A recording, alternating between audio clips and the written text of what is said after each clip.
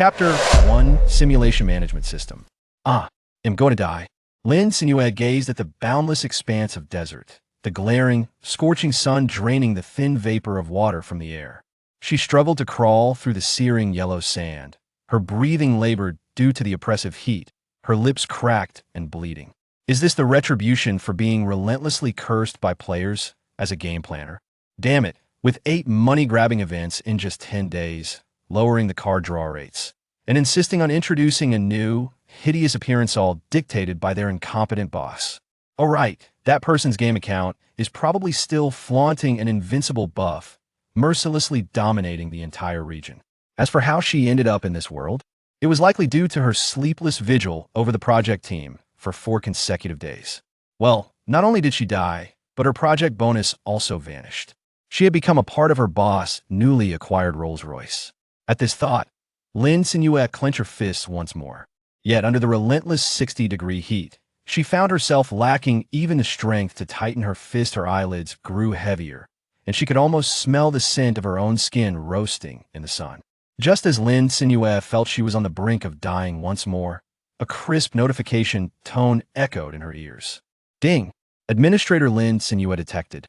You have been bound to the internal test version of the simulation management system.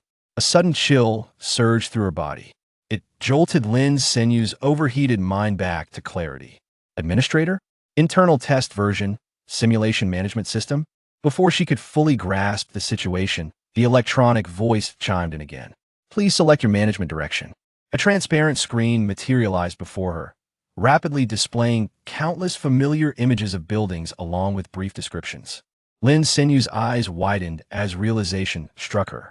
Isn't this the new game project she was in charge of? A simulation management game set during a catastrophic heatwave. The game was set in a future where humanity recklessly destroyed the environment, provoking the planet's retaliation. In just a week, the already desertified cities were engulfed by yellow sand, soon followed by grasslands and wilderness. Ultimately, 99.99% of the land and oceans would be covered in desert, with temperatures consistently hovering around 60 degrees. Only those favored by fate might encounter the oasis that symbolizes the last glimmer of hope. Meanwhile, following the disaster, the majority of flora and fauna had perished. A few that managed to survive had evolved under the new elements unleashed by the calamity, becoming massive and aggressive. Some transformed into wild magical beasts, preying on humans for survival. Others became contract beasts, either gentle by nature or deeply bonded with humans, serving as their companions in life and death. Players would enter this game environment as managers. Lin Cenyue pondered as she swiftly browsed the management directions on the screen. After skimming through a series of extravagant buildings like supermarkets and farms, she finally spotted her target in the corner. A pristine little fish pond where several small fish swam, creating ripples on the surface, accompanied by a humble wooden cabin nearby. Lin Cenyue's eyes sparkled, and she decisively clicked on it. Confirming fish pond as your management direction. Do you wish to proceed? Confirm, she declared outright. The system immediately responded with a series of notifications. Acquired, small fish pond 1. Acquired, fish pond cashier cabin 1. Acquired, fixed fishing platforms 10. Acquired, complete fishing gear 10. Acquired, juvenile fish fry 500.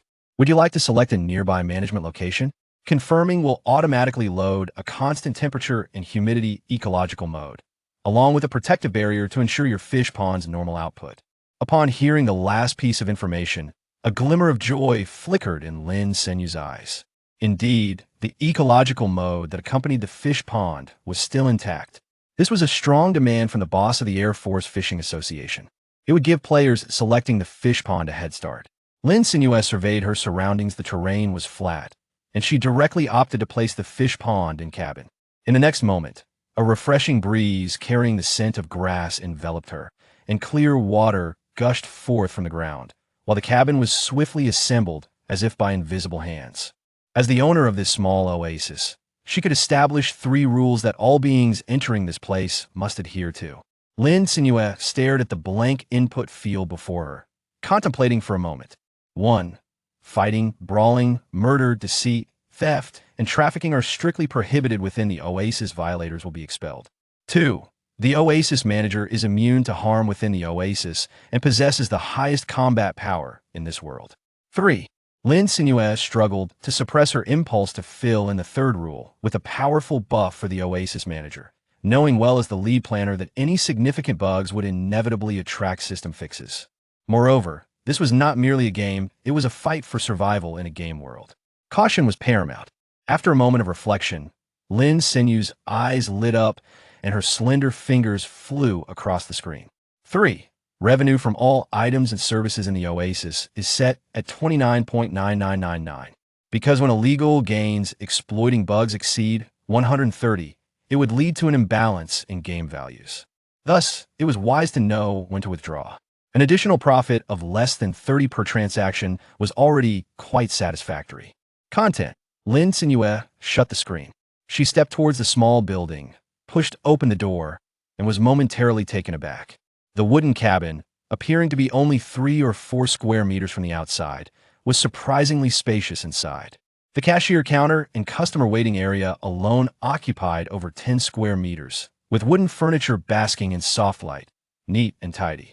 Behind the cashier, 2 small doors awaited the left, one revealed 10 brand new fishing gear neatly arranged, along with about 10 square meters of storage space. Lin Cenyue opened the right door. Inside was a small bedroom with an attached bathroom, also around 10 square meters, yet it did not feel cramped. A single bed was placed by the window, sunlight streaming through multiple layers of insulated glass onto the white bedding. On the opposite side was a light brown sofa and matching coffee table, exuding a cozy and inviting atmosphere that tempted one to lie down for a brief nap. While it was a far cry from the expansive lakeside apartment she had previously rented with floor-to-ceiling windows, this little space was undeniably hers. Satisfied, Lin Cenyue closed the door, intending to grab a set of fishing gear to check the pond and see if it matched her memories of the game. But as she approached the fishing platform, a ding resonated in her ears. Chapter 2 Side Quest. The Birth of a Chef. Detected fishing platform. Please select a fishing mode.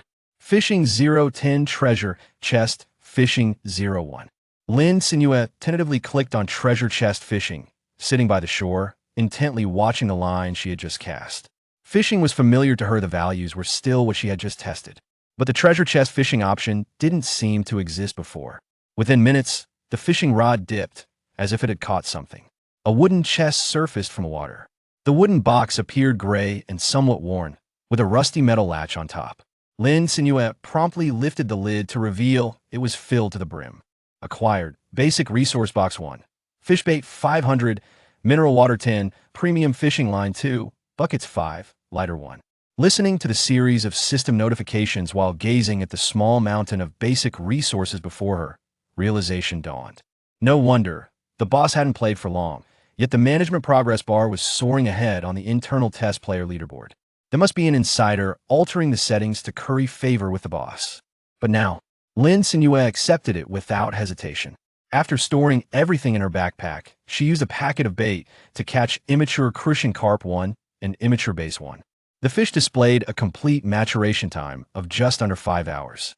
However, they were already 3 fingers wide, and Lin Cenyue decided to offer a sacrifice to her stomach. She dismantled the wooden box for firewood, gutted the fish, skewered them on small sticks, and set up a makeshift grill. Before long, the fish were cooked to perfection. The skin crisped to a delightful crunch, releasing a subtle aroma of food. Although no seasonings had been added, for Lin Cenyue, who hadn't eaten for hours, it was incredibly tempting. She carefully took a bite. Beneath the crispy skin was tender, snowy white fish flesh, bursting with fresh, sweet juices in her mouth. Could she really create something this delicious? Lin Cenyue, taken aback, swiftly finished off the roasted fish in just a few bites.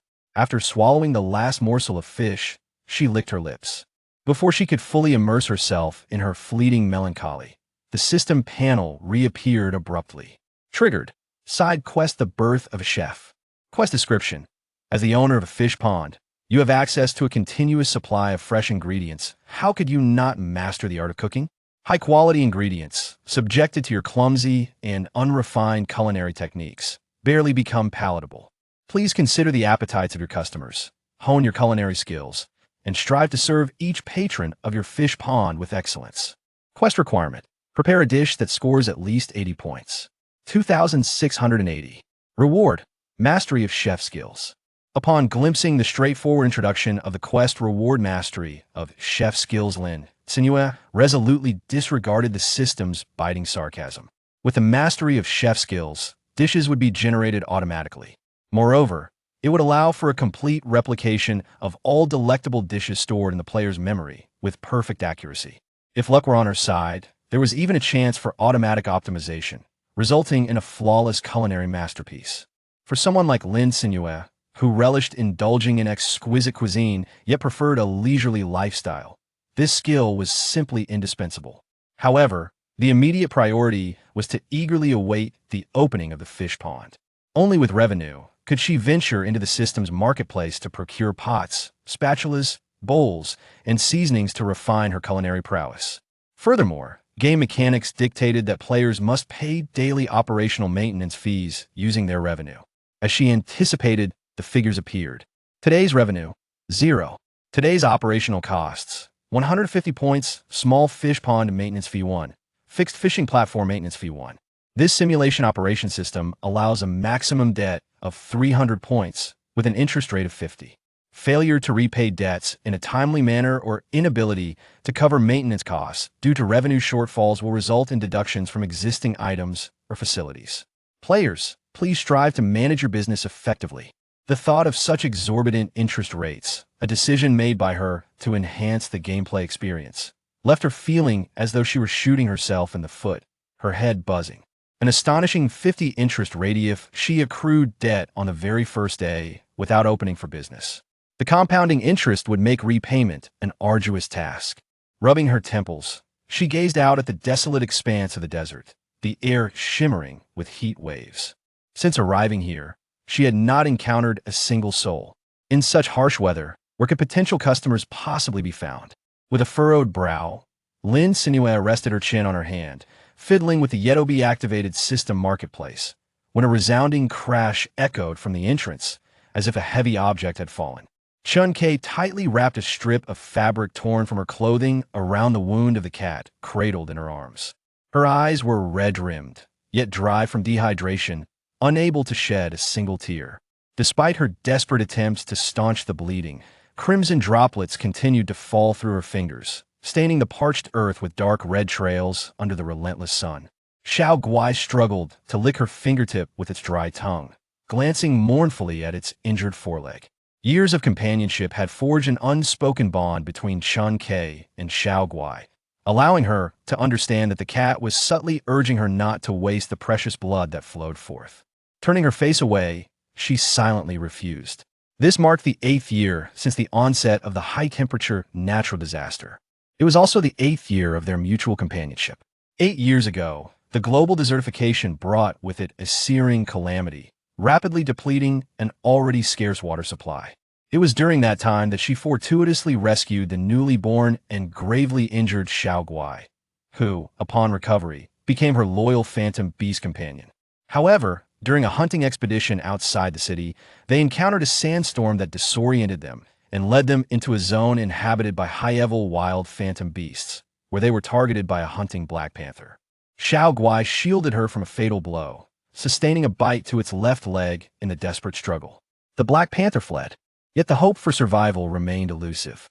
Her water pouch was devoid of even a single drop, and the only sustenance left was a small flatbread. Xiao Guai, don't close your eyes, just hold on a little longer. Chun-Kei pleaded, watching as the white cat, reduced in size to conserve water, struggled to keep its eyelids from drooping. Her voice, hoarse and trembling, carried a note of despair. Don't leave me all alone. She quickened her faltering steps despite her body reaching its limits. Her willpower pushed her onward. Xiao Guai was still waiting for her to save it. She could not afford to give up. She mustn't. If there truly existed an oasis symbolizing the last flicker of hope in this world, could she perhaps beg fate for a moment of favor? Suddenly, Chun-Kei heard a faint meow, and looking down, she saw Xiao Guai propped up on its forelimbs, its emerald eyes fixed intently ahead. Raising her gaze, she was met with a vibrant splash of green. It stood out starkly against the backdrop of swirling yellow sands. "What is this?" she murmured, her cracked lips parting. An oasis? Her first instinct was to dismiss it as a mirage, yet the primal urge to survive urged her towards that distant glimmer of hope. Before long, she spotted a pool of water at the heart of the oasis, her breath quickening. But as she attempted to plunge into the crystal-clear water, an invisible barrier thwarted her, and she collapsed heavily onto the ground, unable to support her own weight. Are you all right? Chapter 3. The grilled fish with acceptable flavor. Lin Cenyue, upon hearing the deafening sound, rushed out the door. Before her lay a girl of merely a decade or so. Her body smeared with blood and dust, collapsed on the ground.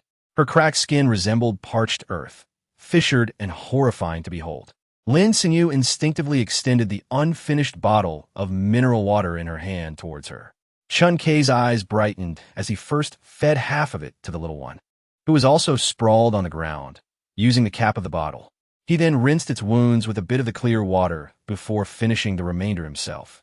Once she regained her composure, she shyly murmured, "Thank you. May I ask how much this water costs?" Lin Cenyue waved her hand and said, 30 points. However, since I have already tried this, I shall gift it to you. She glanced at the little cat beside Chun Kei and added, although our establishment offers simple refreshments, our primary focus is on fishing at the fish pond. Payment can be made at the pond entrance. We are currently running a promotional event for our grand opening. Do customers need to stay for an hour? Even though the discounts may reduce our profits, the absence of patrons would result in greater losses. Lin Cenyue pondered the most suitable discount rate for the system's recommended price when she heard Chun Kei assert, without hesitation, absolutely. This was the river water she had not seen since the sweltering calamity of summer, as well as the fresh fish that Xiao Guai, her cat, had never tasted in its lifetime. Even if it came at a steep price, she would accept it. Moreover, a bottle of odorless water for 30 points was quite economical. Chun Kei gritted his teeth and declared, "Let me have 2 hours' worth first." Lin Cenyue's smile deepened as she nodded in agreement. "All right, let's register in the little cabin." Chun Kei followed closely behind her, but hesitated for a moment upon opening the door to find the cabin remarkably clean and tidy. She felt too dirty.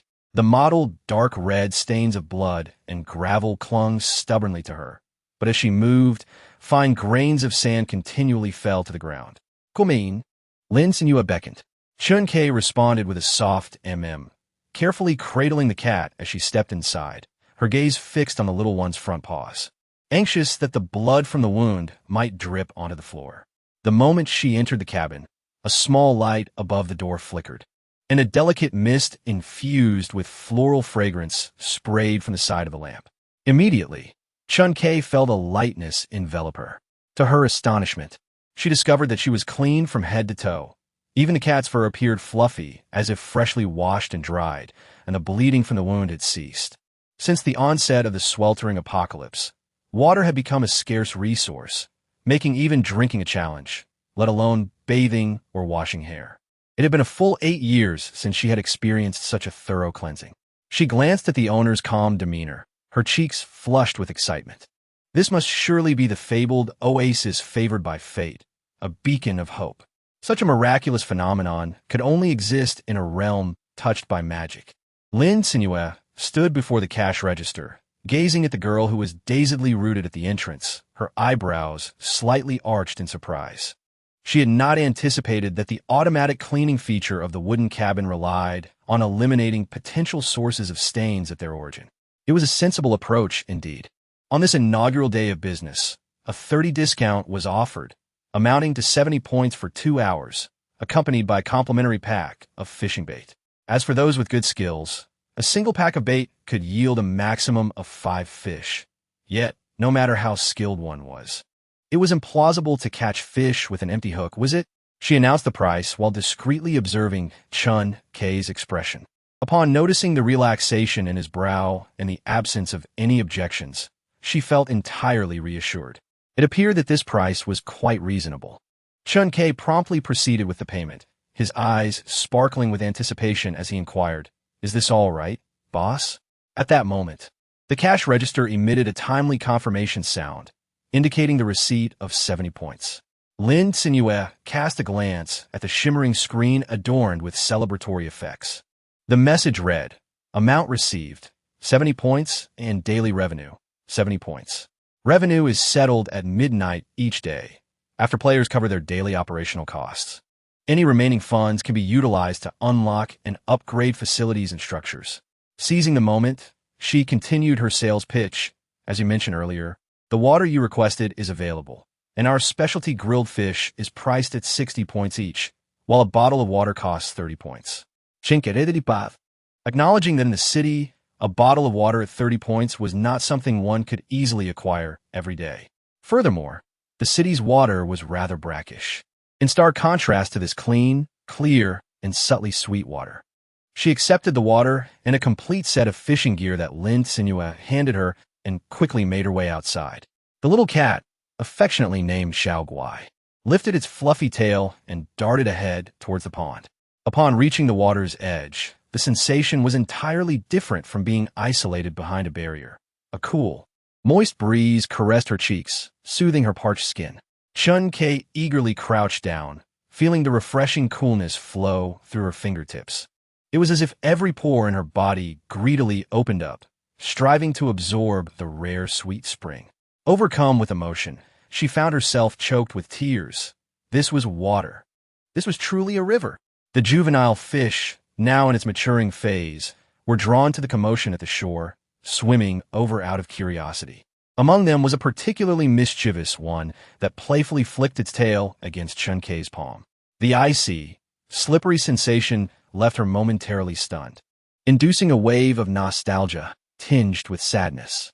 Memories of her grandmother's exquisite braised fish flooded back to her, alongside the haunting image of her grandmother's parched lips in her final moments.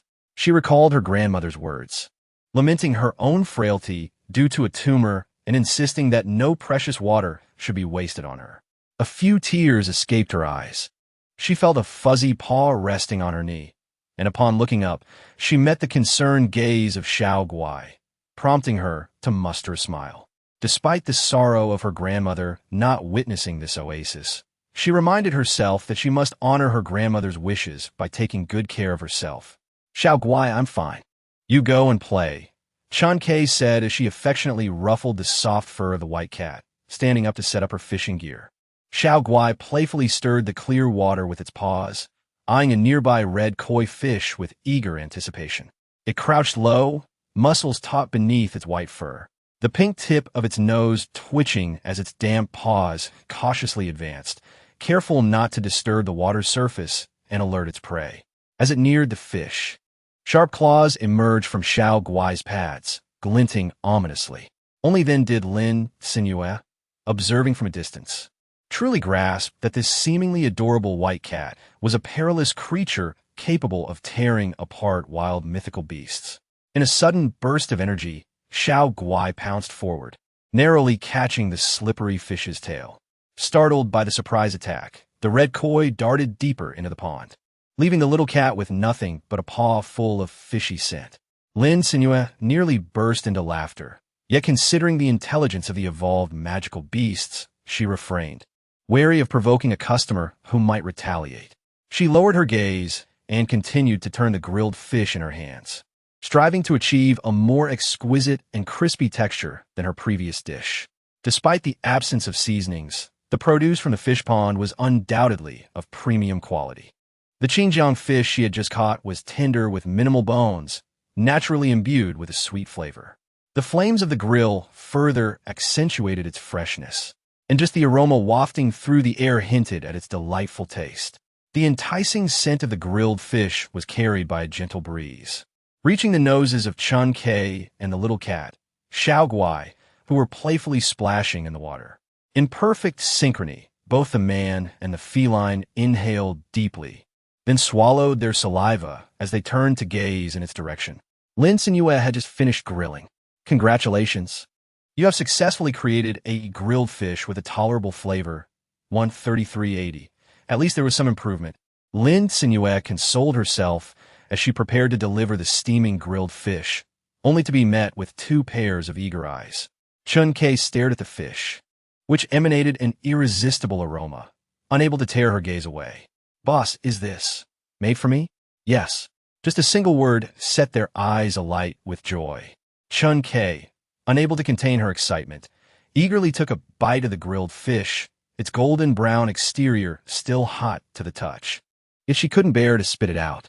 The tender and delicate flesh of the Xinjiang fish, enhanced by the smoky aroma from the charcoal grilling, exuded a unique flavor reminiscent of being kissed by the flames. As she chewed, the crispy skin complemented the succulent meat, making it so delicious that she felt as if she might swallow her tongue.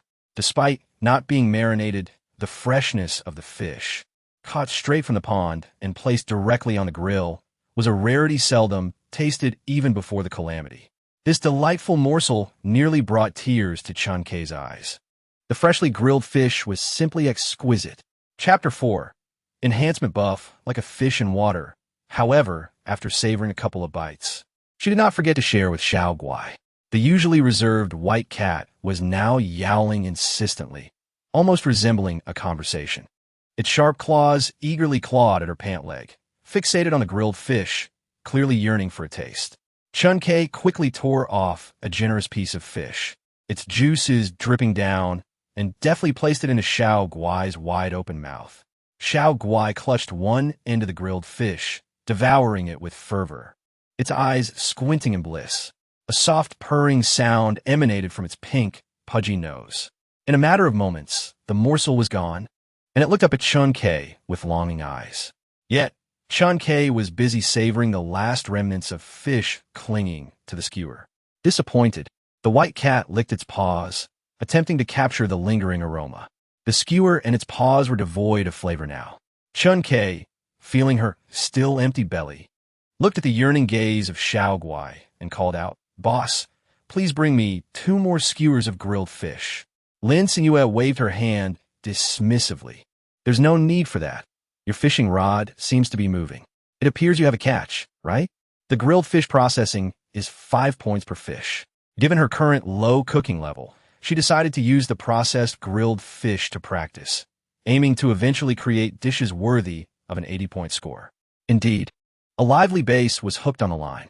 The fish was handed over to Lin Cenyue, and before long, it transformed into a fragrant grilled delicacy, satisfying both her and the cat's appetites. They managed to catch 2 fish in succession and purchased 2 more grilled fish. After finishing the last bite, Chun Kei slumped onto the fishing chair, lazily basking in the sun with the little cat, letting out a small, satisfied burp. "I'm so full," she remarked. Despite consuming several grilled fish, she was far from tired of them. The different varieties of fish offered distinct textures. Her favorite remained the tender and less bony Xinjiang fish, while the little cat preferred Wuchang fish. She hoped to catch a different type of fish soon to savor something new. Who would have thought that one day she would indulge in fresh fish without restraint? Chun Kei pondered and increasingly felt that the owner was enigmatic. The oasis pond in the desert, along with the scientifically inexplicable protective barrier, seemed like a miraculous phenomenon. She recalled having spent 5 points to have the expert grill the fish, which turned out to be exceptionally delicious. No wonder. It must have been prepared using a divine recipe. The little cat, feeling a bit warm from Chun Kei's excited embrace, struggled to escape and dashed to the water's edge, attempting to catch the small fish that had wandered into the shallow area.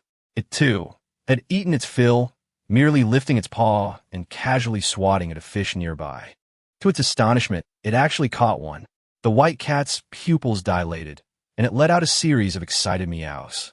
Chun Kei, who had been dozing with her eyes half closed, yawned and opened her eyes to see the little cat proudly strutting over with a sizable crucian carp in its mouth, its round face radiating a sense of triumph. Chun Kei's eyes widened in surprise, her drowsiness dissipating instantly. As she groomed its fur, she praised the little cat. But when she glanced up to its neck, she noticed something peculiar. Upon closer inspection, she discovered 2 rows of semi-transparent blue characters. Agility 5, 2355, 07. The numbers below were ticking down each second, resembling a countdown. Chun Kei rubbed her hand over them, and the digits remained. Furrowing her brow, she pondered for a moment. 5 minutes ago was when she and the little cat had finished their last fish. Could it be, despite having been a decade past the apocalypse, Chun Kei's gaming experience ignited a bizarre thought within her? Could this agility 5 be a buff from the grilled fish? Although the emergence of a gaming buff in reality seemed incredulous, given the various illogical aspects of this oasis and the ease with which the little cat caught the fish, she ruled out all impossibilities. What remained, no matter how extraordinary, was the truth. Grilled fish could enhance agility, and not just by a marginal amount. After attempting to run a few steps herself, Chun-Kei confirmed this fact. Simultaneously, she noticed a countdown reflected in the water's surface beside her neck. Lin Cenyue sipped her drink while nestled in a reclining chair, hearing the uncontrollable exclamations from outside. She casually picked up a book to peruse. A buff enhancement. Such elements are quite commonplace in games, are they not? If her memory serves her right. Like fish in water refers to the products derived from any fish cultivated in a fish pond, with a basic agility enhancement of 5.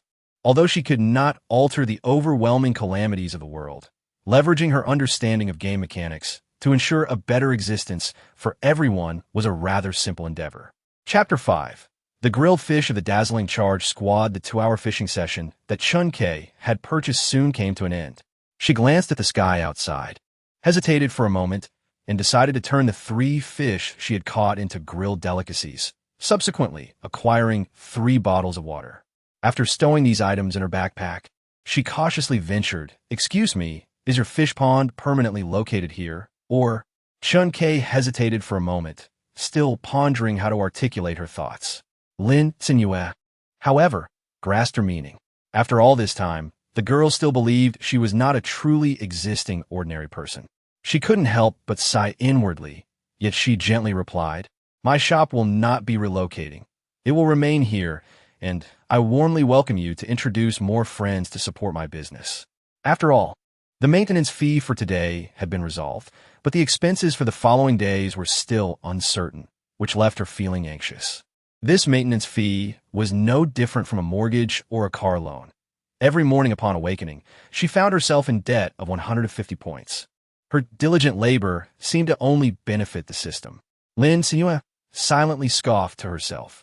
"Indeed, I shall," Chun-Kei exclaimed in response, recalling the delectable grilled fish. Lin Cenyue's lips curled slightly. "Then I thank you." As Chun-Kei stepped out of the oasis and truly began to run through the desert, she realized just how incredible the agility buff was. Her speed was more than 3 times that of her arrival, and even with a heavy load, it was not affected in the slightest. The grilled fish nestled in her backpack still retained a faint warmth. Upon witnessing the blood-soaked limbs and the grievous injuries at the city gate, the familiar faces around her made her acutely aware of her miraculous escape from death. With heavy steps, she entered the city gate and, just around the corner, encountered her usual hunting team. The girl at the forefront, wielding a machete, was momentarily taken aback. Then her face lit up with joy. "Chun-Kei, you're all right. That's wonderful." After some inquiry, they were astonished to find that Chun-Kei was indeed among them. It seemed she had ventured out for some hunting before the team set off, likely to earn points for purchasing illusory beast crystals to aid in Xiao Guai's evolution. Unexpectedly, before she could recount her adventures, Chun-Kei caught the curious gazes of other hunting teams just arriving in the city. Speaking up, she patted her bulging backpack. Chu Ran sensed something amiss, but Chun-Kei discreetly signaled her to remain silent. Realizing, Chu Ran immediately closed her mouth. The group hurried toward the hunting team's base, and once the heavy doors were shut behind them, instead of explaining directly, she pulled out 3 grilled fish from her bag. Although the fish had cooled, the golden brown exterior and delicate aroma revealed that they were perfectly cooked. The team members were left agape. Chu Ran, no longer composed, furrowed her brow at the crystal-clear bottle of mineral water in her hand, devoid of any impurities or odd odors. When Chun-Kei suggested she taste from the nearly finished bottle, she took a small sip, her astonishment deepening. This water was indistinguishable from the pristine water before the calamity of high temperatures. Even more palatable than the high-priced distilled rainwater sold at 200 points a bottle by the base S upper echelons. Where did this come from? Her expression turned serious as her sharp gaze swept over the varied faces of her team members. Such precious water resources and untainted food were exceedingly rare. Although she trusted the integrity of those she personally assembled into the charge team, sometimes the allure of wealth could cloud judgment. One should not test human nature with excessive rewards.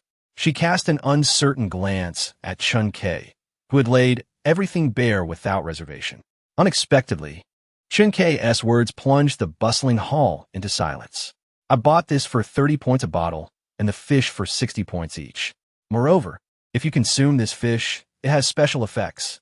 Chun Kei tantalizingly withheld further details, her bright eyes gleaming with a hint of pride as they turned toward the central figure, Chu Ran. The audience could scarcely believe their ears. After exchanging incredulous glances, they all turned their gazes toward her. One older member frowned and said, "Little Chun, even if you're reluctant to share, there's no need to lie. You're harming the team's interests with such nonsense. After all, who would want to hoard such treasures? But 30 points for such water." The disbelief was palpable. "This young girl speaks without thought," Shui Feng scoffed, and another chimed in, "Indeed, what could these special effects possibly be?" Chinkip did, confronting the skeptical looks of several members. Among them were those who had previously opposed her joining the charge team, exploiting their seniority to hinder her. It had been bad enough when they questioned her age and capability, but now they were doubting the chef's exceptional grilled fish. In a huff, she divided an entire grilled fish into over 20 small pieces, distributing one to each member present. "You eat, and soon you shall know." Although the fish had lost the warmth of just being cooked, the tender, delicate meat and crispy skin left the gathered members speechless with delight. "My goodness, how can this grilled fish be so delicious? I want more," exclaimed one member, lamenting how quickly their small bite had vanished without savoring the flavor. "If this truly sells for 60 points apiece, I'd buy 10 without hesitation. I'm so tired of compressed biscuits." Chu Ran, too, was captivated by the fish's exquisite flavor, watching as Chun Kei generously shared it among them. Her initial belief in Chun Kei's words had escalated to absolute conviction, especially with the translucent countdown appearing around their necks and the noticeable increase in their agility. Though they had not consumed much, they felt a slight increase in nimbleness compared to their usual state.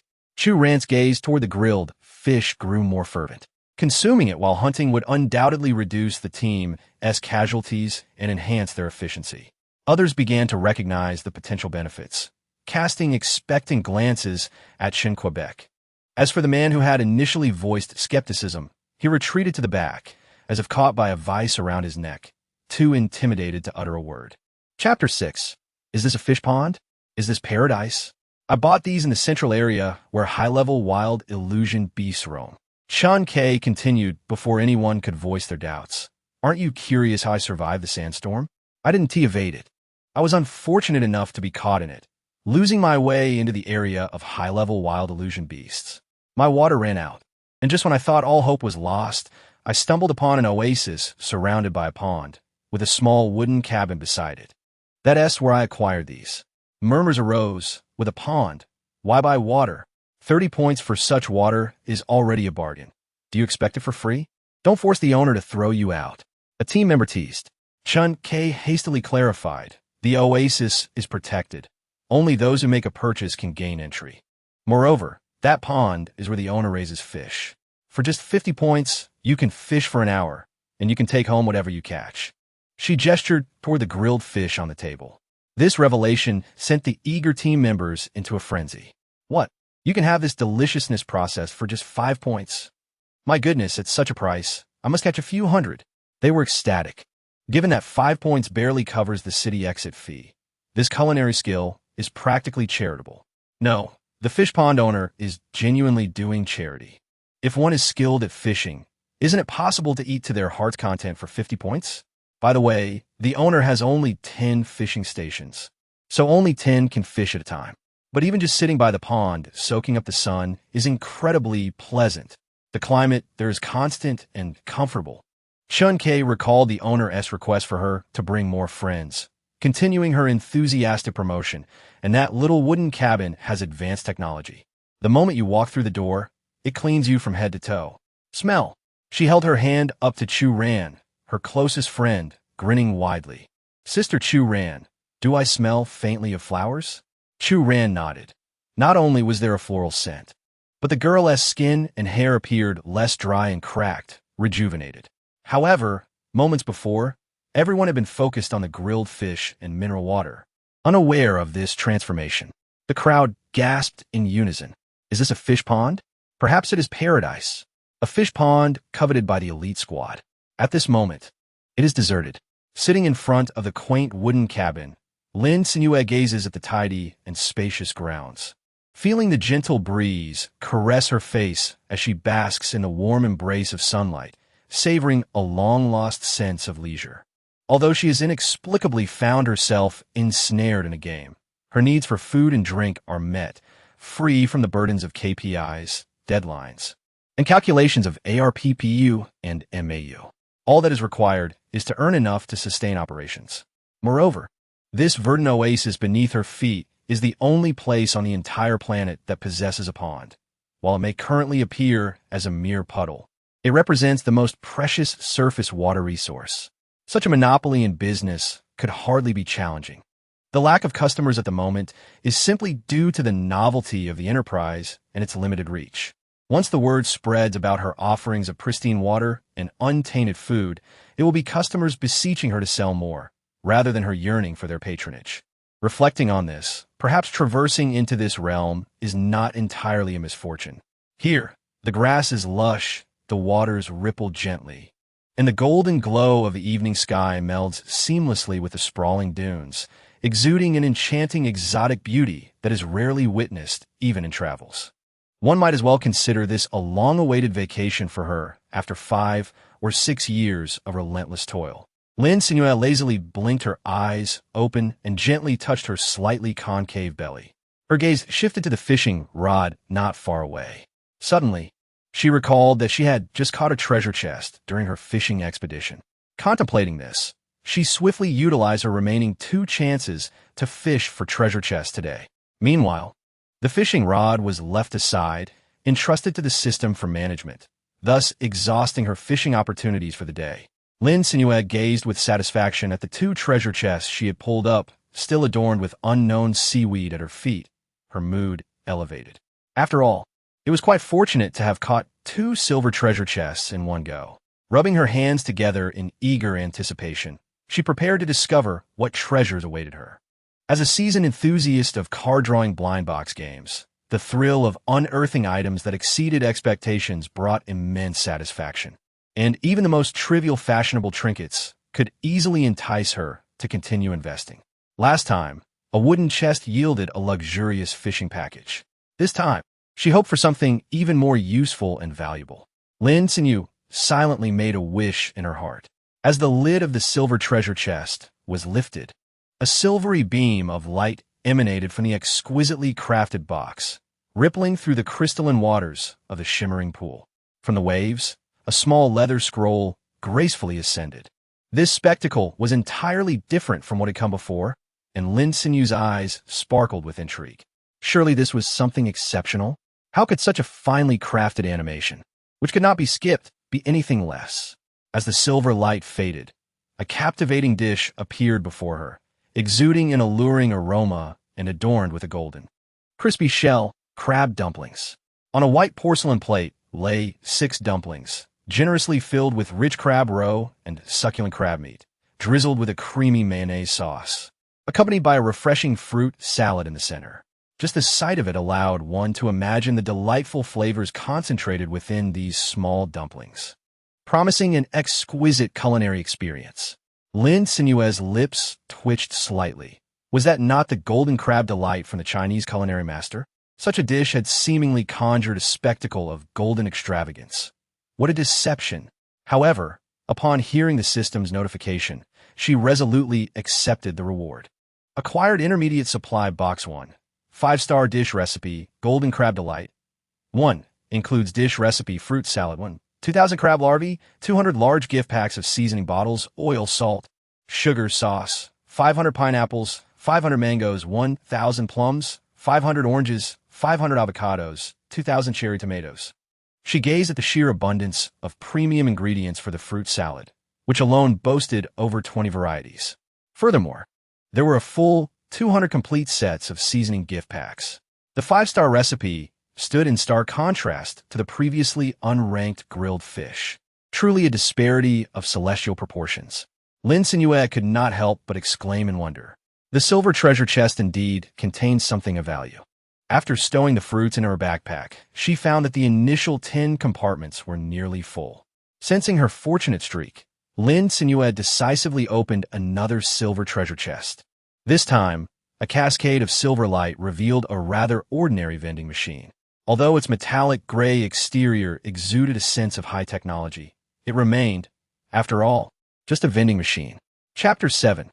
How could a mini-game centered on management be complete without a kitchen? She felt a tinge of disappointment. Nevertheless, she diligently examined the luminous screen. Just then, the system prompt chimed, instantly revitalizing her spirit. Acquired intermediate supply, box 1. Vending machine, instant noodles 100, beef jerky 100, chocolate 100, cola 100, mineral water 100, ice cream 100, cooling patches 100, sleeping bag 100. Camping tents 100. Lin Cenyue observed the number of compartments currently available in the vending machine, which matched the variety of products generously provided, each totaling 100 pieces. She immediately grasped the purpose of this supply box. The vending machine appeared rather unremarkable, yet it seemed to possess the stature of a medium-tier supply box. Shall the aforementioned 9 types of products be placed within the vending machine? Lin Cenyue decisively opted for yes, and the system promptly presented a new prompt. Please select the quantity for each item, 0, 100. Initially, she intended to cram all the products into the vending machine, but upon observing the distinctly different packaging from her original world, she felt a pang of desire. Perhaps she should forego roasted fish for dinner and instead indulge in instant noodles?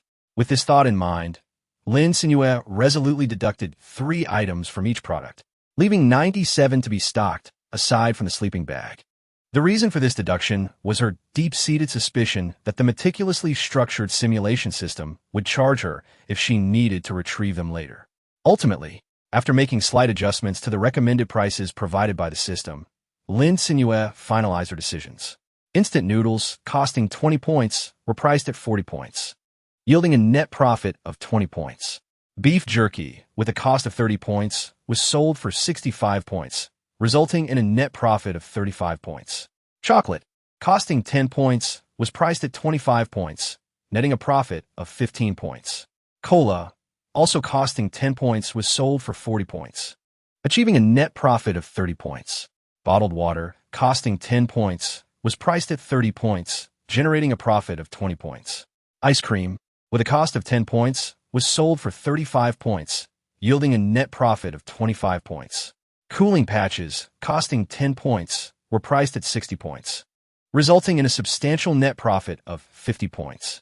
As for larger items like sleeping bags and tents, selling just one of the smallest sizes could yield at least 500 points, sufficient to cover several days' maintenance fees.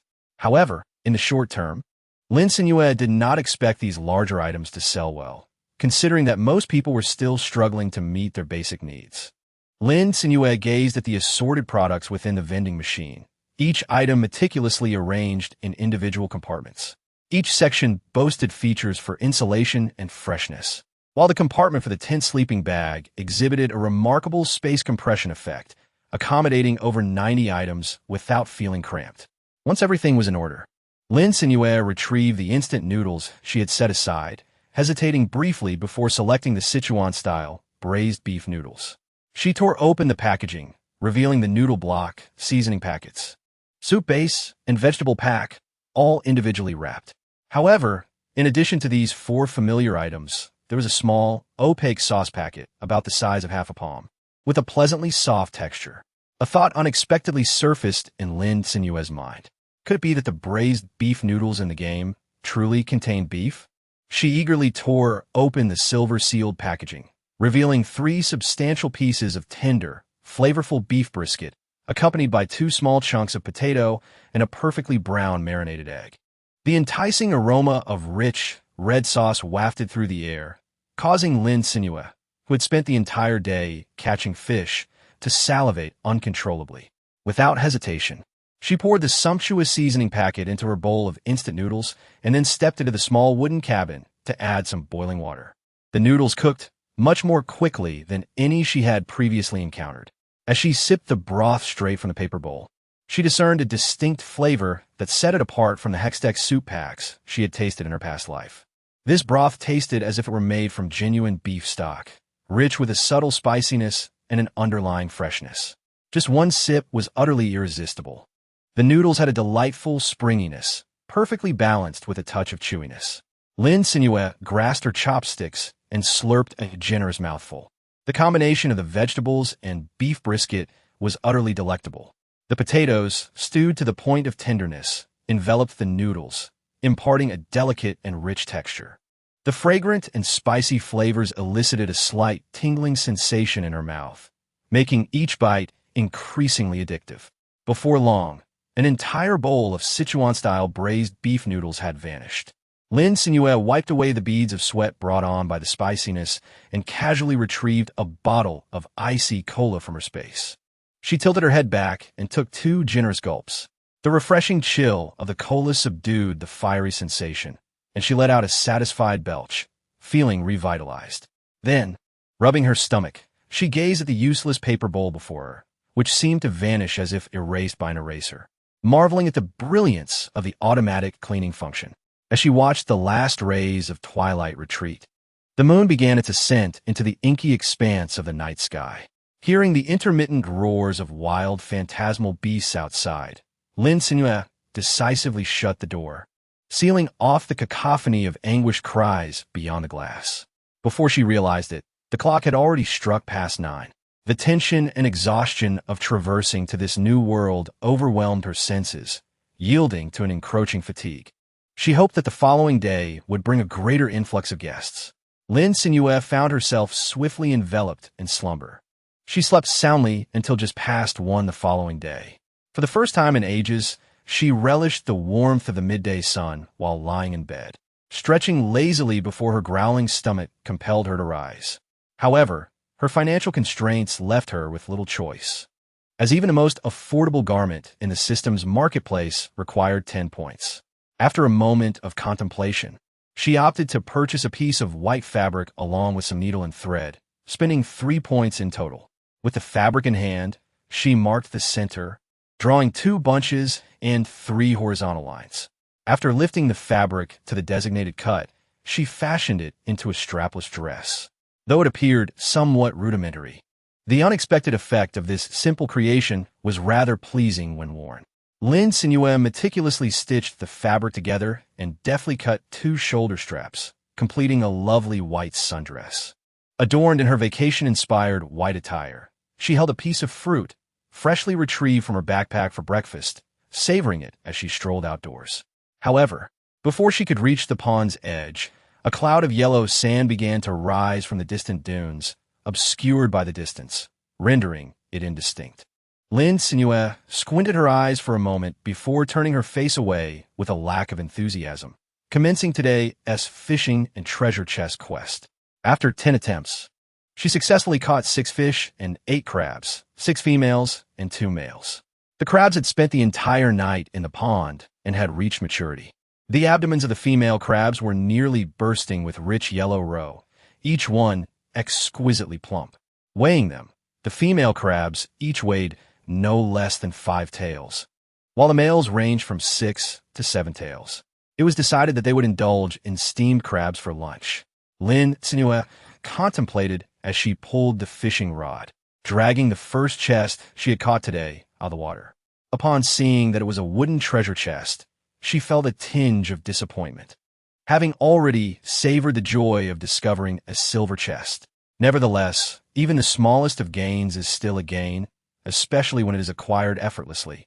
From within, she unearthed 6 or 7 varieties of shrimp fry and a specialized shrimp trap, as well as a complete set of exquisite kitchen knives and cookware. The second chest was also a wooden treasure chest, from which she revealed a blueprint for a structure. Acquired basic resource chest 1. Small kitchen blueprint 1, suitable for a fish pond wooden cottage. Chapter 8. Withdrawal from the assault team. Kitchen blueprint? Lin Cenyue clicked on the blueprint and noticed a line of small text appeared beside it. The kitchen, encompassing an area of 15 square meters, is equipped with a range of culinary appliances including a vegetable washer, dishwasher, oven, microwave, refrigerator, bread maker, and coffee machine. It is designed to be compatible with the small wooden cabin by the fish pond, enhancing the player's cooking speed by an impressive 200. If a recipe is repeatedly prepared within the kitchen, there exists a possibility of triggering inspiration. Moreover, after cooking the same recipe more than 20 times, an additional point will be awarded during the subsequent dish rating. At first glance, one might perceive the effects as minimal, yet a closer inspection reveals its connection to side quests. The inherent proficiency buff provided by this kitchen will significantly expedite the progress of the chef's birth task. Lin Cenyue decisively installed the compact kitchen. A progress bar appeared on the right side of the cabin, accompanied by the sounds of hammering and crafting. And soon the expansion was complete. After exploring the interior of the kitchen, she resolved to seize her final opportunity to fish for treasure chests. Unfortunately, her luck this morning was rather poor. After obtaining a disposable shopping voucher, the third wooden chest was found to be empty. Lin Cenyue reluctantly accepted the discount coupon, which could be applied to any exorbitantly priced item, and stuffed it into her backpack. She rose to her feet, intending to take a stroll around the oasis. Unbeknownst to her, she had just caught sight of a heated argument unfolding near the dust-laden sand dunes, where a few weary travelers were engaged in a fierce dispute. "Chun-Kei, is this what you call an oasis? Ha! After all this time, where's the oasis? Where's the pond?" A strikingly beautiful woman, her face flushed with anger, demanded, supporting her husband, who limped beside her, her gaze fiercely directed at Chun Quebec. Had it not been for the intervention of others, she would have relished the opportunity to devour the timid girl cowering nearby. However, such words of consolation proved ineffective. Qin Lily's dissatisfaction deepened, and she glared at the girl sheltered behind Chu Ran, mocking, all right, this isn't the first time.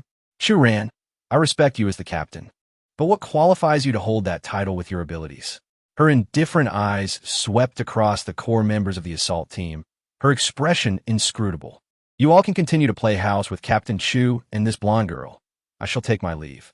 Her beautiful eyes flashed with a cold and sinister light as they scanned Shunkei's face. The underage girl shivered, feeling as though a venomous snake was lurking in the shadows, fixated on her. From this moment forth, Xue Feng and I shall withdraw from the assault team. Let each take their own path, Qin Lily declared, helping Xue Feng as she turned to leave. Seeing her retreating figure, the vice captain beside Chu Ran huffed in displeasure. Ranjia, your patience is too great.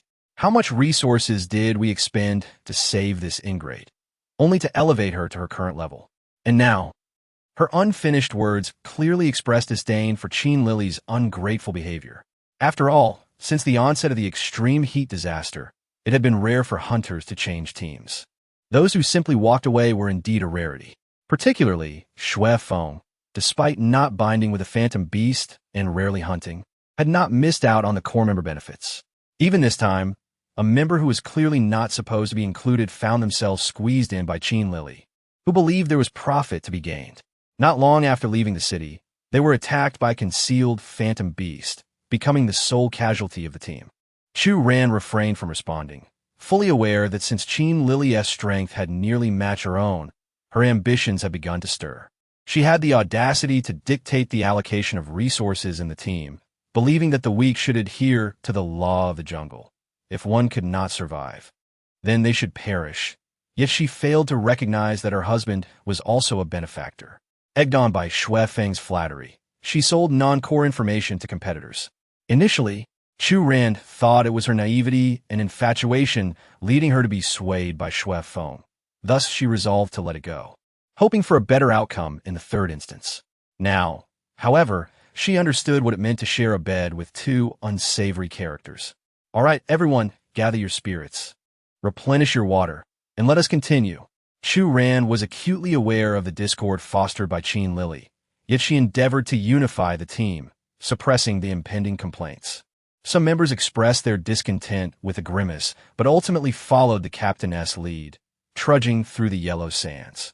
Just as the atmosphere grew heavy with discontent, a voice filled with delight rang out, "Look, an oasis!" The group turned towards the sound. Amidst the swirling yellow sands, a vibrant patch of green abruptly appeared, evoking tears of discomfort from the hunters who had traversed the desert for so long.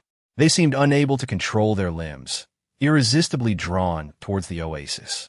Upon approaching, they beheld a glistening pond encircled by lush greenery, where fish and shrimp frolicked, weaving a pastoral tapestry. "Is this a mirage?" the foremost team member gasped, pinching his thigh in disbelief. The next moment, he froze. "Hey, why doesn't T it hurt?" He scratched his head, uncertain if he was dreaming. Then he met the reproachful gaze of his companion. "Of course it doesn't hurt. You pinch my thigh." Chapter 9. The system's exorbitant function. My apologies. Well, yes, but let us hurry and take a look. At that moment, it was impossible to determine whether they were in an illusion. Yet, as the group truly stepped into the oasis, a moist breeze caressed their cheeks, and the fragrant aroma of grass filled their nostrils. The skeptics among them cast sheepish glances at Chun K, realizing they had underestimated the noble intentions of a team member who selflessly offered such substantial benefits. Some knelt down cautiously, gently caressing the verdant blades of grass, their eyes misty as they regarded this small oasis. This pond resembled those scattered across the land before the advent of the extreme heat disaster. Now, however, the planet lay shrouded in yellow sands, rendering such sights a distant dream. A few voices trembled softly with emotion. A gentle voice then floated to their ears. "Welcome to the Oasis Fish Pond. May I inquire if you are here to fish or if you require something else?" Lin Cenyue raised her hand, pointing towards the vending machine behind her, which had just been stocked today.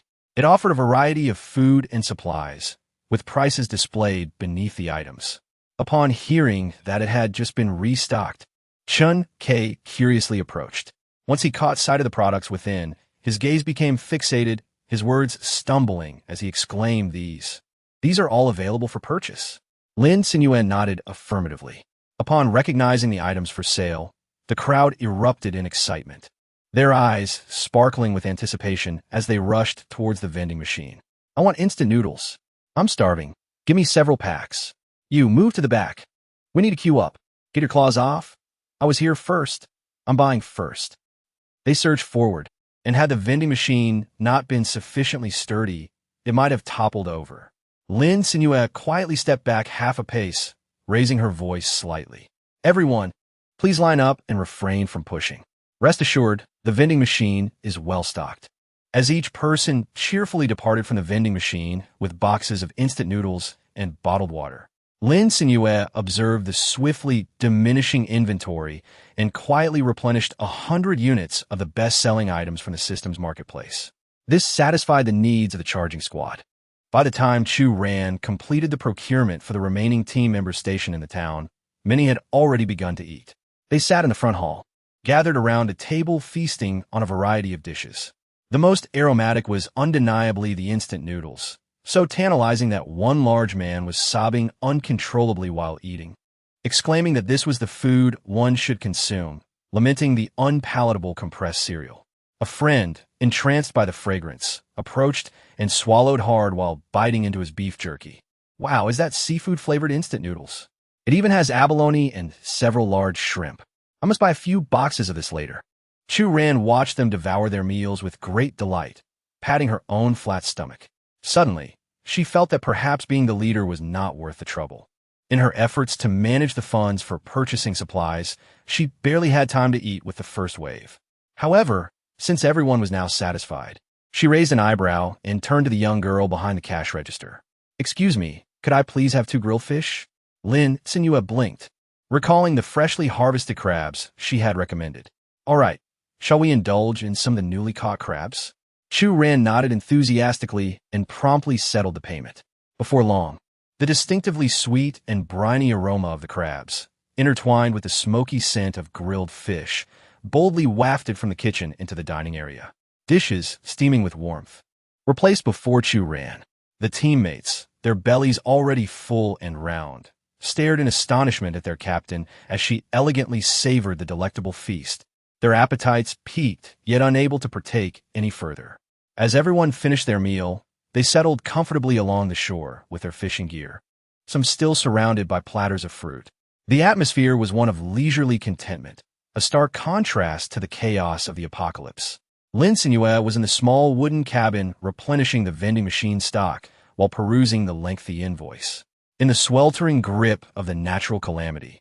The scarcity of regular food had rendered everyone's purchasing power remarkably astonishing. Particularly within the assault team, one member possessed a contract spirit of the space element, providing over 10 square meters of storage space. Thus, in a mere moment, 30 boxes of mineral water and more than 20 boxes of instant noodles were sold, along with a dozen boxes of portable snacks like chocolate and beef jerky that swiftly replenished energy.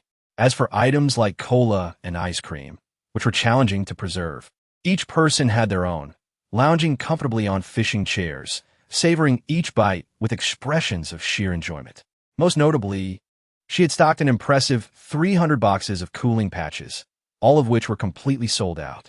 As Lin Cenyue pondered over which categories to introduce next for better sales, she busily calculated the accounts. Today's revenue should be 26,500 points. The net profit is also just under 20,000 points. When she arrived at this figure, Lin Cenyue couldn't help but doubt her calculations. After all, a 5-figure sum seemed rather extravagant.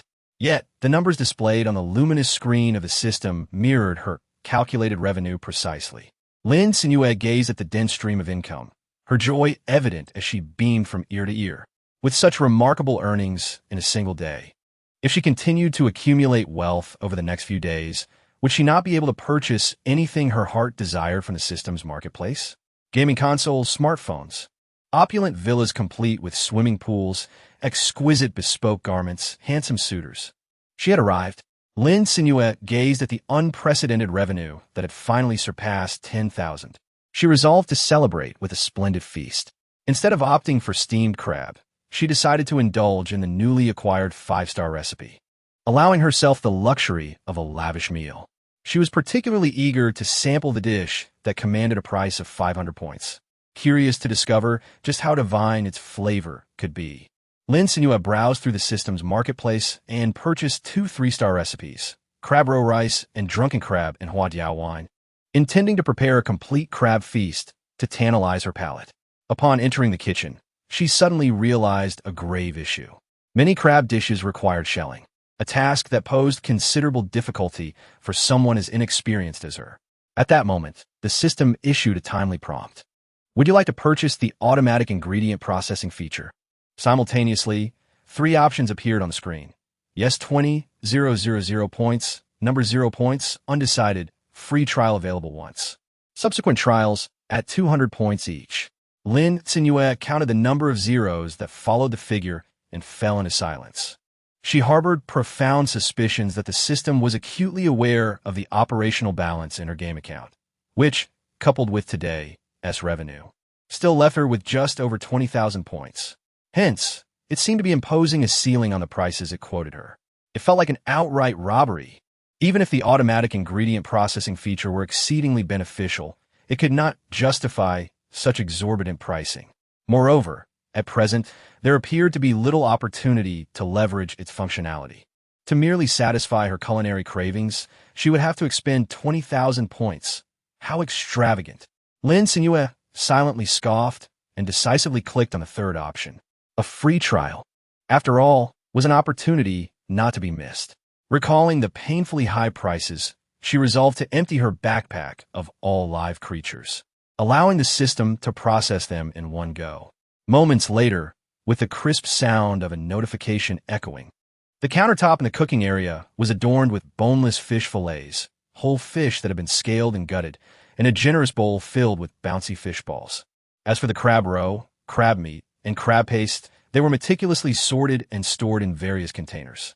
Lin Cenyue was quite content with the intelligence of this feature, as it allowed for customized processing methods and forms according to her needs. However, the price was something she simply could not accept.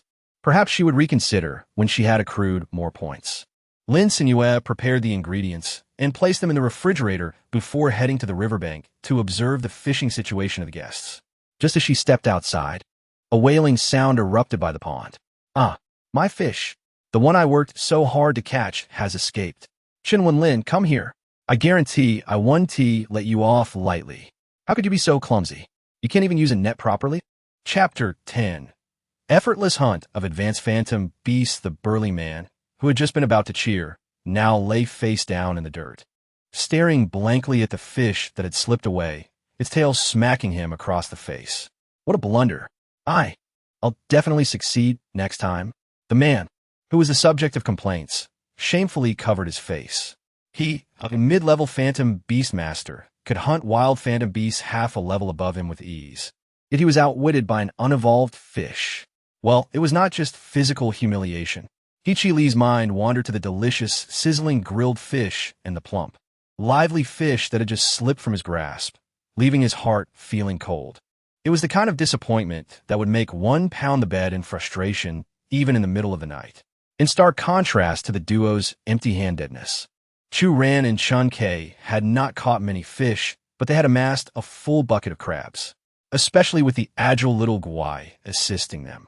Catching crabs was remarkably effortless. As a high defense, low-speed warrior, He-Chi Lu watched with envy for a while. However, he had no intention of joining the crab-catching endeavor, as he did not wish to become the second person to get pinched and scream in pain, scrambling around for treatment. One embarrassing incident involving Chun Wenlin was more than enough. After nearly 2 hours of fishing, Chu Ran noticed that aside from a few unfortunate souls, everyone else had managed to catch a bucket of fish. She gathered the team, eager to take advantage of their agility buffs and venture into the advanced phantom beast area to hunt agile wild phantom beasts. Although hunting teams in the town knew that the phantom beast cores from the advanced area could fetch a high price, few dared to enter for 2 reasons. Firstly, the advanced agile wild phantom beasts were too swift for the hunting teams to catch, while those they could catch were thick-skinned and aggressive, making them formidable opponents. Secondly, the advanced phantom beast area was too far from the town, making it difficult to replenish water and food supplies. Even if one wished to whittle down the health of the advanced wild phantom beasts, the conditions were simply inadequate. Now, the emergence of the pond perfectly resolved both issues. As a charge team leader, Chu Ran was well aware of her core members' capabilities. Given their ability to catch up to advanced agile phantom beasts, even the weakest team member could easily handle them. Not to mention they were acting as a cohesive unit. The thought of the high prices that phantom beast cores could command stirred her excitement, leading her and her eager team members straight into the sandstorm-ravaged desert beyond the oasis. Amidst the undulating sand dunes, the group lay on a scorching sand slope, holding their breath as they focused on the faintly trembling entrance of a cave nearby. It was the charge team that had just emerged from the pond. They were here because the archer, enhanced by their contracted phantom beast's eyesight, had detected the traces of the swift shadow sand mouse's movements and followed them to the entrance of its burrow. The swift shadow sand mouse was the quintessential agile phantom beast. Ordinarily, only a phantom beastmaster with enhanced eyesight could perceive its lightning-fast form, making it difficult even for wild phantom beasts to catch it. This ability allowed it to thrive in the advanced phantom beast area despite its diminutive size. At the cave entrance, the sand was pushed aside, revealing a round, plump mouse head peeking out. Chu Ran, quick-witted, flung little Guai towards the direction of the swift shadow sand mouse and called out to her team, "Quick, block the entrance." What initially seemed like a useless phantom beast to He-Chi Lu, who thought it wouldn't be of any use in the fight, led him to instinctively shove his own capybara into the hole. Surprisingly, it fit perfectly and sealed the entrance. The capybara, using its mental skills to slow the sand mouse's speed, thought to itself, "What a nerve-wracking situation. Is this the downside of having an unreliable contract partner?" As the swift shadow sand mouse, half the height of a person, emitted a shrill cry in panic, Chu Ran shouted, "Be careful. It's about to unleash a powerful attack to escape." Noticing the red glow in the sand mouse's eyes, she immediately warned her team. The well-coordinated members swiftly retreated half a step, and their contracted beast surged forward like a tide. Watch the southeast. Little Guai, interrupt its big move. Experienced in battle, Little Guai had a strong suppression over rodent-type phantom beasts. Its sharp claws struck directly at the swift shadow sand mouse's vital point, causing the red glow in its eyes to fade instantly.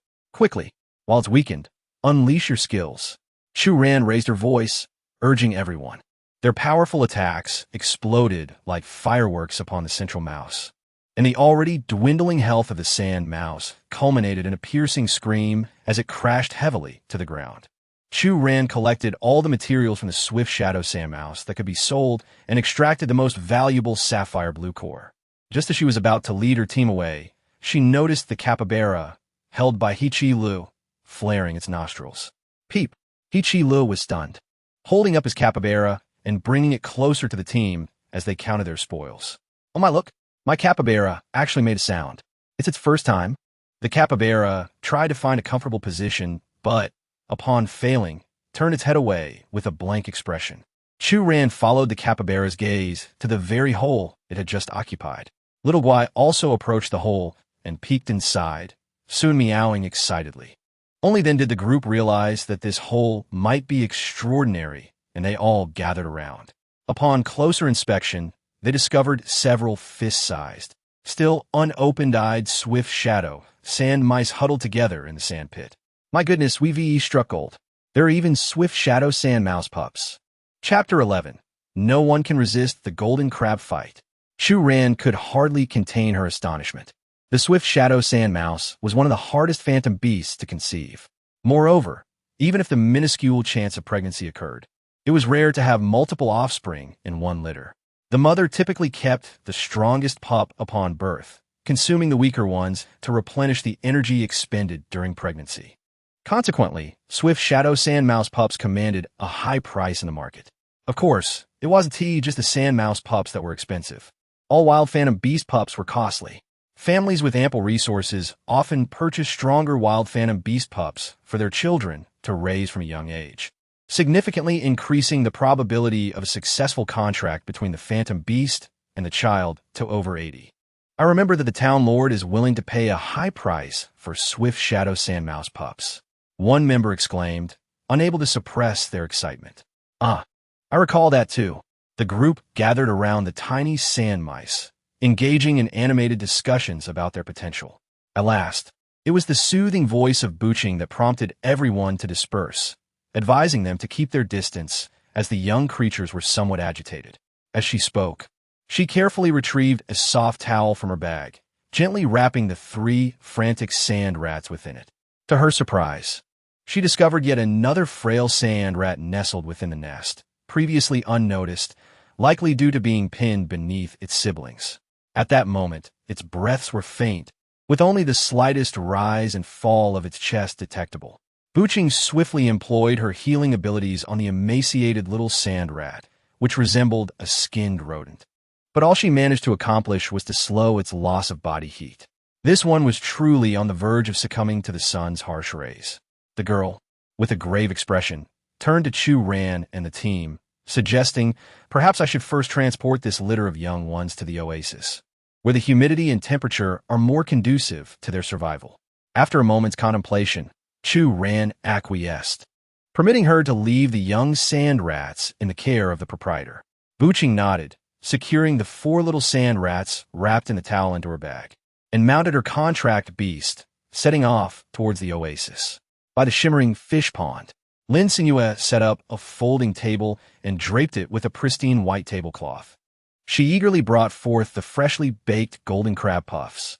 As these were prepared for her own indulgence, Lin Cenyue generously stuffed each crab puff with double the amount of crab roe and meat, nearly causing them to burst during frying due to the copious filling.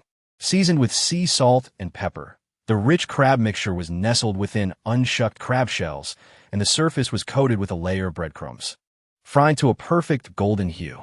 The mere thought of the unique, sweet aroma of crab wafting through the kitchen as they sizzled in the oil was utterly delightful. Lin Cenyue could hardly contain her excitement as she deftly picked up a slightly warm crab dumpling with her chopsticks. She drizzled a few drops of the premium crab vinegar, a delightful accompaniment provided by the system to enhance its flavors. Gently, she took a bite, and the shell crumbled effortlessly, releasing a plume of steam from the succulent crab roe and meat within, nearly causing her to lose her grip. However, her insatiable appetite steadied her hand as she savored the exquisite blend of crab roe and meat, enriched by a luxurious broth made from pork bones simmered for 8 hours, which had melded into a delectable jelly. The result was a symphony of flavors that was utterly tantalizing. Due to the generous amount of crab meat and roe, the innermost layer retained a molten, luscious texture. Lin Cenyue savored only 2 or 3 bites before blissfully narrowing her eyes. Oh my, it is truly delightful. The unpeeled essence of crab brain, the fragrant amalgamation of crab roe and meat, the rich, velvety texture imparted by the pork bone broth, and the delicate sweetness introduced by the corn, all these exquisite flavors coalesce within this modest crab dish. The level of deliciousness is akin to the finest delicacies of the world distilled into this tiny creation. And yet, the system score is merely 34. Moreover, as if to ensure she wouldn't be driven to despair, the insipid system added a note, stating that high-quality ingredients warrant a rating of 5 for her dish. This implies that her original score was only 29. Lin Cenyue recalled the discontent stemming from the dish ratings. Yet this frustration was swiftly soothed by the delectable aroma of the fried delicacies. Indeed, fried foods are the true wellspring of human joy. Lin Cenyue twirled 3 times in succession, feeling a slight sense of nausea, before showcasing the exquisitely arranged fruit salad at the center of the table. The tangy pineapple, the sweet and succulent plum, and the soft, tender mango. Each piece was bursting with moisture and of exceptional quality, harmoniously blended with a delicate, silky dressing that offered a refreshing respite. Had it not been for the small bowl of crab roe rice and 2 chilled drunken crabs she had just indulged in, she could have easily devoured the remainder of the salad. As she lamented the thought of wasting such delectable delights, a cloud of dust swirled around her, and she felt her chair tremble slightly. Lin Cenyue stood up in astonishment, her gaze darting around in disbelief. Suddenly, a colossal white figure came rushing towards her from a distance.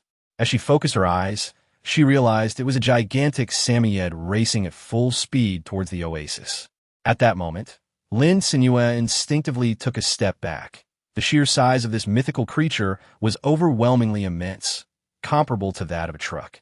Moving, for reasons unknown, felt that her own mythical beast was accelerating at an astonishing rate, almost rivaling the speed of agile creatures. Upon reaching the oasis, when she leapt down from the coconut, she nearly succumbed to motion sickness. Meanwhile, the typically gentle and considerate coconut seemed oblivious to her discomfort, charging forward recklessly towards the table in front of the small wooden cabin. In a sudden halt, it failed to stop in time, causing its head to collide with the ground, leaving Lin Cenyue still dazed in a state of shock. Realizing it had caused a mishap, Coconut immediately attempted to nudge her back to her feet with its head. Lin Cenyue was filled with apprehension, fearing that the Samoyed would thrust her into the fish pond with a sudden burst of energy. She hastily leveraged its momentum to rise to her feet. In that moment, she noticed a lengthy strand of saliva dangling from its mouth. Its eager eyes were fixated on the golden crab feast laid out on the folding table. The drool-worthy expression on its face brought a smile to Lin Cenyue's lips. Just then, Buqing finally regained her composure and offered an apologetic smile to the owner. The girl then clambered onto the dog, playfully thumping its fluffy head while adopting a mock-serious tone laced with mock indignation. "Are you so greedy that you can't decide whether you crave my food or my drink?" The urgency with which it darted towards the oasis for a bite to eat was utterly embarrassing for her as the owner. Lin Cenyue gently caressed the soft, fluffy fur of the Samoyed, calling out to the dog perched upon her back, "This is the golden crab dumpling I just fried. I've made too many to consume alone. Would you care to come down and sample it? If you like it, feel free to eat your fill." Upon hearing the word sample, the Samoyed momentarily thought it referred to itself, its eyes sparkling with excitement. It then watched in astonishment as its owner placed the long-desired delicacy directly into its mouth. Coconut, who is truly the dog here? TAT Chapter 12. A contract beast falls from the sky after tasting the steaming golden crab dumpling.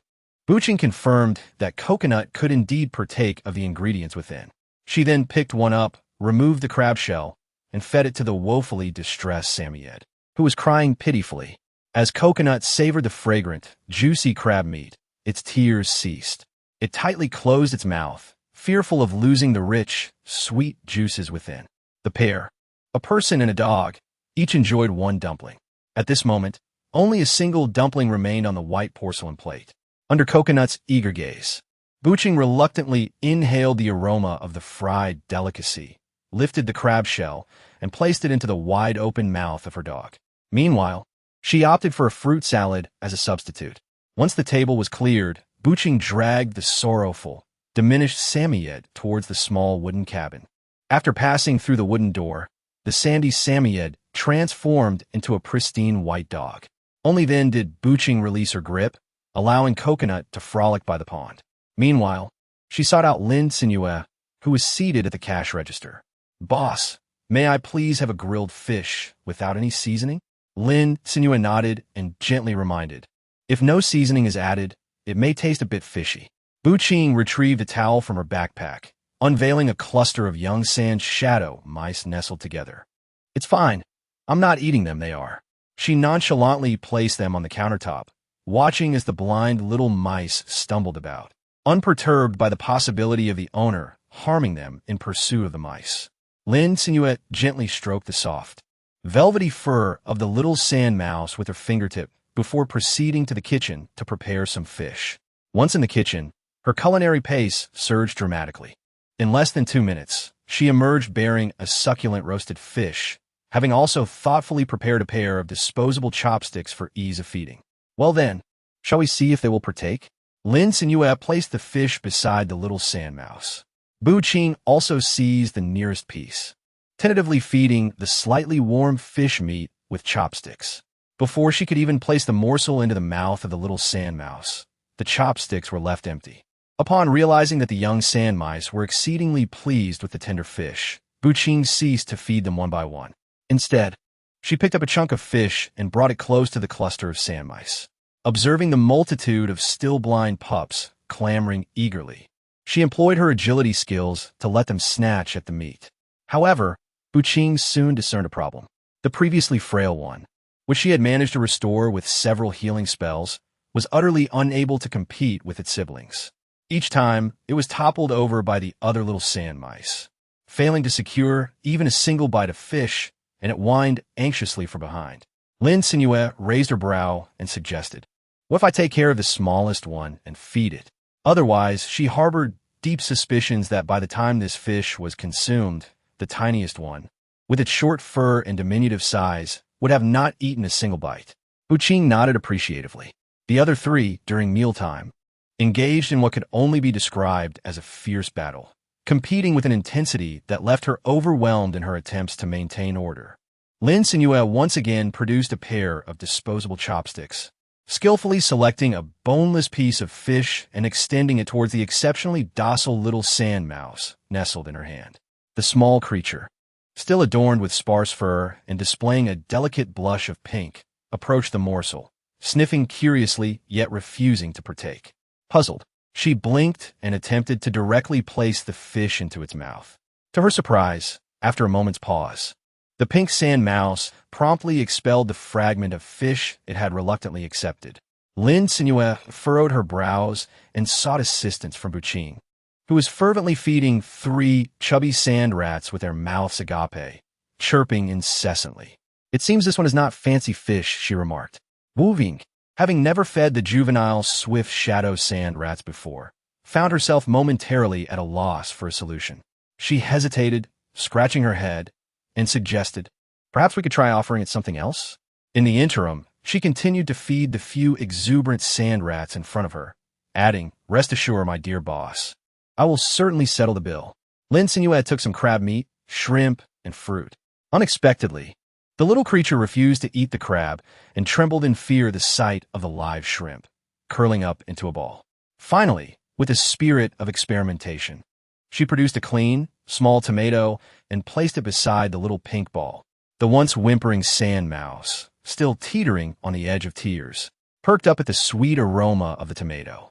In a swift motion, the pink sand mouse embraced the little tomato, excitedly nibbling on its skin with its tiny, sharp teeth, quickly savoring the tangy, sweet juice within. Consequently, its grip on the tomato became more possessive, as if terrified that it might be taken away. Lin Cenyue finally let out a long sigh of relief. At last, she had discovered the food that the little pink shadow sand rat favored. It appeared to have a disinclination for meat and a preference for fruit instead. She resolved to offer it a plum later to see if it would enjoy that as well. Before long, the little tomato was reduced to nothing but a thin layer of skin. Lin Cenyue gently stroked the soft little head with her fingertip, unable to suppress a sigh of admiration. Though the little creature appeared bald, its texture was delightful, far better than those yellow ones she had encountered earlier. Yet, in the next moment, Lin Cenyue's leisurely demeanor froze. A look of sheer horror, as if struck by lightning, crossed her face as she stared at the contract totem on her fingertip, gradually fading away. Congratulations on activating the Beast Contract feature. You have obtained Swift Shadow Sandmouse Variant 1, as this is the player's first contracted beast. The strong desire for a contract from the beast has resulted in a special agreement, granting the player an additional Beast Contract gift package. Lin Cenyue took a deep breath and clicked to open the gift package. Acquired Contract Package 1. Contract Beast Backpack 5, One-Time Force Contract Function 1. Sandmouse Villa 1. Random Contract Beast Function 1. Contract Beast Rearing Guide 1. Acquired Contract Package 1. Contract Beast Backpack 3. Random Contract Beast Function 2. Contract Beast Health Detector 1. Universal Beast Feed 200. The gift packages were indeed splendid. However, the most crucial aspect was that this Swift Shadow Sand Mouse did not belong to her at all. Lin Cenyue recalled the system's prompt, which echoed the strong willingness of the mythical beast to form a contract. She couldn't help but be utterly dumbfounded. How could this be? She had merely touched it lightly while attending to the whims of this fastidious little creature, feeding it just a single cherry tomato. How did this Swift Shadow Sand rat become bound to her? This was purely an unexpected turn of events. Wait a moment. Lin Cenyue suddenly realized something. Picky eating. Could it be that this pink little sand mouse has refused to consume meat since its birth, enduring hunger until now, resulting in its frail form? And today, it savored an exceptionally delectable cherry tomato. Is that the reason? Lin Cenyue has completely withdrawn into herself. She felt a twinge of guilt as she pondered whether the absurd excuse would be believed by the assault team. Chapter 13. The Successful Scheme of the Little Sand Mouse. Lin Cenyue was acutely aware that the truth could no longer be concealed. With a huff, she poked the peacefully slumbering pink sand mouse, grinding her teeth in frustration. How infuriating. When a mythical beast heirs, the beast master bears the responsibility. However, before she could voice her thoughts, she heard the owner's tentative inquiry beside her. How do you plan to sell the juvenile Swift Shadow Sand Mice? The robust one was priced at 5,000 points, while the weakest one was listed at 3,000. Chu Ran quoted the market price, and she gazed affectionately at the three. Wait, why were there only 3 that appeared robust? Then, in the palm of the owner, she spotted the smallest one, blissfully snoring away. Upon hearing the price, Lin Cenyue finally felt a sense of relief. Thankfully, she could afford it. Otherwise, she would have been at a loss for where to acquire the funds. As for that particular creature, it is rather finicky and refuses to eat fish. I offered it a small tomato, and as a result, Lin Cenyue's lips twitched slightly. It directly formed a binding contract with me. The members of the assault team were left in shock. Chu Ran was equally bewildered. In her entire life, she had never witnessed a phantom beast voluntarily successfully forming a contract. What an extraordinary desire to contract must one possess to disregard the choice of the Beastmaster and achieve a direct agreement. Lin Cenyue touched her nose and proposed. How about selling this one to me? I can transfer you 3,000 points shortly. Although this little creature was quite valuable, she found herself unable to cancel the contract. Moreover, the contract gift package provided by the system was indeed quite practical. After enduring numerous years of high-temperature disasters, aside from enjoying a fruit salad in the oasis, she had not encountered any fresh fruit elsewhere. Would that mean that in caring for this Swift Shadow Sand Mouse, she would have to regularly visit the oasis to purchase fruit for feeding? It was akin to the treatment of a national treasure panda before the calamities. Chu Ran now felt fortunate that she had not hastily sold off the friliest one. Otherwise, the buyer would have received a dead mouse. starved to death due to its picky eating habits just a few days after the sale. Having spent 3,000 points on such a fate, wouldn't they come knocking for trouble? Lin Cenyue, however, did not wish to take advantage of others. She straightforwardly stated, "Since you refuse to accept my offer, I shall grant you a 20% discount on your purchases later." The members of the assault team were instantly invigorated. They had just procured a box of instant noodles and bottled water per person, yet the mere 4 packets of noodles could hardly satisfy their appetites, especially with the ravenous physical contract beasts clamoring for sustenance. The scant provisions they had just acquired had already dwindled to mere cardboard boxes. The team members noted that not only did they relish the instant noodles and beef jerky, but their contract beasts, typically coaxed into eating, were devouring them eagerly. Determined to stock up, they resolved to spend a significant portion of their savings to procure more supplies. To their surprise, a discount was offered. If they could enjoy a 20% reduction on the already affordable prices at the oasis, they could acquire even more. They envisioned hoarding a bountiful supply at home, relishing the delightful combination of fragrant noodles and beef jerky, and perhaps even indulging in a bottle of cola when times were prosperous. The members with spatial abilities had already filled their storage spaces with supplies purchased before their departure, but now they were buying for themselves. They gathered around the vending machine, watching as the person at the front, Cuckoo, made an impressive array of purchases, chattering excitedly. "My goodness, why is everyone buying so much? This stuff won't spoil. It's wise to stock up at home. Besides, we're the only ones who know about this oasis now. We can buy as much as we desire. But who knows what the future holds?" Lin Cenyue thought to herself that she ought to bring some instant noodles for her grandparents, who struggled with their teeth and could only consume compressed biscuits as a mushy drink, often lamenting the lack of flavor. She also needed to stock up on cooling patches. Having just used one, she found it incredibly refreshing, even outside the oasis. The first batch of team members who had completed their shopping quickly surrounded the cash register. They looked up at the price list for the fish pond that Lin Cenyue had just posted, astonished to discover that new dishes had been added. Not only were there grilled fish, but also grilled shrimp, grilled crab, steamed crab, and more delectable offerings, all at equally reasonable prices. "We must buy in abundance," one exclaimed. "Boss, I would like 2 grilled fish, 1 pound of grilled shrimp, and 5 steamed crabs." Another shouted, "I want double that, plus an additional pound of grilled shrimp." "Boss, boss." Lin Cenyue nearly strained her hand while placing orders at the cash register and decided to let the customers place their own orders. She purchased an ordering machine from the system mall and busied herself in the kitchen, monitoring the orders streaming in from the cash register. By the time she completed the last order on the machine, she was drenched in sweat, resembling someone pulled from the water. If it weren't for successfully boosting the dish ratings to 44, she would have truly contemplated causing a commotion. Which establishment relies on players to prepare meals rather than having the kitchen generate them with a single click? Wait a moment, it seems that it is her establishment. Lin Cenyue, dragging her weary body, placed the oversized takeout box on the counter and weakly called out, "Number 41, for pickup." Finally, it was done. She cast a glance at the soaring revenue.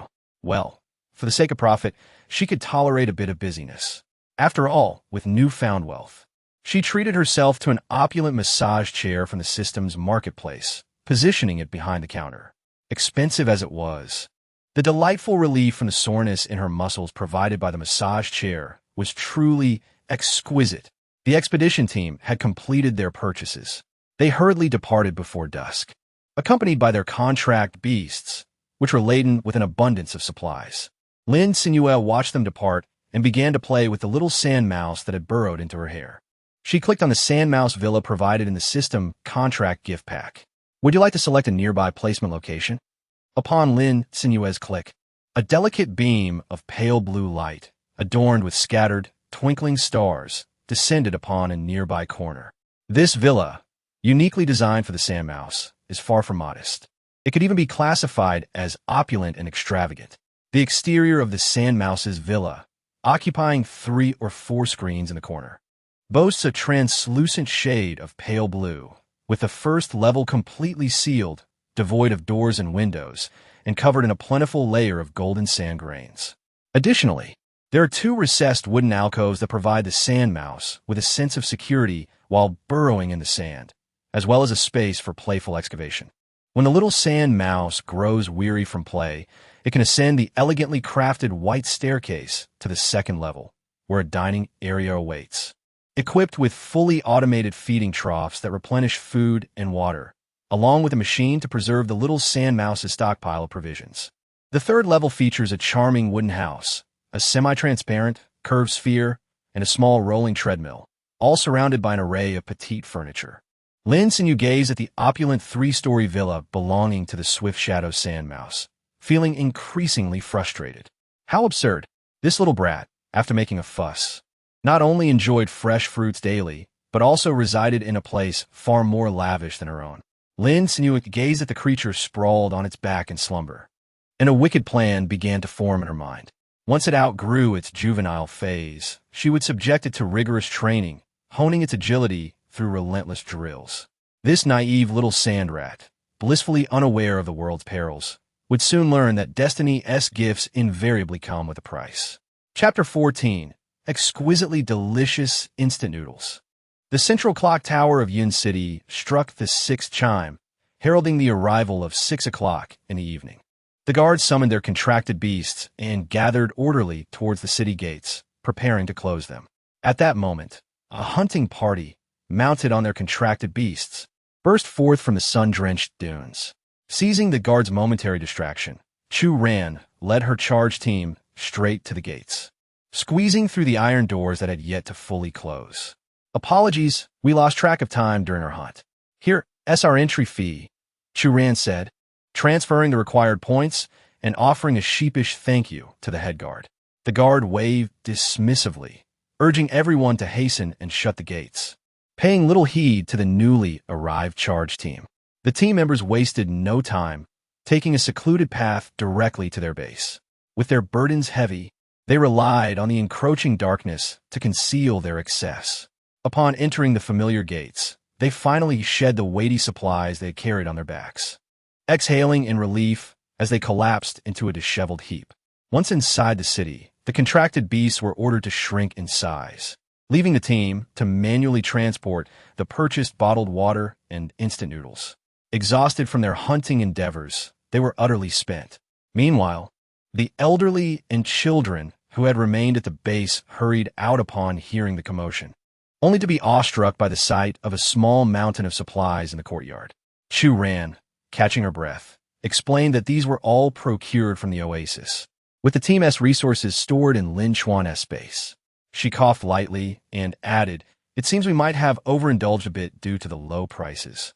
With that, she gestured for Lin Cenyue to hand over the team's supplies to the vice captain for distribution among the remaining members. The vice captain, Zhong Honglang, stood before the slightly lower mound of supplies, momentarily speechless. "What kind of bargains did you find to acquire so much?" he mused, still astonished.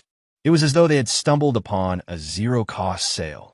Following protocol, half of the perishable food and bottled water was stored in the team's warehouse. The remainder was laid out in the courtyard, calling to the bewildered remaining members. "All right, we have bottled water, instant noodles, chocolate, beef jerky, and cooling patches. Each person can take half a box. If anyone wishes to combine orders, please register quickly," Zhong Honglang declared, pinning the price list to the wall.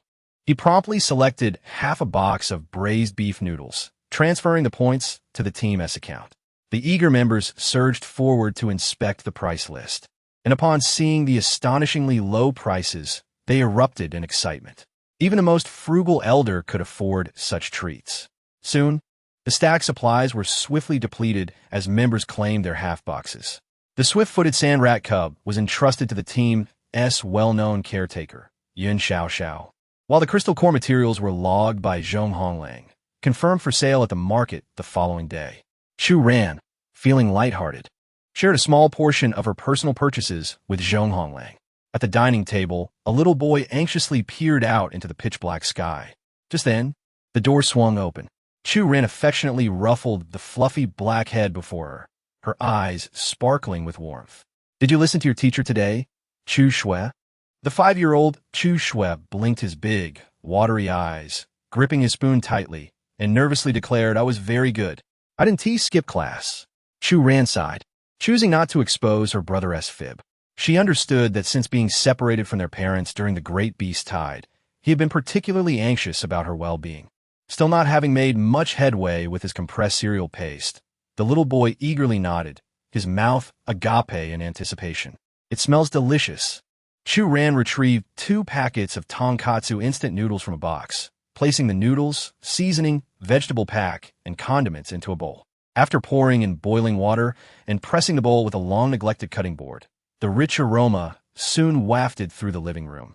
Chu Shui could hardly contain his saliva, eyes wide with wonder as he stared at the fragrant bowl. "Sister, what is this? It smells amazing." Chu Ran, recalling her brother's lack of exposure to the delights of convenience store food before the disaster, felt a pang of sympathy. But now, with the oasis, their lives could finally improve. With a smile gracing her lips, she unveiled the bowl, unleashing a wave of enticing fragrance. The milky white broth glistened, making it impossible not to salivate. Chu Shui swallowed hard, overwhelmed by the deliciousness of the instant noodles. Chapter 15. Who could resist a special blind box? Seeing that the time was right, Chu Ran lifted the cutting board from the bowl. Instantly, an irresistible aroma filled the air, the creamy broth shimmering with droplets of oil, inciting hunger. Chu Shui found himself swallowing uncontrollably, exclaiming in awe, "Wow, this is superb instant noodles." With a beaming smile, Chu Ran took another pair of chopsticks, dividing the tender, bouncy noodles into half for her little brother. She ladled a generous portion of the fragrant broth into his small bowl, followed by 2 slices of flavorful char siu that had soaked in a rich soup. Of course, she did not forget the soft-boiled egg and the tender corn kernels, carefully placing them atop the noodles. It rivaled any meal she had enjoyed at a Japanese restaurant. "Eat while it's hot," Chu Ran urged, pushing the small bowl towards him. Her own appetite piqued as she readied her chopsticks. Chu Shui's eyes sparkled as he savored the delightful flavors dancing on his tongue. He couldn't bear to take a big bite, wanting to prolong the experience of this newfound delicacy. Noticing his bowl contained 2 slices of char siu, while hers held only 1, he promptly offered a slice to her. The boy's earnest expression conveyed his understanding. "Sister, you are the older one. You should eat more. I'm little, so 1 slice is enough." Chu Ran gazed at her considerate brother with warmth, accepting his offering with a smile. "Thank you, Shui Shui, but you don't need to hold back. There are plenty more delicious things to come."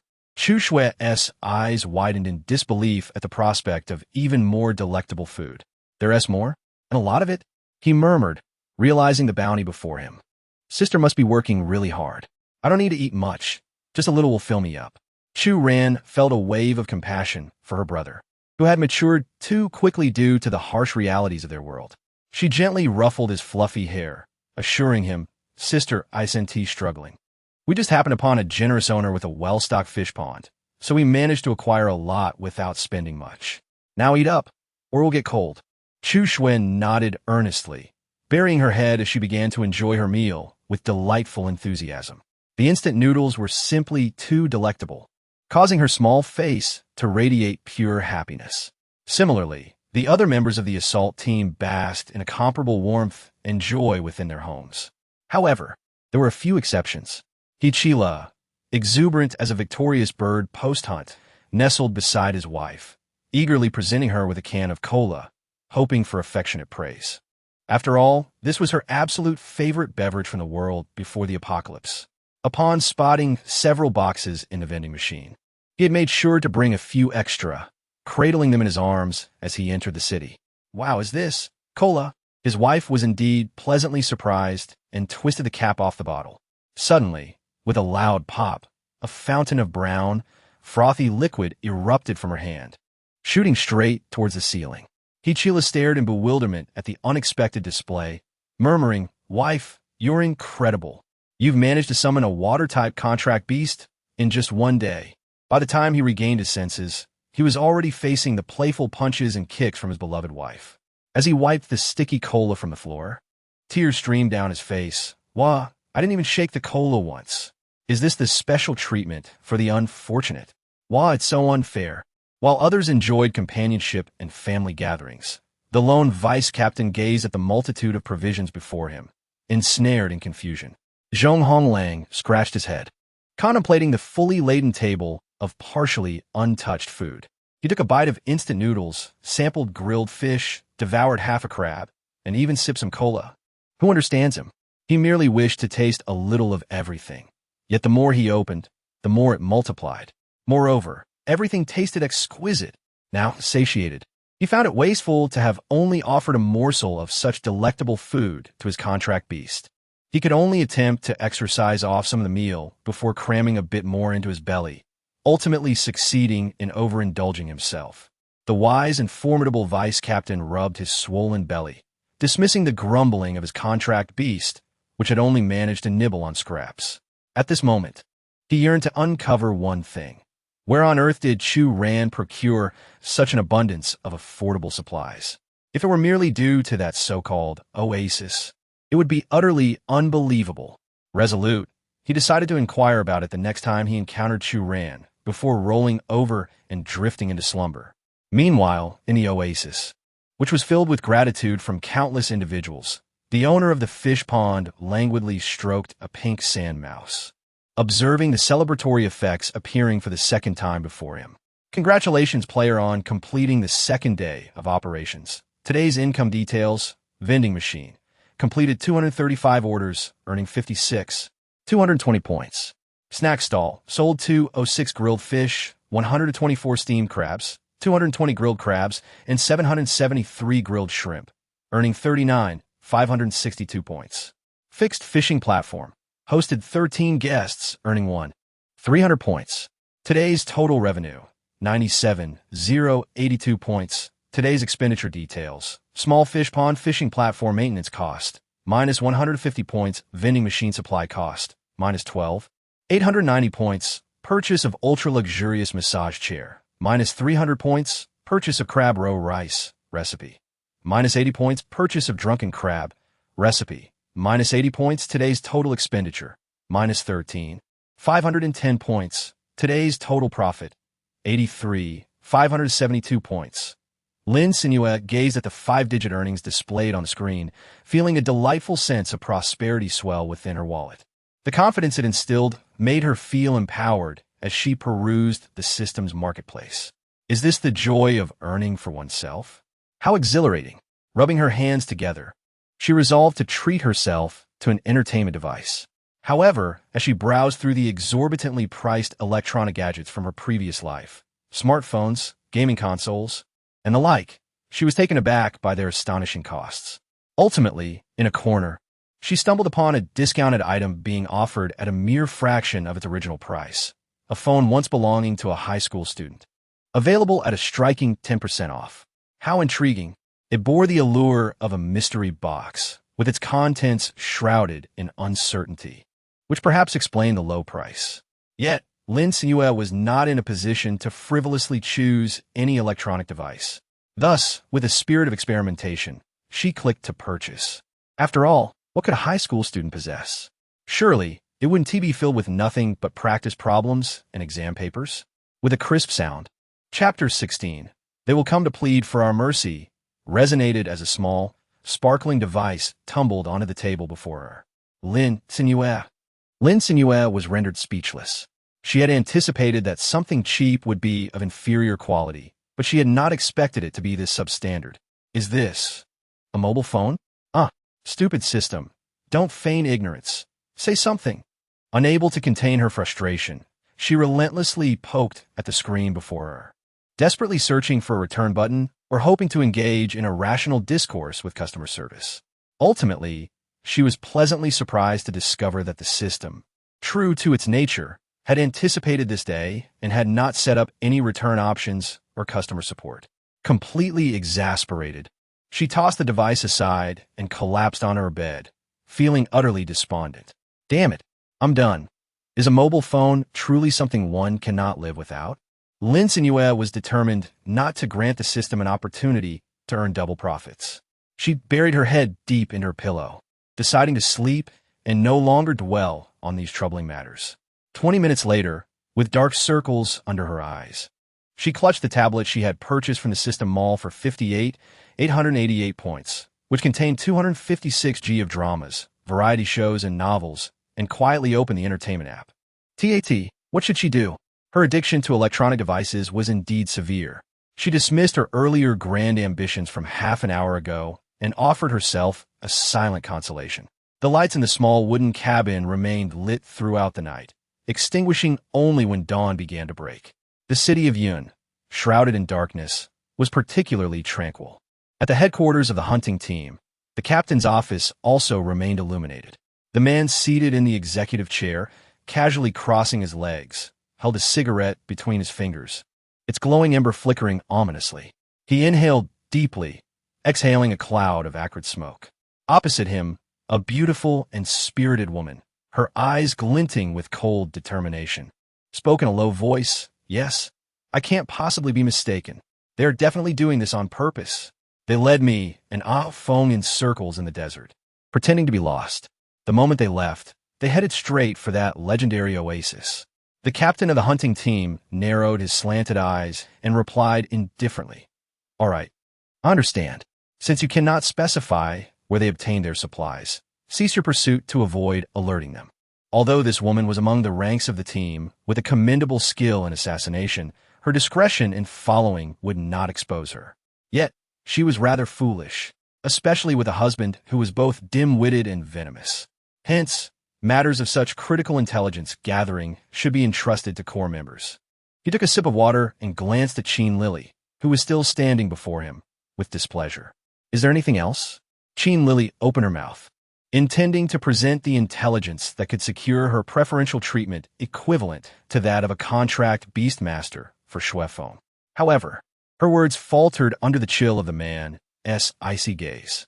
Unable to contain a shiver, she shook her head and swiftly exited the office. Once in the empty corridor, she calmed herself. How disappointing it was that when she had initially persuaded herself to join their team, all sorts of promises had been made. Yet now, after submitting significant intelligence, she was met with such impatience. Clenching her fists in frustration, she thought, if they obtained supplies and did not allocate her a substantial share, she would certainly expose the hunting team's secret dealings with other hunting squads. Resolute, Qin Lily stomped her foot in anger and departed. After seeing her off, the captain turned back to the team's storeroom, counting the reserves of wild beast materials and crystals. He let out a heavy sigh. Why did it seem that undermining the charge team's strength might not be as beneficial as it initially appeared? The members of the charge team enjoyed a peaceful sleep until dawn, waking naturally, after relishing a grilled fish for breakfast to fill their stomachs. They eagerly made their way to the base, for today was the day to head out early, bringing with them a bounty of spoils from the previous day to the market. They hoped to secure a bustling stall and fetch a good price. Upon arrival, they heard that the Lord's residence was still collecting shadow sand rat pups at a high price. Chu Ran's eyes lit up, and he quickly rallied his companions, who were carrying materials, to converge on the scene. "High price? How high?" The guards at the Lord's residence lazily glanced at them and replied, "More valuable than all your materials combined, provided they are of good quality, 10,000 points." Clearly, the guards did not regard this average hunting team with much respect. However, unexpectedly, Chu Ran swiftly produced the 3 shadow sand rat pups he had cradled in his arms, asking, "How many do you need?" He hoped the guards would take all 3 pups off his hands. After all, the market price could only fetch about 5,000 points. With a little embellishment about their quality, it could be doubled. The guards were taken aback. Cautiously, they reached out to touch the fluffy shadow sand rat pups, ensuring they were not mistaken. After summoning their own rat-type contracted beast to verify the pup's identity, they confirmed with incredulity that they were indeed shadow sand rat pups. The guard, astonished, gazed at the charge team and murmured, "They really are."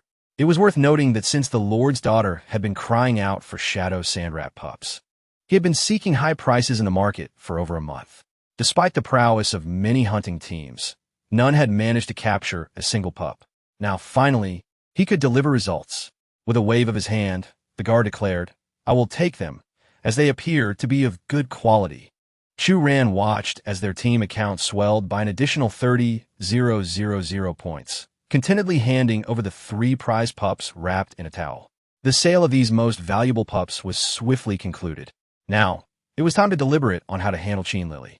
Chu Ran gazed solemnly at the core members gathered in the conference room and leaned over to whisper the details about Qin Lily's departure from the team before reaching the oasis in Zhong Honglong's ear. Zhong Honglong's expression turned icy as he replied in a deep voice, "Dealing with her is quite straightforward. We will report her unauthorized exit from the team to the Beastmaster Association, and they will certainly blacklist her and her hunting team. Unless they cease all association bounty tasks and refrain from trading on the platform, otherwise." Zhong Honglang snorted coldly. "They will come to us, offering materials to appease us, having let them off lightly." A flicker of confusion crossed Chu Ran's eyes. When had such regulations been imposed? Zhong, ever vigilant about the association's movements, smiled and replied, "The day before yesterday. Who knows? The association may even impose heavier penalties on this ill-fated team and Beastmaster to serve as a warning to others." Chapter 17. The food crisis in Yin City. Chu Ran raised his thumb in admiration. Truly, Zhong, the vice captain of strategic prowess, had devised an excellent plan. Not only had they deftly extricated the charge team from the situation, but they had also redirected the blame onto the instigator, ensuring that due punishment would be meted out. Moreover, it was all conducted through official channels, far more reasonable and legitimate than confronting the hunting team directly at their base. With their minds made up, the two headed straight towards the heart of Yin City. The Beastmaster Association, the official trading post, and the Lordess residence were all located on the street near the bell tower, boasting a prime location that facilitated the movements of hunting teams. Following Zhong Honglang, Chu Ran made his way to the task hall of the Beastmaster Association. Before he could locate the service window, he was drawn in by the throngs of hunting teams gathered in the hall, clearly there for new tasks. Zhong Honglang gestured for the team to push closer to the announcement board, preparing to closely examine the details. The large announcement board displayed several sheets of paper, with the left side featuring 2 notices for temporary recruiting of city patrol guards and city gate guards. Patrol guards, work location, within the city job description, patrol the city from midnight to 5 in the morning. Nature of work, temporary recruitment requirements, males under 35 years of age. Salary, 10 points hour for ordinary citizens, 25 points hour for Beastmasters, paid daily. Contact, proceed to the back door of the City Lord's mansion to find a recruitment officer, Li XX. The city gate guards have a similar role, but their working hours are during the day, and their wages reflect this reduction. Chu Ran frowned slightly. The association's recruitment frequency had notably increased recently, and the prices of goods, particularly drinking water, were soaring. An hourly wage of 10 points was simply insufficient. Even working a full 10 hours a day would yield only 100 points. Such an amount would scarcely cover even the smallest pack of compressed biscuits. It was nearly impossible for an average adult male to sustain himself with a guard's wage. Only those without contracted beasts and still in their youth might occasionally undertake such work. What attracted numerous hunting teams were the several notices on the right side. Large-scale purchase of food, quantity, unlimited reward, 1 to 1,000 points per portion, depending on weight, taste, and satiety. Requirements, non-toxic, edible. Large-scale purchase of wild phantom beast meat, quantity, unlimited reward, 5 to 1,000 points per portion, depending on weight, taste, and satiety. Requirements, non-toxic, edible. A series of 4 or 5 notices regarding food bounties. Is our base running out of supplies? Why has the association only issued such bounties lately? A girl with blue-gray hair resembling a slime phantom beast whispered, prompting a stir among those nearby. Indeed, the price of compressed biscuits has quadrupled in the past 2 months. At this rate, even if I hunt wild phantom beasts with a hunting team every day, I might not afford a meal. The crowd resonated with her concern regarding food prices. Indeed, young lady, with your limited points, you can barely feed yourself, let alone your family. I have 5 family members and 2 contracted beasts. As the only Beastmaster, I can barely put food on the table. Sighed a man with a frigid reptile perched on his shoulder.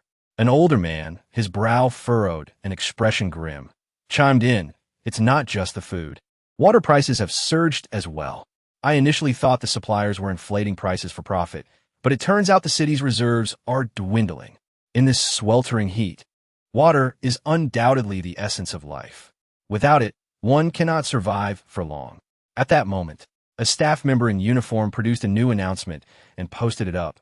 Bounty for food leads. Any individual providing valuable leads on edible, non-toxic food to the Phantom Beast Master Association will receive a minimum reward of 50,000 points. Leads should be submitted directly to the President's office. Bounty for water source leads. Any individual providing valuable leads on water sources to the Phantom Beastmaster Association will receive a minimum reward of 100,000 points. Leads should be submitted directly to the President's office. This concise announcement starkly illustrated the looming crisis of dwindling water reserves in Yun City. Someone exclaimed, "Heavens! Providing a lead on a water source could earn at least 100,000 points." They were met with a scornful glance from those nearby, who mocked, "Water sources? Open your eyes and see where there is a water source. Even if you crave the bounty, don't indulge in wishful thinking. Why not go look for an oasis?" The remark was purely sarcastic. After all, it had been 8 years since the calamity began, and the phrase "the oasis is humanity's last hope" had circulated for all those years. Yet no one had ever encountered an oasis. Even the officials had given up hope. They deemed the search for this mythical oasis a hope perpetuated by word of mouth, a waste of resources better left as a beautiful fantasy. However, upon comprehending the content of the announcement, many hunting teams swiftly vacated the mission hall. They even summoned agile phantom beasts solely to enhance their speed. Arriving early at the stores selling food and water would allow them to procure more supplies. If they delayed, it might be impossible to buy even a single grain of rice, regardless of the skyrocketing prices. Soon, the once bustling mission hall was left with only Chu Ran and Zhong Honglang, exchanging glances. "Captain, shall we accept?" Zhong Honglang, unfamiliar with the oasis that the core members had visited yesterday, felt tempted by the limitless bounty but remained rational.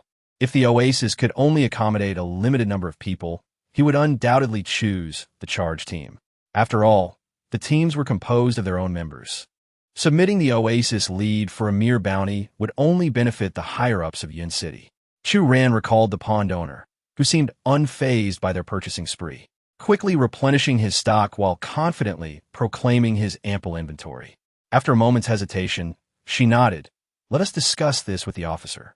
Inside the office of the Phantom Beastmaster Association's president, the two most powerful individuals in Yun City were unusually engaged in a heated argument, momentarily disregarding their dignified personas. "You mean to tell me the solution you proposed is simply to make it public?" Yun Feng, the city lord, was visibly agitated. He pointed out the window. Raising his voice, "Qian Kuanpeng, do you have any idea how much the price of grain has skyrocketed since you posted that announcement?" "It has increased 5-fold. Qian Kuanpeng took a deep breath. "Then what do you suggest we do?" Previously, the price of grain was kept in check by the continuous supply from official reserves. But now, even if we empty your private stock, how long can we maintain stability? His face flushed with excitement as he spoke. He had no desire to instigate panic. However, with the granary facing a rodent infestation, half of the grain was destroyed, and the food stored by ordinary families was increasingly difficult to preserve in the sweltering heat. Should we wait until the entire city's food supply is nearly exhausted before the city lord's mansion announces that Yun City has run out of grain? Yun Feng gripped the armrest of his chair, the veins on his hands standing out. For a moment, he was at a loss for words, fully aware that his counterpart's points were valid.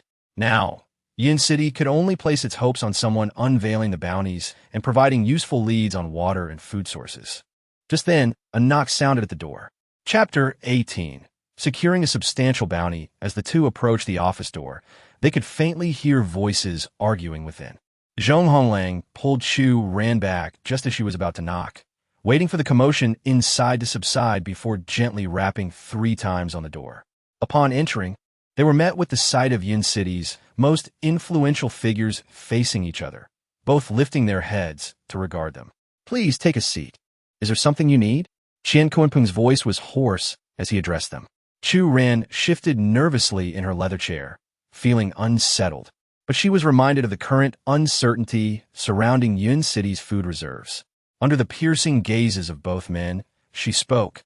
"Our team possesses leads on food and water sources, which is why we have come to submit." Her voice dwindled as the intense, eager stares of the association's president and the city lord bore down on her, creating an overwhelming sense of pressure simply by their presence. What did you say? Qian Kuanpeng could hardly believe his ears. Hadn't he just arranged for the announcement to be posted? How could someone come forward with leads so swiftly? Yin Feng, dismissing his old acquaintance who had crowded in front of him, shot him a glance. Old Qian, perhaps you should have your ears checked. Didn't you hear the young lady say she has leads? As he turned to face Chu Ran and Zhong Honglang, a countenance usually marked by solemnity was now adorned with a radiant smile. The warmth of his smile and the gentle tone of his voice caused a slight discomfort for the two leaders of the assault team seated before him. You both have come at an opportune moment to submit your leads. As a mayor of Cloud City, I am immensely grateful. May I be so bold as to inquire if you possess any corroborative evidence for your information? Chu Ran shivered slightly and instinctively rummaged through her pocket. To her surprise, she unearthed a piece of chocolate, a remnant from when Chu Shui had retrieved it from her small backpack just before she left home. Zhong Honglang, on the other hand, exhibited even greater ingenuity. He reached into the pocket of his coat and produced a sheet of white paper. Unwrapping it revealed half of a roasted fish he had not finished that morning, given the unexpected circumstances at the time of their departure. The two had scoured their belongings and could only find these two items to serve as evidence, which they presented to Yin Feng. Yin Feng's gaze shifted as he scrutinized the pristine chocolate and the fish bearing the marks of teeth. His expression transformed in an instant. Clearly, these were not items one could procure in Cloud City. No, that would be an understatement. This untainted roasted fish, untouched by mutation, was a rarity that could not be found anywhere after the calamity of high temperatures. This suggested that their lead held a significant probability of being genuine. With keen eyes, he scrutinized the two before him. Are you truly willing to submit this lead? It is exceptionally valuable. Qian Kuanpeng quickly joined in, affirming, rest assured, we will reward you handsomely for the lead. Chu Ran and Zhong Honglang exchanged glances and nodded in agreement. Chu Ran then spoke earnestly, esteemed mayor and honorable president. You may have misunderstood the nature of the lead I mentioned. Our team can offer more than just a lead. She paused momentarily, enunciating clearly. We have discovered the legendary oasis. Clang! Qian Kuanping's teacup slipped from his grasp, tumbling to the ground and spilling its warm contents onto his trousers, yet he remained oblivious. Yin Feng was equally taken aback, nearly biting his tongue in astonishment. His lips trembled as he mechanically repeated, You have found the legendary oasis? Chu Ran affirmed, Indeed, and within that oasis lies a pond teeming with fish. However, the oasis has an owner who claims to be the proprietor of the pond. For mere 50 points, one could fish there. Additionally, there's a vending machine that is perpetually restocked, offering food and bottled water at reasonable prices. We procured roasted fish, roasted shrimp, roasted crab, boxes of instant noodles, bottled water, chocolate, and beef jerky from her. The produce from that pond is extraordinarily delectable. We have all sampled it and found it to be utterly safe. As she spoke, the memory of the steaming roasted fish wafted before her, its enticing aroma mingling with the tender, flaky flesh, truly the most exquisite meal she had ever tasted. This, Qian Kunpeng exclaimed incredulously, his eyes wide with disbelief. It was hard for him to fathom that such benevolence could exist in the apocalypse. However, he could not dismiss the reality, as he had just received information from the communication device regarding the two individuals before him. They were the leaders of the assault team, a group considered to be among the upper echelon of hunting teams in Cloud City, albeit still merely at an average level. Yet today, they had sold a substantial quantity of high-grade materials from the Mirage Beast Zone at the marketplace, including 3 juvenile shadow sand rats. Even if there were exaggerations in their tale, he had sought the owner's permission to sample the roasted fish, and it was undoubtedly untainted, devoid of any deception. What do you seek in return? Yin Feng inquired, his gaze fixed intently on the still solid chocolate before him as he regarded the two who had provided such crucial information. Chu Ran found herself momentarily at a loss. Meanwhile, Zhong Honglang began to sense something amiss. Perhaps the mayor was concerned they might overreach in their demands, and so he resumed a negotiating stance. The girl blinked in confusion. We desire. Isn't it points? If feasible, we would like the official procurement to include our team as well. Is that acceptable? She thought of the dwindling supplies that had been divided among the team. Yinfeng's mouth fell slightly agape in astonishment. He had not anticipated such humility from the leader of the assault team. The bounty announcement merely requested points and nothing more. He silently noted this, preparing to send someone to confirm the specifics of the oasis and extend further support to this hunting team. Qian Kuanping shared the same sentiment. 10 minutes later, the two emerged from the president's office. This 800,000 points is merely the initial advance of our reward. Zhong Honglang murmured in a daze. He had anticipated that the president and the mayor would not be stingy, but he had not foreseen the bounty would be so substantial. 800,000 points. The total earnings of the assault team, since its inception, did not amount to this sum. This bounty must be shared generously with Chun Ke. Without her selfless contributions, the current members of the team would struggle to find sustenance, let alone enjoy such a windfall. Meanwhile, Chun Ke, who was busy stacking cardboard boxes at their base, suddenly sneezed several times in succession. Rubbing her nose, she murmured in confusion, "How strange! Who is thinking of me?" Chapter 19. The Oasis Fish Pond. Updating, the two descended the stairs side by side and made their way to the task hall service window. The once bustling service window was now devoid of life, a stark contrast to the crisis over food and water that had engulfed Cloud City. Chu Ran tapped on the glass, instantly rousing the drowsy staff member, who upon recognizing the two familiar faces, sprang to attention. "Are you the individuals the president's secretary just instructed me to look into?" The staff member's sleepiness vanished in an instant, replaced by a broad smile as he warmly inquired, "How may I assist you today?" Chu Ran was taken aback by the unusual demeanor of the staff member, retreating a half step. After all, everyone in Cloud City, even a child of 3, understood that positions at the task hall were highly coveted, offering excellent benefits without the need to brave the elements. Thus, those who secured these positions often bore an air of arrogance, reminiscent of sales clerks from the 1980 supply and marketing cooperatives. Their assault team was at best a third-rate hunting group, and it was rare for the staff at the window to greet them with such warmth. However, Zhong Honglang was unfazed. He nudged the team leader at the waist and whispered, "Go ahead."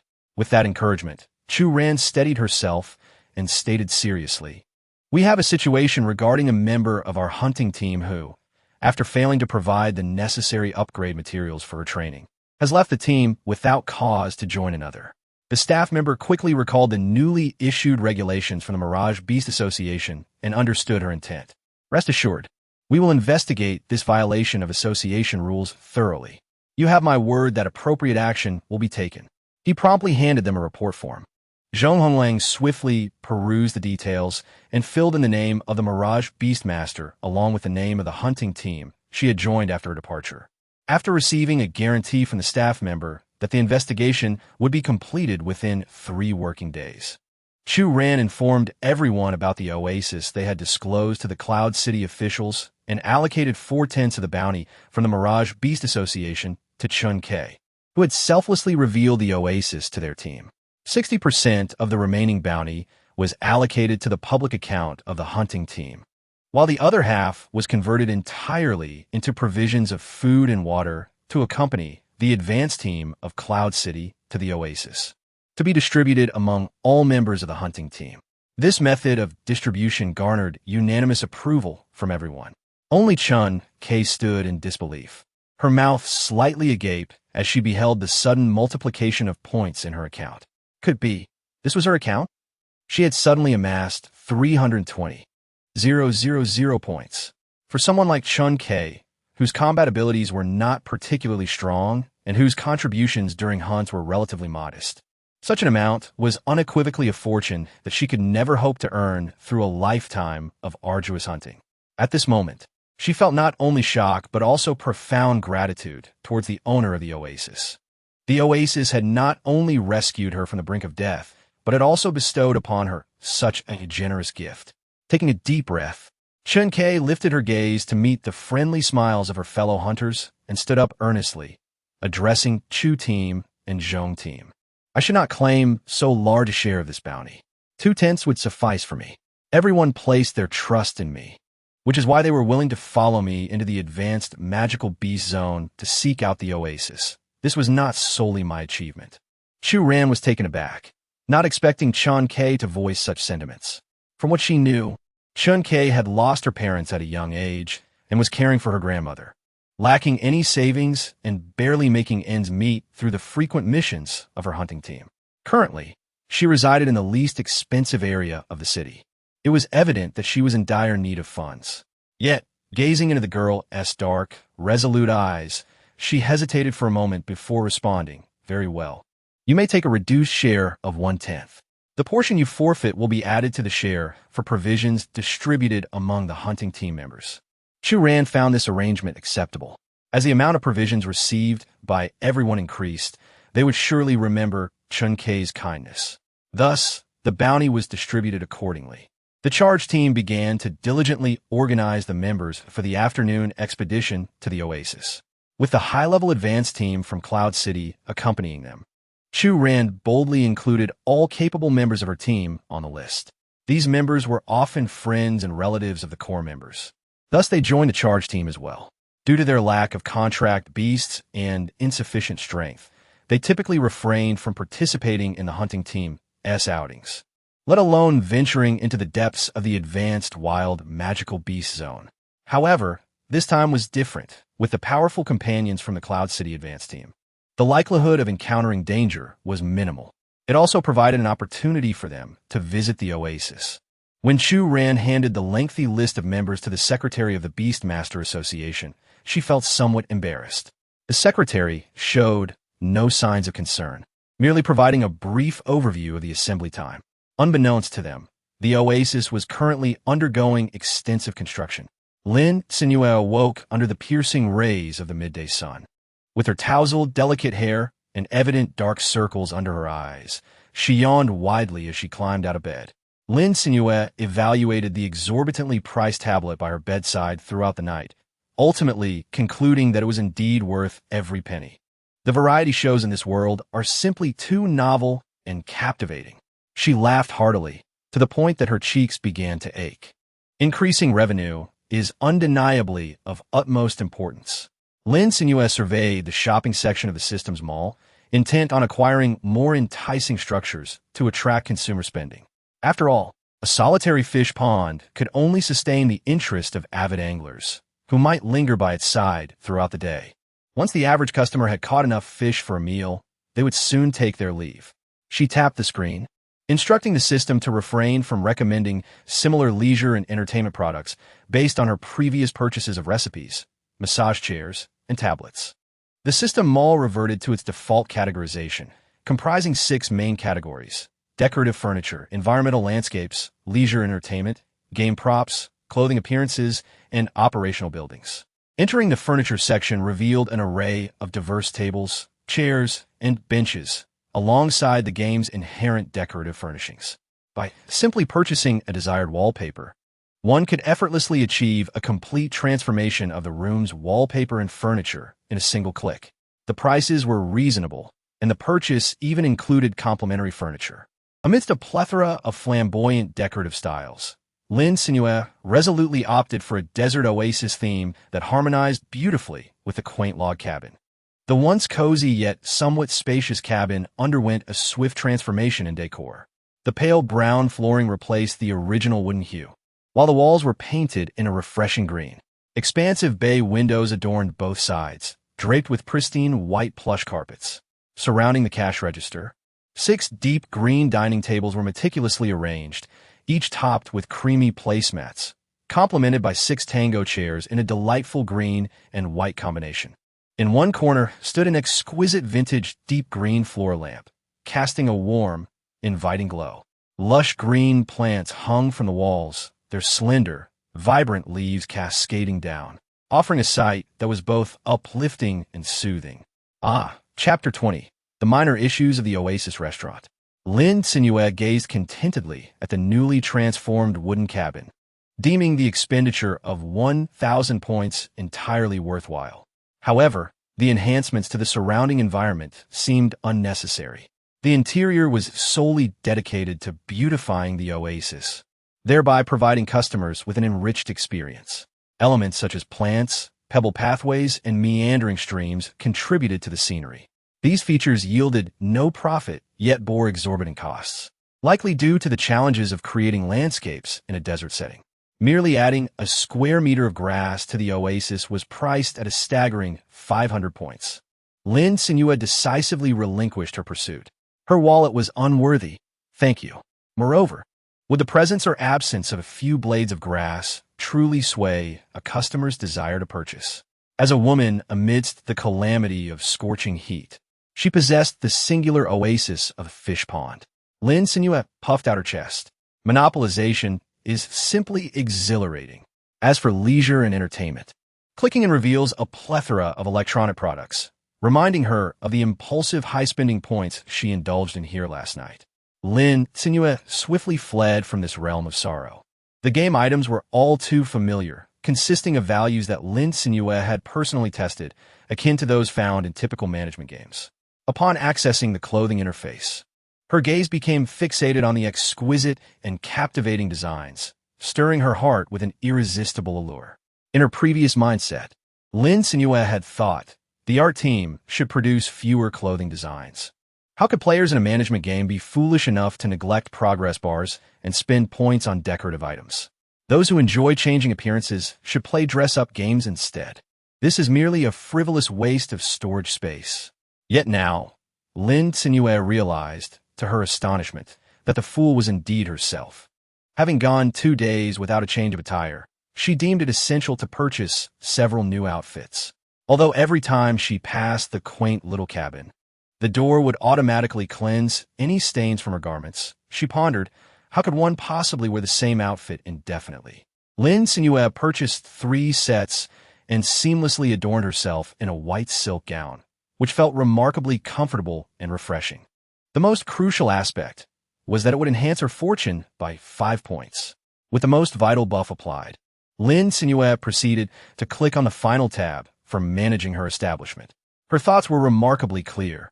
According to the game's design, players, upon entering, would face the exacerbated heat disasters in regions outside of the oasis, leading to accelerated food spoilage and a severe scarcity of limited water resources. Consequently, both food and water were exceedingly precious. This was why the assault team was so fervently engaged in procurement.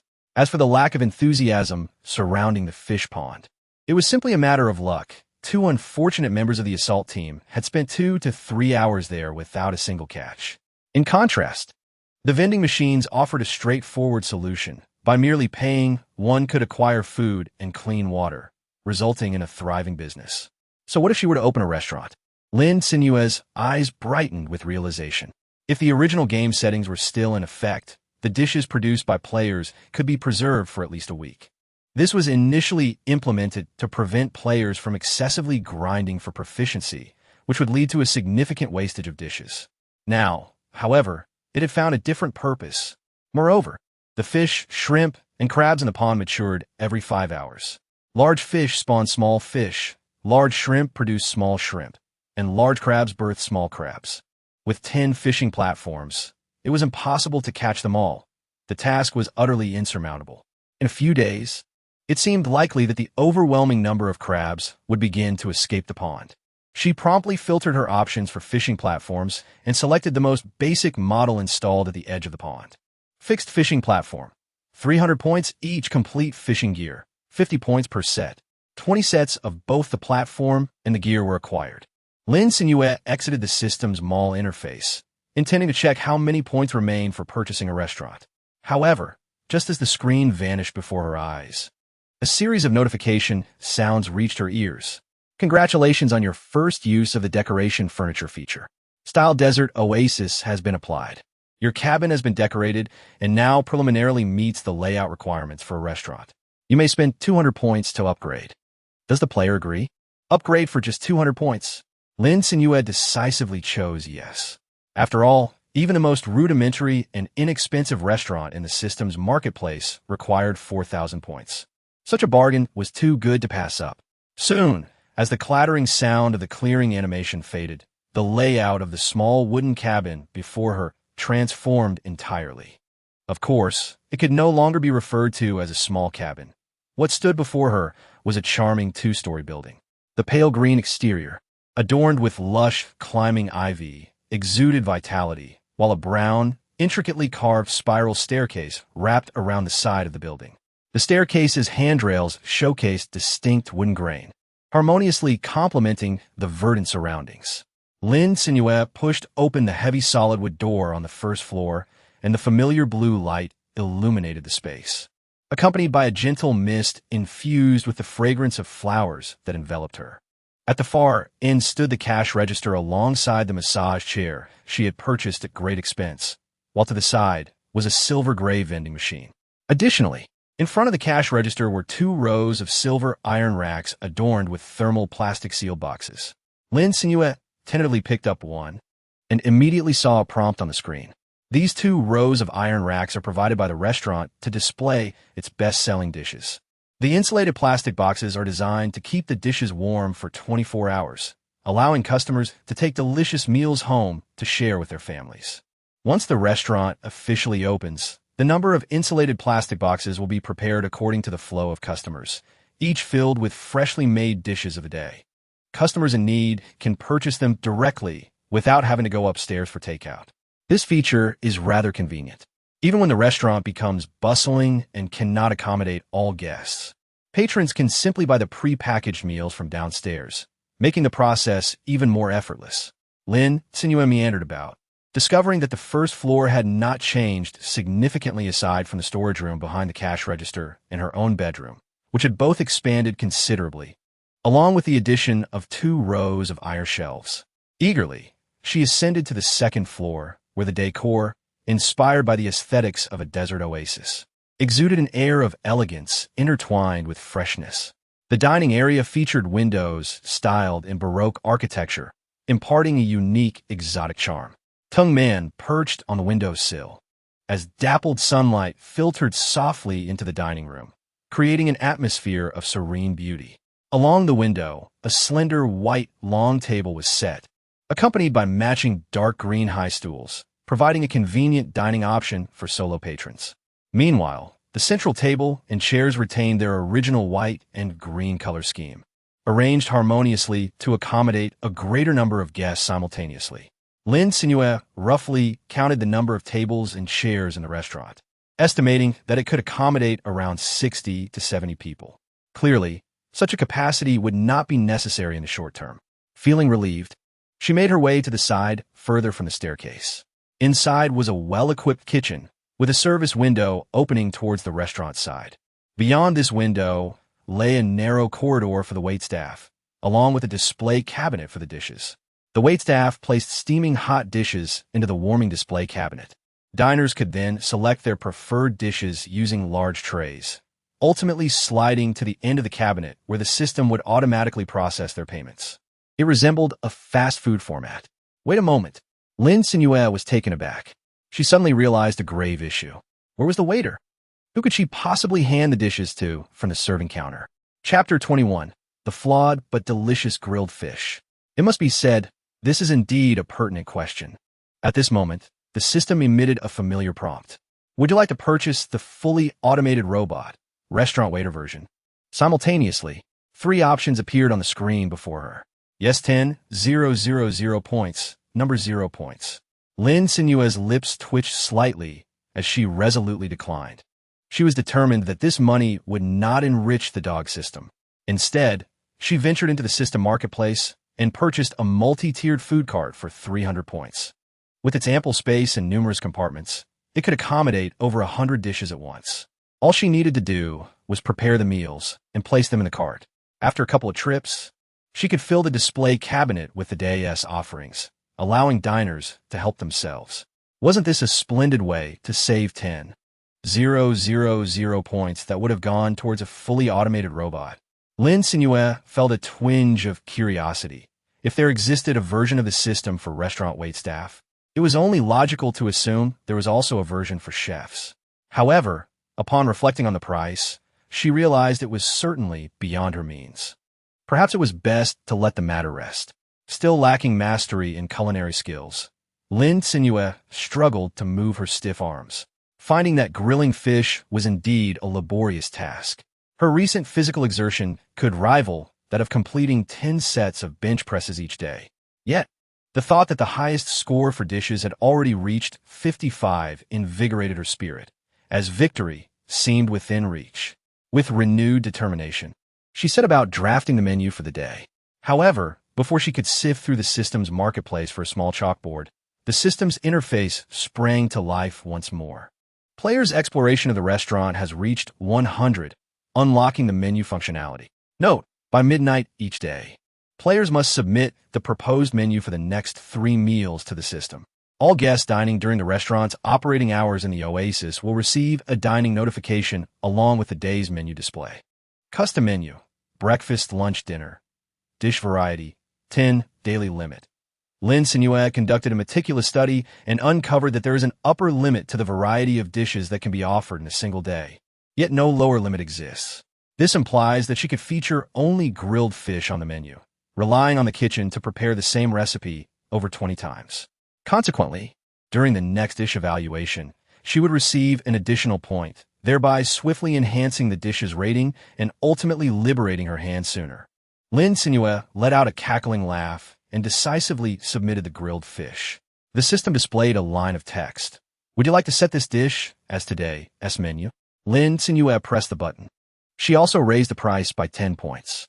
After all, there should be some distinction in cost between savoring grilled fish by the pond and dining in a restaurant. Lin Cenyue took out the remaining processed fish from her backpack and skewered them all onto the iron grill. This upgraded cookware was significantly more advanced than the previous version, as it eliminated the need to grill each fish individually. Now, dozens could be cooked simultaneously, requiring only occasional flipping to ensure even cooking. The results were remarkably consistent. Lin Cenyue continuously scored 10 grilled fish dishes with a perfect 55, and then she resumed her diligent work around the steaming grill. Before long, her proficiency reached its peak, and the dish rating ascended to 56. However, the perfectly grilled fish, with its crisp and fragrant skin, had already accumulated in abundance across the entire kitchen countertop. Lin Cenyue deftly maneuvered a multi-tiered serving cart, transporting a cartload of grilled fish to the heated display cabinet. This cabinet, a product of the system, not only served to keep the dishes warm, but also maintain them at the most delectable temperature. Thus, Lin Cenyue continued to hone her skills with unwavering confidence, filling the cabinet to the brim. Finally, she emerged from the kitchen, her face glistening with sweat, yet radiant with excitement. At last, her final grilled fish had surpassed the threshold of 60 points. Congratulations! You have created a slightly flawed but delicious grilled fish 16080. Lin Cenyue could not bring herself to place the grilled fish, deemed delectable by the system, into the display cabinet. Instead, she resolved to personally savor the exquisite flavor of the fish. Curious to discover how its taste could surpass the previous ratings that were still palatable. At the very moment it touched her lips, Lin Cenyue's eyes widened in astonishment. Frozen in place, how could such an exquisite roasted fish exist? She cautiously savored the small piece of fish skin in her mouth, feeling as though she were transcending to another realm. The skin was grilled to a golden crispness, crumbling delicately at the moment her teeth made contact, scattering tiny fragments. Inside, it was infused with the succulent juices of the pristine white fish flesh. With each bite, the rich, crispy skin harmonized with the tender, juicy meat, spreading a delightful sensation throughout her palate. Freshly out of the oven, the piping hot juices bursting from the tender fish made her gasp. Yet she was reluctant to part with the luscious, aromatic roasted fish in her mouth, hoping instead that it would cool down a tad faster. She swallowed the morsel with great anticipation. Lin Cenyue could hardly wait for the grilled fish to cool slightly before taking another generous bite. This time, the seasoning was a tad more abundant. The pepper and Sichuan spice clung to the crispy skin, enriching the texture. No wonder it garnered a score of 60. It was simply exquisite. It bore no comparison to the initially slightly charred, wild-flavored grilled fish. The fish flesh was tender, akin to tofu, melting into a rich and savory delight upon the slightest nibble. The modest amount of seasoning did not overshadow the inherent deliciousness of the grilled fish. Rather, it accentuated its freshness. The delightful flavor made Lin Cenyue blissfully squint her eyes, wishing she could swallow her own tongue in delight. Yet, with the grilled fish weighing over 2 kilograms, she reluctantly set down her chopsticks, gazing longingly at the thoroughly cleaned fish bones before her. She even contemplated raising the price of the grilled fish by 30 points. After all, with a bit more practice, wouldn't she be able to enjoy a perfect score grilled fish for less than 100 points? Goodness, such delectable grilled fish sold at such a modest price truly felt like a loss. However, considering the fish pond's continuous yield, Lin Cenyue ultimately decided against altering the price. After all, the fish incurred almost no cost. Moreover, Lin Cenyue recalled the moment during lunch when she employed the fishing mode, and a single hook drew up an entire string teeming with over 100 lively fish. At that time, she instructed the programming team to adjust the data. To her surprise, they had not made any alterations at all. However, considering the current circumstances of operating her shop amidst a sweltering calamity, this turned out to be fortuitous. She promptly replaced the standard fishing platform with a lavish, deluxe version, ensuring it was exclusively reserved for her use.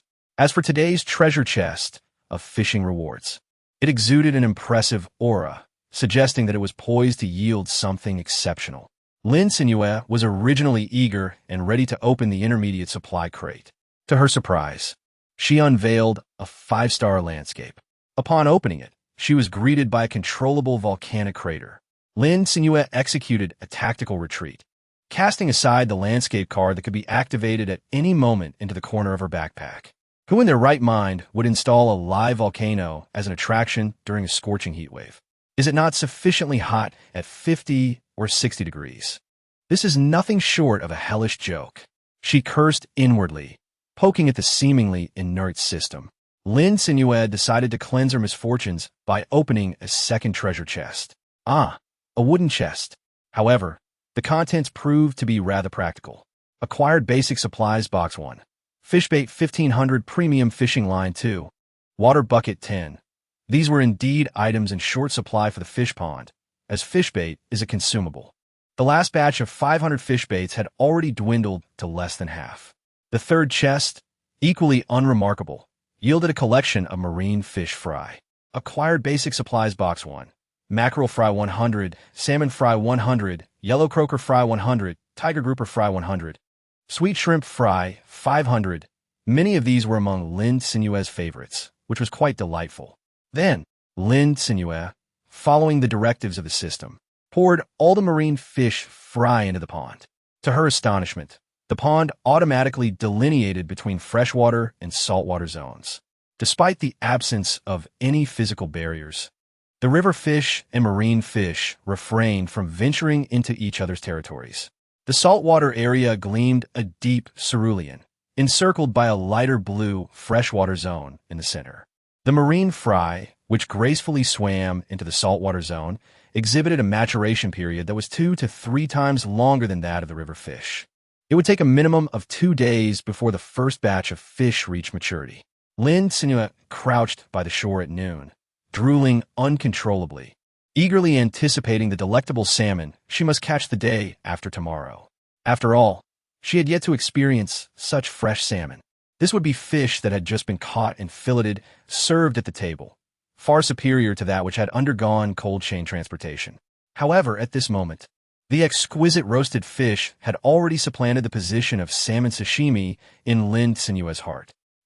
Perhaps she should indulge in an entire roasted fish.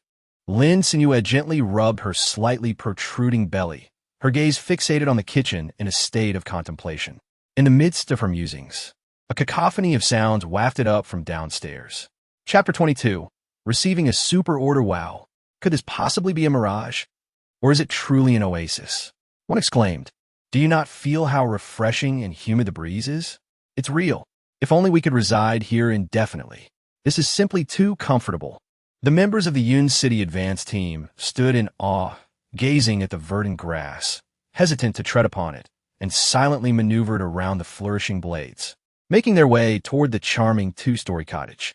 They instinctively believed this to be the modest wooden cabin spoken of by the assault team. Unbeknownst to them, the assault team was utterly captivated by the exquisite little building, their disbelief palpable. Is this truly the originally unadorned wooden cabin? They marveled. How could such a monumental transformation occur in just a matter of hours? Chu Ran followed closely behind the Yun City advance team, stealthily observing the changes to the cabin. Previously, the cabin had been a plain, unrefined timber color, consisting of a simple single layer with minimal space. Now, it was adorned in a refreshing pale green, with lush green vines climbing up its walls, Nordic-style window frames infused with exotic hues, and the formerly petite wooden door had been replaced by a grand, deep brown double door of solid wood. The transformation was nothing short of astounding. Were it not for the unchanged location, Chu Ran would hardly have recognized it.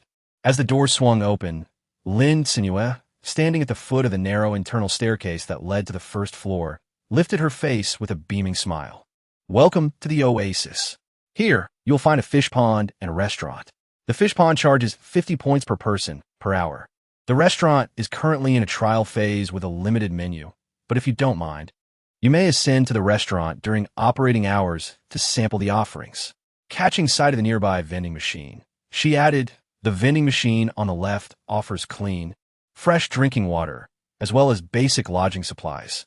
Since we currently do not provide accommodation, those in need of lodging may purchase tents or sleeping bags." Lin Cenyue paused for a moment before swiftly resuming her unfinished thoughts, setting up camp at the edge of the oasis. As the number of customers was not overly large, 2 or 3 people shared each tent, which could still be accommodated at the oasis's periphery. Otherwise, if they were to camp in the arid desert outside, it would severely test the quality of their tents and sleeping bags. To their surprise, they could actually stay here. The eyes of the members of the Yun City advance team, who had just been lamenting the absence of an inn and the lack of accommodation, sparkled with excitement. They found the air in this oasis to be refreshing and pleasant. They had anticipated trekking 30 to 40 kilometers in the scorching desert for lodging in the future. However, they had not expected such a perfect solution to present itself. Their eyes gleamed as they rushed towards the vending machine. Yet, they were not the only ones with this intention. Many others were even quicker. At that moment, the checkout counter and vending machine were surrounded by a throng, with some individuals striving to maintain order in the queue. Nevertheless, the excited fishermen, gazing at the familiar fishing rods, could not help but chime in, even if it wasn't their turn yet. "I want a complete set of fishing gear to fish for 3 hours," shouted one. "Boss, I want some too. Start me off with 2 hours." In less than 15 minutes, the newly acquired 20 sets of fishing gear, alongside the original 10, were quickly claimed. Customers booked fishing times ranging from 2 hours to a remarkable 8 hours. Meanwhile, the members of the Yun City advance team surrounding the vending machine couldn't help but silently marvel at the display prices. "These prices are astonishingly low," they mused, "at least more than half cheaper than before the price surge of food in Yun City. Moreover, the quality is superior." They speculated whether the boss was perhaps showing mercy to their Yun City, having sent a celestial being to descend and perform charity nearby. It must be said that while their guess regarding charity had a hint of truth, the rest was entirely erroneous. Lin Cenyue has already profited considerably from this pricing, especially when considering the high-temperature calamities that have caused suffering for ordinary people, a scenario she also helped devise. In a show of benevolence, she wished to assist them within her means.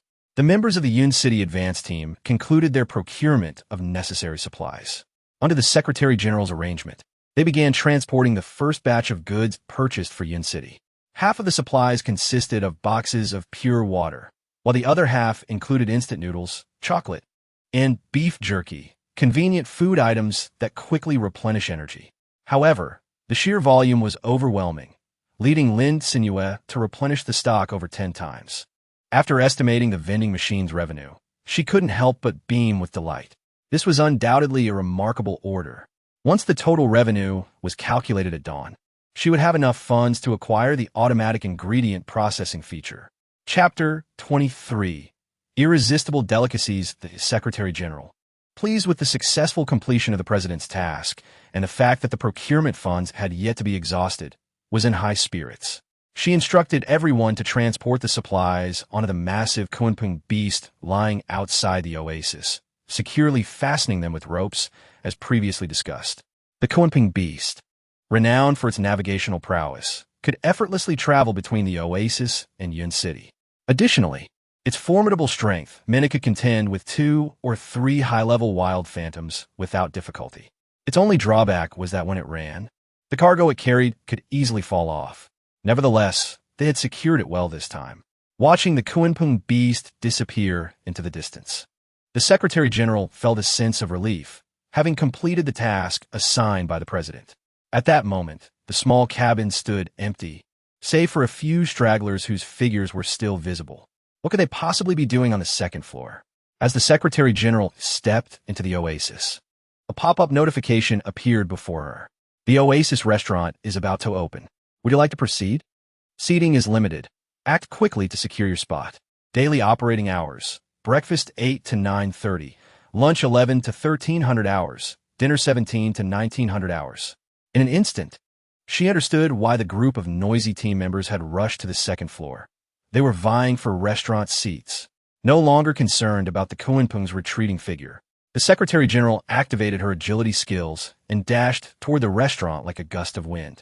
Upon entering the second-floor restaurant, she was initially taken aback by the elegant and exquisite decor. However, confronted by the chaotic throng clamoring for food, she had no time to appreciate her surroundings. Without even looking for a seat, she plunged into the display cabinet with her tray, deftly snatching the last 2 grilled fish and placing them onto her plate. Finally, she let out a sigh of relief. She had managed to secure a meal. She wondered how that ravenous crowd could devour everything so swiftly. By the time she arrived, only the higher-fat grilled fish remained.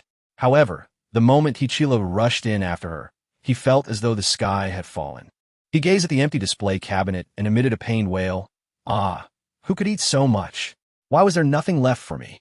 He had merely intended to drag the fish he caught onto the shore, but after a prolonged struggle, the fish had vanished. Arriving late for the meal, Hichila poked his head into the kitchen, teary-eyed as he stared at the owner relishing a crab roe rice bowl. "Ooh, boss, my grilled fish. My grilled fish. It's sold out. I'll never be happy again unless I get a taste that crab roe rice you're enjoying." As the situation unfolded, Hichila's growling stomach only intensified. The enticing aroma of the crab roe rice made his tears transform into saliva, nearly spilling forth. As Lin Cenyue had just taken a mouthful of the crab roe and crab meat rice, topped with exquisite crab vinegar, her gaze caught an intruding figure at the wall. Startled, her hand trembled, nearly choking her. In a swift motion, she swatted away the source of her fright, tightly cradling the fragrant crab roe rice. Her voice somewhat garbled as she exclaimed, "Just a moment. Let me finish this before I start grilling. Please be patient."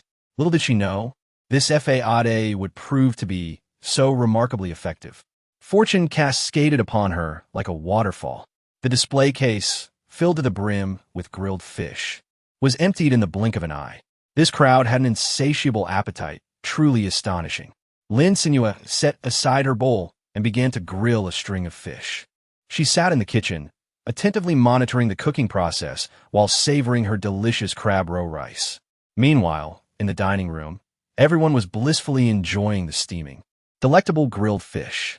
The fish was perfectly cooked, its skin a tantalizing golden hue, and as it rested on the white porcelain plate, one could see the succulent juices seeping from the cracks, exuding an irresistible aroma that was unique to grilled delicacies. The Secretary General, who had secured the last 2 pieces of grilled fish, was seated in the spot left for her by the captain of the Yun City Vanguard team. Noticing that everyone around her was enjoying the grilled fish, she graciously forgave the group for neglecting to invite her to share the meal. With chopsticks, she delicately peeled back the fish skin and carefully lifted a piece of tender, flaky fish meat to her lips. The moment it touched her tongue, her poised demeanor nearly faltered, her eyes sparkling with delight.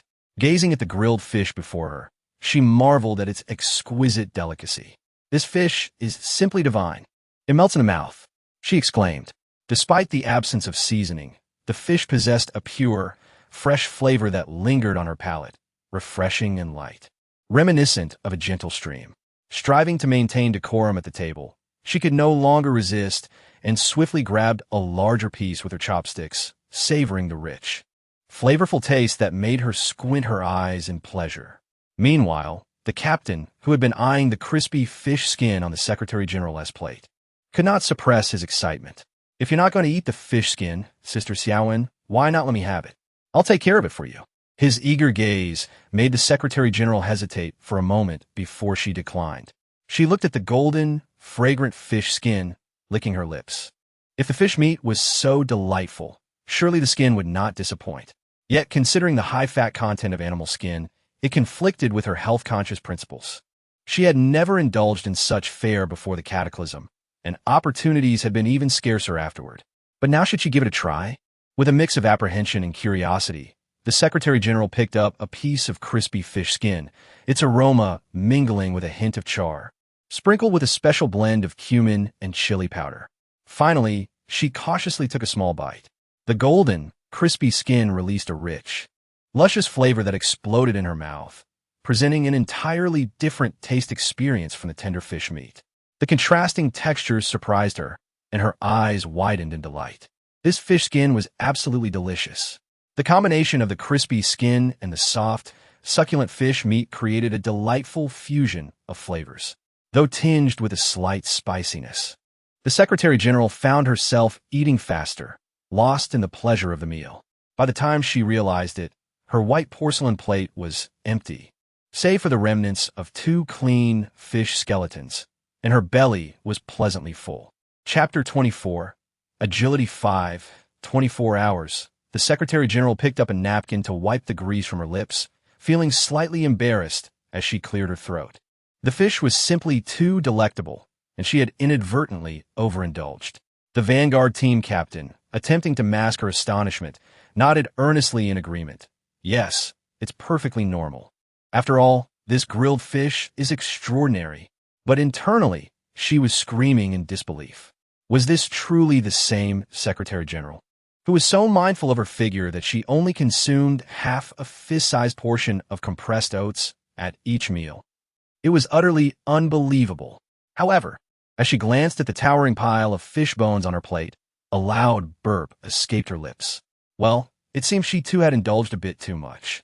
Even the crispy fish bones had been devoured by the little phantom piglet at her feet, leaving no trace behind. What a joy it was to breathe in the moist, cool air, bask in the gentle warmth of the sun, savor exquisite dishes, and procure affordable yet delicious food and mineral water. Truly, this was the oasis heralded as the last hope in the face of the scorching calamity. If the Secretary General had harbored any doubts about the oasis before truly experiencing it, they had now dissipated entirely. She longed to reside here forever. She had heard from the assault team that the previous menu had included steamed crabs and grilled shrimp. With only the grilled fish available now, it seemed the restaurant was merely in its trial phase, offering a limited selection. Meanwhile, the members seated at the long table with the assault team were also immersed in the deliciousness of the grilled fish, especially the weaker phantom beast tamers, who would never have been able to enter the high-level wild phantom beast area on their own, had unexpectedly found themselves on the coattails of the Vanguard team. After all, the next time they wished to return to the Oasis restaurant, they would likely have to spend a fortune hiring a powerful phantom beast tamer for protection. At this moment, each of them felt immense gratitude towards Chu Ran for remembering to bring them along on such a delightful venture. Gathered around Chu Ran, the core members who had tasted the grilled fish previously were astonished to discover that this time, it was even more delectable. The shell was perfectly fried, crisp, and fragrant, without any overly hard edges due to improper cooking. The juices within the fish, mingled with subtle seasonings, were enhanced by a hint of pepper, accentuating its unique, fresh flavor. The warm, crunchy fish skin enveloped a thin layer of viscous gelatin, and when chewed with the tender fish meat, it created a delightful harmony of textures. Chun Kei stared incredulously at the steaming hot grilled fish on her plate, her mouth agape in astonishment. This flavor was extraordinary. It was at least 10 times more delicious than the first grilled fish she had tasted. She gazed starry-eyed at Lin Cenyue, who was still busy in the kitchen, marveling at her remarkable talent. In such a short time, she had refined the grilling technique and seasoning to this level. Excitedly, she summoned her little companion, sharing a generous portion of the scrumptious grilled fish with the purring phantom beast. Both the girl and her creature were nearly burying their faces in the plate, overwhelmed by the happiness that the exquisite food bestowed upon them. Just as everyone was reveling in the grilled fish, the satiated Secretary General pulled out a small mirror she always carried, intending to tidy her unruly hair. However, as she lifted a loose strand, her peripheral vision caught sight of a pale blue number on the side of her neck. Her eyes widened in shock as she furrowed her brow. "What is this?" Her bewildered exclamation immediately caught Chun Kei's attention from nearby.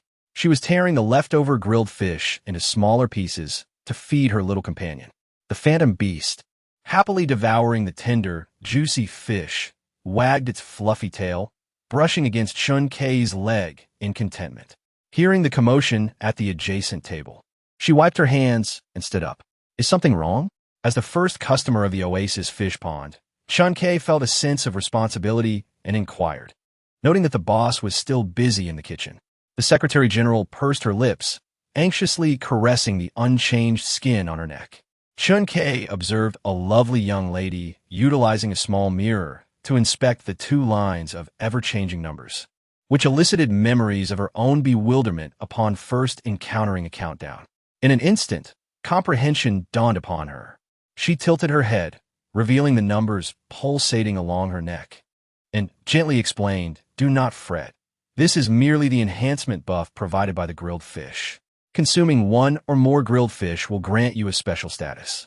The first line indicates the remaining duration of the buff, while the second line denotes its effects. The buff in the grilled fish should enhance agility by 5 points. Once consumed, one's body will feel lighter, resulting in increased agility during running and combat.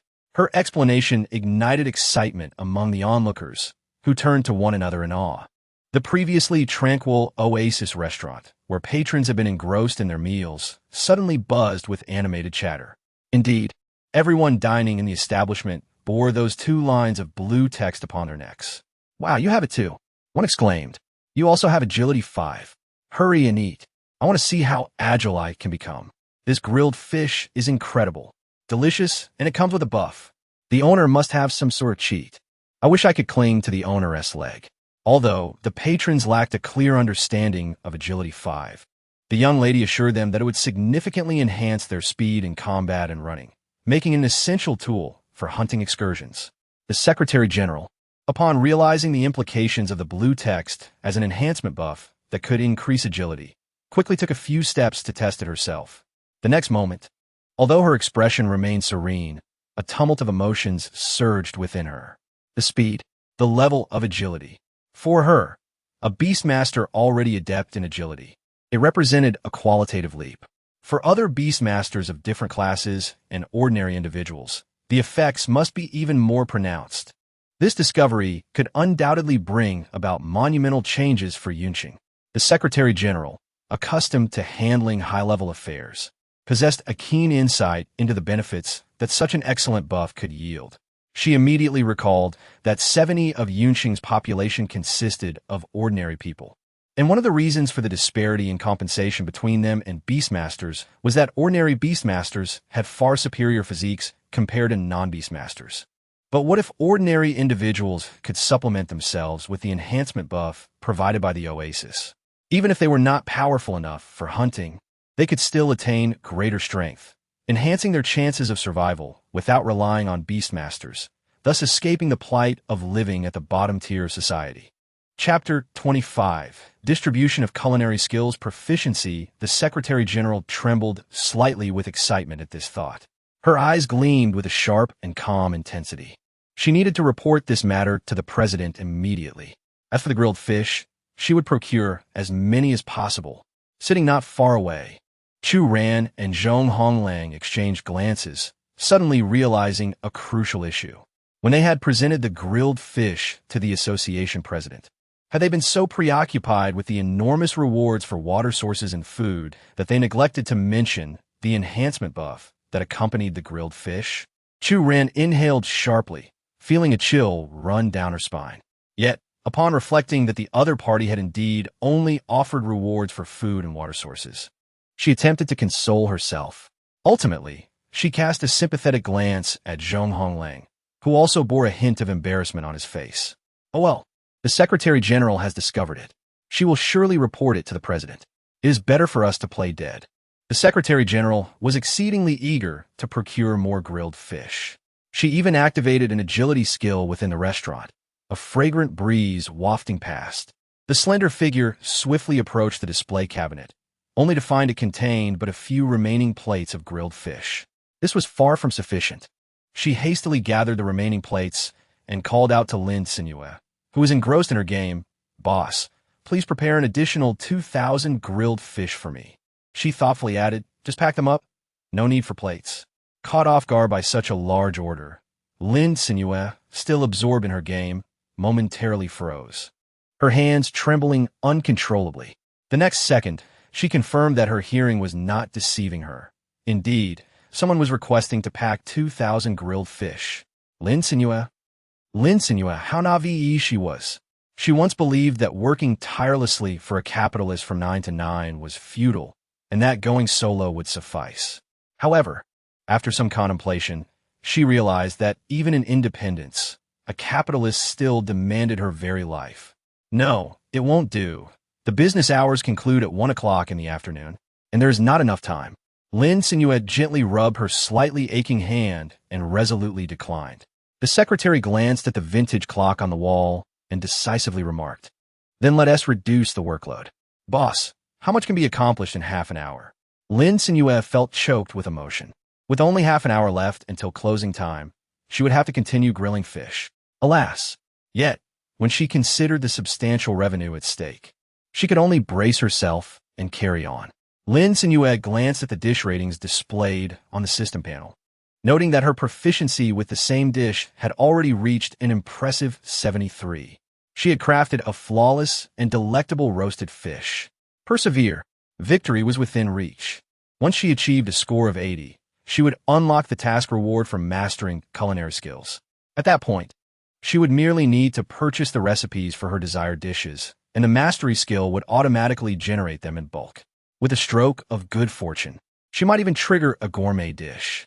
It is worth noting that such exquisite dishes were available in the system's marketplace, each priced at a staggering 100,000 points. She did not aspire for excess. A selling price of 50,000 points would suffice. Upon this reflection, Lin Cenyue felt an invigorating surge of energy coursing through her entire being. However, the meticulously prepared fish within her storage backpack had all been consumed. Lin Cenyue was left with no choice but to reluctantly spend her last 20,000 points to acquire the automatic ingredient processing feature. The system cheerfully chimed, "Congratulations, player. Purchase successful. Would you like to use it immediately?" Lin Cenyue clicked confirm. The live fish she had packed in her backpack at noon were instantly processed by the system, neatly arranged on the kitchen countertop. She skewered the fish with iron sticks, and soon, the rack was filled with sizzling, oil-splattered grilled fish.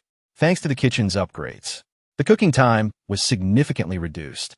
Batches of grilled fish were swiftly removed from the rack. Lin Cenyue selected the packaging button on the system's luminous screen, a feature introduced after the installation of the insulated ceiling box cabinet downstairs. Previously, she had deemed it rather superfluous. However, Lin Cenyue now found herself pleasantly surprised. She carefully removed the grilled fish from the iron rack and placed it on the adjacent countertop. After a brief wait of 2 to 3 seconds, perfectly packaged, insulated boxes began to materialize. Consequently, before the clock struck noon, Lin Cenyue had elevated her dish rating to the long-anticipated 80. The system's prompt chimed in delight. "Congratulations. You have created a perfect grilled fish that no one can refuse. 80/80. Your task reward, culinary skill mastery, has been granted." Lin Cenyue gazed at the grilled fish before her, shimmering with resplendent brilliance, and could not help but slightly part her lips in awe. The spectacular visual effects accompanying the achievement of this culinary masterpiece were truly mesmerizing. Moreover, and most importantly, With her culinary skills being so proficient, she no longer had to prepare those 2,000 grilled fish herself. Lin Cenyue was nearly overwhelmed with emotion, on the verge of tears, as she realized there were still over 1,700 grilled fish that could be generated in bulk, effortlessly accomplished in mere moments. She observed the grill operating at an impressive speed, alongside neatly stacked insulated plastic boxes. With a swift motion, she pushed the dining cart, transporting the automatically generated dishes out in batches. Ultimately, just before 1 o'clock, she successfully completed this significant order. The Secretary General expressed immense satisfaction, rewarding her with an additional 50,000 points as a token of gratitude. Meanwhile, the languid diners in the restaurant received a notification indicating that the operating hours were drawing to a close, kindly asking them to return their trays to their original places and exit the establishment in an orderly fashion. A mere 5 minutes past the closing time, the Oasis restaurant was already empty. Lin Cenyue retrieved her first perfectly grilled fish, achieving a remarkable score of 80 from the display case. She inhaled deeply, savoring its enticing aroma. Indeed, the fragrance was even more pronounced. Although she was not a professional gourmet, she could discern that this grilled fish surpassed all the previous ones. Crisp and fragrant, just a gentle bite left one utterly enchanted. It was simply beyond the capabilities of meager language to articulate. Despite having had lunch, Lin Cenyue swiftly finished the grilled fish. She rubbed her belly and descended the internal staircase to the reception desk before reclining into the plush and comfortable, luxurious massage chair. Then, she leisurely perused the luminous screen of the system. Having mastered culinary skills, she thought it prudent to indulge herself with something delectable for dinner. Although altering the menu at the last minute required an expenditure of 200 points, having already acquired the 20,000 point ingredient processing function, what was a mere trifle. Lin Cenyue, in a moment of reckless abandon, decisively selected the option to confirm the modification menu and proceeded to pay the required points. The recipe was categorized under the system's marketplace in the leisure and entertainment section. Lin Cenyue opted to filter her search, focusing solely on the recipes. To her astonishment, she discovered that many of the dishes, which were not exorbitantly priced, remained in a gray, locked state. Chapter 26. The boss naturally dines first. Lin Cenyue casually clicked on a gray recipe. Instantly, a notification appeared. Purchase failed. The original ingredients for this recipe are incomplete, and there are no unlocking conditions available. Lin Cenyue furrowed her brow, scrutinizing the surrounding gray menus. Indeed, apart from the recipes featuring fish, shrimp, and crab, all others remained locked. Oh, and from the treasure chest she had fished out last time, there were a few fruit-based dishes that could be unlocked, requiring only fruits for their preparation. For instance, fruit platters, pineapple pizza, strawberry candied hawthorns, and mango sticky rice. However, despite her fondness for these delicacies, she could not survive solely on them. Lin Cenyue fell into a state of isolation. The system panel reappeared, presenting the options. Would you like to purchase 10 units of all black land? Would you like to acquire a deluxe plant seed gift pack? Would you like to buy a fully automated planting and irrigation system? Lin Cenyue, contemplating the limited points at her disposal, expressionless, clicked to switch to the environmental landscape classification. After an extensive search, she finally located a promotional item. Depleted black soil, inferior quality. Price, 20 points. Category, cultivation land. Description, cultivating on depleted black soil will result in a 50 reduction in crop yield and a 50 increase in growth duration, though it does not affect the quality of the crops.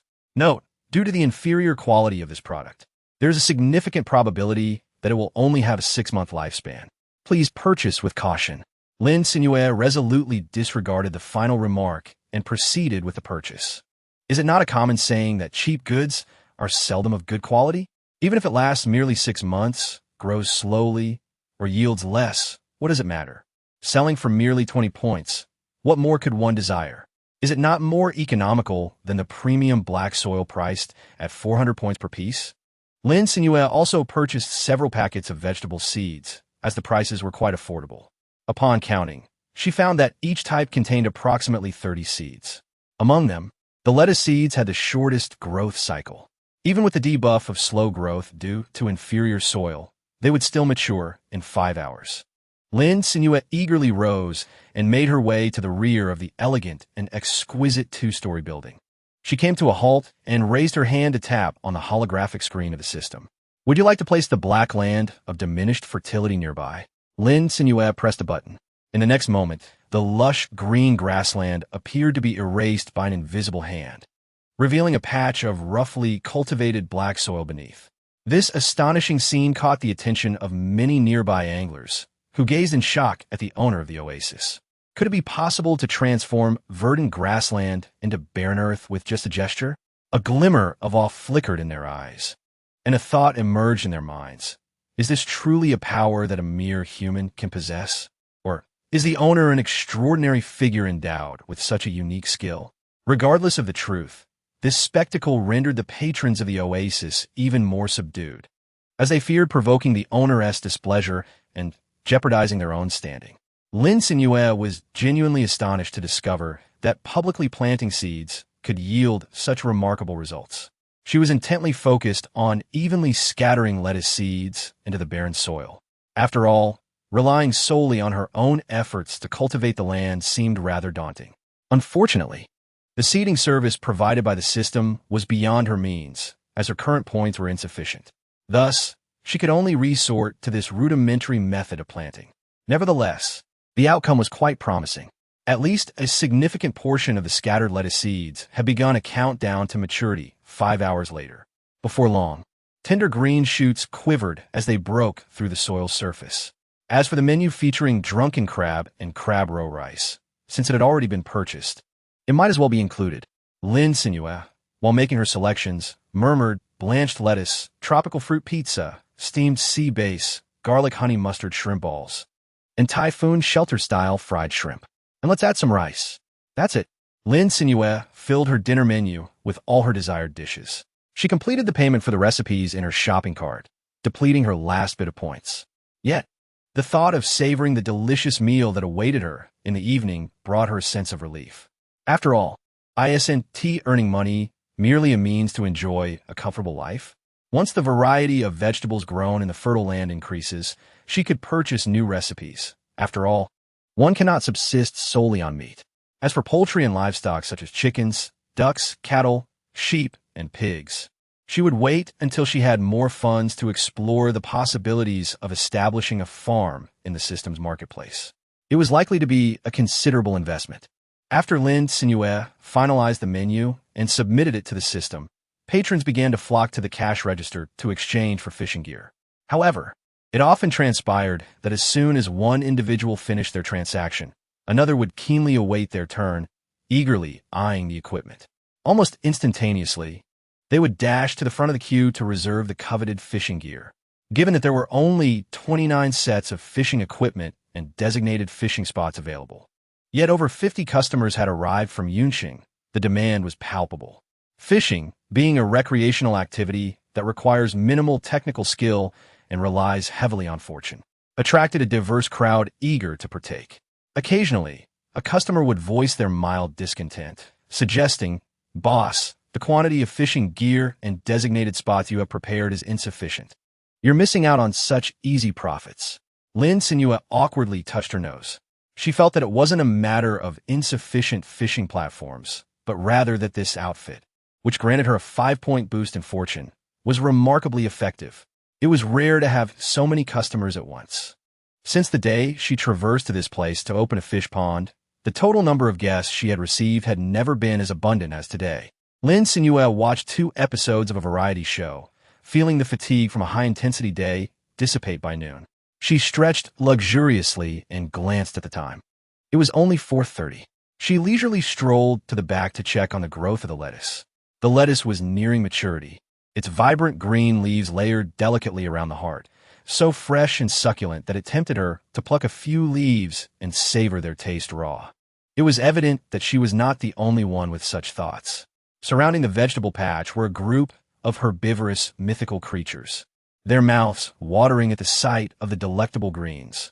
However, due to a system barrier, they were unable to enter the patch and feast upon the luscious leaves, leaving them to watch longingly from the outside. Upon seeing Lin Cenyue enter the garden, they grew even more anxious, emitting a chorus of plaintive chirps and adorably flopping onto the ground in a display of charm. Lin Cenyue observed their fervent efforts for a meager meal. She plucked 2 larger pieces and tore them into fragments, scattering them outside. The mythical beasts surged forward with excitement. Meanwhile, Lin Cenyue ascended to the second floor, cradling 2 tender, yet not fully ripened, heads of lettuce. As the proprietor, she exercised her privilege, ensuring she was the first to partake in the evening repast. Chapter 27. A lavish dinner. Lin Cenyue had been eagerly anticipating the dinner menu. She placed the crisp and sweet lettuce into the kitchen and shared her storage backpack with the culinary expertise system, facilitating the automatic generation of dishes and the procurement of ingredients. Subsequently, she chose a seat by the window, awaiting the completion of the culinary creations. As a melodious sound of a bell chimed in her ears, Lin Cenyue beheld 5 meticulously arranged dishes alongside a bowl of rice at the serving window. Lin Cenyue deliberately ordered small portions, intending to ask for more if needed.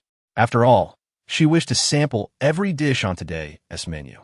Closest to her was the shrimp ball infused with a rich aroma of fried delicacies, drizzled with garlic honey mustard.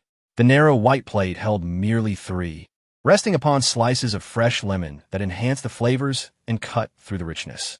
Each shrimp ball, generously coated in sauce, was as large as an infant's fist. As Lin Cenyue contemplated the lively shrimp that had just been dancing moments ago, she could hardly contain her anticipation and took a bite. Her teeth first encountered the rich and harmonious blend of garlic, honey, and mustard, a complex seasoning that was both robust and delightful. Then, she bit into the delicately coated, thin layer of batter, which had been fried to a perfect crispness, revealing the tender and sweet flesh of the shrimp within. The flavor was simply exquisite. The golden, crispy shell encased the shrimp's natural sweetness, while the meat was soft, tender, and delightfully springy. Lin Cenyue had savored 3 delectable dishes, her gaze lingering on the tropical fruit pizza beside her.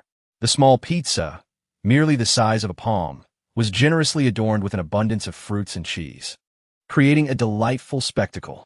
The succulent, juicy fruits, kissed by the flames of the oven, transformed into a sweet and fragrant delicacy, while the crust was perfectly fluffy and aromatic. The stretch of cheese, rich in dairy flavor, was undoubtedly a child's favorite.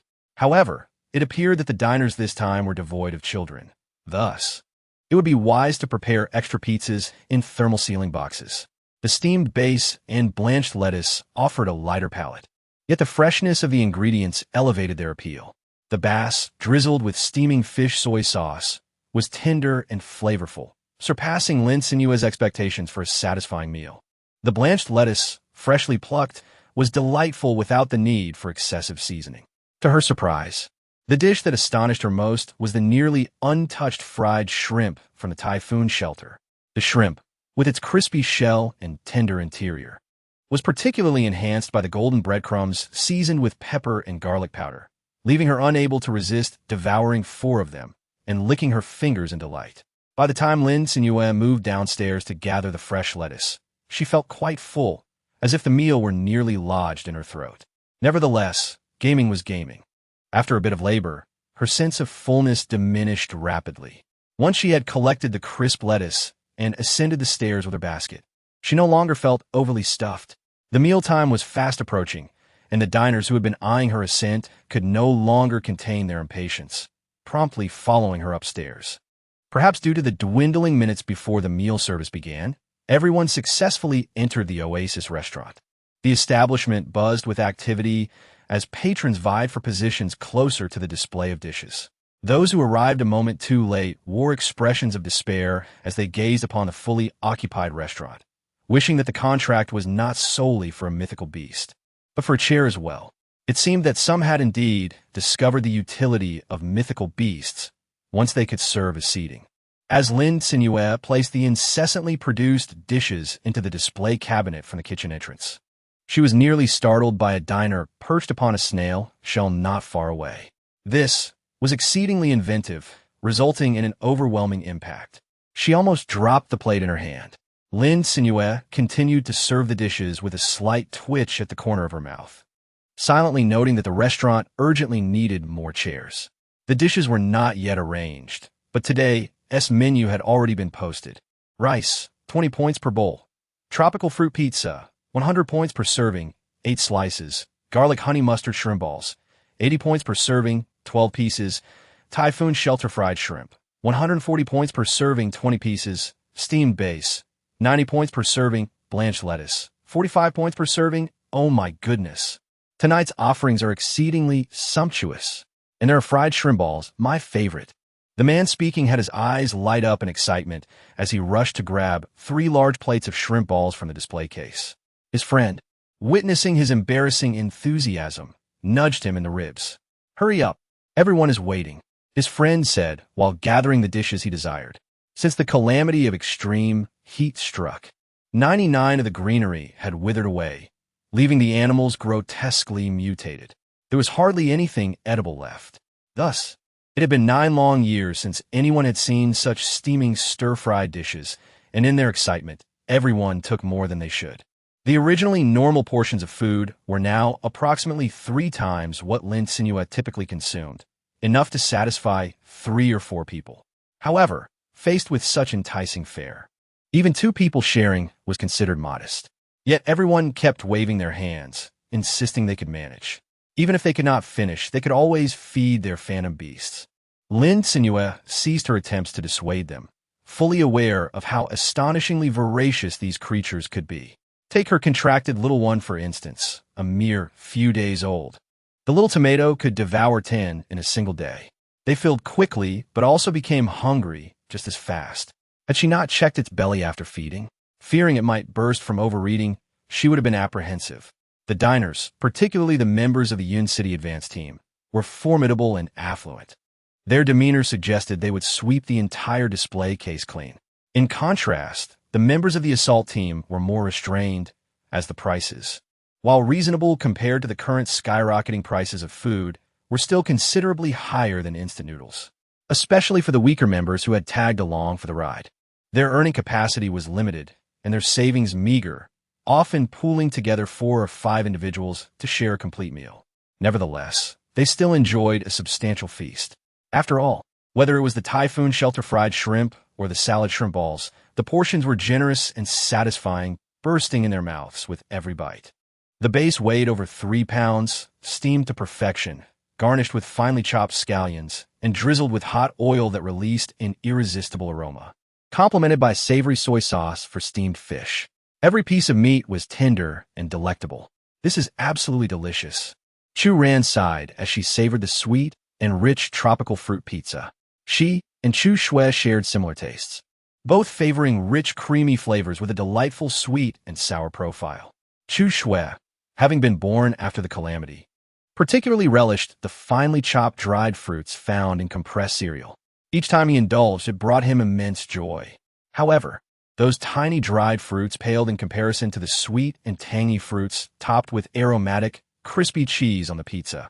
As she contemplated, feeling a tinge of regret, she resolved to bring Chu Shui here someday to relish the tropical fruit pizza while it was still warm. Turning her head, she spotted the previously jubilant Zhong Honglang, now earnestly scribbling in a notebook while his plate of food had already vanished by more than half. Intrigued, Chu Ran leaned closer to see what he was writing, only to find he was recording today's dinner menu. Zhong Honglang was meticulously marking each dish with a check. "What are you doing?" Chu Ran blinked, puzzled by his behavior of writing while still dining. Zhong Honglang finished his last stroke, tucked the notebook into his pocket, and cautiously glanced around to ensure no one was watching before quietly saying, "Do you remember the 2 rows of empty shelves downstairs?" Chu Ran nodded, still unclear. She had seen the shelves, but had no idea of their purpose. "Those are the food service's thermal containers, filled with freshly prepared dishes," he explained, adding, "There were none at noon because the secretary bought too much." "Thermal containers?" Chu Ran murmured. Zhong Honglang raised an eyebrow, showcasing the remaining food on his plate. "They keep food warm for 24 hours and fresh for 240 hours. After saying this, he wiped his mouth and lifted his plate. "I'm going to grab some. If you want to buy, you better hurry. Soon everyone will know." Chapter 28. Within the oasis, she is the strongest in the world. This statement was undeniably true. The silver shelves were indeed conspicuous. If they were adorned with neatly arranged thermal containers, they would undoubtedly draw even more attention. Chu Ran, who had been leisurely enjoying her meal, suddenly felt a sense of urgency. She quickly finished her rice and dishes, then hurried downstairs. Lin Cenyue placed the final batch of automatically generated dishes into the display cabinet before descending the staircase at the back of the kitchen to the first floor. After all, the business hours had surpassed the halfway mark, and the diners had nearly finished their meals. Even if additional dishes were requested, it seemed sufficient for the time being. Should the need arise, she could always ascend once more to replenish the supplies. The system was capable of monitoring the remaining quantity of dishes in real time, allowing her to check the status at any moment. Lin Cenyue descended to the first floor, preparing to scatter some new seeds in the barren, inferior black soil after harvesting lettuce in the backyard. However, upon exiting the stairwell, she noticed two individuals waiting by the cashier's counter. They were none other than Chu Ran and Zhong Honglang, who had just concluded a frenzied shopping spree. Before them lay a mountain of insulated plastic boxes, as they awaited the proprietor to finalize their purchases. Chu Ran's selection was primarily composed of vegetables, alongside a delightful assortment of sweet and sour fruit pizzas and garlic honey mustard shrimp balls. Meanwhile, Zhong Honglang embraced a more inclusive approach, meticulously curating his meals for the next 10 days based on the preferences he had just expressed for these dishes. Although he harbored concerns about potential monotony, his greater anxiety stemmed from the fear that if he missed out this time, acquiring these delicacies in the future would prove challenging. Thus, he opted to purchase a total of 30 boxes. The two heaps of insulated containers nearly engulfed them, rendering them nearly invisible from a distance. Had Lin Cenyue not descended from above, they would have been completely obscured. "Boss, may we settle the bill now?" Zhong Honglang inquired eagerly, yearning to secure these delectable dishes. He understood that once the raucous group upstairs descended, the availability of these culinary treasures would be uncertain at best. Lin Cenyue nodded and swiftly assisted him in settling the bill. The cash register emitted a sound, indicating a payment of 3,055 points. Observing Zhong Honglang struggling to carry the pile of thermal containers, she noticed that a few boxes precariously teetered at the top. She promptly called out to him and spent 5 points in the system mall to purchase an extra-large shopping bag, which she handed to him. Zhong Honglang gratefully accepted it, neatly placing the thermal containers into the bag before tying it securely. This made it considerably more convenient to carry. Following suit, Chu Ran, who received a shopping bag from Lin Cenyue, replicated the process. Once both of them had packed up the thermal containers brimming with food, Lin Cenyue had scattered the seeds of the baby bok choy across the vast expanse of dark soil. She gazed contentedly at the swiftly sprouting tender seedlings, and, supporting her slightly stiff back due to its curvature, she moved her body to stretch. However, she had barely begun to loosen up. Lin Cenyue squinted her eyes, her gaze fixed upon the distant rolling yellow sands. The undulating golden dunes, once serene, were now engulfed in a tumultuous storm of dust, as if stirred by some colossal entity. Simultaneously, the ground beneath her feet trembled slightly. Was it a wild phantom beast approaching? Or perhaps the emergence of a beast tide in the advanced wild phantom beast zone? She found it difficult to discern, yet she was certain that a crisis was imminent. With an impassive expression, Lin Cenyue stared at the unknown phantom beast charging towards her, confidence radiating from her eyes. Not relying on anything else but the fundamental principles she established while creating the oasis. Within the confines of the oasis, she was the strongest in the realm. This strength, of course, transcended mere humanity. It encompassed all existence. In the second-floor restaurant of the oasis, patrons gazed through the glass, admiring the orange-red sunset casting its glow upon the vast dunes. Without the oppressive heat of the sun, they leisurely dined while appreciating the unique beauty of the advanced wild phantom beast zone. At that moment, the captain of the Cloud City Expeditionary Team furrowed her brow slightly as she faintly heard the sound of sand being whipped up by the wind, intermingled with a low, serpentine hiss. In the next instant, Her sharp eyes caught sight of a ferocious sandstorm rising from the horizon. Within the grains, she discerned the glimmer of brownish scales. Her expression shifted abruptly. It was the sky-swallowing python.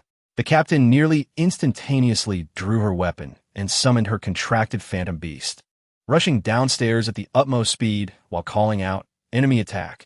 Expeditionary team, assemble!" Her vigilance was not unwarranted. The energy contained within the sky-swallowing python was indeed formidable. It was the most threatening of the advanced wild phantom beasts, the largest among the serpentine creatures.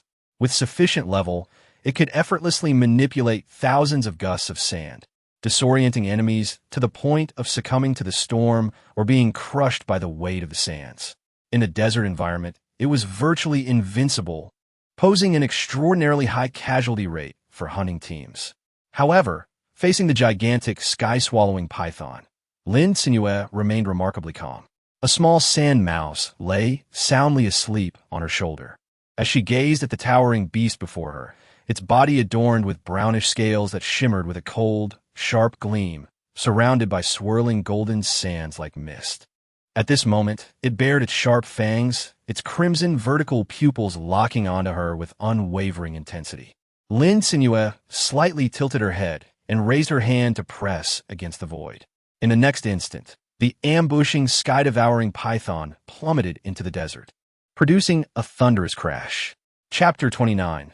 The terrifying power of the boss the python was pinned to the ground, yet its stout tail continued to thrash violently, scattering the sand dunes and leaving behind a deep pit marked by serpentine trails. The sandstorm it had summoned emitted a menacing hum, sweeping towards the oasis with overwhelming force, attempting to suffocate its master. However, just as the dark yellow grains of sand were about to invade the oasis, they began to dissipate from the forefront, ultimately transforming into wisps of fine yellow dust carried away by the wind. The dispelled sandstorm vanished without a trace. This spectacle left the members of the assault team, who were nervously observing from the second-floor window due to their inadequate strength, utterly astonished. They had anticipated their boss's formidable power, yet they never imagined it to be this immense. The venomous mucus on the fangs of the sky-devouring python corroded the desert beneath it, creating uneven pits, but its head was firmly pressed against the ground, leaving it no room for movement.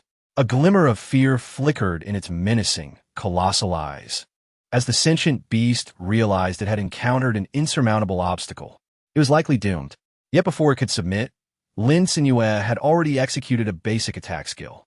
With the utterance of the word slay, the python felt a chilling sensation at its vital point and promptly lost consciousness. The incision was so neat and smooth that it seemed as if the protective layer of its coarse, thick skin had never existed. Lin Cenyue effortlessly subdued the intruder. Turning her face, she was met with the awestruck gazes of the diners, particularly that of the captain of the Yun City Vanguard, who gripped his weapon tightly. She had never anticipated such a turn of events. Just moments ago, she had witnessed the formidable attack of the sky-eating python and had prepared for the worst, even leaping from the second floor of the Oasis restaurant in haste to offer support. Yet upon landing, she realized the proprietor required no assistance. With a mere casual gesture, the adversary was rendered powerless, collapsing helplessly to the ground, unable to break free from the invisible restraints. Furthermore, the proprietor dispatched the python with an ease akin to slicing vegetables, not a single drop of sweat gracing her brow. Such horror! The seemingly delicate young woman possessed a strength that likely surpassed that of all present combined. As the patrons contemplated that the exquisite dishes served in the restaurant were crafted by this formidable individual, they were seized by an overwhelming sense of astonishment. Lin Cenyue could easily discern the reverence and admiration reflected in the eyes of those around her. This was precisely the effect she sought. Publicly showcasing her prowess aligned perfectly with her intentions, especially given the scarcity of food and water in the oasis. She aimed to deter any foolish intruders who might disrupt her peace. A display of her capabilities would serve to intimidate the arrogant. However, some patrons, a tad slower on the uptake, noticed their host's ease and had already finished their meals. They began to meander downstairs to digest. One individual, while wandering, inadvertently drifted into the first floor, intending to purchase a cold cola, when he caught sight of something on a previously empty shelf. As he focused on the contents, he instinctively exclaimed, "What on earth?" Yet, he quickly realized the error of his reaction. He should remain silent and seize the opportunity to buy as much as possible before anyone noticed, relishing the delectable offerings from the oasis in the city later on. Unfortunately, it was too late. Curious onlookers had already gathered. Upon discerning what lay within, chaos ensued. The labels on the food warmers proclaimed, "Keeps food warm for 24 hours. Fresh for 240 hours." The 200 food warmers prepared by the system vanished within 5 minutes. When the diners descended after their meal, they could only observe their fellow patrons furtively clutching large plastic bags brimming with goods, their expressions wide with delight. Yet, they looked perplexed at the now empty shelf, utterly unaware of what had transpired among those who had eaten first. In the desert, night falls swiftly, with inadequate lighting. Most lingered on the ground floor until around 8 o'clock, purchasing tents and sleeping bags to set up at the oasis's edge. They nestled into their accommodations, refreshed by the crisp and soothing air of the oasis, and soon succumbed to a sweet slumber. Lin Cenyue noticed that everyone had left and promptly closed the door. Today had indeed been exhausting. Even though she did not prepare dinner, the numerous grilled fish consumed at noon were undeniably substantial. Lin Cenyue's arms ached to the point where she could scarcely lift them, and attempting to hold a tablet for amusement proved to be quite a challenge. Thus, she opted to listen to a radio drama instead. Time invariably flew by when engaged in play, and soon the clock struck midnight. The system's settlement notification chimed once more. Congratulations to the player for completing the third day of operations. Today's revenue details: automated vending machine. A total of 189 orders completed, yielding an income of 118. 940 points. Oasis restaurant. Sold a total of 289 grilled fish with a decent flavor, 43 servings of blanched lettuce, 65 tropical fruit pizzas, 38 steamed bass, 79 garlic honey mustard shrimp balls, 50 stir-fried shrimp, and 94 portions of rice, generating an income of 285 points. Fixed fishing platform. Hosted 56 guests, earning 890 points. Total revenue for today, 317, 115 points. Today's expenditure details: small fish pond, fixed fishing platform, maintenance costs, minus 150 points. Automated vending machine procurement costs, minus 686. 312 points. Purchase of blanched lettuce, 2-star recipe, minus 40 points. Purchase of tropical fruit pizza, 2-star recipe, minus 40 points. Purchase of steamed base, 2-star recipe, minus 40 points. Purchase of garlic honey mustard shrimp balls, 3-star recipe, minus 80 points. Purchase of stir-fried shrimp, 3-star recipe, minus 80 points. Total expenditure for today, minus 686. 742 points. Total profit for today, 432, 198 points. Lin Cenyue gazed at the string of numbers, her mind consumed by a singular thought. Why not weld the appearance of that fabled fortune set 5 onto her very being? How extraordinary! In just one day, she had amassed a fortune of 1,000,000 points. She had completely transcended her previous state of abject poverty and entered the realm of the affluent. Chapter 30. Uncovering the source of supplies. Within the grand edifice of the Cloud City Beastmaster Association, Qian Kunpeng and Yun Feng stood in awe before the vast array of supplies that filled the entire top floor, accompanied by the disgruntled Kunpeng beast, which clung to Qian Kunpeng's hand, whining about its burdens. The creature was thoroughly displeased at being forced to bear such a heavy load, especially when considering the other supplies still awaiting transport in the oasis. It felt dizzy at the thought and lay on the ground, refusing to budge. Yet, Qian Kunpeng was oblivious to its plight. His eyes widened in astonishment as he beheld the stacked boxes of provisions. He approached a severely damaged cardboard box and opened it, revealing pristine bottles of mineral water inside. Upon opening another box, he discovered instant noodles. After unboxing several containers, he was overwhelmed by the sheer variety of supplies before him. Tears of joy nearly welled up in his eyes. There was hope. Cloud City was truly saved. Yun Feng remained slightly more composed, yet the tremor in his fingertips betrayed his inner turmoil. His mind raced to calculate the procurement budget to be presented to the Secretary General, attempting to estimate the value of these precious resources. Suddenly, he found himself in a state of shock.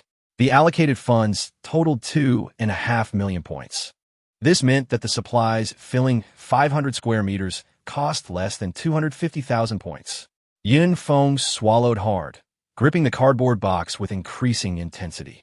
Currently, the trading market in Cloud City was in turmoil, as hoarding merchants sought to extract every last coin from the populace, drastically reducing the available grain and water in circulation.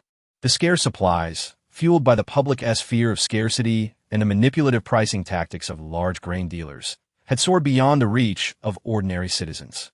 But what if a large influx of affordable, high-quality grain flooded the market? Not only would it alleviate the crisis in Cloud City, but it would also inflict significant losses on the opportunistic speculators profiting from the nation's misfortunes. However, the current supplies were still insufficient. Such a substantial transfer of points could only occur face-to-face. Yet, it was evident that, despite its cleverness, the Kunpeng beast lacked its own point card. The only option was to employ this somewhat risky method to transport the funds for purchasing the supplies. Meanwhile, the Kunpeng beast, which had been lying on the ground in a theatrical display of defiance, sprang up in anger, headbutting Yin Feng. 5 million in supplies. Why not give it a try carrying that burden yourself? Were they intent on exhausting the poor creature? Yin Feng recognized the toll this labor imposed on the beleaguered creature. It was indeed cruel to exploit such a small, pitiful, yet capable beast. Nevertheless, no better means of transport was available. They had contemplated using a space-type beast, but such creatures were exceedingly rare, and most storage spaces were merely a few square meters in size. Where could they find a space-type beast capable of housing supplies the size of a basketball court? Seeing his contract beast in such a foul mood, Qian Kunpeng hastily retrieved several strips of beef jerky from the recently opened supplies and offered them to the Kunpeng beast. Initially, the small, horned creature grunted in reluctance, refusing to accept the token of appeasement, but the tantalizing aroma of the jerky wafted into its nostrils. Ultimately, it could no longer resist the temptation and eagerly snatched the jerky. The complex blend of flavors burst forth, complemented by the rich chewiness and savory meatiness of the beef. The delighted Kunpeng beast squinted its eyes in pleasure, emitting joyful sounds.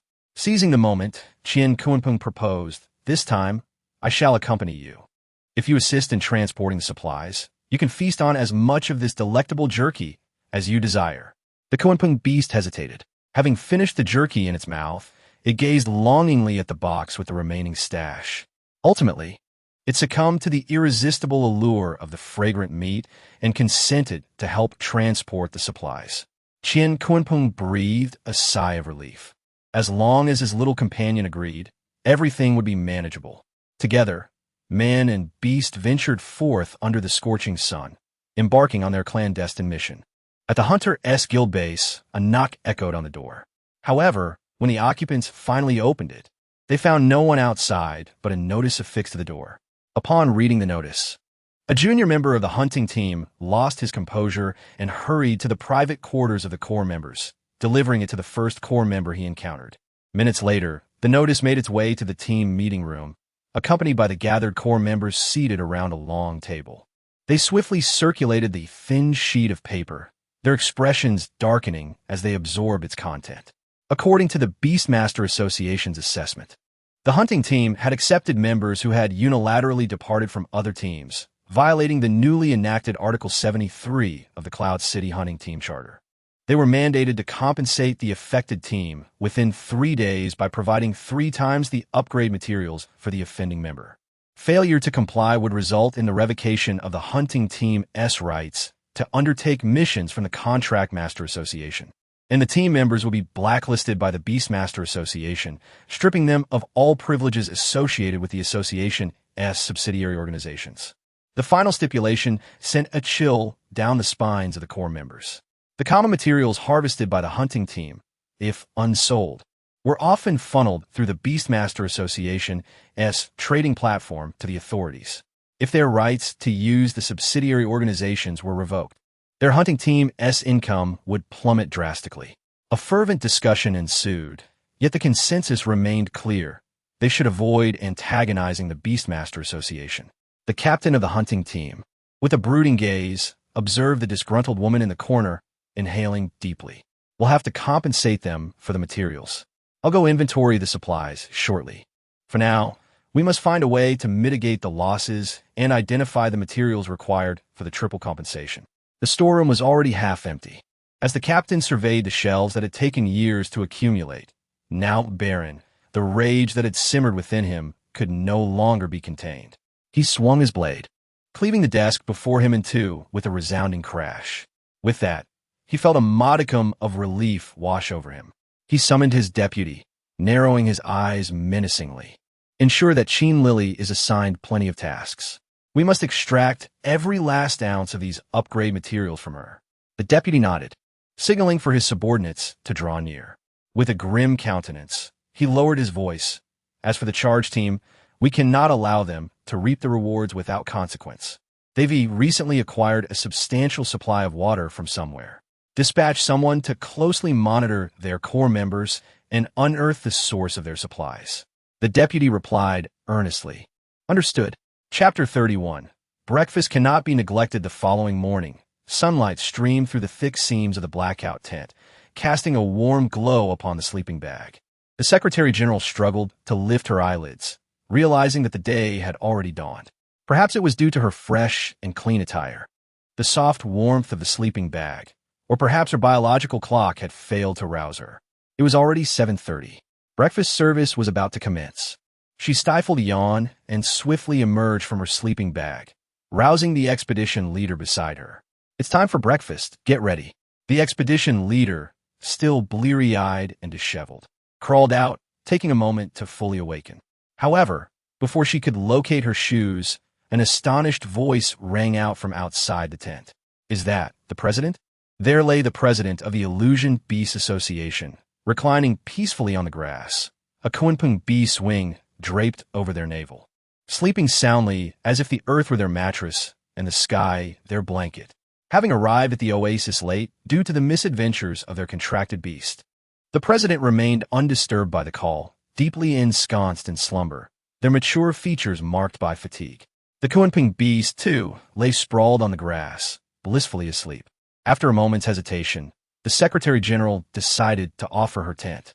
She removed the base and, with the expedition leader's help, placed the tent over the president and the Kunpeng beast. Due to the large size of the Kunpeng beast, only a fraction of its wing fit within the tent. But the president was fully covered. They both breathed a sigh of relief. After a while, the Oasis restaurant opened, and upon entering, they were greeted by an enticing aroma. To the left of the display case was a mound of shrimp noodles brimming with shrimp meat, shrimp brains, and shrimp roe, while to the right sat glistening crab soup dumplings. The mingling scents made it difficult to choose. Those with hearty appetites ordered both, while others opted for a single dish to share and savor. The noodles, rich with the fragrance of wheat, enveloped in a bright orange shrimp oil, were adorned with succulent shrimp that made one's mouth water. A bite unleashed the sweet flavor of river shrimp, tantalizing the taste buds. The crab soup dumplings were equally delightful, garnished with fine ginger shreds and dipped in fragrant vinegar. A single bite released a burst of flavor as the crab roe and meat melded together, with the hot, savory broth sliding down the throat, awakening even the sleepiest of diners. Inside the tent, Qian Kunpeng sensed an irresistible aroma wafting into his nostrils. So fragrant, he swallowed hard, pondering the source of the delightful scent when suddenly, a slap jolted him awake. Dazed, he blinked to find the Kunpeng beast gazing at him anxiously, accompanied by another flap of its wing against his face. However, before the Kunpeng beast could convey its intent, Qian Kunpeng was enveloped by the rich, sweet fragrance once more, the very scent he had dreamt of. Before he could trace the aroma's origin, the pop-up window of the Oasis restaurant appeared before him. Startled, he looked up at the charming two-story building. The restaurant is upstairs? He mused, realizing the others must also be there. Having arrived too late the previous night, he had not disturbed anyone. With a growing hunger, he hastened toward the restaurant, eager to eat and discuss the procurement of supplies with the Secretary General. Upon ascending, he was astounded by the lavish breakfast spread. Is this truly the post-apocalyptic world? He marveled at the exquisite shrimp noodles and crab soup dumplings, dishes that could only be crafted by culinary masters. In a daze, he grabbed one of each, only to be met with the discontented squawk of the Kunpeng beast at his feet, conveying that merely 2 plates were insufficient. Acknowledging the creature's demands, he decided to purchase 5 portions of each dish, also acquiring disposable bowls for the beast at the counter before approaching the Secretary General's table. "Ah, President, you're awake. These shrimp noodles are exquisite. You must try them while they're hot," the Secretary General exclaimed, hastily swallowing the last shrimp in her bowl. Nodding, Qian Kunpeng retrieved a points card from his pocket and handed it to her. "This contains 5 million points. Please assess the situation and procure the necessary supplies." As she accepted the card, he eagerly added a steaming dumpling to his plate, dipping it in vinegar. A small bite released a wave of rich broth mingled with the tangy vinegar, bringing joy to his taste buds after hours without food. The freshness of the crab meat and roe, combined with the thick, savory essence from the crab shells, was so delightful that he savored every moment, even as the heat made it difficult to swallow. After indulging in 4 dumplings, he finally paused, noticing the Secretary General seated beside him, seemingly ready to speak. Curiously, he inquired, "Is there anything else?" She nodded, though she remained serious. "It's good news, but let us wait until you finish eating before I report." She was apprehensive that mentioning the cooking fish's buff might cause the president, unprepared and engrossed in his meal, to choke. Thus, she lingered, mentally planning how to allocate the 5 million points for supplies. Meanwhile, Qian Kunpeng quickened his pace. The shrimp noodles, glistening in golden hues, showcased their 100 pure wheat quality, enveloped in rich shrimp oil and dotted with vibrant orange roe. A mere bite revealed the flavors of river shrimp intertwined with delectable shrimp meat and brains. Before long, he polished off 2 servings, sitting upright, ready to hear the Secretary General's report. It was then he realized his expectations had been too shallow. He had only anticipated news about the affordability of supplies or the bountiful yield of fish from the ponds. To his astonishment, the Secretary General revealed, "President, I discovered that consuming any fish product from the ponds grants a buff of 5 agility." Qian Kunpeng could hardly believe his ears, suspecting he had misheard. "What did you say?" The Secretary General succinctly clarified, "Eating fish grants a buff, increasing one's agility." Qian Kunpeng's eyes widened in disbelief. He instinctively pinched his thigh. Pain confirmed his reality. Yet, the existence of such buffs in this game-like world was bewildering. He gazed at the Secretary General as she swept her long hair aside, revealing a pulsating blue number on her neck. His skepticism vanished, for who could conjure a countdown upon their skin? Looking around, he noticed that all the patrons in the Oasis restaurant bore similar markings around their necks. Agility 5, 13, 5x, XX. The final numbers varying according to the timing of each person's fish consumption. Confirming the buff's reality, he excitedly asked the Secretary General, "How many fish did you buy?" She held up 2 fingers. 200? Qian Kunpeng ventured. Despite the modest number of 200, these grilled fish could indeed bestow a beneficial buff. So one must not be overly greedy. The Secretary General raised an eyebrow and smiled, suggesting 2,000. Moreover, there would also be smoked fish chunks available at noon. Upon entering the Oasis restaurant, she noticed the menu at the entrance. While grilled fish was absent from the lunch offerings, smoked fish chunks were featured instead. The steamed bass soup from last night had been cumbersome to pack, but the smoked fish was a different matter entirely. Qian Kunpeng nodded in approval. As the Secretary General completed the procurement of a new batch of supplies, noon was fast approaching. Everyone hurriedly gathered the food they urgently needed at home, eager to bring the warm delicacies to their family and friends. Thus, they left no leftover meals in the restaurant, instead opting for sealed thermal boxes to take away. After all, a considerable number of beast masters had congregated for this endeavor. Their journey was remarkably smooth. Little did they know, just after the group dispersed, a dark figure stealthily followed the weakest member of the team, who happened to be the deputy of the hunting squad. Ever since he learned of the assault team's lead on food and water, he had been lurking near the city gates all morning. As for his own involvement, it was simply that he found the captain's plan overly cautious. Tracking down the source of the supplies seemed far too laborious. The deputy, expressionless, pressed closely against the wall, shadowing the figure ahead who was burdened with heavy boxes.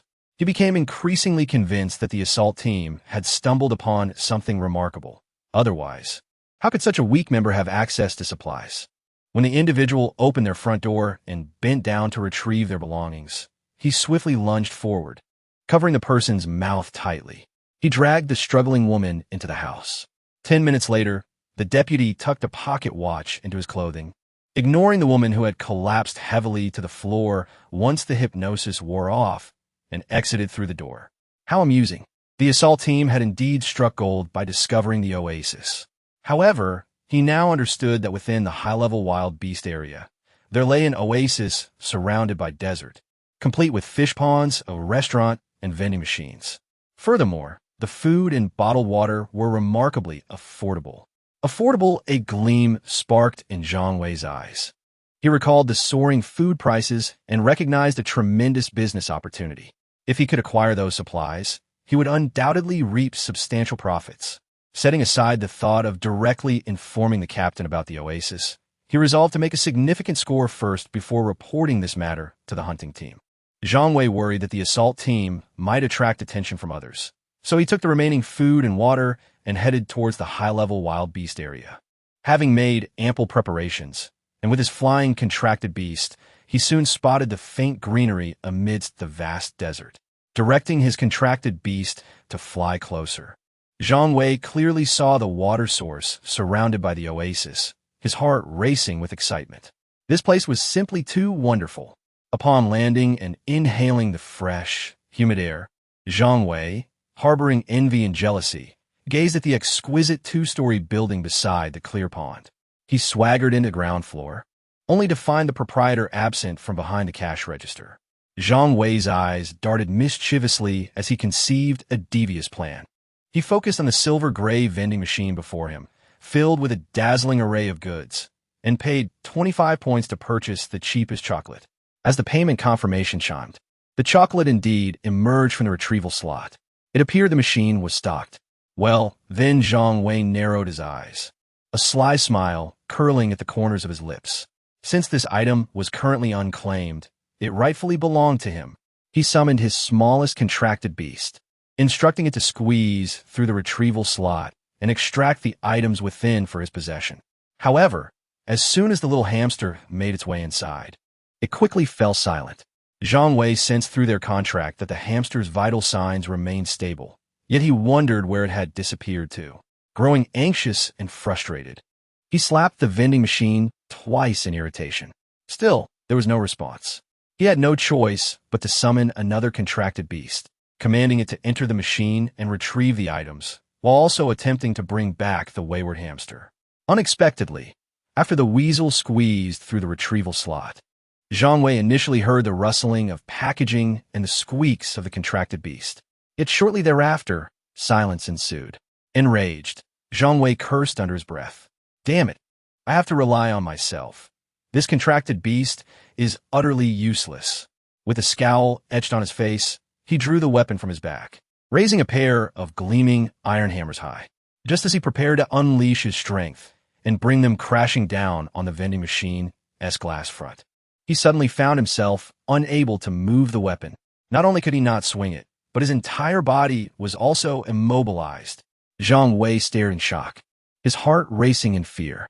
How is this possible?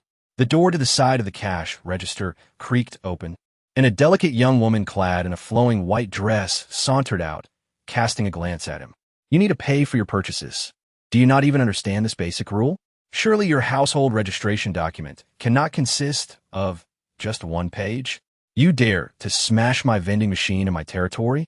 With your level of strength, do you believe you are worthy?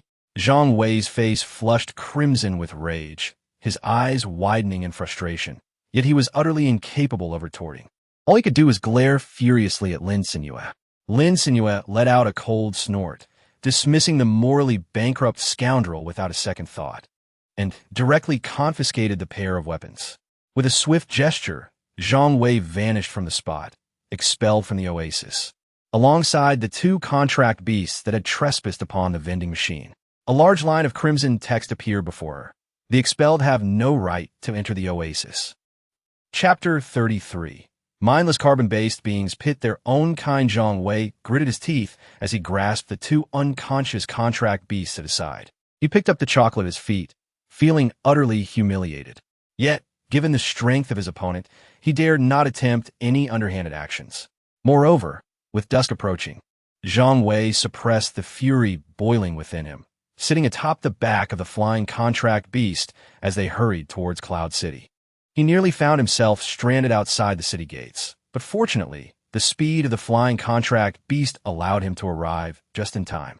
Qi Ling, noticing his disheveled appearance covered in dust, inquired with curiosity, "What happened to you?"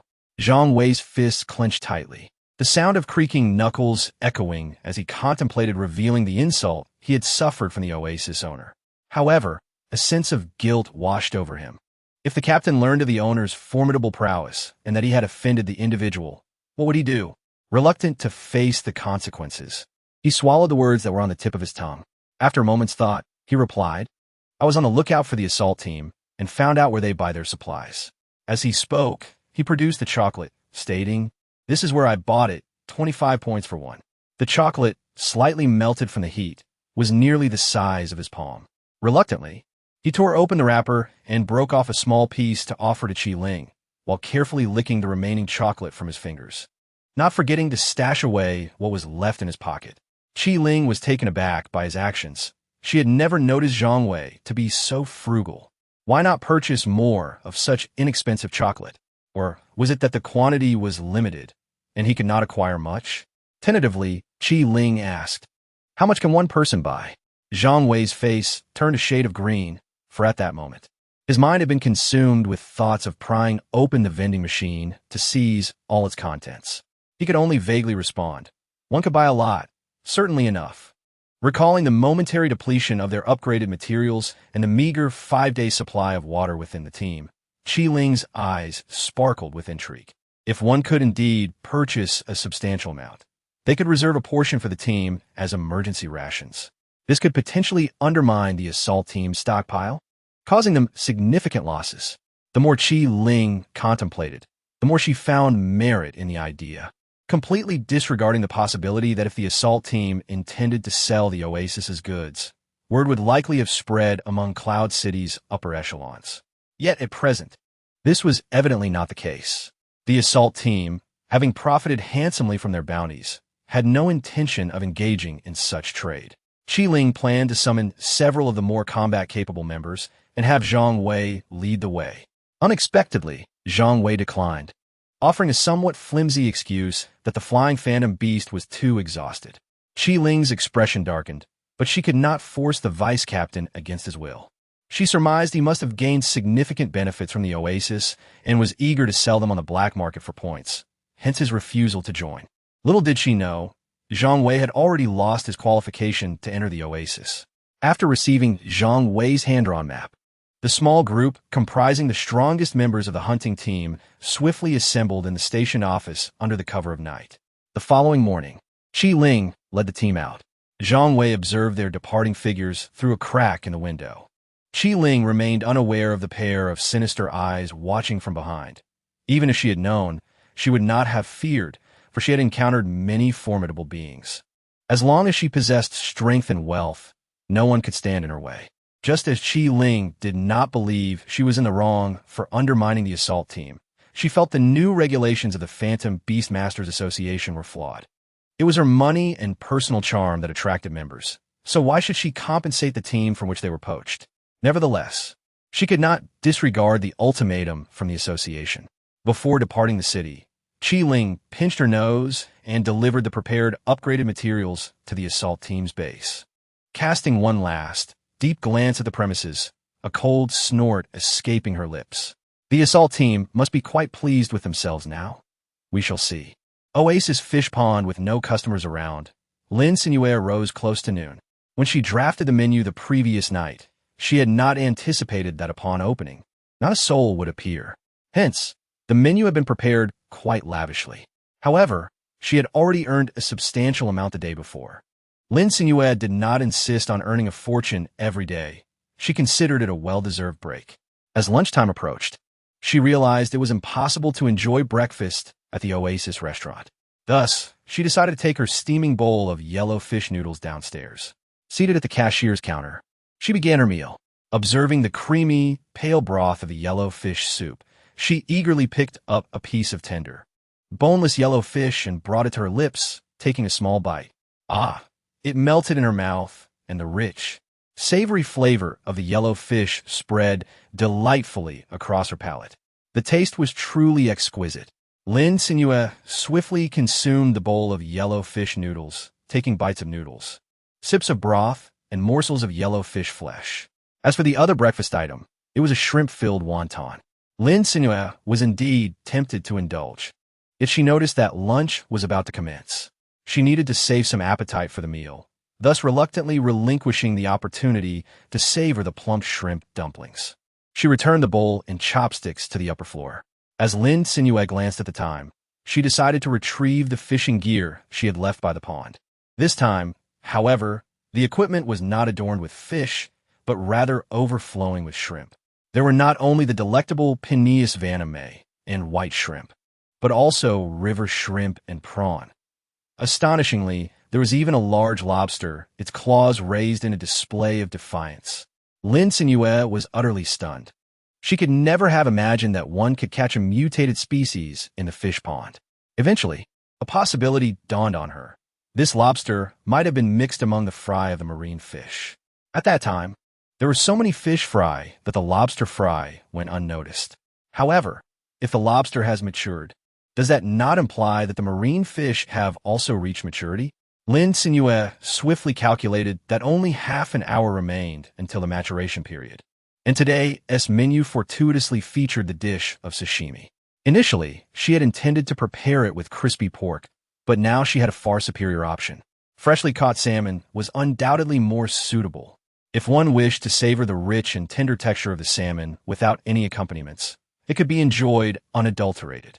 Conversely, should one desire a more traditional experience, it could be mixed in accordance with the method of sashimi, merely substituting the type of fish. It was evident that when Lin Cenyue entered the kitchen, laboring under the weight of the thrashing salmon, the system tacitly approved of her approach. Chapter 34. What is the purpose of this group? Soon, Lin Cenyue found herself presented with a generous pile of salmon, approximately a finger's thickness, accompanied by wasabi and soy sauce. The salmon boasted a substantial, tender texture, with the belly portion retaining a slight crispness. Its uniquely rich and silky fat enveloped the palate, creating an irresistible allure, despite the salmon's flavor not being overwhelmingly intense. Lin Cenyue had a profound fondness for salmon. However, due to her modest means, she could not indulge in high-quality salmon frequently. Yet, the circumstances have changed. Not only can the fish pond now offer top-tier salmon, but the kitchen also provides a one-click service, delivering fish so fresh that it feels as though the flesh dances on the palate. Lin Cenyue savored a delectable serving of salmon, followed by a portion of grilled shrimp. Subsequently, she indulged in freshly harvested baby bok choy, prepared using a broth method that infused the dish with the complex aromas of salted duck egg yolks and century eggs, sautéed with diced shrimp. This culinary creation yielded a rich and fragrant broth. Finally, she added the baby bok choy, allowing it to braise until tender. Thus, the bok choy absorbed the deep, savory essence, providing a comforting warmth that left Lin Cenyue, who had just relished 2 plates of salmon, feeling quite content in her stomach. After finishing her meal, she descended the stairs, coincidentally encountering a few individuals peering curiously around the stairway. Lin Cenyue, noticing their unfamiliar faces, greeted them warmly. "Welcome to the Oasis. I am a proprietor here. We offer a variety of services, including a fish pond, a restaurant, and vending machines. It happens to be mealtime. May I inquire if you would like to dine?" Qi Ling was taken aback. He stared in astonishment at the ground beneath the young lady's feet. Swallowing hard before responding slowly, "We shall dine first." Lin Cenyue nodded and invited them to ascend to the second floor, suggesting they refer to the newly installed signpost for guidance, as there were times she would not be present upstairs, the system being a mere artificial intelligence. lacked the capacity for speech. New guests required the signposts for orientation. However, she could not fathom why these patrons regarded her with such peculiar expressions, as if they had encountered a ghost. For Qi Ling, the experience was indeed spectral. He had just witnessed the girl in the fiery red dress levitating, her feet hovering above the ground with no shadow cast beneath her. He was nearly startled enough to tumble down the staircase. Most alarming of all was her visage. It bore an uncanny resemblance to that of his sister, who had passed away many years ago. Once the group ascended and the door to the Oasis restaurant closed behind them, Qi Ling approached the window, scanning the surroundings to ensure no one was eavesdropping.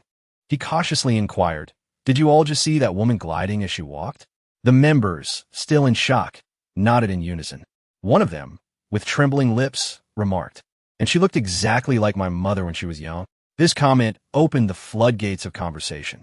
"No, she resembled my first love." Another exclaimed, "What is wrong with you all?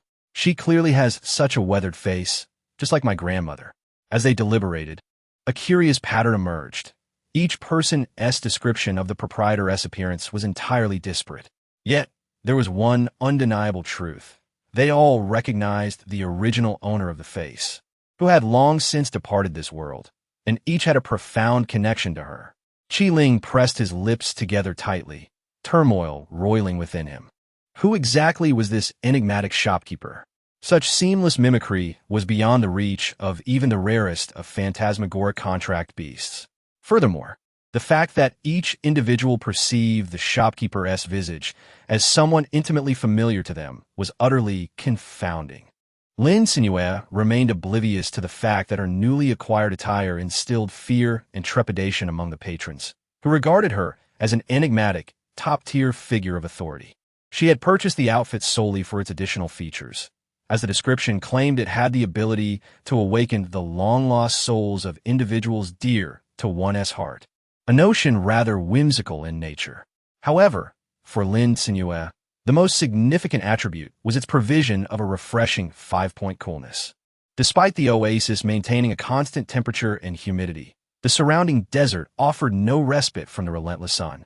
The garment's cooling capability ensured that wherever she ventured, a gentle breeze would accompany her. Even while adorned in this ice silk ensemble, she found its texture delightfully smooth and exceptionally refreshing. She paid little heed to her feet being suspended from the ground. Having contemplated these matters, she rose to procure some food from the display cabinet. Upon entering, Qi Ling sensed something amiss. The members clustered around the display cabinet showed no signs of movement, and their voices were raised in a quarrel. "What seems to be the problem?" he inquired, furrowing his brow, anxious not to fall behind and incur the captain's wrath. At that moment, the display cabinet contained only a solitary bowl of rice.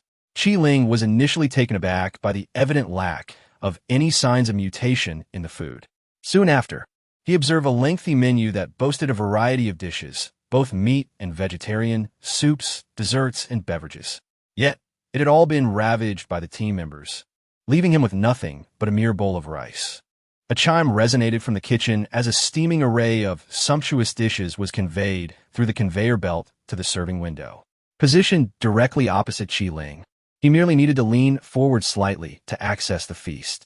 Without hesitation, Qi Ling helped himself to portions of glistening salmon, succulent grilled shrimp, crisp and tender baby bok choy in broth, tangy tomato fish balls, and a refreshing mango smoothie. In an instant, more than half of the freshly prepared meal had vanished.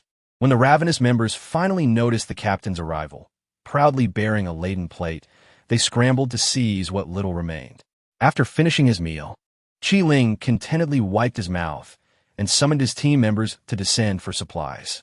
This time, he had brought the entirety of the squad's funds, intending to seize a lucrative opportunity. As for the purchases, he prioritized items that would satiate hunger, particularly as Yun City was currently most in need of water and food. Gazing at the vending machine, he quickly resolved to allocate all funds towards purchasing instant noodles, beef jerky, and bottled water. It was not that he desired to buy a greater quantity of instant noodles. Rather, the noodles also required water for preparation. Given the dire scarcity of drinking water in Yun City, it was imperative to acquire energy-sustaining provisions as well. Chocolate, while delectable, was too sweet and would necessitate additional water if consumed in excess, making beef jerky the most suitable option. Lin Cenyue stood beside the cashier, observing with astonishment and bewilderment as they continuously transported boxes of mineral water, instant noodles, and beef jerky out of the store. If the original expedition team from Yin City had arrived due to a scarcity of supplies, what purpose did this group serve? Chapter 35. Yin City distributes food. With such a small number of people, they were acquiring an astonishing amount of goods. Had it not been for the strength-enhancing buff from the grilled shrimp and the agility buff from the fish balls they had consumed, they likely would have struggled to carry it all. The buff from the grilled shrimp was something Lin Cenyue had activated earlier that day. Food-related buffs only unlocked subsequent types after a certain threshold of the initial buff was reached. She had received a notification from the system while eating grilled shrimp at noon, but at the time, she felt no particular sensation. However, upon picking up her tablet downstairs, she noticed that the device, which usually felt somewhat heavy, now felt surprisingly light. Qi Ling also sensed that he was unusually strong today, and his speed had noticeably increased. He had not considered that they were under the influence of a buff. After they finished moving all the supplies, Qi Ling rubbed his slightly sore muscles and looked at the contracted beasts outside the oasis, nearly buried by the goods, and sighed. The team lacked particularly large contracted beasts or spatial-type creatures, making the task of transporting goods rather cumbersome. After greeting the store owner, Qi Ling climbed onto his contracted beast, pondering the pricing of these supplies. After all, they were valuable items. Pricing them too low would be a loss, while pricing them too high might deter sales. Unbeknownst to him, in the not-so-distant Yun City, the Monster Tamer Association's task hall was bustling with activity. Everyone had received a notification from the city lord to come and purchase food. The city lord had clearly stated during the noon broadcast that while the quantity of food was not exceptionally large, it would suffice to supply every resident of Yin City. So there was no need to rush or crowd. Naturally, the expedition team was not included in this group. They were well aware of where the food being distributed originated. With their supplies now plentiful, there was no need to compete with the ordinary citizens in desperate need of food. So they had all volunteered to help maintain order at the scene.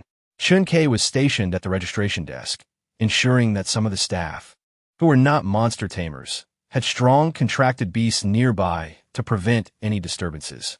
However, seeing everyone so busy, she found a free spot to sit down and assist the citizens with their registration. Name? Shishue. Age? 23. All right, please swipe your personal information card.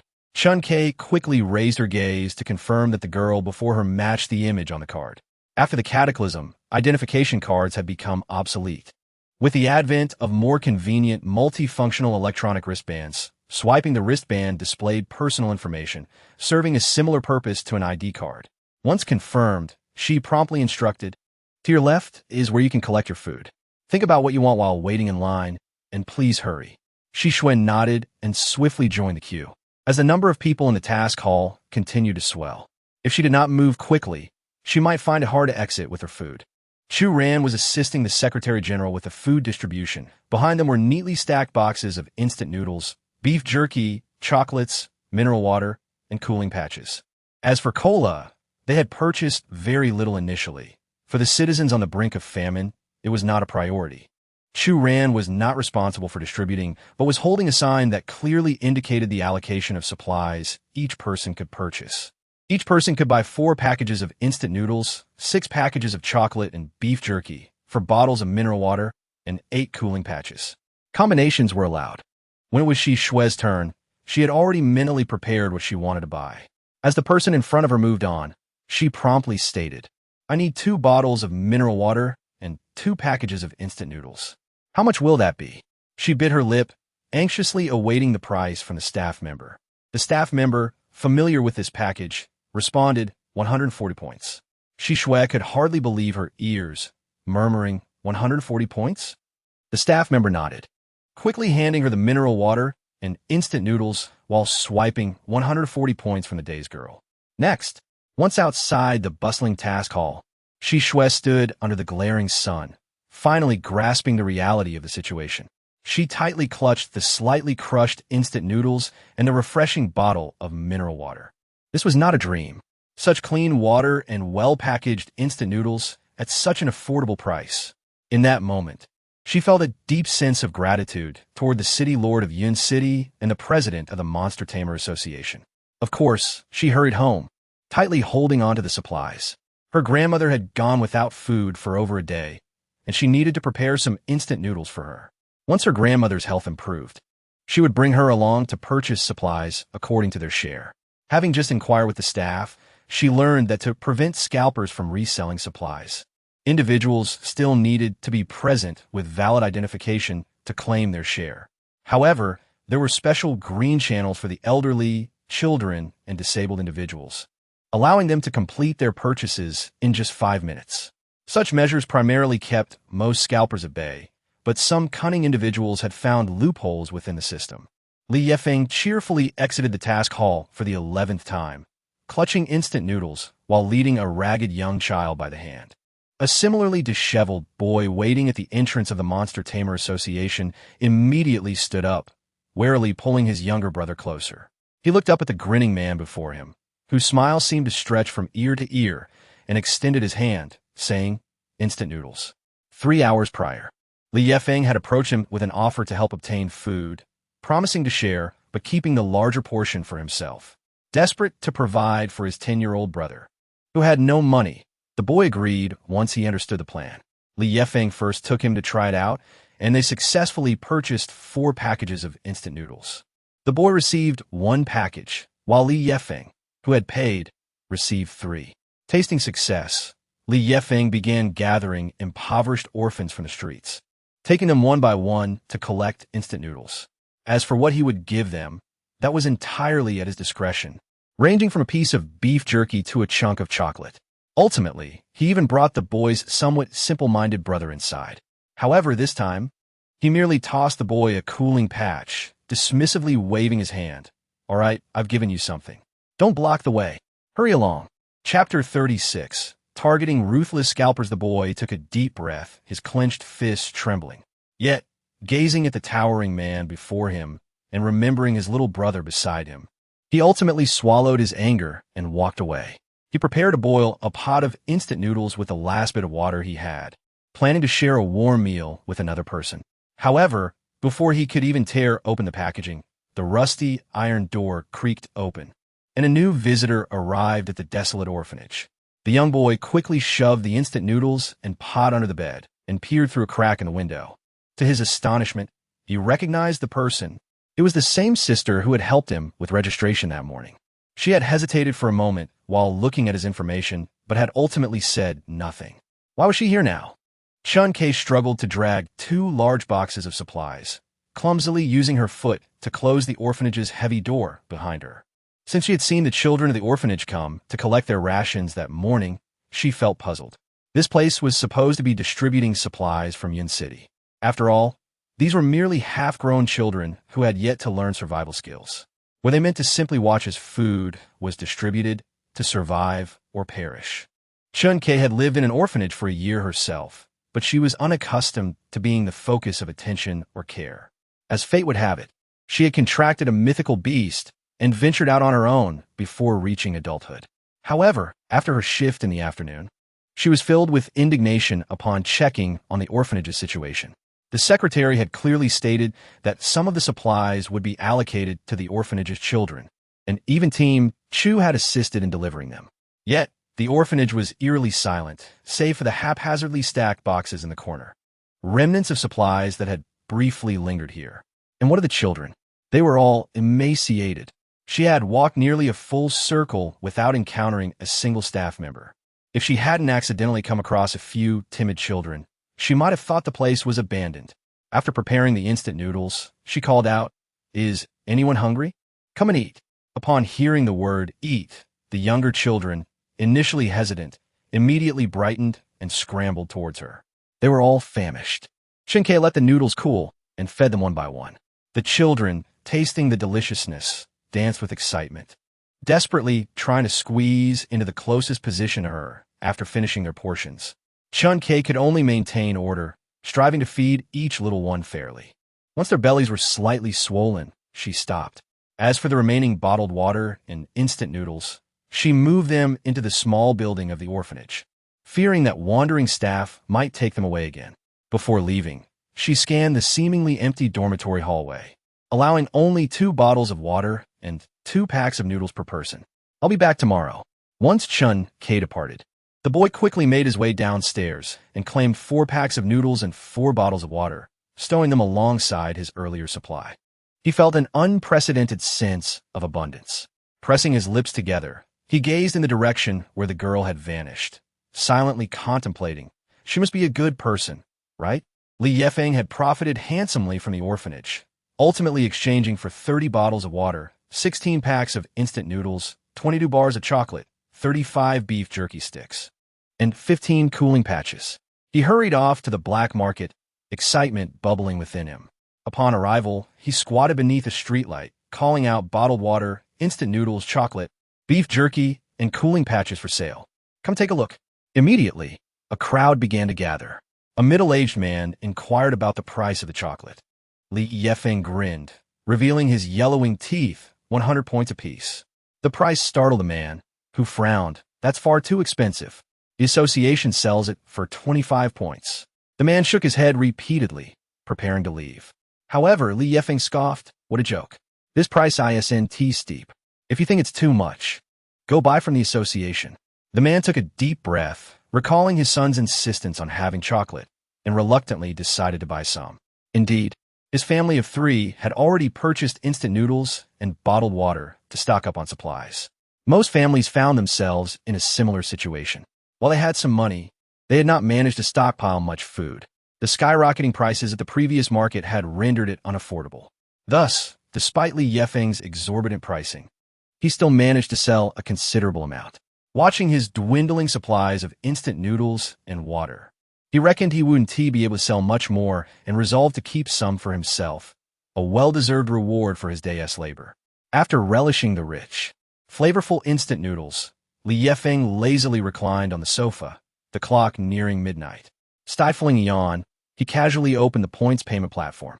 Upon reviewing his account balance, he was astonished to find it had decreased by over 100 points since the morning.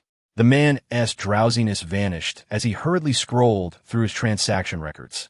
He discovered that each time he sold an item, a significant portion of the payment was swiftly transferred to an unknown account, leaving him only with the amount he had spent acquiring these goods from the Beastmaster Association. In other words, every transaction resulted in a loss of points, and those losses stemmed from the purchasing quotas of the orphanage's children. Li Yefeng felt as though the sky had fallen on him. Yet far away in the oasis, Lin Cenyue perceived things differently. As she reviewed the day's income report, an additional entry appeared. Vending machine, remote sales, completed a total of 113 orders, generating an income of 16,860 points.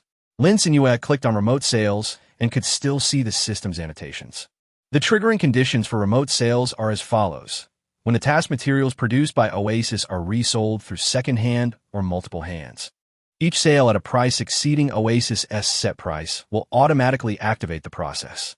The system will automatically transfer the excess difference into Oasis's daily revenue, merging it into the vending machine's transaction flow.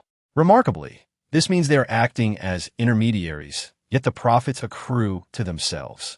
Lin Cenyue believed that the system's recent maneuver was quite impressive. As for the nameless individual who offered over 10,000 points to the scalpers, what a good soul. Chapter 37. The fame of side quests. As Qi Ling laboriously transported boxes of supplies in a cloud city, he observed the crowd by the roadside, each person clutching familiar instant noodles and bottled water. In that instant, he felt as though the sky had fallen. Where did these items come from? He had merely ventured to the oasis for a brief moment. How could Cloud City have undergone such a transformation? Wasn't there a shortage of food?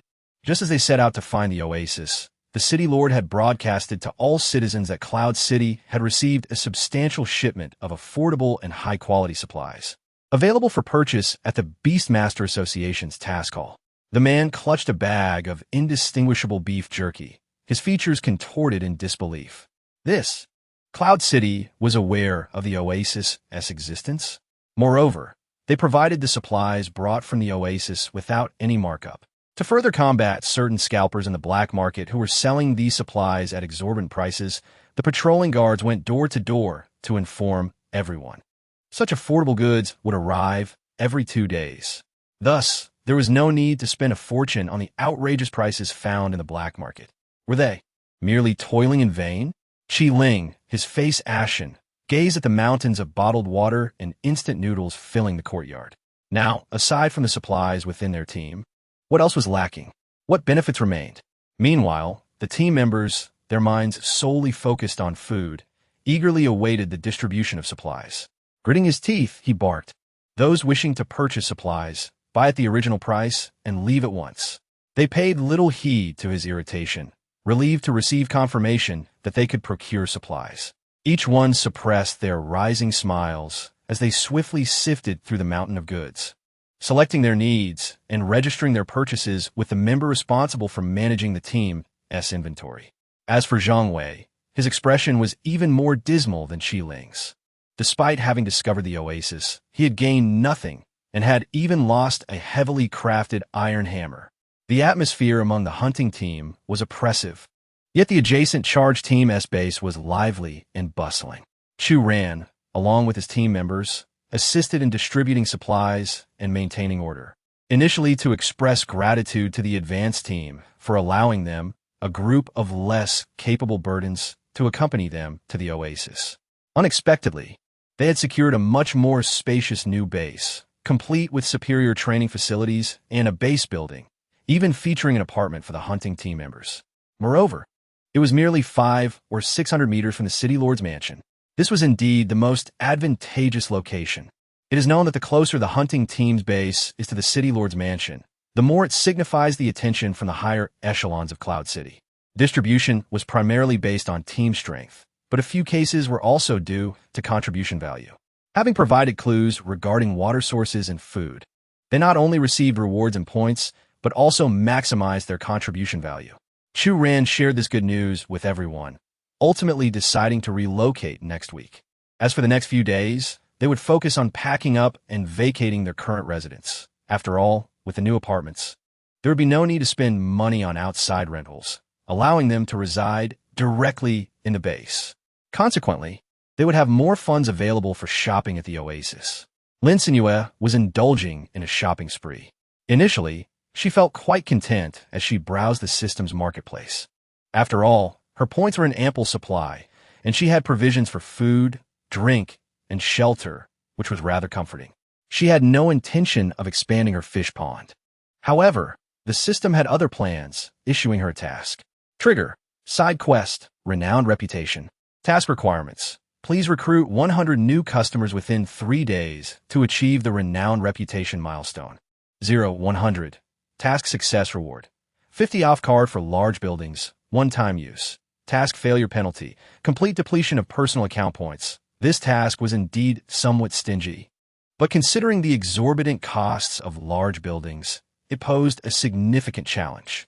Lin Cenyue felt it was indeed necessary to give it a try.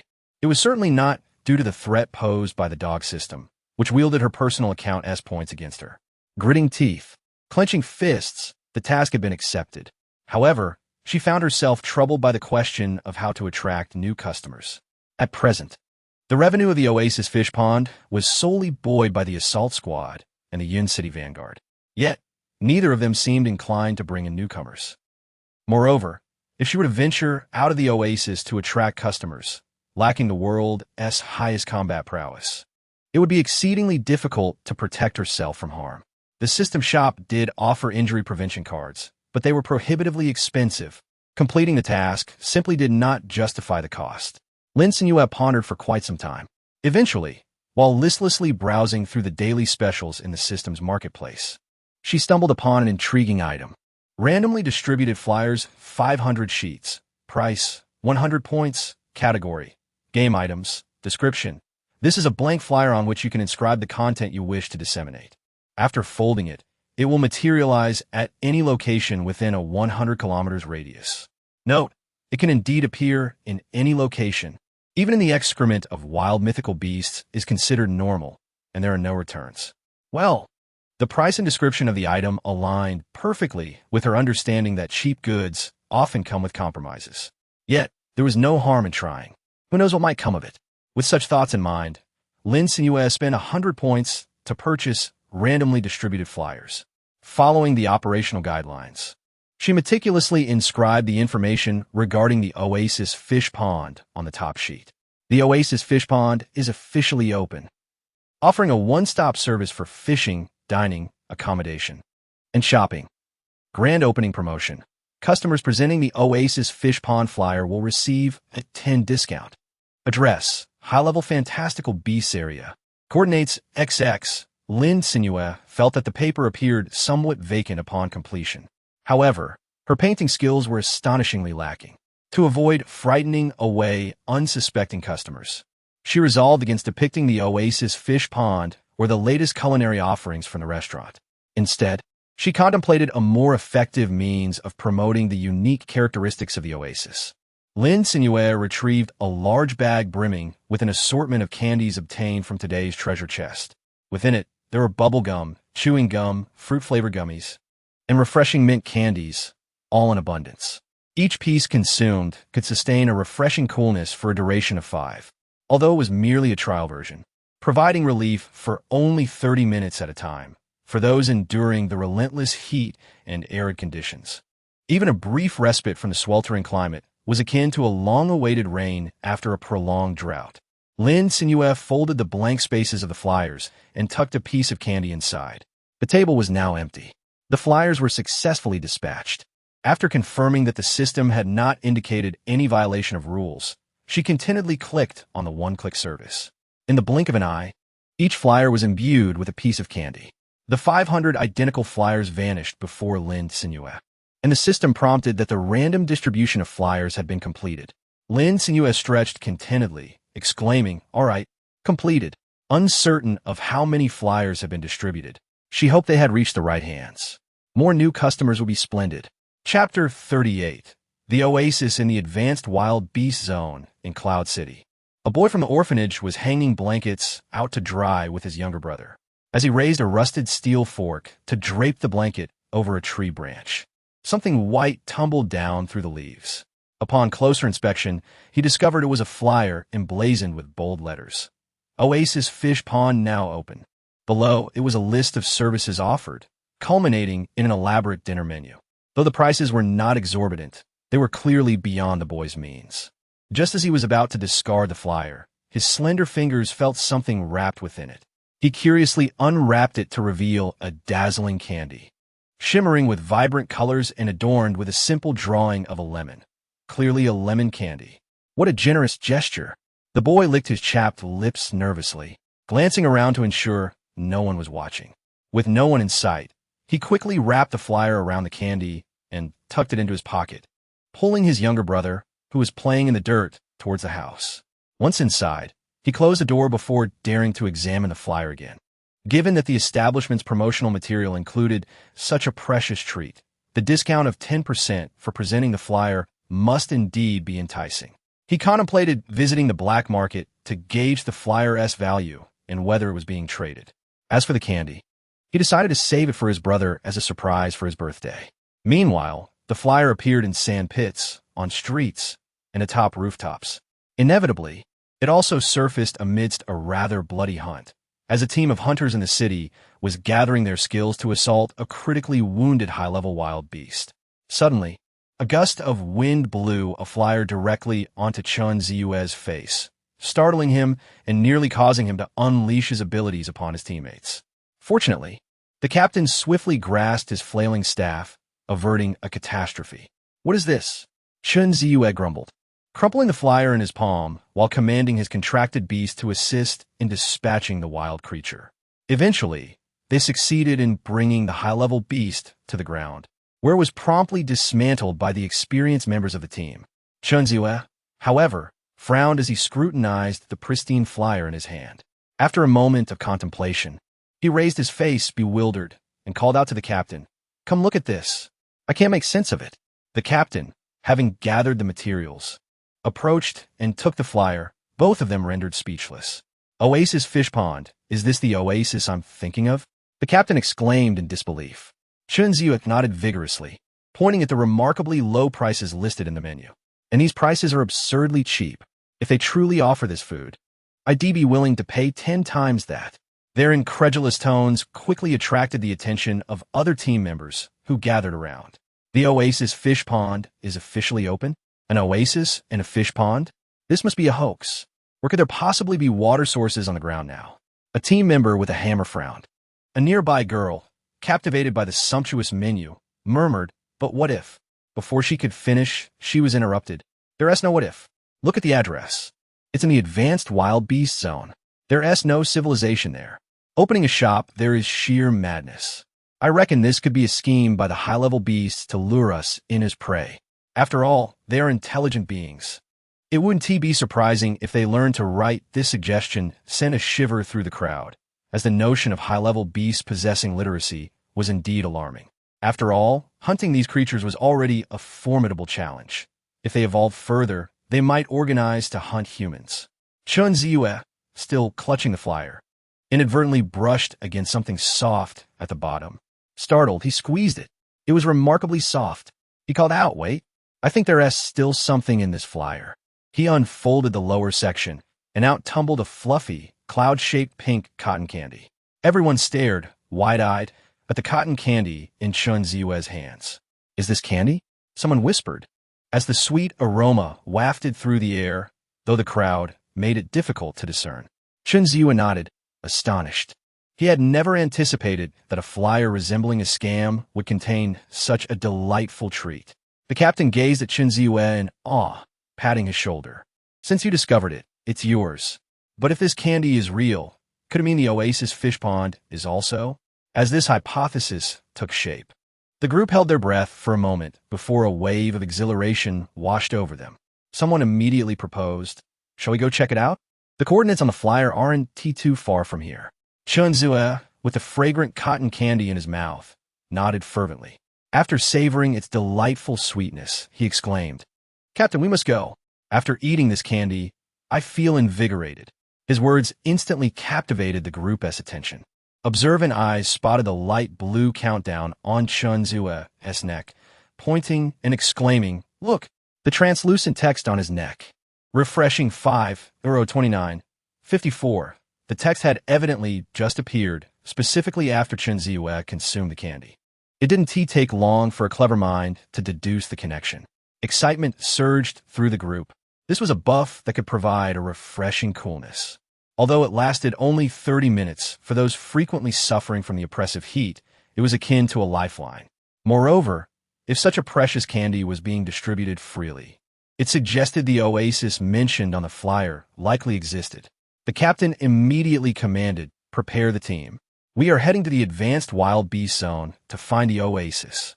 Chapter 39. A golden treasure chest caught. Ding! Your little green vegetable has matured. Please harvest it promptly. Lin Cenyue, disturbed from her slumber, groggily opened her eyes to the incessant flickering of system notifications. The young girl pressed her pillow against her head and couldn't help but let out a cry of despair. Why, oh why, does the system suffer from such an affliction? The aquatic products in the pond reach maturity without a sound. Yet the notifications for the ripening fruits and vegetables in the fields are so deafening. Lin Cenyue couldn't help but indulge in a conspiracy theory. Could it be that the dog system was attempting to promote its one-click harvesting feature? However, that contraption surprisingly could not be purchased outright. It was charged by the acre. Lin Cenyue felt it was not worth it, as the piece of inferior black soil behind the house had lost much of its fertility and would soon be rendered barren. Wouldn't that render the purchased one-click harvesting feature a waste? After a moment of contemplation, Lin Cenyue conceived an excellent solution. Taking advantage of her current affluence, she would purchase 5 plots of high-yield, premium black soil, with the one-click harvest feature linked to these parcels. As for the inferior, low-yield land, she could simply lease it to customers visiting the fish pond. By renting the black soil for half a day, they could savor the fruits of their labor. Those with proficient agricultural skills could even take their harvested vegetables and fruits home to sell. Moreover, Lin Cenyue would no longer need to descend every few hours for harvesting, thus reaping multiple benefits.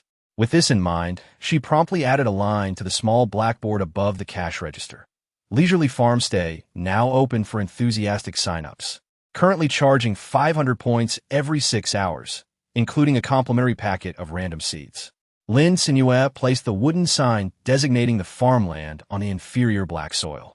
As for the recently acquired 5 plots of premium black soil, she enclosed them with a fence designed to recognize the oasis owner, establishing an entry mode exclusively for them.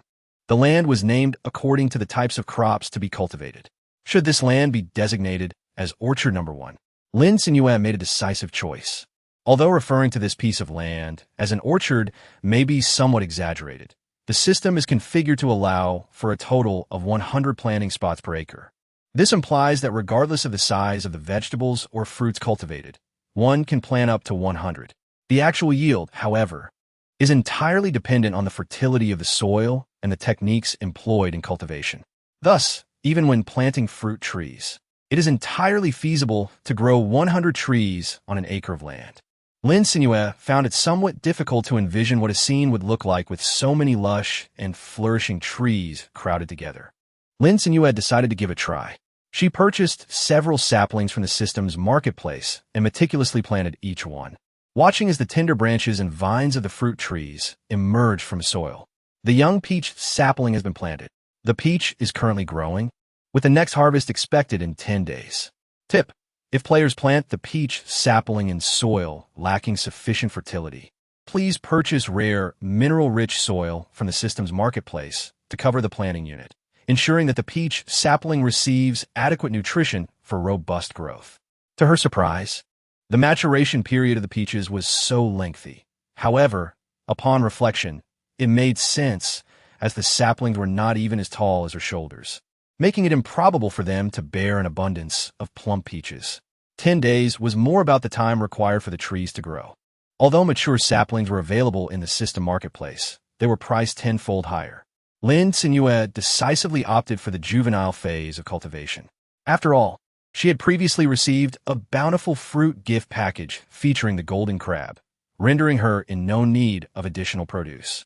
The fruits she planted this time were all absent from the previous gift. The mulberry sapling has been planted.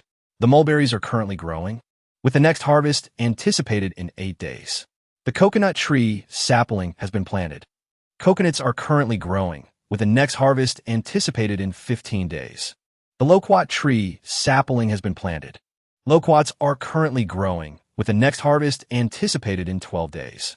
A series of notifications chimed in succession. Lin Cenyue marveled at the incredible capabilities of the management system. The fruit trees would not typically bear fruit during the summer, yet now, once planted, they would yield harvests within a few days with minimal intervention. Only a select few fruit trees, those demanding higher levels of nutrients and moisture, would provide prompts, ensuring that players would not simply plant the seedlings and neglect them until harvest. Lin Cenyue also planted some watermelons. In such sweltering weather, nothing is more refreshing than a glass of chilled watermelon juice. It has been quite a while since she savored the sweet, juicy flesh of a ripe watermelon.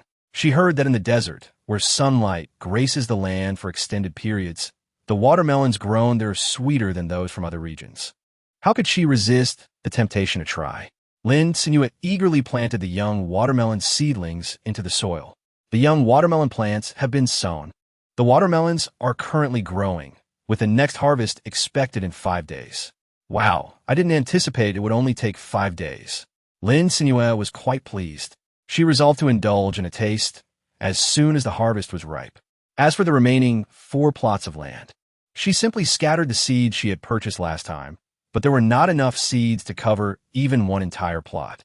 Lin Cenyue purchased a grand assortment of seeds, and with a rather rough technique, she cast the seeds of various greens, cabbage, lettuce, and spinach, all into the soil in one fell swoop.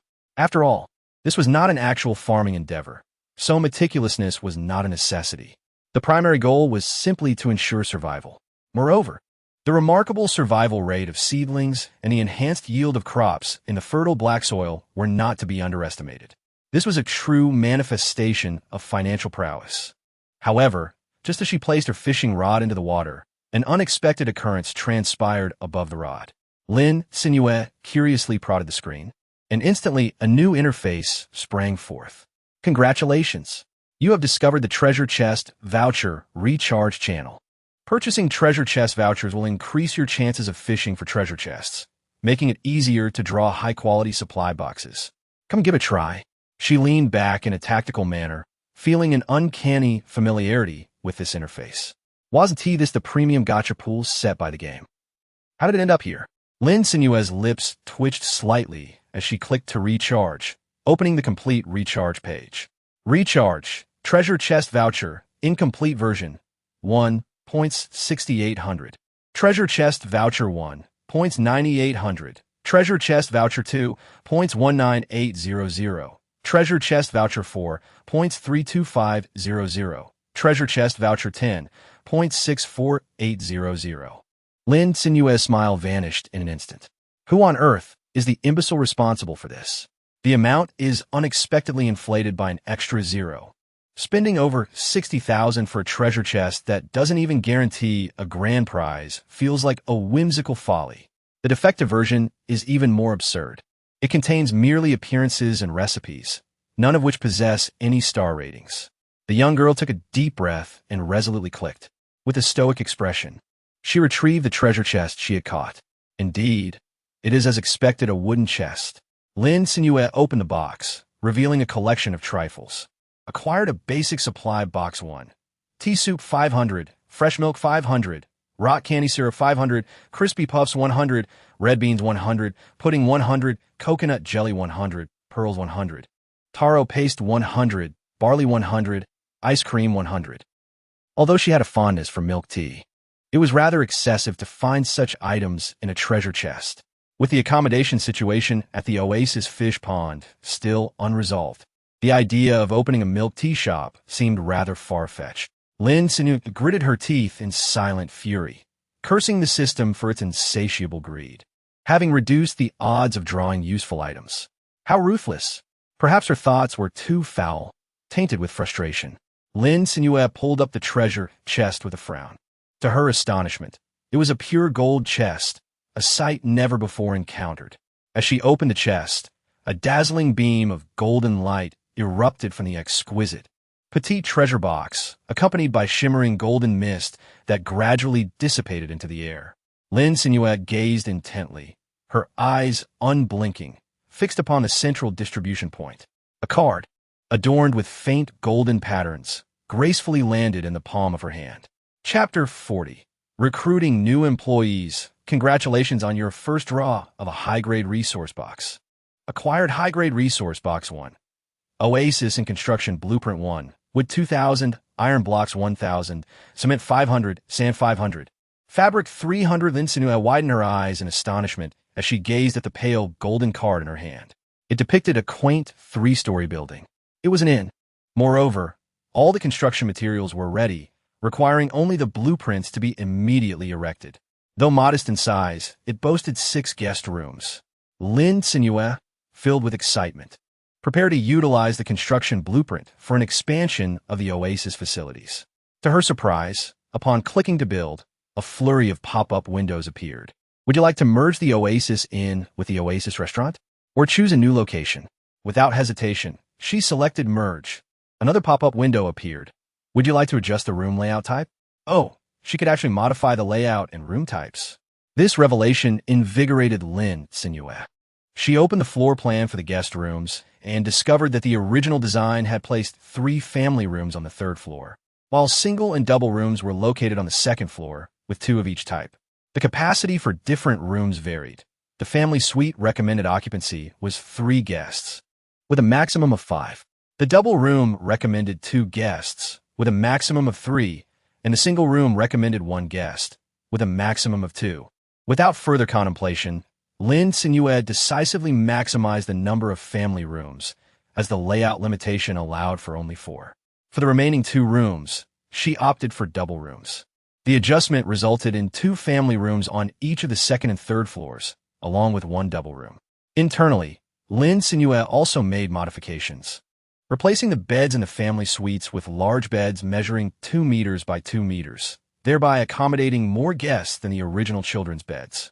The solid wood coffee tables used for decoration were replaced with more practical small square tables, enhancing functionality and optimizing space utilization.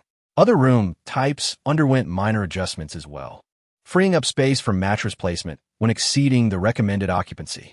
As for the original balconies, Lin Cenyue incorporated them into the rooms. After all, the guest room area was limited, making the presence of a balcony unnecessary. It was preferable to sit directly in front of the large floor-to-ceiling windows to enjoy the view. After Lin Cenyue made her adjustments and confirmed her choice, a thick cloud of smoke enveloped the nearby Oasis restaurant. Workers, donned in construction helmets, moved neatly organized wooden beams and iron blocks into the haze, their movements synchronized. The cacophony of construction resonated for no more than 5 minutes before abruptly ceasing. As the smoke dissipated, a brand new 4-story building emerged before Lin Cenyue, resembling the Oasis restaurant yet exuding a more majestic and grandiose presence. Lin Cenyue stepped forward and pushed open the exquisitely ornate grand door. A lavish crystal chandelier hung gracefully from the lofty ceiling, while deep brown, supple leather sofas adorned the elevated 2-step executive lounge. As she ventured a few steps further, a grand reception desk crafted from a single slab of jet black marble came into view, designed with elegance and exquisite taste, reminiscent of the lobby of a 5-star hotel. This is simply too extravagant. Lin Cenyue felt that standing alone at the front desk was rather unprofessional. The system, as if possessing an uncanny ability to read her thoughts, presented a new pop-up. Congratulations on unlocking a star-rated building. It has been detected that your building operations require multiple staff members. The system has unlocked the employee hiring section for you. Side quest triggered. Recruit employees. Quest description. As an owner of a star-rated establishment, you must hire staff to handle certain responsibilities. Otherwise, managing your oasis will prove challenging. Please consider the service experience of your guests and recruit employees with diverse skills. Quest requirement. Recruit 1 new clerk, 01. Reward. Permanent immunity card X1. One cannot help but acknowledge that the system seemed to know precisely what she desired. Lin Cenyue succumbed to the allure of the permanent invulnerability card and opened the employee hiring panel, poised to search for a versatile clerk of exceptional talent.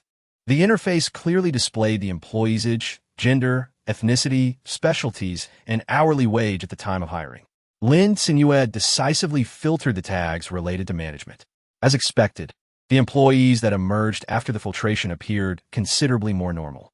Employee name, Serexite. Employee gender, male. Employee age, 309 years. Employee race, half-elf. Employee specialties, proficient in archery and cultivation. His archery boasts a range of 1,000 meters with impeccable accuracy. The survival rate of the plants he cultivates stands at an impressive 100, and the plants he harvests can trigger a doubling effect on fruits.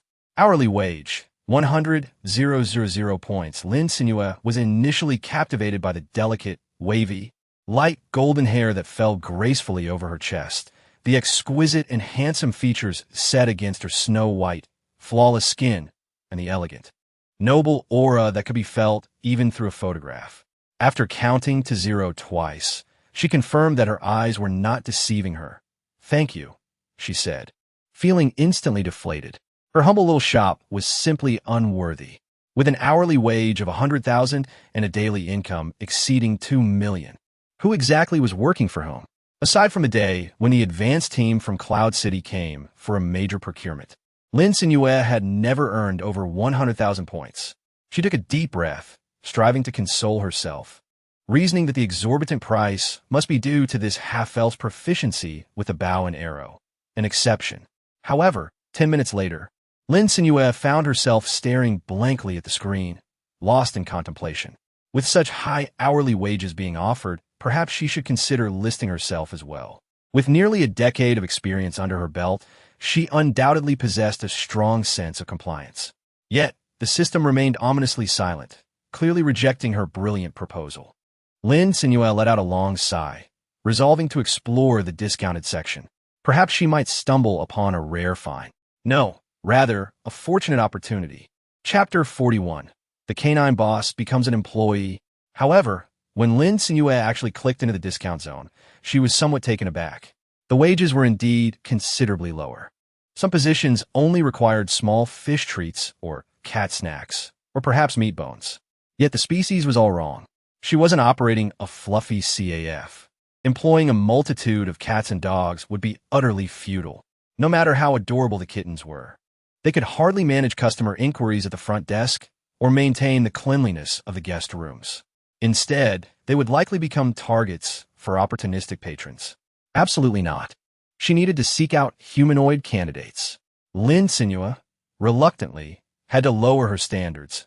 As long as the person was competent, it did not matter what their specialty was. After all, culinary expertise alone could effectively manage a restaurant. The hired staff merely needed to man the front desk for cash handling and, if time permitted, tend to the cleaning of the 6 rooms upstairs daily. It was hardly a task that required specialized skills. Having hands was sufficient. With this thought in mind, Lin Cenyue indeed found a suitable candidate. Unknown employee blind box 1. Employee gender. Unknown. Employee age. Unknown. Employee race. Humanoid life form. Employee specialty. Unknown. Hourly wage. 800 points. The series of uncertainties reminded Lin Cenyue of the mobile phone blind boxes that used vague terminology to entice purchases. Nevertheless, this was, without doubt, the most reasonable humanoid life form she had encountered thus far in terms of hourly wage. Although it still required 800 points, it remained within the acceptable range of compensation for Lin Cenyue. Lin Cenyue hesitated for a moment, yet ultimately decided to purchase the blind box. She pondered to herself, what if this blind box proves to be unreliable?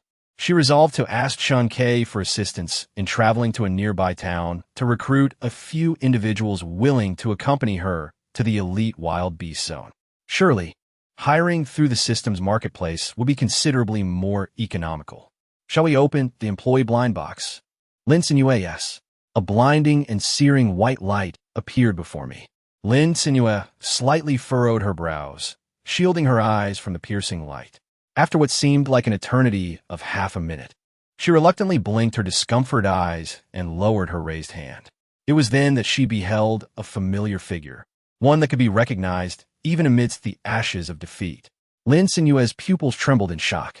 She inhaled sharply, decisively shutting her eyes once more. No, this couldn't be right. It must be the way she had opened her eyes that was amiss. Had she truly encountered a ghost? How could this be? Her exceedingly formidable and stern former boss, the capitalist of unparalleled ruthlessness, had emerged from the mystery box. Lin Cenyue opened her eyes once more, trembling with trepidation. She was still alive. She nearly let out a sharp cry, her vision darkening as she fainted. Lin Cenyue clutched the last vestige of hope as she scrutinized the system employee panel. Contracted employees. 1. Lu Guanyu. Employee gender. Male. Employee age. 29. Employee race. Human. Employee specialization. Wealth accumulation investment. Transactions he manages yield an additional 20. Alongside a 100 skill in investment acumen. Employee hourly wage. 800 points. It was confirmed. It was indeed the dog boss. His name, age, gender, and even specializations all aligned perfectly. Lin Cenyue had completely abandoned the idea of filing a complaint, for the system remained utterly silent and unresponsive. With a sigh, she failed to locate the option for terminating an employee and could only force a smile as she spoke. What a coincidence. Lu Guanyu remained in a state of bewilderment. His elongated, enchanting phoenix eyes, partially concealed beneath silver-rimmed glasses, narrowed slightly, while his pallid lips were pressed tightly together. Devoid of any curvature, his handsome, refined visage resembled a delicate painting, exuding a unique and captivating aura. Of course, this was contingent upon the taciturn nature of this sharp-tongued beauty, remaining a mute yet striking figure. Yes, it was best to maintain the current state. Lin Cenyue silently prayed in her heart. With such a visage, it would suffice to serve as mere decoration. Just as Lin Cenyue grappled with what to say, the system notification chimed once more.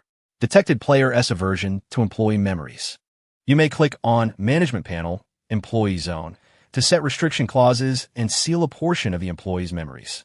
Seal a portion of memories. Lin Cenyue excitedly opened the employee panel and promptly configured a hazy recollection of Lu Guanyu pertaining to herself. Her speed of execution was so rapid that she scarcely had time to peruse the player guidelines in the pop-up window before hastily clicking agree. Once all these tasks were completed, Lin Cenyue excitedly rubbed her hands together and cleared her throat. So, you're Lu Guanyu? Where's this place? The man blinked in confusion, surveying his surroundings. He was still alive. Lu Guanyu cautiously examined the exquisite and lavish decor, seated upon a soft and comfortable leather sofa, with a multi-layered crystal chandelier hanging above. Across from him sat a vibrant young woman, propping her chin on one hand as she scrutinized him. Are you awake? Lin Cenyue tentatively inquired, relieved to find his gaze towards her rather distant. Thank goodness Lu, the CEO, did not remember her. She had tirelessly assisted Lu's company in generating wealth for many years. Now, she hoped he would not resent her for her servitude, chuckling mischievously to herself. For some inexplicable reason, Lu Guanyu felt a chill run down his spine, instinctively shivering. May I ask where this is? His deep, gravelly voice echoed with uncertainty. He recalled the last moment before losing consciousness. He had been working late on a project, oblivious to the red typhoon warning. Consequently, when he stepped onto the rooftop of the company, dizzy from overwork and yearning for fresh air, a fierce wind and torrential rain, accompanied by the massive company sign, came crashing towards him. Then there was nothing. Lu Guanyu pressed his lips together, sensing an oddness permeating the space around him. He straightened in his seat and peered through the towering one-way mirror glass. Outside lay lush green grass and a crystal-clear fish pond. Beyond the verdant expanse, however, the scorching sun blazed over a golden, arid desert, stretching endlessly into a horizon of swirling yellow sand. Lu Guanyu. A hotel in the desert? Having never encountered such an absurd establishment, he suddenly grasped the gravity of the situation. Was he still on Earth? Where had he been taken? One eligible employee detected. Employee binding in progress. He tentatively recited employee in his mind. Suddenly, a simple box appeared before him. Employee. Lu Guanyu. Hourly rate. 800 points. Please work diligently to create more value and enhance your hourly rate. Aside from these 3 lines of semi-transparent text, a conspicuous display hovered above the vibrant young woman's head. Lu Guanyu hesitantly inquired, Are you my employer? Chapter 42, New Employee. Former boss Lin Cenyue nearly laughed aloud, but she composed herself and nodded with poise, saying, Yes, it is indeed you whom I have employed. From now on, you shall be responsible for the front desk operations of the inn and for maintaining the cleanliness of the 6 rooms on the upper floor. Lu Guanyu nodded solemnly. This must be the cost of his second chance at life. It was far less burdensome than he had anticipated. Very well, I shall dedicate myself earnestly to my work. Lu Guanyu stated with a seriousness akin to reviewing a multi-billion-dollar contract, diligently following Lin Cenyue as he learned how to operate the cash register. By the way, we have a fish pond here and provide fishing gear for everyone. The equipment is stored right here. Lin Cenyue spoke as she pushed open the impeccably fitted door in the corner of the reception area, revealing a spacious and tidy storage space within. A collection of fishing equipment was neatly arranged on the shelves, easily accessible for use. If you wish to fish, you are welcome to borrow my exclusive fishing spot. I will not charge you, she said, recalling her former boss's penchant for fishing and feeling a pang of conscience. Lu Guanyu nodded in puzzlement. He had an inkling that the girl before him was quite certain of his interest in fishing. Yet the truth was that he harbored no passion for the pastime at all. It was his elderly relative who truly enjoyed such activities. Lin Cenyue, having completed the renovation of the 4-story building, had yet to explore its interior. Thus, she introduced the space as she walked through it. After closing the door to the storage room, she proceeded to the other side of the front desk and opened another door, pointing to the approximately 10 square meter area within. She remarked, as the front desk receives calls from the guest rooms, Your bedroom is located here. All necessary toiletries should be provided. If you find anything lacking, please inform me. With that, Lin Cenyue pressed the call bell, which emitted a peculiar sound capable of rousing even the deepest sleeper.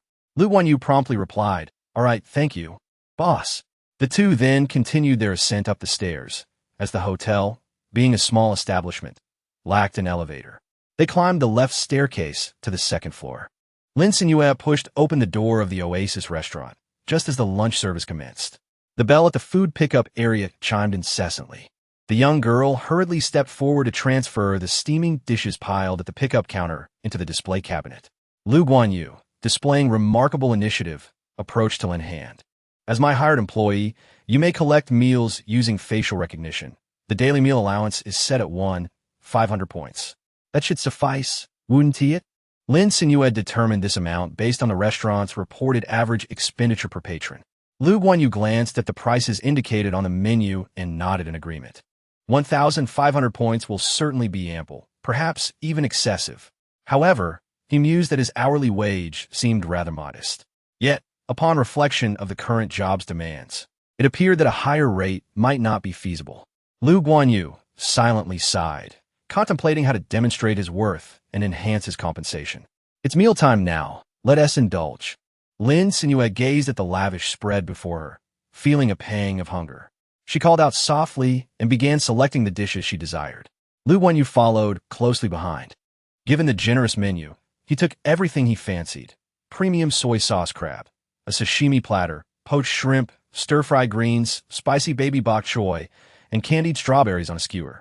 Lu Guanyu felt as though he had not eaten in ages, disregarding his usual principles of avoiding raw and spicy foods and adhering to smaller, more frequent meals. He ordered an entire selection from the day's menu, even requiring 2 trips as one tray could not accommodate it all. Lin Cenyue was not particularly eager to dine in the presence of her former employer, even though she had now risen from her past circumstances. However, sitting face to face, she found it somewhat difficult to swallow her discomfort. Thus, she quietly shifted to the adjacent table beside Lu Guanyu. Currently, Lu Guanyu was utterly captivated by the exquisite texture and delightful flavor of the premium marinated crab. So much so that he remained oblivious to the discreet individual beside him who stealthily removed a plate. This was undoubtedly the most delectable drunken crab he had ever tasted. The fresh crab, meticulously cut into 18 pieces, was immersed in a slightly salty marinade infused with the aroma of wine, showcasing an amber hue. The crab roe and meat melted in the mouth like seafood ice cream upon the slightest bite. Moreover, the marination of the premium crab was executed to perfection, with the crab roe exuding a rich fragrance, while the meat absorbed a delightful balance of sweetness and saltiness, retaining an extraordinary freshness akin to having just been pulled from the water. It was simply divine. He paid no heed to the steaming rice, promptly indulging in a generous mouthful of the sauce-laden crab meat accompanied by the rice, which soaked up the refreshing sweetness, enhancing the overall flavor. The sashimi platter far surpassed the quality he had encountered in other high-priced dining experiences, and as he dipped it in seafood soy sauce and wasabi, the vitality of the dish was unmistakable. As for the other stir-fried and poached vegetables, devoid of complex seasonings and prepared with simplicity, they showcased the exceptional quality of the ingredients. The staff meal was indeed lavish. Lu Guanyu found it nearly impossible to stop eating. He even began to comprehend why his hourly wage was only 800 points. It was remarkably sufficient. Such an opulent and delicious spread could be enjoyed for less than 600 points. In any modern private dining establishment, one might not even secure a single dish for 6,000 yuan. Lin Cenyue was thoroughly satisfied with her meal. She had longed to savor the exquisite tang sure Bajan from Zhenrongji for quite some time. Just 2 days before her untimely demise, she had secured a reservation, eager to treat the diligent members of the project team to a delightful feast once the project officially launched. Unexpectedly, before she could indulge in the culinary delight, she met her tragic end. However, fortune smiled upon her, for the dishes she had so ardently desired were available for purchase in the menu of the optimized plus version of the culinary system all. Indeed, they were as delectable as she had envisioned. Lin Cenyue contentedly wiped her mouth and picked up the strawberry candied hawthorn, delicately wrapped in a thin layer of glistening sugar glaze. As she peeled away the outer layer of glutinous rice paper, she took a bite of the plump, luscious strawberry at the tip. The delightful balance of sweet and sour flavors danced on her palate, and to maintain the integrity of the sugar glaze, the strawberry flesh possessed a subtly icy, slushy texture. It was the perfect choice for a post-meal dessert. Lin Cenyue returned her tray to its original place after finishing her meal. After waiting for just a few minutes, Lu Guanyu was also ready. Mimicking the young lady's actions, he returned his tray as well. Only then did he lift his face and inquire, "Boss, shall we proceed to the guest room of the restaurant now?" Lin Cenyue nodded slightly. She had enough responsibilities regarding the restaurant, leaving the management of the inn entirely to Lu Guanyu. There were a total of 6 rooms upstairs, divided into 2 types. Lin Cenyue briefly introduced the cleaning protocols and the location of the specialized washer and dryer for linens, before leading her companion downstairs. As they descended the stairs, the two had just reached the ground floor. Lin Cenyue had not yet taken her seat when the crisp, welcoming bell rang. The entrance was soon filled with the clamor of footsteps as a group of weary beast masters pushed through the door. Chapter 43. The first guests of the oasis, and as Lu Guanyu stepped forward to greet them, he nearly stumbled over a chattering, fluffy creature. The small, silver-blue ball of fluff, with its large, furry tail, darted across the smooth, tiled floor. If one disregarded its tail, it resembled the North Mountain long-tailed sparrow, a creature that would certainly thrive under human care. Yet its tail, covered in fine, soft fur, bore a striking resemblance to that of a canine. What on earth is this? Just as Lu Guanyu was about to extend a warm welcome to the patrons, he abruptly halted, quickly assessing the group before him. Nearly every individual had one or more small animals clinging to their clothing. And not only that, they were armed with sharp blades and crossbows, stained with congealed crimson blood, exuding an aura of violence. They bore little resemblance to people of peaceful times. Heart racing, Lu Guanyu maintained a faint smile on his face, stealing a glance at the young girl seated on the sofa, confirming that she exhibited no signs of alarm or wariness, allowing his tension to ease slightly. It seemed normal, not really, for individuals to appear in the desert with weapons and pets, right? To his astonishment, there truly was an oasis. The water in the fish pond was so clear, but alas, it was out of reach. No matter, once the fishing project is purchased, he could enjoy it to his heart's content. He wondered if fishing rods were available here. They must be. Moreover, the inn had 4 floors. Perhaps there were additional services beyond dining and shopping. How exciting! The beast masters who entered the oasis and began to admire the exquisite and elegant surroundings, their awestruck murmurs growing quieter. Among them, 2 or 3 who were not particularly affluent began to reconsider their choices. "Captain, perhaps we should reconsider. This place looks far from cheap."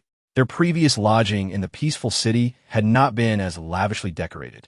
If they couldn't afford to stay here, it would be rather embarrassing. He thought they should check the prices of the items displayed in the transparent sunroom at the entrance. Through the glass, he had noticed what appeared to be vending machines.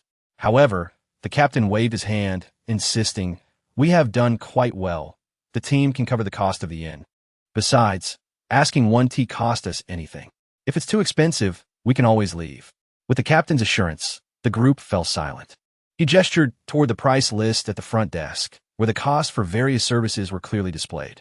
"Wow, they even offer lodging," exclaimed a girl at the front. Everyone surged forward to inspect the list, and the captain calculated the number of team members, concluding that reserving 4 family suites would be just right. And the prices were significantly lower than expected. He promptly declared, "Let us book 4 family suites. 3 of them will accommodate 5 people, and we'll need to add a mattress for an additional 50 points. Lu Guanyu nodded, swiftly generating the payment amount on the cash register. The captain settled the bill, distributing cards to the team members and beckoned them to head upstairs. Everyone excitedly shared the thin room cards, eagerly seeking their respective rooms. The captain, trailing behind, reminded them, "The restaurant is still open, so if anyone is hungry, head to the 2nd floor to grab a bite. Don't linger too long." The price of the family suites was not much higher than that of the most expensive inn in the peaceful city, so one could reasonably assume that the food prices wouldn't be exorbitant. If the menu prices matched those advertised, swallowing hard, the captain could hardly contain his anticipation for a hearty meal. Among the group, only 4 girls occupied the family suite closest to the stairs on the 2nd floor, perfectly accommodating 2 per room without the need for an extra bed. The more vivacious of the 2 used the key to unlock the door and could not help but exclaim, "This is incredible." The room was bathed in warm, comfortable sunlight filtering through double-glazed windows, illuminating the space brightly. The beds were adorned with pristine, soft white linens, and the floor was constructed from triangular pieces of natural wood, smooth and tidy, making it less prone to dust accumulation. The bathroom was fully equipped, featuring both a shower and a bathtub, stocked with shower gel, shampoo, soap, and laundry detergent. Family suite. 200 liters. 200 liters. The girls were astonished, their mouths agape. For those who had endured prolonged drought conditions following a natural disaster, this was an astronomical figure. Even filling the entire bathtub would not exceed 200 liters. Having a quota of 200 liters daily felt almost limitless. The girls, brimming with excitement, took turns enjoying hot showers, washing their clothes with detergent, and hanging them on the retractable clothes rack outside, which dried them in no time. As for the clothes they wore, the front desk attendant had previously informed them about the inn's special function. Any clothing exposed while passing through the doorway would be cleaned.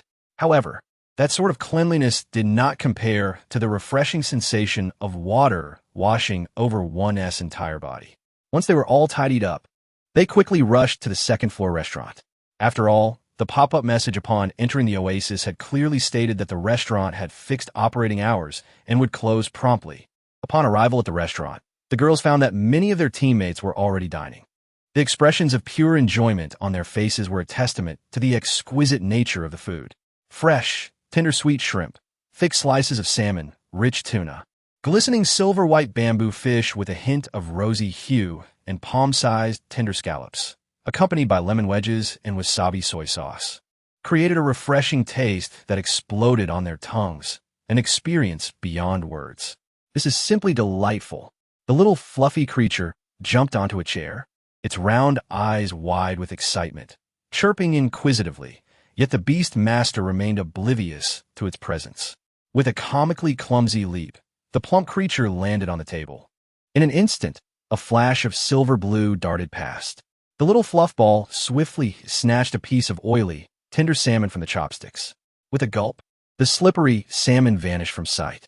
The evidence of its crime had evaporated. The little fluff ball flapped its wings with pride and scampered away, leaving the beast master holding a pair of chopsticks with a bite taken out of one end, the corners of their mouth twitching in disbelief. How excessive! Must a bird possess such a vengeful spirit? Chapter 44. Lu Guanyu's Work Diary. Just observing the harmonious interaction between the beast and its master was profoundly soothing. Lin Cenyue scratched the chin of the fiery fox, whose tail had just perked up and caught her calf, before preparing a platter of, placing it into a disposable paper bowl as a reward for the fox. She waited patiently for it to finish the delicate, rich seafood within the bowl. Lin Cenyue discarded a disposable paper bowl into the trash bin, watching its pitiful retreat. She then descended the stairs, clutching a skewer of strawberry candied hawthorn. Below, Lu Guanyu, seated behind the cash register, remained lost in contemplation. He deduced from the appearance of the current patrons that, firstly, this world was far from secure. Otherwise, there would be no instances of guests checking in with bloodstained weapons. Secondly, it was evident that water resources were likely scarce, as indicated by the limitations imposed on the water meter in the staff dormitory, which incurred additional charges for guests who exceeded their quotas. As for the bizarre and unfamiliar creatures, they were certainly not ordinary pets. Otherwise, traversing the desert burdened with such encumbrances would be a tremendous waste of energy. Hence, these animals must possess formidable abilities. Sighing, Lu Guanyu gazed despondently at his slender, fair hands. He somewhat regretted that, after so many years, he had neglected physical fitness in favor of amassing wealth. Now, finding himself in such a predicament, felt exceedingly passive. However, he soon found solace in the realization that running a shop in the desert without fear of plunder suggested that the proprietor must be exceptionally capable. He secretly rejoiced at not having fallen into the direst of circumstances. At least this oasis could be considered a safe haven of sorts. As long as he worked diligently and clung to his employer's coattails, he believed he would be fine. The man removed his glasses, casually placing them on his chest while unbuttoning the collar of his shirt. With his hands slightly apart, he leaned against the marble countertop, exuding a proud demeanor that belied his role as a front desk clerk. Lin Cenyue, lazily nibbling on her candied hawthorn, couldn't help but click her tongue in disapproval. It was outrageous. Even when the wealthy fell from grace, they still radiated an air of affluence. She recalled Lu Guanyu's stringent demands on the project team, which had forced her and her colleagues to redo their work multiple times. This man had undoubtedly played a role in her near demise. Lin Cenyue even harbored a mischievous thought of dressing the handsome, refined man in a maid's outfit as his work attire. However, considering that the front desk serves as the face of the hotel, she reconsidered. What if a guest were to complain upon seeing a tall man in women's clothing standing there? They might assume the establishment was rife with cross-dressers and be frightened away. What then? Lin Cenyue could only reluctantly abandon her thoughts, leaning back against the soft leather sofa, sinking into it like a starfish. Yet, she had barely closed her eyes when sounds emerged from outside the door. With her slender arms draped over the edge of the sofa, she half-propped herself up to peer outside. She saw a group of high-ranking contract beastmasters arriving in the oasis, mostly solitary wanderers who seemed to have formed a temporary alliance. They had reached the coordinates indicated on the promotional flyer. They gazed at the Mirage-like, enchanting scene before them, where lush green grass flourished and fish frolicked joyfully in the ponds. Such a sight had not graced their eyes for 8 long years. The seasoned veterans among them remained vigilant, scanning their surroundings, eager to unearth the spirit-type wild beast that had conjured such a vivid illusion while they were unawares. However, the allure of the scene was simply too potent. Unable to resist, they made their way toward the cooler, more refreshing central area, heading towards the pale green 4-story building. As they hesitated at the entrance, some reluctant to push the door open, it creaked and swung wide, revealing a tall, slender young man. Lu Guanyu greeted them with a smile, inquiring if they were here for the oasis. He informed them that the establishment offered various services, including accommodation, dining, shopping, and fishing, inviting interested patrons to come in and register for payment. The mere presence of this welcoming attendant led the Beastmasters to suspect that this establishment would be rather pricey. Yet, as one of the 8 immutable laws dictated, they were already here. Being high-ranking Beastmasters, many among them were lone wolves who had not joined hunting squads, thriving on their own. A successful hunt could sustain them for months without sharing their spoils with others. Their pockets were not lacking in funds. Cradling their beasts or hoisting them onto their shoulders, they entered the hotel lobby, captivated by the decor within. Mouths agape in astonishment at this marvel built amidst the vast desert. Remarking on the impressive construction materials, they pondered how they could possibly have been transported to such a remote area. Indeed, there were solutions, albeit costly. Surely, one could not expect space-type beastmasters to make countless trips. Even a dozen of them would struggle to deliver the materials needed for a single floor. They considered themselves among the elite of Yun City, ever since someone discovered the promotional flyer for the Oasis fish pond. Along with the complimentary refreshing candy that was later sold at a premium, the black market buzzed with news of the Oasis, driving prices skyward. The candy that alleviated heat was especially coveted. Rumors circulated that the supplies sold in Yun City originated from the Oasis fish pond, which was said to be brimming with treasures, even foods that granted beneficial buffs upon consumption. With such enticing information, many capable beastmasters were lured to glimpse the contents of the flyer. They were among the first to act, having agreed to gather a formidable group of beastmasters to venture into the high-level wild beast zone in search of the Oasis fish pond. Now that the Oasis had been located, they naturally separated to pursue their own paths. The remaining double rooms were swiftly booked, under Lu Guanyu's guidance. Some headed straight for the dining area, while others ventured toward the sunroom that housed vending machines. After assisting them in scheduling their fishing times, Lu Guanyu prepared fishing gear to demonstrate its use. Although he had little fishing experience, he had recently learned the basics from the owner, baiting the hook, casting the line, and waiting for a bite. Such routine tasks were mere trifles for a top-tier student, ranked among the world's best. However, in the next moment, as he deftly threaded the bait onto the hook, a mishap occurred. The bait snapped in two. Lu Guanyu. Unexpected. Let us try again. This time, the hook broke. He looked down at the severed hook, hands trembling slightly. Lu Guanyu. Lu Guanyu. Lu Guanyu. He envisioned his salary slipping away from him, retreating into the distance. It was not merely the hook that had broken, but the digits of his paycheck. He felt on the verge of despair. He hastily shoved the broken half of the hook into his pocket, attempting to conceal the evidence. Taking a deep breath, he forced a stiff smile and turned to the customers behind him, suggesting, "Actually, this is quite simple. Why don't you give it a try?" Suddenly, he realized something and emphasized, "The hooks produced by our oasis are of excellent quality. This was merely an accident." The customers, clutching the sharp, sturdy hooks, nodded vigorously at Lu Guanyu's earnest attempt to absolve himself of blame. They were joking, of course. The thought of this robust attendant squeezing a hook was too painful to contemplate. Seeing everyone comfortably seated and fishing, Lu Guanyu trudged toward the front desk, the incomplete fishing rod weighing heavily in his hands. At that moment, a small notification box popped up before him, displaying several lines of crimson text. Detected severe damage to the returned fishing rod, deducting 1,000 points. Deduction failed, insufficient account balance. Please promptly pay the 1,000 points for the damaged rod. Failure to pay in a timely manner will result in your inclusion on the Oasis Fish Pond blacklist. Thank you for your cooperation. Lu Guanyu.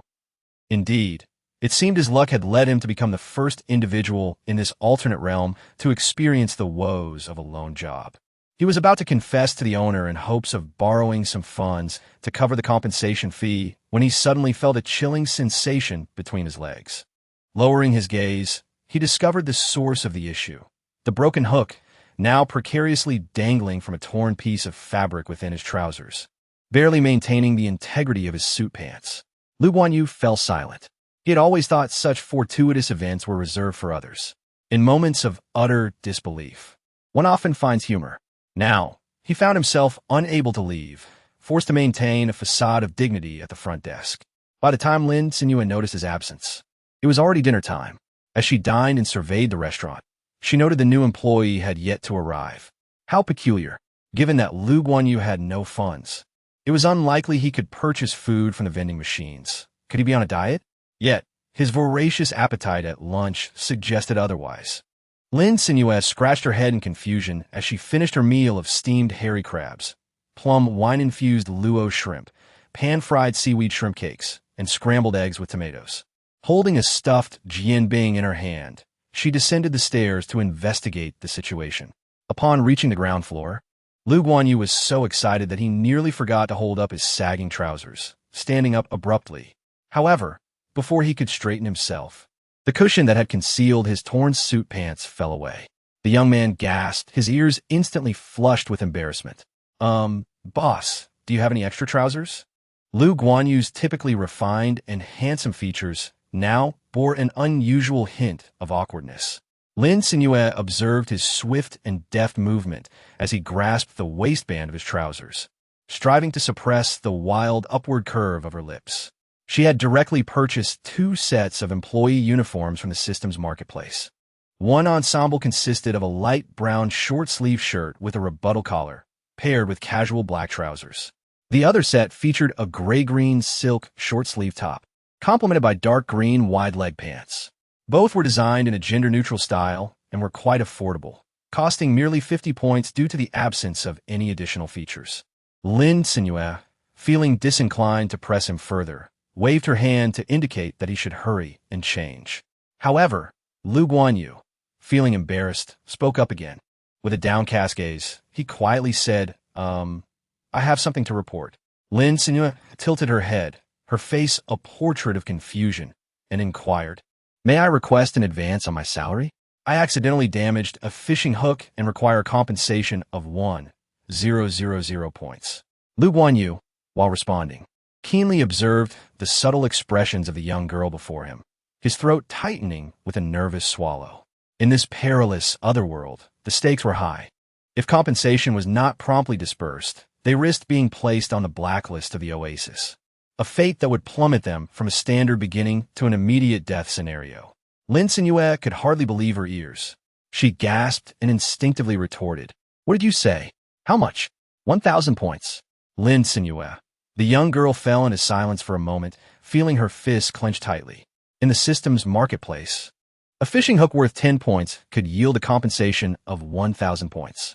This meant that Lu Guanyu had compensated the system with 1,000 points, which the system then siphoned off, retaining a staggering 99 and leaving her with a mere 10 points. Oh, how delightful! So this is how the system operates. What a remarkable specimen of a nefarious merchant, leaving only feathers in the wake of its avarice. Lin Cenyue harbored her grievances internally, yet still transferred 1,000 points to Lu Guanyu, her tone laced with a hint of sympathy. Do be more cautious next time. Lu Guanyu nodded obediently, silently accepting the compensation. If fate permitted, he too wished for a smoother path ahead. After changing his clothes, he ascended to the dining area. Meanwhile, Lin Cenyue settled at the front desk, engrossed in a game on her tablet. However, before she could complete a single round, a cacophony of noise erupted from outside the inn. Quickly, this must be the oasis. Hurry and fetch some water for him to drink. Xiaofeng, stay alert. Do not close your eyes. Lin Cenyue stood up in confusion, glancing around, when she spotted 3 or 4 disheveled beastmasters outside.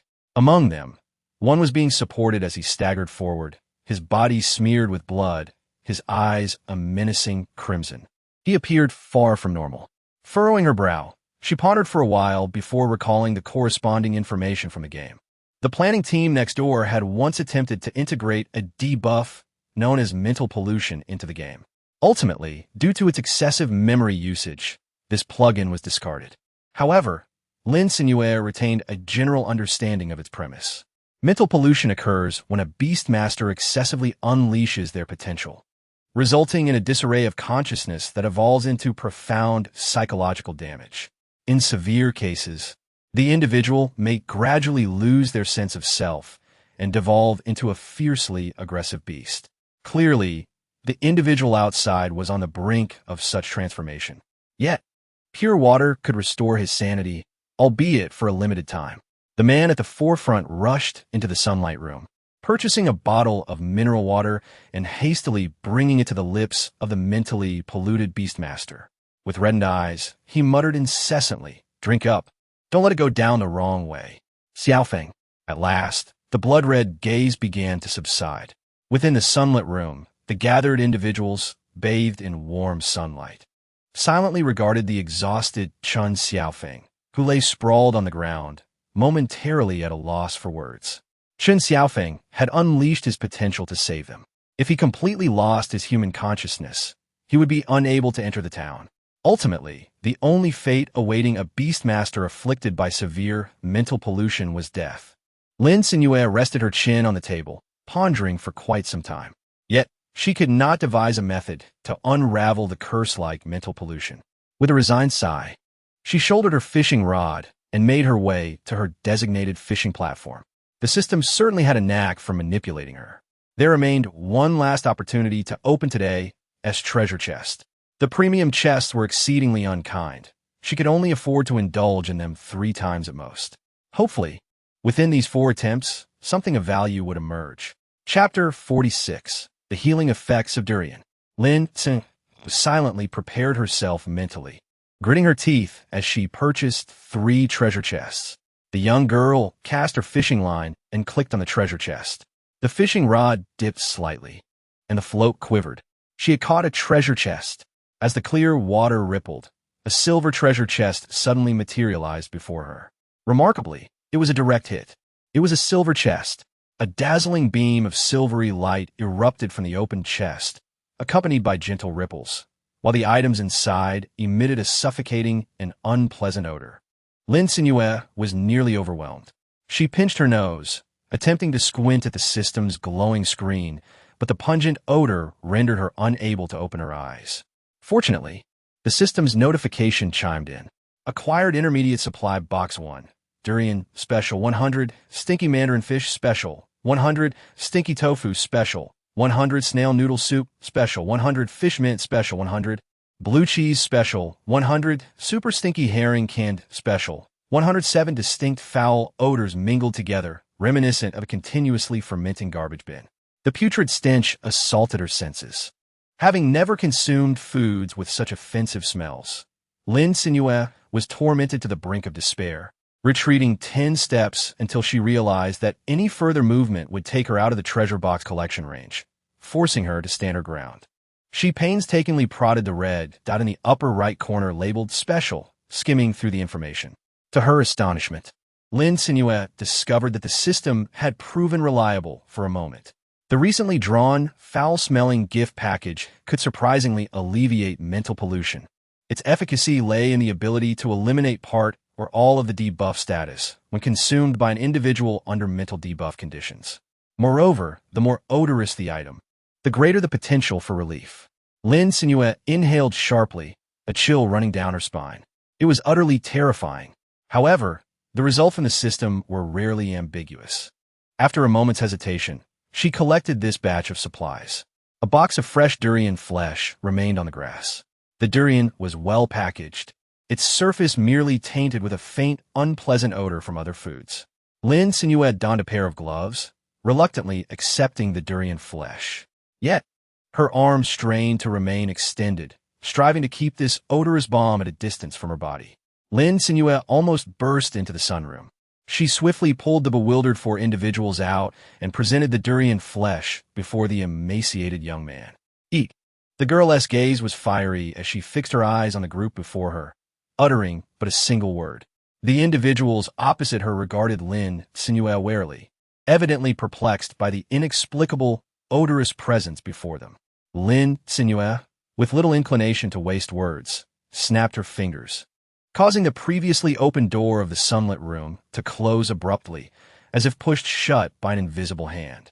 She crossed her arms and raised an eyebrow, asking if they could eat now. It was only then that the group realized the exquisite young lady before them was the mistress of the oasis. Any thoughts of resistance dissipated instantly. As Chen Xiaofeng inhaled the pungent aroma of durian, his delicate features twisted in distaste. He retrieved a piece from within and forced it into his mouth, chewing with great difficulty. Overwhelmed by the offensive smell, he shuddered involuntarily, tears of despair welling up within him.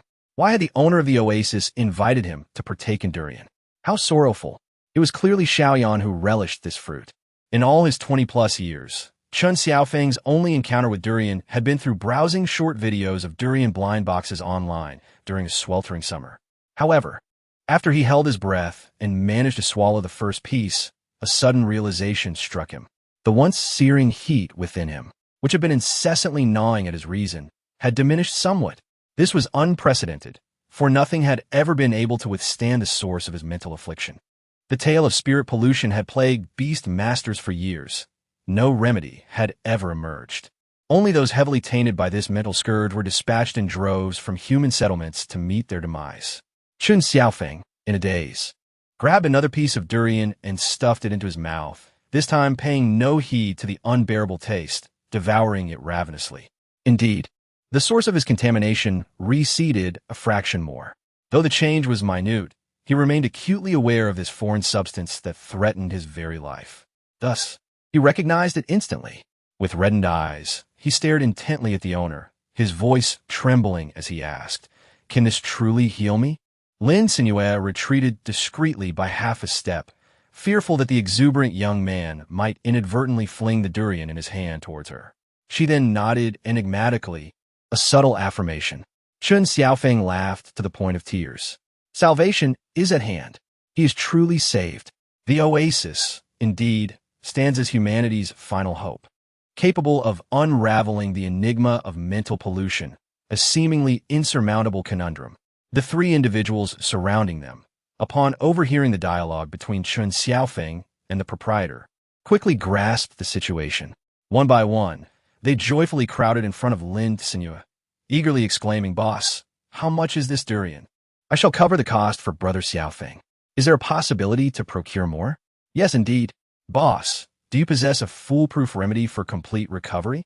Lin Cenyue pondered for a moment, noticing that pair of eyes fixated on her without the slightest blink. It was evident that they were genuinely intent. A mischievous thought crossed her mind, and without hesitation, she replied, "Indeed. However, the nature of the mental pollution varies in severity, and thus the food required to dispel the debuff of mental contamination differs accordingly. Please wait a moment. I shall retrieve a list."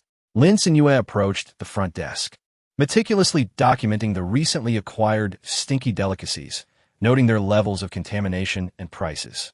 Durian, very weak, 200 points portion. Stinky mandarin fish, weak, 200 points portion. Stinky tofu, rather weak, 200 points portion. Smale noodles, moderate, 200 points portion. Fish mint, rather strong, 200 points portion. Blue cheese, strong, 200 points portion. Super stinky herring in a can, very strong, 200 points portion. All were uniformly priced at 200 points. Chun Xiaofeng scratched his head in confusion and remarked, "Boss, these effects vary. Why is the price identical for all?" Lin Cenyue gazed upon the young man poised to endure the trial of the noxious substance, her eyes imbued with compassion and pity. She softly inquired if it were possible that they might possess a different, less offensive odor. Chapter 47. The Hope of Severely Polluted Minds. Chun Xiaofeng shuddered, suddenly struck by a realization. Indeed, the durian had already been difficult to swallow. How could anything with an even more pungent stench not overwhelm him? Yet, his companions seemed oblivious to the gravity of the situation, fixated solely on eradicating the mental pollution. Xiaoyan promptly suggested, "Boss, let's go for an ultra-stinky herring in a can. Its potency is unparalleled. It is sure to cure Brother Xiaofeng. Just a little odor in the quest to rid himself of the affliction. Brother Xiaofeng would surely persevere." Moreover, when he had consumed the durian, he had not detected its foul scent at all. Unbeknownst to Xiaoyan, the system was designed so that only the consumer and the oasis operator could perceive the odor of such peculiar foods, as many patrons found the scent intolerable. The other customers merely experienced a subtle, fragrant simulation, devoid of any offensive aroma. Xiaoyan was resolute in his choice. Lin Cenyue, with a sense of mischief, handed the sealed can of notoriously foul-smelling herring to Chun Xiaofeng. She then swiftly retreated behind the glass door of the oasis inn. Chun Xiaofeng's hand trembled slightly, feeling as though the putrid can weigh 1,000 pounds. His teammates cast him encouraging glances, eagerly awaiting his consumption of the revolting food to eliminate the debilitating mental affliction and restore him to normalcy. Yet, Chun Xiaofeng lacked even the courage to open his mouth, especially as his good teammates assisted in prying open the can. Instantly, a potent, acrid stench burst forth, accompanied by the overflow of putrid juices that nearly splattered him.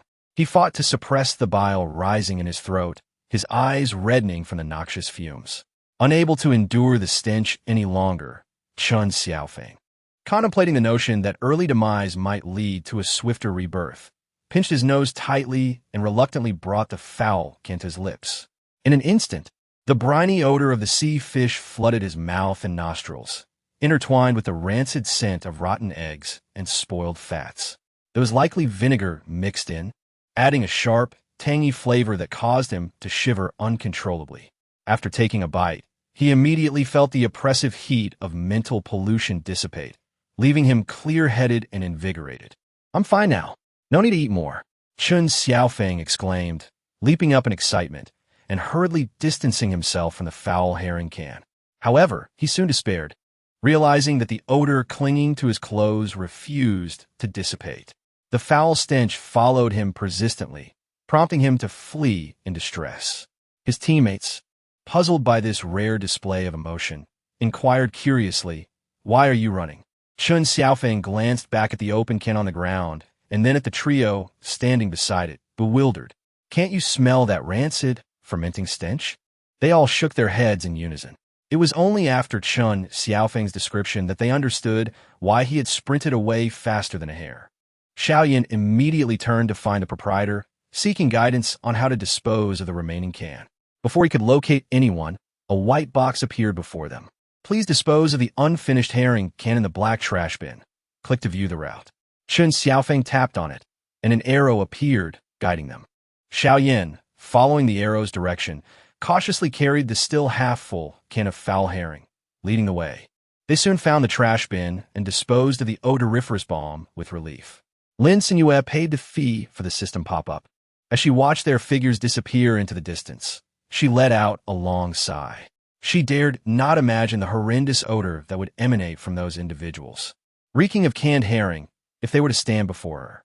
As they set aside their worries, they took the opportunity to scrutinize the widely spoken of oasis fish pond in the black market. One could not deny that the exaggerated promotional phrases rang true. Oasis was indeed a paradise on earth. It boasted clear, expansive fish ponds, lush green meadows, fresh, moist air, and delectable food. Wait, the cafeteria? The four suddenly recalled the recent notice announcing the cafeteria's imminent closure. They glanced at the time, 13:01:01, precisely past operating hours. The four exchanged despondent glances, their hearts heavy with disappointment. Ultimately, Chun Xiaofeng could only watch regretfully as patrons trickled out of the Oasis restaurant, many still clutching half-eaten, luxurious pancake rolls. He swallowed hard, deciding against torturing himself further by lingering at the entrance. All right, let's not dwell on it. Let us grab some instant noodles to tide us over, Chun Xiaofeng said, pulling the drooling Xiao Yin along with a stoic expression. Yet, the sorrow in his gaze was unmistakable. Chun Xiaofeng chose braised beef noodles, added hot water, and after 5 minutes, the rich, savory aroma wafted up, providing a strong sensory assault to their ravenous appetites.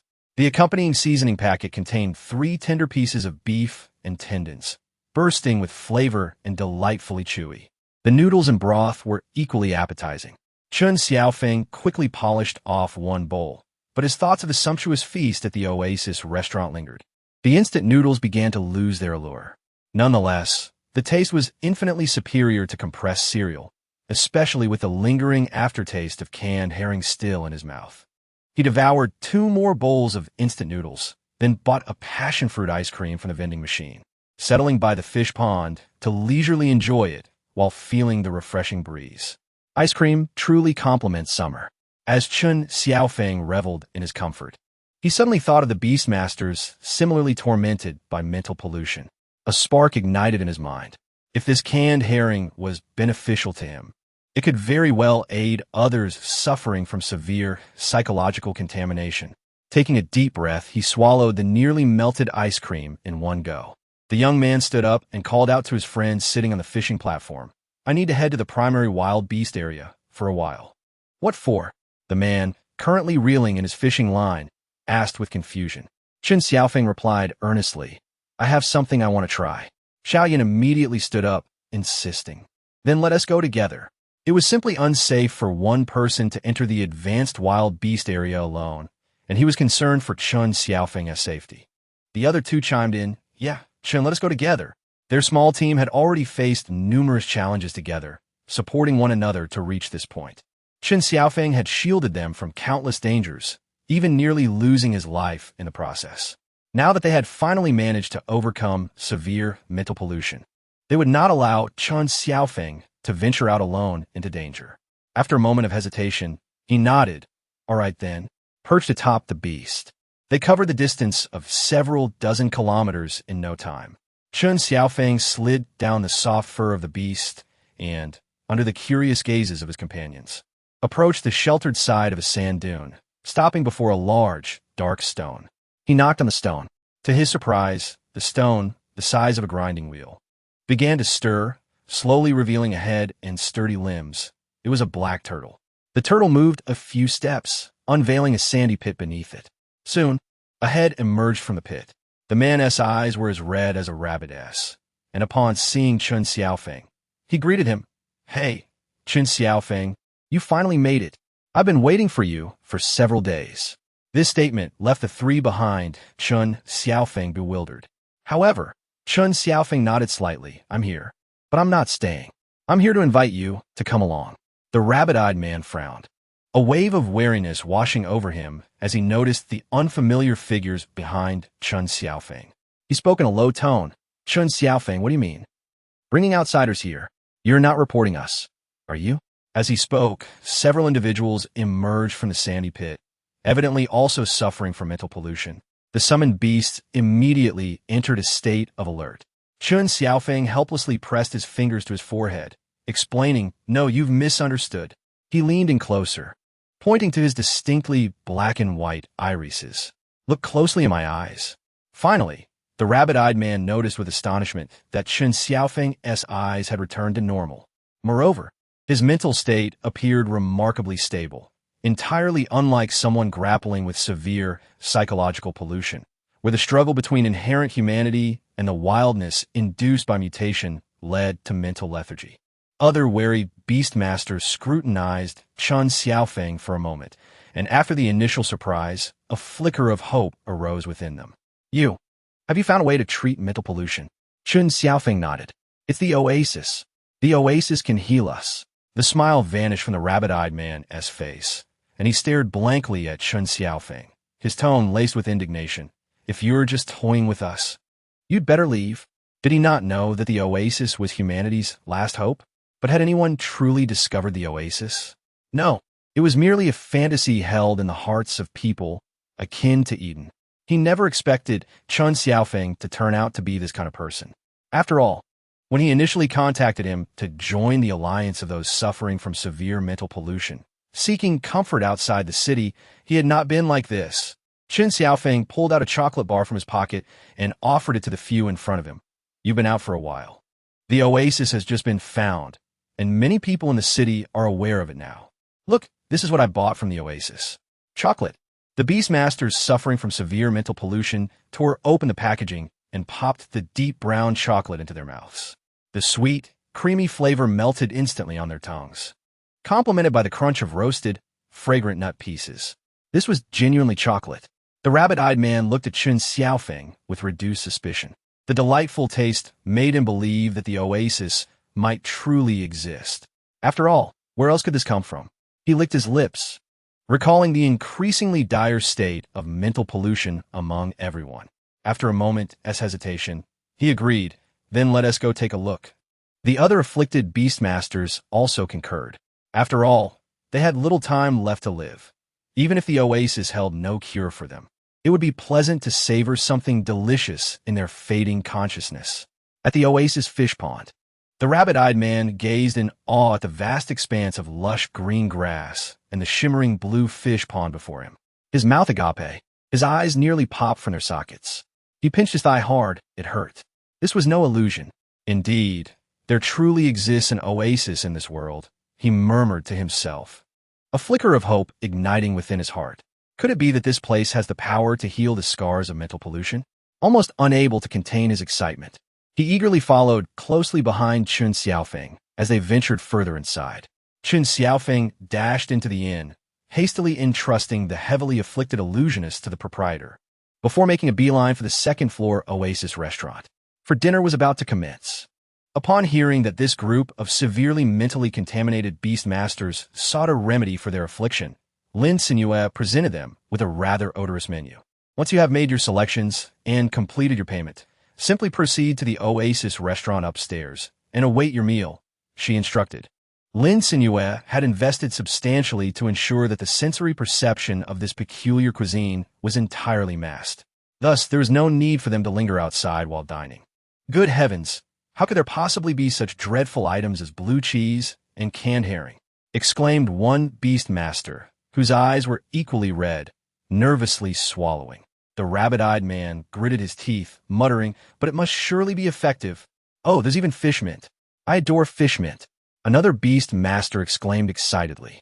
After each had determined their desired orders and settled the payments, they ascended the stairs together. Lin Cenyue advised Lu Guanyu to properly attend to the customers before ascending the stairs to prepare ingredients for the spirit-contaminated Beastmasters, aimed at eliminating their debuffs.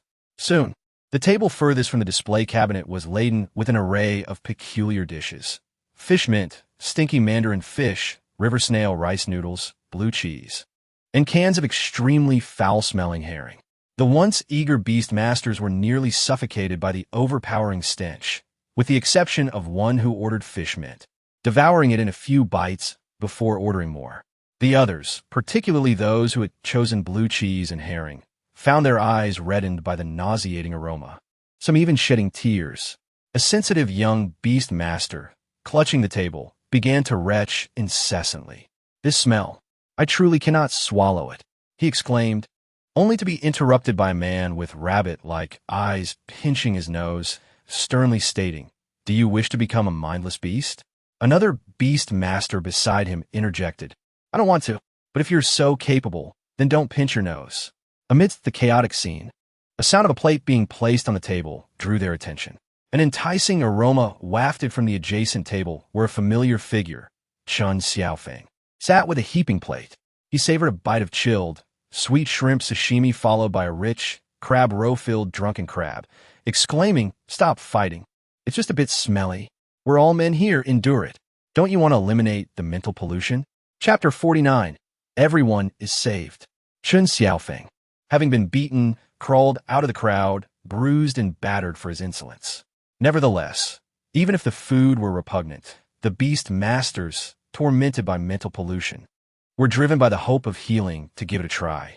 "Forget it, I'll eat first," the rabbit-eyed man thought, feeling his sanity slipping further as he realized he had almost lost control when he threw a punch at Chen Xiaofeng. The savage desire to see blood boiled within him, and he feared he might completely transform. His eyes were bloodshot, as if they would bleed at any moment. In such a state, he had no choice but to pinch his nose in an attempt to block the pervasive stench. Struggling to maintain his last shred of rationality, he shakily scooped a large piece of the deeply fermented herring, covered in a yellow-gray sauce, and forced it into his mouth. Ignoring the greasy, foul taste, he chewed hastily and swallowed it, only to be overwhelmed by the lingering odor that brought tears to his eyes. It's intolerably foul.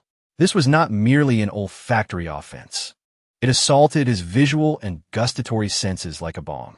Perhaps the impact of the extremely foul herring was so great that the rabbit-eyed man failed to notice that, as he swallowed the spoonful of sour, fishy herring, the oppressive, restless emotions that had plagued him began to dissipate, and the violent thoughts of wanting to combat and kill faded gradually. But those around him could see the transformation clearly.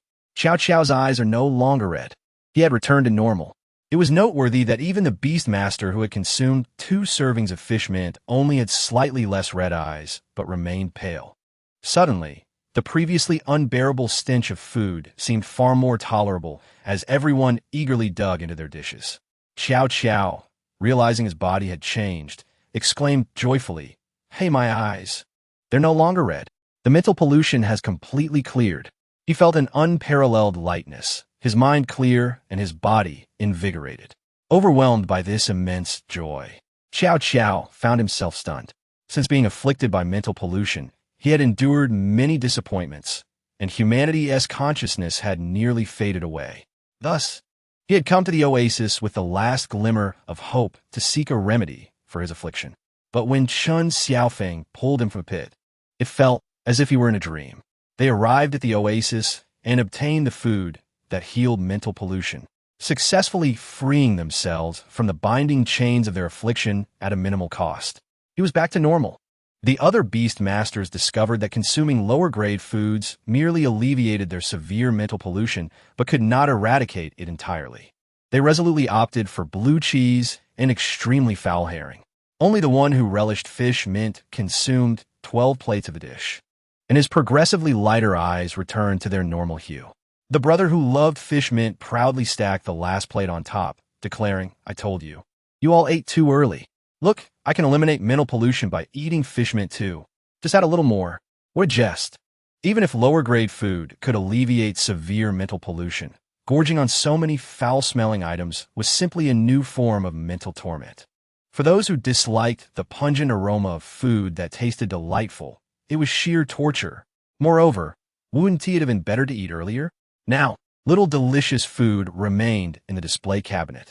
Xiao Qiao speared a mouthful of fruit salad drenched in dressing with his fork, relishing each bite. The sweet and tangy flavors quickly subdued the lingering stench of the herring in his mouth. He set down the bowl and picked up chopsticks to tentatively grasp a large shrimp atop the Spanish seafood rice, stuffing it into his mouth. Before he could even chew, the fresh sweetness of the seafood, mingled with the acidity of the tomatoes, spread across his palate. His eyes squinted in enjoyment as he hurriedly scooped 2 spoonfuls of rice soaked in the flavors of shrimp oil, onions, and garlic, enriched by robust white wine, infusing the rice with a unique character. The more he chewed, the more delicious the ample serving of Spanish seafood rice became, leaving him unable to stop. Dinner was indeed bountiful. Lin Cenyue, intrigued by the flavors of Spanish cuisine, made a point to purchase several unfamiliar recipes. Xiao Qiao also had a number of dishes he wished to try, and it was evident that they could not merely fill their stomachs with staples. He glanced at the elongated plate beside him, which held 3 or 4 small skewers. This, too, was delightful. The balance of olive oil and balsamic vinegar was impeccable. Xiao Qiao felt as though he had touched the heavens. He was even more grateful for having heeded Chun Xiaofeng's advice to venture to the oasis for a stroke of luck. Meanwhile, the girl beside him savored her fish and chips, which were adorned with a sprinkle of cumin and pepper, crispy and fragrant. Yet, as she continued to eat, tears began to stream down her face. My mother used to love making me fries before the disaster struck. I wonder how she is now that I've left without a word. The group of spirit beast masters they belonged to was not among those forcibly expelled from the city by Cloud City. Rather, they had discreetly exited before the mental pollution escalated, digging sand pits to construct their own shelters. They aimed to avoid the dire consequences of severe mental contamination, which could render them unable to resist transformation and control their bodies, ultimately leading them to be cast into areas teeming with wild spirit beasts at the mercy of fate. This was also a measure to protect their families from harm, as those afflicted by mental pollution could suddenly pose a threat to others. Therefore, although they felt discomfort regarding the official actions of expelling severely polluted spirit masters from Cloud City, they could comprehend the reasoning behind it. A quiet suggestion was made, and the moment it was voiced, it resonated with the others. The spirit masters diligently finished their meals, retrieved some food containers from the adjacent display case, and hastily packed some local specialties from the vending machines, eager to return to Cloud City while daylight still lingered. Upon entering Cloud City, Xiao Qiao wandered aimlessly through the streets and alleys, unexpectedly discovering that the instant noodles, chocolates, and bottled water sold at the Oasis vending machines were also available in the marketplace. A vendor, with a stoic expression, curtly remarked, "Mind your own business. Buy if you want, or leave if you don't."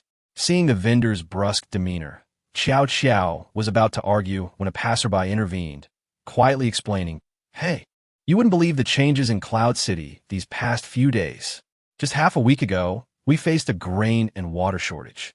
These instant noodles and bottled water were purchased from the Oasis by the Lord of the City and the President, sold at original prices to the public." The way he tells it, it's akin to storytelling, and some folks try to speculate and profit from the city's plight. Yet, no matter how high the prices, they only receive the original amount back, leading to significant losses and mounting frustration. Xiao Qiao observed the vendor's meager sales throughout the morning, feeling a swell of indignation. It was evident that their leader had neglected the implications of reselling supplies when they were stockpiling for themselves. Now, they found themselves cleaning up the aftermath, which was exasperating. Suddenly, understanding dawned upon Xiao Qiao. No wonder the prices were identical to those in the Oasis. However, if the Cloud City authorities were aware of the Oasis, did they also know that mental pollution could be treated? As he pondered this, the roar of an engine and heart-wrenching cries echoed from behind. "Mom, please don't leave me. Wake up, daughter. You can't sleep. If you do, you'll lose consciousness." The anguished voices belonged to families of spirit masters, tears streaming down their faces, desperately attempting to reach their bound children. Yet, all they received in return were feral howls and cold, crimson glares from those who had succumbed to severe mental pollution. Nearing transformation, furrowing his brow, Xiao Qiao did not hesitate to step in front of the vehicle, recognizing that he had once been severely mentally polluted himself. He was certain these spirit masters needed to be taken to the Oasis for treatment. Otherwise, there would be no hope left for them. The driver was a member of Cloud City's advance team, currently on a mission to transport these severely polluted spirit masters outside the city. Despite the heart-wrenching pleas and scorn from the families behind him, he felt compelled to prioritize the safety of the greater populace. He slowly maneuvered through the streets, nearing the city limits when suddenly a figure appeared in front of the vehicle. The team member sighed, gripping the steering wheel tightly, and nudged his sleeping partner awake. "Hey, wake up. Go see what's going on with that person." Startled awake, the partner straightened up, irritation etched across his face. "What are you stopping the car for? Don't you know the protocol for sending out heavily polluted individuals?" Xiao Qiao's expression darkened as he coldly regarded the man and replied, "I am aware. However, these individuals can be cured." The partner stared at him incredulously, as if questioning his sanity. He regarded Xiao Qiao with a bemused expression and scoffed. Cured? How? With just words? Xiao Qiao, weary of engaging in futile arguments, knew that every wasted moment diminished the chances of healing those afflicted. He pushed past the obstructive partner and climbed into the passenger seat of the truck. You know the oasis, right? A new food that can cure mental pollution has emerged. You can either join me, or I can choose to commandeer the vehicle. Remaining calm, Xiao Qiao stated his intention. After all, he had no ties to Cloud City. He had planned to sell his home and relocate to the oasis. This was merely a delay in his plans. To save the lives of those on board, he silently prepared for the worst outcome, seizing the vehicle. To his surprise, the team member widened his eyes in astonishment and grabbed the radio, saying, "All right, hold on. I'll report this to the leadership." He quickly contacted the secretary of the Spirit Master Association president, succinctly explaining the situation. After receiving a positive response, the team member started the vehicle and handed the radio to Xiao Qiao. "Hey, buddy, about the cure for mental pollution. Could you possibly share the specifics with my superior?" Xiao Qiao was taken aback by how smoothly things were unfolding. After collecting his thoughts, he succinctly explained, "I am actually a spirit master suffering from severe mental pollution. A familiar friend informed me that the oasis had a treatment. So I went there, and indeed, the oasis offers a way to heal mental pollution. Look at my eyes. They're no longer red, right?" He emphasized his point by widening his eyes for the team member to see. The team member nodded in agreement. "So, I think that rather than letting these spirit masters nearing transformation perish, we should take a chance and send them for treatment." On the other end of the intercom, a circle of esteemed officials, gathered around the table housing the device, were overwhelmed with emotion, tears of joy glistening in their eyes. Could it be that the long-standing issue of mental pollution that had plagued Beastmasters had finally found its remedy? Yin Feng could no longer contain his elation and exclaimed, "Excellent. You take them to the oasis to meet the boss. Our team will follow shortly." Qian Kunpeng firmly grasped his old companion's shoulder, leaning closer to the intercom. "We shall await your good news." Chapter 51. The transformation of the administrative lounge. Lin Cenyue was unaware that a group of customers, eager to indulge in canned herring, was soon to arrive. She was busy serving durian to the diners at the Oasis restaurant. While inquiring, "Is one box sufficient?" the girl with a ponytail shook her head and, with sparkling eyes, gestured for 3. "We need 3 boxes. The others want to enjoy it too." After reserving 2 large pieces for herself, she divided the remainder among her companions who were eager to savor the durian. The ponytailed girl carefully pried open the fully ripe durian flesh, revealing the slender, dark brown seed within. The flesh, viscous and velvety, was so exquisite that she could not help but swallow hard in anticipation. She excitedly whispered to the girl beside her, "This durian is absolutely incredible. I've never encountered seeds this small before, nor such ripeness." Without further ado, she took a generous bite. The soft, delicate sweetness instantly melted on her tongue, reminiscent of creamy ice cream. Delightful. Those who relished durian swiftly devoured the 3 large boxes as if they were a post-meal dessert, leaving no trace behind. With their bellies fully satisfied, they tidily returned the dishes and exited the Oasis restaurant. With Lu Guanyu taking charge of the work, she, as the proprietor, felt considerably relieved, needing only to assist in the kitchen during the restaurant's operating hours. Thus, she reclined once more on the plush sofa of the executive lounge. Oh, this is bliss. This was the life she had earned after a lifetime of toil. However, before she could bask in her comfort for long, she overheard a conversation between 2 young women nearby. The ponytailed girl leaned against the sofa, squinting her eyes in admiration, gazing at the more vivacious girl not far away. "This place is truly reminiscent of a 5-star hotel lounge, though it's a pity there are only a few sofas here, and no drinks or afternoon tea. How delightful it would be to sip iced milk tea under the warm sunshine." Before the calamity of extreme heat, her family had been quite well off, allowing her frequent visits to hotel lounges for afternoon tea. Now, for an ordinary person to even have access to clean, clear water was a luxury. Indulging in a complex beverage like milk tea, requiring both tea and fresh milk along with various ingredients, seemed like a distant dream. "I think you're just too full. How dare you make such a request? The lively girl shot her an incredulous look, playfully chiding, "The oasis is already quite splendid, all right?" The ponytailed girl pouted and mumbled softly, "I know I'm not full. I'm just whimsically daydreaming. Besides, drinking iced milk tea in summer is incredibly refreshing." She was merely feeling a tad indulgent. Lin Cenyue, who had been listening intently, blinked and recalled the milk tea gift pack she had recently acquired, pondering with slight distress that if she truly opened a milk tea shop, she would have to toil again, shaking milk tea. Perhaps it's best to let that idea go. Though Lin Cenyue was tempted by the thought of indulging in milk tea, the energy required to shake it made her reconsider her desire. She was about to turn over and continue relishing her leisurely moments when the system panel suddenly appeared. Mission triggered. Renovation of the executive lounge. Mission description. After a series of transformations, your modest inn has begun to take shape. Guests have expressed considerable satisfaction with the accommodation conditions. Dissatisfied patrons are merely those who failed to secure a reservation. However, some guests have noted that the executive lounge is rather rudimentary, lacking the dining services typically offered by standard hotel lounges. Please devise a means to cater to the guests' needs, thereby enhancing the facilities of the inn. Mission requirements. Establish at least one dining service in the inn's executive lounge, cocktail area, drink area, snack area. Reward. One employee at no cost of wages. Lin Cenyue was introduced to the reward system and noticed that it clearly indicated that, as an unpaid employee, she could only select from categories devoid of sentient awareness, namely, robotic employees. These hired hands required no sustenance preparation.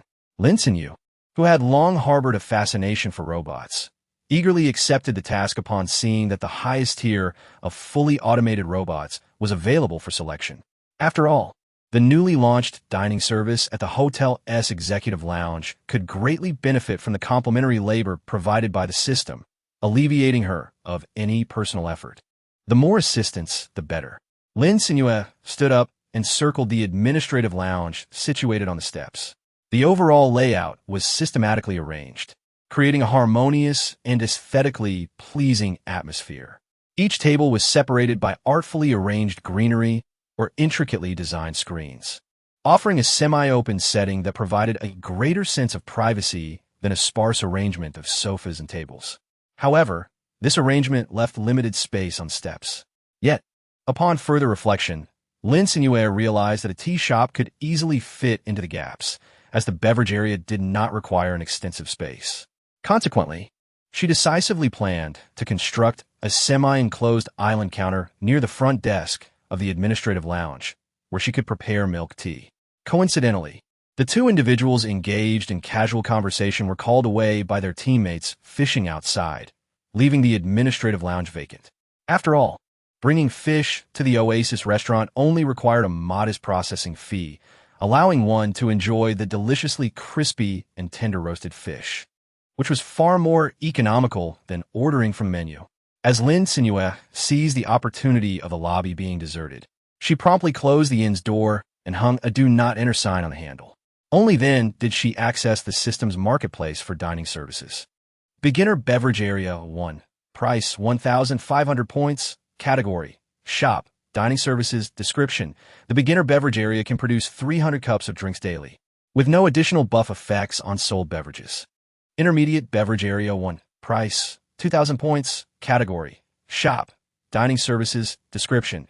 The intermediate beverage area can produce 600 cups of drinks daily, with each sold beverage granting 2 strength, 2,400 hours, 00. Advanced Beverage Area 1. Price 2,500 points. Category. Shop. Dining Services. Description. The advanced beverage area can produce 1,000 cups of drinks daily, with each sold beverage granting 5 strength, 2,400 hours, 00. Lin Cenyue observed that the price disparity was not significant, and she decisively opted for the premium beverage section, giving no thought to the cocktail or snack areas. After all, as someone who operates a beverage shop, she possessed a ready-made beverage package at her disposal. Other establishments merely provided the system with ample opportunity to exploit her.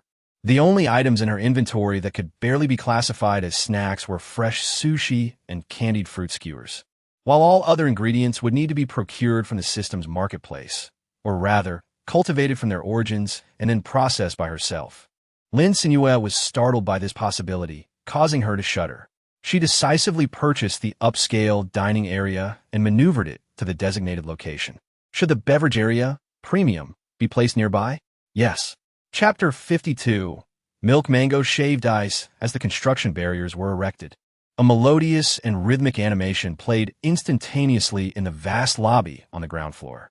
In the blink of an eye, the barriers vanished, revealing a brand new, expansive island counter in a creamy white hue. However, Lin Cenyue tilted her head in confusion, for aside from the centrally embedded beverage bar, the surfaces on either side were utterly barren, devoid of any other items. She hurriedly approached, only to discover a series of buttons lining the edge of the island, each clearly labeled with functions such as juicing, tea extraction, steaming, blending, warming, stirring, shaking, and sealing. With a mere press of a button, the corresponding apparatus would emerge with a satisfying pop atop the island. Lin Cenyue was initially puzzled as to why all the equipment was not placed on the counter. However, after she pressed each function in succession, she could not help but acknowledge the system's wisdom. The island counter was simply too small to accommodate so many devices. It was no wonder that this was a premium beverage area. Not only did it boast a remarkable variety of drinks, but it also saved her the expense of purchasing recipe books. As she happily perused an entire page of the menu, she suddenly heard the system's notification sound. Completed. Side quest. Major renovation of the executive lounge. Quest requirement. Establish at least one dining service in the hotel executive lounge. Mixology area, beverage area, snack area. Reward. One employee at no cost. She could now select a robot employee to hire without any expense. Lin Cenyue rubbed her hands together and once again perused the system's marketplace. After a moment of deliberation, she ultimately opted for the dessert and beverage proficient robot rather than the priciest all-in-one offensive and defensive automaton. After all, running a beverage shop wouldn't benefit from an employee who could hit the mark every time.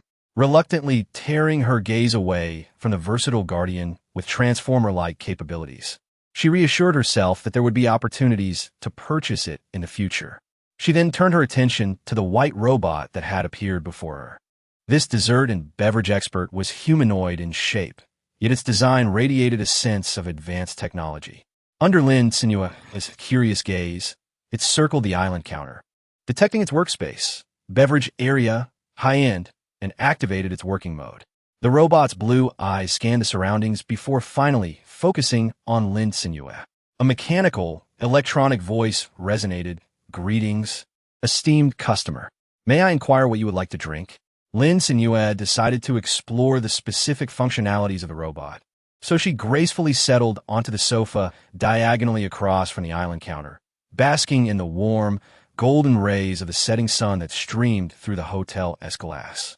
Resting her chin on one hand, she ordered, "Please bring me a generous serving of mango milk snow." The sun in this arid desert was quite relentless. Despite the advanced technology of the system that shielded her from much of its intensity, Lin Cenyue still felt a touch of heat. Thus, indulging in a refreshing icy dessert was the most delightful choice. When she had previously stocked the beverage area with ingredients, she had made sure to select a substantial amount of the fruits she had acquired. Consequently, the beverage station was not only capable of offering a variety of milk teas, but also freshly squeezed fruit juices, fruit slushes, and some fruit teas requiring preparation. Upon receiving the customer's order, the robot promptly sprang into action. The succulent mango, bursting with juice, was swiftly peeled and sliced into vibrant yellow chunks in its mechanical grasp, which were then fed into the juicer. The machine hummed as it transformed the mango pieces into a smooth puree devoid of any fibrous texture, followed by the activation of the slush machine. With the sound of the ice maker whirring, a large bowl at the bottom began to accumulate layers of pale yellow, fluffy ice. Meanwhile, the robot continued to deftly peel and chop mangoes at a speed at least 5 times that of an ordinary human worker. Its rapid movements made it seem as though it had multiple forms, appearing in every corner of the island counter. Within half a minute of placing the order, a bowl of slush, heaped like a small mountain, was presented before Lin Cenyue. The robot remarked, "Enjoy your meal." Lin Cenyue gazed at the surface of the fluffy ice, which was generously adorned with fresh, sweet mango flesh, nearly drowning the pale yellow, snow-like slush beneath. Atop the mango, a dollop of cream had been artistically sculpted into the shape of a snowcap. The rich, sweet fragrance of the fruit mingled with a subtle hint of cream, wafting delicately to her nostrils. This portion is truly enormous. Lin Cenyue was taken aback, her mouth agape in astonishment. At that moment, Lu Guanyu, who had just ascended to assist the new resident in arranging the mattress, descended the stairs. She eagerly beckoned him. Why not come over and share a meal? I cannot possibly finish such a large portion on my own. After a brief hesitation, Lu Guanyu approached her. After all, it was indeed true that the proprietor could not consume an entire meal by himself. It was certainly not due to the fact that he had scalded his tongue while sipping soup for dinner. Lin Cenyue requested an additional bowl and spoon from the robot, and she generously shared a substantial portion with Lu Guanyu. With great care, she took her spoon to scoop the softly chilled mango-flavored shaved ice, complemented by the rich, creamy milk ice. The layers of flavor were exceptionally intricate. The velvety milk ice transformed into a smooth, luscious buffalo milk the moment it touched her palate, gliding down her throat. The generous chunks of fresh mango, adorned with a light, sweet cream, elicited a blissful smile from Lin Cenyue with each delightful bite. The mango imparted a perfectly balanced sweet and tangy taste that harmonized beautifully with the cream, while the scattered bits of crunchy nuts added a delightful crispness, reshaping Lin Cenyue's perception of mango milk shaved ice. How could it be so delicious?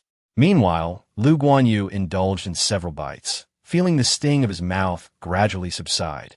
He then focused intently on savoring the exquisite flavors of the shaved ice. It was truly delectable. Stealing a glance at the girl before him, he couldn't help but smile softly, contentedly filling his mouth with the tender, juicy mango before relishing another spoonful of the creamy, smooth milk ice. He silently marveled at how he had never encountered such a treat before. It was undeniably perfect for summer. Chapter 53, Beverage Area in Operation. Lin Cenyue had barely finished half a serving of the fluffy ice dessert when someone arrived at the executive lounge. A girl with a ponytail gazed in astonishment at the brand-new island bar and exclaimed, "Wow, when did a beverage area appear here?" She then noticed two individuals nearby sharing the fluffy ice and excitedly approached them, her eyes sparkling with admiration. "Boss, you are incredible. I was just telling Sister 11 that I wanted to drink milk tea, and in such a short span of time, a beverage area has magically emerged. It feels like a dream. The boss has somehow accurately guessed what I wanted to drink." Lin Cenyue discreetly touched her nose, concealing her feelings of guilt. Ahem, it was not her prowess, but rather the allure of currency. She raised her hand and pointed to the beverage display, asking, "Would you like to indulge? You are the inaugural customer in our Beverage Zone's soft launch. I shall treat you." The girl with the ponytail nodded enthusiastically, much like a chick pecking at grains. "Of course, I want a drink." She had been yearning for a cold brew tea with 3 scoops of ice cream, longing for that silky, refreshing taste. After all, it was the oasis owner treating. This revelation would surely incite envy among her teammates. It was an opportunity not to be missed. "Then I shall have the ice cream tea, with an additional portion of pudding, 3 parts sugar, and no ice. Thank you." The ponytailed girl skillfully placed her order, her excitement evident as she turned her gaze towards the robot awaiting her. The familiar sensation of shopping for milk tea had dissipated. Indeed, they were now in a post-disaster heat wave, and to find milk tea was a stroke of fortune at Oasis. Yet, she remained hopeful, her eyes fixed on the glass before her. The transparent surface, chilled by the drink, had formed a delicate layer of frost, revealing the light brown hue of the cold brew tea, with 3 scoops of ice cream pressed against the glass. She first sipped the slightly bitter tea, then stirred in the ice cream, the delightful creaminess taking her by surprise, causing her eyes to widen in astonishment. This flavor was a recreation that surpassed even the offerings of milk tea shops before the apocalypse. If only she could take it to the fishing pond. A cup of milk tea in one hand, a takeout skewer of grilled fish in the other, all while enjoying the scenery and a gentle breeze. What a blissful experience. The ponytailed girl pondered this and promptly inquired if the robot could package her drink for takeout. Receiving an affirmative response, she eagerly awaited. A minute later, she triumphantly held her semi-melted, exquisitely flavored ice cream tea, ready to flaunt it before the fishermen. The group, initially focused on their fishing endeavors, exclaimed, "What? Oasis has a milk tea shop." This was indeed a rarity. Even the most reluctant of men, who seldom indulged in milk tea before the heat wave, could not resist the temptation to sample this delightful concoction. After all, it contained syrup, tea, and milk, treats they had not savored in years. With such an opportunity presented at a reasonable price, word of the administrative lounge's new establishment spread like wildfire, and soon, a long queue formed in front of the beverage area. Lin Cenyue leisurely picked up a chilled piece of mango and savored its sweetness, observing the robot, adept in the art of dessert and beverage preparation, deftly maneuvering various devices, nearly sparking with its speed. She silently marveled at her own wisdom in hiring a robot. Had she employed a mere human, the intensity of the work might have driven them to flee by the following day. "I would like a cup of mango pomelo sago. No ice, half sugar, with extra mango, to be consumed fresh and not packaged. Thank you. That will be 35 points. Please keep your receipt. Please prepare 5 cups of milk tea with red beans, pudding, and crispy pearls, ice with half sugar, and include a cold preservation bag. Thank you. That will be 147 points. Please keep your receipt. I would like a cup of jasmine peach fresh fruit tea, no ice, regular sugar. Oh, please package it. Certainly. That will be 45 points.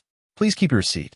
Lin Cenyue observed as the robot flawlessly calculated the price of each order, skillfully and swiftly preparing one beverage after another while announcing the order numbers through a speaker.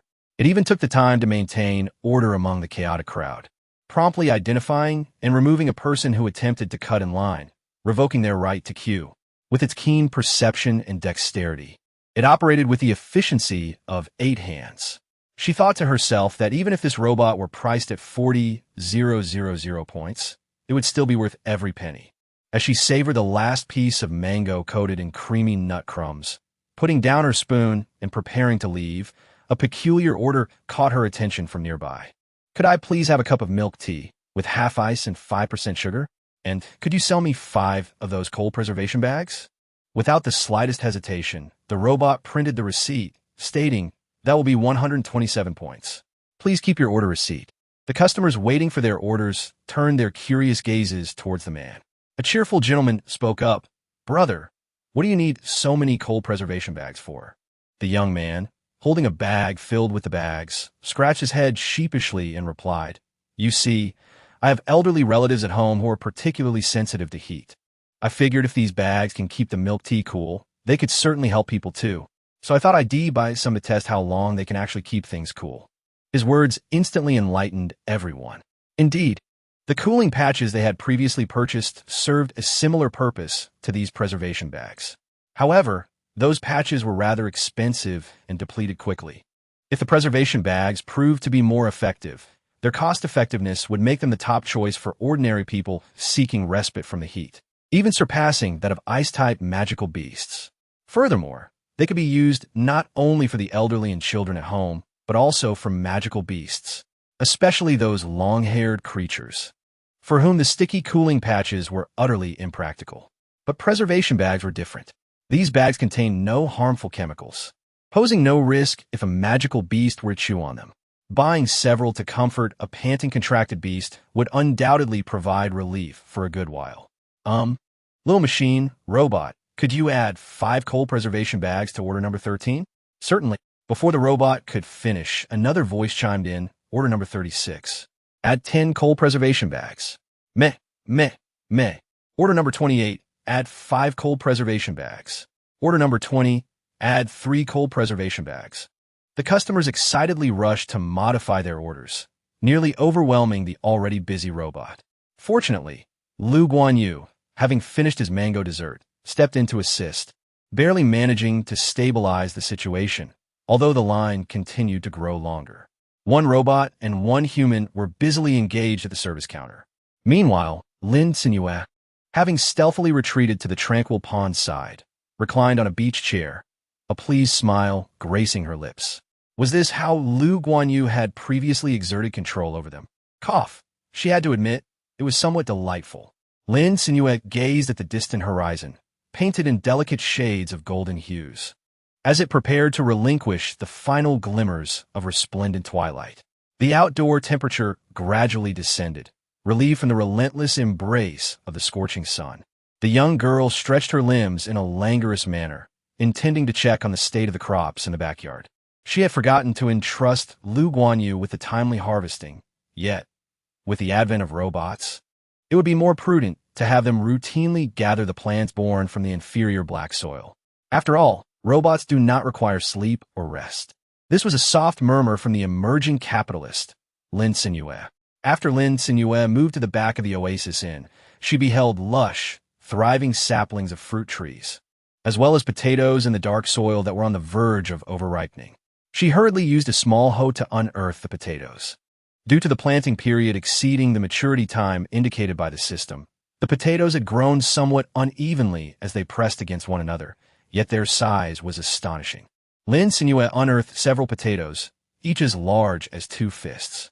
However, their surfaces were pockmarked and mottled, rendering them unappealing in appearance.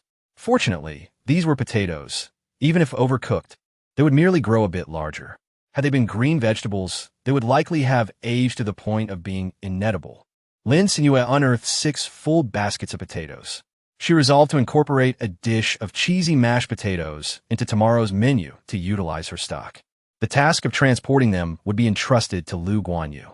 The young girl let out a sigh of relief, disregarding the frenzied notifications of potato receipts flooding the system. Rubbing her slightly sore waist, she stood up, but before she could steady herself, her gaze met a pair of bright yellow, beast-like eyes. Chapter 54. The admiration of the harvested kittens. Lin Cenyue was nearly startled into sitting on the ground.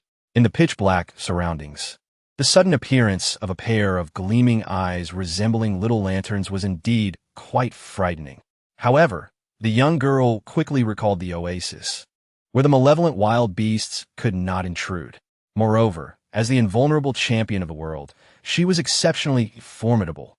Lin Cenyue mustered her courage and took a tentative step forward, attempting to intimidate the mysterious creature before her with her presence. However, in the next instant, a rustling sound emerged from the grass. Pairs of bright, clear, beastly eyes flickered to life in the inky darkness of the night. They were significantly smaller than the previous pair of vivid yellow eyes. Yet, there seemed to be an overwhelming number of these enigmatic beasts. Lin Cenyue was utterly perplexed, having just procured an elegantly antiquated handheld lantern from the system's marketplace. The surrounding landscape was instantly illuminated with clarity, revealing a group of plump, short-legged kittens. Before her, a leisurely calico cat was grooming its paws, unmistakably the mother of this adorable brood, sharing the same short legs and ample tail. The calico cat elongated its meow, delicately carrying a sleek, entirely black kitten in its mouth and dropping it at the bewildered Lin Cenyue's feet. With graceful steps, the mother cat bounded over to the edge of the fish pond, using its sharp claws to scratch at the invisible barrier of earth surrounding the water. Turning its head to glance at Lin Cenyue, it noticed, with a hint of human-like skepticism in its gaze, that she had yet to pick up the abandoned kitten. As Lin Cenyue remained unresponsive, the mother cat, displaying a touch of agitation, raised its voice in a plaintive meow, but was reluctant to leave its precious fish. With evident dissatisfaction, it retrieved another playful light gray kitten that was amusing itself by chasing its own tail and tossed it at Lin Cenyue. This mischievous little creature, not particularly bright, seemed destined to be bestowed upon the bipedal being. For reasons unknown, Lin Cenyue perceived the thoughts of this feline-shaped phantom in its expression. The kitten, caught off guard in its playful frolic, was abruptly lifted into the air. Before it could comprehend the situation, it landed clumsily, its forward momentum causing the rotund little creature to somersault. In its clear, innocent eyes, a myriad of questions danced, and after shaking its head, it took a tentative step toward Lin Cenyue, its forelegs trembling with uncertainty. Lin Cenyue suddenly realized, No wonder the system did not isolate this wild phantom beast beyond the barrier. It was here to conduct business, trading offspring for fish to eat. Not only did it save the effort of raising the young, but it also allowed for a delightful meal of fish. Lin Cenyue utilized the system to uncover the name and characteristics of the cat before her, a formidable creature known as the shadow hunter cat. Upon discerning that this breed typically gives birth to a litter of 10, her gaze shifted towards the mother cat, filled with compassion. It was no wonder that the cluster of plump, unweaned kittens appeared so well fed, while their mother was so emaciated. Whether in the realm of humans or beasts, raising 10 offspring at once is an arduous task. Moreover, Lin Cenyue estimated that the round, playful kittens nestled in the grass numbered more than just 10. It seemed that the overwhelming burden of nurturing had compelled the mother cat to seek a new home for her mischievous brood, allowing her the chance to procure some fresh fish and replenish her own strength. Lin Cenyue, upon this realization, promptly retrieved fresh fish from the system space and presented it before the mother cat. To her surprise, the calico cat disdainfully turned its head away, irritably pressing its paw against her wrist, forcefully pushing it aside, refusing fresh fish. Lin Cenyue was somewhat taken aback. She observed the calico cat leaping about, seemingly compelled to speak, and felt a twinge of embarrassment as she quietly wrinkled her nose. Could it be that cats in this world do not relish fish? Just as Lin Cenyue was contemplating whether to spend a few points to inquire about the dietary preferences of the elusive shadow cat from the system, the calico cat nudged aside a moving caterpillar and darted into a thicket. Before long, it emerged with something clutched in its mouth. Lin Cenyue took a glance and was astonished to find it was a small wooden skewer used for grilled fish. It seemed that some diner had carelessly discarded it in the desert after finishing their meal, only for it to be discovered by the mother calico cat, who then embarked on a journey to return it. Lin Cenyue gazed at the cat mother with a profound sense of respect. To embark on a journey to the oasis with so many little ones, who were not particularly adept at traveling, all for the sake of roasting fish. Was it merely for roasted fish? How extravagant! Lin Cenyue retrieved 2 roasted fish from her backpack and placed them before the calico cat, observing its excited meows, which had become notably melodious and exuberant. She cheerfully picked up the 2 kittens that were pawing at her pant legs. However, the kittens cradled in her arms were far from pleased. Their large, glistening eyes were fixated on the roasted fish on the ground, as well as their mother relishing the meal, and the siblings who occasionally snagged morsels of the fish. Their adorably round faces scrunched up in discontent, emitting soft, plaintive whimpers. Lin Cenyue chuckled softly, taking a gentle breath of the little kitten. Noticing its pitiful gaze directed towards her, the girl, smitten by its adorableness, promptly rummaged through her backpack and presented 3 skewers of grilled fish to the little gray cat. The gray cat's eyes, as clear as amber, sparkled with admiration for Lin Cenyue. Without hesitation, it dove headfirst into the delectable feast. Chapter 55. Even cats need to work. The calico cat stared in astonishment at the skewers of grilled fish, which were 3 or 4 times the size of the little gray cat, while it had only 2 before it. The feline universe transcended. JPG. So this is what it means to be nurtured by affluent humans, to receive such bountiful offerings. Endless grilled fish, seemingly never to be consumed. The calico mother cat fiercely swatted away 2 curious kittens attempting to pilfer the grilled fish from her mouth, baring her teeth as she kept them at bay, determined to protect the fish she had earned from selling her young. Then, with a face full of envy, she watched the little gray cat devour the fish, its mouth glistening with grease, its belly swollen to nearly the size of its head. What a predicament! The envy was overwhelming. It seemed she no longer cherished her freedom as much. After a brief contemplation, the calico cat resolved that there would come a time when her kittens would be sold out, and perhaps it was time for her to engage in some clever scheming herself. This way, she could feign misfortune for 5 minutes and bask in a lifetime of luxury. Lin Cenyue was gently holding the chubby paws of a gray kitten, which, feeling thoroughly content, showed no signs of shyness as it allowed the 2-legged creature to caress its soft paw pads. The little gray cat even playfully extended its tiny claws, mewing in a tender voice. The mother cat, understanding its call, remarked, "You little rascal. What is there to boast about? It's just that you've had a delectable roasted fish. I've had my share too." The mother cat found it increasingly difficult to contain herself as she recalled the succulent, juicy remnants of the roasted fish lingering on her own paws. The thought of not being able to savor such a delightful treat again left her feeling utterly weak, unable to move. Ultimately, the calico mother cat, with her short legs, approached Lin Cenyue, playfully curling her fluffy tail around the two-legged creature's calf, her large, round eyes sparkling with clarity and innocence as she emitted a sweet, melodious meow. Lin Cenyue gazed at her adorably obedient and stunning calico cat, unable to suppress her delight as she covered her face, exclaiming, "Ah, how utterly adorable." She lifted the calico into her arms, but before she could fully enjoy the sensation of its soft, silky fur, a striking yellow contract totem abruptly manifested on the back of her hand. "Congratulations on successfully contracting your second phantom beast. Acquired, Shadow Hunter Cat. Nursing period, 1. Bonus received, Shadow Hunter Cat. Juvenile period, 12. Lin Cenyue." Wait a moment. What was that fleeting object that just darted across the back of my hand? Surely, I did not misinterpret it. Could it truly be another contract totem?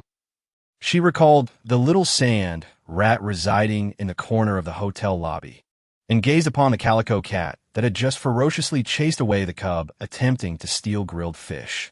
Suddenly, she felt the furry creature in her arms growing somewhat warm. Help! She merely wished to indulge in a moment of petting to caress the cat, and had no intention of forming a contract with a wild phantom beast. Moreover, a solitary sand rat against a horde of cats. While others contracted phantom beasts bask in love and affection, her own seemed solely preoccupied with sustenance. Lin Cenyue was absolutely certain that she had fallen victim to a cunning ruse. For upon the completion of their contract, the previously docile and charming calico cat had rejected her affectionate touch, swiftly twisting its waist and smoothly extricating itself from her embrace. Leaping away with grace, Lin Cenyue could only spare a basket meant for potatoes as she scooped up the little kittens from the ground. She stuffed them all inside and carried them into the oasis inn. Meanwhile, the calico mother cat held her head high with pride, trotting alongside Lin Cenyue's feet as they entered the grand house that had been emitting an enticing aroma for several days. To savor the roasted fish, one must work. The idle, lazy cats could only feast on the leftovers of others. In that brief moment, a brilliant idea surged into Lin Cenyue's mind, to send this rambunctious bunch of kittens to work in the executive lounge. These shadow-hunting cats were her contracted beasts, bound by their pact and unable to harm others at will. Moreover, the young kittens, with their robust little heads and chubby faces, plump bodies, fluffy tails, and soft paws, exuded an irresistible charm that could melt anyone's heart. Their limbs were not yet fully developed, rendering them unable to escape like their mother. They were perfectly suited for a cat CAF, where they could be pampered by customers. However, before they could reach the room, the calico cat caught a whiff of a rich and sweet seafood aroma. As if compelled by some mysterious force, she followed closely behind Lu Guanyu, eagerly pushing her way into the front desk. Lin Cenyue, Lu Guanyu. Lu Guanyu cautiously pulled his foot back, shifting slightly toward the front desk. The calico cat meowed anxiously, eager to climb up his pant leg. Lin Cenyue curiously inquired, "Do you have any food on you?" It persistently remarked that she smelled delightful and must be concealing something delectable. Following the establishment of their pact, the Beastmaster and the mythical creature were able to engage in rudimentary communication within their minds. Simultaneously, the Beastmaster could comprehend fragments of the creature's vocalizations during moments of excitement.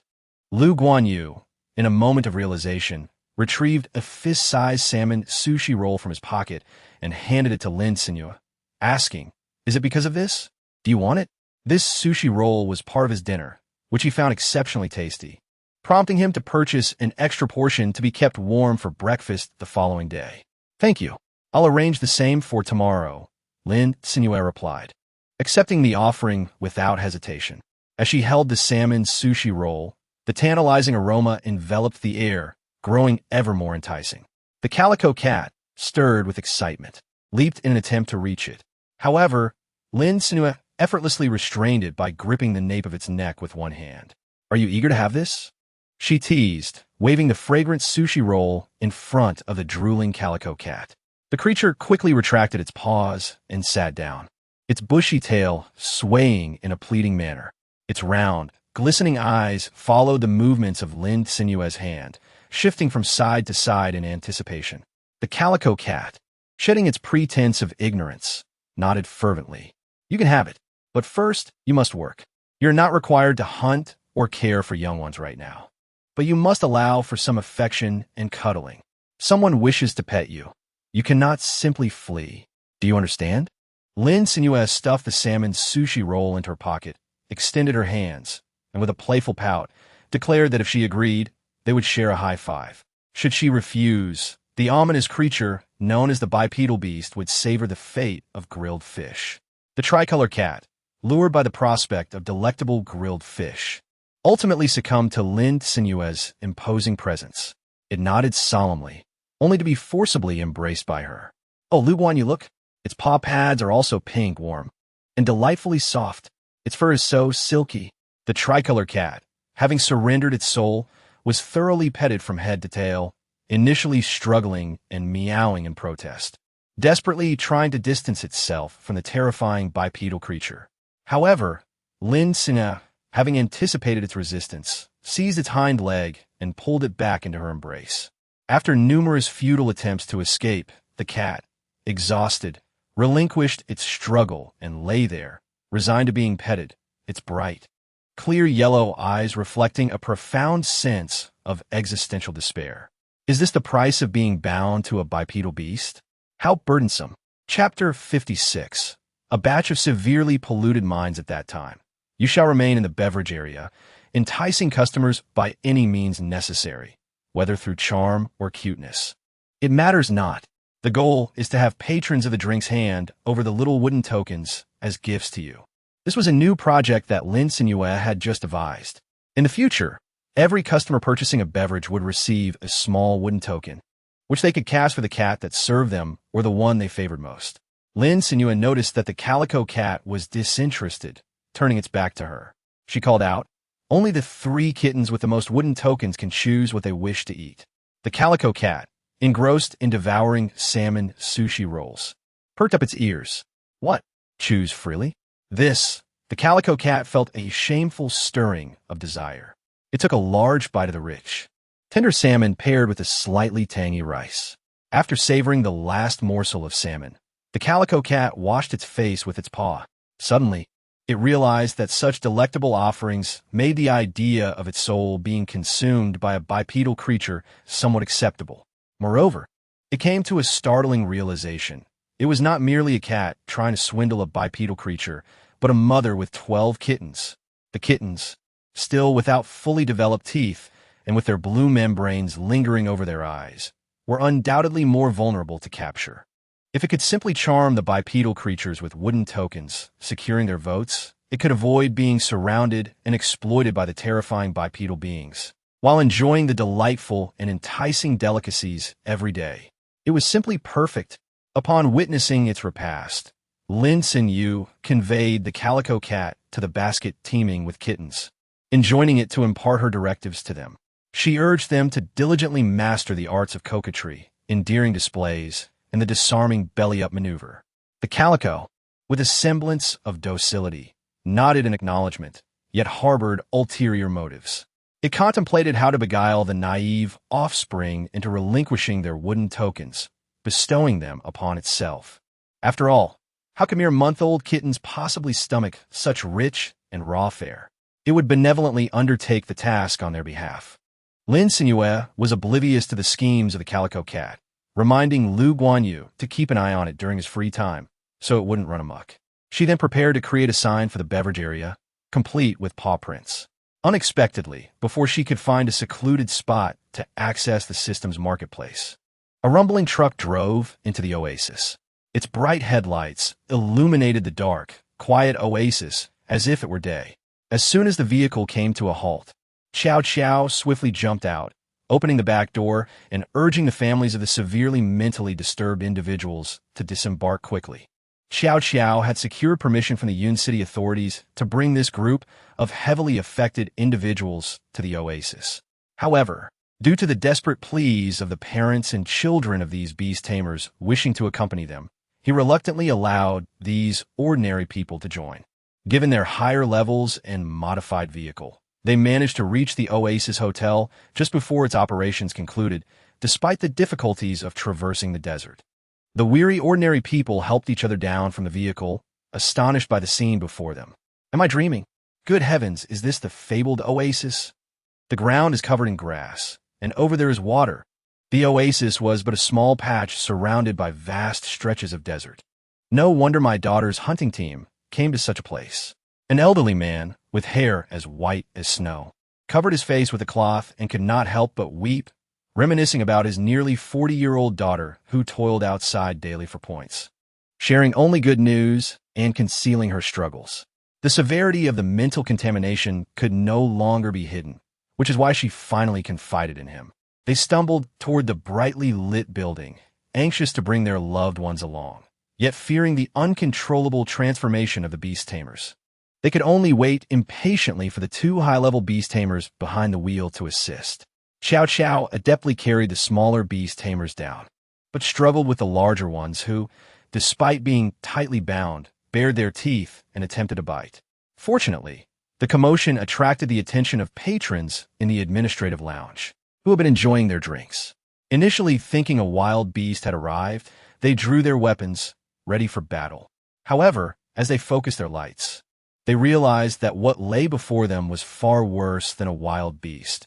A group of severely mentally disturbed individuals, bound with ropes, yet still try to tear apart everything around them. Their complete loss of sanity was evident. The patrons relaxed their grip on their weapons slightly, though their gazes remained vigilant. While they had no desire to harm their own kind, they understood the obligation to protect themselves should a mentally contaminated beast tamer lash out. Just as Xiao Xiao was carrying a frail young woman from the vehicle, he noticed the tense atmosphere and questioned, "What is going on? If you have time, come lend a hand." The beast tamer at the front, still clutching an iced milk tea, looked utterly astonished, replying, "Help? Help with what? Shouldn't you explain why you're bringing these highly dangerous individuals to the oasis?" Xiao Xiao was taken aback. No wonder there had been no one to stop him when he entered the oasis restaurant. It was not that everyone was overly confident in their abilities to easily subdue the mentally disturbed individuals. It was simply that they were too engrossed in their meals to notice. Just as he was about to clarify, Lin Cenyue emerged. "Why are you driving in at such a late hour?" The girl furrowed her brow slightly, raising her hand to shield her eyes from the blinding headlights, her voice laced with curiosity. Xiao Xiao quickly explained. "There happens to be a group of severely mentally disturbed beast tamers from Yun City, and they need to be sent outside the city for harmless processing. So I thought I'd try my luck here at your establishment." The families of the mentally disturbed individuals looked at the young girl with hope, despite their confusion about why she appeared so fragile. In this world, strength was not always easily discernible. Not all robust figures were high-level beast tamers, and some top-tier individuals chose to disguise themselves as weak for personal reasons. Thus, they remained silent. "Oh, I see. Then let me grab some super stinky herring canned food for them to try. It's 200 points each." Lin Cenyue turned to the families of the severely contaminated individuals, inquiring, "What do you think?" 200 points was not a small sum for daily expenses, but if it could save their loved ones, it was a price that was almost negligible. The families, once filled with despondency, were instantly invigorated, excitedly chattering. "Where do I pay? Hurry, give me one. I want one, please. Can I get a few more? Wouldn't tea more be more effective?" Lin Cenyue glanced at the elderly woman who seemed intent on purchasing several cans, her lips twitching slightly. "That lady, the herring in those cans is exceedingly foul. Even if you buy more, you won't be able to feed it. One can is certainly sufficient. Under normal circumstances, just a single bite would suffice." As she spoke, she cast a compassionate glance at the dazed, middle-aged woman beside the old lady. "Does mother think you need to take more medicine?" Chapter 57. The troublemaker arrives just as everyone was eagerly making their payments. A figure brazenly barged in, dragging a girl tightly bound with hemp rope. The middle-aged man, unkempt and clad in ill-fitting women's clothing, jerked the rope with great force, completely indifferent to the dark red marks appearing on the girl's limbs from the strain. Seeing the crowd paying for items to cure severe mental pollution, the man rudely pushed his way to the front, squinting at the small, exceedingly odorous herring can. "Hey, what are you paying for? Who knows if you're selling real medicine? If it doesn't work, will you refund me?" Chow Chow did not expect to encounter such a bizarre individual while traveling to the oasis. He frowned and explained, "I was once severely mentally polluted, and it was this very herring can from the proprietor that cured me. Am I not proof enough?" The man scoffed derisively. Li Bu, revealing his yellowed teeth in a grin, spat at Chow Chow's face. "Huh, you two are certainly in cahoots. The moment you claimed there was something that could cure mental pollution when you took us away, I knew you were no good. The city has already decided to handle this group of people without harm. Now you say there's a way to cure them? What? Are you better than the city lord? Who do you think you are? It would have been far better to let them perish on their own. When the time came, there would be no trace left behind, and he could rightfully claim the wealth and possessions of his daughter." Initially, Li Bu had been gleefully watching a truckload of aberrants head towards the underworld. But now this unexpected complication arose, insisting there was a way to treat mental pollution. Although Li Bu did not believe in such claims, he was determined to extinguish any method that could cure Li Yu, his daughter, hence he followed along. Upon arriving at the oasis, he felt a surge of anxiety. But he knew that the only way to ensure Li Yu's demise was to prevent this group of severely mentally polluted individuals from trying anything. Chow Chow was nearly amused to the point of laughter. He solemnly stated, "I have said it is merely a possibility for a cure. I came to the oasis in search of this slim chance. If you continue to cause a ruckus, step aside. There are plenty of people in need." Li Bu's shifty eyes darted around. "A possibility, so it might not work then?" He scanned the girl before him with an unsettling gaze. "What if you're feeding them something toxic, using those suffering from severe mental pollution as human test subjects?" The man's voice, laden with malice, resonated ominously through the crowd. This statement instantly raised the alarm among the family members of other severely mentally polluted individuals who had been eagerly awaiting help from the oasis's proprietor. Indeed, even ordinary townsfolk had heard that the aberrations of the phantom beasts had escalated to this extent due to secret experiments conducted by private research institutions on wild phantom beasts. In places devoid of government oversight, if there were experiments on phantom beasts, there could certainly be human trials involving phantom masters. Though they clung to a desperate hope that the treatment offered by the oasis might truly be effective, they couldn't shake the fear that it might backfire. Li Bu seized the moment to interject, "However, if any of you or the proprietor can provide me with 8,000 points, I could let her be the first to try the medicine." As he spoke, the man gestured toward the girl suffering from severe mental pollution. Lin Cenyue furrowed her brows slightly, finding the words particularly jarring. What did it mean to use this unconscious girl as a test subject simply because one could afford to do so? Had he obtained anyone's consent? Setting aside the notion that products from Oasis are invariably of superior quality, the mere act of using an unidentified underage girl for experimentation made Lin Cenyue profoundly uncomfortable. Moreover, she sensed a malevolent glint in a man's eyes, coupled with his previously unruly demeanor, which instinctively repulsed her from this individual tainted by severe psychological distress. However, adhering to the principle that everyone who arrives at Oasis could potentially be a future customer, she, as a business operator, could not preemptively blacklist him or expel him from Oasis before he engaged in any extortion or vandalism. The girl ground her teeth and replied coolly, "I cannot substantiate the efficacy of the treatment. However, I can assure you, as a representative of Oasis, that we would never conduct any human experimentation, thus rendering any drug testing unnecessary. Moreover, what right do you have to use her for such purposes? What is your relationship with the girl you are dragging along?" Lin Cenyue could not perceive the man before her as the relative of someone suffering from severe mental pollution.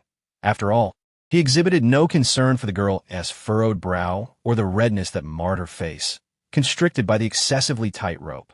The man chuckled with pride and proclaimed, "I am her father." Yet, before he could fully articulate the word father, he was abruptly interrupted by a woman behind him, her demeanor as cold as ice. "Release her," she commanded, her voice cutting through the air like a blade. With a formidable physique, bearing two gleaming silver axes, she swiftly liberated the fainted girl from the man's grasp. Her gaze fierce and seething with fury directed at the short, stout middle-aged man. When Deng Lingfeng arrived at the city gate, all she could see was the receding silhouette of a departing vehicle. She was compelled to ride her contracted beast at breakneck speed, arriving at the oasis a mere 10 minutes late. Observing the girl in dire straits, Deng Lingfeng hastily loosened the coarse hemp rope that had tightly bound her wrist and neck, her arms subtly muscular beneath her combat attire, working fervently to apply pressure to the girl's chest.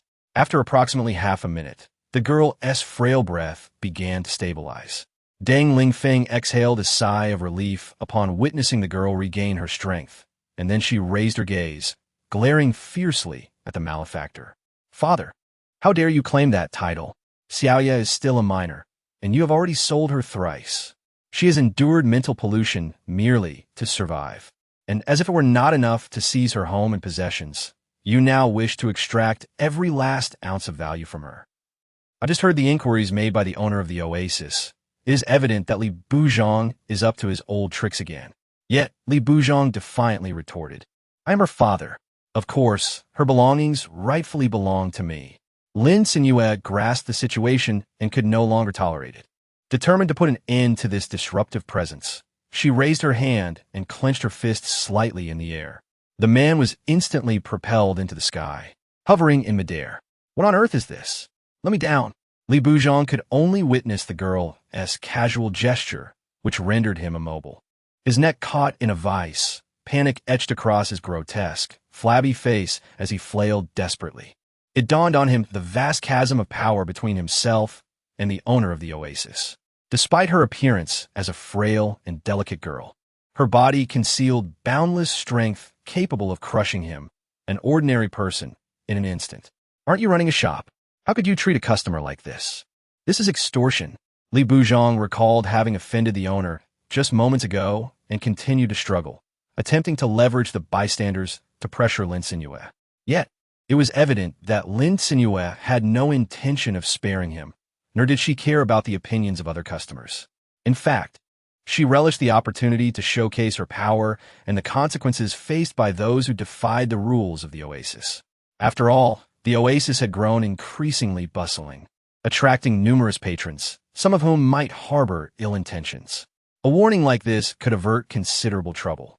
"I am treating you this way because you slandered my establishment first and violated the oasis's strict prohibition against deceit and theft."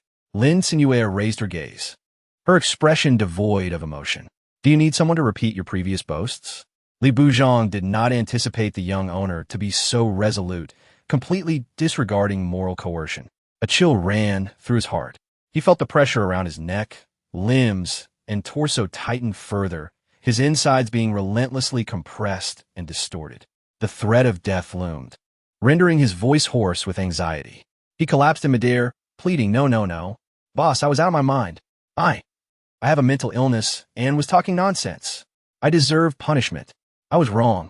I will never dare to slander anyone again. Please, show mercy and do not kill me." Li Buzhong trembled, a foul liquid soaking through his trousers, dripping onto the grass below. The onlookers collectively sighed in relief for maintaining their distance. Only Lin Cenyue's expression darkened further. That grassland cost 500 points per square meter. How could it be tainted? The girl clenched her fist, initially intending to impart a profound lesson to this man. However, thoughts of lethality began to surface. Just as she prepared to employ her expulsion skill to send Li Buzhong directly to the lair of a high-level wild phantom beast, a series of exclamations erupted from behind her. "Boss, watch out!" Chapter 58. Treatment complete. Lin Cenyue turned her head and beheld a man with crimson eyes, brandishing sharp claws as he lunged at her like a ferocious beast. His gaze, devoid of humanity, was filled with an insatiable thirst for bloodshed, and a menacing roar escaped his drooling mouth. However, just as he leaped into the air, poised to pounce on the slender girl, he collided violently with an impenetrable wall of frigid air. His claws failed to rend the steadfast barrier, which stood resilient as a rock. And the tremendous force of impact left the mentally tainted man reeling. Despite being a beastmaster, his enhanced physique was no match for Lin Cenyue's flawless and formidable defense. Resulting in his defeat, the man, his face contorted in agony, clutched his severely injured limbs, emitting an unintelligible cry of pain as he writhed on the ground. His family rushed forward to restrain him tightly once more, and several beastmasters joined in, fearful that he might escape and cause further harm. After all, not everyone possesses the strength of the oasis owner. Why not try feeding him the herring canned food? Lin Cenyue suggested tentatively. Although she hesitated to guarantee a cure, it seemed reasonable to believe that the system's special food, designed to eliminate debuffs, could heal 99 of individuals. As for the few who remained unhealed, it was likely due to a bug. Witnessing the formidable prowess of the oasis owner, the crowd deemed it unnecessary to feign a 200-point scam. Moreover, if the man's claims were indeed true, it would imply that the owner intended to conduct human experiments on those suffering from severe mental contamination. Deng Lingfeng took the initiative, as Xiaoye was among the most afflicted in this group of mentally contaminated individuals, having just endured such torment. The tall and elegant woman retrieved the exceedingly foul herring canned food she had just purchased, pried open the thin lid, and, using a disposable spoon, brought a spoonful to the lips of the unconscious girl. The girl, whose eyes were tightly shut, jolted awake at the foul stench. Her blood-red eyes flashed with a hint of terror. Despite being bound tightly, Xiaoye struggled to distance herself from the horrific and bizarre odor with her unrestrained hand. However, like a stranded fish, she flailed in vain, unable to move even a fraction, and could only watch helplessly as the putrid spoon drew closer.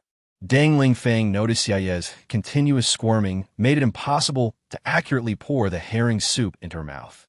Eventually, she had to use her hands to steady the girl's head and swiftly thrust the spoon into her tightly sealed lips, fearing she might secretly spit it out when her guard was down. With quick reflexes, Deng Lingfeng pinched the girl's nose, forcing her to swallow the foul concoction. Hearing a gurgling sound from Xiaoye's throat, Deng Lingfeng felt a wave of relief and leaned down to scoop another spoonful. However, before she could rise, a faint yet familiar voice emerged from above. "No. You stop. Ugh." In those few words, Deng Lingfeng sensed a hint of fear. But soon, she joyfully stood up and exclaimed, "Xiaoye, you're conscious. You can speak. This is working so quickly." Deng Lingfeng excitedly held up the remaining half of the extremely foul herring canned food and carefully brought it closer to Liu. "Would you like to have some more to reinforce the effect?" Liu pinched her nose and waved her hands repeatedly, her body instinctively recoiling. However, as a beastmaster, Deng Lingfeng recognized that the blood-red hue in Liu's eyes was gradually fading, signaling recovery. Seeing her recoil from the foul herring as if it were a venomous snake, Deng Lingfeng decided not to press her further.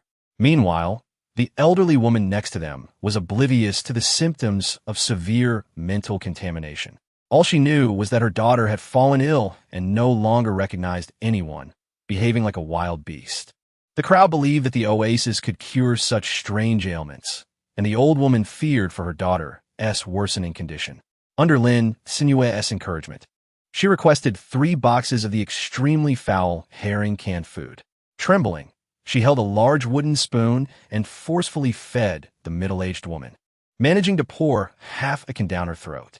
The elderly woman, evidently skilled in dealing with those reluctant to take medicine, expertly administered 2 cans of the herring.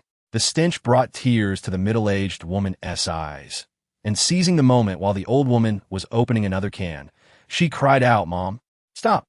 This is too foul. I'm completely fine now. Just look at my eyes." The elderly woman turned her face to examine her daughter closely and suddenly realized. Gazing at the can in her hand, she muttered, "Since I've bought it, I shouldn't waste it." The middle-aged woman despaired. Soon, with the help of their families, the mentally contaminated individuals began to recover one after another. Lin Cenyue raised her gaze once more toward the man who had been driven to the brink of madness by fear, a cold curve forming at the corners of her lips. Now that the urgent matter had been resolved, It was time to settle accounts with this fellow. Chapter 59. The first wave of the beast tide approaches. Lin Cenyue cast a glance at the information panel above the man's head and read aloud, Li Bujiang. Is it?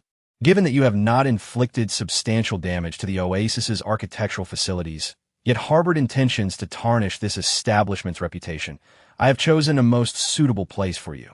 Lin Cenyue raised an eyebrow, her expression impassive as she gazed at the man struggling desperately before her. Observing his increasingly frantic breaths and the contorted features turning from crimson to a deep shade of ashen, she slightly loosened her grip, wishing to avoid inadvertently rendering the scoundrel unconscious.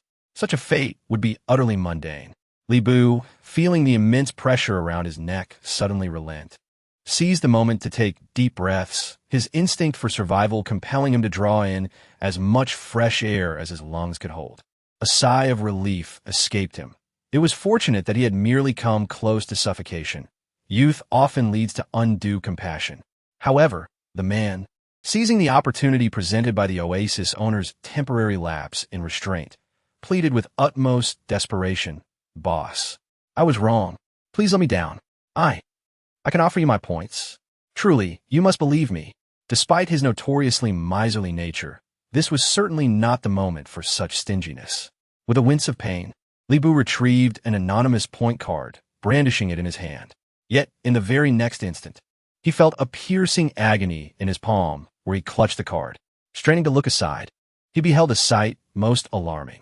Against the backdrop of the inky night sky, a bird with crimson wings had sunk its sharp talons into his flesh. Its hooked beak incessantly pecked at Li Bu's fingers, which were tightly gripping the card, reducing them to a bloody mess. "Ah, how it hurts! Get away, you wretched bird!" Li Bu cried out, tears and snot flowing freely from the pain, and he could no longer maintain his grip on the card, gritting his teeth as he relinquished it.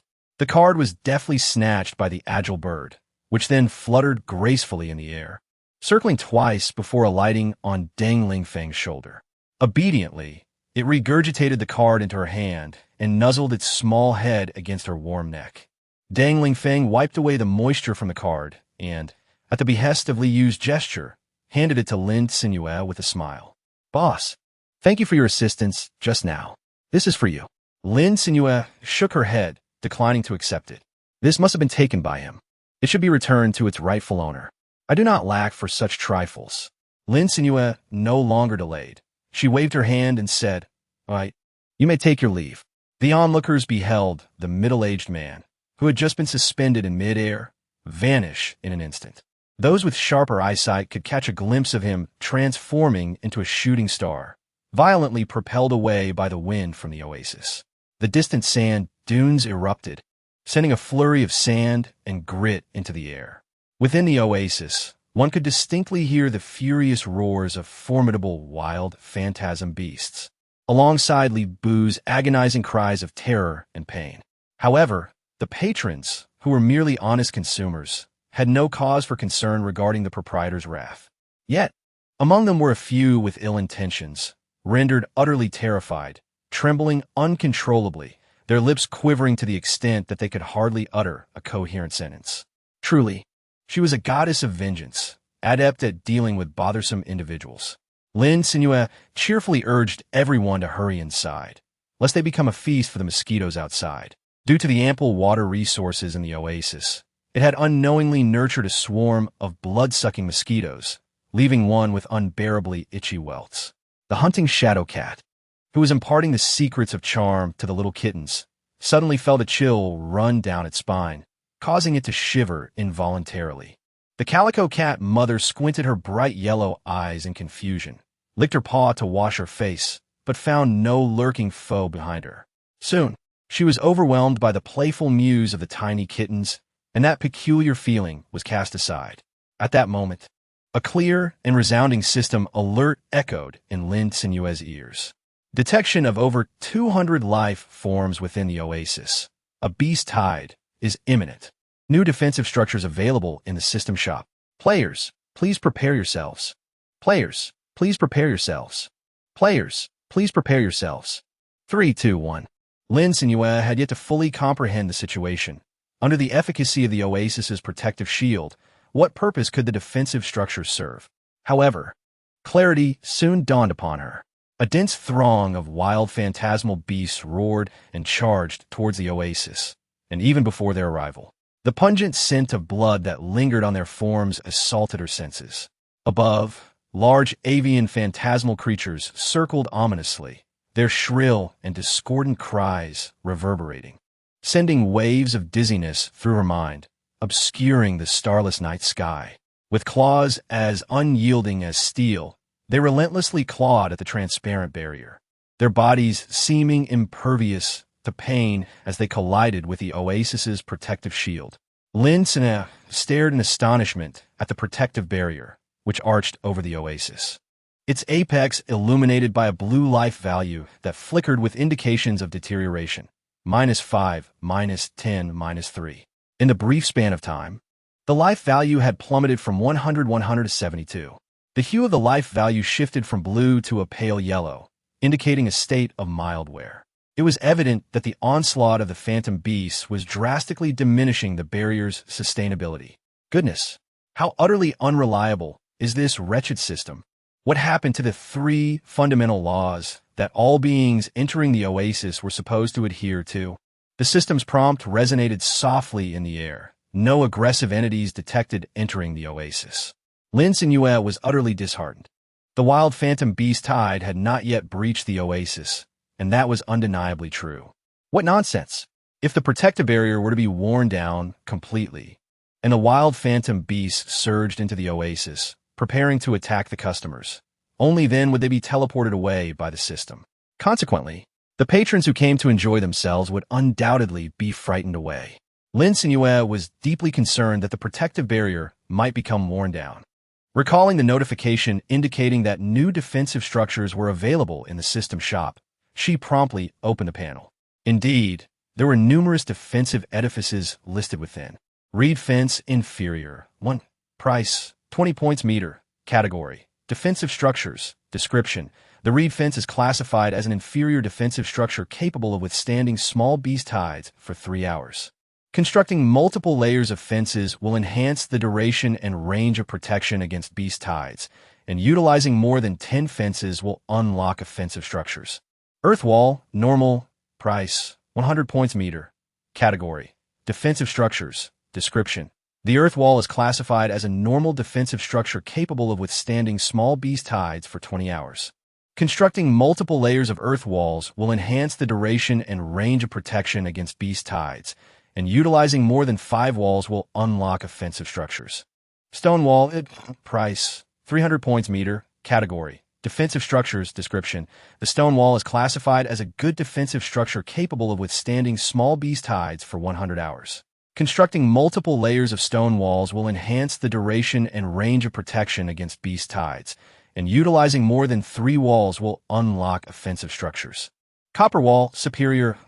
Price, 1,000 points meter. Category, defensive structures. Description, the copper wall is classified as a superior defensive structure capable of withstanding small beast tides for 300 hours. Constructing multiple layers of copper walls will enhance the duration and range of protection against beast tides.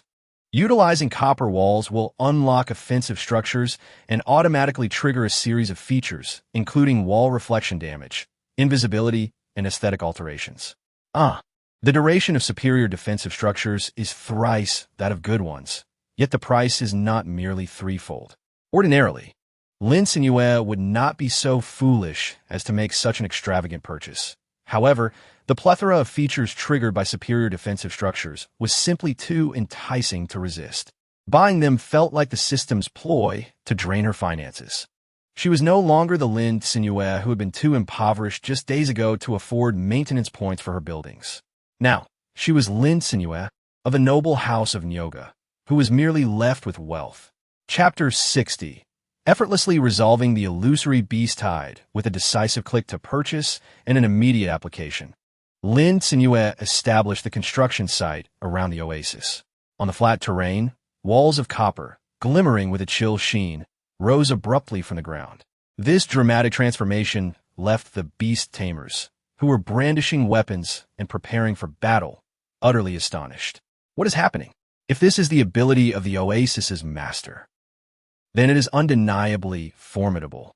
The onlookers, initially transfixed by the sight of the bloodthirsty advanced wild beasts charging towards the oasis, felt their anxiety reach a peak. Particularly the unarmed common folk, who had never witnessed such a scene before, clutched their loved ones tightly, awaiting the inevitable maw of death to consume them. How could there be a beast tied? A beast tamer, cradling her child, anxiously surveyed her surroundings. She was merely a low-tier beast tamer, whose desperate attempt to survive had led to mental contamination. Just as she had managed to heal her affliction, she now faced the terrifying advanced beast tide. Her lips trembled as she sought help from those nearby.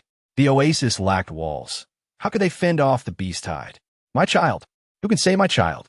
The child, whose delicate cheek pressed against her mother's shoulder, trembled at the savage roars of the wild beasts behind them. Yet, she bit her lip, stifling her cries so as not to trouble her mother. Meanwhile, the more formidable beast tamers were too engrossed in their preparations to offer her comfort. Their nerves taut as they gripped weapons gleaming with a sharp glint, surrounded by their battle-ready contracted beasts. Different hunting teams converged, encircling the fragile mages and healers in the center. The fighters specializing in combat, assassination, and brute force stood at the forefront, poised to charge into the fray. Some beast tamers hastily retrieved roasted fish from their bags, distributing them among those around. Everyone, disregarding the grease, snatched a piece and devoured it ravenously, attempting to gain a fleeting boost in agility before the impending battle. However, the scene that unfolded next left them utterly astounded. The massive wild beasts charging forward, bearing their fangs, were on the brink of crashing into the oasis. In the moment of impact, those wild boar-like beasts erupted into a cloud of crimson mist. The rampaging wild beasts were thus obliterated before their eyes, leaving only a faint metallic scent lingering in the air. Everyone. That couldn't have been my imagination, could it? Did I really just witness those desert hogs explode?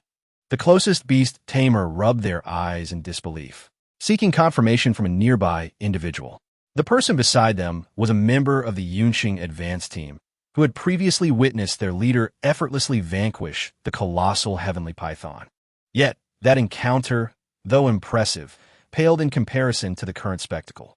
They swallowed hard, murmuring, "I saw it too. Those clouds of blood mist. Our leader is incredible." The beast tamers, who had been preparing their skills, widened their eyes in astonishment. What is going on? Is this the ability of your beast? This is astounding.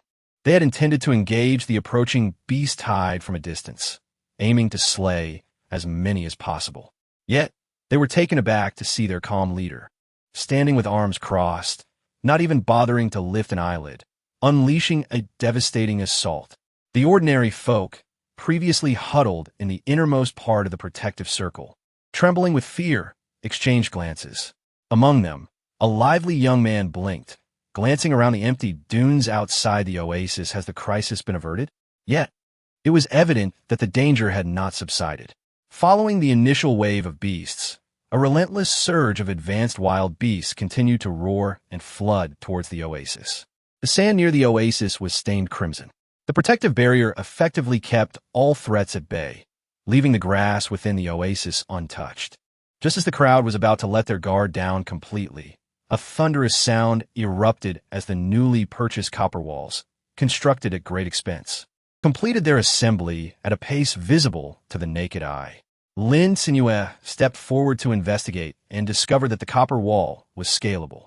However, she did not intend to engage in close combat with the wild phantoms. Instead, she opted for a more strategic approach. A faint smile graced the corners of her lips as she glanced at the newly updated offensive structures in the system marketplace, filtering for premium quality. Arrow Tower, premium, price, 1,000 points unit, category, offensive structure, description. The Arrow Tower is a premium-grade offensive structure equipped with an automatic targeting function, capable of firing 3 arrows per second. Attack power, extremely strong. Catapult, premium, price, 800 points unit, category, offensive structure.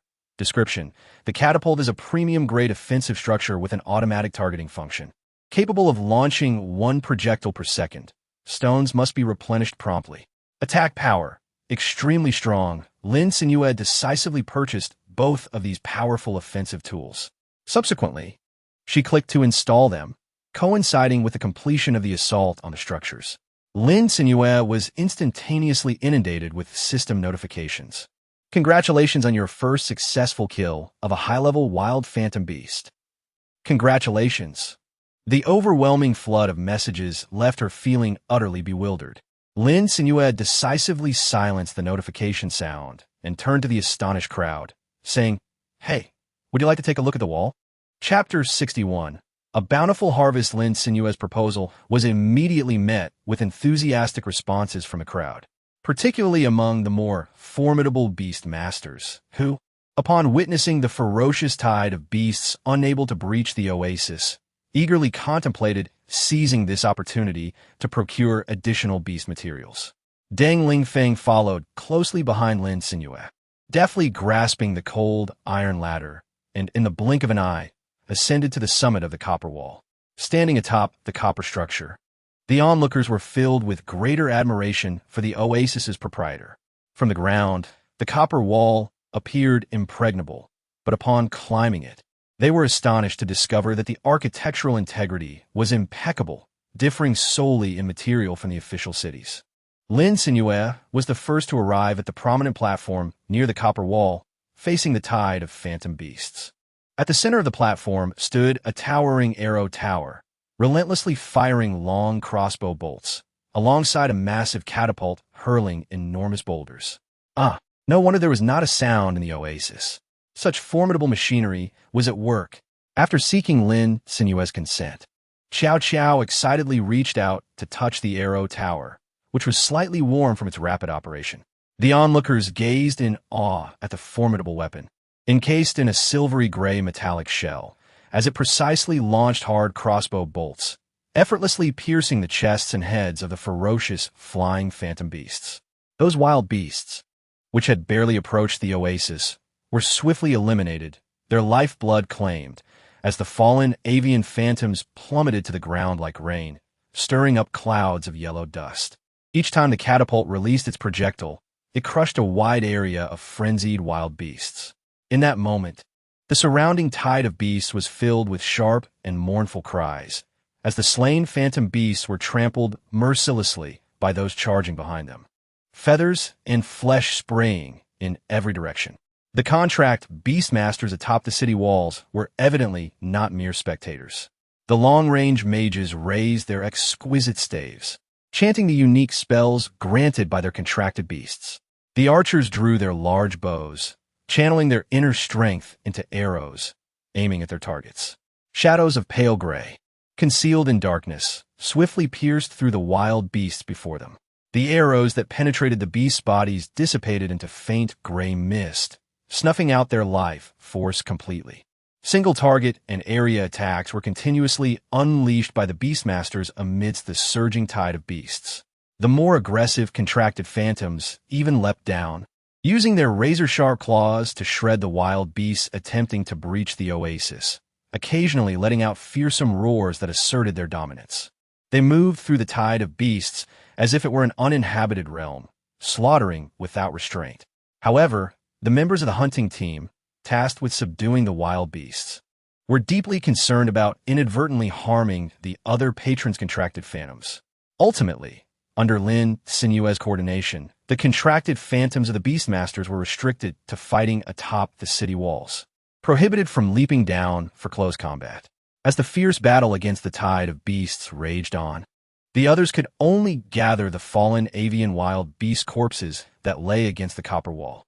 Even so, due to their insufficient strength, Lin Yu, who was responsible for skinning the wild beasts and dividing their useful upgrade materials, found her hands trembling slightly with the bloody dagger she held. There were simply too many wild beasts to process. She was on the verge of cramping her hands from the effort, yet when she lifted her gaze, she discovered the number of unprocessed corpses had tripled. However, no matter how exhausting it was, it paled in comparison to the fatigue endured by the high-level beastmasters leading the charge. Lin Yu silently consoled herself as she continued to transport the warm, heavy carcasses of wild magical beasts, meticulously slicing away the useful materials while directing her contracted magical beasts to drag the useless remnants aside. After nearly an hour of this labor, the number of wild magical beasts brought forth had diminished, and she exhaled deeply, finally glimpsing the hope that the beast tide was coming to an end. At this moment, the dunes surrounding the oasis were stained a vivid crimson. A mere approach revealed the overwhelming stench of blood and the indescribable odor emanating from the beasts. Encircling the copper walls lay a multitude of wild magical beast corpses, trampled into a gruesome pulp, and as far as the eye could see, few remained intact. Lin Cenyue was startled by the horrifying and bloody scene before her. Fortunately, she stood at the forefront, where no one could discern her expression. The young girl steadied herself and called out to the others, urging them to swiftly collect the spoils below. The beastmasters still clutched the weapons, swords, staves, and blades, used in the recent battle, their faces still reflecting the chilling aura born from their clash with the wild beasts. Upon hearing her words, they exchanged glances, uncertain. Logically, the spoil should be divided according to one's contributions, but the suddenness of the beast tide had left no one to record the tally of the hunt. Moreover, if one were to truly assess the contributions, the owner of the oasis would undoubtedly claim the foremost position. They were all seasoned beastmasters, accustomed to the official battles against the beast tides, fully aware that without the assistance of the fortified walls and catapults, this conflict would not have concluded so easily.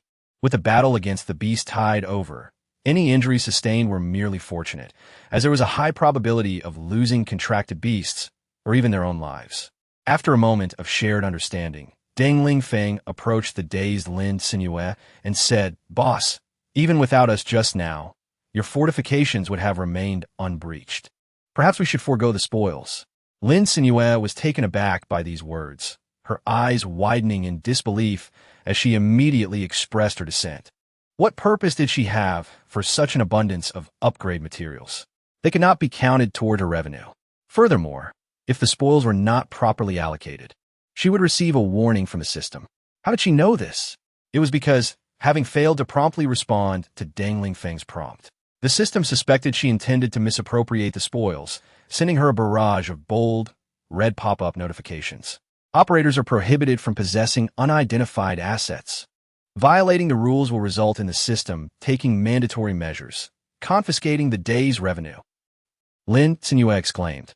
Which eye of the system perceives her as possessing anything? Such artificial ignorance, fearing that the system might mistakenly penalize her by deducting a day's labor earnings. Lin Cenyue repeatedly raised her voice in refusal. Yet, you all contributed significantly as well. Moreover, you regarded my territory. She continued, enough of this pushing and shoving. How about this? Chapter 62. The night fishing hotel has officially been completed. You shall be responsible for segregating the useful upgrade materials from these wild phantasm beasts, and then dividing them equally among those who participated in the battle. As for myself, a standard share suffices, as I rarely find need for them. Lin Cenyue recalled the lively phantom sand rat with a sense of worry. Previously, she had noticed its finicky eating habits, which she had decided to overlook. However, today, after assisting the little creature in leveling up, she discovered that it was a mutant. The standard upgrade materials were utterly useless. As for the group of kittens that had just tried to take advantage of her, they too were not suitable for upgrading, as they were already quite agile. Should they level up further, Lin Cenyue feared that customers would scarcely be able to catch a single strand of fur. Little did she anticipate that her casual remarks would be perceived by the other beastmasters as a sign of true expertise. The proprietor of Oasis, uninterested in fame or fortune, had even suggested that the valuable upgrade materials be shared equally among everyone.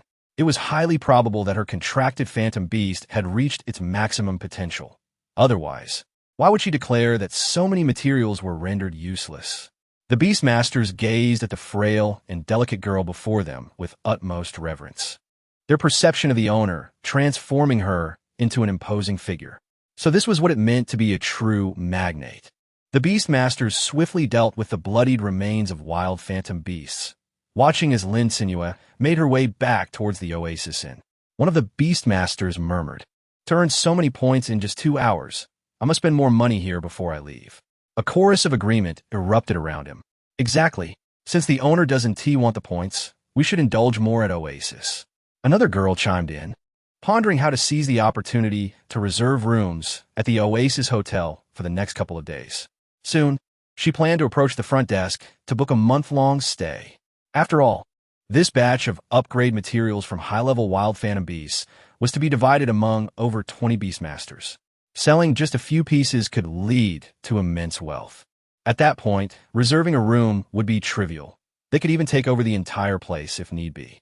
However, there was a risk of being ambushed. Perhaps it was best to reconsider. As she contemplated this, her enthusiasm for processing the phantom beast materials intensified. Meanwhile, Lin Cenyue, who was leisurely sipping taro milk, intended to check the system for any unusual activity within Oasis. By chance, she overheard their conversation, and her eyes brightened. How delightful! This group of customers truly had good intentions. It seemed she would need to purchase tents and sleeping bags from the vending machine, preparing to spend a night on the outskirts of Oasis alongside those beastmasters who could not secure a room. It was one thing for adults to manage, but there were 2 or 3 children who appeared to be under 10, as well as an elderly woman with white hair. It would be quite inappropriate for them to stay outside. Lin Cenyue hesitated for a moment before deciding to seize the opportunity presented by the surge in customer demand to further expand the inn. Coincidentally, she had yet to utilize the 50% discount card for large-scale construction, a reward from her recently completed side quest that had gained considerable renown. Resting her chin on one hand, she sat in a corner, perusing the instructions for the use of the discount card displayed on the screen, contemplating how to maximize the benefits from a system. Ultimately, Lin Cenyue made her decision. The discount card would be applied to the hotel upgrade. Although using it on an existing structure seemed less advantageous than creating something from scratch, the fact that she already owned the small-scale Oasis and allowed for an upgrade, which came with 3 additional features from the system. These features would warrant further exploration at a later time. To facilitate the upgrading process, she promptly issued an announcement through the system. Due to a severe shortage of guest rooms, the Oasis Inn will commence upgrades at 9:30 this evening, with an estimated construction time of 5 minutes. Please ensure that all guests currently resting in the inn make their way to the first-floor lobby as soon as possible. During the upgrade, please keep a close watch on your elderly and children. Then will not be held responsible for any accidents that occur should you leave the lobby area to go upstairs. To compensate for the inconvenience caused by the Oasis Inn, you may collect a complimentary beverage voucher at the service desk after construction concludes. This voucher can be used to deduct the cost of any beverage in the beverage area. Thank you for your cooperation. Upon hearing that they could receive a beverage voucher simply by remaining in the lobby, the guests turned their eager gazes toward Lin Cenyue, who was stationed at the front desk. Soon, the area around the front desk was swarmed, resembling a horde of zombies. Lin Cenyue had just received a stack of freshly printed cards from Lin Cenyue, which emitted the scent of ink and were inscribed with the words single-use beverage voucher. He was still pondering the situation when he received the system announcement. A hint of melancholy flickered in his eyes as he glanced toward the girl lazily sunk into the sofa. Lin Cenyue was oblivious to the gaze upon her, for she was genuinely not slacking off at that moment. With less than 5 minutes remaining until 9:30, she was diligently rearranging the layout of the Oasis's inaugural large-scale establishment, the Night Fishing Hotel. The original 6 guest rooms had been meticulously restructured across multiple floors, and an additional 39 rooms of varying specifications had been introduced, bringing the total to 45 rooms. The abundance of accommodations was indeed remarkable. Lin Cenyue not only incorporated the original single rooms, but also expanded upon the double and family accommodations by introducing upgraded luxury double rooms, opulent family suites, and a uniquely themed leisure night fishing room adorned with the charm of an Oasis fish pond. The night fishing room, positioned adjacent to the shimmering pond, was strategically located on the ground floor behind the hotel lobby. Separated by a highly private partition, it offers a glimpse of the guest room doors marked with small fish symbols, numbering 4 or 5. At the far end lies Lin Cenyue's bedroom, merely a wall away from the reception desk, facilitating his acceptance of the new generation of capitalist servitude under the demanding 996 work schedule. The second floor continues to host the Oasis restaurant, which has expanded significantly in size alongside the hotel's increased floor area. Lin Cenyue placed the chairs and tables purchased from the system's marketplace into the empty restaurant and was immediately greeted by a notification sound. The system congratulated her on successfully upgrading the small restaurant to a large one. The newly upgraded establishment could now accommodate at least 200 patrons for dining at once, a fact that pleased her greatly. As for the third, fourth, and fifth floors, each was designated for different room types. The third floor featured 5 single rooms alongside 5 luxurious single rooms, as well as a newly added laundry room, neatly furnished with washing machines and dryers. Each guest could enjoy 2 complimentary laundry services per day using their room card. The fourth floor comprised 7 double rooms and 8 luxurious double rooms. The fifth floor exclusively housed family rooms, totaling 10 in number. The luxurious family rooms were situated on the newly constructed 6th floor, which contained only 5 of these spacious accommodations. In a mere blink of an eye, the hotel's offerings had expanded considerably. The transformation of the Oasis was evident to the diligent material gatherers outside, who could perceive the changes most acutely. They observed wisps of pale, white smoke emanating from around the 4-story building, followed by a resounding bang as the structure ascended 2 additional floors, visibly expanding its footprint by more than double. At this moment, the window at the back of the first floor swung open, revealing a pristine, crystal-clear water surface below. Patrons resting in the executive lounge gazed around in awe at the suddenly more expansive lobby, their astonishment palpable. Lin Cenyue stood up, just about to stretch her arms, when the corner of her garment was tugged. She looked down and saw a 10-year-old girl, her head tilted in earnestness, declaring, "Boss, I would like a double room, please." Lin Cenyue raised an eyebrow, her peripheral vision sweeping over the still-dazed crowd. Nodding in agreement, she couldn't help but marvel at how remarkably efficient the newly manufactured mines were. Chapter 63. The guests of the night fishing hotel awakened by the young girl's words. The patron's eyes sparkled with realization. The inn had transformed into a hotel. The lobby had become so much more spacious. Surely the number of rooms had increased as well. They hurriedly rushed towards the hotel reception, uncertain of how many new rooms had been added, fearing that arriving late might result in unavailability.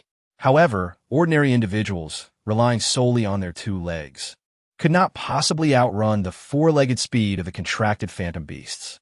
The phantom beast tamers, who had previously been outside gathering materials for upgrades, even utilized their sprinting skills, successfully positioning themselves at the front of the line with their remarkable speed. One after another, they eagerly exclaimed, "I would like a double room. I want a family suite. 2 rooms. I desire a single room.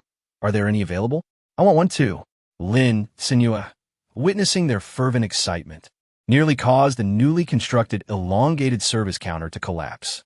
She hastily raised her voice from behind the crowd to intervene, urging, "Please, do not push. One at a time. There are over 40 rooms available. That will certainly suffice." Upon hearing her words, the previously chaotic and exuberant crowd gradually fell into an orderly formation.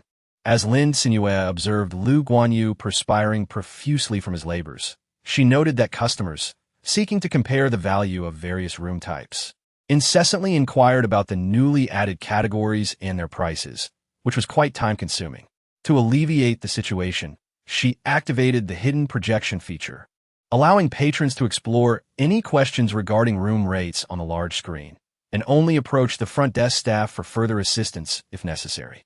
The crowd turned their gaze toward the expansive screen behind the service desk, which displayed a clear overview of room types, prices, and the number of available units. Currently, the most sought-after accommodations were the luxurious double and single rooms, particularly as the formidable high-tier beastmasters in attendance were not lacking in points, with one young lady even reserving a room for an entire month. Many beastmasters envisioned the joy of residing in such a refreshing and comfortable oasis for a month, an overwhelming sense of happiness that they could hardly contain, prompting several to extend their stays by a few days. Meanwhile, the ordinary patrons in line for reservations noted with relief that the more affordable options had not been quickly depleted. Although the prices at the night fishing hotel were relatively reasonable, Even within the official town, the cost of the luxurious rooms still stung their wallets. Many of these individuals had but one beastmaster in their households, recently cured from severe mental pollution, and with no income coming in, they had to be frugal with their points. Lu Guanyu, becoming increasingly adept at managing the new cash register, swiftly recorded the necessary information for the throng of customers, noting their desired room types and durations, and collecting the corresponding points.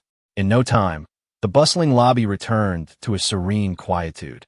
Once Lu Guanyu completed the check-in for the final customer, the screen displayed that only one luxurious single room remained.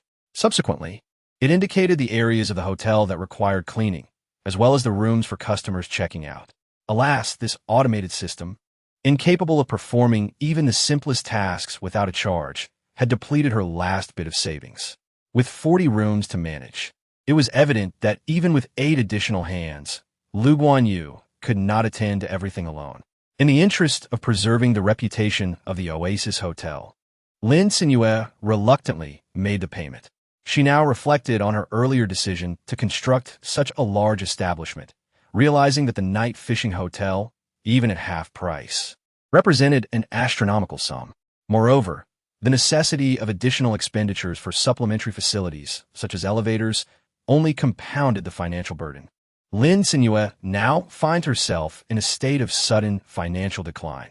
Her account holds just enough to cover Lu Guanyu's salary. However, after midnight, the situation may change. As she currently has nearly all 40 rooms occupied, Lin Cenyue endeavored to console herself, assuring that this was undoubtedly a long-term investment. It would not be long before she could recoup her initial capital, after which it would be pure profit. Having completed her mental preparations, her spirits noticeably lifted. She cradled her tablet and made her way towards her bedroom. Lin Cenyue had relocated her bedroom to the top floor, directly across from 2 opulent family suites. A simple partition made of translucent glass provided a modicum of privacy, shielding her from the curious gazes of guests. With satisfaction, she pressed her fingerprint against the door handle, unlocking the previously sealed entrance. The layout within starkly contrasted with that of the family suites, representing a significant departure from the cozy abode she had once inhabited. The new space was at least 6 or 7 times larger and comprised more than just a mere bedroom.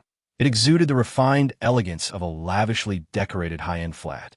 An expansive floor-to-ceiling window offered a panoramic view of the exterior, and although it was night, the glass allowed glimpses of the countless stars scattered across the inky sky, lending an airy quality to the interior. The soft, light brown leather sofa was not only comfortable but also imbued with a palpable sense of sophistication. Lin Cenyue sat above, envisioning the warm glow of the setting sun cascading down, enveloping the sofa in a cozy embrace, and imagining the sheer laziness and comfort of reclining upon it. The bedroom resembled an extension of her previous modest abode of merely 20-odd square meters, yet was enhanced with a walk-in closet adorned with chandeliers and glass cabinets, along with an opulent multi-functional massage whirlpool bathtub. Truly exquisite, Lin Cenyue indulged in a soothing bath and languidly collapsed on her bed, enveloped in a sense of bliss. Unbeknownst to her, numerous ordinary visitors who had never set foot in the Oasis Hotel eagerly explored their surroundings, sampling the complimentary shower gel, shampoo, scrub, and other toiletries provided by the establishment. With her eyes closed, she lay on the bed, still too exhilarated by the impeccably clean and tidy ambience to succumb to slumber. Xiaoyan, how is it possible that such a place as the Oasis Hotel exists in this world? The elderly woman murmured, caressing the soft bedding in disbelief. It felt utterly surreal. Approaching 70 years of age, this was her second encounter with the Oasis, a locale that had been recounted with fervor by others, now manifesting unexpectedly before her. Moreover, she had found a remedy for her daughter's severe emotional distress here. For a fleeting moment, she even questioned whether she was dreaming. But a pinch of her flesh confirmed the reality. Wang Yin, perhaps we should not dwell on it. It's possible that the owner possesses extraordinary abilities. If you enjoy this place, I will strive to accumulate more points so we can stay here long-term, just like those high-ranking beastmasters, she suggested, her tone tinged with envy. However, given their current financial constraints, this seemed a distant dream. Wang Yan's speech was increasingly muddled, a clear indication of her fatigue. Let us retire for the night. I heard from other beastmasters who spent the day here that the Oasis restaurant serves exceptional meals for breakfast, lunch, and dinner.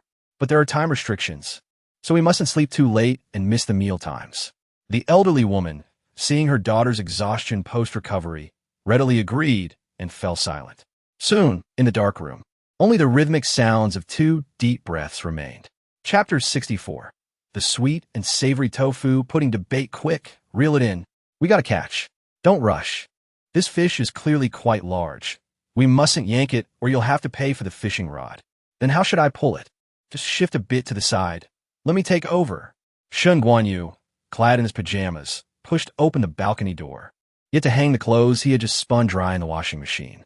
He was soon met with the muffled commotion from the neighboring balcony, where guests were attempting to keep their voices down while fishing. Just as he was about to investigate which room was occupied by such spirited night owls, a flailing fish unexpectedly landed on his face. Lu Guanyu thought to himself, of course, it would be me who ends up getting hurt while merely observing. Is this how you intend to demonstrate reeling in a fish? You flung it at me, he exclaimed, especially taken aback to discover that the neighboring resident was none other than the cashier from the front desk, who had evidently come out for some fresh air. No, rather, to hang his damn clothes. Now, the once slightly damp garments were not only thoroughly soaked, but also bore a faint fishy odor. Moreover, the cashier's handsome visage bore the distinct marks of a fishy encounter, glaringly evident. They had narrowly avoided turning a fishing escapade into a calamity.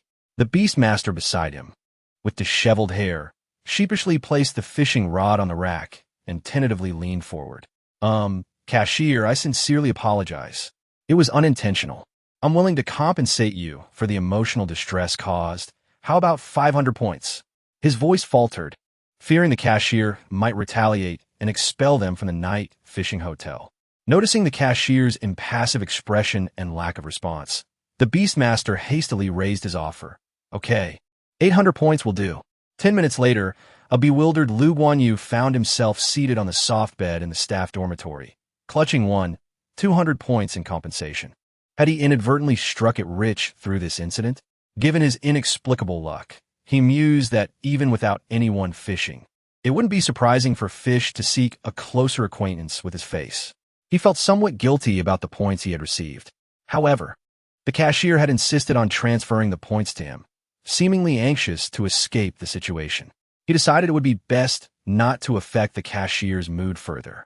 Returning to his room, he dried his damp hair and inadvertently caught sight of a corner storage space, mostly concealed by curtains, which surprisingly housed a brand new set of fishing gear.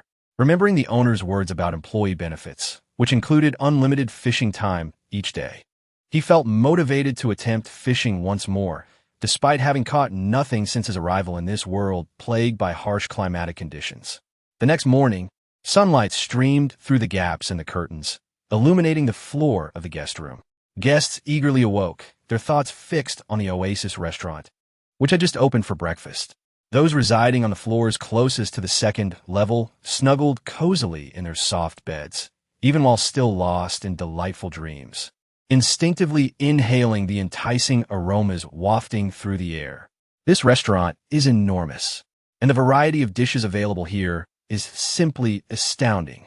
The freshly arrived beastmasters and their families gathered around the lavish display of culinary offerings, momentarily paralyzed by indecision. The older patrons gazed in wonder at the exquisite dishes that had once been nearly unattainable. Today's breakfast featured crab, roe soup dumplings, freshly baked savory pancakes, tender fish porridge, and customizable tofu pudding. While drafting the menu, Lin Cenyue had anticipated a fair number of guests, prompting her to include a variety of options to accommodate different dietary preferences. However, upon witnessing the bountiful spread, it became clear that the guests were overwhelmed and eager to sample everything. Wang Yin had just inquired about the meal collection process from a fellow beastmaster when she enthusiastically grabbed her frail mother's arm, guiding her toward the array of dishes. "Mom, look at what you want to eat." Having just checked the prices, she found them quite reasonable. Given the effort it had taken to reach the Oasis, she felt it essential to savor as much as possible during their stay. Wang Yin picked up a plate with crab roe soup dumplings accompanied by ginger vinegar and turned to her somewhat perplexed mother. Her pragmatic nature shone through, as she decisively stated, "Mom, don't overthink it. Let us just try one of everything for now. Do you prefer your tofu pudding sweet?" The elderly woman nodded with a smile, watching as sugar was sprinkled over a pristine block of tofu pudding drizzled with thick, golden osmanthus honey. The rich fragrance of the honey was apparent even to her dulled senses, indicating the quality of the ingredients used. For a long time, Granny Lee had not indulged in any sweets. With a twinkle in her eye, she cheerfully carried her bowl to find a seat. As for Wang Yin, after serving her mother a bowl of sweet tofu pudding, she promptly prepared a savory one for herself. The assortment of ingredients, pickled vegetables, dried shrimp, seaweed, cilantro, scallions, and steaming hot sauce, was astonishingly comprehensive. Wang Yin mused as she added the condiments. "I can hardly imagine how delicious this bowl will be." However, the man nearby seemed displeased. Clutching his bowl of tofu pudding drenched in ample red syrup, he stared at her savory tofu pudding for 3 seconds before uttering, "Cult." In Chapter 65, Crab Roe Soup Dumplings. Forever. Wang Yin did not expect to encounter the raucous rival so early in the morning while enjoying her tofu pudding. She cast a sidelong glance at him and thought, "Just eat your own." So much food, yet it couldn't silence his chatter. After that, she set off with her laden plate in search of her mother. It must be said, with age comes foresight. Scanning the room, Wang Yin noticed that all the tables near the display of dishes were fully occupied. Granny Lee was leisurely savoring her tofu pudding sweetened with osmanthus honey. Upon seeing her daughter, she promptly called out, "Xiao Yin, come sit. Would you like to try some of mine? Consider it a dessert. It tastes exceptional." She and T enjoyed such high-quality osmanthus honey in ages. The rich, unadulterated flavor reminded her of the wild honey she could only taste as a child. After taking 2 spoonfuls, she was reluctant to continue, wanting to save some for her daughter. Granny Lee then nodded, sincerely exclaiming, "The owner is truly kind. Such a wonderful treat, yet accessible to ordinary folks." Wang Yin smiled in agreement. The owner must be an exceptional person. Otherwise, such restorative food wouldn't be so affordably priced for those of us, the beleaguered and nearly transformed beastmasters. The Oasis restaurant was bustling during meal hours, with a plethora of new dishes drawing in an increasing number of patrons. Soon, a long queue formed at the display. The rich aroma of food had the crowd swallowing in anticipation, urging those ahead to hasten their orders. Deng Lingfeng and Li Yu descended together after Li Yu finished washing up and changing. They were merely 10 minutes late, yet the line nearly extended outside the restaurant. A girl ahead, glancing around for available seats, turned and recognized Li Yu's somewhat familiar face, exclaiming, "Aren't you the girl who was dragged by that scoundrel yesterday?" "Yes," Li Yu murmured, recalling her father's repugnant behavior, her gaze dimming. The girl, realizing she had touched a nerve, smiled apologetically. "Sorry, I just woke up, and my mind isn't quite clear." They observed the winding line ahead, knowing they would be waiting for some time. The girl blinked curiously and asked, "By the way, which department are you in as a beastmaster?" A slender, pale gray-patterned snake peeked out from the collar of Li Yu's shirt. She affectionately stroked its head, feeling the cool, silky texture linger on her fingertips, as she sensed the little snake radiating joy. Meeting the girl's gaze, she explained, "My contracted beast is a mildly mutated golden-patterned white snake, which falls under the healing category. However, my skills are somewhat limited. I can cure 100 of the toxins from snake-type wild beasts, while other wild beast toxins are subject to chance, usually around 10 to 15. Wow, that must be incredibly useful against snake-type wild beasts." The girl did not perceive any shortcomings in a healing beastmaster who could not mend wounds. Acknowledging the rarity of such an attribute, it's specialized for toxins. No wonder your level isn't high. Such clearly defined attributes would require specific high-level wild beast materials for genuine enhancement, a burden not easily shouldered by a lone wanderer. Even joining a hunting team would likely necessitate a larger group to afford the costs. Li Yu felt a bit bashful under the praise. Her weakness had forced her to overextend her potential when suddenly ambushed by a beast, barely escaping its jaws, yet she had fallen prey to spiritual pollution. If only she were like Jia, a strong offensive beast master. Perhaps her father would not dare to bully her so. Unintentionally, she revealed her thoughts aloud, surprising her. The girl replied earnestly, "Your skills are unbeatable against snakes. You could greatly assist the team. If you're willing, why not join our small team to hunt in the high-level wild beast area for snake monsters? Our captain is struggling with how to deal with that toxic creature." If they succeeded in their hunt, Liu could choose a portion of the upgrade materials. If not, they could convert it into points for her. After the calamity, even the formerly non-toxic snakes were nearly extinct, and those that had advanced to high-level wild beast status were all venomous. Normal hunting teams would circumvent such threats. If not for the substantial payment from their patron, they would not have taken on this task. They sought the mutated, iridescent snake skin, aiming for the clearest cuts possible, while other upgrade materials were theirs to manage.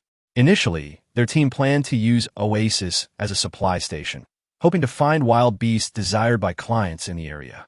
However, before setting off, the captain had warned them about the potentially lucrative job, but cautioned that the iridescent snakes were the most poisonous among high-level wild beasts, posing a significant risk to life. This warning had deterred many beast masters with families. Only their group, who could sustain themselves alone, decided to proceed, and now, the risk had suddenly diminished. She tiptoed, trying to spot the captain in the bustling Oasis restaurant. To her delight, she found him entering the restaurant door, yawning. "Captain, come here, I have good news."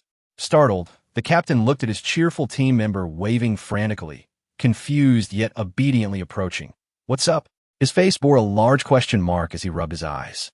"This girl's skill can cure snake venom 100. The revelation made his eyes widen in shock as he scrutinized the shy and uneasy Liu. Excitedly, he grasped her hand, exclaiming, "Wonderful! Would you like to join our hunting team? If not, you could still help us. Once we capture snake-type wild beasts, we'll give you a 30 share of the upgrade materials." Liu, already reserved and socially anxious, felt the commotion draw the attention of other team members. Nervously, she took a step back and sought help from Dang Ling Feng, "Sister Dang this." Dang Ling Feng furrowed her brow. Noticing their line was about to reach the display of dishes, she suggested, "How about we have breakfast first, then discuss this further?" This proposal garnered unanimous agreement. The enticing aroma of crab roe soup dumplings was simply irresistible. A few individuals settled at a corner table, their eyes irresistibly drawn to the tantalizing crab roe soup dumplings, which swayed enticingly. The dumpling skin, a delicate creamy white, was as thin as parchment, allowing the golden hue of the crab roe and meat to shine through. Each dumpling was generously filled, likely incorporating gelatinous meat that would transform into savory broth. The restaurant was occasionally filled with the sounds of patrons inhaling sharply after burning their tongues on the steaming dumplings. Liu had never encountered such oversized crab roe dumplings before. Having grown up in the north, she had rarely even tasted crab. She stared quizzically at the straw provided for the dumplings, observing the actions of others. Although Dang Ling Feng had not indulged in them often either, she had recently studied the introduction to the crab roe dumplings displayed in the showcase, and her technique was surprisingly adept. She carefully punctured a small opening in the top of the dumpling with her straw, blew cool air inside, and then poured in a dash of crab vinegar.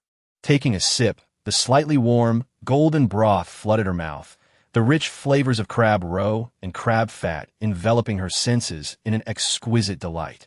The dumpling was stuffed with an abundance of freshly picked crab roe and strands of crab leg meat, creating a profoundly satisfying experience, especially when paired with the tangy aroma of crab vinegar and the refreshing zing of shredded ginger. It was utterly irresistible. Dang Ling Feng finished an entire dumpling, and despite feeling somewhat full, she still felt a strong urge for another. However, glancing at the untouched sauce-flavored pancake and savory tofu pudding on her plate, she reluctantly abandoned that thought. Chapter 66. The drowsy shadow mouse Liu felt a slight sheen of perspiration on her forehead as she savored the dumpling.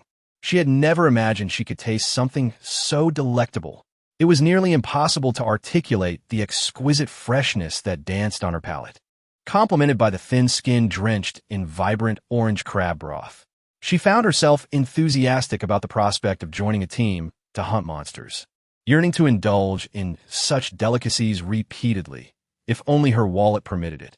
The patrons relishing their meals wore expressions of blissful satisfaction, particularly the beastmasters who had booked their accommodations days in advance, even contemplating relocating to the oasis permanently.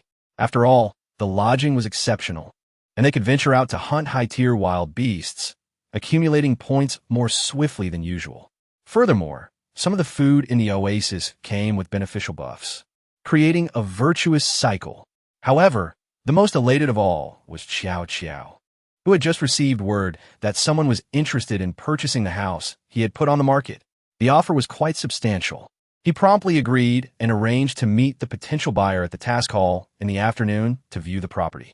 If the buyer was satisfied and willing to pay in full that very day, Xiao Xiao was prepared to offer a 10% discount. After all, discovering a remedy for spiritual pollution was no small feat. The fellow he had robbed yesterday mentioned that the higher-ups were already contemplating a reward scheme. There was a strong likelihood it would involve a significant sum of points. Xiao Xiao, with ample funds, could he not secure a yearly package for a room at the Oasis Hotel? With this thought, Xiao Xiao's spirits soared, prompting him to order another serving of crab roe dumplings. Lin Cenyue awoke just as breakfast service was nearing its conclusion. Descending to the dining area, she was greeted by a bustling crowd, the establishment thriving with patrons. In high spirits, she ordered a delightful breakfast set for herself, ready to savor a steaming bowl of tofu pudding to rouse her from the morning haze. Just then, a notification sound echoed in her ear, and a pop-up window appeared, obscuring her bowl of tofu pudding entirely. Lin Cenyue, the incessant and bothersome dog system, hasn't it noticed that I haven't even had my breakfast yet? Now it issues a task, robbing me of the joy of indulging in delightful cuisine. Yet, the artificial intelligence system remains unresponsive, mechanically announcing the task in a robotic electronic voice. Triggered. Time-limited task. The slumbering shadow sandmouse. Task description. This morning upon rising, you unexpectedly discovered that the playful little sand mouse, fond of rolling, is lying motionless in the contract beast villa, with no changes even in the automatic feeding machine. Concerned for its well-being, you resolve to seek the system's assistance to uncover the reasons for its stupor. Task requirements. Awaken the slumbering shadow sandmouse. Unresolved. Task rewards. Permanent aggressive skill card mystery box 1. Task penalty. Random -1 for management type buildings. Lin Cenyue gazed at the line of task description, feeling a tinge of embarrassment as she absent-mindedly touched her nose. At last, she understood why this task had arrived so unexpectedly. According to the system's design, she should have been anxiously monitoring the condition of the shadow sandmouse in her room at this moment, rather than preparing for a meal. Thus, upon realizing the disruption in the sequence of events, the system hurriedly issued a task reminder, fearing that she might forget about the unconscious little creature. Moreover, this was a time-sensitive task. Could it be that the situation with her contracted beast was quite dire? After all, it was her very first contracted beast, and it had always been rather well-behaved. Lin Cenyue harbored a fondness for the small creature with its unblemished pink fur, often taking it from the confines of the villa to play with it. Upon entering, she hastily placed her plate on a nearby cabinet and hurried towards the corner where the agile sand rat resided. Upon closer inspection, something seemed amiss. The little creature was curled up into a tiny ball, completely buried in the golden sands. The automatic feeder had indeed dispensed an ample supply of cherry tomatoes, and the water was equally sufficient. Just as Lin Cenyue contemplated whether to gently extricate the slumbering sand rat for a closer look, the ever-opportunistic system reared its head once more.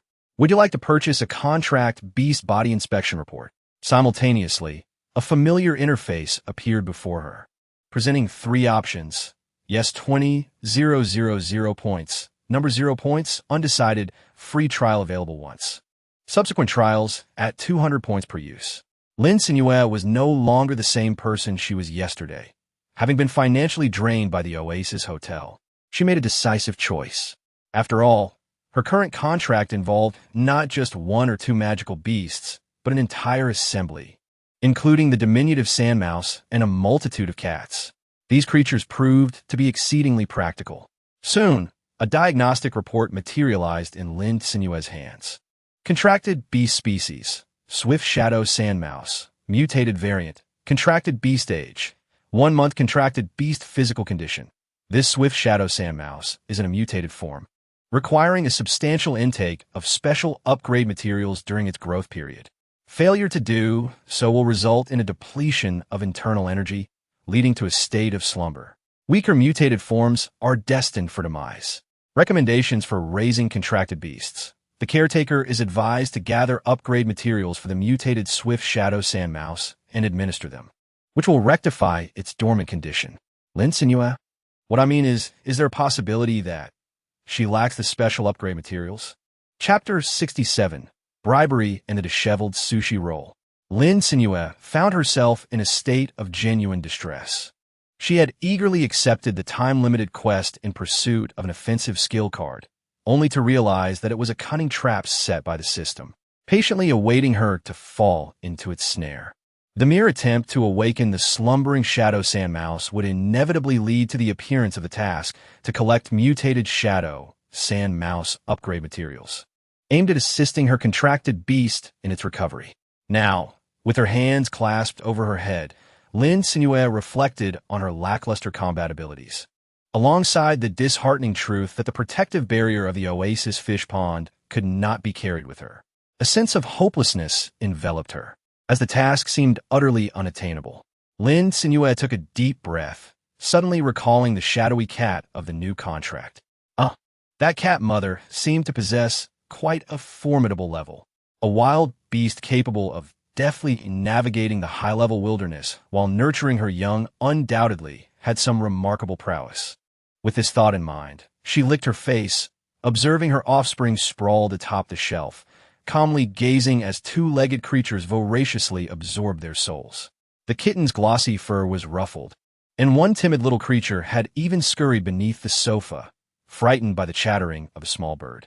The calico cat mother shifted her position, her brilliant yellow eyes, radiant as precious gems, lazily surveying the scene below, captivated by the two-legged beings enamored with her elegant form. Foolish humans! How could such a noble feline be lured by a mere cat toy?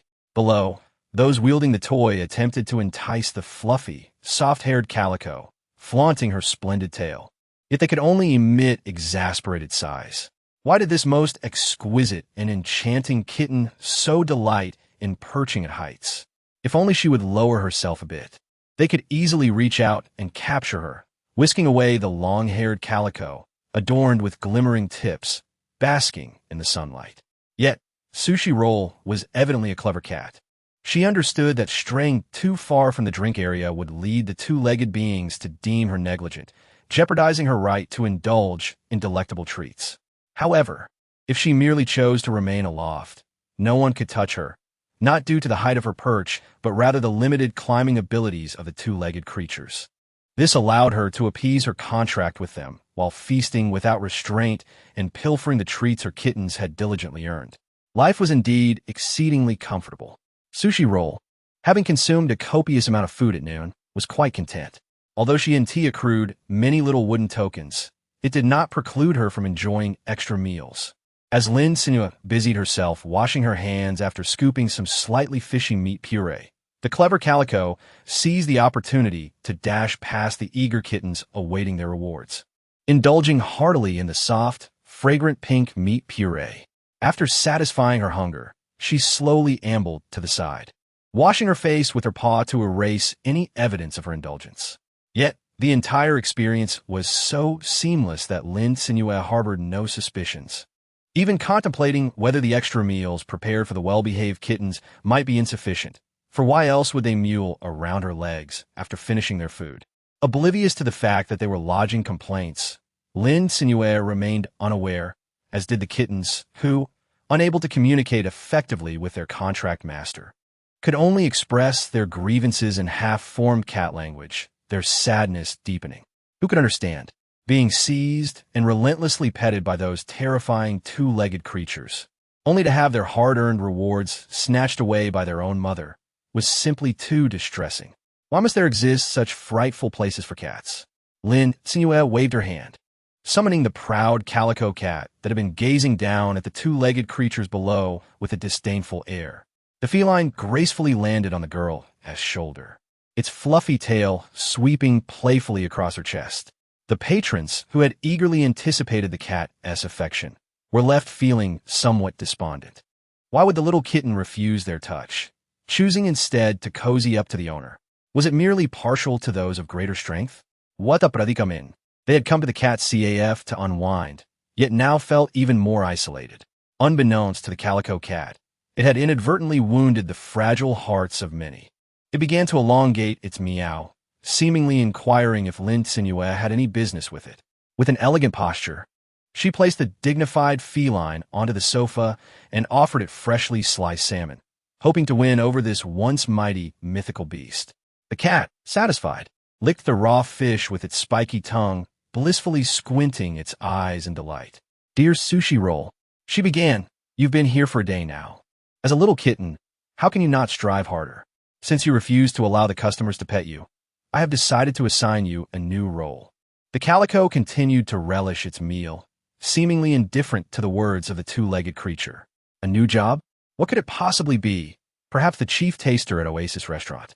It would gladly assist in sampling the plethora of delectable dishes to ensure they were free of poison. No need for thanks. It was merely fulfilling its duty. Just as the calico's thoughts drifted, Lin Cenyue revealed her decision. "Congratulations. You will accompany me to Oasis to seek upgrade materials for the little sand mouse."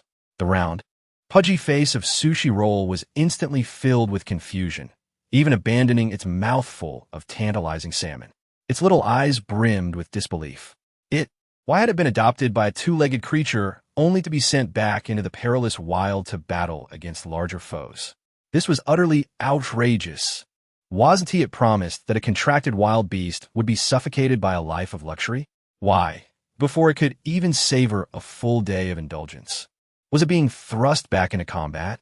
Scam. Sushi Roll silently drooped its upright ears, desperately trying to cover its ear holes, feigning ignorance. Yet, it was evident that Lin Cenyue had left it no room for choice, whispering menacingly to it. One precise statement had effectively pinpointed Sushi Roll's vulnerability. Initially poised to sneak away in defiance, Sushi Roll hesitated, its little legs halting mid-stride. A slight twitch at the corner of its mouth revealed a hint of disdain in its gaze towards the girl, clearly unimpressed by her abilities. Alas, the two-legged creature's logic rang true. With such abysmal combat skills, she might very well become prey for other formidable wild beasts. If she were to be torn to shreds, Sushi Roll, as a contracted beast, would suffer catastrophic damage, nearing death itself. And should other wild beasts consider her a source of delectable fish, where would it find its beloved salmon? It had observed keenly that the creature at the front desk appeared to be a servant to this contract master, burdened with numerous tasks. Yet all significant matters were to be reported to its newfound benefactor.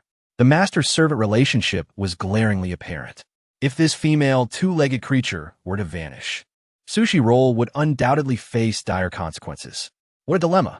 Having previously endured battles with violent creatures was one thing, but to now be thrust into such a situation was utterly bewildering.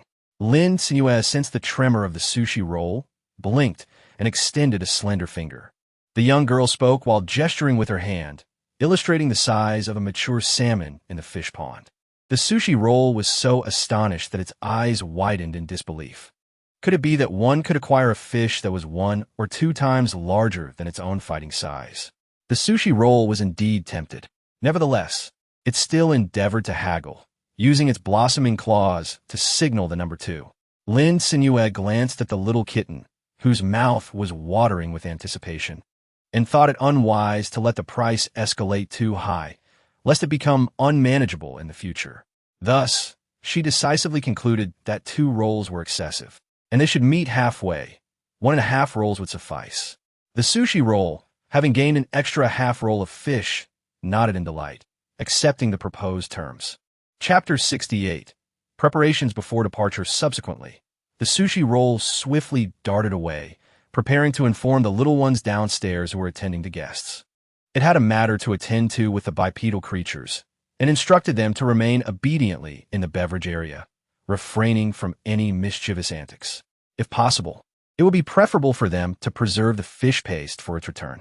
The little kittens responded with eager nods, their outward composure belying their inner excitement at the thought of their mother departing at once. Lin Cenyue had numerous tasks ahead of her, such as drafting the menu in advance and preparing the ingredients that would be utilized by the Oasis restaurant in the coming week. Additionally, she needed to harvest as many mature fish, shrimp, and crab fry as possible. However, this would diminish the thrill of fishing. Yet, upon reviewing the fishing records of her counterpart, she was confronted with a plethora of disheartening statistics, an abundance of missed catches. Moreover, within a mere 2 to 3 days, Lu Guanyu had already shattered 3 records at the Oasis fish pond. You have been struck by a fishtail for the 91st time. You have been pinched by a crab 22 times, and you have accumulated 56 hours of fishing with no yield. Excellent. It seemed that relying on Lu Guanyu for fishing was an impossibility. Lin Cenyue even gazed into his eyes with a hint of gentle sympathy. What kind of misfortune could render one unable to catch even a single fish? Moreover, it was one thing to fail in fishing, but to be repeatedly assaulted by these relatively docile aquatic creatures was an entirely different matter. Lin Cenyue gathered an assortment of vegetables, including baby bok choy, small greens, yellow chives, loofah, cucumber, and tomatoes, placing them into a basket for Lu Guanyu to assist in transporting them to the Oasis restaurant on the 2nd floor. Along with the potatoes she had harvested the previous evening, Lu Guanyu complied dutifully with her request. With these preparations in place, the operations of the Oasis restaurant would remain unaffected even should they be away for a week. Shifting to the other side of the Oasis Hotel, where the fertile black earth thrived, Lin Cenyue purchased a basic harvesting robot, programming it to periodically collect the ripened vegetables and fruits, storing them in the secure room adjacent to the kitchen. After all, the fruit trees planted a few days prior would soon bear fruit within the next 2 or 3 days, and she would not want the rich soil to be covered in fruit, turning into fertilizer for the trees. This would mean her long-awaited fruits would be unattainable. Hence, Lin Cenyue decided to spend some points in the system's marketplace to acquire a helping hand. However, at this moment, the paramount concern was the operation of the Oasis Hotel. Since the establishment was upgraded to a hotel, it now boasted over 30 new guest rooms, each with varying degrees of luxury. The fully booked night fishing hotel had even surpassed the well-regarded Oasis restaurant in terms of revenue. Such a venture certainly required diligent management. Yet, with Lu Guanyu's physical prowess, he was evidently no match for a contract beastmaster. Should any disturbances arise, it could lead to significant trouble. Lin Cenyue pondered for a while, but could not conceive a satisfactory solution. She could only comfort herself with the thought that the 3 rules within the Oasis remained intact. Should any acts of violence, extortion, or robbery occur, the perpetrators would be summarily expelled from the Oasis. At this, the furrow in the girl's brow finally relaxed. Just then, Lu Guanyu emerged from the cold storage, a sheen of perspiration glistening at his neck. With a smile, he inquired, "Boss, is there anything else you require of me?" Lin Cenyue nodded. "Indeed. Recently, I need to venture out for a few days to gather upgrade materials for my contracted beast. You can manage the hotel front desk, as usual. Should any unusual circumstances arise, there is no need to panic. The Oasis protection barrier will expel any beings with harmful intentions." Lu Guanyu displayed a hint of concern and confirmed, "Just me?" After receiving Lin Cenyue's affirmative response, he felt a sense of calm wash over him. Upon further reflection, he realized that this situation might not be entirely unfavorable. If he performed exceptionally well during this period and successfully resolved any potential conflicts, perhaps his employer would consider granting him a raise. Through interactions with the guests, Lu Guanyu had come to understand that this world was grappling with devastating heat, disasters, and ferocious, bloodthirsty phantoms. From their conversations, he learned that by contracting a phantom beast, one could become a phantom master, gaining strength by feeding the beast's upgrade materials.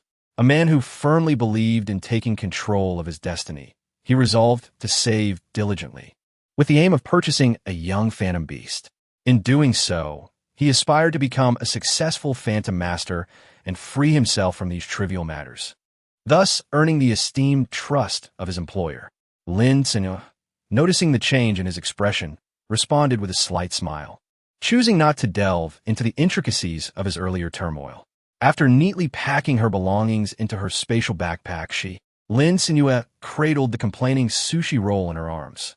Accompanied by her feline companion, they stepped out of the oasis, their expressions somber as they ventured into the sweltering depths of the desert. Chapter 69. What a predicament! The direction is all wrong. Lin Cenyue held a refreshing iced fruit tea in her hand, taking a sip before offering a piece of chilled sashimi to the sushi roll that mewed at her ankle. She continued on her way. Perhaps due to the recent surge of ferocious beasts, the high-level wild mythical beast area, situated near the oasis, was surprisingly quiet. After walking for over half an hour, she and her contracted beast had yet to catch sight of even a single wild mythical creature.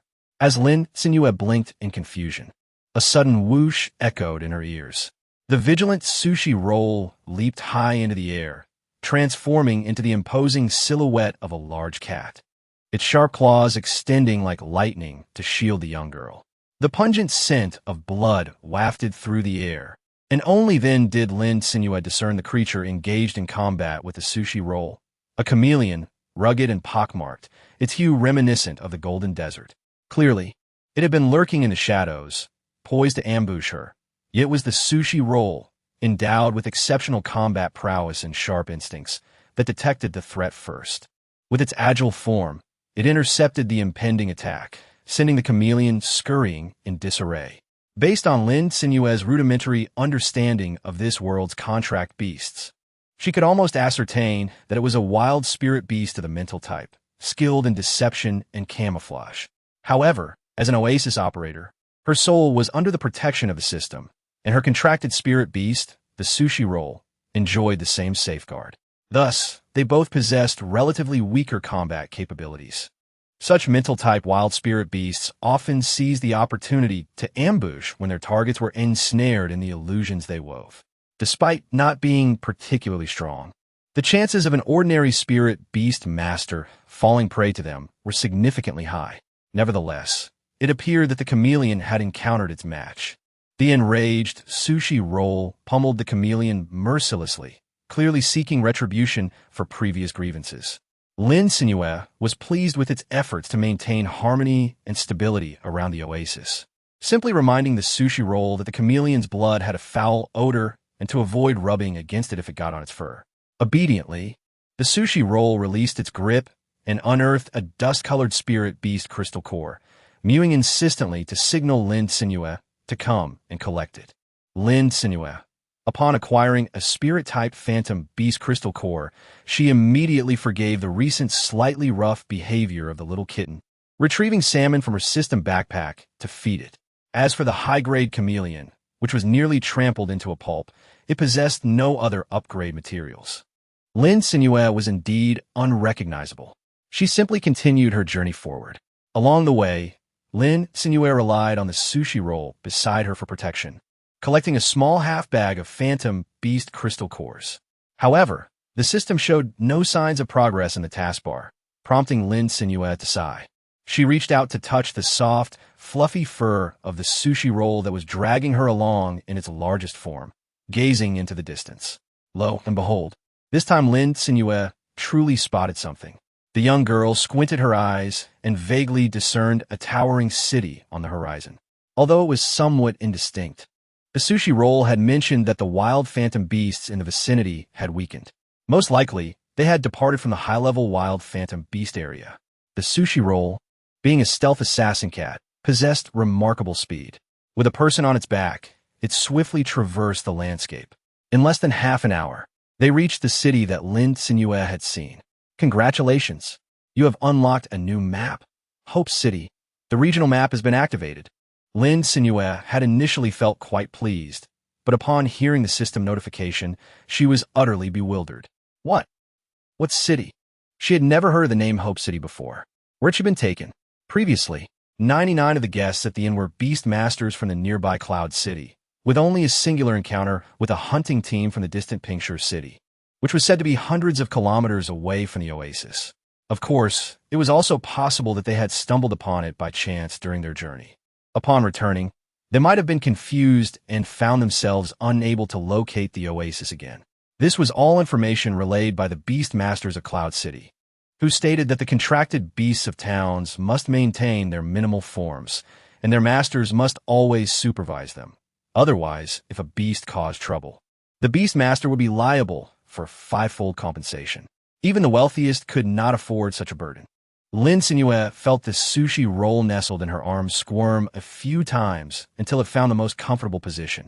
Lazily, it rested its head against her neck, narrowing its bright, feline eyes, clearly indicating its willingness to be held. She then approached the guard station at the city gate and inquired, "Excuse me, could you tell me how far this is from Cloud City? I intended to go to Cloud City, but lost my way in the wild illusion beast zone and inadvertently ended up here." The guard cast her a peculiar glance, pulled out a simple map, and handed it to Lin Cenyue, remarking, "It's quite remarkable that you could get lost with such erratic directions." Lin Cenyue wore a wry smile.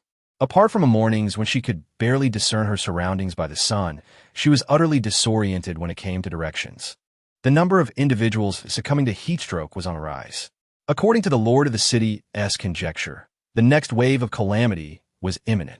Lin Cenyue expressed her heartfelt gratitude, not forgetting to pull out a piece of chocolate and place it in the other person's hand, saying, "Thank you. Here, this is for you." The guard, caught off guard, had no time to refuse as the girl, clutching her cat, paid the entrance fee and darted into the bustling streets. He shook his head in mild exasperation. "Food. What's there to eat now?" he mused. "It's nothing but compressed cereal, which I certainly do not lack." A curious companion leaned in, teasingly inquiring, "Wow, what are you looking at? Could it be that your heart is stirred?" The guard shot him an annoyed glance, revealing the morsel in his hand. "Stop talking nonsense. I just gave that girl a map from the task hall, and she handed me this in return. I wanted to return it, but she vanished." The companion, now devoid of gossiping interest, was nonetheless intrigued by the unfamiliar item the guard held, which did not appear to be compressed cereal. "It's so small.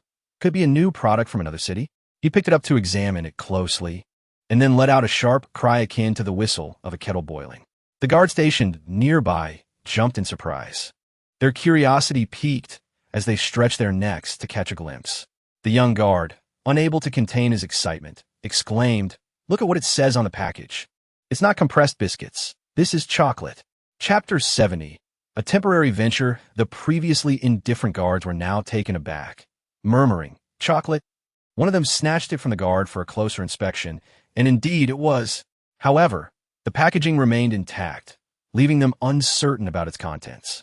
The news spread rapidly among the guards, who gathered around, enviously eyeing this fortunate fellow, to receive chocolate as a gesture of thanks for merely handing out a free map. Such a delicacy was typically reserved for times of disaster and extreme heat. Even if it still existed, it would hardly reach the lips of common folk. It was likely that only the elite had occasional access to it. Yet here it was right before their eyes, with the envious gazes surrounding him. The composed guard realized that once word of this chocolate spread, it might be confiscated. It would be wiser to turn this into a favor, allowing others to appreciate his good fortune as a newcomer. Thus, he addressed the gathered crowd. "This chocolate is merely a token of gratitude from that girl. Perhaps the senior guards would receive the same if they were in my shoes. We all guard the city gate, so why not share this chocolate?" His words left the gathered guards wide-eyed in astonishment. Is he really that generous? They had not expected this young lad, not yet 20, to possess such audacity. The older leader among the guards kindly advised Xiao Yun. Such a large piece of chocolate could fetch at least 4 digits at the market if you were to sell it. He thanked the elder for the subtle warning, but remained cheerful, inviting everyone to partake. Once he unwrapped the chocolate, its rich, sweet aroma wafted through the narrow space. The guard's eyes lit up. It was real, genuine chocolate. The exterior packaging was not a prank. Silently, he felt that sharing the chocolate would be the best course of action, ensuring more people could enjoy it and avoiding potential conflict over it. Upon returning home, he broke off a piece and placed it in his mother's mouth, who was busy making a fan. She stared in disbelief, halting her task. "Is this chocolate? Where did you get it?" The guard recounted the entire story, and upon receiving his mother's approving gaze, he assisted in crafting the fan. With the sweltering heat and no money for ice, ordinary people had to resort to such rudimentary methods. As he savored the sweet chocolate, he felt a renewed sense of hope for the days ahead. Meanwhile, Lin Cenyue followed the direction pointed out by the guard and made her way towards the bustling marketplace. Before long, she discovered an inn, though its prices were rather steep. It was merely a touch more convenient than other inns, offering a larger room equipped with a bed and a set of tables and chairs. However, amenities such as water and electricity were not included and could be purchased separately.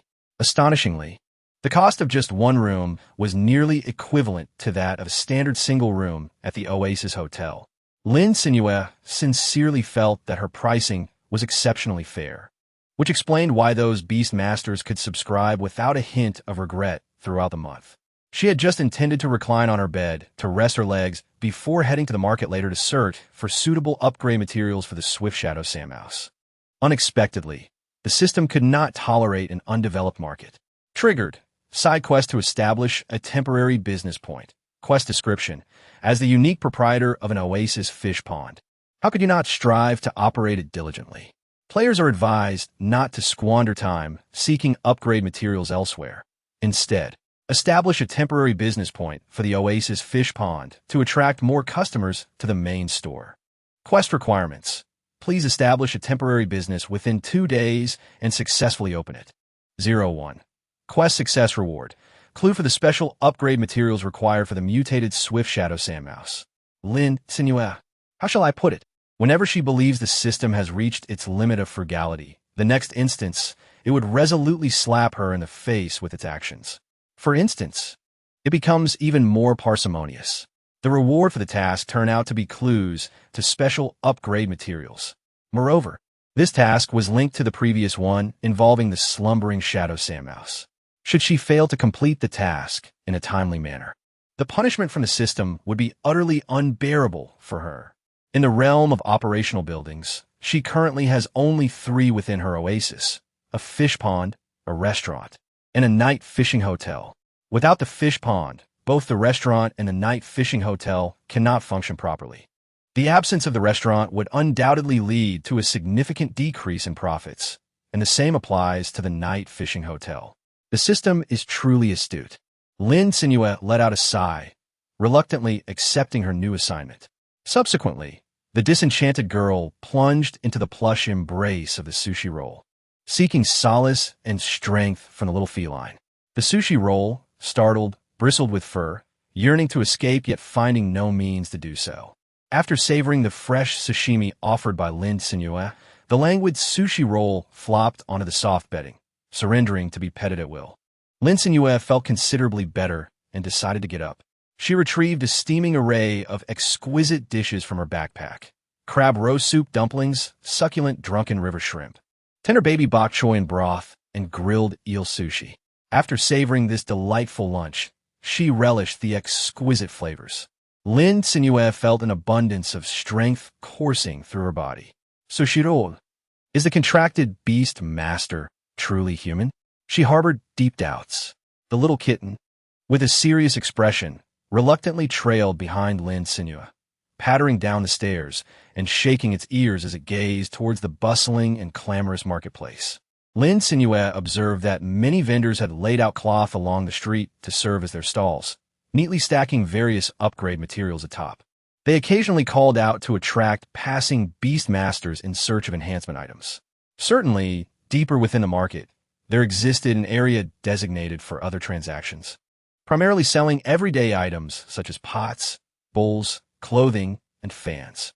There's also a stall selling compressed cereal, though its business was rather mediocre. Lin Cenyue surveyed the area and concluded that there were indeed spots suitable for setting up a stall even in the most obscure corners. Thus, she refrained from hastily establishing a temporary business location.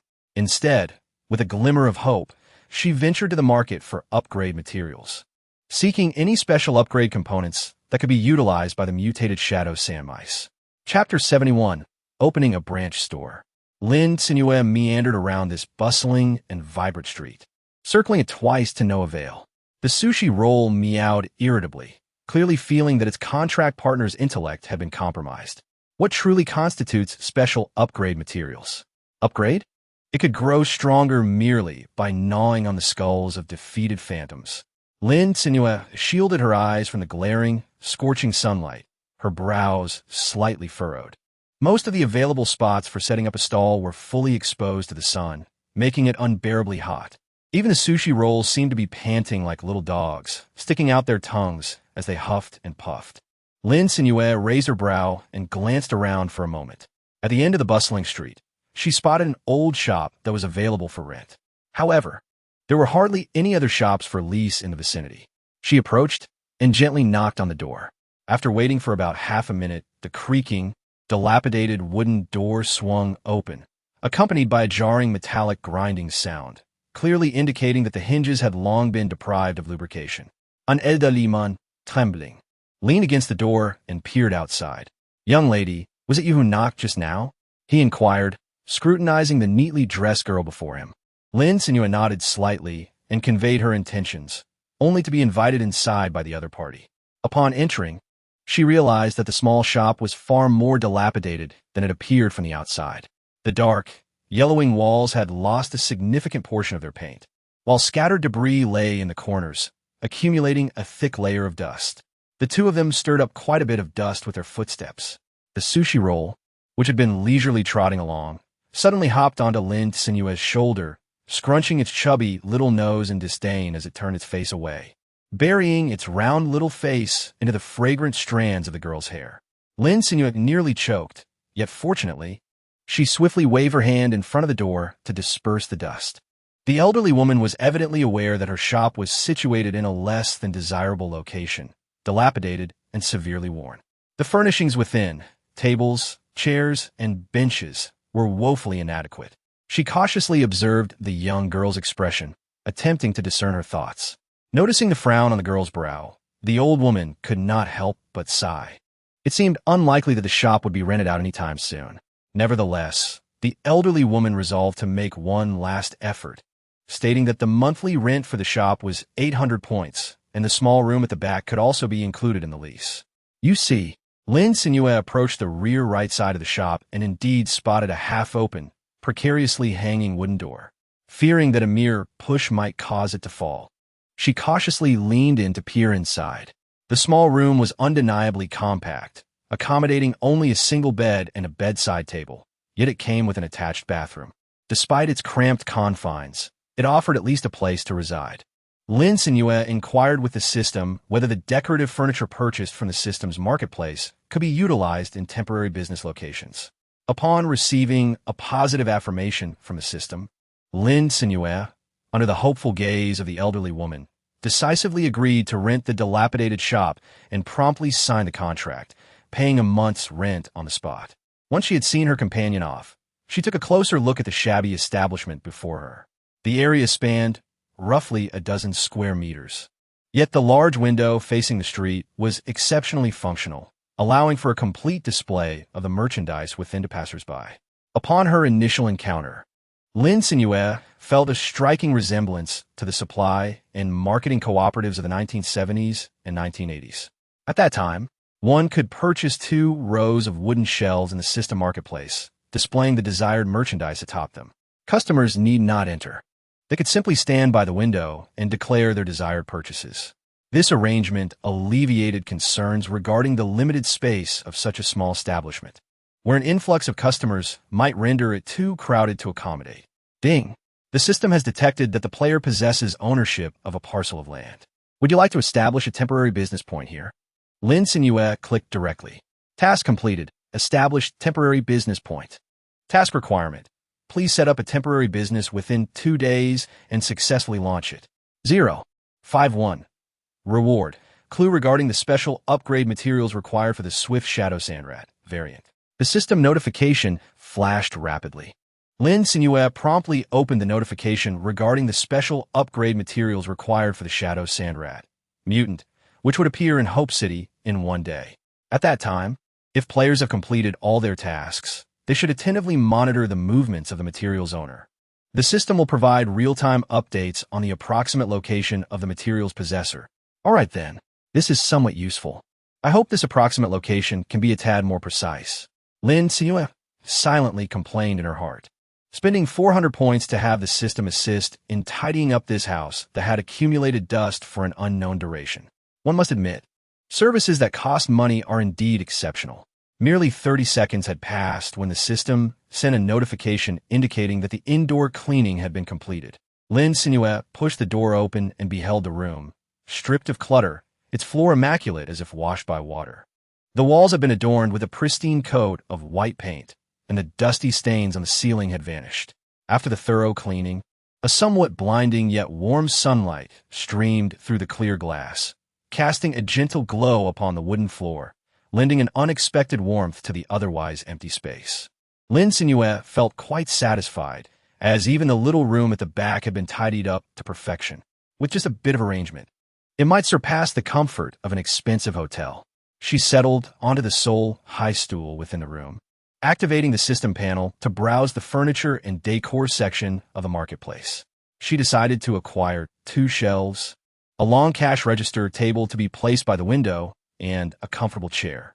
The high stool she currently occupied was a relic salvaged from a pile of clutter. While it served its purpose, it was rather uncomfortable. As for anything else, it was unnecessary. This shop merely sold finished products, a mere formality to appease the system. However, the bedroom remained of utmost importance. Lin Cenyue replaced the mattress and bedding in the small room with items from the system's marketplace before shutting the panel. For now, this would suffice. If anything was lacking later, she could always procure more. Lin Cenyue arranged the newly acquired furniture and then procured a selection of identical items from the system's marketplace, including bottled water, instant noodles, cola, ice cream, cooling patches, and a substantial assortment of candies remaining from her previous treasure box fishing expedition. The cola and ice cream benefited from the system's built-in refrigeration and freezing capabilities, allowing her to relish their refreshing taste without the need for an additional refrigerator. However, these items, once sold, would swiftly succumb to the sun's scorching rays, melting or warming rapidly. Lin Cenyue sat by the window, savoring the velvety ice cream while gently caressing the sun-kissed sushi rolls that basked lazily in the sunlight. She awaited the arrival of her first customer. Chapter 72. The Arrival of the First Customer. However, it seemed that there were few who ventured to the back of the market. The shop rented by Lin Cenyue has been closed for quite some time, and after spending an entire afternoon there, she has yet to see a single customer walk through the door. Not even a passerby has glanced in through the window. With her chin resting on her hands, she feels a twinge of worry. After all, the task of establishing this temporary business location includes the successful opening of the shop. If her launch does not go smoothly, the system will not provide her with real-time updates on the location of material owners. Upon hearing the system's notification earlier, she was momentarily taken aback, and it is only now that she comprehends the implication. Regardless of the quality of what is provided, there must be something to begin with. Lin Cenyue took a deep breath, contemplating the idea of enticing passersby. However, as this thought lingered in her mind, she was immediately greeted with a system warning. Indeed, the pathways had been entirely obstructed by the system.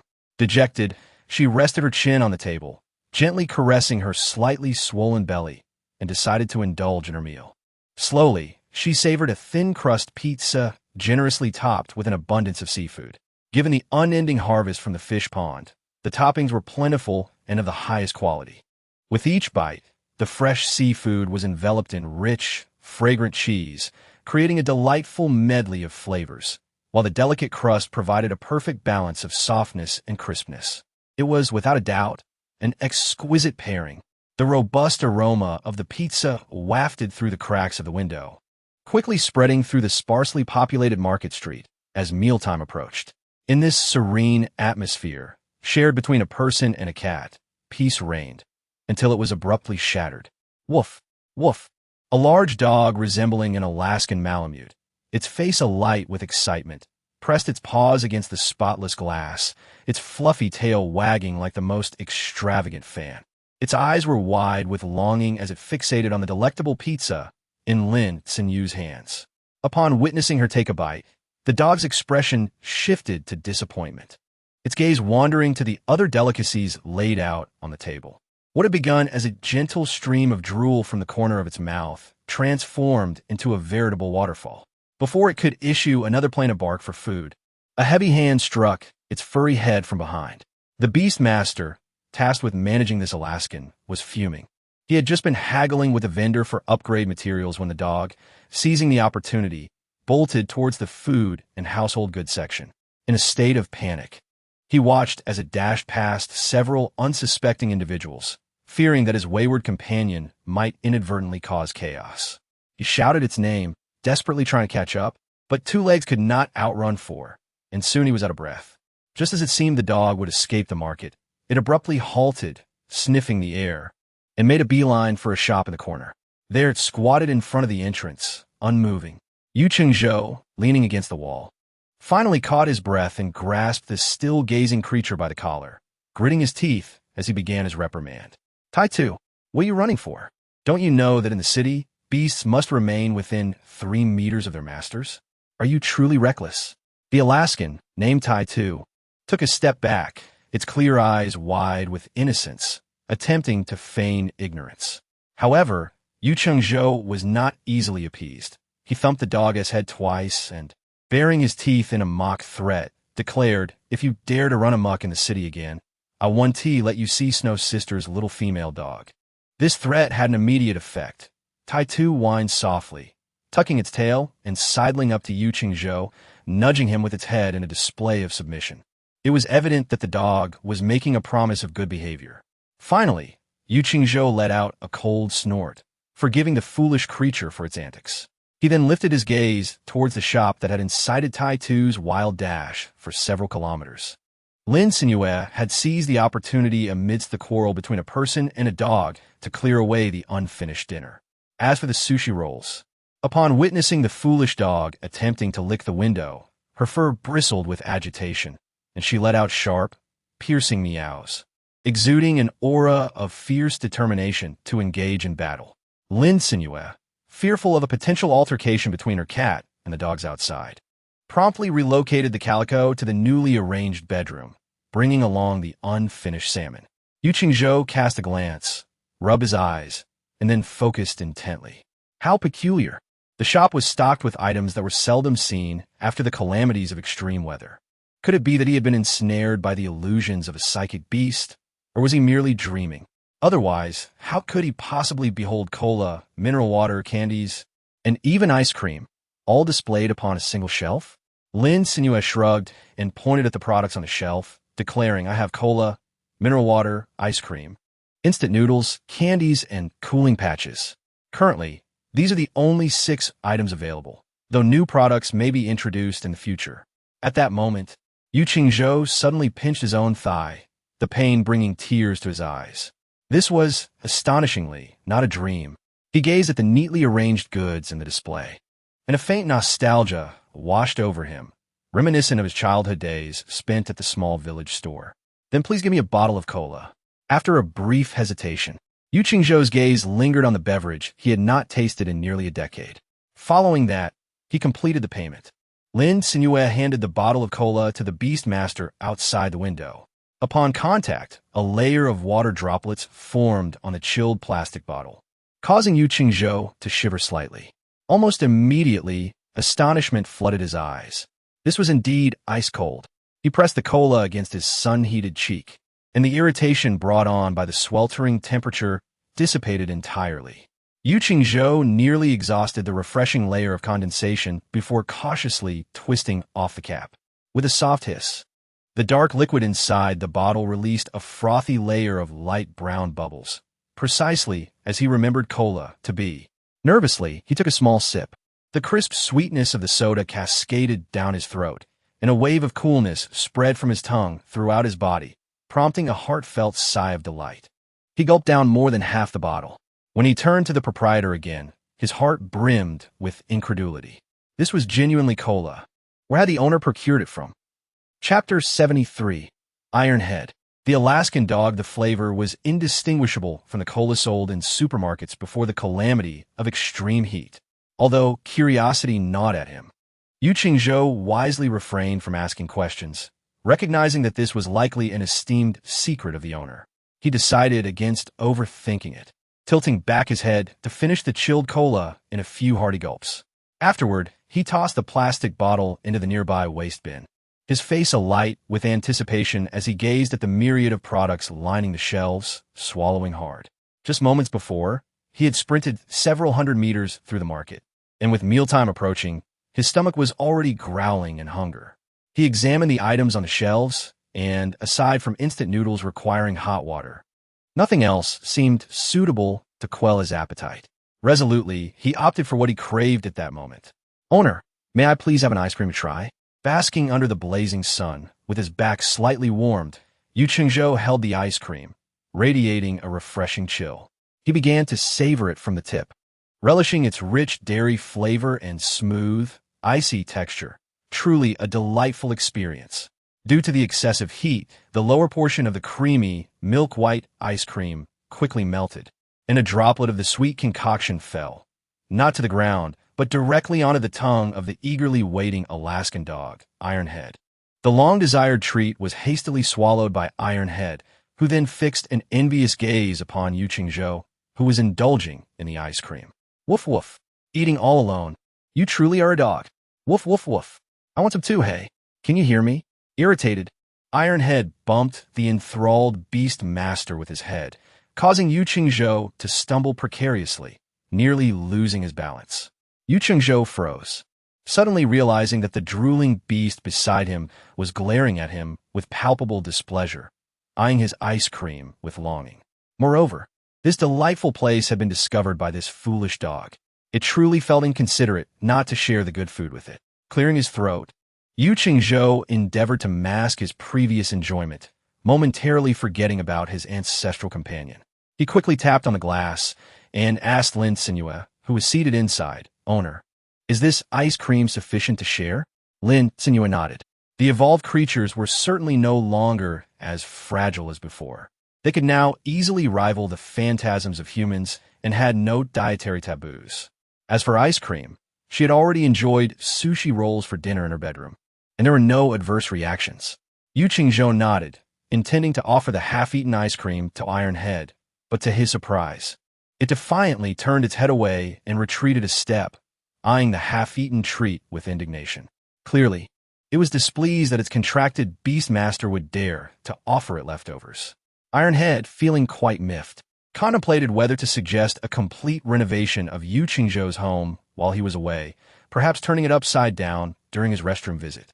Yearning noticed the disdain reflected in Ironhead's anthropomorphic eyes, scratched his nose, and hastily requested another ice cream from the owner. Upon receiving points, Lin Cenyue willingly handed over the ice cream. Only then did Ironhead contentedly snatch the freshly unwrapped treat from the beastmaster's hand and scurry to a corner, indulging in the creamy and intensely fragrant delight. Its protective stance clearly indicated a worry that Yearning might attempt to snatch it away. Yearning was left speechless. Would he really steal food from a dog's mouth?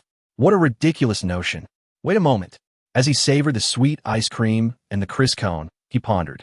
The ice cream in his hand and the cola he had just finished seemed, in a sense, like items he had pilfered from Ironhead. He realized, gazing at the plump silhouette of the Alaskan, that this was no mere foolish dog. It was a treasure finder, able to detect the aroma of delectable food wafting from a market 3 winding streets away. How impressive! Filled with admiration, Yearning resolved to win over his canine companion. Seeing Ironhead, with a forlorn expression, finish its ice cream, he approached with a beaming smile. "Oh, my dear Ironhead, would you like another ice cream to sample? Perhaps a few more?" Ironhead, startled by Yearning's exuberance, retreated in alarm, nearly huddling against the wall. Its small eyes were filled with fear at such bizarre behavior from its master. Surely, a radiant smile did not imply a desire for dog meat, did it? Or had Yearning committed some heinous act against it, now seeking to placate it? The Alaskan pondered with its walnut-sized brain, feeling an urge to dash into the store and escape the unsettlingly cheerful beastmaster. Of course, it did harbor a smidge of ulterior motive, wishing to taste the hidden delicacies of the owner. Realizing he might have frightened Ironhead, Yu Qingzhou soothingly petted its soft fur and purchased 2 more ice creams from the owner, one for himself and one for Ironhead. Ironhead scrutinized the ice cream Yu Qingzhou offered with skepticism, ultimately deciding to place its paw on the windowsill, prompting the owner to directly feed it. Once it received the treat from the lovely lady, Ironhead's tail wagged joyfully. This time, the flavor was different from before, bursting with a fresh peach essence, interspersed with finely chopped fresh peach bits. Compared to the milk ice cream, this one was sweeter and more refreshing, truly delightful. Ironhead swiftly licked the ice cream clean, crunching the golden cone with fervor. After devouring 2 ice creams, Yu Qingzhou felt the last vestiges of summer heat dissipate. With the sun sinking behind the resplendent clouds, he knew evening would soon arrive. He paid Lin Cenyue with his points for a box of mineral water, instant noodles, cooling patches, and 3 bottles of cola before heading home with Ironhead. However, their departure from the shop was not so smooth. Ironhead stubbornly clung to the doors and windows, unwilling to leave. Yu Qingzhou exerted great effort, calling out to his canine companion, and eventually managed to drag the obstinate dog away. As Ironhead was pulled away, it cast a longing gaze back at Lin Cenyue and the enticing items within the shop, whining and squirming in an attempt to break free. Fortunately, Yu Qingzhou was quick to restrain it. To an unsuspecting observer, it would have appeared as if a kidnapping was unfolding. Thankfully, the dog was successfully extracted. Chapter 74. The troublesome master. Upon arriving home, Yu Qingzhou eagerly set down the 3 boxes of supplies and dashed to the kitchen. Rummaging through the dusty cabinets to find a small pot that hadn't been used in 5 or 6 years, he gathered 2 eggs, 2 potatoes, and a small packet of dried vegetables. However, he soon discovered that the high temperatures and desert-covered land made it impossible to cultivate ordinary crops. Government relief supplies swiftly dwindled, leaving only the elite with decent provisions. The common folk subsisted on strange crops grown in the desert, which were processed into unappetizing compressed biscuits or cereals. These items, though differing in shape, were equally unpalatable and gritty. It was no wonder that children refused to eat them. Even ordinary adults could only manage to choke them down after enduring several rounds of hunger. In truth, Yu Qingzhou had consumed enough of the compressed food to last a lifetime. The mere sight of vacuum-sealed packaging made him feel nauseous, leaving him with no desire to even cook the compressed cereal to make it more palatable. He usually only forced himself to eat when ravenous. But now, things were different. He actually had instant noodles. Cradling the package adorned with a drawing of a hen, Yu Qingzhou trembled with excitement as he opened it. To his astonishment, not only were there dry noodles and a seasoning packet, but also a plump little package of additional ingredients. He swallowed hard at the saliva pooling in his mouth, carefully unwrapping it to reveal a golden chicken wing. Clearly, the wing had been stewed long enough that it was tender and falling off the bone, with the meat clinging to the flavorful gelatin. Moreover, the package contained not just one wing, but a wing root, along with an abundance of boiled mushrooms to enhance flavor and texture. Even unheated, a delightful aroma wafted from the contents. Yu Qingzhou's stomach began to rumble in anticipation as he quickly opened the remaining packets and poured everything into the clean pot, placing the noodles along with the savory chicken wing and root on top. Finally, he opened a bottle of mineral water and poured it into the pot filled with the sumptuous ingredients. Ironhead, catching the scent of chicken, immediately stood up from its crouched position, its drooping tail wagging slightly as it nudged closer to Yu Qingzhou. Seeing the dog drooling and clearly disinterested in the compressed cereal, Yu Qingzhou decided to pull out 2 more packets of instant noodles from the box, tearing them open and breaking the noodles into the pot. To his delight, he uncovered a beautifully succulent chicken leg and a whole piece of chicken breast within the additional ingredients. He set aside the remaining seasoning packets, mindful that too much would render the small pot overly salty. As one indulges in the delightful experience of consuming compressed cereal, it is recommended to savor it alongside a warm broth, which undoubtedly enhances the otherwise indescribable flavor. Soon enough, the instant noodles are ready. After a prolonged wait, the Alaska dog, who had been anxiously gnawing at the table leg, sprang up at the sound of the lid being lifted. The rich and enticing aroma of chicken soup wafted through the room as the curled and resilient noodles danced within the golden orange broth, promising a delectable taste. Cenyue retrieved a sturdy dog bowl from beneath the table and deftly separated a generous portion of noodles into the well-worn stainless steel bowl, ensuring that the chicken and mushrooms were fairly divided with the wide-eyed Alaska dog supervising nearby. However, due to its hearty appetite and lack of pickiness, Cenyue promptly allocated the larger chunks of chicken breast to the stainless bowl, reserving the tender, juicy chicken thighs for himself. The sturdy dog, pleased with the larger portion of meat, gazed contentedly at the steaming noodles placed before it, immediately diving into the broth with eager enthusiasm. Cenyue, seated with his chopsticks, took a sip from the pot and was overwhelmed by the exquisite flavor, nearly causing his eyebrows to dance with delight. After years of enduring the blandness of compressed cereal, this instant noodle dish, rich with technological prowess and culinary finesse, felt like a divine delicacy. He lifted a soft, cooked mushroom, relishing its tender texture, as the flavorful broth burst forth in his mouth, perfectly complementing the chicken soup. As for the glistening chicken thigh, he effortlessly separated the meat from the bone in the broth, the already tender chicken clinging to the fragrant, savory skin, embodying the essence of poultry. It brought him to tears, having not savored meat for 8 long years. How could something be so delicious? He resolved to return the next day, to procure a variety of flavors, to stock up.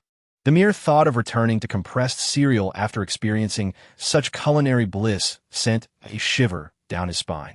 The notion compelled him to venture out immediately, seeking to wholesale dozens or even hundreds of boxes of instant noodles and bottled water. Yet, as the shops in the city closed early, even a trip to the market might not yield the desired results. With a sigh, he resigned himself to the situation. Meanwhile, the Alaska dog, with its face buried in the bowl, slurped the delectable noodles with fervor, rendering the bowl nearly spotless. Even the chicken wing bones were chewed and swallowed with gusto. Cenyue finished his noodles, contentedly rubbing his full belly while stroking the soft, fluffy tail of the sturdy dog beside him. Ironhead, your sense of smell is remarkable. You could detect the aroma of the noodles. This splendid meal is all thanks to your keen instincts. Ironhead shot him a sidelong glance, withdrawing its tail from the foolish contract partner's grasp, before barking a series of playful barks. What noodle aroma? Nonsense. The scent I detected was far more enticing than this. The Alaska dog's eyes reflected mild disdain, along with a hint of skepticism regarding its partner's intelligence. Ironhead silently lamented, acknowledging the folly of its clumsy master. Such a rich aroma was on an entirely different level than mere instant noodles. If it weren't for the contract partner trailing behind, perhaps a lovely lady within would have fed it instead. Chapter 75, A New Wave of Catastrophe. Epidemic. If Cenyue were aware of the dog's thoughts, he would undoubtedly be furious, feeling his nose twist in indignation. While he was concerned for the creature's safety, it seemed the dog was solely fixated on the prospect of food. Thankfully, he remained oblivious. Otherwise, he would be uncertain whether he could refrain from striking that round, glistening head with his slipper. Ironhead, for reasons unknown, suddenly felt a chill run down its spine, a result of its innate instinct for danger. It promptly tucked its tail between its legs and retreated to its cozy den, clutching its impeccably clean bowl. Hope City, falling moon in. Lin Cenyue leisurely settled by the window, relishing the tranquility of the night. She retrieved her fully charged tablet from her backpack, eager to indulge in a captivating drama. As for the unfinished dishes from earlier, she had laid them out as well. In this languid posture, reclining against the chair, she intended to unwind her weary form. However, her peripheral vision caught a glimpse of the outside world. What an odd sight the sky presented. Lin Cenyue squinted her eyes, scrutinizing the inky night sky adorned with twinkling stars, and soon she discerned something amiss. Hiss, what exactly is out of place? She pondered, stroking her chin. Wait, whose moon boasts two, I wonder? Moreover, they're distinctly different. One is a full moon, while the other is a crescent. Lin Cenyue always felt that this scene was somewhat familiar. However, as the chief planner for game scene modeling, she had only skimmed through it and could not possibly grasp every detail. Alas, it is often during such moments that trouble looms. Lin Cenyue pondered whether it might be prudent to delay her slumber until later. After all, Should an unexpected emergency arise, being awake would allow her to respond promptly. She propped up her tablet, intent on seeking out a delightfully absurd and entertaining drama to indulge in, as long as it was sufficiently humorous. It could easily dispel her drowsiness. The sushi roll, however, seemed unable to comprehend her intentions. It leapt onto the bed, found a comfortable position, curled up into a little ball, and swiftly succumbed to sleep, even emitting gentle purring sounds in its slumber. Lin Cenyue savored her pizza while sipping on chilled cola, her laughter bubbling forth incessantly. By the end, she had laughed so much that her cheeks began to ache. The play was utterly delightful, and the late-night snacks were delectable. Yet, as the clock struck 6, the sky began to lighten, and the 2 moons faded away without a trace. Lin Cenyue's apprehensions regarding the unpredictable events had yet to materialize. With dark circles under her eyes, she succumbed to the allure of slumber and collapsed onto her soft bed, drifting into a deep sleep. Little did she know that less than an hour into her slumber, as someone pondered whether to rouse the other officials, the heavy gates of the Lord's mansion creaked open from within. The night watch guards, clad in crisp combat uniforms, regarded the newcomer with a serious demeanor, inquiring, "May I ask if you have urgent business with the Lord?" Jean Lai, with a solemn expression, replied, "Yes. Please inform the Lord immediately that Jean Lai is here. Another wave of disaster is upon us." Upon hearing the words, "another wave of disaster," the duty team at the Lord's mansion hastily fetched a chair for the visibly shaken Jean Lai to sit and rest, leaving 2 guards nearby to attend to him while the remaining beastmasters resumed their vigilant patrols. Yet, despite their efforts, a sense of unease gnawed at their hearts. What could this next wave of disaster be? What could be so grave that it rendered a top-tier healing beastmaster like Jean Lai speechless? In the aftermath of the scorching calamity, not only had 99 of the world's mountains and rivers succumbed to desertification, but ferocious waves of wild beasts had also begun to surge in densely populated areas, causing the perceived temperature to rise alarmingly. There was yet another threat, insidious and relentless, as if it aimed to eradicate humanity's struggle for survival in this harsh, post-apocalyptic world, akin to a purge of mankind. Previously, following the high-temperature disaster, a few resilient plants that could still yield food underwent a brief mutation. Unfortunately, researchers failed to detect these subtle changes in time, resulting in widespread food poisoning and numerous civilian casualties. Those beastmasters who ingested the toxic substances either fortuitously endured due to their robust health or, regrettably, suffered a drastic decline in their abilities. That calamity had claimed the lives of at least 20% of Hope City's populace and caused a 30% decline in the capabilities of contracted beastmasters. Jean Lai had timely identified the situation and reported it to the Lord, thus narrowly averting a catastrophic spike in fatalities due to poisoning. What could this new disaster be? When the Lord of Hope City was summoned and learned the reason for Jean Lai's visit, he was so flustered that he even put on his socks inside out. Yet, there was no time to rectify such trivial errors as he hurriedly made his way outside. To prevent panic, the Lord ushered Jean Lai directly into the conference room, gently closing his eyes and taking a deep breath before asking, "Jean Lai, what is the situation this time?" Jean Lai's throat bobbed slightly, his eyes, red from sleeplessness, flickered with sorrow. He uttered the grave word, plague. Chapter 76. Jean Lai's quest for solutions. A multitude of factors could incite a plague, especially in this transformed world ravaged by heat disasters, which had become a breeding ground for deadly viruses.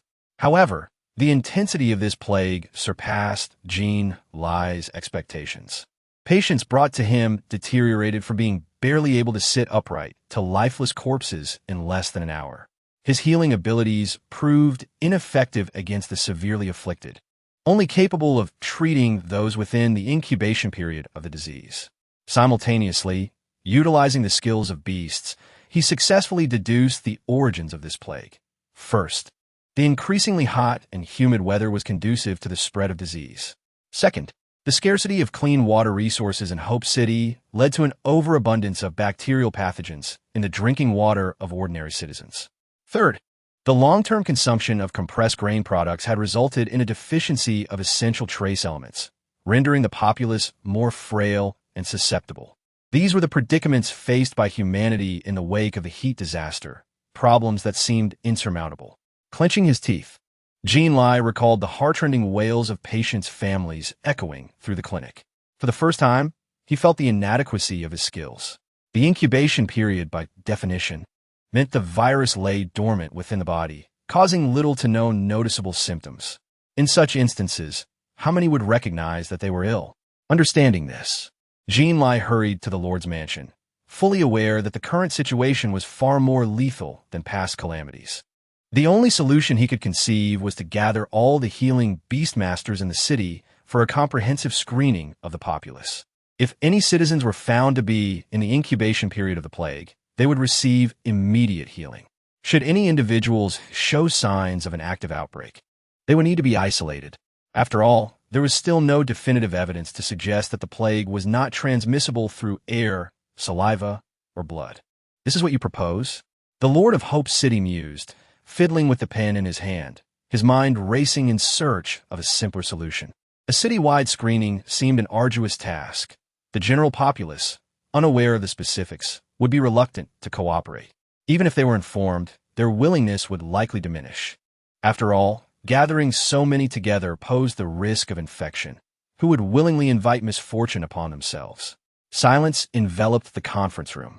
Perhaps we should refrain from a city-wide screening for now, but we must closely monitor the infected individuals and ascertain the mode of transmission within a short time frame.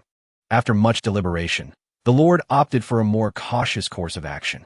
Jean Lai bit his pale lips, his clenched fists falling limply at his sides. While he comprehended the Lord's decision, as a healing beastmaster, a wave of sorrow enveloped him.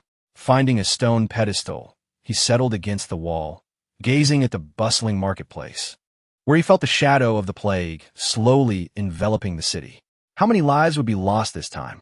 With a low sigh, Jean Lai glanced at the worn red string on his wrist, longing for the tranquility and harmony of the world 8 years prior. Just as he was lost in his thoughts, a delicate fragrance wafted through the air, startling him from his reverie. The man raised his head in confusion, questioning his senses.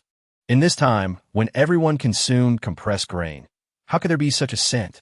Even if it existed, it should only emanate from the opulent villas of the city's wealthiest, who might still possess a meager supply of pre-disaster provisions. Yet the aroma grew increasingly alluring, teasing Jean Lai's ravenous appetite. He inhaled deeply, reassured that the scent was indeed real, not a figment of his imagination, nor a dream. He had pinched himself to be certain. What was happening? Jean Lai took a few steps back, scrutinizing the quaint little house before him, its neighbors all facing the lively marketplace, while this residence lay somewhat secluded. Had he not been in such a despondent mood and wandering aimlessly, he would not have found himself here.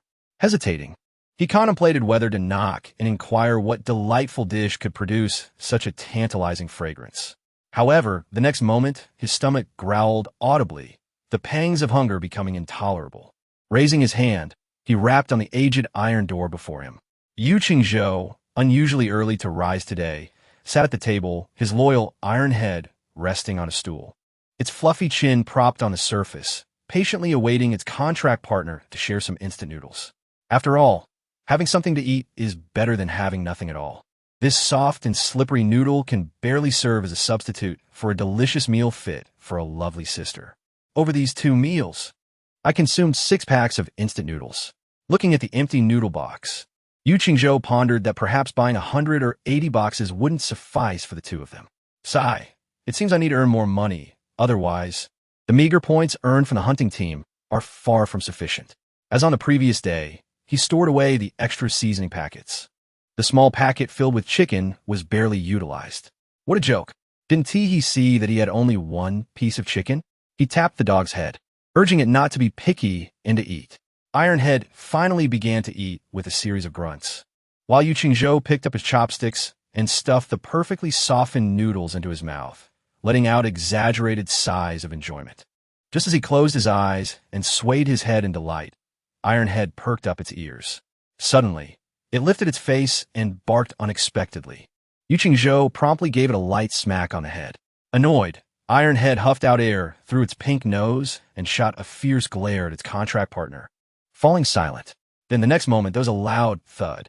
Startled by the enormous noise, Yu Qingzhou leaped from his chair, choking on the noodles.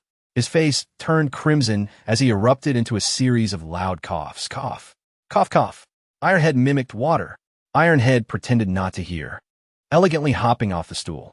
After an arduous effort, Yu Qingzhou managed to reach for a bottle of water, gulping it down in one go to ease the choking sensation. Patting his chest, with no time to settle accounts with the mischievous Ironhead, he rushed to open the door. Jean Lai had been waiting at the door for quite a while. Even doubting his actions had startled the person inside, for without needing to get close, he could hear the chaotic commotion within. Should he just leave? Just then, the door behind him creaked open. Were you the one knocking? Yu Qingzhou, spotting the person turning to leave, scratched his head in confusion and called out, "Is there something you need?" Jean Lai licked his lips, feeling a bit shy. "I caught a whiff of something delicious while passing by your door, so I thought I'd come and ask." Upon seeing the individual's face, Yu Qingzhou realized he recognized him. It was Jean Lai, the renowned healing-type phantom beast master within the city, well regarded for his reputation. Having even treated Yu Qingzhou for a bite he received from a wild phantom beast. Hence, he candidly replied, "I just had instant noodles, and I spent 40 points on them. Would you like to come in and give them a try?" "Huh? What did you say?" Jean Lai asked, puzzled, as he dug at his ear. "Instant noodles. They're quite delicious. Why not come and taste them?" Yu Qingzhou generously invited him in.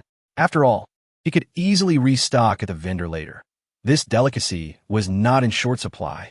Jean Lai, confirmed and resolute, realized the young man before him was under the influence of a spirit-type phantom beast. He took a deep breath and pretended to agree, following Yu Qingzhou into the room. Just as he was about to strike the young man with a swift move, he unexpectedly discovered a steaming bowl of instant noodles on the table. Chapter 77. Encountering Highway Robbers. What is going on? The aroma and appearance of the instant noodles before him were identical to those in his memory, and they even seemed to possess a superior quality. Invited by Yu Qingzhou, Jean Lai felt his rationality waver. He cautiously picked up a noodle with his chopsticks and placed it in his mouth. The rich flavor instantly spread across his palate. This taste was exquisite. Moreover, Jean Lai was certain this was not merely a product of illusion, for the texture and flavor were overwhelmingly authentic. Even though spirit-type phantom beasts could lead people astray in illusions, such attempts had evident flaws.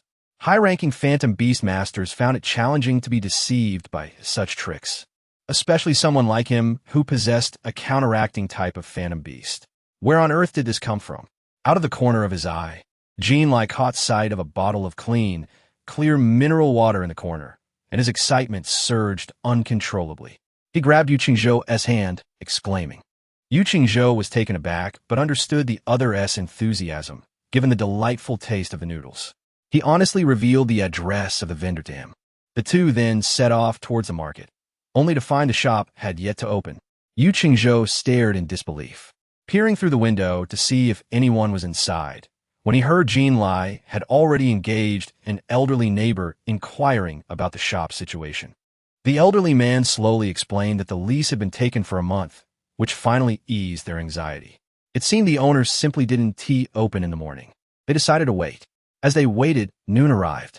The glaring, scorching sun blazed down like flames, leaving them parched even while standing in the shade.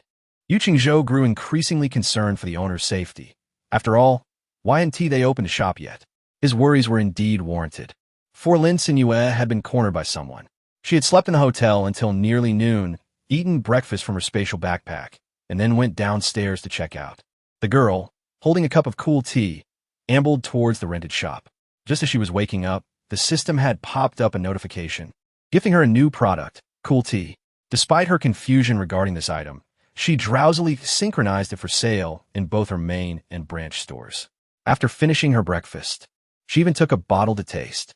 However, the strong herbal flavor overwhelmed her, making it difficult to drink. Yet, this cool tea was just like that from her original world, cooling and detoxifying, beneficial for health. Thus, Lin Cenyue decided not to waste it, planning to sip little by little until she finished the bottle. However, she and T walked far from the inn. In a narrow alleyway, Lin Cenyue found herself cornered. Frowning, she gazed ahead and beheld a group of 3 to 5 contracted beastmasters emerging from both ends of the secluded passage. Their faces were largely obscured, leaving only their menacing eyes glinting with a fierce light as they fixated on Lin Cenyue. Armed with daggers, crossbows, and other weapons, they were flanked by their contracted beasts, which emitted low, threatening growls that reverberated through the air. Lin Cenyue, cradling a sushi roll while leisurely licking its paws, cast a suspicious glance at the group of low-tier beastmasters who had seemingly emerged from nowhere. With a hint of confusion, she inquired, "Why are you obstructing me?" The foremost beastmaster sneered menacingly and retorted coldly, "If you must place blame, direct it at your own wealth. A runaway young lady like you, without thoroughly robbing your opponent of their points, will be a disservice to their notorious reputation in the outside world." Lin Cenyue's expression darkened as she entered Hope City. Her only significant expenditure had been on renting a relatively clean, yet exorbitantly priced suite at a hotel. However, the establishment also offered more affordable room types. It was not merely by lurking at the entrance that one could ascertain who occupied the expensive accommodations. So, how did these illusion beast masters come to the conclusion of her affluence? Clearly, this group had colluded with the hotel as front desk, or even the owner. Zhu Lu evidently regarded the young woman with disdain, noting her pampered demeanor. Despite the sweltering weather, she had managed to care for a plump cat. Was she not the daughter of a wealthy family? Moreover, she was not among the offspring of Hope City's elite, making her an even more convenient target for plunder. Due to his lower rank and lack of participation in the hunting team, Zhu Lu had not anticipated that the languid, tail-wagging calico cat was, in fact, a contracted illusion beast, one of rare and high rank. He typically relied on his fellow brothers to easily seize the precious upgrade materials from the wounded, low-ranking illusion beastmasters, which they had painstakingly acquired, and sell them for a handsome profit. Life was rather enjoyable for him. Yet soon enough, he recognized that there was nothing as convenient as directly robbing points. Thus, Zhu Lu decisively targeted the affluent outsiders arriving in Hope City. After successfully ambushing 2 traveling merchants and acquiring an astonishing amount of points, he promptly struck a deal with the hotel owner. They would split the spoils 80-20. As a reward for providing the fat sheep, hand over your points. Otherwise, a delicate lady like you could fetch a handsome price in the black market. Zhu Lu leered, his voice dripping with lewdness as he threatened her, his gaze sweeping over Lin Cenyue with a disdainful indifference, as if appraising some merchandise. One of his companions immediately chimed in, "Yeah, if this little lady doesn't part with her points willingly, why not have some fun with her before we sell her off?" As Lin Cenyue observed their encroaching approach, it was evident they were prepared to resort to force if she did not produce some form of payment. The young woman curled her lips into a faint smile and remarked, "I shall provide it, if that is what you wish." Zhu Lu nodded in satisfaction, his arms crossed, eagerly awaiting her to present her payment. However, to his astonishment, Lin Cenyue hurled the plump cat cradled in her arms directly before them, accompanied by a sharp yowl. The pet cat suddenly enlarged, its razor-sharp claws glinting ominously as they sliced through the necks of the foremost attackers like a silk dagger. Zhu Lu let out a horrifying scream, clutching the gushing wound, and in sheer terror, he fled backward, abandoning even his contracted beast. Yet, their retreat was far too sluggish for the phantom cat, which, swift as lightning, intercepted all those who dared to assault Lin Cenyue. Zhu Lu and his companions felt their lifeblood pouring from their wounds, their expressions twisted in fear at the sight of the cat-like figure advancing with feline grace. Yet their severed throats rendered them voiceless. The portion of the beastmasters not injured still wielded their weapons, desperately urging their contracted beasts to fight back. Yet the creatures, sensing the overwhelming aura emanating from the phantom cat, trembled uncontrollably, crawling on the ground without any thought of resistance. The beastmasters could only watch helplessly as the massive paw of the cat relentlessly claimed the lives of their comrades. In a fit of desperation, one beastmaster, his eyes bloodshot with anguish, summoned all his strength to swing his heavy sword, hoping to seize a final chance at survival. After all, The phantom beast had been engaged in battle for so long. Perhaps its stamina was waning. He thought perhaps he could miraculously survive. As he contemplated this, he even tapped into his latent potential, only to be swiftly tainted by mental corruption. In the next heartbeat, his heavy sword was crushed into a lump of clay under the sharp claws of the phantom cat, and the beastmaster was instantaneously reduced to mere fragments. Sushi Roll, the phantom cat, caught a whiff of the fresh, crimson liquid pooling around and attempted to extend its tongue for a taste. However, Lin Cenyue, quick as lightning, restrained it, exclaiming, "No eating garbage. If you dare touch it, there will be no fish for you." Chapter 78. Attracting new customers. Although Lin Cenyue was aware that many wild contracted beasts were carnivorous, even Sushi Roll might have indulged in such fare. Yet, having already formed a contract, she could not bear to witness it consume refuse before her eyes. Upon hearing her warning, Sushi Roll promptly retracted its curious thoughts, withdrawing its tongue into its mouth. The fluffy phantom cat shrank in size, but just as it prepared to leap into Lin Cenyue's embrace, she resolutely rejected the idea, for the creature was still stained with blood. Sushi Roll could only follow Lin Cenyue, looking somewhat dejected, as they made their way toward the shop she had rented. Before they could reach the entrance, Lin Cenyue spotted 3 figures squatting beneath the window. Among them, the one on the left was none other than the first customer from the previous day, accompanied by his contracted beast. The Alaskan Malamute was the first to detect their presence, abruptly lifting its fluffy head to gaze around. Upon confirming that it truly beheld the person it had longed to see and not a mere figment of its imagination, it erupted into excited barks, nudging the drowsy Yu Qingzhou awake. Yu Qingzhou, jolted awake, nearly lost his balance and fell to the ground. Just as he prepared to reprimand the dog, he realized the boss had arrived. He leaped up in excitement, momentarily forgetting his aches and pains, finding even the silly dog endearing. He stepped aside to allow the boss to enter, exclaiming, "You have finally come." Jean Lai stood nearby, his gaze fixated on the bloodied phantom beast at the girl's feet. Yet he understood that the focus of this visit was not on that, but rather on the goods displayed on the shelves. Aside from the cola, mineral water, instant noodles, and cooling patches mentioned by Yu Qingzhou, there was also a bottle containing a brownish liquid labeled as cooling tea. Jean Lai, unfamiliar with such concoction, expressed his curiosity. "Boss, may I have a bottle of this cooling tea, please?" Lin Cenyue cast a peculiar glance at him and remarked, "This herbal tea has a bitter taste." "Are you certain?" "Once sold, it cannot be returned or exchanged." Yin Lai nodded, perplexed by the fact that his contract spirit beast seemed fixated on this bottle of herbal tea, communicating through a form of telepathy that it sensed a resonance of kinship. Kinship resonance. The man found himself at a loss, gazing at the clear liquid, which contained no spirit beast whatsoever. What sort of kinship resonance could this possibly signify? Jean Lai was utterly confounded, while Yu Qingzhou, after experiencing the bitter flavor of the herbal tea and donning a pained expression, began to frantically purchase other items.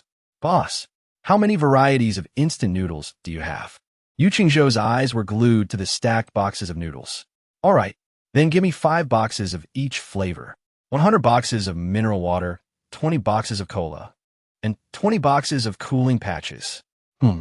As for the rest, it seems I do not have enough points. Let us leave it at that for now." Yu Qingzhou gazed regretfully at the dazzling array of candies, silently shedding tears within. The inability to purchase the entire store was not the fault of the boss, but rather his own. He resolved to take on more tasks to earn additional points. Otherwise, even when faced with delectable offerings, he would have to exercise such restraint in his purchases. Listening to such a lengthy list of orders, Lin Cenyue couldn't help but twitch her lips as she reminded, "Our store's merchandise cannot be resold. Buying so many instant noodles, you would certainly end up feeling ill." I'm not planning to resell." Yu Qingzhou scratched his head and replied, "I'm just worried that one day, if you move away, I won't have to continue gnawing on compressed biscuits." Lin Cenyue suddenly remembered that she seemed to have neglected to promote the Oasis. "If you're interested, you might want to visit the Oasis restaurant to sample some exquisite delicacies," she suggested, feeling that her words resembled those of a dubious advertisement, lacking persuasive power. She crouched down, using the table by the window as a shield, and casually retrieved a thermos food container from her backpack, presenting it to Yu Qingzhou. Yu Qingzhou's mouth fell slightly open as he gazed at the container filled with an abundance of crab roe and crab meat atop rice, his eyes nearly popping out of their sockets. Adhering to the principle of sharing the bounty, he tore open the packaging, intending to share some with the equally astonished Jean Lai.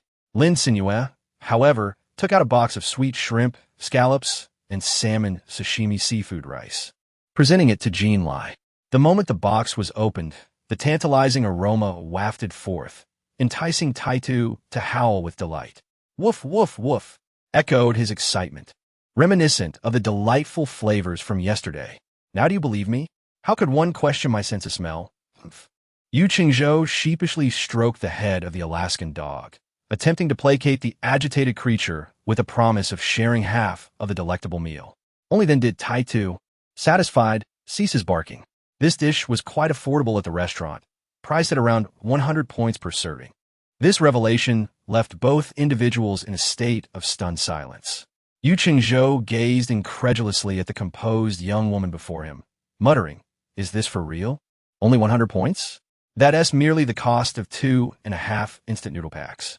And one could indulge in a bowl overflowing with seafood or crab roe and meat. This is simply too good to be true." He felt his mouth watering uncontrollably, stammering, "Is it really okay to eat as we please?" Lin Cenyue nodded. Of course, the restaurant's limitations on purchases are rather unfriendly to patrons with hearty appetites. A subtle smile graced her lips as she remarked, "Moreover, the primary business focus of Oasis is the fish pond. There is a corresponding night fishing hotel, and the prices for standard rooms are somewhat more affordable than those of the inns in Hope City." Chapter 79.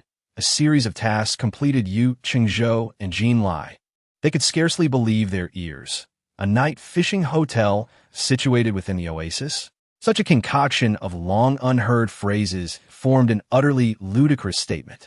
Oasis, fish pond, night fishing hotel. Could such a place truly exist amidst the calamities of sweltering heat? Yet, as they met the girl's unwavering gaze, surveyed the dazzling array of products before them, and felt the gentle warmth emanating from the insulated meal boxes, they found themselves inexplicably convinced that she must be truthful. Indeed, a place that resembled a heavenly realm on earth truly existed, just as they were lost in contemplation. The clamor from the market behind them suddenly intensified, and a chaotic throng surged towards the center of the street. Lin Cenyue glanced and was astonished to discover that the owner of the special upgrade material for the Swift Shadow Sandmouse was, in fact, within 100 meters of the shop. It was highly likely that he was amidst the bustling and vibrant market. She immediately rose, intending to hang the closed for business sign and embark on a search. Just then, she received a system notification. Triggered, time-limited quest, the mysterious individual infected with a plague. Quest description. As an owner of detection equipment, you have unexpectedly encountered the owner of the special upgrade material for the Swift Shadow Sandmouse within 100 meters of your branch. Soon, you identify a beastmaster who closely resembles the owner, but he is currently lying rigidly on the ground. The people surrounding him, attempting to assist, are unaware that he is not suffering from heat stroke, but is instead afflicted by a plague. Please utilize the latest products available in your shop to cure him, and you shall receive his gratitude. Quest requirement. Cure the mysterious individual infected with the plague. Unresolved. Reward. Swift Shadow Sandmouse Special Upgrade Material 1. At that moment, chaos ensued in the vicinity. A well-meaning Annie shouted, "This young man has fainted. Someone, please come and help lift him. It looks like heat stroke. We need to give him some water. Wait, let's loosen his collar first. Don't crowd him too much. He can hardly breathe." Lin Cenyue, witnessing the collective anxiety regarding the potential heat stroke afflicting the Beastmaster, was overwhelmed with concern, fearing that if this disease were spread, it could lead to dire consequences. Jean Lai soon followed, his alarm intensifying as he observed the peculiar red patches and abnormal wrinkles on the individual's skin. This was certainly not heat stroke. It was the onset of a contagious disease that had recently begun to circulate in Hope City. He promptly shouted, "Everyone, please step back. This is not heat stroke. It is highly likely to be a transmissible illness." As a healing beast master, I will conduct individual examinations shortly. Remain calm and do not leave just yet. Lin Cenyue observed that he had stabilized the situation. Upon hearing the potential for an infectious disease, the crowd surrounding the unconscious man immediately dispersed, creating a vast vacuum around them. She promptly stepped forward and poured the chilled herbal tea, having twisted open the bottle cap, into the man's slightly parted, parched lips. As the entire bottle of brown liquid flowed into him, the creases on his skin gradually began to fade, and he slowly regained consciousness. Jean, who had just managed to maintain order and was about to employ his healing abilities to suppress the outbreak of the epidemic, stood in astonishment at the sight of the Beastmaster awakening merely from drinking the herbal tea, feeling as though he were caught in a dream. Was it truly possible that such a stubborn epidemic could be resolved so effortlessly? Lin Cenyue was oblivious to the profound impact her simple gesture had on the local Beastmasters. With a face full of anticipation, she gazed at the mysterious figure, whose eyelashes fluttered as he slowly awakened, eagerly awaiting the reward he would bestow upon her. With great difficulty, the enigmatic man sat up, aided by Lin Cenyue, only to be jolted by the searing heat of the ground beneath him. How did I end up sitting on the ground? Observing from a distance, a bystander chimed in. You suddenly fainted. That's why you're lying here. We thought you had suffered from heat stroke, but that young man claimed you were afflicted with a plague. In an instant, the mysterious man lost the desire to continue the conversation.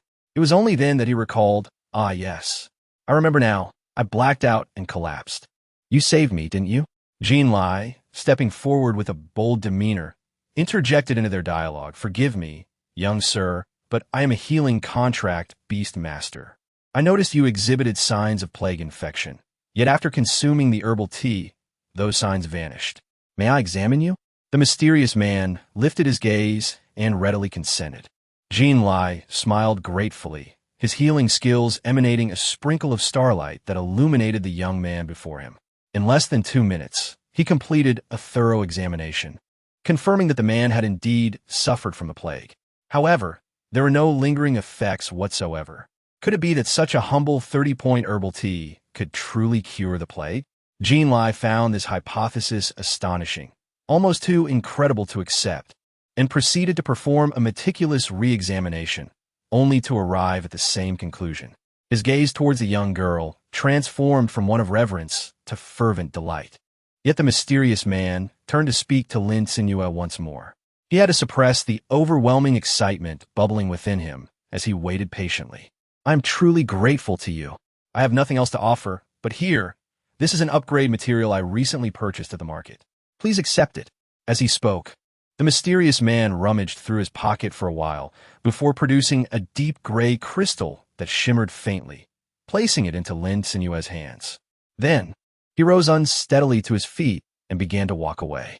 Lin Cenyue heard the notification sound indicating the completion of her task, glancing around at the unresponsive crowd. Hiss! She couldn't shake the feeling that the interactions with this mysterious figure were rather too mechanical. They bore no resemblance to ordinary customers, appearing more like programmed NPCs in a game, merely there to deliver materials to her. Could it be that the system had encountered a bug? Nevertheless, considering the materials received and the several related tasks she had accomplished, Lin Cenyue chose not to dwell on it. She turned her head to see Jean Lai's eyes sparkling with excitement, his face alight with anticipation as he fixed his gaze on her. Is there something you need? Chapter 80. The first teleportation array. Yes. I want to buy herbal tea. Bring me 200 boxes at once. After Jean Lai completed the transaction, Lin Cenyue busied herself like a diligent little bee, transporting box after box of herbal tea purchased from the system's marketplace out of the shop. The clean sushi roll also lent a helping hand, as its greater strength allowed it to carry several boxes of tea at once. Meanwhile, Jean Lai utilized his healing abilities on the gathering crowd, who had been in close proximity to the mysterious figure, ensuring their safety before they dispersed. He then summoned a vehicle. In the bewildered gazes of Lin Cenyue and Yu Qingzhou, he directly carted away the entire 200 boxes of herbal tea bought from the shop. Yu Qingzhou, skeptical, took a hefty gulp of the herbal tea, only to spit it out in disgust, finding it even less palatable. Ignoring the protests of his family members, he forcefully administered the herbal tea to a patient. And as the crowd looked on, the unusual symptoms gradually dissipated. Soon, the patient ceased their pain groans and regained consciousness. However, when the patient's family attempted to express their gratitude to Jean Lai, he had already hurried off with a cart of herbal tea to report to the city lord's residence. The family had no choice but to thrust their points into the hands of the nurse at the clinic's front desk before escorting their healed relative out of the hospital. What? Are you certain? The city lord was taken aback by the rapid turn of events, staring incredulously at the bottle of herbal tea before him, glancing at the man still clad in a white coat across the desk. Jean Lai nodded solemnly. I have already conducted an experiment. It can indeed cure patients afflicted by infectious diseases and works remarkably fast. Given the prosperous economic conditions of Hope City, the city lord, without much deliberation, approved a budget for purchasing herbal tea. The total points were sufficient to provide each citizen of Hope City with a bottle of herbal tea. The city lord even dispatched 2 senior officials to assist Jean Lai in the procurement and distribution, ensuring that the herbal tea reached every individual. Suddenly recalling something, he added, "Since this shopkeeper has promoted her establishment to you, why not mention the origin of this herbal tea to the public during distribution? Perhaps it will foster goodwill with that extraordinary individual." Observing the seafood rice brought by Jean Lai, now solely for his own enjoyment, the city lord was entirely convinced of the oasis located in the high-level wild beast area. Naturally, he would not miss this opportunity to curry favor with the owner of the oasis.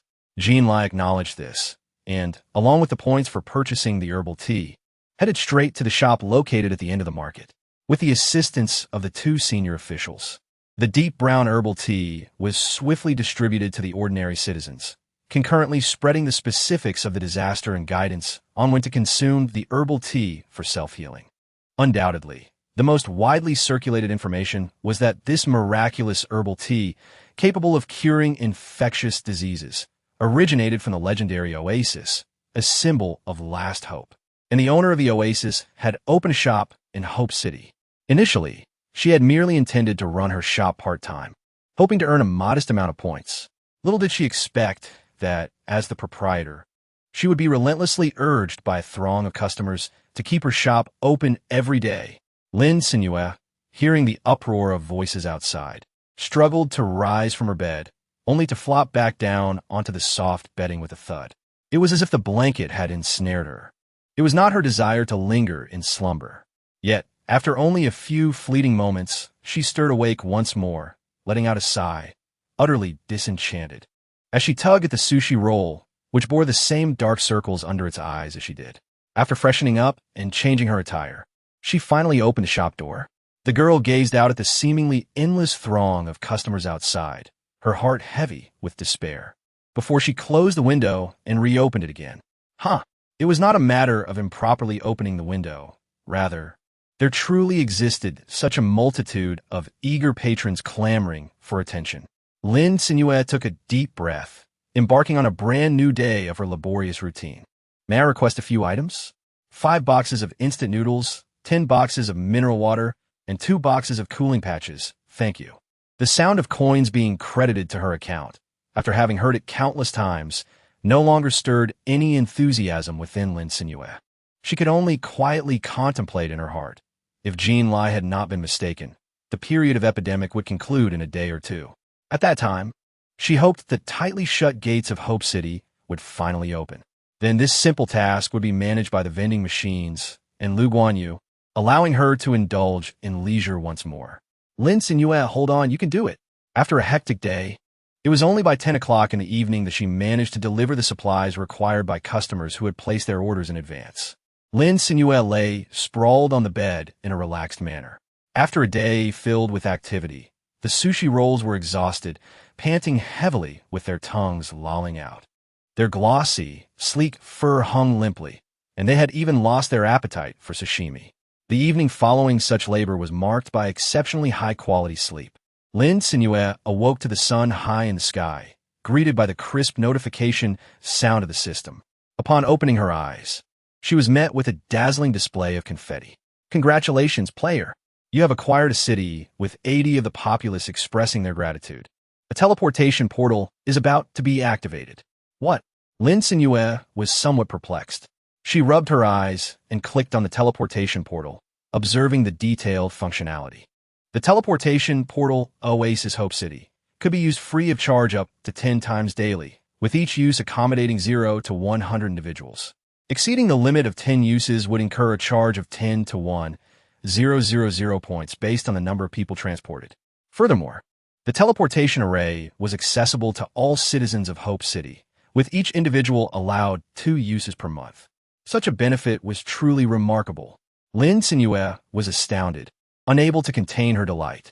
Could this mean that even ordinary individuals could effortlessly reach the oasis for shopping, without having to traverse the perilous realm of wild mythical beasts?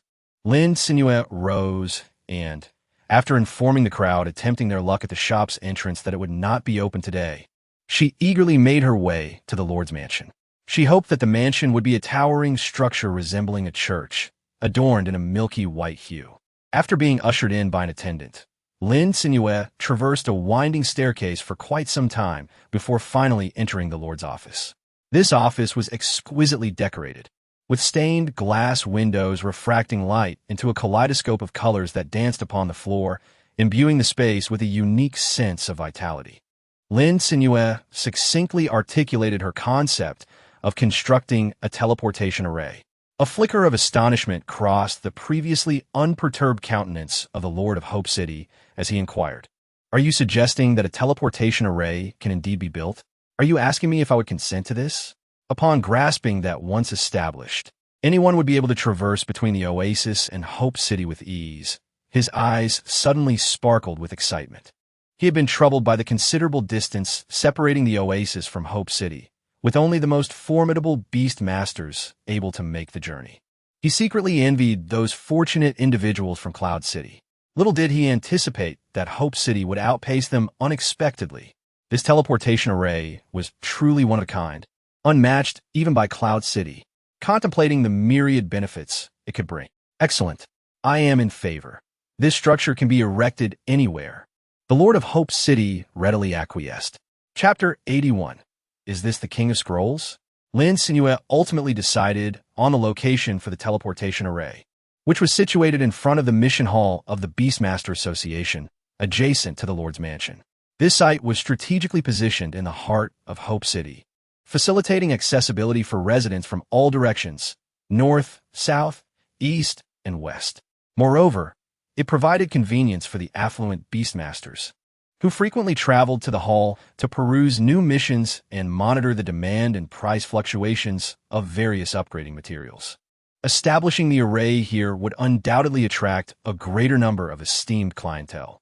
After informing the city lord, Lin Cenyue received permission and, accompanied by staff from the Illusory Beast Association, selected the precise location. Her slender, fair fingers tapped on the luminous interface before her. "Shall I confirm the nearby placement?" she inquired, and upon receiving affirmation, as her voice faded, the marble-tiled floor beneath her began to shimmer with a soft radiance, swiftly spreading outward from her feet and ultimately coalescing into a luminous blue circle approximately 10 meters in diameter. Intricate and elaborate patterns were inscribed within the circle by an unseen hand, and when the final stroke was completed, the teleportation array erupted with magnificent brilliance. In an instant, with a resounding boom, it transformed into countless sparkling stars that cascaded over the entirety of Hope City. Is this what a teleportation array looks like? The scale is truly grand. Lin Cenyue silently murmured to herself. The Lord of Hope City, brimming with excitement, thought that once he completed his current tasks and delegated responsibilities to his deputy, he would finally be able to indulge in a delightful excursion to the oasis. Meanwhile, the onlookers, witnessing this extraordinary spectacle akin to top-tier magic, gazed at Lin Cenyue and the teleportation array with increasingly fervent eyes. "Oh my, is this truly still the real world? I thought beast tamers were already fantastical enough, but now even something as unscientific as a teleportation array has emerged? I feel as though humanity has forsaken me. Being unloved by contract beasts and unable to become a contract master is one thing. but not even being able to wield magic is utterly disheartening. Help! This is just too impressive. Teacher, I wish to learn this. I am different. I must be among the first to go to the oasis. As she spoke, the young girl made an effort to push her way to the front of the crowd.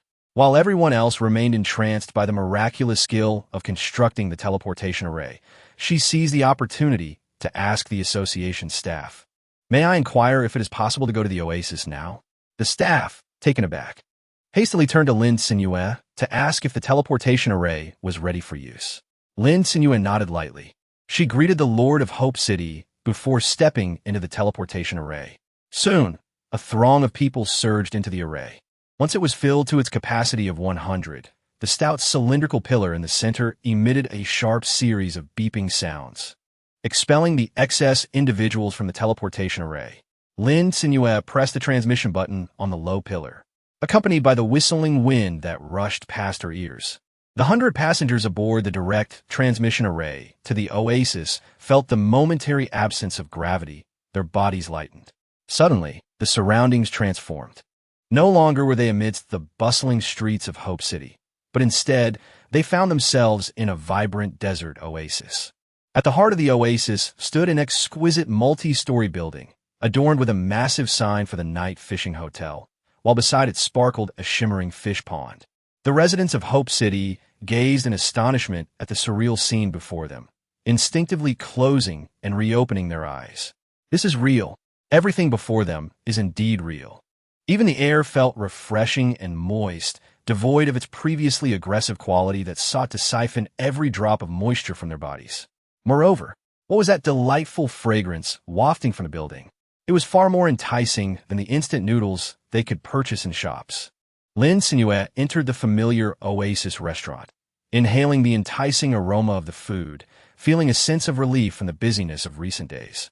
However, due to the influx of patrons from Hope City, the restaurant was now bustling with activity, leaving no available seats. She decided to take a convenient seafood pancake from the display case, placing it into a disposable paper bag. Additionally, she visited the cold storage to collect freshly harvested fruits and vegetables, storing them in her system backpack for preservation. Lin Cenyue meticulously packed a plethora of neatly arranged fruits in her backpack, leaving behind a luscious and juicy peach, intending to savor it in the beverage area downstairs. This peach was remarkably large, nearly the size of a bowl. Its texture was delightfully soft, making it the perfect time to indulge in its sweetness. As it was mealtime and the Oasis restaurant had just opened its doors, patrons were flocking to the second floor, rendering the hotel's executive corridor beverage area rather desolate, save for a few individuals lingering in the lobby. Lin Cenyue caught sight of Lu Guanyu, who was meticulously verifying the reserved room types. Observing his unwavering diligence during the midday break, she placed the peach she held before him and remarked, "Aren't you going to take a moment to enjoy your meal upstairs? You only need to complete the checkout verification before 2 o'clock. There's no need to rush." As she spoke, she nudged the peach slightly forward, adding, "You should also try the newly harvested peaches. They are part of the employee benefits from that estate. If you're interested, feel free to pick some." Lu Guanyu gazed at the enormous, juicy peach before him, meeting Lin Cenyue's gentle gaze, and felt a surge of motivation akin to a shot of adrenaline.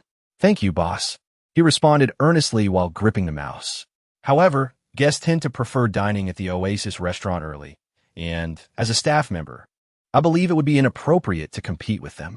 It's also wise to complete the checkout verification sooner rather than later, as I will soon need to attend to new arrivals, which could lead to overlapping schedules and potential mistakes.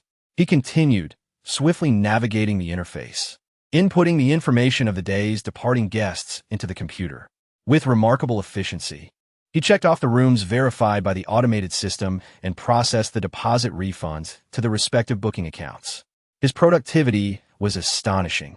Lin Cenyue barely registered the buttons he clicked before the screen transitioned to the next interface. The young woman watched in awe at Lu Guanyu's adeptness, struggling to swallow her surprise. Is this what it means to be a workaholic? She thought. In the workplace, such a dedicated individual could certainly make those seeking to slack off feel utterly defeated. Little did she expect that he would exert himself so fervently in his role, treating the management of the establishment as if it were his own enterprise. What the predicament? Lin Cenyue felt an odd sense of being swept along by her own employee. With a subtle twitch at the corner of her mouth, she expressed her approval of Lu Guanyu's actions, realizing that the points she had invested in hiring him were truly worthwhile. No wonder capitalists are enamored with such overachievers. The mere thought that Lu Guanyu was accomplishing so much while she could simply relax brought her a modicum of joy. Indeed, she conceded. It was quite a significant amount of joy. Chapter 82. The new building's swimming pool. Lin Cenyue endeavored to persuade Lu Guanyu not to forsake the legally mandated lunchtime break. When her efforts proved futile, she quietly meandered to the beverage area, standing before the ordering screen. A cursory glance revealed an expanded menu. Upon closer inspection, Lin Cenyue discovered an array of fruit teas, crafted from a recently harvested selection of fresh fruits. To her delight, there was even her favorite, jasmine peach fresh fruit tea. Lin Cenyue decisively relinquished the option of consuming the succulent peach directly and opted for a seasonal peach beverage instead, savoring the refreshing and sweet fruit tea. She completed her seafood pancake, which exuded a rich and enticing aroma of seafood. Contemplating the somewhat sparse hotel lobby, she considered enhancing the amenities available. However, with the beverage area established and an automated vending machine serving a function akin to a small supermarket, she pondered what else could possibly be added. Lin Cenyue gazed out at the scorching sun, the searing sand beneath her feet seemingly capable of boiling an egg. Suddenly, an idea struck her. Why not establish a small swimming pool to provide a respite from the heat? With this newfound inspiration, Lin Cenyue promptly began to peruse a list of commercial building options. There exists a plethora of swimming pool types, each varying in size, large, medium, and small, along with specialized configurations that segregate male and female swimming areas, ensuring that the pools are distinctly designated. Lin Cenyue's gaze lingered on the swimming pool for quite some time. In her previous life, she yearned for the opening of a female-only swimming pool, and upon recently encountering a concept on a short video platform proposing the establishment of a dedicated swimming facility for women, she found herself utterly captivated. Perhaps this is the ideal choice. After all, if men and women utilize separate pools, it would certainly be more accommodating for those girls who enjoy swimming but may not be as proficient. Moreover, opting for such a unique swimming pool would also come with the delightful addition of a pet-friendly area. Just imagine the whimsical sight of fluffy cats and dogs donning swimming rings, an image that promises endless amusement. Lin Cenyue decisively clicked to purchase. Spent 3,000 points acquired. Small swimming pool, special. 1. Added to inventory upon obtaining the small swimming pool. Lin Cenyue examined its overall footprint and was pleasantly surprised to discover that it could compress space. This meant that although it appeared to occupy only 20 square meters, the actual area inside exceeded 500 square meters. Without further hesitation, Lin Cenyue selected the side of the lobby devoid of the hotel's executive corridor and clicked to construct, with a crisp sound akin to a hammer at work. A silver-gray swimming pool, arid, materialized before Lin Cenyue. The exterior decoration exuded an aura of sophistication and modernity, with a transparent glass arid adorned with the grand opening poster of the swimming pool, which was also elegantly designed by the system. The neon sign positioned above clearly displayed the words swimming pool. As Lin Cenyue moved closer to inspect the building details, she noted, capacity, 50 customers, 25 male, 25 female. Current customer count, 0. Upon entering, she was greeted by a compact reception area, where 2 rows of empty coat racks hung behind the counter. It was evident that she needed to visit the system mall to procure essential swimming supplies, such as swimsuits, swim caps, and goggles. On either side of the counter stood a closed door. Lin Cenyue cautiously pushed open the door adorned with charming, simplistic illustrations symbolizing femininity on the left side. The handle required a wristband for entry. However, as the master of the oasis, she possessed the necessary clearance. She confidently stepped inside. Beyond the door lay a pristine corridor, spacious enough to accommodate 3 to 4 individuals walking side by side. Even before glimpsing the swimming pool, she could already detect the faint scent of disinfectant lingering in the air. Lin Cenyue continued her forward journey, and upon rounding the corner, a spacious changing room came into view. The long wooden lockers were neatly aligned against the wall, capable of accommodating personal belongings with ease. Access to these lockers require a wristband purchased at the front desk, with each wristband corresponding to a specific locker, thereby ensuring the security of the customer's private possessions. After all, Lin Cenyue had no intention of swimming, so after closing the locker, she proceeded to explore the shower area designated for rinsing off after a swim. It boasted approximately a dozen shower cubicles, and not far off, a small cabinet was stocked with clean towels and plastic slippers. Although the space was modest, it was well equipped with all the essentials. Lin Cenyue discovered the passage from the shower room that led directly to the swimming pool.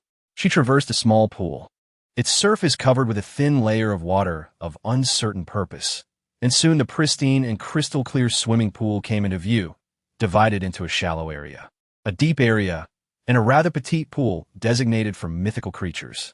Perhaps due to the separation of male and female swimming areas, the deep pool boasted only 4 lanes.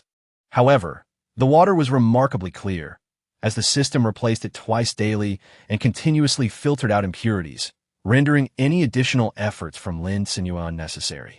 It was entirely automated and exceptionally convenient. Beside the pool for mythical creatures stood a small sign, likely present on both sides. Notice 1. The pool for mythical creatures is exclusively for the creatures and their swimming instructors. Please do not enter the water with your mythical creature. 2. While utilizing the pool, mythical creatures must remain in their smallest form and are not permitted to change sizes at will. 3. If your mythical creature is unable to swim, please ensure you purchase a specialized life vest or a fitting swimming ring to guarantee its safety. Thank you for your cooperation. This was evidently not composed by the system, but rather a manifestation of Lin Cenyue's own concerns generated automatically.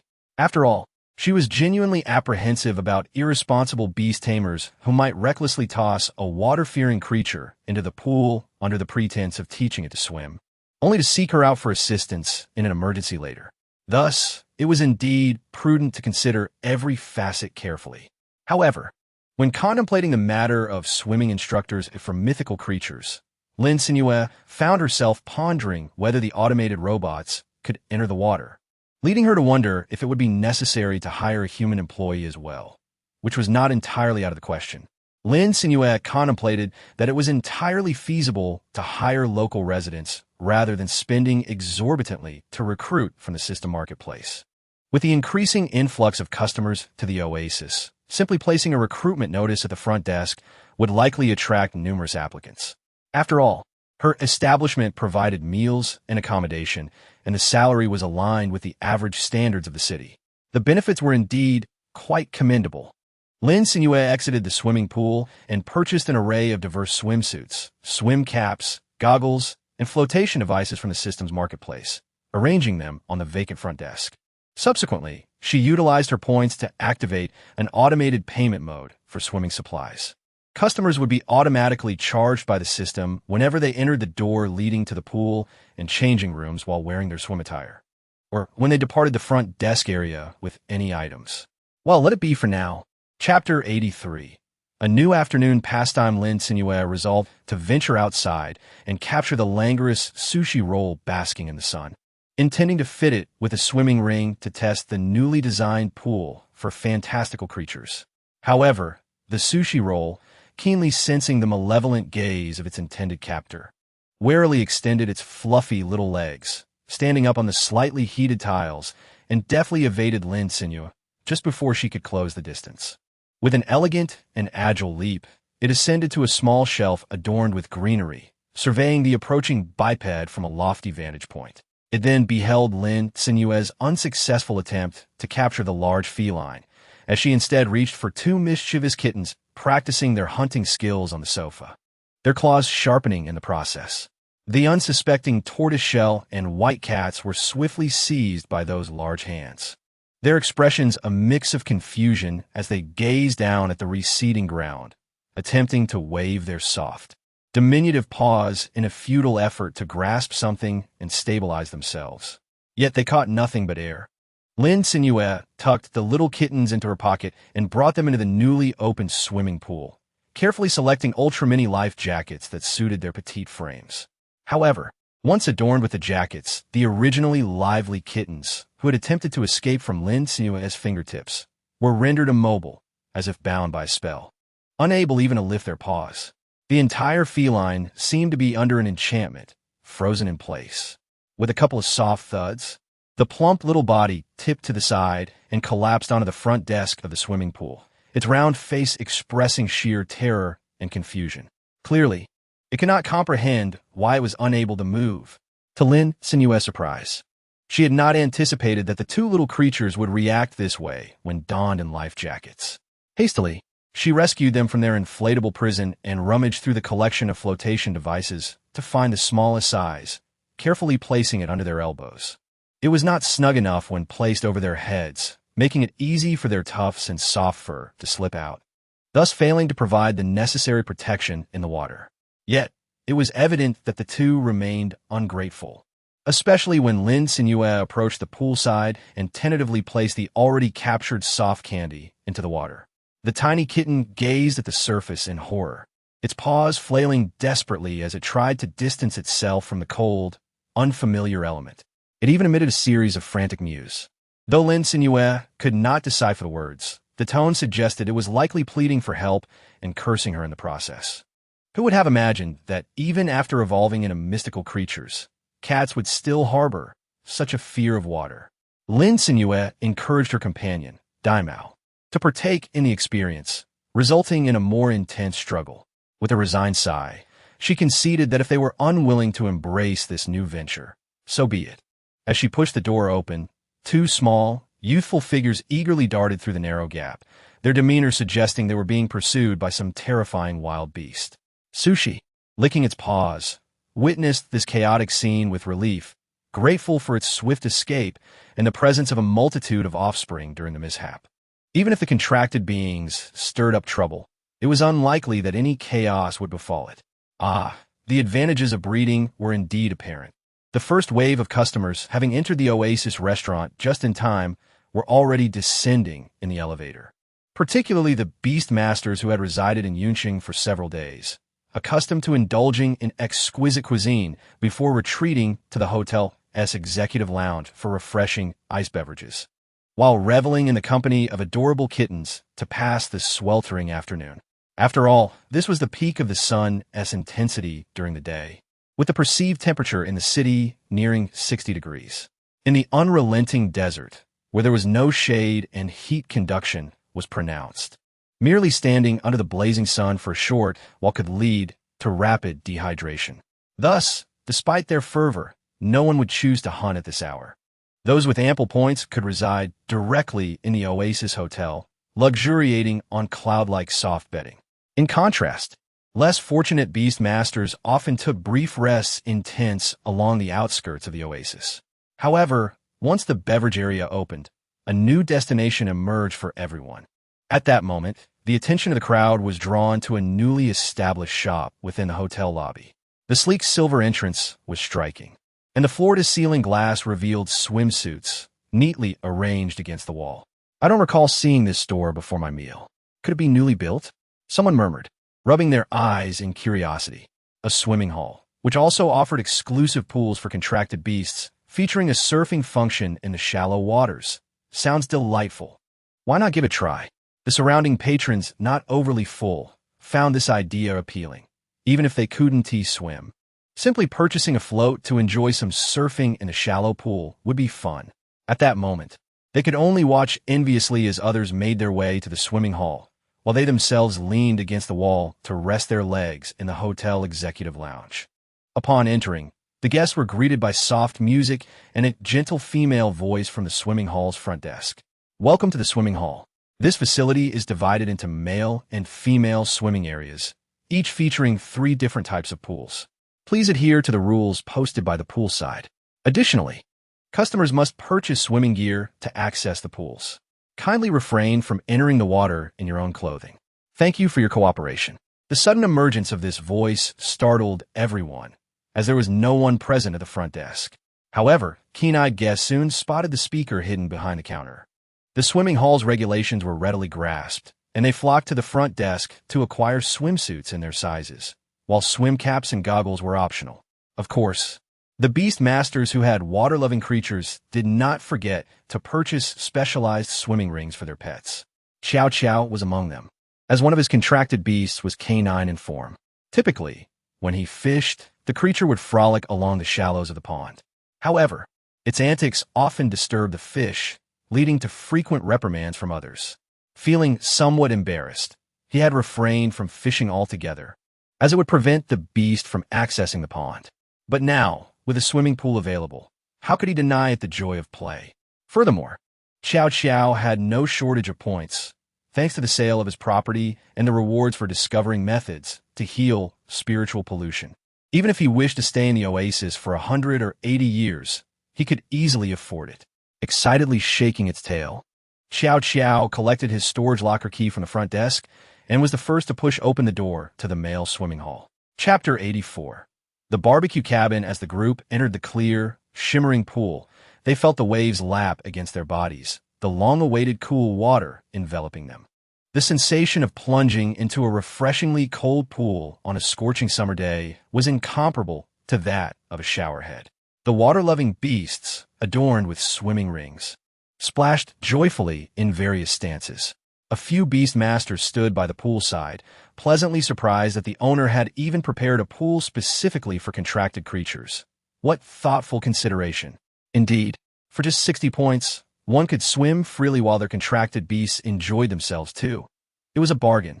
"Little Huang, you swim here.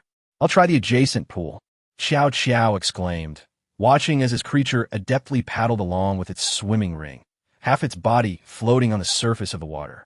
He envied those playing with surfboards in the shallow pool next door and, after bidding farewell to his beast, eagerly joined them.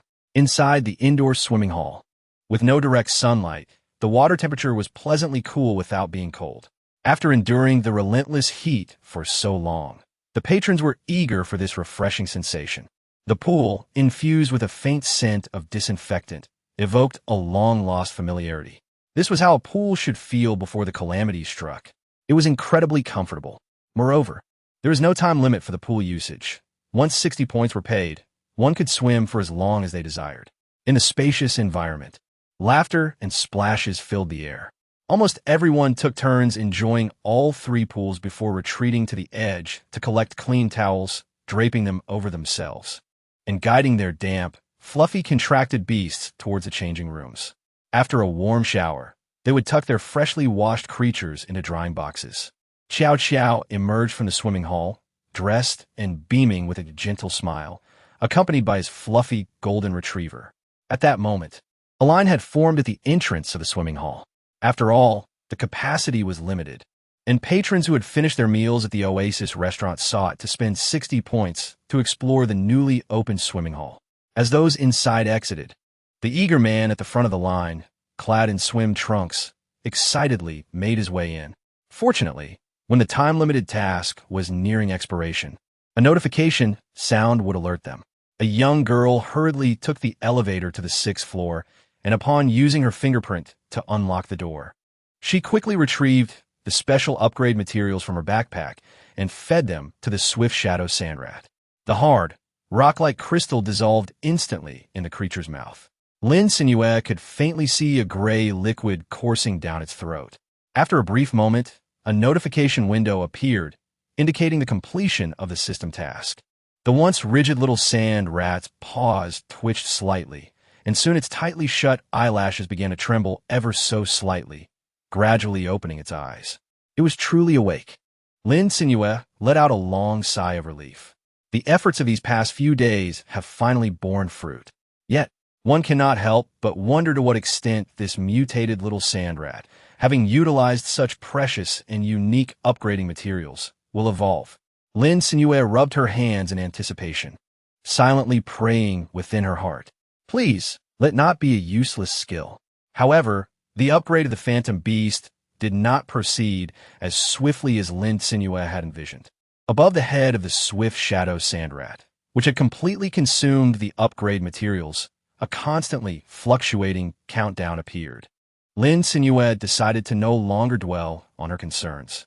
For the system interface that appeared before her clearly indicated that nearly half of her operational buildings were currently operating beyond capacity. It was imperative to add more structures.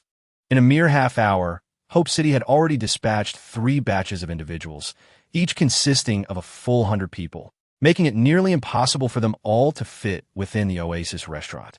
Were it not for the fact that many were currently enjoying chilled beverages from the sales area and takeaway foods by the fish pond, the restaurant would have surely been overwhelmed. Lin Cenyue hurriedly opened the system panel to examine. The cost of upgrading the hotel was exorbitantly high, and there was no suitable space for the exclusive upgrade of the entire Oasis restaurant on the 2nd floor.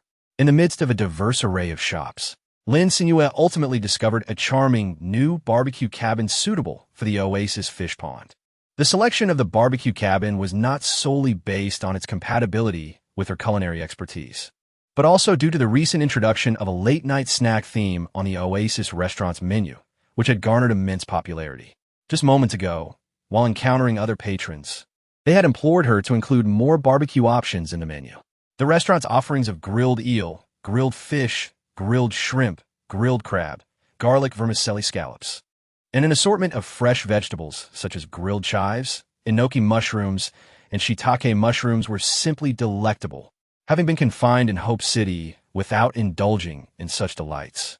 Lin Cenyue was determined to establish a dedicated space for barbecue, ensuring the freshness of the ingredients through immediate grilling.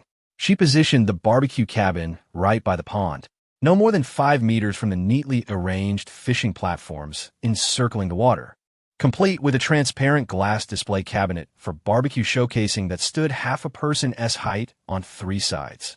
Within the cabinet were stainless steel boxes, each neatly containing skewered barbecue ingredients, and small wooden signs on the exterior indicating names and prices. Inside the cabin, a brand new automatic barbecue grill awaited, accompanied by charcoal exuding a subtle fruity aroma, as well as disposable packaging and utensils. To prevent the cabin from becoming engulfed in smoke, the system had installed an automatic cleaning feature, ensuring the newly constructed barbecue cabin remained pristine. Lin Cenyue counted the number of stainless steel containers. There were a total of 15 varieties, indicating that it was possible to arrange 15 different types of barbecue ingredients. Lin Cenyue seamlessly integrated the fresh ingredients from the Oasis into the range of available goods, successfully assembling a delightful selection of 15 barbecue-appropriate items. Upon clicking to confirm and placing an order, the charcoal within the automatic grill ignited instantaneously. The meticulously cleaned ingredients, skewered on wooden sticks, began to rotate gently on the grill, kissed by the flickering flames. Oil was evenly sprayed over the skewers, while a sprinkling of cumin and pepper seasoning danced upon them. The exquisite flavors of the fresh ingredients were magnificently elevated. Chapter 85. No one can resist a barbecue, perhaps due to Lin Cenyue's stall being situated in close proximity to the fishing pond's platform. The fishermen, intently focused on their bobbing floats, were soon captivated by the rich and enticing aroma wafting through the air, causing them to look up and scan their surroundings. Who could be the audacious soul responsible for bringing the grilled fish from the cafeteria? Yet the fragrance seemed even more complex than that of grilled fish. Before long, individuals began to notice the barbecue cabin emerging in the distance, setting aside their fishing rods, drawn by curiosity to investigate further. Lin Cenyue waited for 5 minutes before the grill, as delicate sesame seeds and spicy chili flakes were sprinkled onto the glistening skewers. This sumptuous barbecue feast was now complete. The system divided the lavish barbecue into 2 plastic containers, categorizing it by meat and vegetables, and a mechanical arm presented it before Lin Cenyue. Lin Cenyue took the dish and seated herself on the nearest wicker chair at the entrance of the barbecue cabin. She retrieved a skewer of the flame-grilled, charred, and slightly blackened shrimp, the shell exuding a tantalizing aroma. As she bit into the plump, orange-yellow head of the shrimp, an overwhelming sense of satisfaction washed over her, causing the young girl to involuntarily squint her eyes in delight. The seasoning was particularly exquisite, surpassing her expectations in flavor. Lin Cenyue swiftly sampled 2 bags of barbecue delights before commencing the pricing strategy for the unlocked barbecue ingredients. This grill can accommodate 40 skewers of the same or differing types at a time, with each round taking 5 minutes to complete. When compared to the efficiency of the Oasis restaurant, this rate is rather modest. Thus, adopting a budget-friendly approach would be impractical. Otherwise, the grill would be overwhelmed, barely managing to produce enough for the ever-mounting orders. However, the prices cannot be excessively high either. Lin Cenyue is not in dire need of points to spend. And since these barbecue ingredients are sourced from her own fields and ponds, the cost per skewer is minimal. Charging too much would leave her with a twinge of conscience. Lin Cenyue referred to the system's pricing, suggesting that the retail price for skewers of fish, shrimp, and crab should be set at 10 points, while the retail price for vegetable skewers should be 8 points. After contemplating for a moment, considering the petite nature of the ingredients on the bamboo skewers and the fact that her prices would not exceed the system's suggested retail prices by much, she decided to set the price for meat skewers at 12 points and for vegetable skewers at 10 points. Should one purchase the complete barbecue set, which consists of one of each type, the total price would amount to 120 points. In this manner, if the grill were to operate continuously, she could net approximately 5,000 points per hour. Although this figure may not rival the bustling and prosperous Oasis restaurant, it certainly represents a considerable sum. Lin Cenyue believed that such pricing would be affordable even for ordinary individuals with modest means who wish to bring their children to enjoy the delights of the Oasis. Just as she inscribed the price upon the small wooden sign, a cautious voice called out from behind her. "Excuse me, boss, is this barbecue stand open for business? May I purchase some to sample?" Behind this man, a considerable number of fishing enthusiasts, lured by the enticing aroma, had already gathered, eagerly anticipating the opportunity to indulge in the barbecue. "Delighted to serve you, madam." Upon observing the prompt arrival of patronage, Lin Cenyue was naturally elated, nodding effusively. She gestured towards the barbecue ingredients encased in a glass display. "The barbecue cabin is now open. Simply select your desired skewers and obtain a number. The automated grill will prepare your order, after which you will be notified for collection. There is no need to endure such a lengthy queue." The gentleman, upon hearing this, was immediately invigorated, his gaze fixated on the fresh and abundant ingredients, his anticipation palpable. The sheer variety tempted him. Yet his recent repast at the Oasis restaurant left him with limited capacity. As he deliberated, the other patrons in the queue grew impatient. "Hurry along, please. Indeed, I am famished." Several anglers, having been engrossed in their sport and having foregone the restaurant, voiced their displeasure at the dawdling. The gentleman, sensing the collective impatience, promptly placed his order, selecting a skewer of each of the meat options, eschewing the vegetarian fare. His gaze remained riveted on the placid fish pond, lest he miss a nibbling fish. The automated grill whirred to life, the delicate aroma of fruitwood charcoal infusing the succulent ingredients. A proprietary blend of seasonings, including seasoned salt, cumin, and chili powder, was sprinkled upon the browning fish and shrimp, enhancing their inherent sweetness with a unique piquancy. Consequently, those who had managed to secure passage to Hope City via the teleportation array were greeted upon their arrival at the Oasis with an assertive aroma permeating the air. Initially taken aback by the fresh, moist climate of the Oasis, they soon succumbed to the irresistible urge to salivate. Eyes widened, they eagerly pressed through the throng, seeking the source of the enticing fragrance, exclaiming, "Good heavens, what is that aroma? It's simply divine. Indeed, it smells heavenly." One individual nervously clutched a family member's arm, cautiously surveying the surroundings. Is it not said that the Oasis is situated within a high-level wild beast habitat? Could such a fragrance attract the creatures? Presumably not. Look, it is over there. The vanguard spotted the barbecue cabin, enveloped by a multitude of anglers, and eagerly plunged into the throng.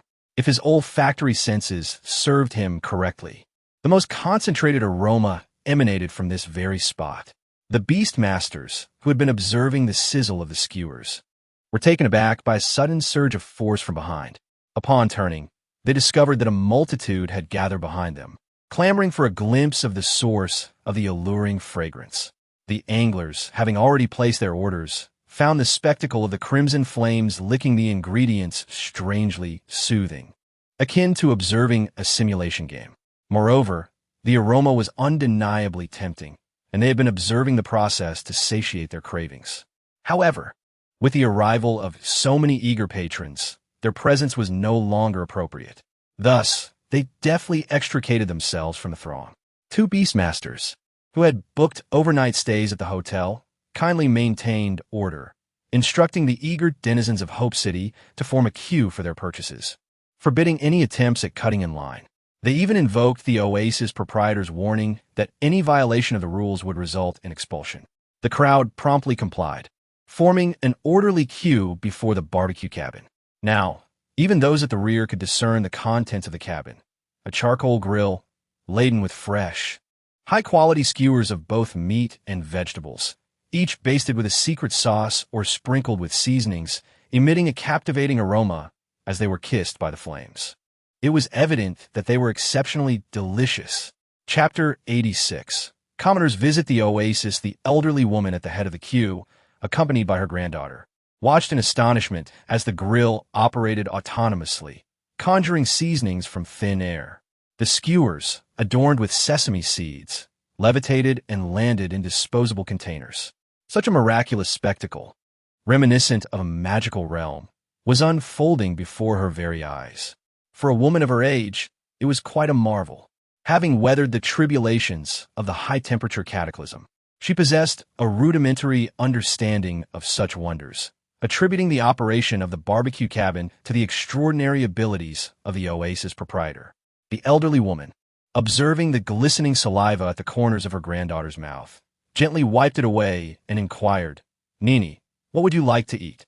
Young and I, her gaze fixed on the vibrant, aromatic ingredients, was at a loss for choice. Finally, she looked up at her grandmother and whispered, "I will have whatever grandmother has." The elderly woman, touched by her granddaughter's obedience, felt a surge of emotion. This world, her dear Nini, such a well-behaved child, had lost her parents in the onslaught of the beast tide. Despite the generous compensation provided by the city for the orphaned children of war heroes, it could never truly alleviate the child's pain. Since the passing of her parents 6 months prior, Little and I had become increasingly withdrawn, unable to communicate normally with her peers. The faint glimmer of anticipation in her eyes and the slight curve of her lips were rare sights indeed. The elderly woman was grateful that the Hope City government had not forgotten them. The opportunity to visit the oasis via the teleportation array was highly coveted, with some slots allocated to powerful beastmasters, others to the friends and families of high-ranking officials, and the remainder to those receiving government compensation. Some were beastmasters suffering from post-traumatic stress disorder, haunted by the carnage of the beast tide. Others were beastmasters who had sustained physical injuries while valiantly resisting the beast tide, resulting in psychological trauma. Still others were the orphaned children and widows of those who had perished in the defense against the beast tide. It was evident that the city lord had remembered them, inquiring whether they wished to visit the oasis immediately after the completion of the teleportation array. The elderly woman had initially intended to decline, but upon seeing the listless little girl curled up in bed, she recalled the sweetness of the candy she had purchased from the oasis proprietor's shop in Hope City, which had brought a smile to Nini's lips. She had acquiesced. "I would like a set meal, please." The elderly woman surveyed the ingredients, noting their freshness and the absence of anything Nini disliked. She opted for a barbecue set meal consisting of 15 skewers of meat and vegetables. After paying, she received a pager labeled, "Red light indicates that your order is being prepared. Green light indicates that your order is ready for collection. Please collect your order promptly. Thank you for your cooperation." Although the elderly woman had been out of touch with technology for some time, she understood the simple instructions. She led her granddaughter to a vacant wicker chair near the barbecue cabin, intending to rest her weary limbs. Yang and I sat on the smooth wicker chair, her clear eyes fixed on the shimmering water and the playful fish within. Upon witnessing one of them leaping from the water, she emitted a soft gasp of surprise. The elderly woman observed the transformation in her granddaughter's eyes, which had shifted from listless to animated, and the expressions flitting across her fair face, no longer shrouded in apathy. Her hand, gripping the armrest of the wicker chair, trembled slightly, and a smile of contentment spread across her face. Unexpectedly, This oasis truly brought forth the childlike nature within Nini, although she did not tumble across the grassy expanse like other children her age. Nor did she crouch beside the fishermen attempting to poke at the fish in their buckets for Yang and I, who had silently sealed herself within her mental world after the passing of her parents. This was a significant improvement. She even wrinkled her little nose, curiously gazing at the aromatic skewers on other tables, her eagerness palpable as she glanced at the calling device. At that moment, the device vibrated, the red light extinguished, and the green light illuminated. The elderly lady instructed Yang and I to remain seated in the wicker chair and not to fidget, while she herself went to the barbecue hut to retrieve the 2 boxes of skewers that had been prepared for takeout. The heat radiating from the barbecue was almost tangible, and upon opening the boxes, a wave of fragrant steam enveloped them, moistening their dry cheeks. The grandmother deftly used chopsticks to slide the grilled delicacies off the bamboo skewers, and, after allowing a piece of eel coated in thick barbecue sauce to cool slightly, she presented it to the eager little girl. Yang and I opened her mouth wide, waiting like a fledgling bird for her grandmother's offering. The allure of the barbecue was undeniable, and it was the first time in her young life that she had encountered such an overpowering and rich aroma. This was thanks to the fresh ingredients chosen by Lin Cenyue. The seafood was of exceptional quality, sourced from a fish pond, freshly caught, and simply prepared before being placed on the grill. The vegetables were premium produce from fertile black soil, absolutely tender and delicious, free from additives and pollution, truly green food. In stark contrast to those vendors who masked the taste of stale ingredients with spices, this barbecue was on an entirely different level. Coupled with the secret seasoning produced by the system, the essence of the ingredients was brought to its zenith.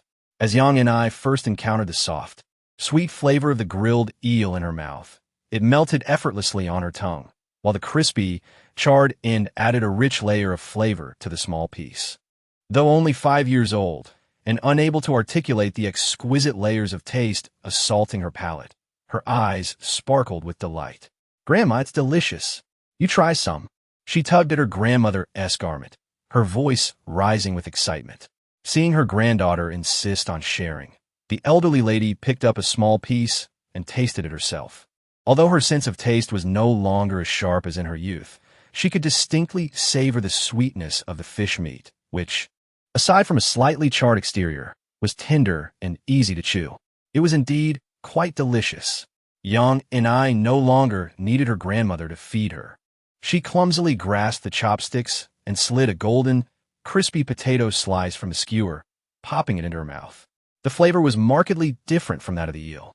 The thin potato slice, perfectly roasted, was so crisp and oily that it nearly crumbled, while the pepper and cumin seasoning imparted a savory taste. Chapter 87. No resale allowed. So fragrant, especially the crispy shell with a soft and glutinous interior that melted in a bite, akin to mashed potatoes. The even distribution of the secret seasoning enhanced the flavors of the fresh ingredients, making them utterly irresistible. Yang and I also savored the garlic vermicelli scallops. The coin-sized scallop meat sweet and bouncy, the cabbage grilled to a delightful crunch, and the soft shell crabs, unadorned with extra seasoning, offering pure, exquisite sweetness. There was no need to peel the shells. They could be eaten whole, with the sweet crab roe bursting forth. Though Yang and I typically avoided spicy food, this slightly piquant barbecue had her gasping for breath, yet she could not bear to spit out the deliciousness. The grandmother, equally content, nibbled at the warm barbecue, fearful of eating too much lest her granddaughter go hungry. Customers who had received their calling numbers were practically glued to the tables of others, their eyes fixated on the enticing aroma wafting through the air. The scent of the barbecue wafted enticingly on the breeze, tantalizing the hungry diners awaiting their meals, who could have devoured a whole cow. Fortunately, the barbecue hut could prepare 40 skewers at a time, and a batch took merely 5 minutes to complete. Thus, after a little over 10 minutes, the famished crowd had received their orders. Just as everyone was relishing the delectable barbecue, a commotion erupted. "I'll take 100 barbecue sets," boomed a burly man, surveying the fresh ingredients in the display case with a sweeping gesture. The customers in line instantly erupted in outrage. Previously, some had ordered larger quantities, but never had anyone ordered as many as 100 sets. Each set contained 15 skewers, and it would take 2 to 3 hours to prepare that many. The crowd buzzed with indignation, many voicing their disapproval of his actions. Who do you think you are? Can you even eat 100 sets? Exactly. How inconsiderate. Can't you see all these people waiting in line? The man snorted dismissively, pointing at the barbecue hut. What is it to you? Didn't it say here that I can buy as many skewers as I want? He envisioned a scenario where he could deplete the entire stock of ingredients, thus being able to dictate the price later. After all, wasn't he that a price he could set at his whim? Lin Cenyue, having finished her barbecue, was reclining in a rattan chair, enjoying the gentle breeze and taking a moment to rest. Suddenly, she heard a heated argument erupt nearby. Frowning, she quickly made her way over. Are you really planning to purchase 100 barbecue sets? Lin Cenyue gazed at the robust man before her, who was reveling in his own sense of superiority as he commanded the barbecue pavilion to expedite his order, utterly disregarding the queue of patrons behind him. Yet, with a puffed chest and a voice lowered an octave, he defiantly declared, "Is it a crime for me to have a hearty appetite? Moreover, I have paid for my order, and the ticket has been submitted. Does Oasis intend to withhold my barbecue and swindle my money?" Lin Cenyue raised her brows slightly and remarked, "Very well, sir. Since you require 100 barbecue sets due to your hearty appetite, I trust you will be amenable to the scrutiny of others and ensure you finish your meal before departing. After all, wastefulness is intolerable in the Oasis, unless you intend never to return." As she spoke, Lin Cenyue snapped her fingers. The barbecue pavilion was enveloped in smoke, and moments later, 2 brand new grills materialized beside the operational barbecue stand. Lin Cenyue directed the other customers to queue directly at the 2 newly added barbecue grills, imposing a limit of 2 barbecue sets per person. Those wishing to purchase more would have to reorder. Instantly, the crowd ceased their complaints, realizing that due to this commotion, 2 additional grills had been introduced. Excitement flickered in their eyes as they dutifully formed 2 lines behind the new grills. Meanwhile, the man who had boasted of consuming 100 skewers stood dumbfounded, gazing at the newly installed grills and the empty space behind him. His smile faded in an instant. He watched as the grills emitted a tantalizing aroma, while the order of 100 barbecue sets piled up before him. His greasy face turned pale. The owner of the Oasis had made it clear that he had to finish all the skewers under the watchful eyes of the other customers before he could leave. Yet, no matter how vast his appetite, he could not consume such a monumental quantity. Moreover, the expenditure had drained a significant portion of his savings, which he had originally intended to monopolize the barbecue market by reselling this fragrant batch at a marked-up price to others eager to buy. However, this ambition had now been extinguished. The addition of 2 grills by the owner of the Oasis had thoroughly thwarted his plans, compounded by the insistence that he consume all the excess food. As he stared at the flickering flames, his eyes reddened with anxiety. This was not merely charcoal, but rather the hard-earned points he had accumulated over the years. However, having placed the order, there was no option for cancellation.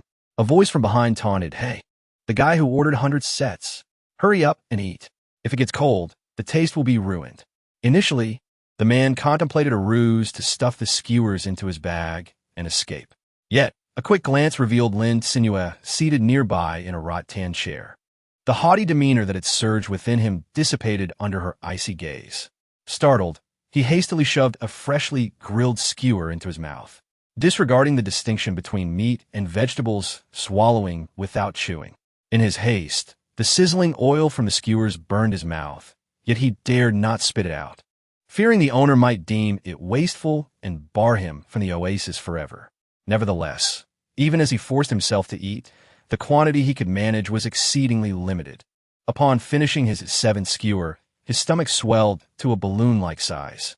Overindulgence dulled his senses, transforming the once tempting aroma of the barbecue into a greasy, nauseating mass lodged in his throat, refusing to go down.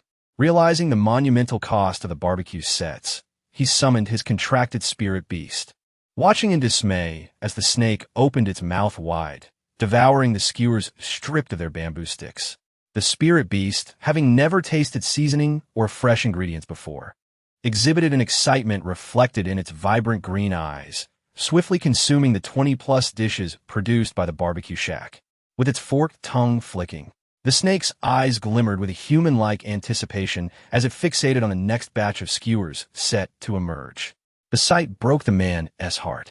Since becoming a beastmaster, he had rarely spent money on his contracted spirit, opting not to purchase expensive upgrade materials. Often discarding compresses, he no longer wished to eat to his spirit beast. He had never anticipated that one day, this serpent would devour years of his savings. Yet, with no other recourse available, he could only allow it to eat, as he was now too full to consume another bite. The mere proximity to the barbecue grill made him feel nauseous. He doubted he would want to return to the oasis anytime soon. Onlookers observed his swollen lips, reddened from the spice, his face smeared with chili oil, and his hands slick with grease, crouched awkwardly beside the grill, struggling to force food into his bulging mouth. In stark contrast, the slender serpent reveled amidst the fragrant skewers, akin to a starving rat that had fallen into a grain bin. The spirit beast gnawed eagerly at the food with its venomous fangs, desperately trying to consume more, clearly starved from lack of nourishment. Look at how famished his spirit beast is. Meanwhile, he appears quite stout and healthy, murmured the crowd. To contract a spirit beast, yet provide it with so little food, is utterly heartless. Indeed, just look at how he eagerly spent points to buy 100 sets. Clearly not short on funds, yet he is so miserly with his contracted beast. This poor serpent is truly unfortunate. Isn't it so? Wild spirit beasts thrive in the wild, easily hunting their kin to replenish their sustenance. Yet contracted to a human, it finds itself starving and emaciated. Just look at how it devours food. It's clearly ravenous. This beastmaster exemplified the duality of their kind. Some noble souls protect their homes and sacrifice their lives against beast tides, while others, cowardly and greedy, prefer to rob from the pockets of the common folk, earning their coins through nefarious means. The crowd murmured in agreement, noting how this individual had likely seized the opportunity to purchase barbecues at a low price from the oasis, intending to resell them for a profit. The owner's benevolent pricing had attracted such unscrupulous behavior. Meanwhile, other customers, benefiting from the efficiency of the 2 additional grills, savored their meals while observing the unfolding drama at the barbecue shack's entrance. Yet, witnessing the man's fate served as a silent warning to them all. Adhere strictly to the rules of the oasis, for money must be earned through diligent labor, not through deceitful schemes. Lin Cenyue observed the man, his expression vacant, slumped on the ground, and she couldn't be bothered to pay him any further attention. Just as she was mulling over this, Lin Cenyue was suddenly alerted by a system notification. A life form in critical condition has been detected at the Night Fishing Hotel, swimming pool, female. Immediate investigation is recommended. Chapter 88. The Function of the Swimming Ring. Startled by this unexpected message as she was about to lift her tray, Lin Cenyue exclaimed, "What? A life form in peril?" The young girl swiftly set down her tray and hurriedly took the elevator towards the swimming pool. Given the urgency of the situation, she did not even utilize the system to employ the operator's comprehensive awareness of the operational area to ascertain the specifics of the unfolding incident at the swimming pool. Lin Cenyue hurried towards the women's swimming pool, and from a distance, she could see a throng of people gathered around the designated area for magical beasts. Accompanied by urgent shouts, "Die, quickly grab hold of the float and lift your head. Do not submerge yourself in the water." Numerous beast tamers surrounded the scene, trying to direct their magical creatures to assist. However, the physical dexterity of these creatures paled in comparison to that of humans. Balancing their own bodies while attempting to rescue the diminutive, submerged magical beast proved to be a formidable challenge. Nevertheless, several astute magical beasts encircled the young floppy-eared rabbit, known as Die, endeavoring to use their substantial bulk to provide it with support. This clever maneuver prevented the panicked young rabbit from being engulfed by the water, allowing it to breathe normally. When Lin Cenyue arrived, the magical beasts supporting it were on the verge of collapse.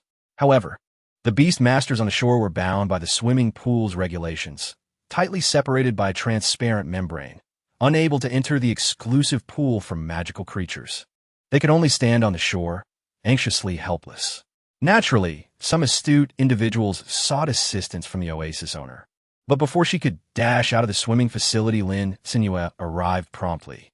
She dashed into the specialized pool for magical beasts, wading into water that barely reached her waist. With deft hands, she retrieved the struggling, waterlogged rabbit and carried it to the shore. The trembling creature nestled into the embrace of the beastmaster, its spine quivering uncontrollably. Its damp fur clung to its frail little body, and it emitted a series of sharp, whimpering cries. Clearly, the ordeal of just having fallen into the water had frightened it tremendously. Lin Cenyue let out a sigh of relief, feeling somewhat embarrassed as she scratched her head at the thought of the swimming pool that had begun operations without assigning a coach. You see, you were startled by the inadequacies of the swimming pool as facilities just now. Would it be acceptable if I offered you 5 complimentary drink vouchers? The Beastmaster, regaining her composure while cradling the curled-eared rabbit in her arms, shook her head repeatedly. Her face flushed slightly, yet she recounted the events. Boss, it was my oversight in not providing it with a properly fitting flotation device, rather than the facilities being at fault. The Beastmaster murmured softly, explaining how she had brought a fitting flotation device at the front desk, only for it to stubbornly refuse to be secured tightly, even getting angry enough to attempt to bite her. Consequently, she had opted for a larger size, not anticipating that it would suddenly slip off while swimming. Fortunately, you arrived just in time to rescue it. I am exceedingly grateful to you. As she spoke, she poked the little rabbit that was now obediently nestled in her embrace. Her irritation rekindled as she recalled its earlier antics at the front desk. The majority of the mishap could be attributed to the loose flotation device. Thus, the rabbit-ass contract Beastmaster insisted that Lin Cenyue should not compensate for the drink vouchers, but instead express gratitude towards the other Beastmasters who had assisted, as well as the timely intervention of the oasis owner. With the matter resolved, everyone felt reassured and began to disperse. The Beastmasters, whose contracted beasts frolicked in the exclusive pool, sat by the shore and began to converse quietly. Chapter 89. Oasis is hiring. It was unexpected how beneficial purchasing a specialized life jacket or a properly fitting flotation device for beasts could be. Had I known, I would have acquired one as well. Although my beast is capable of swimming, one can never be too certain about potential cramping in the water. Can they? Indeed, I must thoroughly check if this flotation device fits properly. Speaking of which, how surprising it is that the boss has made an oversight. The pool has been open for half a day and has yet to recruit coaches for beast swimming or lifeguards for the general pool. Just as she was about to leave, Lin Cenyue felt her cheeks flush upon overhearing the discussions. She had just been occupied arranging the barbecue hut and had pushed this matter from her mind. Lin Cenyue approached the front desk to retrieve some paper and a pen, intending to draft a recruitment announcement. Subsequently, she planned to utilize the system's all-staff pop-up feature to disseminate the notice to all customers currently within the Oasis operational area, thereby expediting the hiring process for the employees needed at the swimming facility. Lin Cenyue, taking into account the various roles required for recruitment, first delineated the job specifications. A coach responsible for guiding the mythical creatures in swimming must possess a gentle temperament, as well as meticulousness and patience, since they will be dealing with creatures that may inadvertently fall into the water, necessitating prompt retrieval. Therefore, one must remain vigilant and attentive at all times. This role bears a striking resemblance to that of a kindergarten teacher, who similarly bears the responsibility of overseeing young children. Furthermore, the depth of the specialized swimming pool for these mythical beings barely reaches the waist of an average adult, allowing one to stand comfortably within it, thus eliminating the necessity of swimming proficiency. However, individuals with a fear of water would undoubtedly find this role unsuitable. As for lifeguards at conventional swimming pools, they must be adept swimmers with robust physiques, enabling them to swiftly assist distressed guests in the event of an emergency. Lin Cenyue drafted the recruitment announcement and promptly dispatched the text to the system. A pop-up notification suddenly appeared before the customers leisurely enjoying their time in the Oasis, capturing their attention with the announcement seeking 6 new staff members. The positions of coaching instructor and lifeguard had no restrictions on ordinary individuals applying. implying that even those who were not beastmasters had a chance. For high-level, formidable beastmasters, a fixed salary might seem unappealing. However, for everyday citizens or even weaker beastmasters, the offered remuneration was quite generous. The hired employees would receive accommodation, meal allowances of 100 points per day at a discounted employee rate, and a base daily wage of 300 points. The working hours were set at 8 hours a day, with 4 days off each month, following a rotating schedule. Should one choose to forego their days off, they would be entitled to overtime compensation. This was truly an enticing offer. An elderly woman, savoring barbecued delicacies with her granddaughter, couldn't help but exclaim that if she were younger, she would have applied for the job herself. As she expressed her thoughts, the surrounding customers, previously relishing their barbecue, could no longer remain seated. They hurriedly grabbed their unfinished food and rushed to the front desk, surrounding Lu Guanyu, clamoring excitedly. "Hey, do you have paper and a pen? Can I borrow them? I want to apply too. I can spend some points to rent them. Don't crowd me. I was here first, so no stealing." Lu Guanyu's lips twitched slightly, but fortunately, the front desk had a considerable stock of paper and pens, as the boss had just come by to confirm pricing. He had been puzzled about the sudden pricing of paper and pens, but now he understood that the boss had anticipated this very scene. A man who successfully acquired the paper and pen amidst the chaos emerged from the crowd, eagerly beginning to write his resume. After the calamity of extreme heat, opportunities for writing had drastically diminished. He awkwardly held the pen, feeling a sense of unfamiliarity in this act of writing, struggling to remember how to form several characters. The man was in a state of distress, but as he glanced around the drink area, he saw competitors deeply engrossed in crafting their own resumes, leaving him no one to turn to for assistance. Just then, an elderly woman unsteadily entered the hotel, catching the man's attention. He was initially taken aback, but then elation washed over him, for this somewhat familiar elderly woman was none other than his middle school Chinese teacher. She had come in with her grandchild, curious about the refreshing sweet soup rumored to be available in the hotel lobby. Although at her age she seldom indulged in icy treats, her granddaughter, born after the heatwave disaster, had yet to experience such delights. However, upon entering the hotel, she was stopped by someone. "Teacher May, do you remember me?" Chen Y. The man, filled with excitement, grasped the hand of his former teacher, who frequently tossed chalk at him during class for being distracted. Feeling as if salvation had arrived, Chun Yi believed that his teacher would certainly remember him, as his name was quite memorable and he had been notoriously mischievous during school. Sure enough, the elderly woman's cloudy eyes focused on him for a moment before she exclaimed, "Oh, I remember you, the one who sat beside the podium, right?" Chun Yi nodded vigorously, responding affirmatively. He then led the grandmother and granddaughter to the beverage area in the hotel's executive corridor. "Teacher May, would you like something to drink? I have a favor to ask of you." The elderly woman waved her hand in refusal. "At my age, what can I possibly help you with, you young and strong one?" It was not that she was underestimating herself, but rather, following the disaster that led to a decline in newborns and the complete cessation of compulsory education, it was unlikely that any private kindergartens would consider rehiring someone of her age. Maywen had come to accept that society was gradually forgetting her generation, rendering them a dispensable presence. Thus, hearing a student from decades ago asking for her assistance left her utterly astonished. Chun Yi scratched his head, a sheepish smile creeping onto his face. This is a favor you can definitely help with." He realized that it was only a matter of time before the truth would surface, so he decided to be forthright.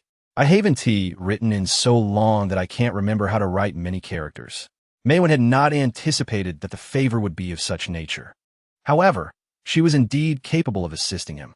After all, she had taught for nearly 50 years, and those characters were etched in her memory, impossible to forget. Not to mention, as her granddaughter Yang and I grew, she resumed teaching her to read and write 2 years prior. Maywen did not blame Chun Yi for having forgotten much of what he learned after leaving school, for she understood that in recent years, beastmasters have been wielding weapons to combat and safeguard the city from beast tides. Their hands had long since transitioned from holding pens to wielding swords and spears. She settled Yang and I onto a soft sofa and observed her former student awkwardly grasping the pen, carefully contemplating his words as he drafted his resume.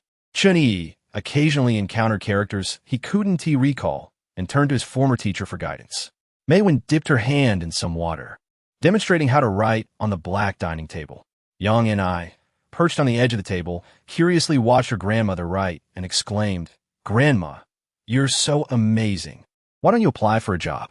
Maywen chuckled softly, tousling the girl's soft, fluffy hair. Grandma is too old to perform the duties of a lifeguard or coaching instructor. However, Grandma can teach others how to write. Yang and I's innocent and clear voice chimed in, tinged with a hint of defiance. Maywen found herself chuckling softly, having intended to say that everyone could write. But upon noticing that her student's pen-holding posture was far from standard, she decided to remain silent. Chapter 90. The Prohibited List for Alcoholic Beverages. Particularly striking was Maywen's realization that among those around her, frowning and pondering how to write their resumes, very few held their pens correctly. Judging by their contorted and hesitant expressions, it seemed their writing was rather subpar. After much contemplation, Cenyue managed to squeeze out a few lines of his resume.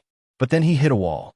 Looking at the scant space on the page, he scratched his face and mustered the courage to approach his former language teacher. "Teacher May, do you think I need to add anything else to my resume?" Maywen's gaze briefly flitted over the poorly written resume, yet she offered constructive suggestions. "You haven't clearly stated the position you're applying for, and you need to highlight your strengths relevant to the role." Though she was unsure if the young man could swim, given his robust physique, he certainly had an advantage in applying for the coaching instructor position, as he would be better suited to lift heavier beasts.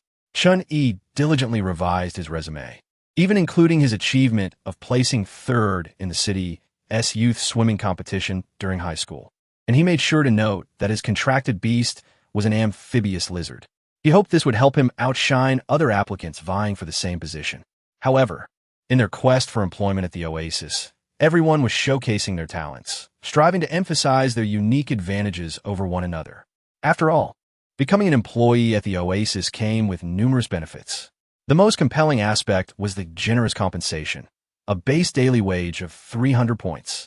In the city, even those tirelessly selling woven mats and cloaks at stalls might not earn that much in a single day. Moreover, let us not even mention the ordinary individuals who can only take on sporadic jobs, lacking the esteemed title of Beastmaster. They scramble for meagerly compensated tasks in the mission hall, barely managing to scrape by. They dwell in cramped, dark, and suffocating shelters, subsisting on the unpalatable compressed wheat flakes. The quality of life is utterly non-existent, but things have changed. There is now a stable daily wage, meal allowances that come with employee discounts, and accommodations provided in the Oasis. Just the thought of being able to breathe in fresh, moist air is enough to inspire longing. Of course, the most alluring aspect is the delectable meals offered daily at the Oasis restaurant. The proprietor consistently devises new ways to present diners with an array of exquisite dishes. Often, if one orders the entire day's menu, they are rewarded with a lavish banquet that exceeds expectations in terms of value. On top of that, employees enjoy discounts on their own meals. Contemplating these benefits, those still drafting their resumes are left salivating with desire. In no time, they feel motivated anew. Under Maywen's guidance, Cenyue finally crafted a resume that resembled something respectable. He carefully held the thin document, exhaling a sigh of relief. It was finally complete. He tucked the resume away, but, remembering May's assistance, felt compelled to transfer some points to her. Maywen initially hesitated to accept, but seeing the honest and earnest demeanor of the man before her, she relented and accepted his gesture. Cenyue departed with a cheerful disposition. Maywen gently touched her granddaughter's soft little braid, lowering her voice to kindly ask, "Nini, would you like to buy a cold drink?" Yang and I gazed at the colorful beverages in front of other patrons, swallowing slightly. However, the observant grandmother noted her granddaughter's interest. The points she had just received were quite substantial, more than she typically earned in a week, so she felt rather affluent at the moment. Worried that her granddaughter might be too considerate and deny herself, she decided to take action. The grandmother led the little girl to the bar. where a robot was busily preparing drinks for the customers. Upon detecting their presence, the robot warmly greeted them. "Hello, esteemed customer. May I offer you a beverage?" Yang and I curiously observed the robot, clutching her grandmother's hand tightly. After seeing the kind smile on her grandmother's face, she softly responded, "Yes." She then looked up, her sparkling eyes fixated on the beautifully crafted images of drinks on the display board, all appearing utterly delectable and vibrantly colorful. Especially captivating was a row of mini cups in the top left corner, resembling a rainbow with 7 striking hues. Furthermore, the prices were comparable to other beverages, even cheaper than the barbecue set she had just purchased. Yang and I pursed her lips, revealing a small dimple, and her playful ponytail swayed gently. She stood on tiptoe, peering at the display board, and inquired the robot, "Hello, I would like that one. Is that possible?" The robot instantly recognized her choice, but did not generate an order.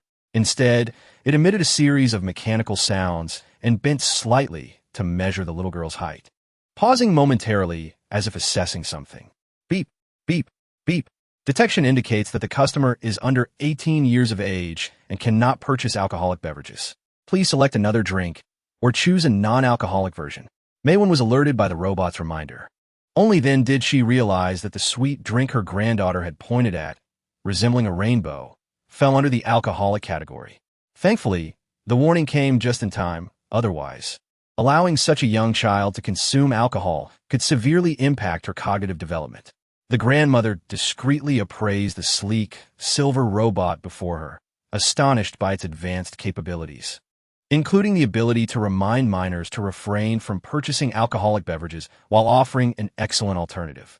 Indeed, the more accomplished the Beastmaster, the greater their sense of social responsibility. Chapter 91.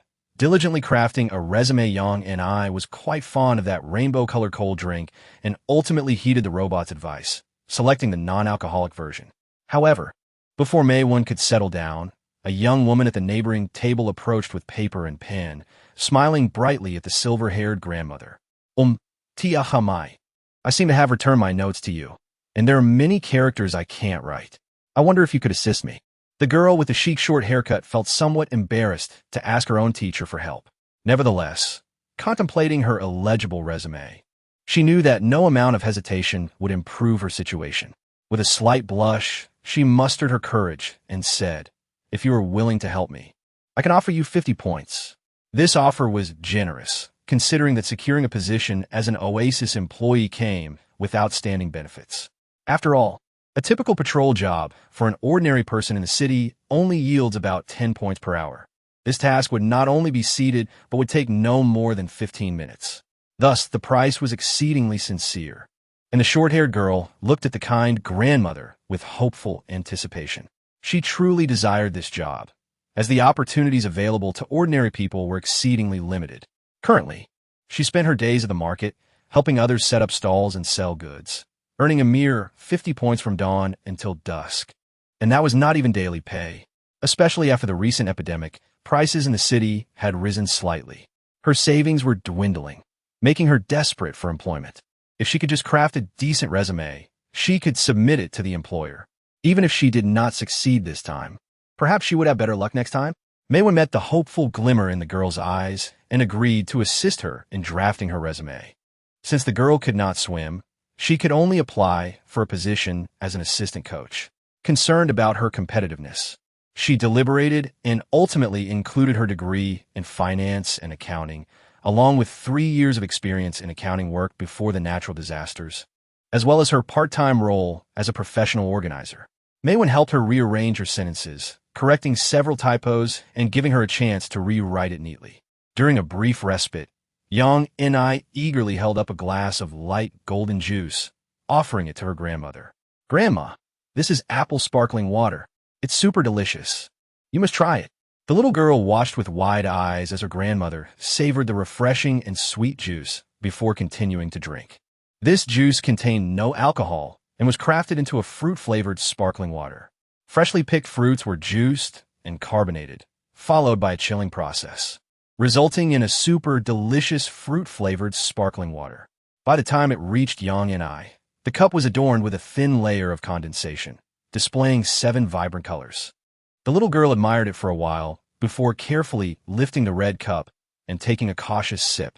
The icy texture was refreshing and not overly sweet, with the fruity aroma of delicate bubbles filling her mouth, dancing on her tongue like popping candy. It was an extraordinary sensation, particularly suitable for summer. Yang and I sampled a small sip from each cup, ultimately deciding that the apple sparkling water was the most delightful. It must have contained fermented apple vinegar, as its sweet and tangy flavor surpassed that of the other fruit-flavored sparkling waters, a conclusion she reached with her grandmother's guidance. With bright, sparkling eyes, Yang and I gazed at her grandmother, her heart fluttering with excitement as she thought, "Grandma is truly remarkable. Just one sip, and she can already discern the apple cider vinegar." Maywen had merely taken a moment to sample the refreshing drink she had purchased for her granddaughter, and indeed, it was delightful, with a discernible flavor of freshly squeezed juice. The quality of the ingredients was commendable. Before she could fully appreciate it, however, her attention was diverted by the new students gathering around her. A short-haired girl eagerly departed with her resume, after which 2 or 3 individuals rushed forward, vying for the spot closest to the elderly woman to seek guidance. All 3 attempted to squeeze onto the sofa simultaneously, each unwilling to concede to the others. After consulting with Maywen, they decided to join forces instead. Wave after wave of students approached, many clutching their meticulously prepared resumes, requesting her assistance in reviewing them, and they offered various points in return. To Maywen's astonishment, after spending an afternoon seated in the hotel corridor responding to simple inquiries like she had done years prior while teaching, she had managed to earn nearly 1,000 points. She spoke until her throat was dry, and as dinner service time approached, the crowd gradually dispersed. Quietly, she glanced at her account, and the numbers startled her. While she was aware she had helped many with their resumes that afternoon, earning mostly 20 or 30 points, with a few generous individuals contributing 50 or 80, she had not anticipated the total amount. The figure before her indicated she had underestimated her earnings. It was equivalent to what she would typically earn over several months of hard work. Watching the hurried individuals rushing toward the elevator, accompanied by her obedient little granddaughter, she resolved to venture upstairs to sample the much-acclaimed Oasis restaurant and discover just how exquisite the cuisine truly was. They headed straight for the restaurant to indulge in its culinary delights. Of course, everyone discreetly informed their friends and relatives who met the criteria, wary of the news spreading too widely and attracting a flood of applicants, thereby increasing their competition. After all, the city was not short of wealth. Only a small faction of high-ranking beastmasters engaged in fierce competition. Meanwhile, lower-tier beastmasters spent their earnings on upgrade materials, living frugally on the cheapest compressed biscuits and in the most modest accommodations. The living conditions of ordinary people might even be inferior to theirs. Each time the task hall posted recruitment notices, despite the educational and cultural requirements, thousands would flock to apply for the positions, as stable jobs were also highly sought after. The prospect of a job that included meals and lodging, along with a base salary of 450 points per day, seemed like a distant dream. Yet at that moment, Oasis offered a perfect employment opportunity. Those who learned of this news became restless, hastily purchasing paper and pens, urging everyone in their households who met the qualifications to fill out resumes, intending to submit them early the next day, gathered around the flickering candlelight. They meticulously checked one another's resumes for any errors or omissions. "You silly fool, you haven't even written your name on a resume. Hurry, fill it in." "Ouch. Mom, I got it. I'm adding it now." The boy, whose head had just been tapped, pouted as he clutched an exceedingly short pencil stub, inscribing his name on the resume. Yet, he grumbled to himself, so many people are submitting resumes, and they're only hiring a few. We're just cannon fodder in this race. Why take it so seriously? However, under the pressure of his mother's authority, he dutifully completed his resume. That's more like it. Tomorrow, let us get up early and use the teleportation array to submit our resumes at Oasis. Chapter 92. The woes of being a boss. Lin Cenyue was truly unprepared for the sheer volume of applicants.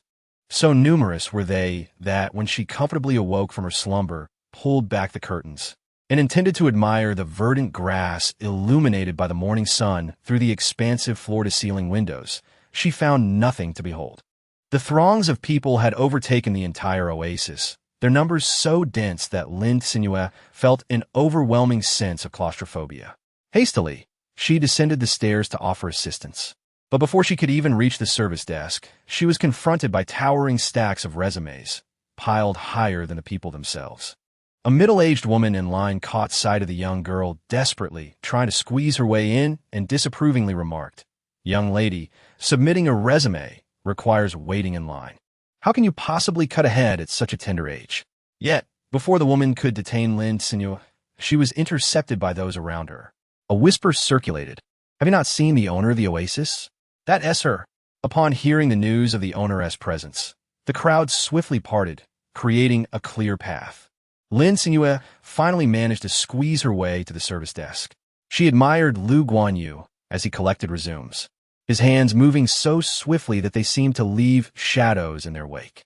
She too stepped forward to gather the resumes from the job seekers waiting in line. However, no matter how quickly they worked, they could not stem the tide of applicants flocking to the oasis. Furthermore, those who had submitted their resumes anxiously lingered outside the Oasis Hotel, fearful of missing any announcements regarding the results. Lin Cenyue gazed at the densely packed resumes, feeling a sense of overwhelm. The sheer volume of applications was far beyond what could be perused in a short span, even with a week's time. It seemed improbable to thoroughly review them all. She instructed Lu Guanyu to continue collecting resumes while she ascended to the marble-topped reception desk. From her elevated position, she retrieved a speaker purchased from the system marketplace and addressed the anxious crowd below. This arrangement was entirely Lu Guanyu's initiative to prevent the confusion of resumes submitted for various positions, focusing initially on the lifeguard applications. The resumes for coaching positions had yet to be collected, providing an opportune moment for the applicants to demonstrate their strength as they submitted their materials. Lin Cenyue prepared a rather hefty dumbbell, weighing a substantial 30 kilograms. However, she does not expect the candidates to lift the dumbbell entirely. It suffices if they can securely grasp it with both hands, elevating it to chest level to pass the requirement. This consideration stems from the characteristic of contracted magical beasts, which may decrease in size, but not necessarily in weight. Thus, the necessity of being able to lift a minimum of 30 kilograms is quite justified.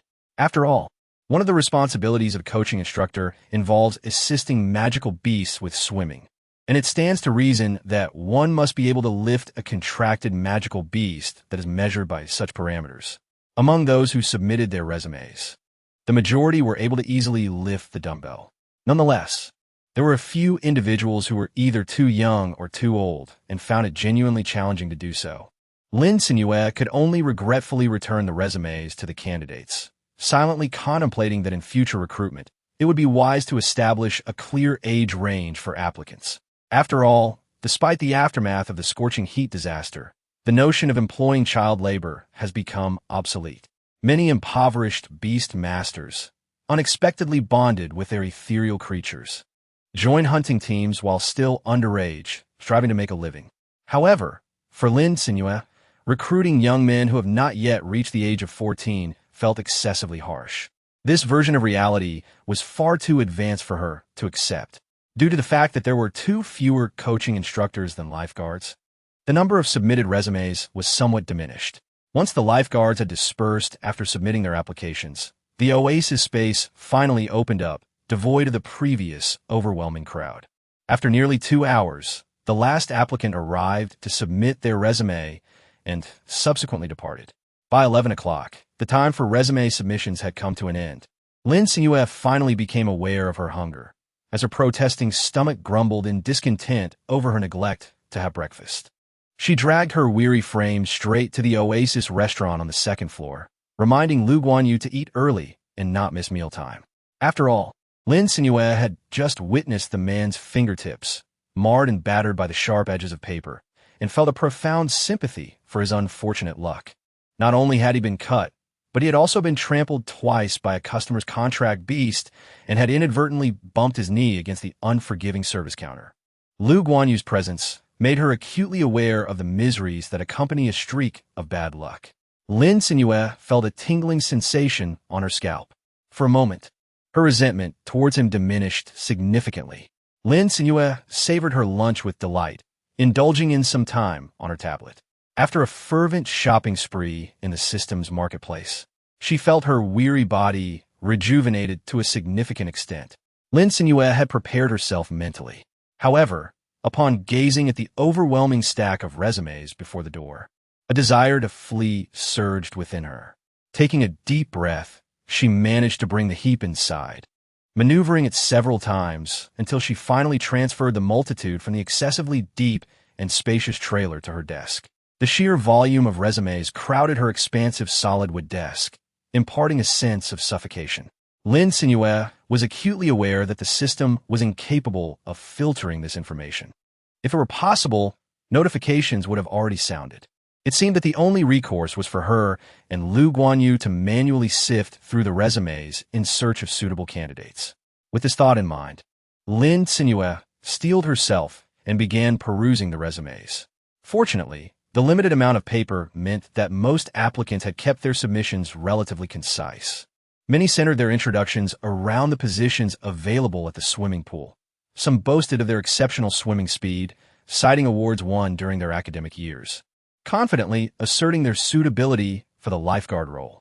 Others, despite lacking swimming skills themselves, mentioned their contract beast proficiency in the water, planning to train the beasts in the technique of swimming with a person in tow, a venture that had already shown promising results.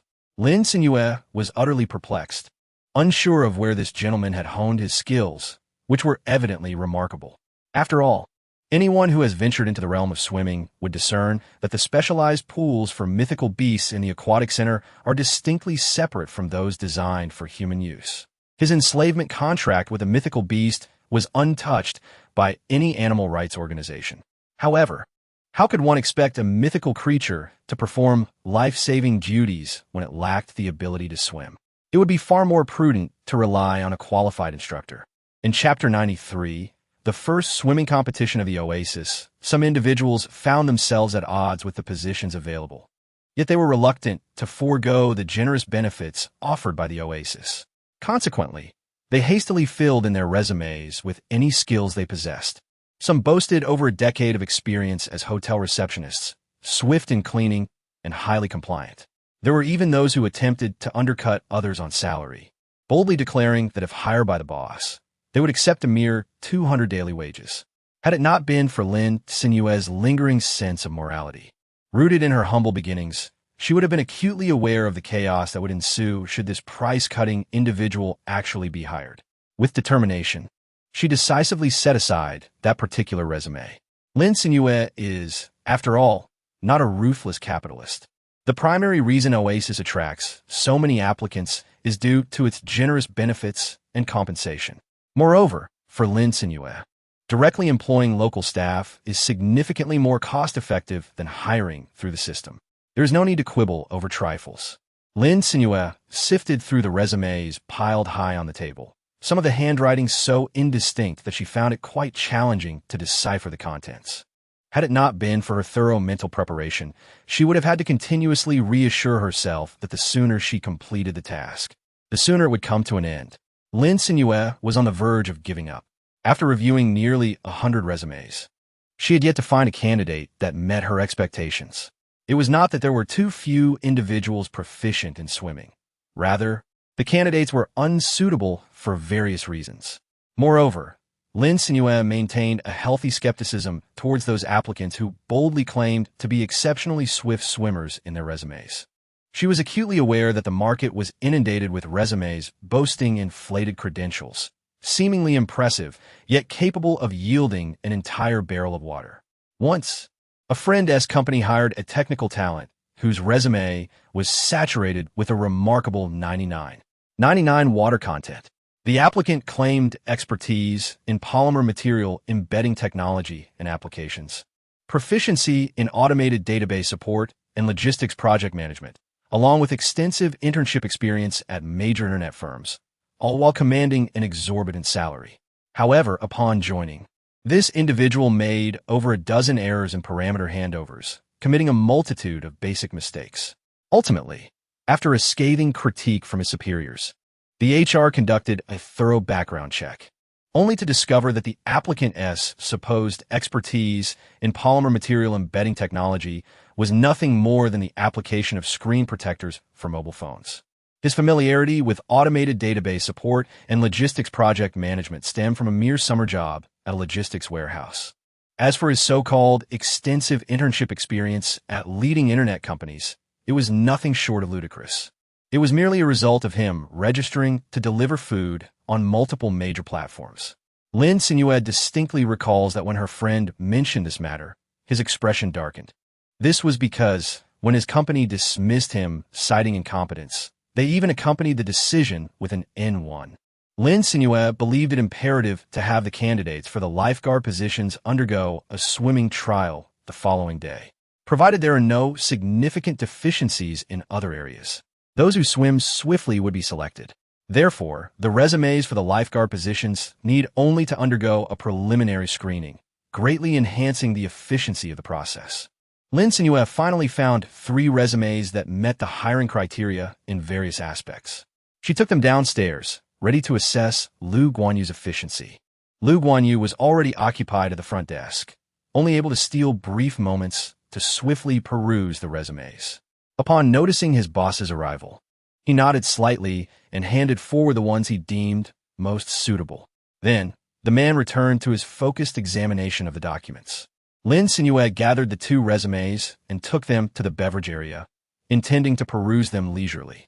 It must be said that Lu Guanyu, having once been the owner of a corporation, indeed selected resumes that were exceptionally suitable.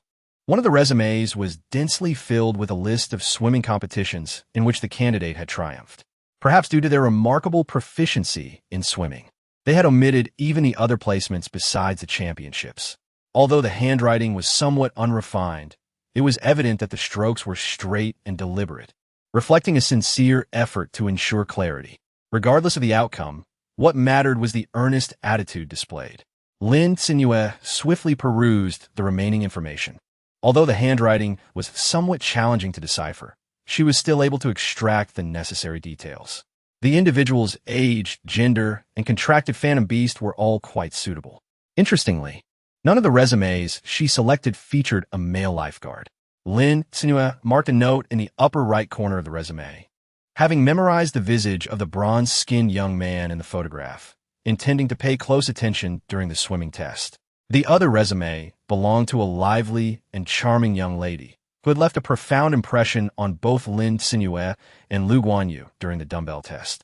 This young woman was surrounded by an abundance of contracted beast cubs, their fluffy forms crowding at her feet, with some mischievous ones tugging at her pant legs and shoelaces. Despite the significant distractions from the outside, the girl, barely in her 20s, effortlessly lifted a 30-kilogram dumbbell above her head. Her posture was so relaxed, it seemed as if she was hoisting a light foam board. The onlookers gasped in amazement, not to mention Lin Cenyue, who was directly confronted with such an impressive display. She noted how the girl, despite the playful cubs surrounding her, remained patient and gently nudged them away from the dumbbell without a trace of irritation. Clearly, she possessed a stable and gentle temperament, radiating a warmth that naturally endeared her to others, making her exceptionally suited for a customer-facing role. However, it was surprising to see someone so petite, with a round face still retaining a hint of baby fat, exhibit such strength. She was undoubtedly well-suited to be a coaching instructor. Yet, when Lin Cenyue had perused the resumes earlier, she had not found this young lady's. To her astonishment, upon consulting with Lu Guanyu, she promptly identified the owner of this resume and made a decisive note. With Lu Guanyu's assistance, the seemingly cumbersome task of sorting through the resumes turned out to be less tedious than anticipated, as most of them contained only a mere 2 lines. Lin Cenyue let out a long sigh of relief, having finally made significant progress on this matter. She gathered the 6 meticulously selected resumes, intending to discuss the specifics of tomorrow's swimming test with Lu Guanyu. The swimming pool only has 3 lanes. Could this pose an inconvenience? It must be said that Lu Guanyu's inquiry struck right at the heart of the issue. Lin Cenyue scratched her head, contemplating the necessity of upgrading the swimming pool. Previously, she refrained from directly purchasing a mid-level swimming facility, apprehensive that such a physically demanding endeavor might not garner widespread appeal. However, the swimming pool was now perpetually bustling, with patrons even queuing with inflatable rings in hand, rendering the upgrade to a mid-tier establishment imperative. Yet, with numerous individuals frolicking within the pool, an immediate upgrade was unfeasible. It would be prudent to wait until the operational hours concluded before proceeding with the enhancement. I shall transform it into a facility with 8 lanes tonight, she mused, her gaze sweeping across the system's luminous interface. The modeling display of the upgraded swimming pool showcased a spacious deep-water lane at its center, flanked by shallow pools and a special area for mythical creatures. The expanse of the swimming pool had significantly increased, and the overall height of the establishment had tripled, evolving into a 2-story structure. The second floor featured a sloped design, with neatly arranged blue seats adorning the concrete steps. The resemblance to the official venue in her previous life, where swimming competitions were frequently held, was striking. She estimated, using her fingers, that there were at least 1,000 seats available, ample enough to accommodate the aspiring lifeguards seeking employment.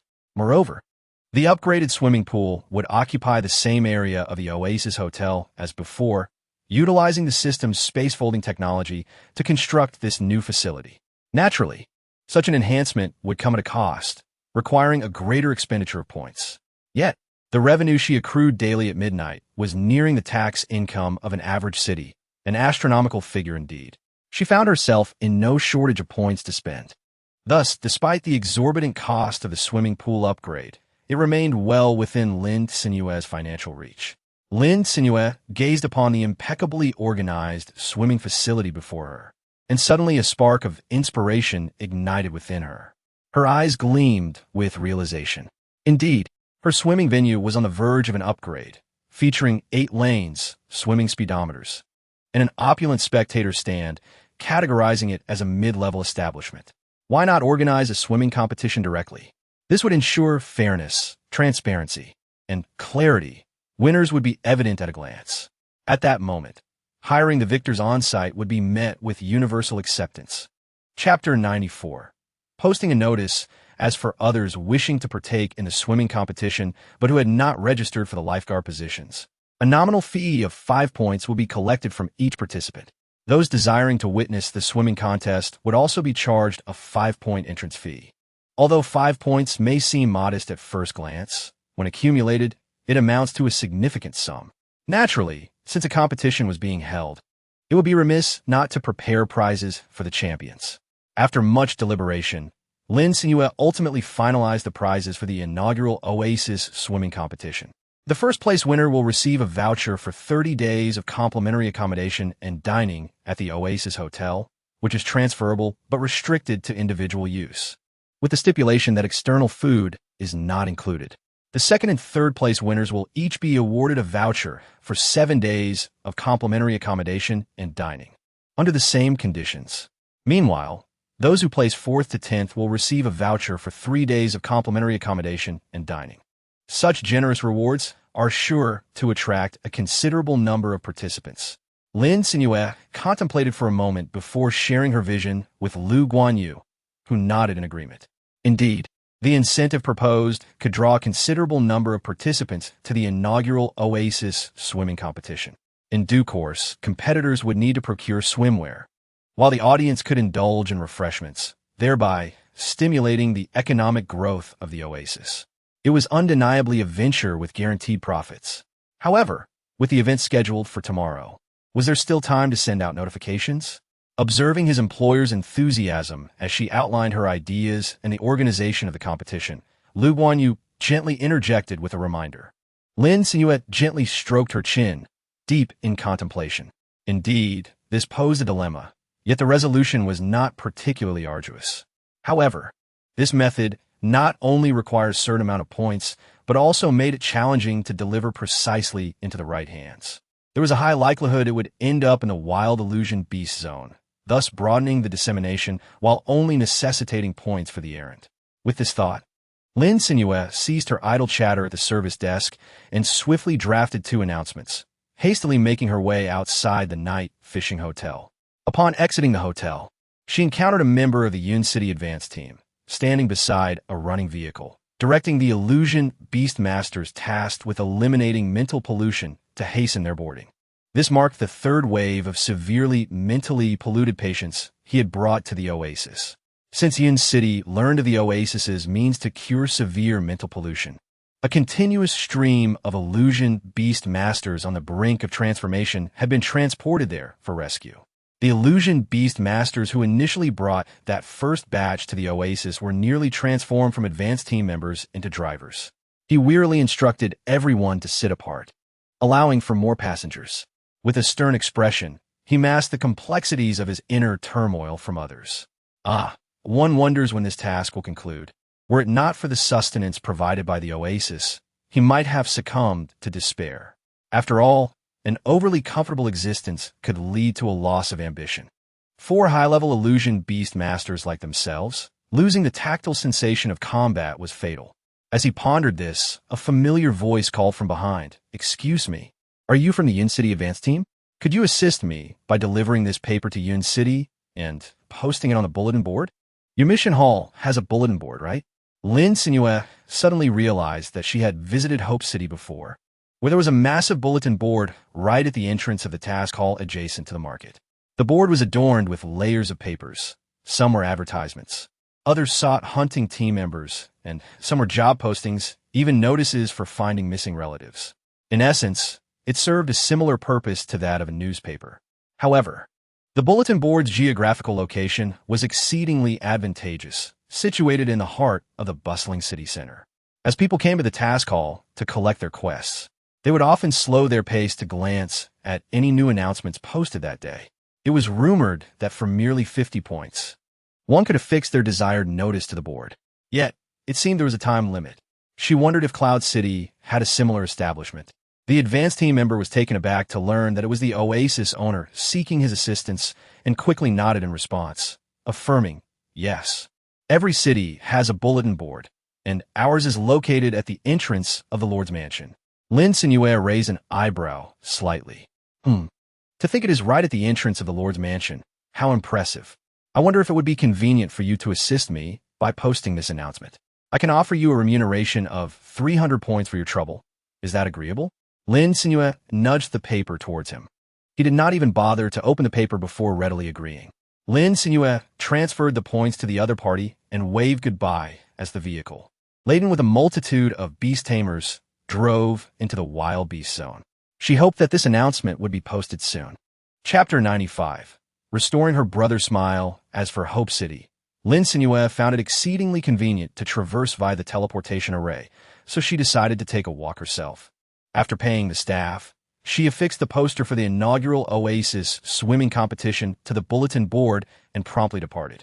Due to her efforts in curing the plague, Lin Cenyue enjoyed an exceptionally high reputation in Hope City, second only to that of the city lord.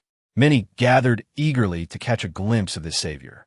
Lin Cenyue feared that if she lingered any longer, she would be engulfed by the throngs of people pressing in from all directions. Though she had managed to leave, the event poster affixed to the bulletin board caught the attention of those arriving a moment too late. "What is this?" exclaimed one. "Indeed, what on earth has the owner of the Oasis just posted here?" A considerable number of idle townsfolk, already gathered in front of the bulletin board to see what new happenings might be afoot, were immediately drawn to the sight of an oversized A3 poster freshly affixed by the Oasis proprietor. However, the poster was rather small, and with so many people in the front, those in the back could scarcely see the words inscribed upon it. "What is this all about? Could someone read it for us?" A voice called from the rear. A kind soul standing beneath the bulletin board raised his voice and began to read aloud the contents of the poster. The Oasis was hosting its inaugural swimming competition, and anyone who could swim was welcome to enter. The victors would receive generous rewards. As he continued reading, his eyes widened in astonishment. Goodness! The first prize is a transferable voucher for 30 days of complimentary accommodation and meals at the Oasis Hotel. Upon hearing this, the crowd erupted in excitement. Those who often wandered to the town center were predominantly ordinary folks without contracted magical beasts or weak beastmasters who had been rejected by hunting teams. They constituted the most impoverished tier of Hope City, and those with even a modicum of wealth were striving to secure a place in the teleportation array leading to the oasis, eager to broaden their horizons. For them, a voucher for 30 days of free lodging and meals at the oasis represented an astronomical sum, something they could scarcely earn even after a year of arduous labor. Yet, astonishingly, they could attain it simply by participating in this swimming competition. The crowd urged the elderly reader to continue with the details of the other prizes. Cheerfully, he complied, stating that the second and third place winners would receive a voucher for 7 days of complimentary accommodation and meals, while those finishing 4th through 10th would receive a 3-day complimentary voucher. The crowd buzzed with anticipation. Those who could swim were eager to participate in the upcoming competition, and even those who could not swim wished to witness the spectacle.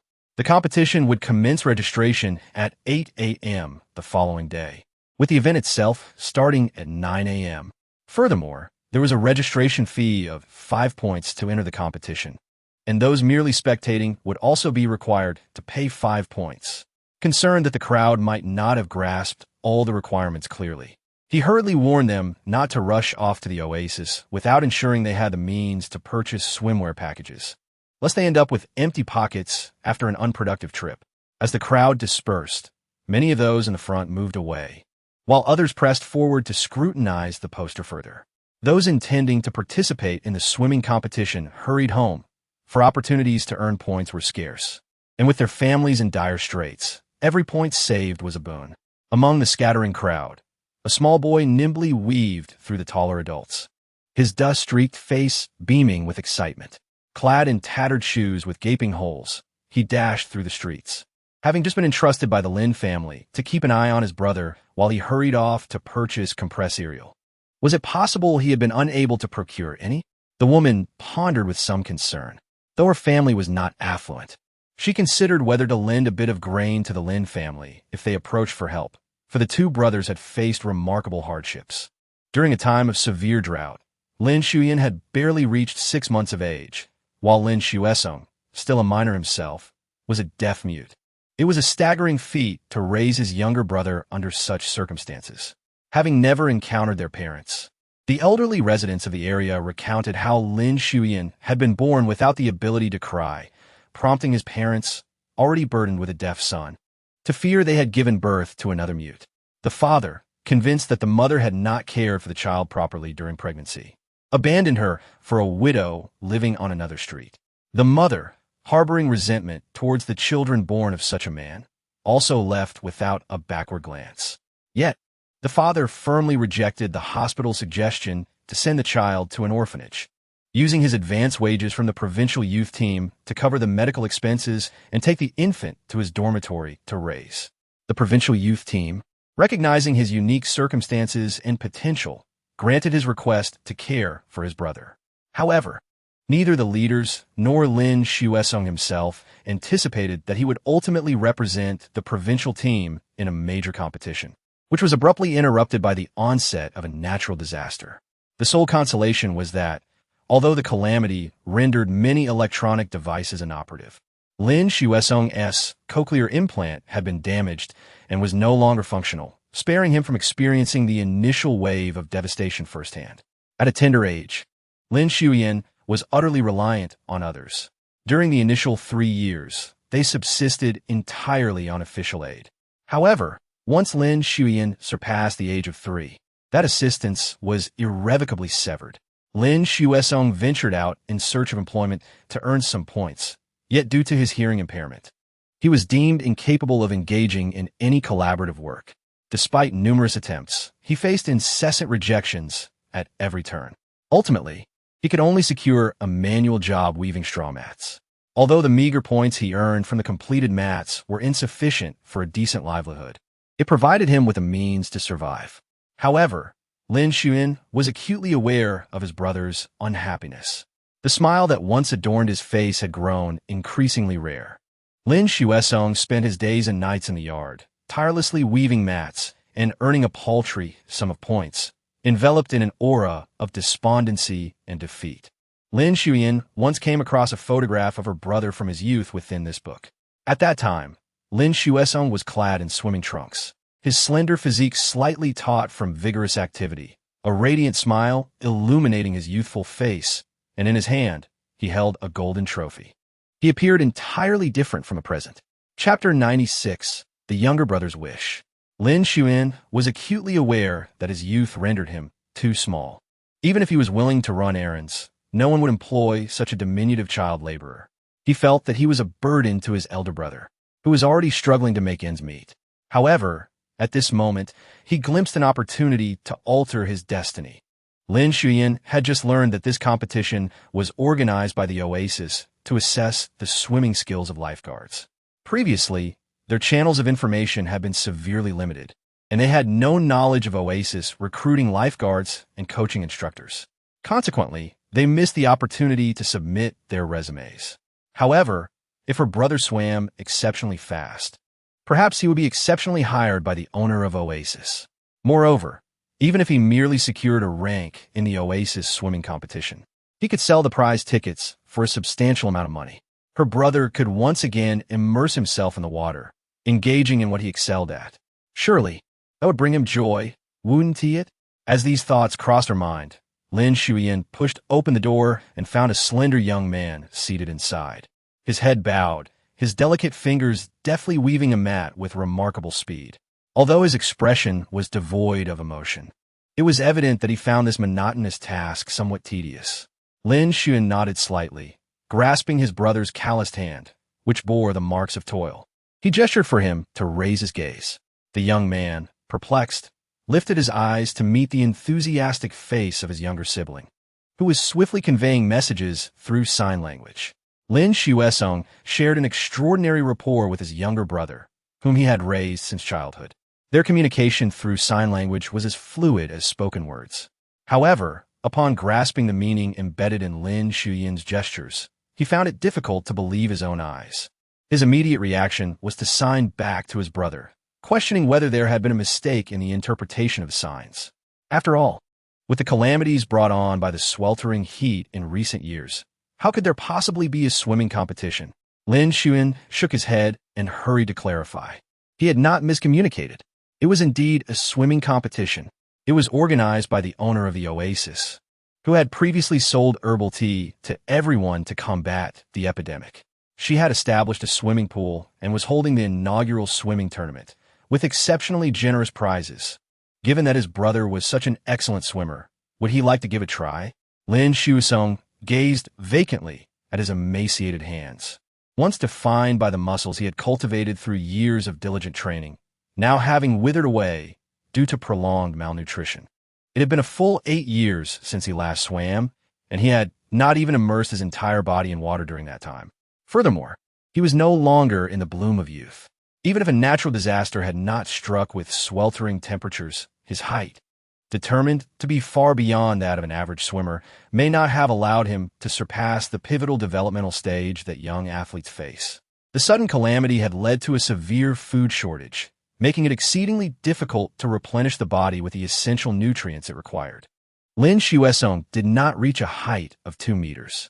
Rather, he ceased to grow after attaining a height of 1.90 meters, and his physique became increasingly frail due to excessive nutrient absorption during his growth spurt. Lin Cenyue's expression was somewhat somber as he gestured towards his younger brother before him. Cenyue, I am not particularly skilled at swimming, nor have I participated in any significant competitions. Furthermore, I am currently unable to hear. Should it require me to dive upon the sound of the starting gun, I would be incapable of doing so. In the past, I was able to wear a waterproof cochlear implant and compete in ordinary events, or even take part in large swimming competitions for athletes with hearing impairments. In those instances, all starting guns were replaced with colored flags, allowing all competitors to see clearly without the need for auditory cues. Yet now, how could the Oasis possibly alter the method of signaling competitors to prepare for swimming solely for my sake? Lin Cenyue bit his lip, his eyes glistening with a hint of tears. He truly hadn't anticipated such an overwhelming revelation. He was even apprehensive that, in recklessly unearthing his brother's wounds, he might inadvertently cause him sorrow. Yet, Lin Cenyue understood that his brother relished the thrill of competition, deriving immense satisfaction from triumphing in contests. After all, his brother was inherently a tenacious individual. The trifling chores and stagnant tasks gradually dulled his edges. Lin Cenyue clenched his fist, as if resolved to make a significant decision, and once again gestured with sign language. "Brother, we should give a try. What if the owner of the oasis is willing to direct the competition by waving a colorful flag? Even if she does not intend to use this method, I could still sit in the audience and direct, or observe others beginning to swim, and you could join in as well." The boy's youthful face was framed by sparkling, expressive eyes that glimmered with determination. He understood that his brother harbored a desire to participate as well. The reluctance stemmed from numerous setbacks, which had somewhat diminished his courage to attempt again. Yet he did not refuse. The young man's lips curved into a slight smile. In the end, he acquiesced to his brother's plan to travel to the oasis via the teleportation array the following morning. Lin Cenyue became lively, moving closer to her brother to assist in organizing the raw materials for weaving the bamboo mats, tidying up the tiny scraps scattered on the floor. The two of them nestled together in the dim, cramped room, sharing the last remnants of compressed cereal in their home. Afterward, Lin Cenyue urged his younger brother to rest on the bed, as they would need to rise early the next morning to secure a position at the teleportation array. He then stood before the old, weathered wardrobe, gently opening the cabinet door and pulling out the bottom drawer. Inside, neatly folded, lay a pair of slightly yellowed swim trunks. He held them against himself, noting that although he had grown over 20 centimeters since he was 16 or 17, he was far from as robust as he once was. Remarkably, the swim trunks fit him, albeit with a slight looseness around the waist. Lin Cenyue slowly removed his swimming trunks, placing the swimming goggles, cap, and neatly folded trunks issued by the provincial team into his backpack. He gazed into the pitch-black night, gently extinguishing the kerosene lamp. After a considerable pause, the young man finally closed his eyes and slipped into slumber. Chapter 97. Caught a fish. Lin Cenyue was preoccupied with the thought of participating in the swimming competition at the oasis and awoke at the break of dawn. Seeing his brother beside him with furrowed brows, still lost in dreams, he chose not to rouse him. Gently, he smoothed the creased forehead and carefully slipped out from under the covers. After getting out of bed, he remembered to tuck in the corners of Lin Cenyue's blanket. The 8 or 9-year-old boy tiptoed to the cabinet and retrieved a paper bag that contained food, only to find it completely devoid of even a morsel of compressed cereal. He glanced outside, estimating it to be just past 6 o'clock. Although most households were still asleep at this hour, the market should be bustling with activity. After all, today his brother would participate in the inaugural swimming competition at the oasis, and if his stomach was empty, he would scarcely have the strength to perform, let alone vie for a favorable ranking. He was not immune to the allure of the delectable treats sold at the oasis. Just recently, the neighborhood ruffian had emerged from the alley, wafting with the enticing aroma of food, mocking him for having no parents and only a deaf brother. It was as if their impoverished state echoed in their empty pockets, leaving such indulgences to be savored in another lifetime. At that moment, Lin Cenyue had been tempted to strike down the cruel-faced boy, but he understood that their family could never afford the costs of medical treatment. His impulsiveness would only exacerbate their already dire situation. Thus, he restrained himself. Enough of such thoughts. First, he would procure some compressed cereal. Lin Cenyue rubbed his flat stomach and finally located a vendor selling food. The stall owner had just spread out a plastic sheet on the ground, and the various types of compressed cereal had yet to be arranged. Just then, he noticed a young lad hastily approaching the stall. "I would like 50 points of the coarsest compressed cereal you have," Lin Cenyue whispered. The vendor promptly rummaged through the assortment, retrieving the roughest variety of compressed cereal, and filled a paper bag with 2 scoops. After weighing it, it turned out to be precisely 4 ounces. He then handed the paper bag directly to Lin Cenyue, who was waiting nearby. After Lin Cenyue settled the payment, he hurried home. Upon pushing open the creaking iron gate, he observed Lin Cenyue hastily throwing off the covers, almost putting his shoes on incorrectly in his flurry. When a young man spotted the boy returning home with a paper bag in hand, he finally exhaled deeply, his heart, which had been racing in his chest, gradually finding tranquility. The curtains were drawn apart, allowing sunlight to pour into the modest room. Lin Cenyue, having swiftly washed up and changed his clothes, gestured excitedly at the boy. "I'm ready. Let us take the cereal with us. We must head to the teleportation array first." The teleportation array in Hope City, which had previously required a scramble to access, would soon become deserted as hunting teams and affluent individuals flocked to the oasis, seeking to reach the higher-level wild creature zones. However, today was different. Even before 7 o'clock, a long line had already formed at the teleportation array in front of the task hall, as many eager participants sought to register for the swimming competition that was yet to commence, leaving little room for the elderly and children. Lin Cenyue stood at the end of the line, carrying a backpack and accompanied by his younger brother. He observed groups of people surging into the teleportation array, vanishing amidst a dazzling, brilliant white light. Although he had previously heard from others that the owner of the oasis was exceptionally formidable, selling rare provisions in the aftermath of the cataclysmic heatwave, such as instant noodles, bottled water, and cola, he had thought these items at least existed prior to the disaster. Yet, the fantastical scene before him left Lin Cenyue in awe, his mouth agape. A single teleportation array had the capability to transport so many individuals instantaneously over a distance of hundreds of kilometers to a realm populated by high-level wild magical beasts. With each round accommodating 50 individuals, the procession advanced at an impressive pace. The Lin brothers swiftly entered the teleportation array. Lin Cenyue tightly grasped her brother's hand. Her curiosity piqued as she gazed at the smooth, short pillars before her, marveling at the intricate patterns that emerged beneath her feet. She could not help but whisper in awe, "So beautiful." Surrounding them, others who were also experiencing the teleportation array for the first time expressed similar sentiments, softly exclaiming, "This truly resembles a totem from a magical realm. Have we been misled? This is merely a low magic world brought about by apocalyptic transformations." One individual, clad in swim trunks, approached with a sardonic remark, "I used to think the same, but after the boss appeared, I seriously question whether we can still consider this a low magic world." Lin Cenyue was utterly bewildered as he listened to the surrounding individuals engage in spirited discussions, deliberating whether the current world could be classified as low magic or high magic. His mind was a jumbled mess, completely failing to grasp the essence of their conversation. However, just as the boy blinked in confusion, the number of participants reached 50, illuminating all the intricate and beautiful patterns of the teleportation array, which erupted in a blinding white light. The sensation of weightlessness sent the hearts of the crowd racing, with some individuals even making uncomfortable sounds, though none actually succumbed to nausea.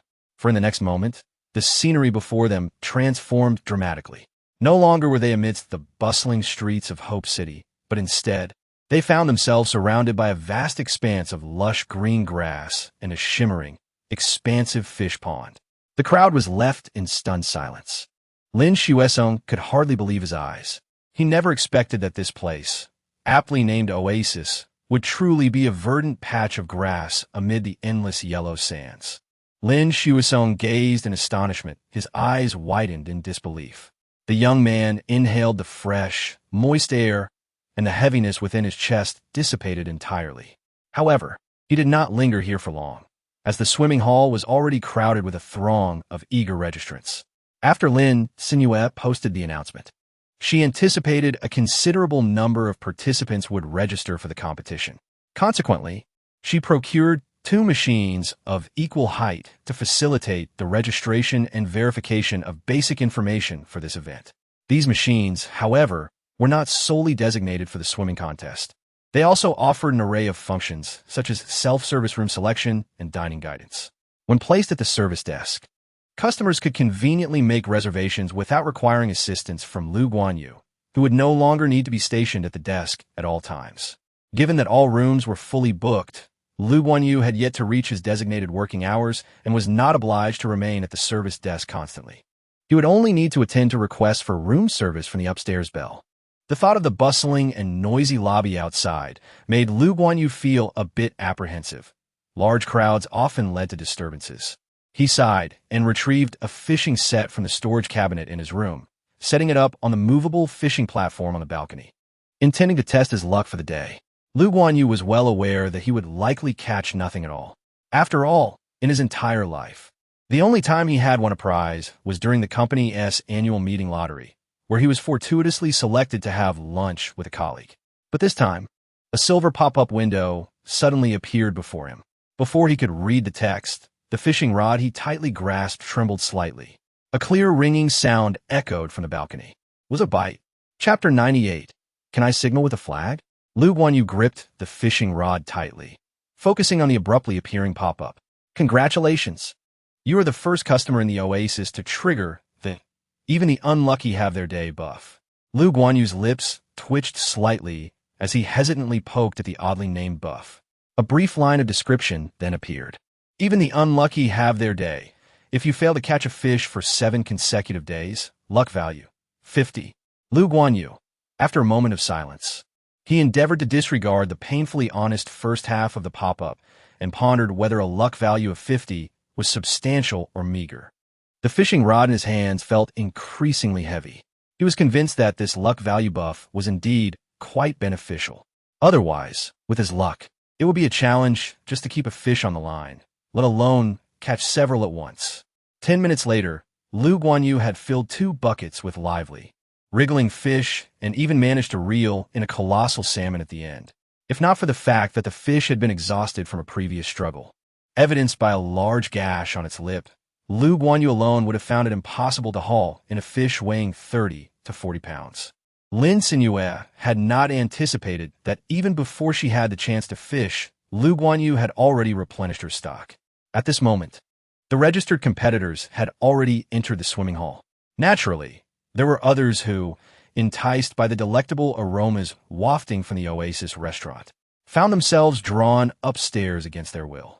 Lin Cenyue glanced up at the elevator and caught sight of his younger brother, who was staring longingly at it, his throat visibly constricting as he swallowed. Recalling the meager rations tucked away in his bag, he hesitated for a moment, but ultimately decided to lead Lin Cenyue towards the Oasis restaurant. Lin Cenyue realized that her greedy demeanor had inadvertently surfaced. The boy grew somewhat anxious. He quickly grabbed his brother and began to gesture rapidly. It's expensive over there. We can eat the compressed oats we brought along. Lin Cenyue raised his hand to gently tousle his soft, fluffy hair, revealing a bright smile. It's all right. My brother is wealthy. Since we have arrived at the Oasis, let us indulge in its delicacies. My brother wishes to savor them as well. Lin Cenyue then took a step forward, timidly following behind the young man. Upon reaching the second floor, the elevator doors slowly opened. Lin Cenyue was astonished by the scene before him.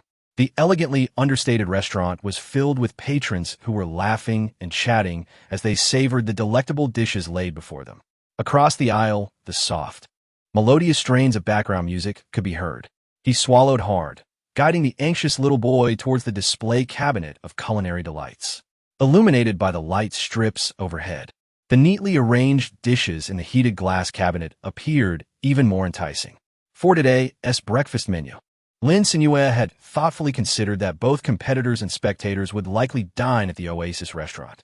Hence, she crafted a selection that was suitable for all ages and easily portable. The offerings included crystal shrimp dumplings, sweet shrimp and avocado sandwiches, fishball soup, and seafood noodles. The first 3 items were conveniently packaged for takeout. Nearby, a row of insulated meal boxes adorned a silver gray counter. As for the seafood noodles, they were best enjoyed fresh, with the sweetness of the seafood complementing the firm texture of the noodles, making them difficult to package. However, indulging in a steaming bowl of noodles in the morning was simply delightful. Consequently, many patrons specifically visited the Oasis restaurant to relish the seafood noodles while also taking some packaged meals to the swimming venue to watch the competition. Lin Cenyue noticed that the portion of the seafood noodles was quite substantial, so he took a bowl for himself. He then asked his younger brother to bring over a small bowl. Lin Cenyue divided the seafood noodles into a bowl, carefully placing a generous portion inside before ladling a generous amount of the steaming broth over it. He then pushed the bountiful bowl towards Lin Cenyue and urged, "Quickly eat. We still need to find the boss later." Lin Cenyue, who was holding a tray and searching for a seat, inadvertently caught sight of Lin Cenyue conversing with his brother in sign language. Driven by curiosity, she decided to sit beside them. As Lin Cenyue scooped a spoonful of the rich, pale golden broth made from shrimp, crab, and shellfish, he remained oblivious to her presence, utterly captivated by the exquisite flavor that prompted an involuntary exclamation. "This taste is astonishingly fresh." The broth carried a subtle hint of white pepper, which beautifully accentuated the natural essence of the seafood ingredients. On the other hand, Lin Cenyue was so eager to eat that he nearly buried his entire face in the bowl, only to accidentally scald himself in the process. Yet, he stubbornly refused to spit out the broth in his mouth. Gasping for air, he managed to cool the soup slightly before swallowing it down with impatience. The seafood broth was so delicious that it felt as though it could make his tongue fall off. The boy, who had never experienced such a rich array of flavors, had eyes as clear as water, suddenly alight with excitement as he eagerly picked up the slippery handmade noodles with his chopsticks. After the natural disaster, opportunities to enjoy regular food were exceedingly rare, and the group of children had not quite mastered the use of chopsticks, despite Lin Cenyue's struggles to grasp the noodles. The broth-coated strands slipped away like eels. After much effort, beads of sweat forming on his forehead, he finally managed to lift 2 strands and shove them into his mouth. With the first bite, the young boy felt that his efforts had not been in vain. The noodles, cooked to a tender yet resilient texture, exuded a rich, pure aroma of wheat. Unlike compressed cereal that required water to choke down, these noodles were a delight to savor. Lin Cenyue savored the handmade noodles, relishing the rich and sweet broth, reluctant to swallow. However, with the swimming competition fast approaching, he needed to discuss the matter of waving the flag with the oasis owner. So he reluctantly swallowed the noodles. Lin Cenyue cherished every bite as she savored the small bowl of seafood noodles. Meanwhile, Lin Cenyue, concerned about the energy expenditure from swimming later, indulged in some of his compressed cereal, relishing the thick and delicious broth. When the Lin brothers rose to depart, Lin Cenyue had finished her meal as well. She took a tissue to wipe her mouth. The boy lifted his gaze, looking towards the other diners at the shared table. Then, Lin Cenyue's mouth fell open in astonishment, her eyes wide with disbelief. A youthful and tender voice rang out, "Is that the boss?" Lin Cenyue had grown accustomed to being gazed upon with a sense of reverence and admiration. She casually tossed the crumpled paper into the trash bin and spoke with an air of indifference. "Yes, it is I. Is there something you wish to discuss?" Lin Cenyue tugged at her brother, nodding vigorously. "There is something I wish to inquire about." The boy, displaying a precocious seriousness, gazed hopefully at the radiant and beautiful young girl before him. "My brother has a hearing impairment, yet he is eager to participate in the swimming competition. Therefore, I would like to ask whether the race is signaled by a starting pistol or by waving a colorful flag to indicate the commencement of the event." Chapter 99. The competition officially commences. Lin Cenyue gazed into the expectant, ink-black eyes of both the large and the small, her tone light and cheerful. "Do you need to wave a flag to signal the start of the competition?" "That's perfectly fine. I agree." After all, she had yet to purchase the starting pistol. For Lin Cenyue, waving a colored flag was a more economical option, as the prices of flags and pistols in the system's marketplace were not equivalent. As for whether this would affect fairness, when the upgraded swimming pool employed its competitive mode, it could automatically detect if any participants jumped the gun, eliminating the need for vigilant observation. Lin Cenyue was taken aback by the unexpected turn of events. The child's face was etched with astonishment, which soon transformed into sheer joy. He fervently grasped his elder brother's warm hand, exclaiming, "Brother, you can participate in the competition." However, Lin Cenyue quickly recalled his brother's hearing impairment and turned to gaze into Lin Cenyue's eyes, which sparkled with a gentle smile, a wave of bittersweet emotion washing over him. His brother could not hear the exuberance in his voice. Yet, from the radiance of his smile, it was clear that he understood he could indeed partake in the competition. Lin Cenyue conveyed the response from the oasis owner through sign language. eliciting a radiant smile from Lin Cenyue, whose eyes sparkled with delight. He nodded and began a gesture in sign language as well. Shall we head to the swimming pool? With only a little over half an hour remaining before the competition, it would be prudent to arrive early and prepare. Before Lin Cenyue departed, he purchased a box of shrimp dumplings and tucked it into the little boy's embrace, ensuring he would have something to eat when hunger struck later. Lin Cenyue followed the surging crowd and streamed into the second floor viewing area. The atmosphere was filled with a cacophony of conversations, both familiar and unfamiliar, as attendees discussed the upcoming inaugural swimming competition at Oasis. Following the calamity of the recent heat wave, the remaining entertainment options were exceedingly scarce. The announcement of an exhilarating and thrilling contest at Oasis quickly drew in a multitude of spectators. Within mere minutes of ticket sales commencing, over 1,000 tickets were snatched up, leaving latecomers bereft of even a glimpse of availability.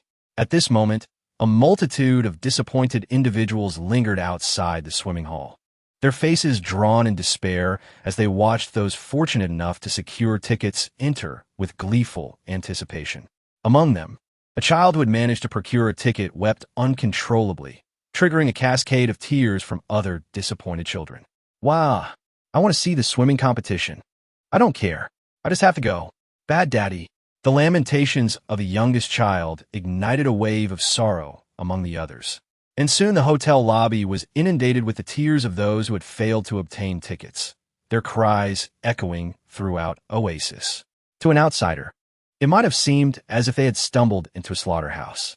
Parents accompanying the children were left astounded, for upon witnessing the tears of their peers, their own offspring could not be consoled, no matter the entreaties. They fretted over the possibility that this commotion might attract the attention of Oasis's owner, leading to their expulsion from the premises.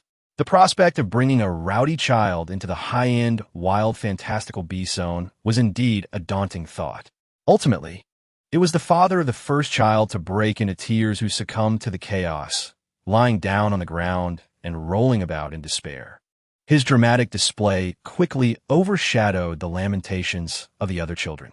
The sheer volume of his cries startled the previously wailing children into silence, as they gazed in bewilderment at the grown man who was now covering his face and howling. Children's emotions are fleeting, and soon the other parents seized the opportunity to console their stunned offspring, averting an escalation of the situation. They were particularly relieved that the owner of Oasis was absent. Had he been present, they feared their children might cling desperately to his legs, pleading to enter the swimming hall.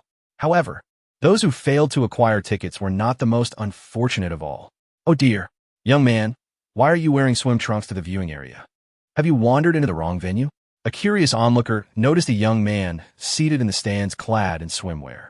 This inquiry struck a poignant chord within him, nearly bringing him to tears. With a heavy sigh, he explained, "I arrived 2 minutes late and missed the registration." He had dashed into the swimming hall at a sprint, only to witness the registration machines display registration closed before going dark. He had felt utterly despondent at that moment. Yet, unwilling to leave empty-handed, he purchased a viewing ticket for 5 points to partake in the swimming competition.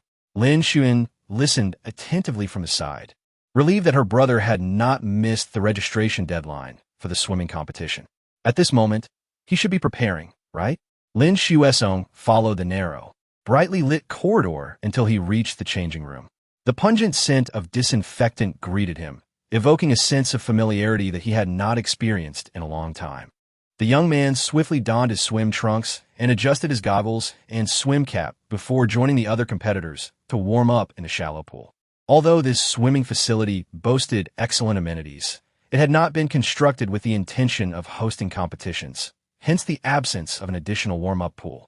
Those seeking to acclimate to the sensation of swimming in the water could engage in light exercises in the adjacent shallow pool next to the competition area. Lin Cenyue naturally made his way there. It had been a full 9 years since he last swam, and the sight of the shallow blue water filled him with genuine warmth.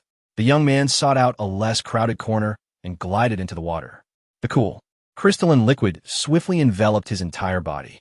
His legs struck the surface, sending up sparkling, snowy droplets, and his movements showed no hint of clumsiness. As more and more people gathered in the shallow pool, Lin Cenyue practiced a few strokes of freestyle before emerging from the water. Draped in the towel provided by the swimming facility, he found his designated spot according to his number and settled in, quietly awaiting the commencement of the competition. Lin Cenyue glanced at the time. It was precisely on the hour. The prearranged electronic announcement resonated throughout the swimming arena as the first group of competitors ascended the diving platform. With the sharp blast of his whistle, Lu Guanyu at the end of the lane brandished the raised, colorful flag, signaling the official commencement of the competition. Splash! The participants plunged into the water in unison. However, the speed at which they swam was indeed a matter of personal perspective and discernment. Lin Cenyue observed, with a slight twitch at the corner of her mouth, the competitors occupying the two lanes at the edge. Despite their vigorous splashing in the water for quite some time, they had yet to advance even half a meter. She cast a glance at the profiles of the two individuals, one of whom had registered as a lifeguard, confidently asserting in their resume that they swam with remarkable speed. Lin Cenyue was left speechless, a hint of trepidation lingering within her. Fortunately, all those who had expressed interest in becoming lifeguards had chosen to participate in this swimming competition, allowing her to witness their true capabilities. Otherwise, had she relied solely on resumes, she might have hired a lifeguard proficient only in the dog paddle. In the unfortunate event of a drowning, the customer could very well be sinking to the bottom of the pool before the lifeguard even arrived.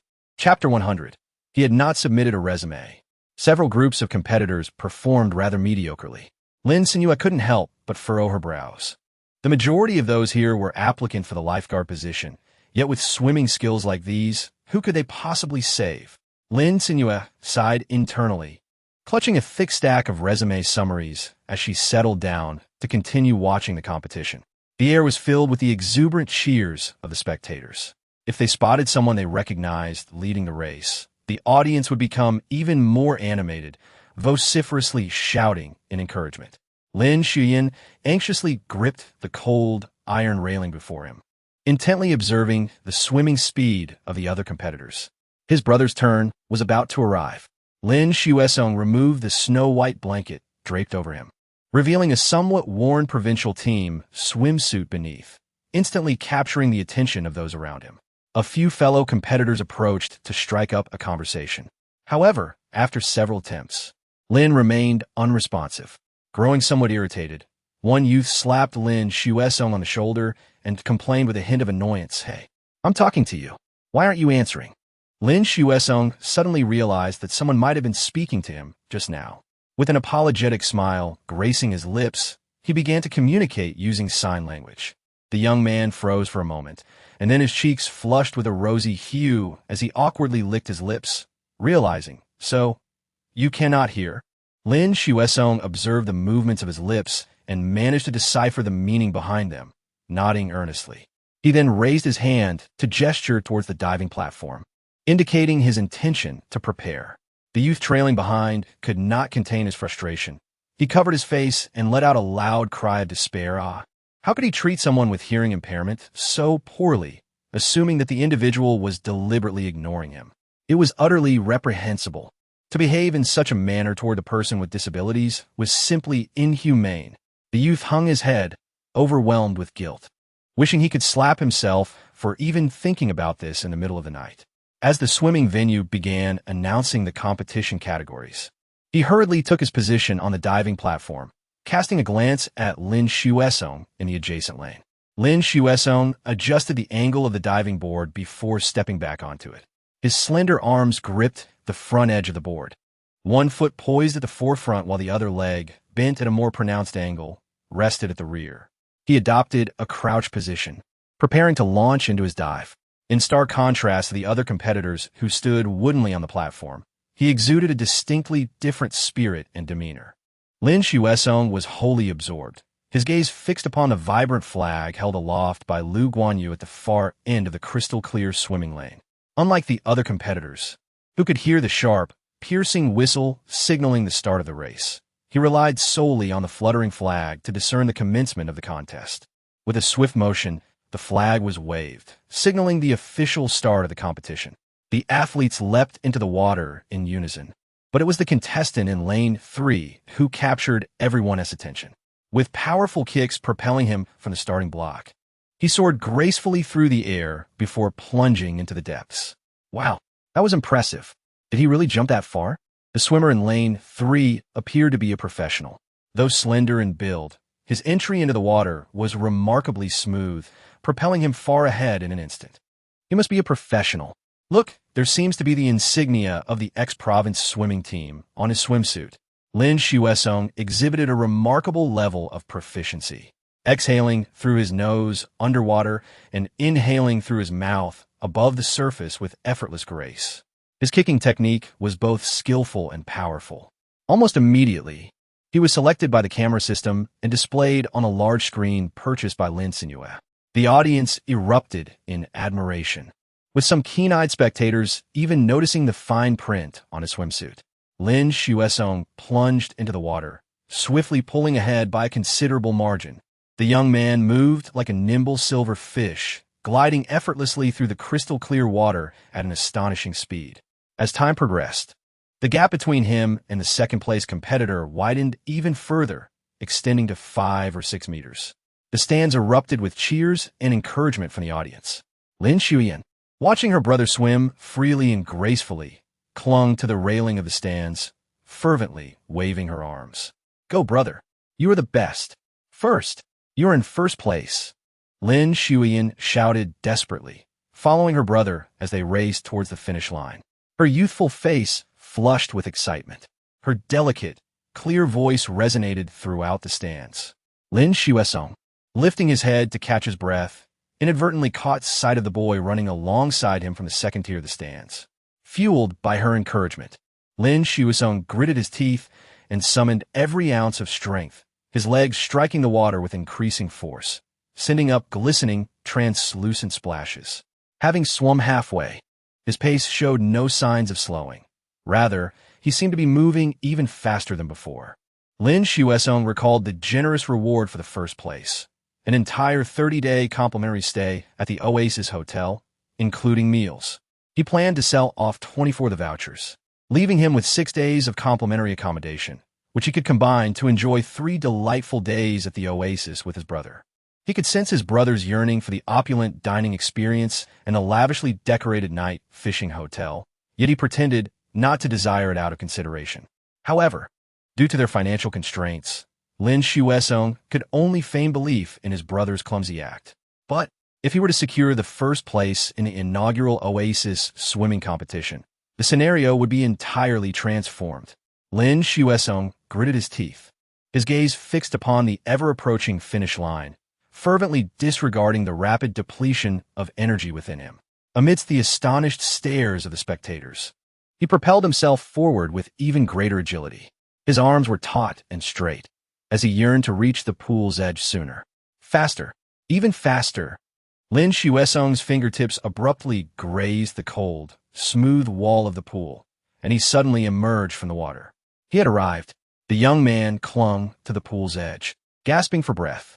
Once he regained his composure and turned his head to look, he noticed that the second competitor was a good 10 meters behind him. His name and time swiftly appeared on the screen of the swimming arena. Lin Cenyue, 0:25:10. Lin Cenyue surged to the top position with an overwhelming momentum, surpassing the second-place competitor by more than 4 seconds. The audience erupted in astonishment. Although they had sensed that the swimmer in lane 3 was performing remarkably well, they had never anticipated such a significant lead over the other competitors. It was only upon witnessing the disparity in the results that the reality truly sank in. Absolutely incredible. Lin Cenyue excitedly clutched the railing, fervently waving in the direction of her brother. Lin Cenyue, who had just emerged from the pool, appeared somewhat drained as he sat on a plastic chair beside the water, enveloped in a thick, soft towel. A faint smile adorned his lean cheeks, and upon noticing his exuberant younger brother bouncing with joy, he raised his hand to signal Lin Cenyue to refrain from grasping the railing before he too waved back at the boy. Subsequently, he began to rummage through a pile of lifeguard resumes in his lap. The young girl was taken aback, as she was astonished to discover that this remarkably swift swimmer had not submitted a single resume. Chapter 101. How to Add a Position Lin Cenyue. Lin Cenyue? Lin Cenyue was utterly bewildered. She frantically rummaged through the resumes once more, realizing that it wasn't an oversight, but rather a genuine absence. Judging by their attire, it was evident that the two brothers didn't come from affluent backgrounds, and it was highly probable that they had never set foot in the green oasis. Thus, they would naturally be unaware of a lifeguard recruitment. Lin Cenyue choked back her emotions. She never anticipated that her moment of laziness would lead to the loss of such a remarkable talent. Lin Cenyue could only regretfully note the name of the young man, intending to observe the performances of other candidates for the position. If their performances proved unsatisfactory, she could indeed consider maneuvering Lin Cenyue into the hiring list. However, the subsequent rounds of competition showcased a marked improvement as contestants skilled in swimming began to emerge, constantly refreshing the leaderboard. Yet, Lin Cenyue's name remained firmly at the pinnacle, surpassing a host of faster swimmers. It was not until the halfway point, following the conclusion of the men's swimming competition, that everyone was astonished to discover Lin Cenyue still atop the leaderboard, having outpaced the second-place contestant by over half a second. Meanwhile, Lin Cenyue clutched a stack of resumes, torn between her thoughts. The good news was that the two lifeguard resumes she had selected were indeed of high quality, corresponding to the current second and fifth ranks on the leaderboard. The third and fourth spots were occupied by two high-tier beastmasters, whose physical capabilities had been enhanced due to their contracts with their magical beasts. It was only natural that they would swim faster than the average person. Of course, their presence in the fiercely competitive top 10 was also attributed to their prior swimming prowess and frequent practice at the swimming pool. Yet, as for the first place, Lin Cenyue found herself in a dilemma, contemplating whether to make an exception and recruit him. However, what position could she possibly assign? She sensed that Lin Cenyue had a profound affinity for swimming. If she were to transfer him to a different role, it might not allow him to fully utilize his strengths, and his hearing impairment posed a significant challenge, rendering him ill-suited for many positions requiring interpersonal communication. Nevertheless, the candidates who ranked second and fifth had no apparent shortcomings. It would be disheartening if someone who had not even submitted a resume overshadowed them. Such news would not reflect well. Lin Cenyue was almost at her wit's end. At this moment, the swimming pool announced the events for the women's category. Given the inherent differences in physique and endurance between the genders, the women required a longer time to complete the same distance in the swimming lanes. Nevertheless, the competition remained fierce as they were vying for substantial prizes. Lin Cenyue inadvertently caught sight of the male competitors changing into their attire and made her way up the steps to the second-floor spectator area. Among them were the top 10 contenders, casually draping their arms over one another.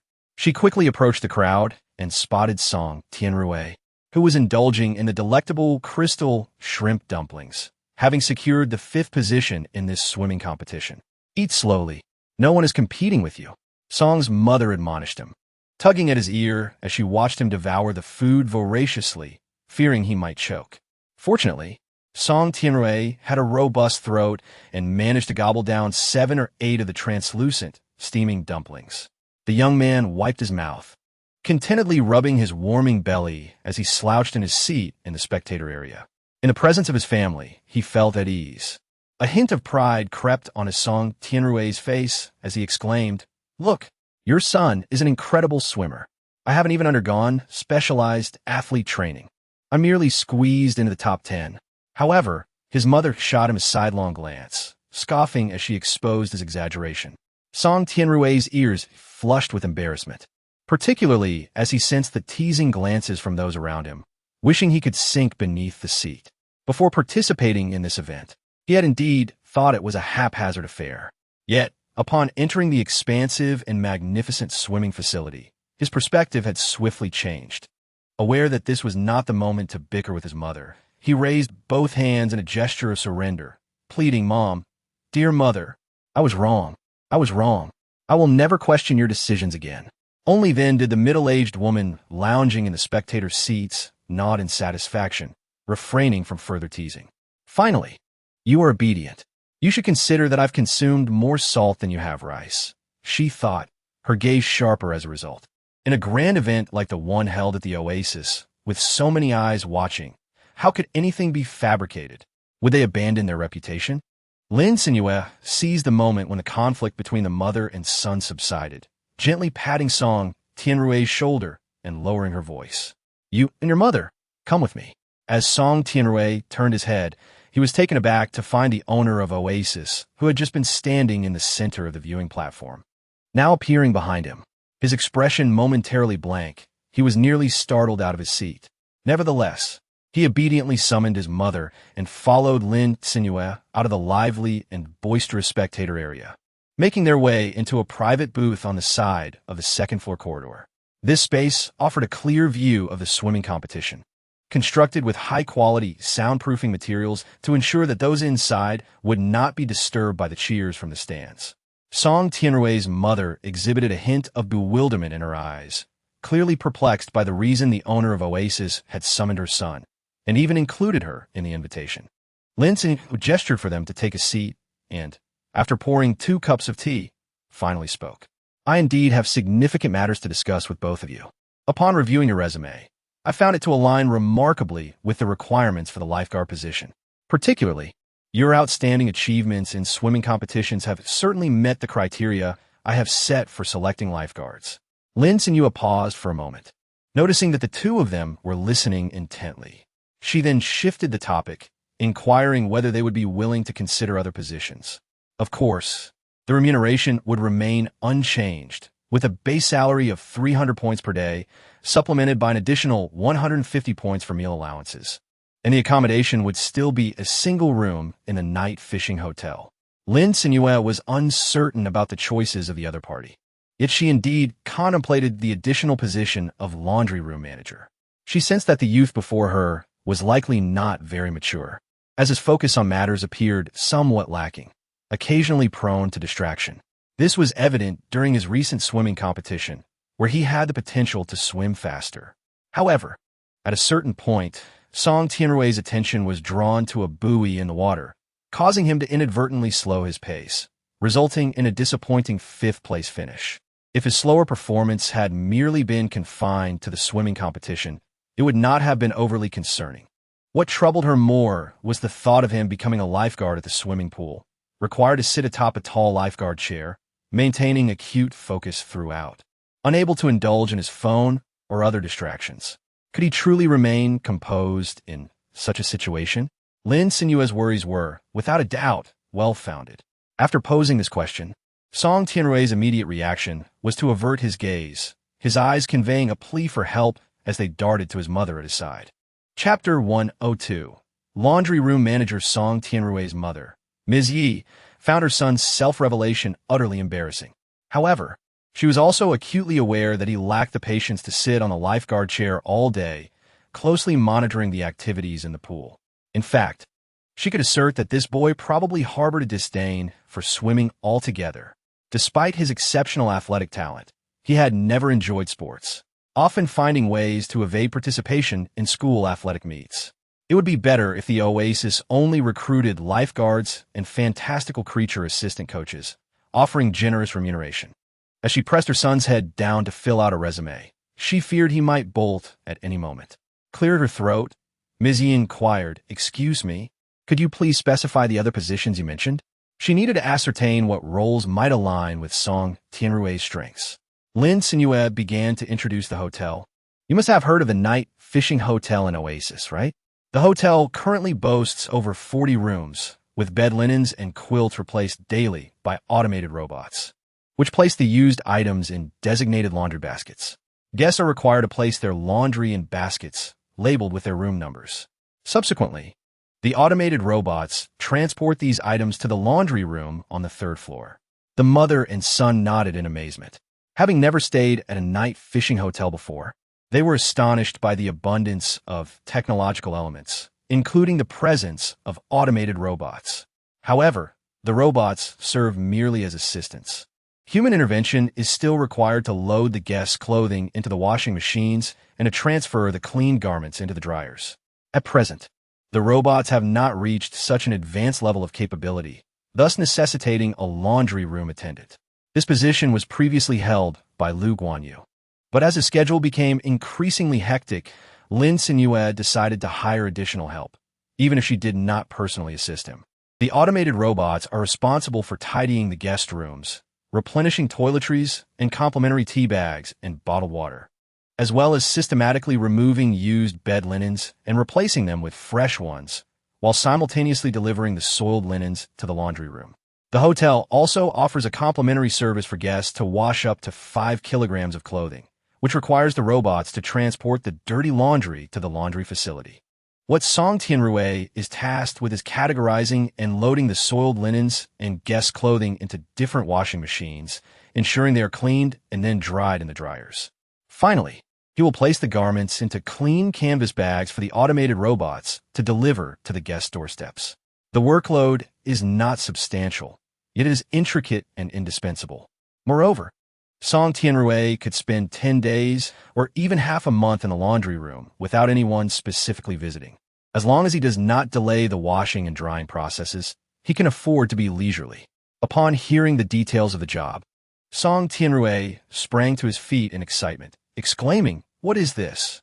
This is a tailor-made, absolutely perfect position for me to relax and enjoy myself." Overjoyed, he grasped Lin Cenyue's hand, shaking it fervently. Mizzy cast him a sideways glance, somewhat speechless, yet she refrained from arguing. She understood, well, that the task of loading laundry into the machines could be managed by anyone, even if the night fishing hotel were to expand its number of rooms in the future. Nonetheless, with numerous washing machines operating simultaneously in the laundry room, the process of washing and drying would still be quite efficient. Upon successfully negotiating the transfer, Lin Cenyue's lips curled into a gentle smile. "Now, allow me to facilitate your onboarding process. This way, you can utilize the daily meal subsidy at the Oasis restaurant during lunch and enjoy a discounted price. However, do note that the employee discount is strictly for personal use." Song Tianrui nodded eagerly, his eyes brimming with anticipation. Earlier that morning, he had visited the Oasis cafeteria and was enchanted by the aroma of the seafood noodles. Were it not for his intention to participate in the inaugural Oasis swimming competition, which would leave him overly satiated and potentially ill in the pool, becoming the laughingstock of Hope City, he would have insisted on indulging in 2 bowls. Lin Cenyue clicked on the section for hiring employees within the system, selecting the subcategory for employing local natives. In no time, a list of potential hires within a 5-meter radius appeared before her. With practiced ease, she clicked on the chibi avatar of Song Tianrui, opted for hiring, and promptly received the system's approval. Local native Song Tianrui has become your employee. For any inquiries, please refer to the employee panel. Lin Cenyue deftly navigated to the employee panel of the system. Assign employees to Song Tianrui. Employee gender, male. Employee age, 21. Employee race, human. Employee specialties, athletics, idleness. When his idleness exceeds 2 hours per day, his work efficiency will surge by 130 within 24 hours. Daily wage, 300 points, additional subsidy, 150 points meal allowance. Lin Cenyue's gaze lingered momentarily on the 2 characters for fishing, and she could not help but feel relieved that she had assigned him to the position in the laundry room. Had he truly become a lifeguard, she would have harbored genuine concerns for the safety of the patrons. Song Tianrui departed joyfully with his mother, already contemplating what to have for lunch. Lin Cenyue also followed behind and exited the partition. As she raised her eyes, she beheld the leaderboard updating before her. The scores in the women's category were indeed much more closely contested than those in the men's. These young women were exerting every ounce of their strength in a fervent bid for a place in the top 10. The scene of fierce competition in the pool was so exhilarating that most of the spectators in the stands could not help but rise to their feet, cheering fervently for their favored competitors as they sought to surpass their rivals. As Lin Cenyue emerged, the women's competition had already progressed significantly. The fluctuations in the top 10 rankings had considerably diminished. However, there were still competitors who were fully committed, striving to break the records set by their predecessors, igniting a fervor among the spectators. Lin Cenyue extracted the resumes of the 2 young ladies she had previously favored, scanning the leaderboard for their names. The competition was not yet concluded. Both were currently positioned within the top 10, albeit not very high. One held the fourth place while the other occupied the seventh. Notably, the remaining competitors in the top 10 were all illusionists who had not registered for lifeguard positions. Thus, their achievements could be deemed quite commendable. Chapter 103. The second-place 4-star employee, the current Oasis swimming competition concluded successfully, and the subsequent award ceremony was about to commence. Spectators wishing to dine were kindly requested to wait until the award ceremony had concluded before exiting in an orderly fashion. Lin Cenyue grasped the microphone and announced that, due to the conclusion of the swimming competition, the Oasis restaurant had commenced its operations. The spectators, upon receiving the notification regarding the restaurant's hours, could no longer remain seated. However, in their eagerness to leave, the stands descended into a state of chaos. Lin Cenyue presented complimentary accommodation and dining vouchers for varying durations at the Oasis Hotel, along with medals produced by the system, to the top 10 competitors. The participants accepted the vouchers with elation, each contemplating how to best utilize their rewards. I plan to bring my mother to the Oasis for a few days. She hasn't stayed in such a fine place since the disaster. I intend to take my younger siblings along. I'm considering selling part of my vouchers. Does anyone wish to purchase them? Meh.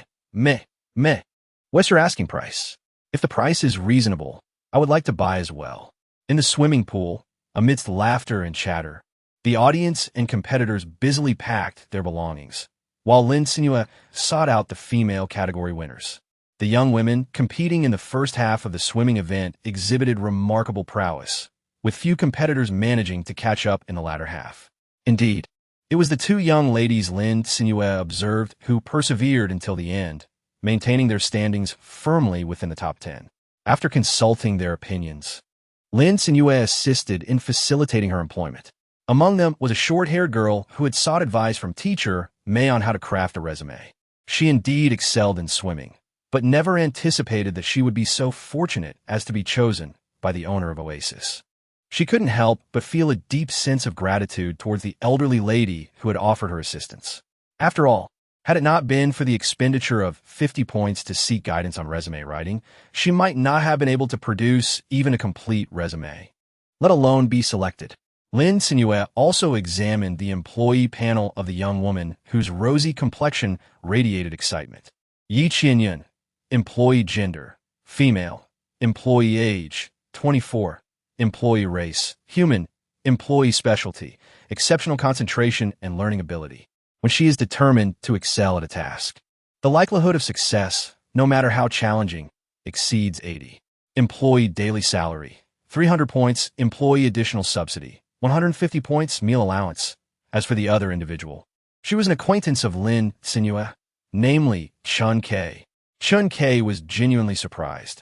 Upon hearing that Oasis was hiring, she submitted her resume among many others. To her astonishment, she was selected. This was Oasis, after all, especially with the meal allowance combined with employee discounts. It was tantamount to having meals and accommodation provided, along with a daily salary of 300 points. There was no need to face the peril of battling wild phantom beasts, nor to endure the scorching sun. All she had to do was sit in the humidity-laden swimming pool, keeping an eye out for any customers in distress. If any customer were to be in danger of drowning, she simply needed to rescue them. It was truly a dream job. Chun K felt immense gratitude for her decision to join as a sports specialist in freestyle swimming during her youth, and her long limbs indeed endowed her with a natural aptitude for swimming. Thus, with her remarkable physical condition and proficiency in swimming, she effortlessly secured a spot among the top 10. Chun K was absolutely enamored with this position. Moreover, her sister Chun was very supportive after learning about her application. After all, while the hunting team could earn a considerable amount of points, it was still a profession fraught with dangers and hardships. Chun K was the first customer welcomed by Oasis, and Lin Cenyue naturally placed great trust in her, directly binding her as an employee. The employee panel was swiftly updated. Chun K, employee gender, female, employee age, 19, employee race, human, employee specialty, bringer of luck. When she or her friends find themselves in dire straits, there's a 99 chance that a rebound buff will activate, altering the situation and allowing them to escape their predicament. Employee daily salary, 300 points, employee additional subsidy. 150 points, meal allowance. Lin Cenyue's eyes widened in astonishment upon witnessing Chun Kei's remarkable abilities. She never anticipated that he possessed such an extraordinary passive buff. No wonder Chun Kei, despite being accompanied by a heavily injured contracted beast and inadvertently wandering into a high-tier wild beast zone, could fortuitously encounter the newly opened oasis. The value of employing such exceptional staff is truly commendable. Lin Cenyue did not forget the Lin family brothers, as well as the young man who secured second place in the men's swimming competition, a robust figure with bronze skin. Chun-Yi could hardly believe her ears. What? Me? Lin Cenyue nodded, acknowledging, your swimming speed is remarkably swift, perfectly aligning with the standards for lifeguard recruitment at Oasis. If you're inclined, you may proceed with the onboarding process right now. Chun-Yi beamed with uncontainable joy, exuding an air of sincerity. He pinched his thigh to assure himself he was not dreaming, and exclaimed repeatedly, I am willing. How shall I proceed with the onboarding? Lin Cenyue skillfully completed the necessary arrangements. She then turned her gaze towards the anxious Xie brothers standing nearby.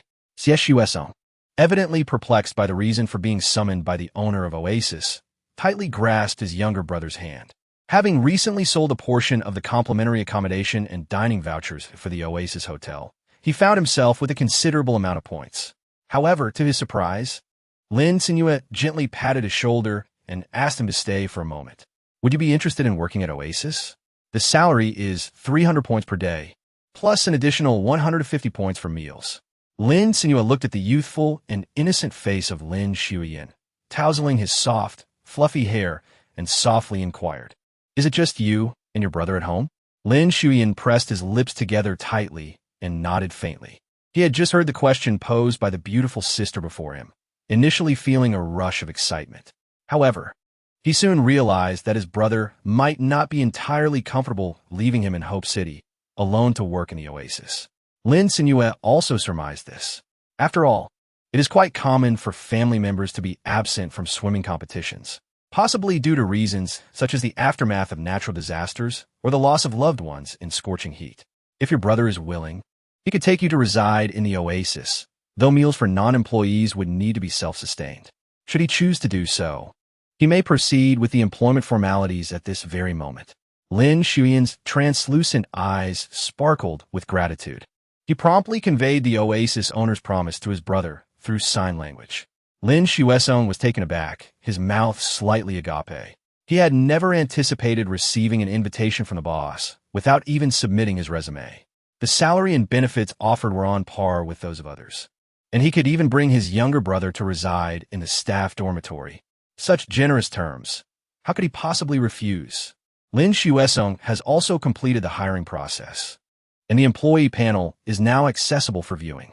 Lin Cenyue cast a glance and was pleasantly surprised to discover the appearance of the second 4-star employee. Chapter 104. Oasis employee benefits. The individual's expertise aligns perfectly with the needs of the swimming facility. Due to a hearing impairment, their dynamic vision is several times superior to that of an average person, akin to that of an eagle's eye. They can accurately capture essential information without being distracted by extraneous details. Quite impressive indeed.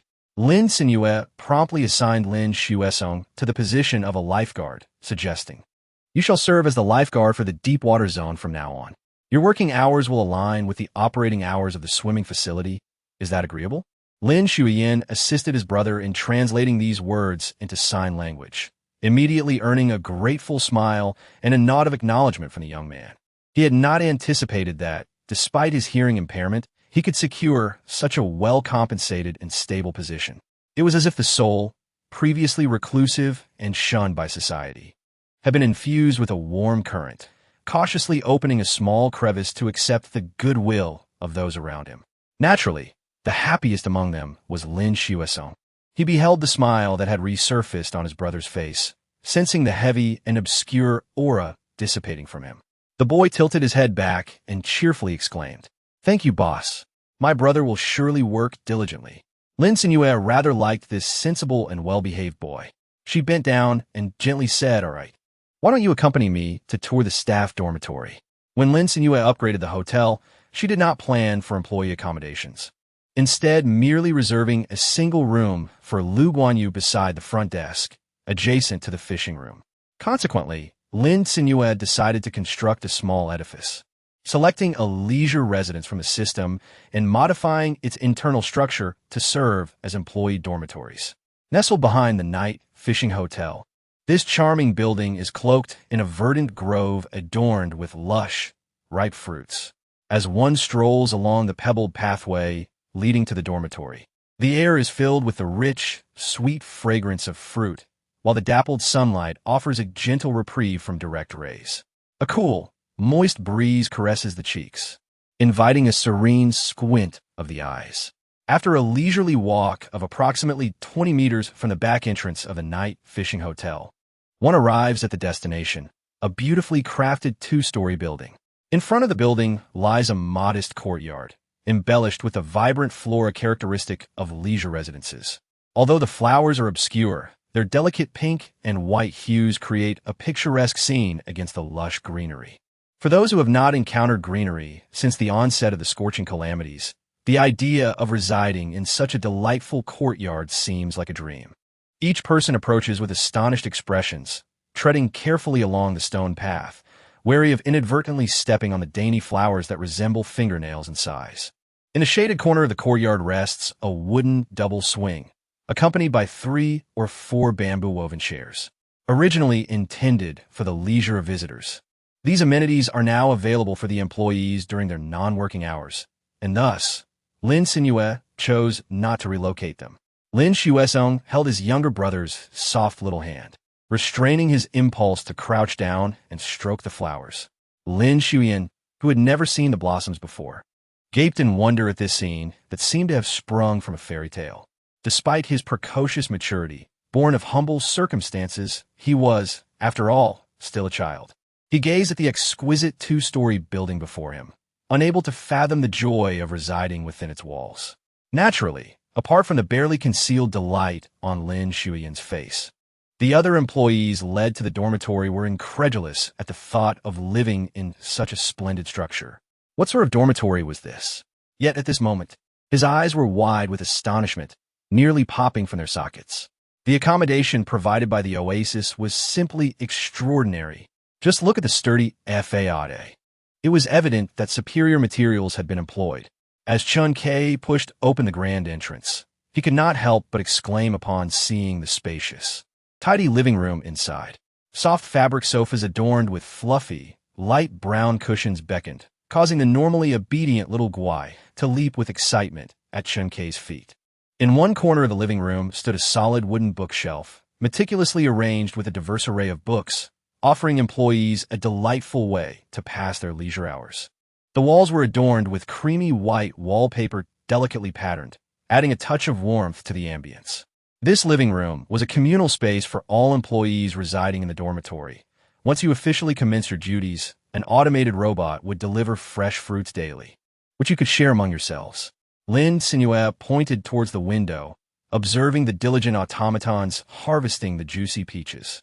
After all, the yield from the fertile black soil is truly beyond the consumption capacity of the Oasis restaurant and beverage area.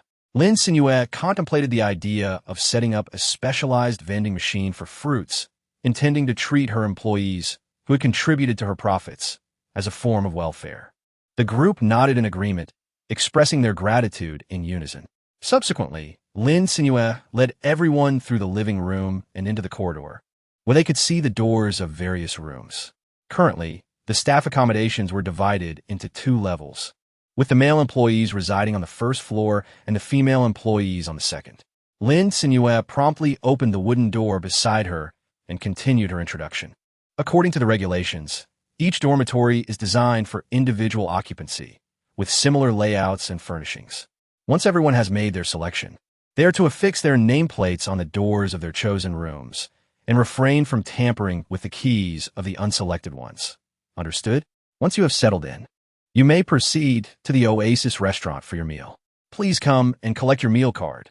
The meal subsidy has already been deposited within. Lin Cenyue took out a stack of cards adorned with picturesque scenes of the Oasis fish pond and distributed them among the newly hired employees. Upon receiving their cards, the group eagerly dispersed, each selecting their preferred rooms. The young ladies exchanged greetings with the boss before ascending the staircase to the second floor. Lin Cenyue gazed at the two brothers of the Lin family, who had yet to depart. You are younger and live with your elder brother. Is that acceptable? Lin Cenyue greatly appreciated the way the beautiful sister engaged with him on equal footing. He nodded earnestly, relaying his boss's words to his brother. Then, he waved goodbye to Lin Cenyue, preparing to venture into the corridor to select a room. Lin Cenyue suddenly recalled something and called the two of them to a halt. She explained that the employee discount at Oasis could only be used by the employees themselves. However, given their special circumstances, she proposed an alternative. The 150 points allocated for daily meal subsidies could be utilized by anyone. Yet, any excess usage would not be permitted. It wasn't that Lin Cenyue was being stingy. Including both brothers under the employee discount wouldn't significantly deplete the points. Still, setting such a precedent could lead to other employees bringing their relatives and friends as well. This way seemed more equitable. Chapter 105. Exceptional treatment. Chun Kei ascended to the second floor and pushed open the door nearest to the staircase, revealing a spacious and tidy room. The sheer, delicate curtains allowed sunlight to flood the space, illuminating it brilliantly. The soft bed was adorned with pristine white linens, and Xiao Guai, who was closely following Chun Kei, excitedly leapt onto the bed, reaching for the little night light perched on a bedside table. Seeing the tiny paw leave its mark on the corner of the bedding, Chun Kei couldn't help but poke that fluffy little face. Without further inspection of the other rooms, she decided to claim this one as her dormitory. The room, approximately 30 square meters, was luxuriously appointed, far superior to the cramped, dilapidated dwelling she had previously inhabited. She was thoroughly satisfied with such accommodations. A row of natural wood cabinets lined one side of the room, providing ample storage space. The independent bathroom featured a separate wet and dry area, and the shower head delivered a continuous stream of cool water.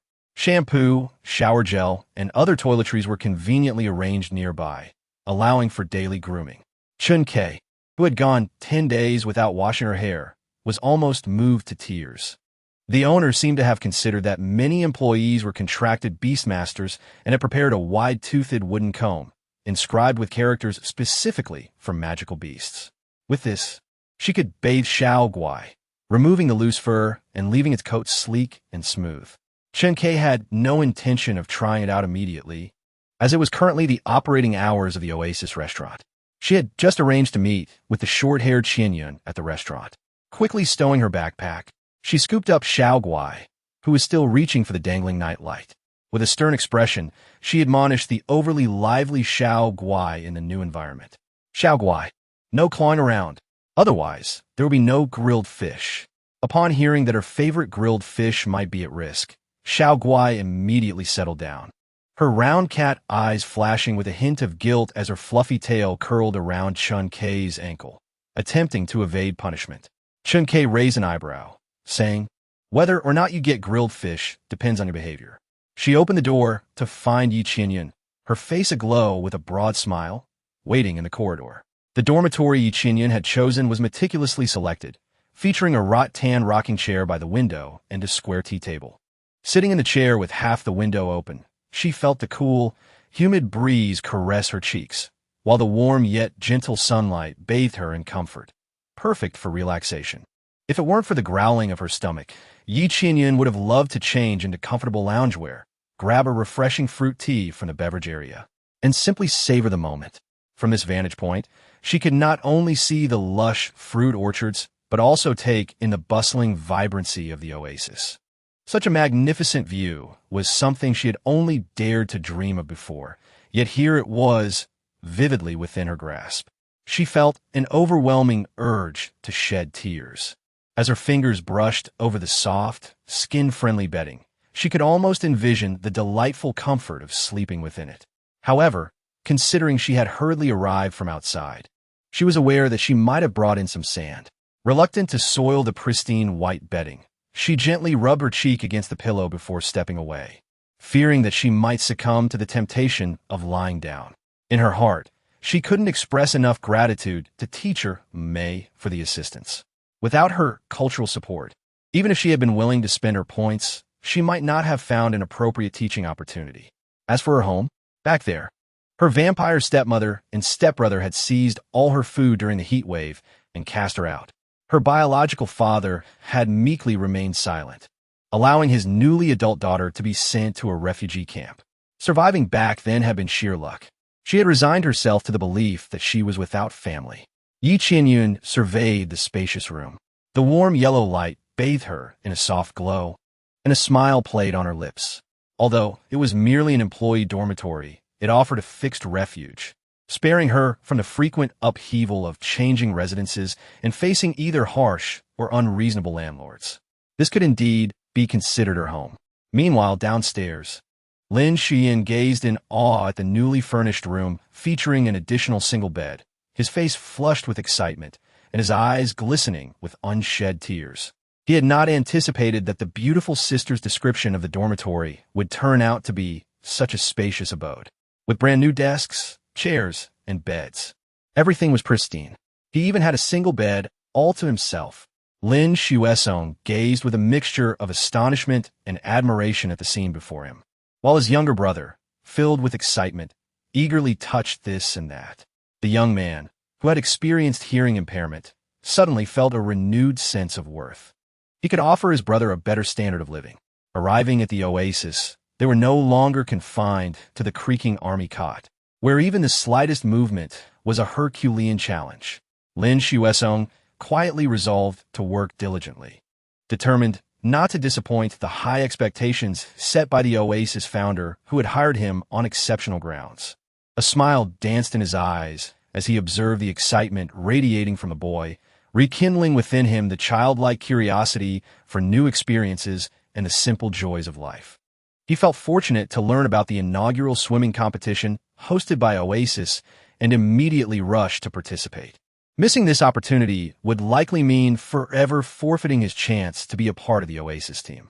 As Lin Cenyue and Chun Kei descended the staircase, engaged in lively conversation, they fortuitously encountered the Lin brothers emerging from the building, and together they headed towards the night fishing hotel. Although Xiao Guai was quite intrigued by the numerous lifeless cat-like fantasy creature cubs lounging in the beverage area, his heart was still yearning for the fragrant, crispy, tender grilled fish. With a quick glance, he hastily caught up to his contracted companion's pace. Upon their arrival at the Oasis restaurant, the sheer number of patrons inside astonished the newly hired employees. Chun Kei, having not visited Oasis for quite some time, was taken aback by the expansive space the restaurant now occupied, bustling with diners as if they were dumplings being dropped in a boiling water. Latecomers struggled to find available tables. The group gazed longingly at the lavish array of dishes displayed in the showcase, salivating at the rich, enticing aromas wafting from patrons' tables, their legs instinctively leading them to the end of the queue. Among them, the youngest Lin Cenyue was particularly captivated, his bright, lustrous eyes nearly glued to the steaming dishes, his already empty stomach growling incessantly. However, he was acutely aware that his brother's daily meal allowance was a mere 150 points, and with no wages received yet, he could not afford to overspend. The boy pressed his face against the transparent glass of the dish showcase, calculating which items he could afford. Coconut curry shrimp, pickled black fish fillets, stir-fried clams, dry-fried shredded cabbage, caramelized taro, along with freshly picked persimmons transformed into luscious persimmon snowballs. Each dish was tantalizingly tempting. Chapter 106. Employee discounts bring great rewards. Lin Cenyue swallowed hard, acutely aware that her brother was financially constrained, having just arrived at the Oasis without even receiving his salary, making it imprudent to tap into their savings. At that moment, the queue for collecting meals advanced to the newly hired staff. Chun Kei swiped the meal card distributed by the boss at the card reader positioned above the display of dishes. The reader illuminated with a green glow, and a mechanical voice emanated from it. Ding. Card swiped. Employee Chun Kei Detective. Your available employee discount is 30 off. This discount left Chun Kei utterly astonished, her eyes widening in disbelief as she gazed at the reader, confirming that the screen indeed displayed a 30 discount. She had misheard. The girl licked her lips, quickly calculating how much she could save on these dishes. She concluded that the boss must have subsidized the employee discount. Given that the Oasis restaurant already offered reasonably priced dishes, even those who were not particularly skilled beastmasters could indulge frequently. This 30 discount was undeniably remarkable. With the daily meal allowance of 150 points loaded on her card, Cenyue suspected she could feast heartily for breakfast, lunch, and dinner, along with afternoon tea from the beverage area, and still have some points left over. Moreover, judging by the announcement from the card reader, her employee discount of 30 might pale in comparison to the even lower discounts available to those in higher positions. Such a benefit was simply extraordinary. Lin Cenyue, taken aback by the announcement, watched in amazement as the two sisters who had joined the company alongside her brother conferred briefly before deciding to take all the dishes and share them. Subsequently, Cenyue and Yearning used their meal cards to settle the bill. With their meal allowance combined with the employee discount, they filled 2 plates to the brim for less than 120 points. The boy quickly communicated through sign language to his brother about the remarkably advantageous employee discount and guided him to place his meal card on the reader. With another ding, the announcement echoed again, confirming that, just like the 2 employees before him, he too could avail of the 30 discount. Lin Cenyue excluded the stir-fried clams with chili from his selection, considering that his younger brother was still in the process of teething and had not opted for the crispy and tender taro.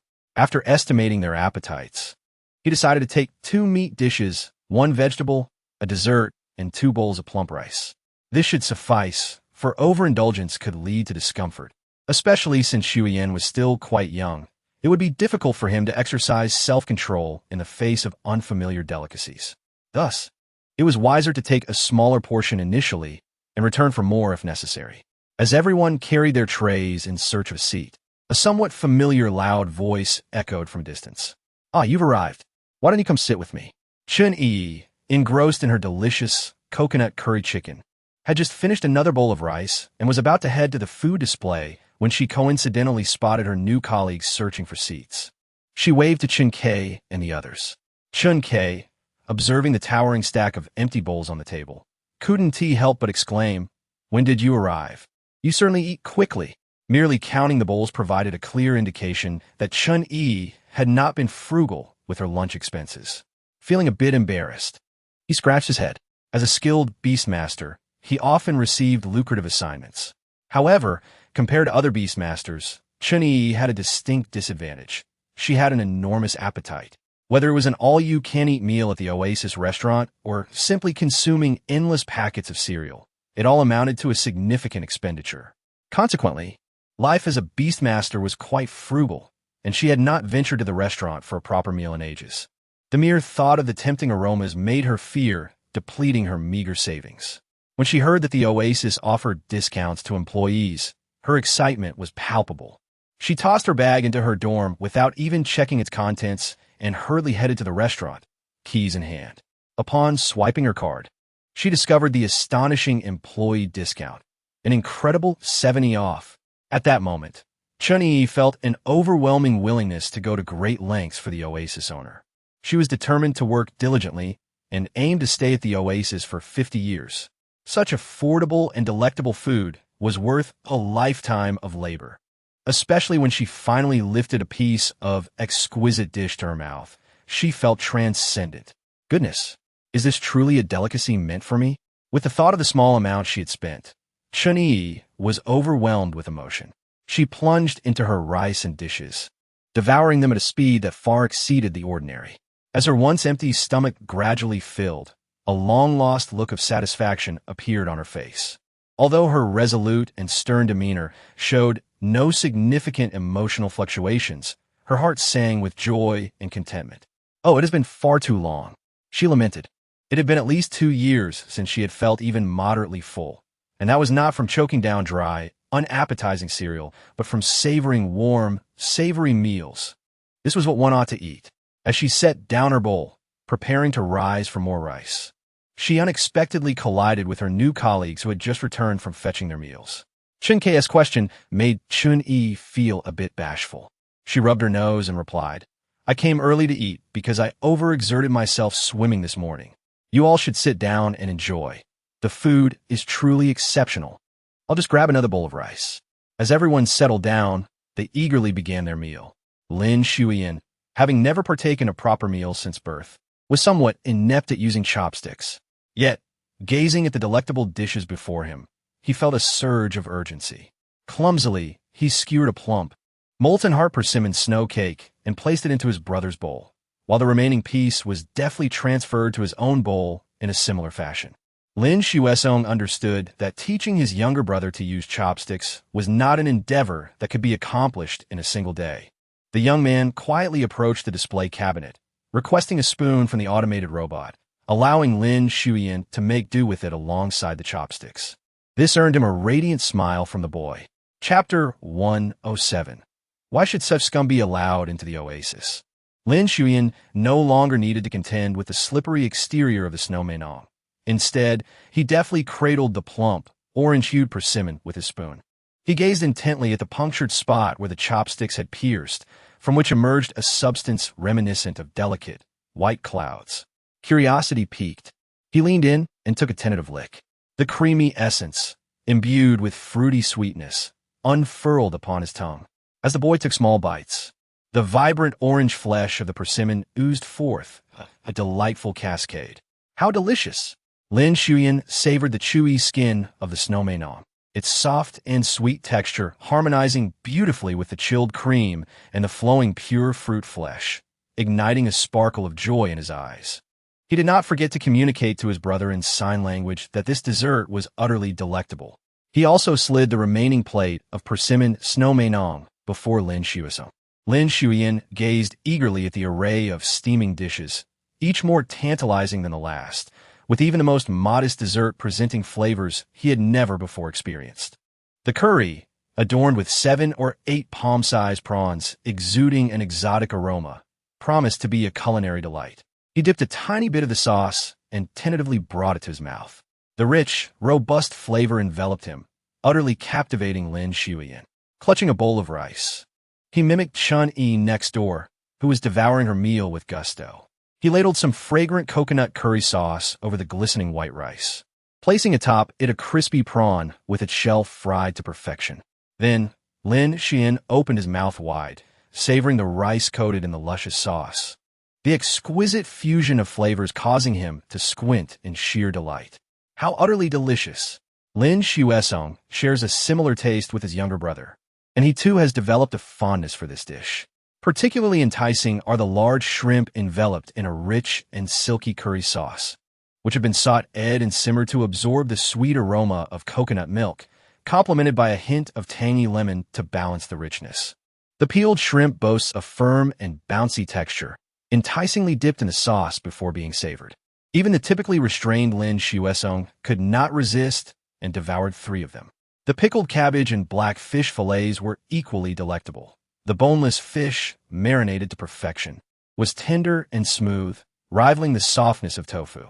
The milky white broth was so delicious that one could drink it straight, rich and flavorful. The black fish fillets, infused with the essence of pickled cabbage, were refreshingly delightful and left a lasting impression. This pickled cabbage blackfish is simply too delicious. I could easily order another serving. Chun-Kei eagerly indulged in a generous bowl of rice amidst the sumptuous dishes, finally turning his attention to the black fish fillets, unexpectedly finding them boneless, yet tender and exquisite. Yearning, curious, picked up a piece and remarked, "I believe the pickled cabbage is even tastier than the fish." However, despite the allure of the pickled cabbage, my heart remains loyal to the curry shrimp.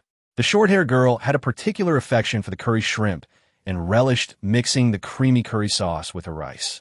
Were it not for the consideration of sharing dishes with her new colleagues, she might have devoured all the shrimp herself. Conversely, Chun-Kei was not particularly fond of curry. The two quickly coordinated, dragging their preferred dishes closer to themselves. Before long, the table, once laden with an abundance of food, revealed only a hint of sauce at the bottom of the plates. By the end of the meal, both Chun-Kei and Yearning felt a bit stuffed. Yet there remained a small portion of pickled cabbage blackfish. Chun-Kei sought Yearning's opinion and decided to extract the fish fillets. Pouring some water from the kettle provided on the table to wash away the sour and spicy flavors. Leisurely feeding the small pet who had just finished licking its paws after the grilled fish. The little one, pleasantly surprised to receive a second course after the grilled fish, exhibited sheer excitement, meowing eagerly as it pawed at Cenyue's trousers, devouring the 3 or 4 pieces of delectable fish. Sated, the two leaned back against the soft sofa, rubbing their slightly bulging stomachs. Cenyue affectionately stroked the similarly rounded belly of the small pet nestled beside him, feeling utterly content, especially considering that they had barely spent half of their meal allowance. The employees present cherished this hard-earned job even more. Cenyue popped a soft and sweet persimmon mochi into his mouth, ending his culinary battle, relishing the rare fullness. He felt a twinge of guilt thinking about the savings from the employee discount, feeling somewhat sheepish about taking advantage of the boss's generosity. Rising, he announced, "I plan to check out the swimming pool first. Are you all coming?" Since they had already claimed their meal allowances for the day. Even without explicit instruction from the boss, it was prudent for them to promptly return to work. This proposal was met with unanimous agreement from the group. Meanwhile, Lin Cenyue, who had yet to meet other new colleagues, was currently being guided by Lu Guanyu, familiarizing himself with the operation of the laundry machines and memorizing the necessary precautions, such as the need to sanitize the washing machine for 3 minutes before use. As it was not a particularly complex task, Lin Cenyue quickly grasped the process. The number of customers arriving at the night fishing hotel service desk during lunch was quite sparse, though exceptions did exist. Just as Lu Guanyu stepped out of the elevator, he spotted a middle-aged woman standing at the service desk, her face etched with impatience. Before he could inquire about her needs, he felt a sense of foreboding but still endeavored to soothe the woman's agitation, saying, "I apologize, ma'am. I had to attend to something upstairs. How may I assist you?" The middle-aged woman scoffed, refusing to meet his gaze, instead dismissively retorting, "What can you possibly do? Get your boss out here." While it was acceptable to summon the boss, it remained unclear what issue warranted such a demand. Lu Guanyu's expression hardened slightly as he observed the woman's unkind demeanor, recognizing that she was likely seeking trouble. However, he could not discern her true intentions at that moment. In the distance, customers seated in the hotel's executive corridor craned their necks to witness the unfolding drama at the service desk, evidently intrigued by the commotion. It was imperative to resolve the issue swiftly. Otherwise, the woman's outburst could tarnish the reputation of the night fishing hotel. In the next moment, Lu Guanyu grasped the nature of her grievance. Chapter 108, Troublemakers Blacklisted. The onlookers, eavesdropping with keen interest, had dined at the Oasis restaurant numerous times and were now animated by the prospect of gossip. They were well aware of the recent hiring decisions at the Oasis, particularly since employees enjoyed a substantial discount during lunch. This news had spread widely, inciting envy among those who did not secure positions. However, there were not many who begrudged the new hires, as they had all participated in the Oasis's inaugural swimming competition that morning, where the final selections were based on tangible performance, a fair assessment. Suddenly, a voice emerged, claiming that the newly hired employees were of poor character, garnering the attention of the surrounding customers. They were eager to see how the Oasis would handle this accusation. If a new recruitment drive were initiated, some might seize the opportunity. Lu Guanyu furrowed his brow. He had interacted with the new employees and, based on his extensive experience as a president, found no evidence of misconduct among them. Can you stand by your words? In the Oasis, unjustly slandering others comes with consequences. Lu Guanyu's dark, profound gaze fixed on the agitated middle-aged woman, causing Zhang Fengrun to feel a flicker of apprehension. Yet, she quickly regained her composure, realizing that in a public setting, this individual could not harm her. Straightening her posture, she defiantly proclaimed, "How could I not know? I am her mother. Ever since the heatwave disaster, just ran outside. If it were not for the neighbors mentioning that her daughter was employed at the Oasis, she would have thought the girl had perished outside." The customers who initially sought gossip began to sense that the situation was more complicated than the woman had portrayed. Everyone was well aware of the chaos that ensued during the early stages of the heatwave disaster, where many regions fell under official control, and the challenges faced by solitary women were apparent. If there was truly nothing amiss, why would one abandon their home to venture out? The middle-aged woman noticed that only a few were supporting her, causing her to grow anxious. Many voiced their disapproval. Your daughter works at the oasis, earning well with great benefits. What's there to complain about? Exactly. Just say a few kind words. What kind of animosity could a mother and daughter possibly have? Zhang Fengruan's eyes flickered, and with a hint of guilt, she coughed softly, mumbling, "The child's father is ill and wants to see his daughter too." Her ambiguous stance only ignited hope among the applicants who had submitted their resumes, their eyes lighting up as they turned their gazes toward Lu Guanyu. Does this mean the oasis will be hiring again? Especially those who were skilled swimmers began to rub their hands together in anticipation. Upon hearing this, Zhang Fengruan was left dumbfounded. How could this happen? Zhang Fengruan, in a fit of exasperation, forcefully pushed aside the onlookers who were attempting to seize the opportunity. With a booming voice, she shouted, "That job belongs to my family. Why should you take it? How shameless!" She declared, "If she won't go, then my son shall." This revelation ignited the sympathies of those who initially felt for her plight, causing an uproar. They had assumed it was a serious matter, only to discover that it stemmed from her family's preference for male heirs, unable to bear the thought of her daughter, who had left home early, securing a good position. They were outraged that she would resort to causing a scene at the oasis, pressuring the employer to replace her daughter with her son. Furthermore, it was evident that she had not even grasped the contents of the recruitment notice that had been posted just days prior. When Lin Cenyue arrived with the new employees, she overheard Zhang Fengruan boasting that her son could join. With a sneer, she retorted, "I am the owner of Oasis. Can you elucidate what you mean by your family's work?"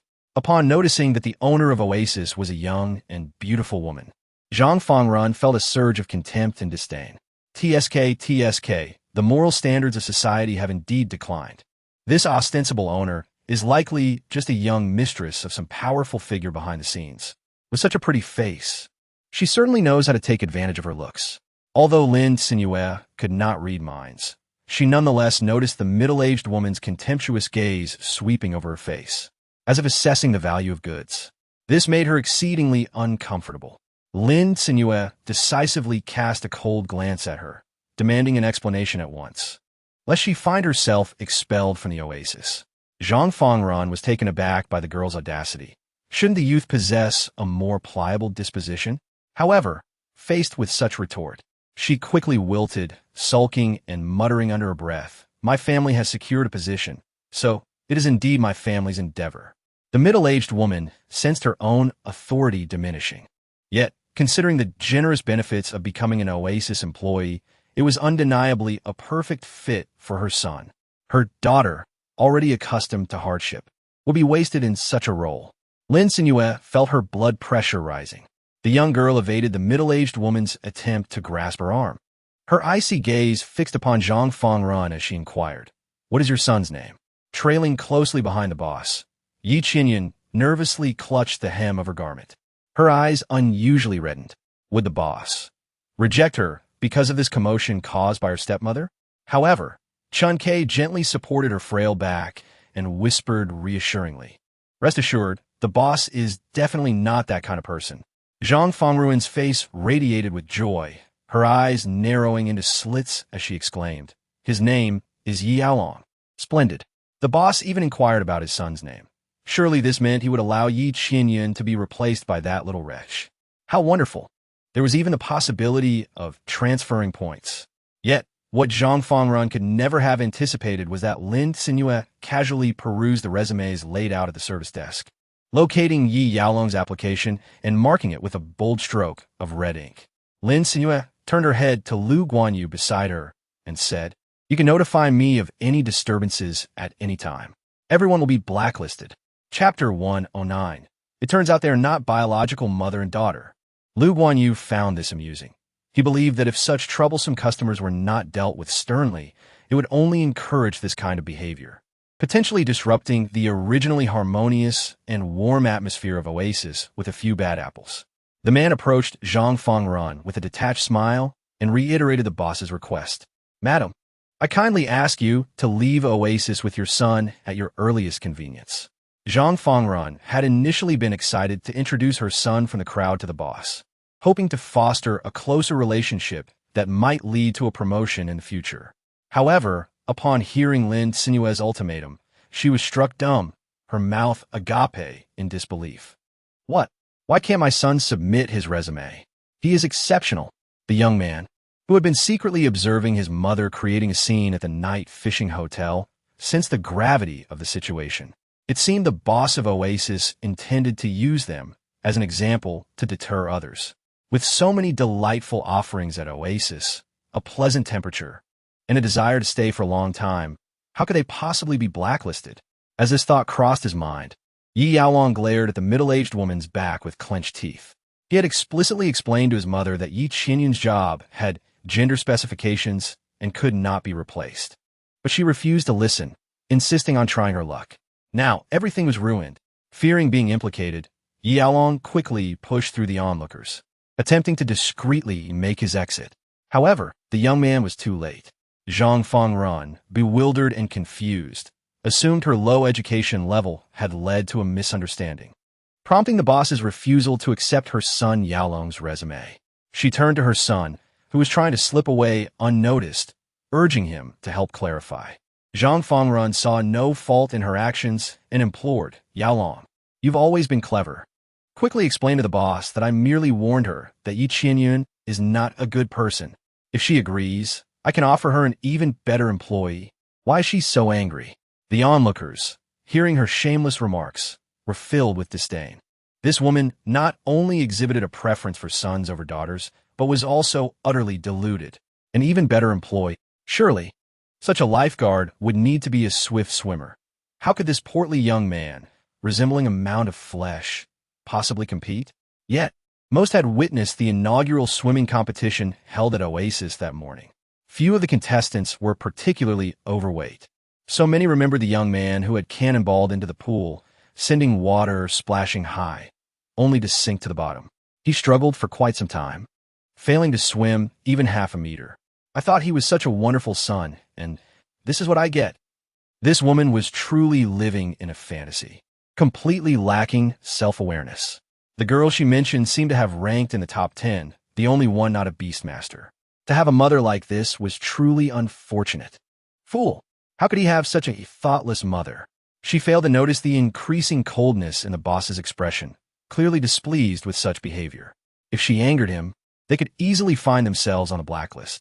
Yi Yaolong, hearing his friends describe the boss's immense power to swiftly eliminate threats, feared being crushed like an ant under Lin Cenyue's heel. His face darkened further. Through gritted teeth, he muttered, "Stop clinging to the Oasis boss. I don't want to die." Zhang Fengran, who had never dared to contradict the decisions of the men in her family, hesitated momentarily, her gaze shifting to the new employees behind Lin Cenyue, where a familiar yet strange girl caught her eye. It was Yi Chenyun. Zhang Fengran's mind raced as an idea formed. She pinched her thigh hard, her eyes welling with tears. Yi Chenyun, upon seeing the middle-aged woman causing a scene at the service desk, realized that the situation she had feared for years had indeed come to pass. The cruel stepmother and stepbrother who had cast her out when she had just come of age had now latched onto her, like leeches, upon witnessing her improved circumstances. Lin Cenyue gazed at Yi Chenyun with a tinge of concern, fully aware that dealing with such unreasonable relatives could be quite a challenge. Should she appear overly indifferent, she might attract whispers from the onlookers. Yet, if she were to adopt a somewhat amiable demeanor, they would only cling to her further. She braced herself to stand up for her colleagues at any moment. To her surprise, the fair-featured girl curled her lips into a mocking smile and enunciated, "Oh, is he? He has never regarded me as a sister. Has he, aunt?" The final term of address left the crowd in a state of realization. So, she was the stepmother, not a blood relative, hence devoid of any genuine concern.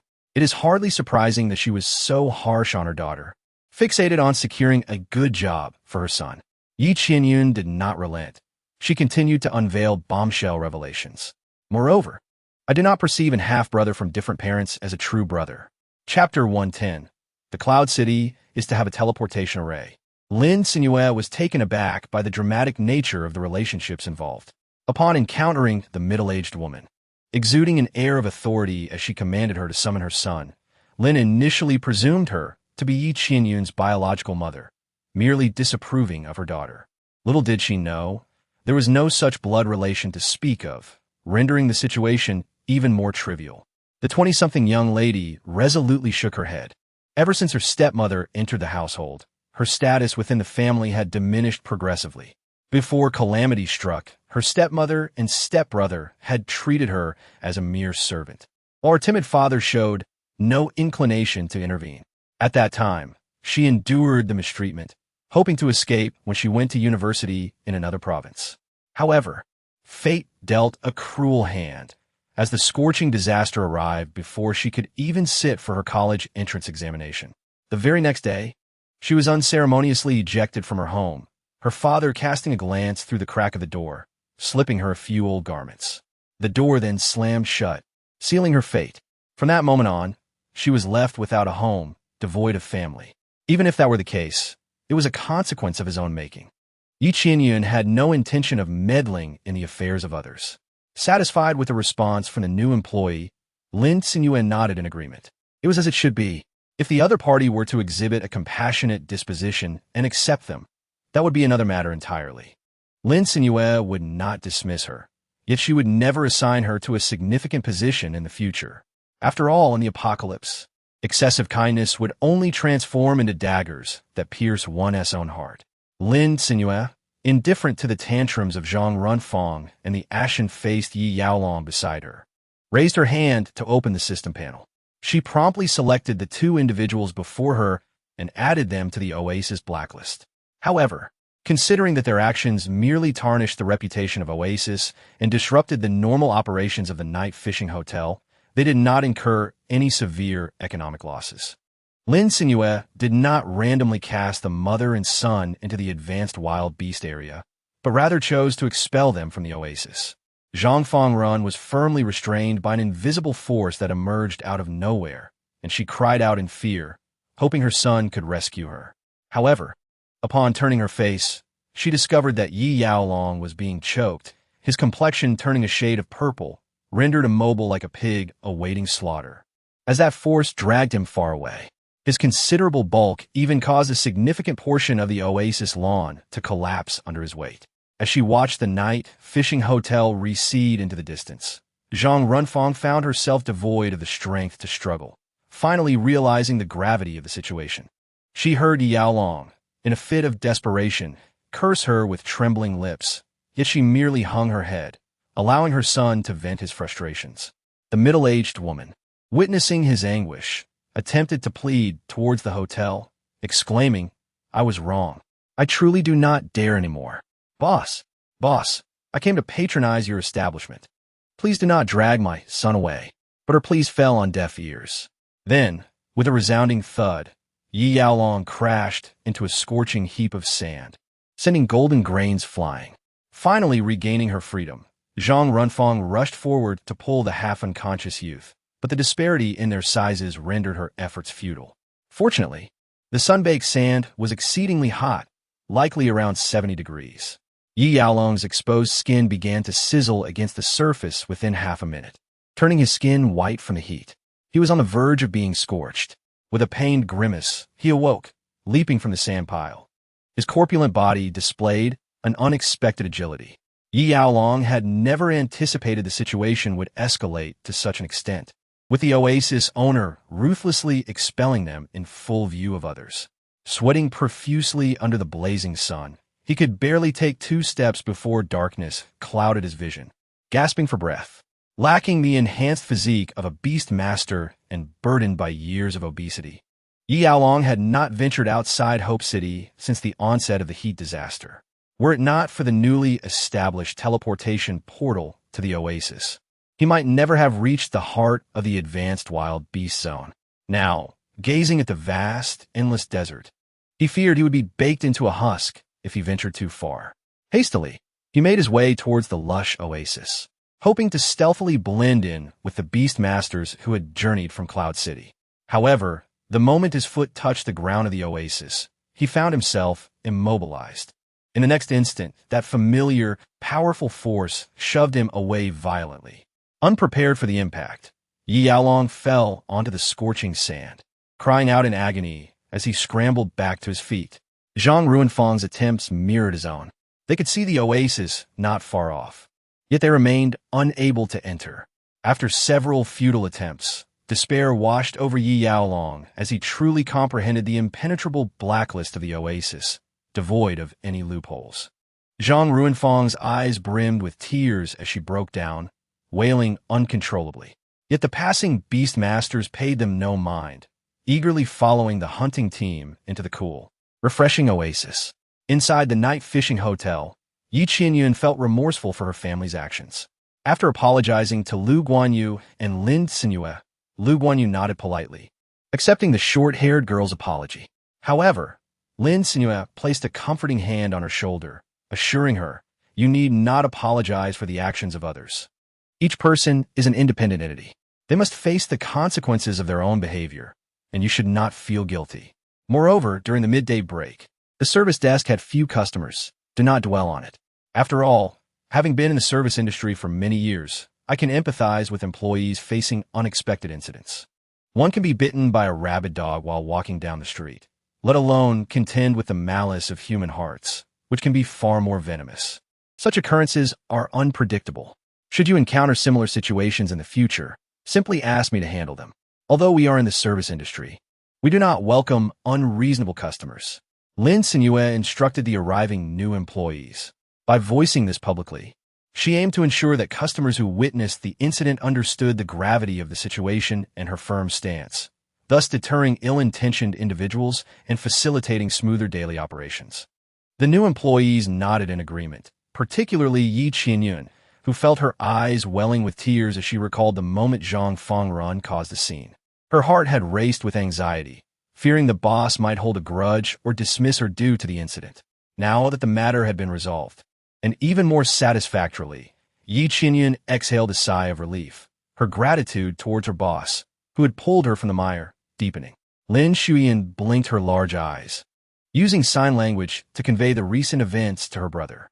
The young boy resolved to protect his brother and others with the same boldness as his beautiful sister. The onlookers, having witnessed the conclusion of the incident, were filled with curiosity, some rushing to the edge of the oasis to see the fate of the mother and child, while others lingered at the hotel service desk, engaged in conversation. At this moment, the teams of beastmasters who had set off early from Cloud City were gradually arriving, having journeyed through the night with the same urgency as participants in a swimming competition. These seasoned beastmasters had come for the upgrade materials from the high-level wild beast area. Among them was the charge team, who had noticed the rising prices of scarce materials in the city. After some contemplation, Chu Ran decided to lead her main team to the oasis, hunting during the day and staying overnight. Upon reaching the oasis, she learned that Hope City had established a teleportation array connected to the oasis. This was certainly a suggestion to bring to the boss. When will Cloud City have a teleportation array too? We can't favor one over the other. Chapter 111. Conditions for building a teleportation array. Chu Ran's words instantly garnered a response from the crowd, especially from the weary beastmasters who had traversed a significant portion of the high-level wild beast area. Their appearance, dusty and travel-worn, starkly contrasted with the customers arriving from Hope City. Their shoes and pant legs were caked with scorching sand, and sweat streamed down their backs, soaking their clothing. Had it not been for the night fishing hotel's one-click cleaning feature at the entrance, they would have certainly brought a cloud of sand into the lobby. Yet, despite this convenience, their physical exhaustion was undeniable. The charge team had also included a healing beastmaster to address any emergencies. Healing beastmasters, inherently less robust than their counterparts, were particularly affected by the strain of such a long journey. Sweat-soaked strands of hair clung to the young girl's pale cheeks. Rong Shui, a novice beastmaster who had recently bound her contract beast, had joined the charge team less than a week ago. Her unique abilities had warranted her inclusion in the main team for the trip to the oasis. Her trembling hands clutched the soft white ball of fluff, desperately protecting the defenseless contract beast cub, a sight both endearing and precarious. Yet, Rong Shui gazed at the night fishing hotel with wide eyes, filled with wonder and longing. Clearly, it was her first visit to the oasis, and everything before her was a source of fascination. She furtively observed the captain, who was familiar with the boss. Astonished at the audacity with which he made requests, even with a hint of complaint in his tone, she couldn't help but feel that joining the charge team had been the right decision. "Boss, do you have plans for establishing a teleportation array in Cloud City?" Chu Ran inquired in a hushed voice.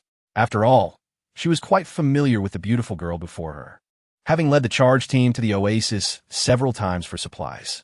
They could be considered among the first patrons since the oasis opened. Lin Cenyue held a rather favorable impression of the assault team, particularly considering the challenges of earning points during the oasis period. It was under Chu Ran's leadership that the team came to procure supplies, alleviating her immediate predicament. Otherwise, she would have found herself in a precarious situation, burdened with debts to the system right after commencing her fish pond venture. The compounding nature of these debts could escalate dramatically, making it uncertain how many points she would owe in the end. Constructing a teleportation array is not a matter of mere desire. It requires authority beyond her reach. Feeling somewhat helpless, Lin Cenyue gazed at the myriad pairs of sparkling eyes fixated upon her and raised her voice slightly. As the teleportation array must be constructed within the city, the decision does not rest solely with me. She hoped the beast masters of the city would arrive with a sense of accomplishment, settling in the beverage area while watching the unfortunate souls in Cloud City, who lacked a teleportation array, encircle the oasis proprietors. Although they had not seized the initiative, the satisfaction of being the latecomers who triumphed was delightful. They refrained from eavesdropping, wary of flaunting their exceedingly useful free teleportation array, lest they provoke a mob of envious individuals. Thus, they opted to enjoy their refreshing, sweet beverages while observing the spectacle from a distance. As Lin Cenyue's words resonated, the beast masters of Cloud City became invigorated, and a fervent voice suddenly emerged from the crowd, exclaiming, "Could the authority truly lie with us?" This declaration instantly ignited the already fervent atmosphere. "I support the installation of a teleportation array in Cloud City." Yes, yes, yes. I wholeheartedly agree. I'm also a resident of Cloud City, and I concur. I speak on behalf of my entire family in support. The crowd erupted in enthusiastic agreement for Lin Cenyue's proposal to establish a teleportation array in Cloud City. With one audacious beast master shouting from the throng, "I represent all of Cloud City in my agreement." Lin Cenyue's lips twitched slightly. Such trivial tricks could hardly deceive the system. The last time the prompt for establishing a teleportation array echoed in Hope City, it had reported the construction was made possible due to the gratitude of 80 of the populace of the city. Of course, it was not strictly necessary to garner gratitude in order to unlock the teleportation pathway. To be precise, the oasis merely needed to attain 80 of the positive sentiments from city's inhabitants to forge a bridge of connectivity between two locations. The prerequisite, however, was the oasis itself. Thus, although Cloud City had weathered the calamity of famine and drought thanks to the bottled water and instant noodles provided by the oasis, this was fundamentally a rather ordinary transaction. It relied more on the decisions made by the higher-ups of Cloud City to ensure that these resources reached the hands of its citizens. Therefore, even if the residents of Cloud City were aware of the source of those inexpensive yet delightful delicacies, they would only quietly marvel at the oasis in their hearts, wishing for the opportunity to pay a visit someday. At most, they would harbor a fleeting sense of longing, but this would hardly generate sentiments that the system could recognize as positive. As Lin Cenyue contemplated, she succinctly conveyed the underlying principles to the eager beast masters before her. How long must we wait?" One of the most expressive beast masters exclaimed, a look of profound sorrow etched upon his face as he clutched his chest, feigning injury in an attempt to elicit sympathy from the owner of the oasis. "Indeed, could you enlighten us on what percentage of the populace in Cloud City is currently experiencing positive sentiments?" The captain of the theatrical beast masters firmly pressed down on the other's head, turning to Lin Cenyue and incisively addressing the crux of the matter. Lin Cenyue initially intended to shrug her shoulders, indicating her own ignorance. However, it was impossible to overlook the eager gaze of the ravenous cubs fixated on their illusionist masters. Thus, she reluctantly spent 500 points to acquire the system's automatic feature that allowed her to check the progress of the teleportation array with a single click. Subsequently, Lin Cenyue beheld a progress bar that was exceedingly short. To be frank, if it were any narrower or less vibrant in color, it would be practically imperceptible. Lin Cenyue doubted her ability to discern the truth with her naked eye. She raised her hands, her crimson lips parting to utter a figure that struck the assembled crowd like a thunderclap. 2. Chu Ran's smile froze on her face. She had anticipated that the populace in Yun City would exhibit a scarcity of positive sentiment towards the oasis, yet she never imagined it would be this few. Such a vast chasm would take eons to bridge. Would she grow old, unable to lead the hunting team before the teleportation array was activated? The usually decisive and swift young woman found herself at a loss for words.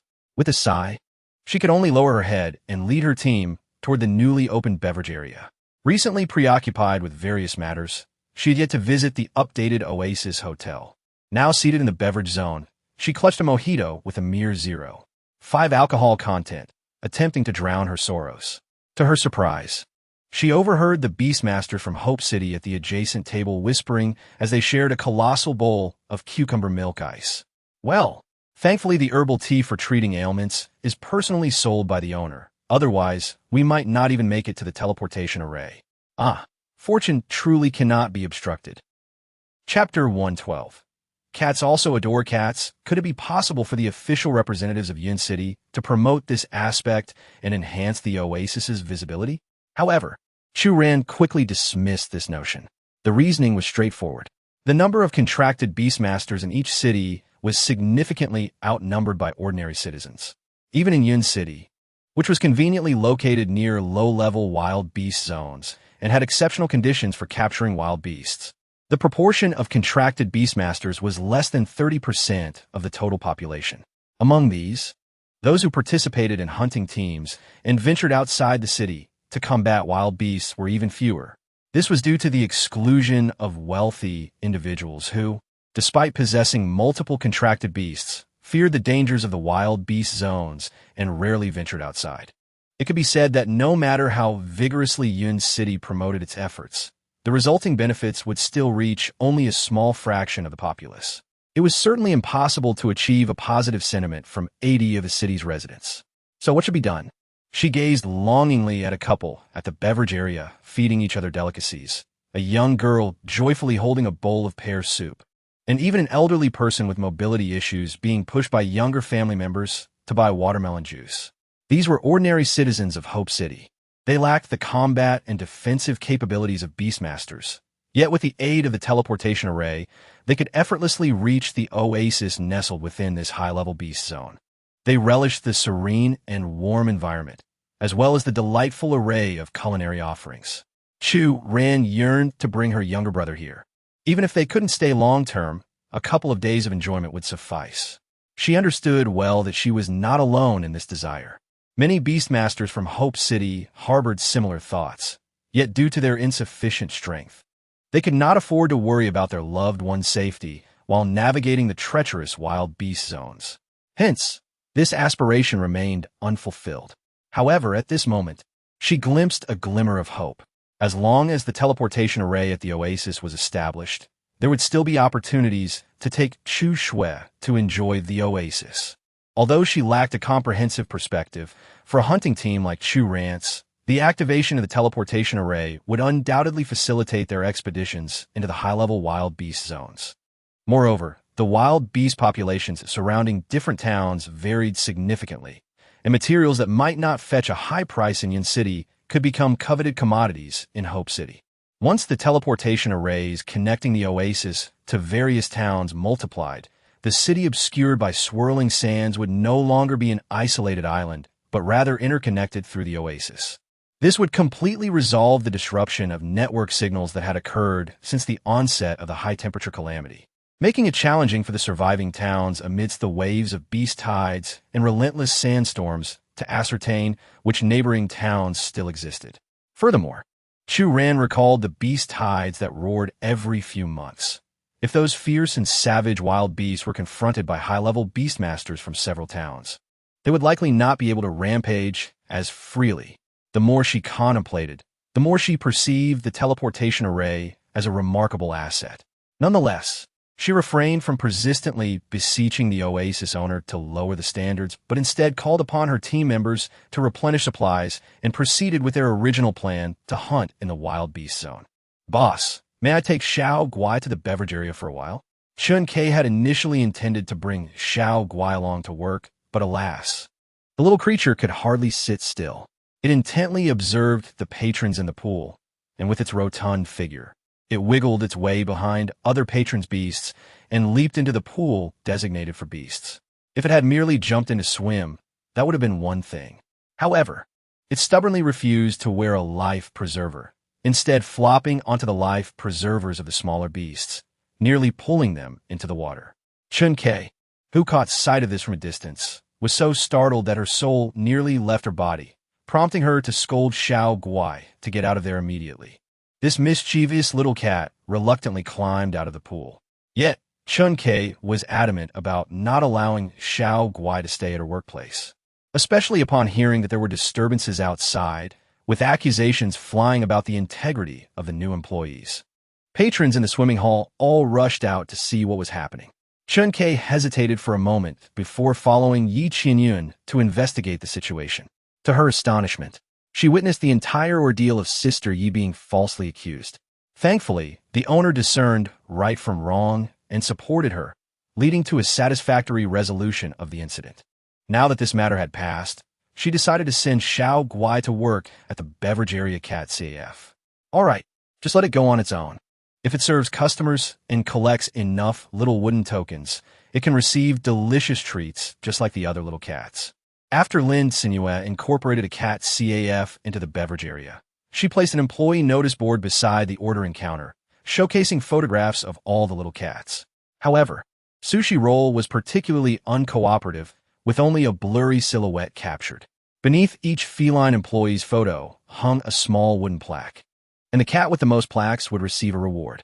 Despite Sushi Roll's reluctance to be petted, its graceful and enchanting demeanor, coupled with a disdainful gaze, surprisingly garnered it quite a few plaques. In contrast, the other kitties, who were affectionately petted by the rather intimidating aunties, received even more plaques. This was especially true for the adorably clumsy, short-legged tortoiseshell cat, Demao, who often stumbled into customers' legs while running, making it the easiest target for those eager to cuddle. At this moment, its once fluffy and soft baby fur had become a bit sparse from all the attention. Yet the naive little creature remained blissfully unaware, simply noticing the two-legged beings following it with open mouths, seemingly ready to devour it. How terrifying! However, being showered with affection and kisses meant that it would be rewarded with delectable canned food at night. Gradually, Demao learned how to earn more cans. It no longer struggled when picked up by customers, but instead languidly sprawled on the table, pondering when the troublesome two-legged beings would leave. This time, it was determined not to let its mother snatch away its food. Yesterday, when its mother had playfully batted at it, the little one had felt genuine pain as its precious kin was devoured in mere bites. Just as Damao daydreamed about the best position to enjoy its meal, it suddenly felt a heavy weight on its head. A large white paw pressed down, and a rough, warm tongue began to lick its bald spot. Damao was left dumbfounded. Not only did it have to endure petting from the two-legged creatures, but now it was also expected to serve as a subordinate to this newcomer cat. What kind of newborn kitten had to juggle two jobs? With a plaintive meow, Demao called out, "Mama, there's a new kitty, and it's licking me." Sushi Roll, who had been basking in warm sunlight and comfortably drifting in dreams, stirred at the sound of its child's cries. Groggily, it opened its eyes, took a glance, and thought, "Well, it's not dead. Just a few licks, and it's fine." With that, Sushi Roll resolutely turned in the opposite direction to continue its slumber. Meanwhile, the rough, barbed tongue of the newcomer incessantly licked the tortoiseshell kitten's round forehead, leaving its fur damp and matted. This was bullying. It was undoubtedly bullying. Damao felt tears welling up, its cries growing more pitiful. Now thoroughly disturbed, Sushi Roll could no longer sleep. It jumped down from the high decorative shelf and delivered a swift punch to the overly enthusiastic kitten, who was gleefully licking its baby. Naturally, it did not spare the instigator of its interrupted rest. However, considering Damao's small size, Sushi Roll merely kicked it lightly, causing Damao to stumble forward and land face first on the ground. The little kitten felt even more aggrieved and attempted to seek solace from the two-legged creature that fed it. But as Damao turned its head, it was astonished to find that it could not even discern the faces of those gigantic two-legged beings. With a resigned sigh, Damao gave up. Watching its mother violently scold the newcomer, it quietly distanced itself, hoping to avoid any collateral damage. Before long, the little kitten inadvertently found itself in the hands of the two-legged creature it had been plotting to evade.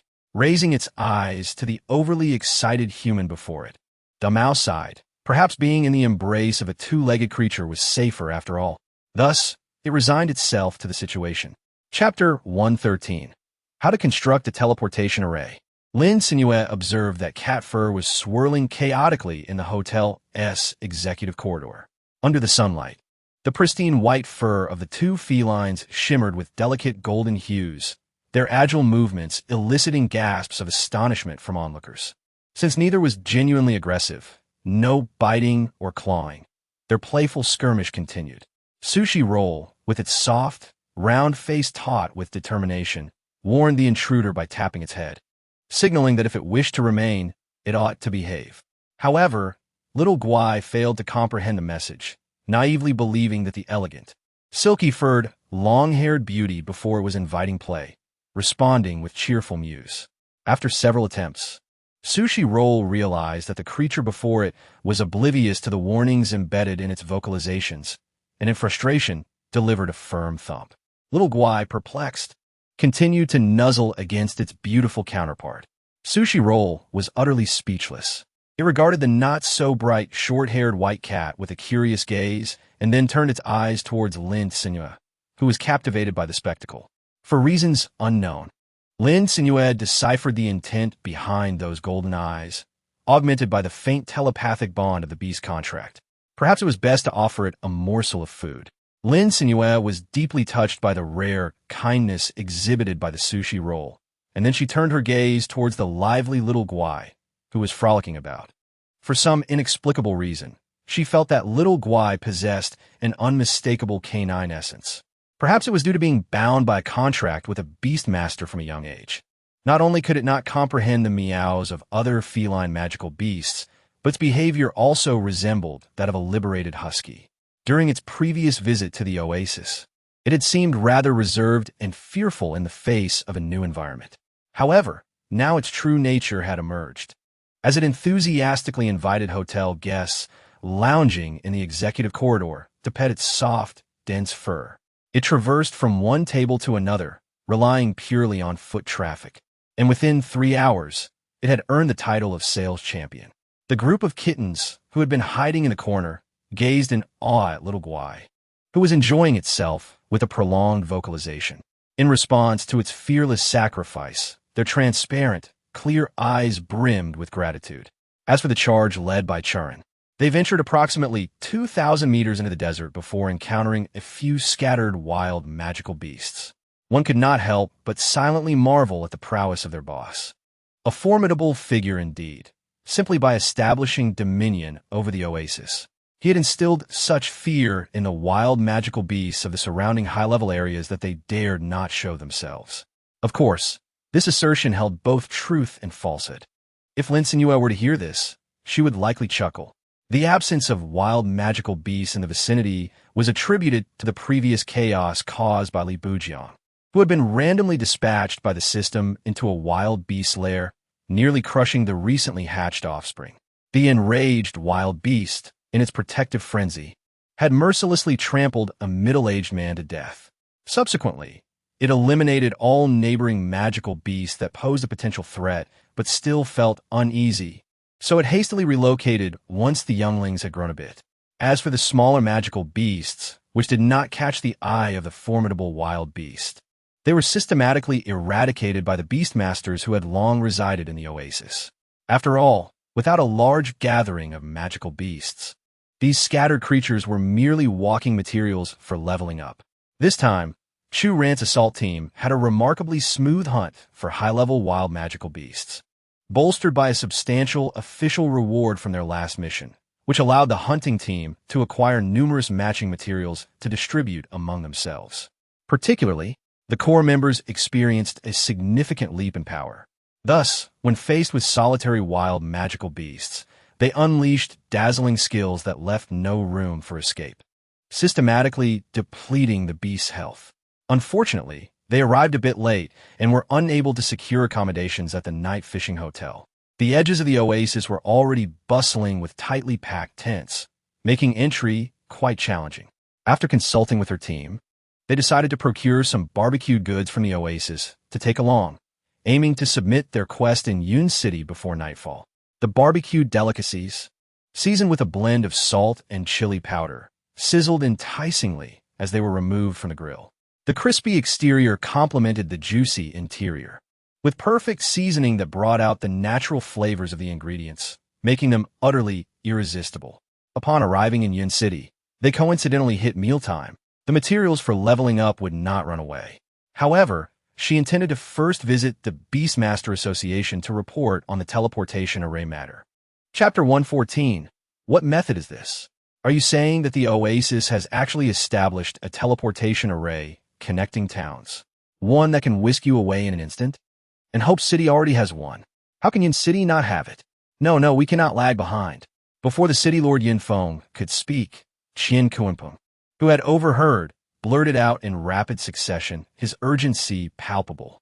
He was inherently competitive, and matters concerning the development of the town held great significance for him. Qian Kuanpeng's eyes widened as he slammed his hand on the table. But he quickly recalled that the young lady in front of him wasn't actually asking about himself, leading him to touch his nose and sit back down, his gaze now filled with anticipation as he looked at Yin Feng, waiting for him to speak.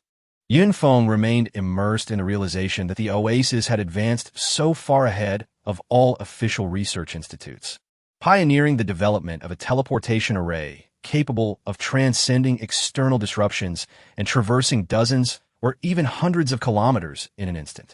He felt a sense of disorientation, questioning whether he was still in the real world. This man, typically a staunch materialist, found himself sincerely pondering if perhaps the Oasis was indeed a harbinger for life into the future, destined to rescue humanity from a world ravaged by extreme heat and disasters. Yin Feng's handsome, mature visage was marked by solemnity as he looked at the young woman before him, offering a grateful smile. Thank you for promptly bringing this to my attention. I will do everything in my power to fulfill the Oasis's requirements for constructing the teleportation array. Rest assured, as a former politician, Yin Feng's keen intuition accurately grasped the Oasis's potential. Thus, he had made numerous purchases from the Oasis without hesitation, even refraining from asking for bulk discounts from the procurement secretary, all to leave a favorable impression on the enigmatic and powerful young lady. Now, at a moment when he needed to leverage the goodwill he had previously accumulated, Yin Feng instructed the secretary to escort Chu Ran out of the office, simultaneously signaling for rewards to be granted to the assault team and the captain who had aided Yun City multiple times. The secretary nodded slightly, leading Chu Ran to the task hall. With a perfectly poised smile adorning her exquisite face, she said, "Captain Chu, your timely report on the Oasis's activities has greatly aided the city lord in staying informed. Your contributions to Yun City have been substantial, and thus the city lord has entrusted this to you." The secretary presented a small box she had been carrying, catching Chu Ran by surprise. Chu Ran did not refuse, though curiosity bubbled within her regarding the contents. After all, they had previously received an astonishing reward for discovering the Oasis and promptly reporting it to the Yun City officials, alleviating an urgent situation. What could this time yield? Chu Ran slightly parted her lips, swallowing hard, unable to resist. She rubbed her eyes to ensure she wasn't imagining things, and exclaimed, "Is this?"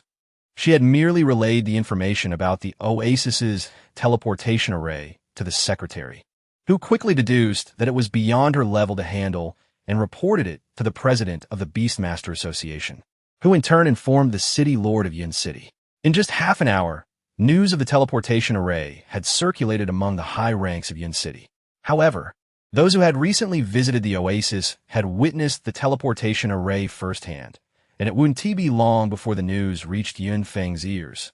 rendering the reward somewhat unwarranted. Among the rewards was a token that would automatically be awarded to the Beastmaster who hunted the most threatening wild magical beasts during the Beast Tide. It sounded almost unreal, akin to a treasure chest dropped after completing a game level. Yet, it was indeed the case. It was equivalent to an extra life. Additionally, during battles, the bearer could restore 2 health points every 5 minutes, and outside of combat, recover 2 mana points every 5 minutes. Here, mana refers to the resource that Beastmasters require to utilize their highest level skills. In intense battles, as time progressed, it was easy to exceed the limit on skill usage, making the mana restoration skill vital for prolonging the duration of combat. These 2 abilities made the token highly coveted among top-tier Beastmasters, who were eager to contribute their strength in the face of the impending Beast Tide. After all, the reward for the first place was exceedingly generous. The City Lord of Yun City was not concerned about the token being stolen from the storeroom, as it could only yield positive effects for those he deemed worthy. Otherwise, it would backfire.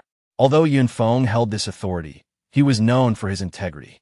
Chu Ran found the reasoning quite sound, yet she did not dwell on it. She simply overlooked the secretary's joking remark about the City Lord possibly seeking her assistance. After all, why would the City Lord seek help from a non-top-tier Beastmaster? But as the secretary calmly pushed the box toward her, presenting an air of finality, she silently vowed to pay closer attention to the changes in the oasis during her future visits. She was aware that the 2 dignitaries were likely discussing the teleportation arrays matter. The secretary lingered nearby, both conspicuous and an impediment to their discussion. Do you have an idea?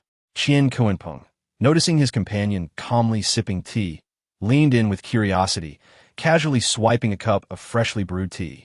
Yin Feng nodded, indeed contemplating a solution. However, it required Chu Ran to also step forward and make an effort. After all, this individual had a closer relationship with the oasis owner, having previously nurtured and promoted the team members, and now becoming a new employee of Oasis. It was unlikely that another such adept connector could be found in the entire Yun City. Qian Kuanpeng observed him with a knowing smile, yet refrained from divulging the specifics of his ingenious plan. Once again, Yin Feng felt a pang of intellectual frustration. He pursed his lips, grumbling in dissatisfaction. TSK. What kind of riddle is this now? Chapter 115. Opening a store the following day, Yin Feng entrusted his current tasks to Qian Kuanpeng and, accompanied by Chu Ran, set off with the advance team of Yun City towards the oasis. Logically, the advance team, hastily assembled during the critical moments, consisted of beast masters from various hunting squads, all formidable warriors. After successfully navigating the food crisis in Yun City, they would typically disband. Yet, due to their connection to Oasis, they had grown familiar with one another, even scheduling regular excursions through high-level wild beast territories for leisure. Should they encounter a sudden assault by wild beasts, the safety of the accompanying personnel needed to be ensured. With such a powerful contingent of beast masters escorting them, the time taken to reach Oasis was less than half of what it would usually take when Chu Ran led the team alone. She admired the aggressive beast master beside her, who effortlessly crushed wild beasts, silently setting her aspirations to hone her skills further, to provide her contracted beast with more precious upgrade materials, striving to attain such heights in the future.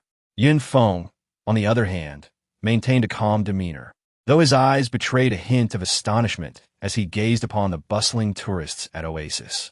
The fresh, humid air coaxed his dry pores to open as he inhaled the moisture within. Beneath his feet lay a lush green carpet of grass, and before him sparkled a crystal-clear fish pond.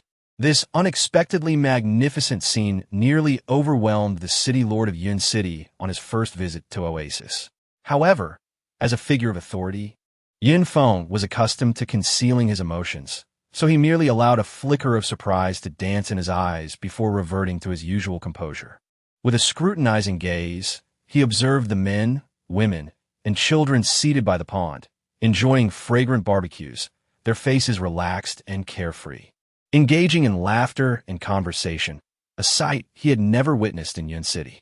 His desire to establish a teleportation array grew more urgent. He approached the service desk and explained his intentions to Lu Guanyu, who nodded and proceeded to contact the Oasis owner on his behalf. When Lu Guanyu knocked on the door, Lin Cenyue was playfully interacting with a newly mutated swift shadow sandmouse. The little creature had shed its fine pink fur, now showcasing a translucent, creamy yellow coat. Its 4 white paws resembled cute gloves, soft to the touch. Most importantly, the mutated swift shadow sandmouse had evolved in 2 remarkable ways.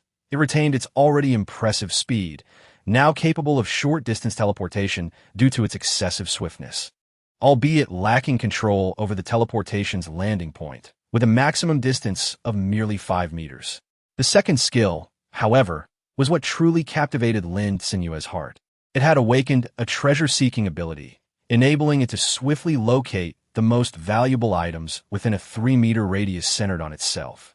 This skill was exceptionally suited for human-dense areas. While the awakened abilities were not particularly aggressive, Lin Cenyue did not expect her contracted beast to engage in battles. Therefore, potent skills were not a necessity. This was more than sufficient. Possessing a teleporting treasure-hunting beast was akin to having a quintessential protagonist as companion in a cultivation narrative. Lin Cenyue presented the freshly ripened persimmons, their vibrant orange-red hue promising an explosion of sweetness, which immediately captivated the attention of the swift shadow sandmouse. The little creature chirped excitedly, struggling to clutch a fruit larger than its own head, unwilling to relinquish its prize. Its tiny incisors punctured the skin, fervently savoring the fragrant pulp within. In its fervent indulgence, the delicate fur on the mouse's cheeks became stained with the rich yellow of the fruit. Lin Cenyue leisurely approached the window, intending to rest for a while. Suddenly, a knock echoed at the door. Tap, tap, tap. Lin Cenyue raised her eyebrow and rose to open the door. Lu Guanyu briefly recounted the matter of the city lord of Yun City seeking her. This piqued the young woman's curiosity, causing her to squint her eyes in contemplation. All right, I understand. You may leave now. Obediently, Lu Guanyu quickly descended the stairs to continue attending to the customers at the service desk. After approximately 10 minutes, Lin Cenyue, adorned in a fresh appearance, made her entrance into the lobby of the night fishing hotel. Her gaze immediately fell upon a group of esteemed beastmasters gathered not far away, among whom sat a man of roughly 40 to 50 years of age.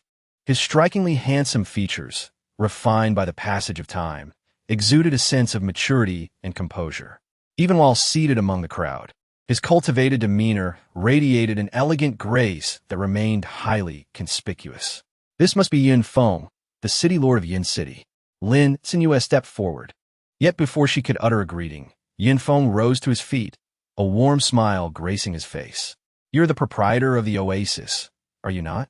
Upon receiving an affirmative nod from the young lady before him, he continued, I have heard about the conditions for establishing a teleportation array between the oasis and the city, as well as the rather slow progress we are experiencing in obtaining permission for such an array in Yin City. If it is not too much to ask, we sincerely hope that the owner would consider opening a shop in our desired city. Lin Cenyue was momentarily taken aback. She had not anticipated that the Lord of Yun City would personally invite her to open a shop in the oasis. To entice Lin Cenyue to establish a store in Yun City, Yin Feng had undoubtedly put forth considerable sincerity. With an expression filled with anticipation and a tone of earnestness, he awaited the response from the person before him. Chapter 116. Fully automated machines. Lin Cenyue was acutely aware that the fact the city lord had personally sought her out was a significant display of sincerity. It is worth noting that the shops closest to the city lord's mansion were, without exception, treasures of real estate, each plot of land worth its weight in gold. Even under such circumstances, it remained exceedingly difficult for outsiders to secure a lease. Yet, Yin Feng had generously waved his hand, granting her a shop free of charge, and there was no need to pay the exorbitant commodity tax. Lin Cenyue was somewhat taken aback, though only to a modest extent. Lin Cenyue stretched her aching leg, recalling the bustling scene at her shop in Hope City, where ordinary citizens surrounded her modest establishment of less than 10 square meters as if it were besieged by zombies. From the moment she opened her doors at dawn, she tirelessly assisted customers with their purchases and handled transactions, taking no respite save for a brief lunch break. The intensity of her labor was such that, by nightfall, The line of patrons outside her shop continued to stretch several meters along the vibrant street, showing no signs of abating. She dared not linger any longer, for the demands of her work rivaled the notorious 996 schedule. Her body was weary from the relentless physical exertion, and her mind was frayed under the pressure. After all, she had to meticulously verify the total amounts of her customers' purchases and ensure the accuracy of their payment transfers. There was simply no way to perform her duties without engaging her intellect. The young woman reminisced about the days gone by, waking each morning to the lively clamor outside her shop, and upon opening the window, she was greeted by a sea of heads, the work seemingly endless. An insurmountable task awaiting her. Lin Cenyue couldn't help but shudder. No, she must not forget the original intention of managing the oasis, which was to transform into a boss and escape the burdensome toil of daily work, allowing all the wealth to flow into her own pockets, buying whatever she desired. But what about now? Lin Cenyue had not only failed to relax, but had even seen her leisure time squeezed away. It had been a full 3 days since she last accessed the shopping mall system. What was the use of earning so much money? Lin Cenyue had no time to spare for flowers. However, given the other party's sincerity, it would not be appropriate to decline outright. Lin Cenyue was reluctant to displease a major client capable of purchasing 2 million points worth of resources with a mere gesture. She was counting on Yearning to increase its consumption from the oasis. Supporting her chin with one hand, she furrowed her brows in contemplation. However, at that moment, she could not devise any particularly effective solution. Lin Cenyue recalled the long-neglected system mall and clicked on the category for commercial buildings, intending to seek inspiration from the array of products. A stir-fried noodle stall? No, in this sweltering heat, one feels as though they might faint from the soaring temperatures. Who could possibly manage a steaming bowl of stir-fried noodles? Even the most fragrant dish would struggle to be swallowed. An amusement park? That too is out of the question. The issue of basic sustenance has yet to be fully resolved. How many parents can afford to spend points for their children's entertainment? Furthermore, in the aftermath of a calamity brought on by extreme heat, there are numerous individuals who abandon their spouses and children, while the marriage and birth rates continue to plummet year after year. After all, those who can afford to raise children are exceedingly few. Many unexpectedly conceived children are tragically extinguished before even fully developing, succumbing to the effects of medication. Lin Cenyue scratched her head, feeling disheartened as she contemplated shutting down the system's marketplace. Just then, a glimpse of her peripheral vision caught sight of a machine resembling a vending machine. How perfect this is! A joyful expression swiftly adorned Lin Cenyue's face. Acquiring this item would undoubtedly resolve the predicament she currently faced. Moreover, it seemed perfectly suited for Yin City. It was as if, just as one began to feel drowsy, a pillow was graciously provided. One might fear that the soles of their shoes would melt and adhere to the ground. Yunfeng, upon hearing this, sighed inwardly.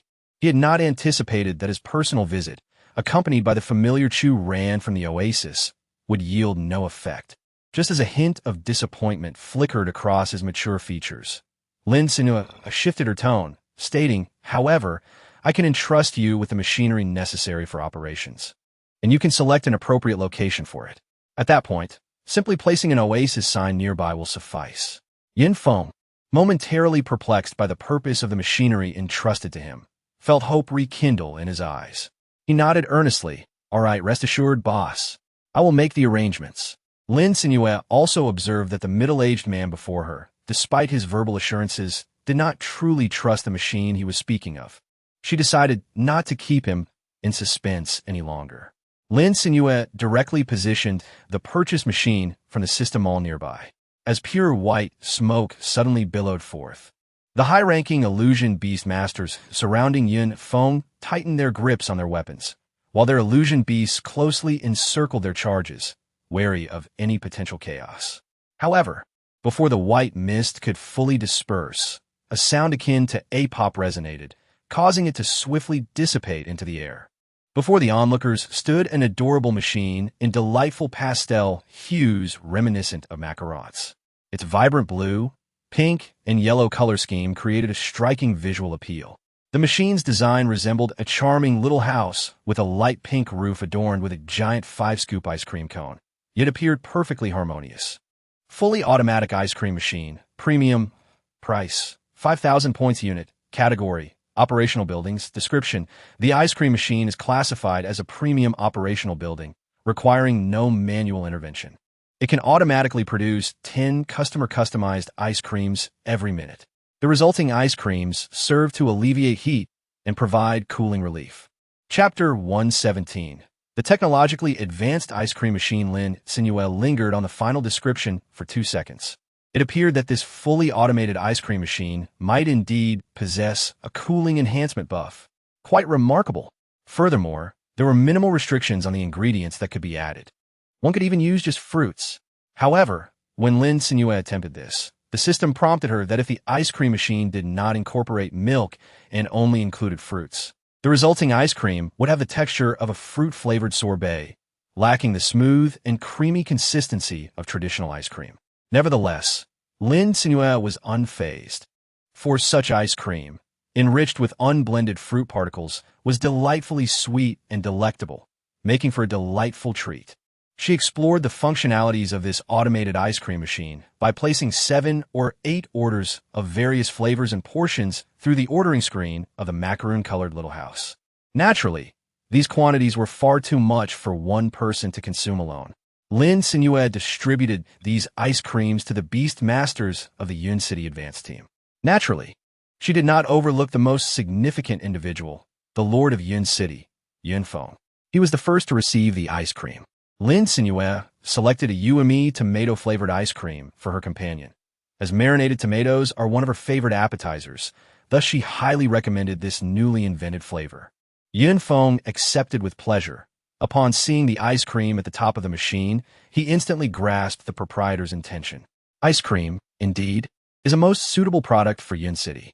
Unlike Hope City, they are in closer proximity to the oasis, enabling them to procure instant noodles, mineral water, chocolate, and jerky in large quantities. Should the owner decide to open a small convenience store in Yun City, profits would undoubtedly be attainable. However, ice cream presents a different scenario. Recently, temperatures have soared, making it challenging even for a beast master like him to walk under the blazing sun for extended periods. For the elderly weak and women without contracted beasts, their outings have significantly dwindled to avoid the risk of heat stroke from the searing sun. His pampered daughter has frequently complained to him about the unbearable heat in recent days. He attempted to cool the indoor space with water, yet the results were minimal. At this moment, as he savored the refreshing chill of the ice cream, it melted smoothly on his tongue, soft and fine like cotton candy, swiftly cascading down his throat with a gentle coolness. The marinated yumi imparted a hint of saltiness, harmonizing with the sweet and sour essence of the whipped tender pink tomato flesh, adding a refreshing touch. The exquisite layers of flavor caused Yunfeng to squint his eyes in delightful contemplation. With a small wooden spoon, he indulged in the half-melted, airy ice cream until it reached the hard bottom of the paper cup, abruptly pulling him from that enigmatic realm of bliss. Gazing at the empty ice cream cup, he reluctantly set down his wooden spoon. Although he relished the ice cream immensely, he refrained from further indulgence. Nevertheless, the city lord of Yun City maintained a certain image, while the surrounding beast masters, having savored their ice cream, scraped their cups clean, nearly resorting to licking them. Yet, even then, it was not enough. It felt as if he had barely tasted a few bites before the ice cream vanished in an instant. The beast masters of Yun City relished the faintly sweet and fruity aroma lingering on their lips, casting envious glances at the various flavors in others' hands. After all, the number of ice creams provided by the oasis proprietor was random. Some received more, while others received less. Prior to tasting, no one had anticipated such delectable flavors, and they had been modestly offering their treats to one another. Now, however, many were eagerly licking their lips, holding their wooden spoons aloft, approaching familiar friends to sneak a taste. This prompted those who had yet to finish their ice cream to guard their cups closely, warily observing the movements of those around them to prevent an unexpected hand from snatching away their delight. Yunfeng nodded without hesitation, affirming that it was indeed possible. After finishing the ice cream, he felt all the heat dissipate from his body. Moreover, the ice cream was not overly sweet, ensuring that even indulgence would not lead to cloying sensations. He had just glanced at the ordering screen, which boasted over 20 ice cream flavors, offering a rich variety. Most were sorbets crafted from fresh fruits, interspersed with a few exotic flavors such as roasted butter, grapefruit, and perilla, cucumber, and even rice. Though Lin Cenyue had not allowed them to sample these, Yunfeng was eager to try the rice-flavored ice cream, curious about its texture. He held high hopes for the automatic ice cream machine provided by the Oasis proprietor and, upon hearing the inquiry, replied without a moment's hesitation, "I believe it's a splendid idea. In such sweltering weather, ice cream will undoubtedly be popular." He could even envision the scene of long lines forming around the automatic ice cream machine in Yun City. It would be best to arrange shade for those waiting, as it might not alter the ambient temperature, but would certainly mitigate the direct sunlight. Unexpectedly, Lin Cenyue then mentioned this matter, walking up to the ice cream machine, her hands guiding a meowing sushi roll, prompting the plump cat to ascend the slightly steep rooftop and press the white ice cream atop. The sushi roll initially feigned ignorance of its master's commands, lazily surveying the eager onlookers below, before promptly reclining on the sun-warmed rooftop. Lin Cenyue's lips twitched slightly as she poked the succulent belly of the sushi roll. Lowering her voice, she threatened, "If you do not cooperate, the snacks for tonight shall be canceled." The pure white, long-haired cat instantly perked up, elongating its dainty voice to call out as it gracefully leapt to the top of the white ice cream. Thereupon, it pressed its entire body down upon it. With the weight of its descent, a dark, light-blocking canopy with a collapsible metal frame emerged from the side of the automatic ice cream machine. Lin Cenyue pulled it in the opposite direction of the fully automated ice cream machine. This seemingly diminutive sunshade transformed, under the curious gazes of the crowd in Cloud City, into an impressive M-shaped corridor extending over 40 meters in length, approximately 2 meters high and 1 meter wide. Even a large adult male could easily be enveloped within this corridor. The nearest onlooker, Yunfeng, gazed in admiration at the girl who appeared to wield magic. Tentatively, he stepped into the corridor, and a hint of astonishment flickered in his deep-set eyes. Upon crossing the threshold, he distinctly felt the temperature around him drop. Meanwhile, the entrance of the ice cream machine's corridor emitted a prompt. "Please prepay 50 points. The amount will be automatically refunded after purchasing ice cream. If you have entered by mistake, please exit the corridor within 5 seconds to avoid obstructing other customers." After Yunfeng made his payment of 50 points, the speaker at the corridor's upper end announced once more, "Current number of customers ahead, 0. You will need to wait 0 minutes." Remarkably, it even included a waiting time notification. Yunfeng gazed with further curiosity at the seemingly unremarkable black speaker.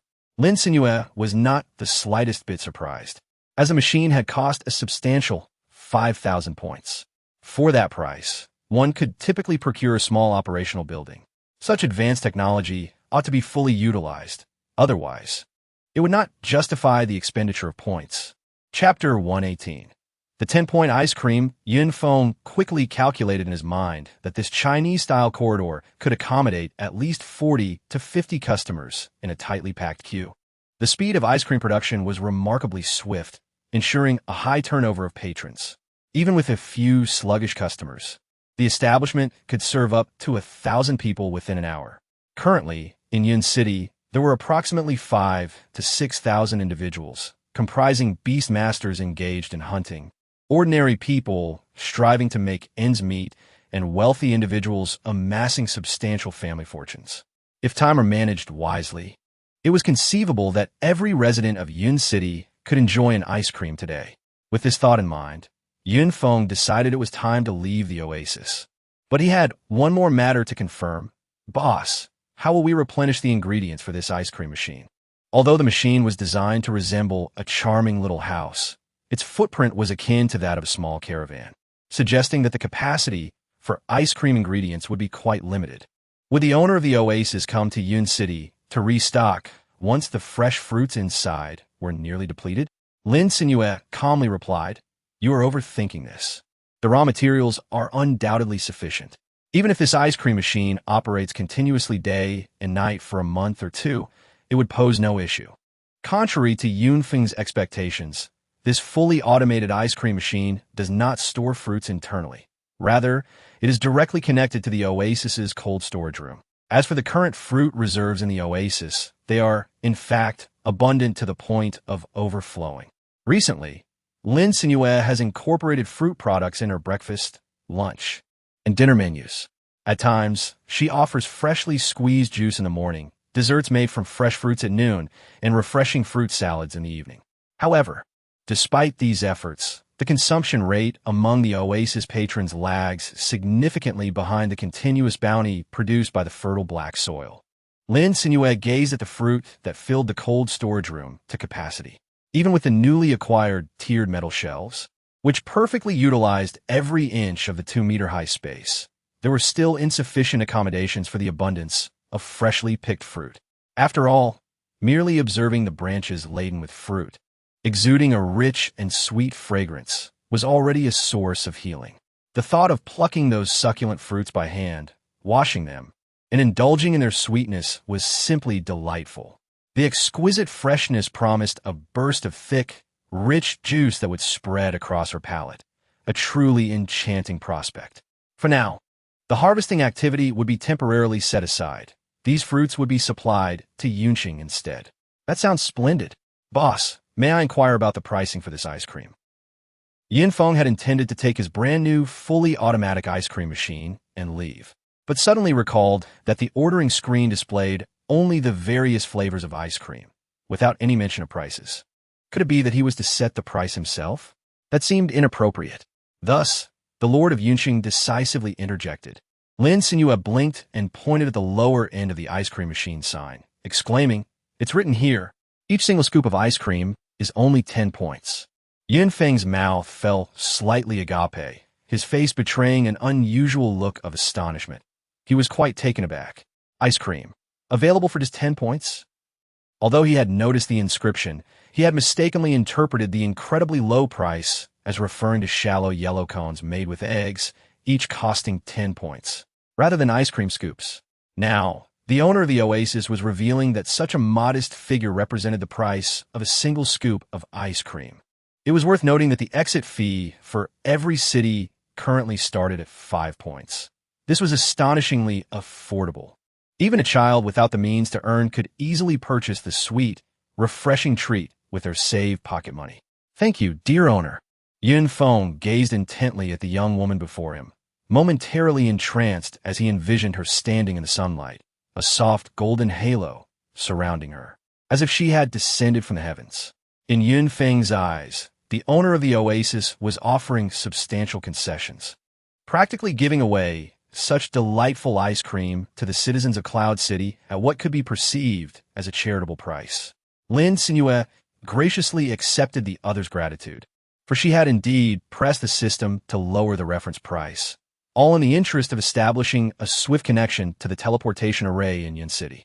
For Lin Cenyue, the presence of multiple teleportation arrays leading to various towns would undoubtedly attract a greater number of patrons, thereby significantly boosting the overall revenue of the oasis. This was exemplified by the inaugural swimming competition. Although the tickets for the event were remarkably inexpensive, visitors to the oasis would not merely attend the swimming match. They would inevitably require sustenance as well. Lin Cenyue earns her wealth through such means. Thus, for her, selling ice cream at a minimal cost not only serves to elevate the reputation of the oasis, but also allows those with limited resources to savor its delights. It is undoubtedly a lucrative venture. With this thought in mind, he decided against lingering at the oasis any longer. The Lord of Cloud City turned his gaze to the group of beast masters behind him, who were voraciously devouring skewers, their mouths glistening with grease. Some, feeling guilty, had even pulled the freshly bitten grilled squid from their mouths, holding it in their hands. Yet before the fragrant, crispy skewers, generously sprinkled with a secret seasoning, could fall freely, they were snatched away by a beast that pounced with the speed of a whirlwind, darting off with glee, nearly colliding with Yinfeng, who stood nearby. The beast masters, taken aback, observed the scene. Chu ran, scratching his nose, offered the untouched skewer in his hand to the Lord of Cloud City, suggesting, "Why not give it a try?" Earlier, they had watched the two engaged in lively conversation, while the beast masters next door had been irresistibly tempted by the tantalizing aroma wafting from the barbecue stall. Unable to resist any longer, they stealthily formed a line to purchase their skewers, initially cautious to avoid detection by their employer. The allure was simply too great. Witnessing this spectacle, Chu Ran was rewarded with a steaming barbecue set as a hush payment. The beast masters had anticipated that Yunfeng would still be engrossed in conversation with the owner of the oasis, savoring each bite and relishing the exquisite flavors of the grilled food. But unexpectedly, things took a swift turn. Chapter 119. A moment of indulgence. Yunfeng cast a glance at the innocent faces around him, their lips slick with grease. He chose not to call out the behavior of his guard team, for the oasis was not akin to the treacherous high wild beast zones. Here, under the protection of the girl before him, dangers were far less imminent. Instead, he allowed these famished beast masters to forage for themselves. After all, the restaurant's operating hours had arrived, and even if he compelled them to stay, they would be too distracted to serve any protective purpose. Moreover, Yunfeng himself was eager to sample the culinary delights that the gluttonous Money Kumpeng had praised so highly, hoping to bring back some delectable treats for his beloved daughter. The beast masters excitedly scampered away, their enthusiasm palpable as they vanished in a flash from Yunfeng's view, fearful that if they delayed even slightly, they might miss out on prime seating at the oasis cafeteria. Yunfeng followed suit, not averse to indulging in skewers himself. However, as the principal leader of Cloud City, he bore certain reservations about openly consuming skewers while standing, as it contradicted his usual demeanor. Thus, despite the enticing aromas wafting from the packed boxes of skewers, he discreetly swallowed his saliva and tightened the plastic bag containing his takeout, resolving to enjoy it leisurely in the restaurant. Yet, upon entering the grand lobby of the night fishing hotel, he was taken aback by the throngs of people gathered around the two shiny new elevators. Surely, there must be over 100 individuals here. If he were to wait for his turn, his skewers would surely cool down, drawn by the allure of food.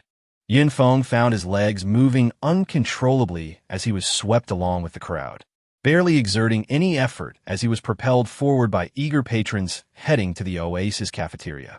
However, the close proximity of everyone made him initially cautious, carefully holding his plastic bag aloft to avoid contact with others. Yet, the rush of humanity left him little time to consider his actions. Suddenly, he heard an excited voice nearby, boasting about the delectable breakfast he had enjoyed at the oasis that morning, eagerly anticipating the sumptuous meal awaiting him. But in that moment, his arm inadvertently brushed against something hot, and he was pricked by a skewer. With a startled shout, the man exclaimed, "Ouch! Who's holding these skewers? Keep your distance. You've burned my arm." Yunfeng quickly distanced himself from the fellow. Taking a deep breath, he felt relieved. Meanwhile, the surrounding diners rushed toward the transparent display filled with dishes, desperate not to fall behind and find themselves waiting outside the kitchen for the next round of food. As Yunfeng beheld the expansive and brightly lit oasis restaurant, he slowed his pace, but before he could fully appreciate the ambience, the man was jostled by the throng and stumbled ahead. To his astonishment, he found himself at the front of the food pickup line.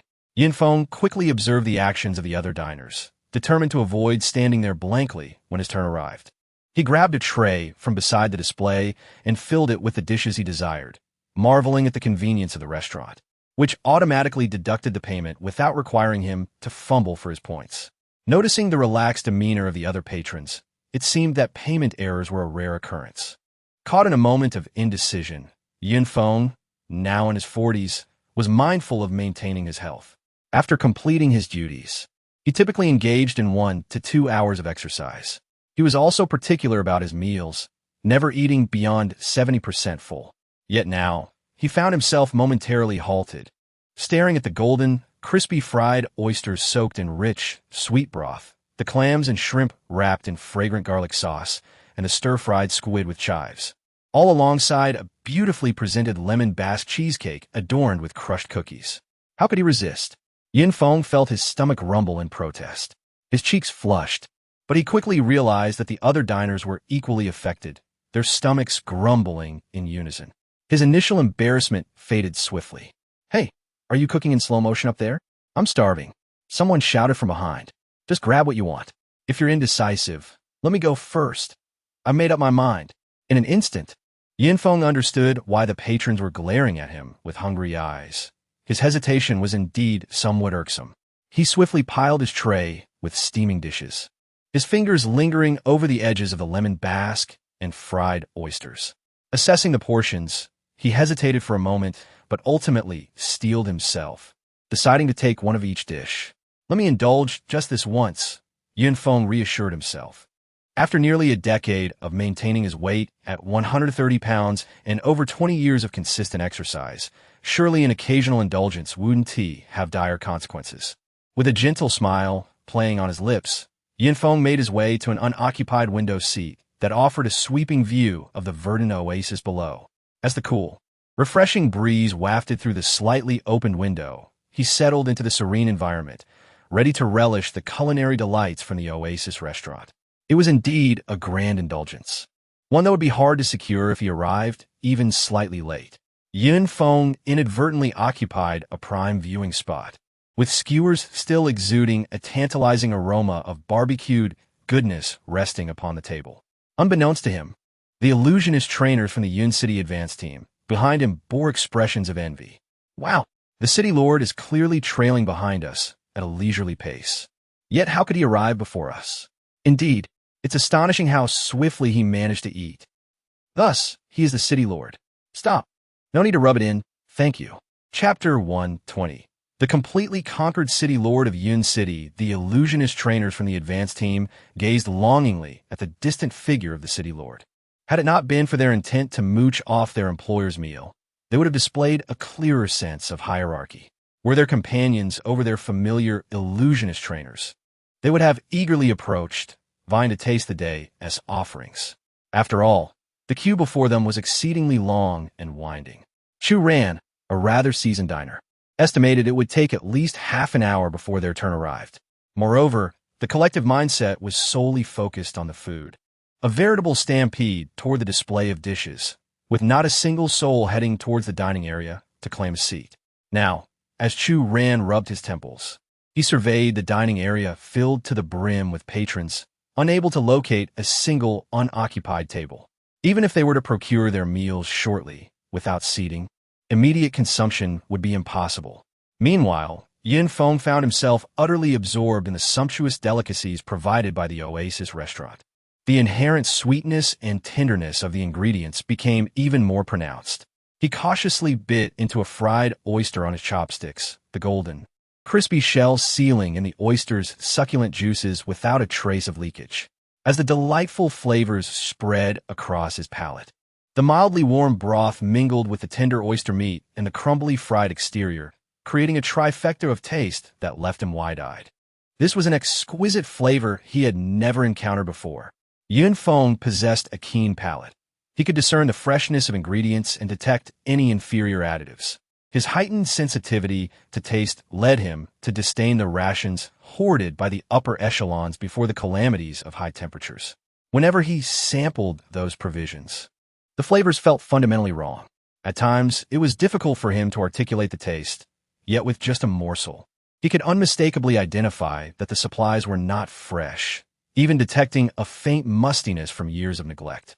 However, the goods procured from the Oasis presented no such issues. Initially, Yinfeng approached the shipment of food and water intended to alleviate the crisis in Yun City with the mindset of simply overcoming the immediate need for sustenance. He had no intention of consuming the mineral water and instant noodles himself. After all, if he truly desired them, the upper echelons had hoarded enough, even worrying that by requesting supplies to assist the increasingly struggling common folk, they might have to share some with him. At that time, he was accompanied by his 7-year-old daughter, primarily considering her nutritional needs. Ultimately, he accepted the shipment, though he did not partake. However, his daughter, now 16 and blossoming into a graceful young lady, expressed immense curiosity about the provisions from the legendary Oasis, insisting on exploring. Eventually, The security at the city lord's manor had no choice but to escort the young lady to the bustling task hall. This instant noodle seems to be of higher quality than before. Yearning, with her round, sparkling eyes, curiously observed the assortment of seasoning packets and slightly bulging condiment sachets before her. The golden noodle block was dry and intact, not crumbled at all. With eager anticipation, she opened the noodle block and all the seasoning packets, pouring them in, and finally added the boiling water delivered by a servant. Instantly, a rich, savory aroma of spicy beef wafted through the air, spreading with an unnoticeable speed throughout the restaurant, even reaching the servant who had just departed. The girl, caught off guard by the spiciness, sneezed but was reluctant to step too far away. His expression suddenly darkened. "Xiaomiao, who bullied you?" For Yunfeng, his adopted daughter was his most cherished kin. Witnessing her distressed demeanor ignited a fiery concern within him. However, the reality was far from what he had imagined. Seeing her father's anger, Yearning quickly waved her hands in explanation. No, I just had a bowl of slightly spicy instant noodles. I even saved you 2 pieces of beef." She assumed her father had been busy all day and likely had not eaten. Thus, she was eager to share the tender, salty beef with him. Yunfeng, despite his aversion to the taste of long-stored food, picked up his chopsticks and popped the flavorful beef into his mouth. "How is it? Isn't it delicious?" Yun's eyes sparkled as she eagerly watched her father, having exerted considerable self-control to resist devouring the delectable beef herself. To Yunfeng's astonishment, the beef bore no hint of spoilage or mold. Its texture was tender, with a subtle spiciness that made beads of sweat form on his forehead. A smile blossomed on Yun's face. It was during this encounter that Yunfeng realized the uniqueness of the provisions acquired from the oasis. The spicy beef instant noodles were not an isolated incident. He casually grabbed a bottle of mineral water and took a sip. The transparent liquid was crisp and sweet, devoid of any impurities or off flavors. From that moment on, the city lord of Yun City ceased his consumption of dry, hard biscuits and began to enjoy the water and food source from the oasis. For someone who did not have a strong inclination for gastronomic pleasures, eating merely to sustain normal bodily functions, the combination of mineral water and instant noodles was deemed remarkably palatable.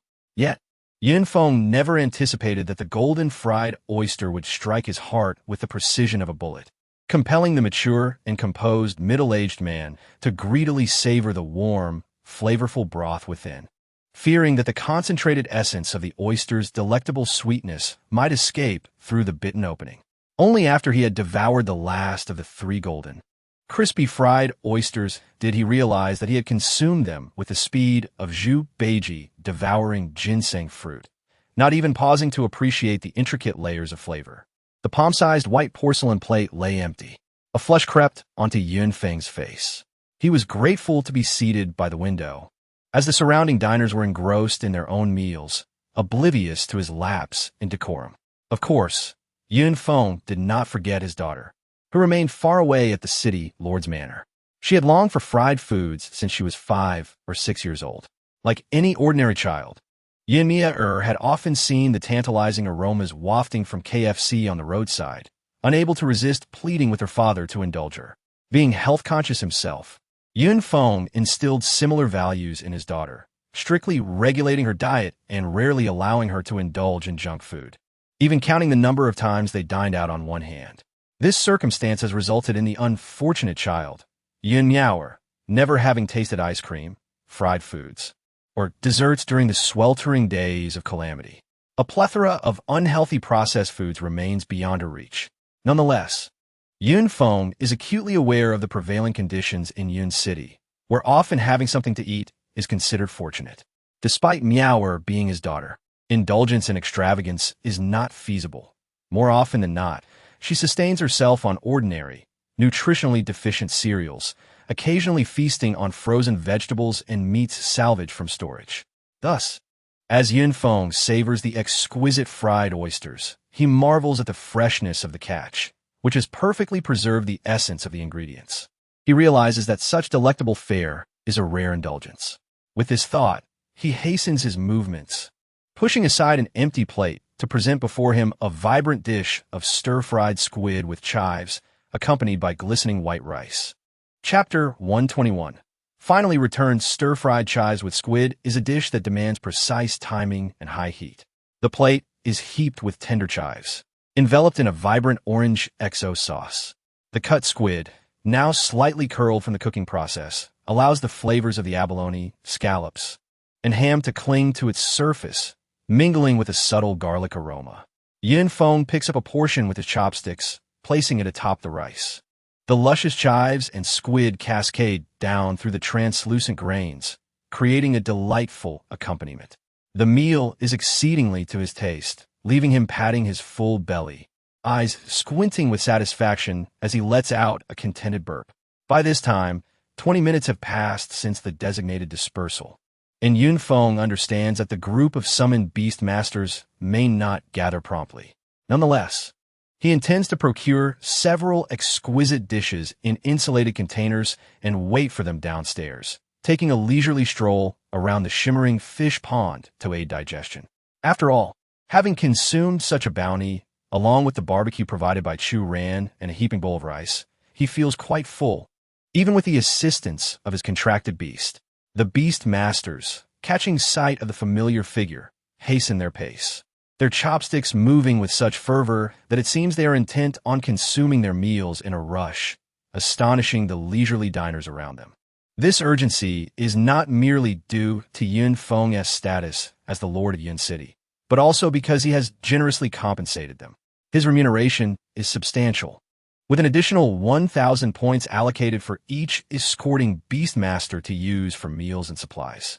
Consequently, the beastmasters harbor no objections to the lavishness of their employer. After all, they are enjoying a complimentary feast, and regardless of their speed, they are indeed partaking in a meal. 10 minutes later, the last of the beastmasters, laden with bags and glistening with sweat, arrives. Yun Feng secures the precious fully automatic ice cream machine atop the largest of the contracted beasts, fastening it with ropes. Yet, he remains uneasy, positioning himself near the machine, fearful that this youthful, exuberant beast, with its unwieldy trunk, might accidentally topple the delicate apparatus. Earlier, the young elephant, Moo, had not hesitated to express its discontent with its newfound burden. However, this was the only option available, as neither the contracted beasts of the advance team nor Yin Feng's own beast could bear the weighty machine. To ensure compliance from Moo, Yin Feng had bribed the creature with 5 banana-flavored ice cream balls, but once consumed, the elephant turned indifferent.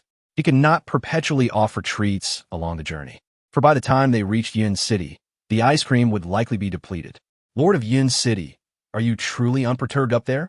The elephant beastmaster, Fan Sui, expressed his concern, glancing anxiously at the man seated atop the beast, gently patting Moo's forehead in a bid to soothe it. Thankfully, his efforts seemed to yield some effect as the agitated creature calmed slightly, allowing them to proceed. Yun Feng exhaled a sigh of relief as the beast masters encircled their employer on the elephant, forming a protective barrier as they ventured towards the high-grade wild beast area outside the oasis. Although Moo had yet to reach maturity, its size was sufficient to deter any unwise creatures from crossing their path. Yin Feng concentrated his efforts on preventing Moo from using its lengthy trunk to strike or assault the precious ice cream machine.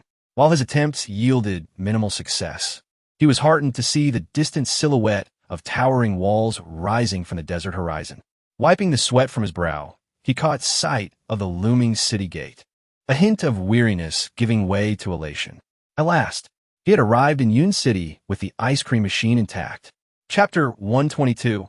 Refreshing upon reaching Yun City, Yin Feng immediately summoned a few robust men to transport the beautifully crafted fully automatic ice cream machine to the entrance of the task hall. Despite the city's relaxed purchasing restrictions, few individuals opted to hoard instant noodles and bottled water in bulk. An increasing number of citizens have come to realize that reselling products from the oasis yields little profit. Even selling a pack of instant noodles for the exorbitant price of 2,000 points results in a fleeting moment of financial gain before the points vanish from their accounts. Consequently, the notion of reselling supplies has been abandoned, especially since everyone is aware that these items can be directly purchased from the task hall. Thanks to the benevolence of the president of the Beastmaster Association, a spacious area of approximately 20 square meters has been designated on the left side of the brightly lit task hall, stocked with sturdy shelves filled with various flavors of instant noodles, bottled water, soda, beef jerky, chocolate, and affordable cooling patches for customers to procure at their leisure. However, due to the limited variety of products, this supermarket appears somewhat sparse, particularly at the side of the cashier's counter, where boxes of inventory occupy the empty corners, facilitating restocking. Yinfeng, however, had no intention of placing the ice cream machine within the supermarket, as the queue of patrons might hinder potential customers from entering. Thus, the optimal solution would be to position it outside the task hall. He decided to inform Qian Kunpeng of his plan and directed the men to carry the ice cream machine directly to the president's office on the top floor of the Beastmaster Association. Behold, a splendid acquisition from the oasis. Yinfeng encountered Qian Kunpeng, who was overwhelmed by his official duties, his eyes glazed over. He couldn't help but scoff inwardly, realizing how extensive his workload truly was. With all the fuss he made over the association's matters, it was a wonder he could maintain any composure. The typically stern brow of the mature and proud man relaxed at this moment, evidently rejuvenated by the recent expedition to the oasis, allowing him to engage in light-hearted teasing with his close friend. Yinfeng playfully tapped the sleek, fully automated ice cream machine before conjuring a delightful ice cream cone right in front of the astonished Qian Kunpeng. Give a try. This ice cream is exquisite. My daughter hasn't even had a taste yet, so you get to indulge first. Aren't I generous? Initially, Qian Kunpeng was still in a state of mental overload, his mind akin to a CPU overheating from excessive tasks. However, as his dark eyes settled on the ice cream emanating a cool aura, they suddenly sparkled with vitality. He blinked in surprise, ensuring he wasn't hallucinating from the day's tedious document reviews. Taking the ice cream, Qian Kunpeng cautiously licked it with his tongue, and the cool, sweet aroma of rice swiftly enveloped his palate. Is this really rice-flavored ice cream? Chewing, how intriguing. The rice-flavored ice cream was unique among all varieties, being the sole kind enriched with milk. The creamy texture, interspersed with soft, glutinous rice grains, glided smoothly across his lips and teeth. The oppressive heat that had drenched Qian Kunpeng in sweat dissipated, as if he had just consumed an entire bottle of ice water on a scorching summer day. Moreover, this ice cream was not overly sweet. Rather, it possessed a subtle sweetness that emerged from the grains, creating a remarkably delightful flavor. His earlier agitation melted away with each bite, and he found himself increasingly uplifted. The crispness of the wafer cone, combined with the slightly melting ice cream, created a rich tapestry of flavors that was utterly irresistible. Within mere moments, he had devoured the rice-flavored ice cream, and with a wistful lick of his lips, he gazed excitedly at the ice cream machine. Astonishingly, after finishing the treat, he felt as if the heat had vanished, and sitting in the office, he was greeted by a refreshing breeze. Was this truly possible? Qian Kunpeng momentarily questioned whether he had ingested something hallucinogenic, but he quickly dismissed the thought, recalling that such fungi had long since disappeared after the calamity. He mused that if he were to find any hallucinogenic fungi, that would indeed be remarkable. Are you feeling particularly cool? That's the idea, Yinfeng remarked, treating himself to a different flavor of ice cream, opting for a towering 5-scoop creation for his own enjoyment. Noticing the bemused expression on his old friend's face, he couldn't help but infuse his tone with a hint of pride. He patted Qian Kunpeng on the shoulder, leaned in slightly, and pointed to his neck, saying, "Take a look here."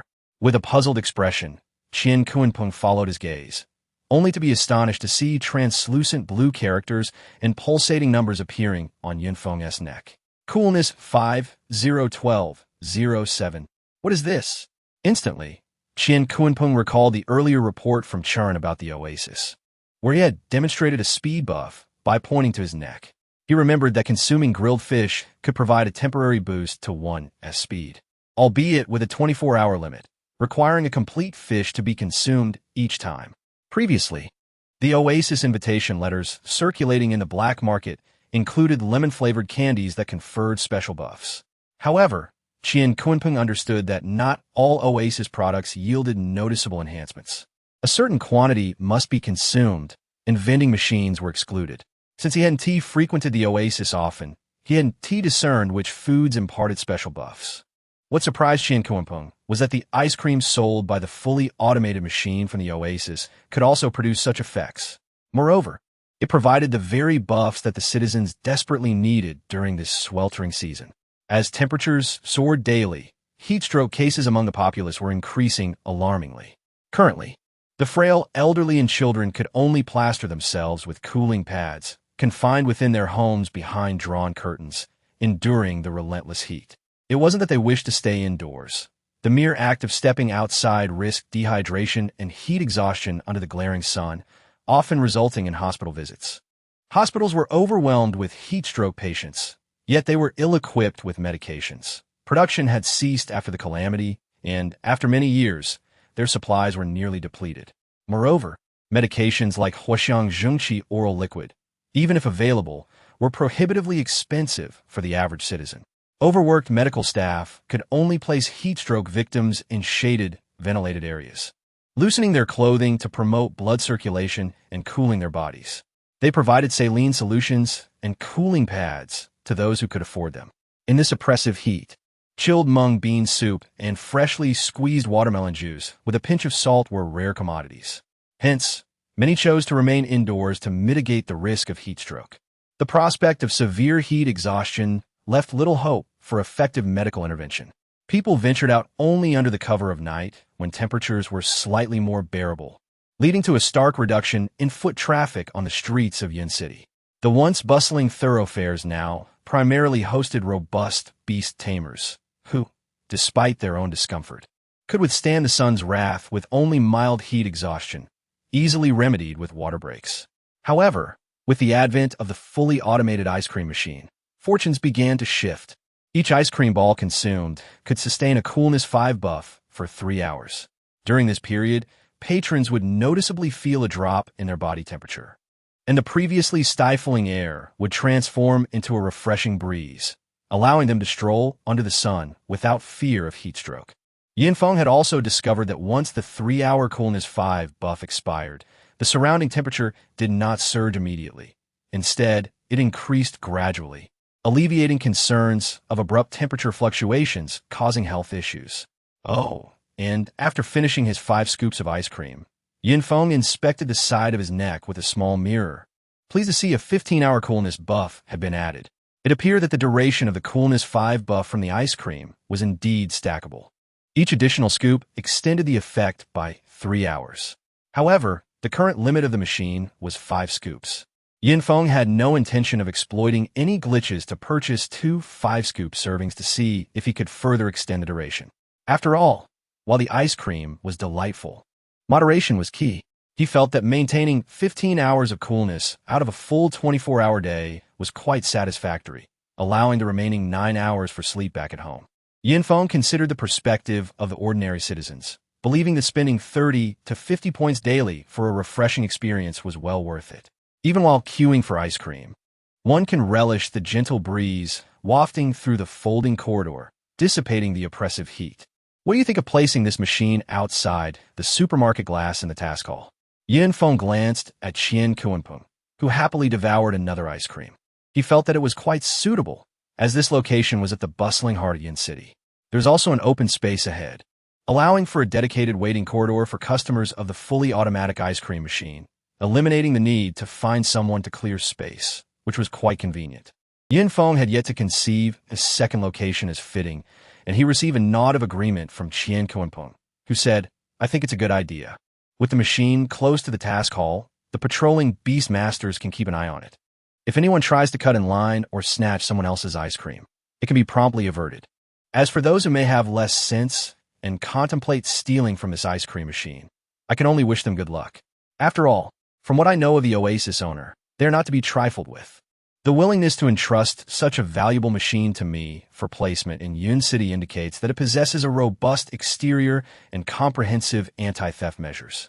If someone were foolish enough to attempt a robbery, that would indeed be audacious. All right, it's settled then. I'll have someone bring the machine down. Yunfeng concluded the discussions, notifying Qian Kunpeng about the placement of the fully automatic ice cream machine, and prepared a call for staff to transport it. Seizing the opportunity while the others went to find help, Qian Kunpeng swiftly dashed to the ice cream machine, placing an order at lightning speed and receiving a line of ice cream emanating a misty chill. His eyes nearly squinted shut from joy as he rubbed his hands together, eager to taste each flavor. He couldn't help but marvel at how generous the oasis owner was, making such delicious ice cream available for purchase at just 10 points. It truly raised the question of profitability. If only there were a tipping feature, he would undoubtedly pay a little extra. The recruits Yunfeng had enlisted happened to be members of the Yun City Advance Team, who, upon hearing that the ice cream machine was to be set up downstairs, immediately perked up and assured him of their capability to carry it. Their collective gulping could have added to their credibility. Let's go. Quickly bring the machine down. I want to buy 10 scoops of ice cream. Put some muscle into it. Why is all the weight on me? Several beast masters clamored as they maneuvered the fully automatic ice cream machine downstairs. Despite a somewhat convoluted process, the outcome was satisfactory.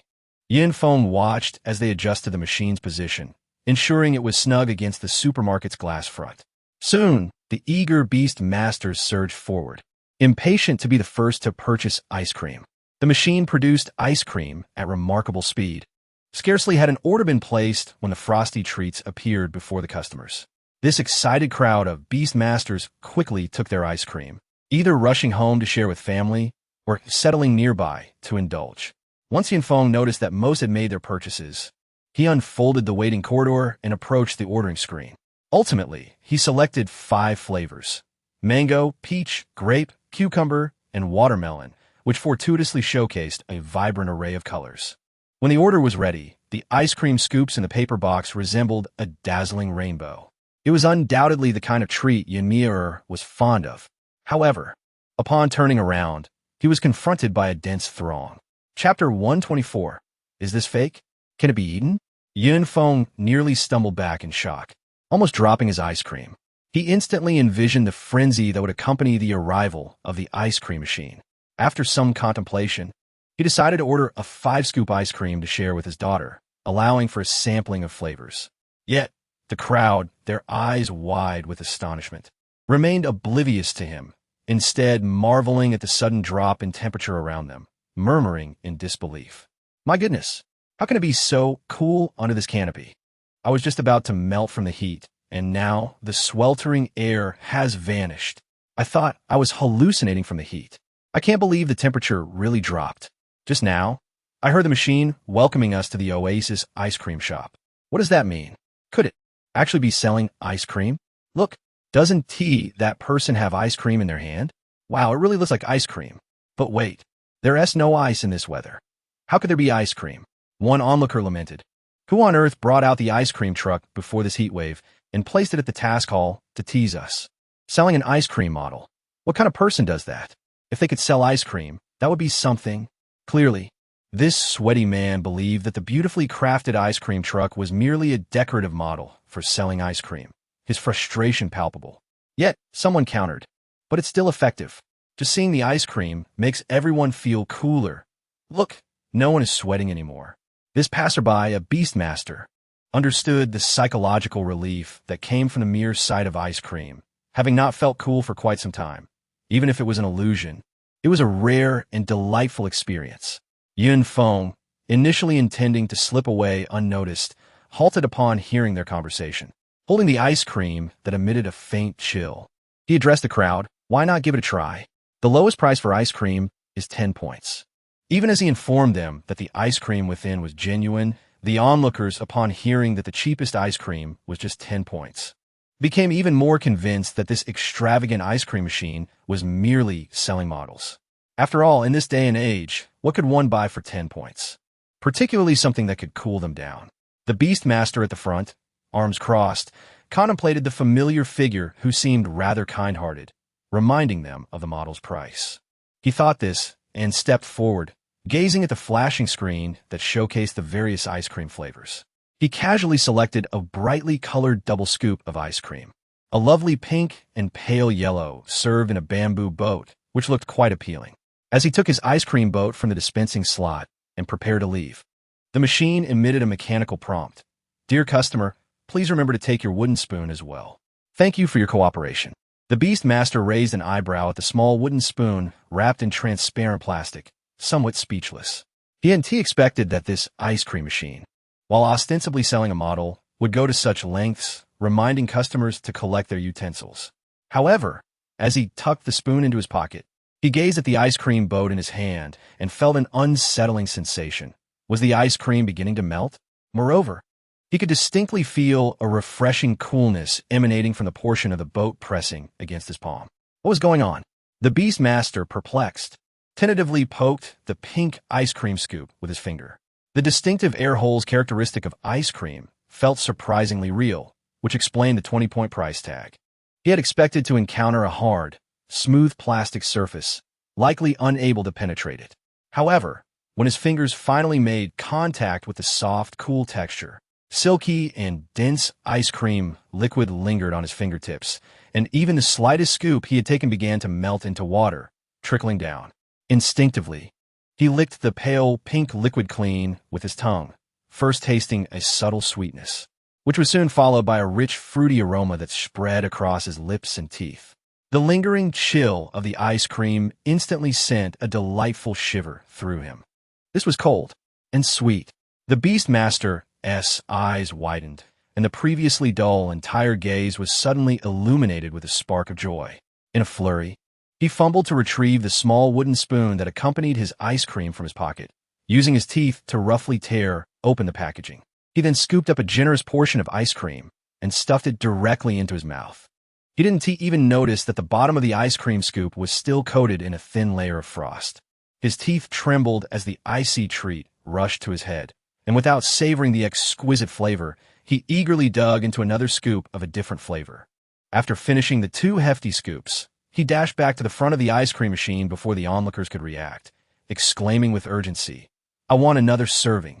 As he spoke, his fingers danced across the ordering screen in front of him. Of course, he did not stop at just 1 serving. He ordered a total of 3 servings, each containing 5 scoops of ice cream. The strawberry flavor was studded with small chunks of real strawberries, and each bite released a burst of sweet, refreshing juice, reminiscent of biting into chilled strawberries. The soft yellow pineapple ice cream was topped with crunchy, chewy freeze-dried pineapple bits, offering a delightful balance of sweet and tangy flavors, never cloying. It beautifully combined the sweet and delectable essence of strawberries, making one crave more with every bite. He thought of taking it home to teach his daughter how to read and write. The Beastmaster was well aware that both mother and daughter had a penchant for outings, and with the sun scorching the earth, they must be feeling cooped up indoors. Yet, the ice cream he had just procured would undoubtedly bring them joy. However, just as he received his purchased ice cream and turned to rush home, he nearly found himself trapped by the throngs of onlookers. After all, his previous reaction had been too overt. Even those with less acuity could discern that the ice cream machine was likely capable of producing real ice cream. Why else would he exhibit such excitement? Spending a full 150 points on it? Surely, it was not merely a model of an ice cream machine. "Is this real ice cream?" inquired someone familiar with the Beastmaster, their voice rising with barely concealed excitement. The Beastmaster, Fei Zisher, nodded earnestly, signaling for the crowd to part. This statement immediately caused those surrounding him to disperse, as the news of the machine selling real ice cream sent them rushing to the front, fearful of missing out. Chapter 125, The Secret of Yearning. This statement was indeed quite reasonable, and the elderly lady reluctantly abandoned her earlier idea. The individuals at the back of the line breathed a sigh of relief, realizing that if the lady were to purchase hundreds of ice cream scoops, they would likely be waiting until nightfall. The fully automated ice cream machine was immensely popular, surrounded by throngs of people, 3 layers deep. Beastmasters, who had initially intended to head to the mission hall for tasks, paused their steps, curiously peering to see what transpired ahead. They soon spotted the charming, macaroon-colored ice cream machine dispensing ice cream scoops, while delighted customers eagerly dug in with their spoons, reveling in the cool, sweet delicacy, their eyes brimming with satisfaction and happiness. Some even closed their eyes, as if savoring a delicacy so divine, they let out exaggerated sighs of pleasure. The scene was so enticing that passers-by found themselves irresistibly drawn to the winding queue, their legs moving uncontrollably toward the end of the line. The line for ice cream grew longer, exceeding the limits of the folding corridor designed for the machine, leaving the latest arrivals without the refreshing breeze that had once accompanied them. Yet, this did not dampen enthusiasm for the ice cream. On the contrary, many contemplated arriving early the next day to secure their spot. As customers transitioned from the sun's blistering heat into the coolness of the corridor, they were astonished to find the temperature dropping swiftly, the once scorching air turning refreshingly cool. Familiar friends quickly deduced that this sudden change must be related to the ice cream machine as corridor. Perhaps the black vents at the top serve a similar purpose to an air conditioning unit. How splendid! They swallowed hard, hoping the customers ahead would hasten their pace. However, those customers soon discovered that if they lingered too long after their purchase, they would receive warnings, with the possibility of being ejected from the corridor altogether. Witnessing such stringent measures from the ice cream machine, those who had initially planned to enjoy the cool air for a while became much more compliant, abandoning their intentions. The fully automated ice cream machine opened successfully, and Lin Cenyue received constant notifications from the cash register. With a satisfied arch of her brow, she closed the system's pop-up window, silently wishing for Yun City to soon be incorporated into the oasis teleportation array. Meanwhile, Yun Feng, harboring the same hope, strode briskly toward the study. Aunt Shun, who had just finished cleaning, mentioned that the young lady was occupied in the study. Yun Feng, holding the ice cream still enveloped in a cool mist, entered without knocking. Yun Mia, sitting at her desk, jumped in surprise, her hands crumpling the letter she had been diligently writing. The 16-year-old girl, startled like a frightened rabbit, nearly leapt from her comfortable, spacious leather chair. Upon recognizing the intruder, she pouted, her delicate brows knitting together in a mix of embarrassment and irritation, a rosy hue blooming on her fair cheeks. "Dad, I was busy inside. How could you just barge in like that? You almost scare me to death," she exclaimed, her slender fingers continuing to crumple the fragrant paper in her hand. Yun Feng immediately noticed his daughter's slightly awkward demeanor, but chose not to confront it. Instead, he revealed the ice cream he had been hiding behind his back. "I came in suddenly because I have a surprise for you." "You ungrateful girl, don't you want ice cream?" he said in a warm and affectionate tone, placing the ice cream in front of her and producing a disposable wooden spoon from his pocket. Upon seeing the colorful array of ice cream before her, Yun Mia's jaw dropped in astonishment. "Dad, where did you buy this ice cream?" she gasped. Though she had enjoyed chilled cola before, she had never imagined being able to indulge in ice cream under the scorching sun. After all, the quantity of niter required for chilled cola was nowhere near what was needed to produce ice cream, especially not in such abundance right before her. Faced with such a delightful selection of ice cream, she felt overwhelmed, instinctively glancing up at her father, who wore a gentle smile. Yun Feng was more than pleased to showcase his achievement, although he still pondered what secrets lay hidden in the letter his daughter had tucked away. "This ice cream is something I acquired from the owner of the oasis." Moreover, it was not merely ice cream that was procured, but an entirely automated ice cream machine capable of producing an endless supply of this delightful treat. Now, anyone could simply visit the supermarket next to the mission hall and purchase ice cream for just 10 coins. In that moment, Yun Miaojiao's eyes sparkled with amazement as she gazed at her father in admiration, exclaiming in awe. After showering her father with praise, the young girl delicately scooped a spoonful of the pale blue mint chocolate ice cream into her mouth, savoring its remarkably light and silky texture. The generous chunks of chocolate blended harmoniously with the mint base, causing her to squint her eyes in delight as she relished the exquisite flavor. How utterly delicious! Chapter 126. The mysterious crumpled paper. Yun Miaojiao was thoroughly enjoying her treat, eagerly recommending her favorite flavors to her father. Yun Feng, ever the attentive parent, took a spoonful to try, though his focus remained largely on the small, crumpled piece of paper clutched tightly in his daughter's hand. Though he was not a strict parent regarding her friendships, he understood the complexities of a world lacking rules in the aftermath of a calamitous summer. In the shadows lurked threats of predation against those with contracted spirit beasts, and even the occasional plundering of their masters. Fortunately, his jurisdiction was relatively peaceful. Yet, he was no deity. He could only uphold the majority of fairness and justice in Yin City. While the private affairs of many remained elusive and could easily disrupt the interests of certain individuals, potentially inviting peril. Thus, for several years, Yin Feng refrained from enrolling his only daughter in the city's sole private academy, which catered to the offspring of high-ranking spirit beast masters and affluent families, charging fees that were beyond the imagination of the average citizen.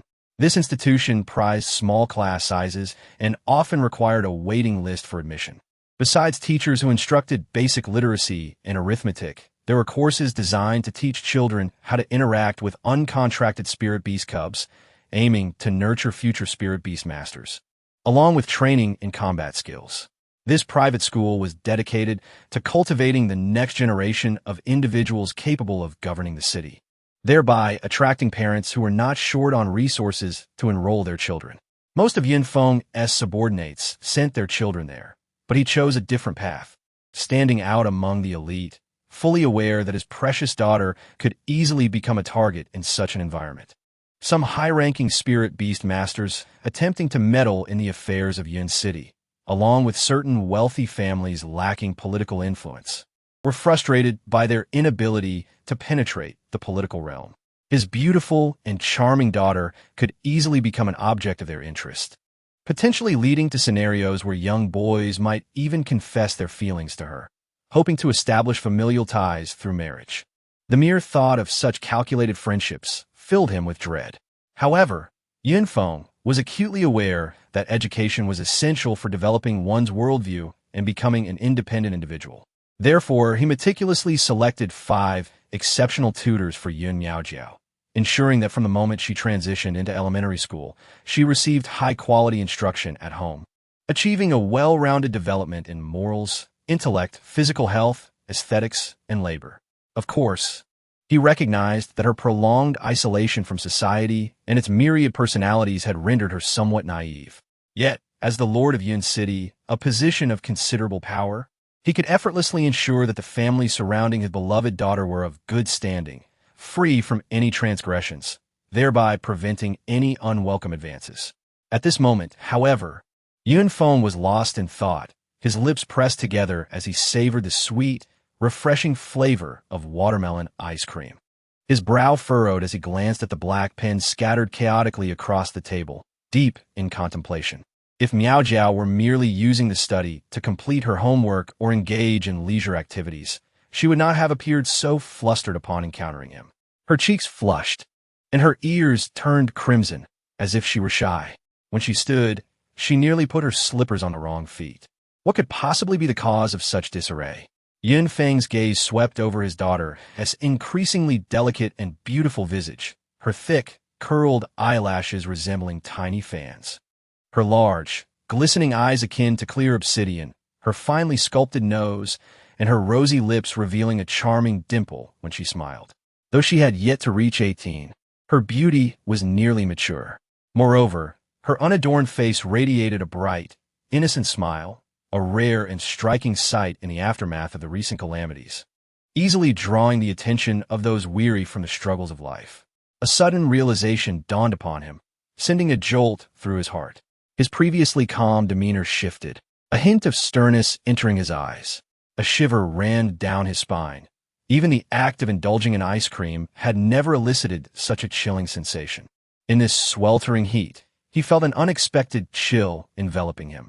Could it be that Miaojiao had fallen in love? Perhaps she had been writing a love letter, and upon seeing her father, she had grown anxious, fearing he might discover her secret, thus crumpling the paper tightly in her grasp.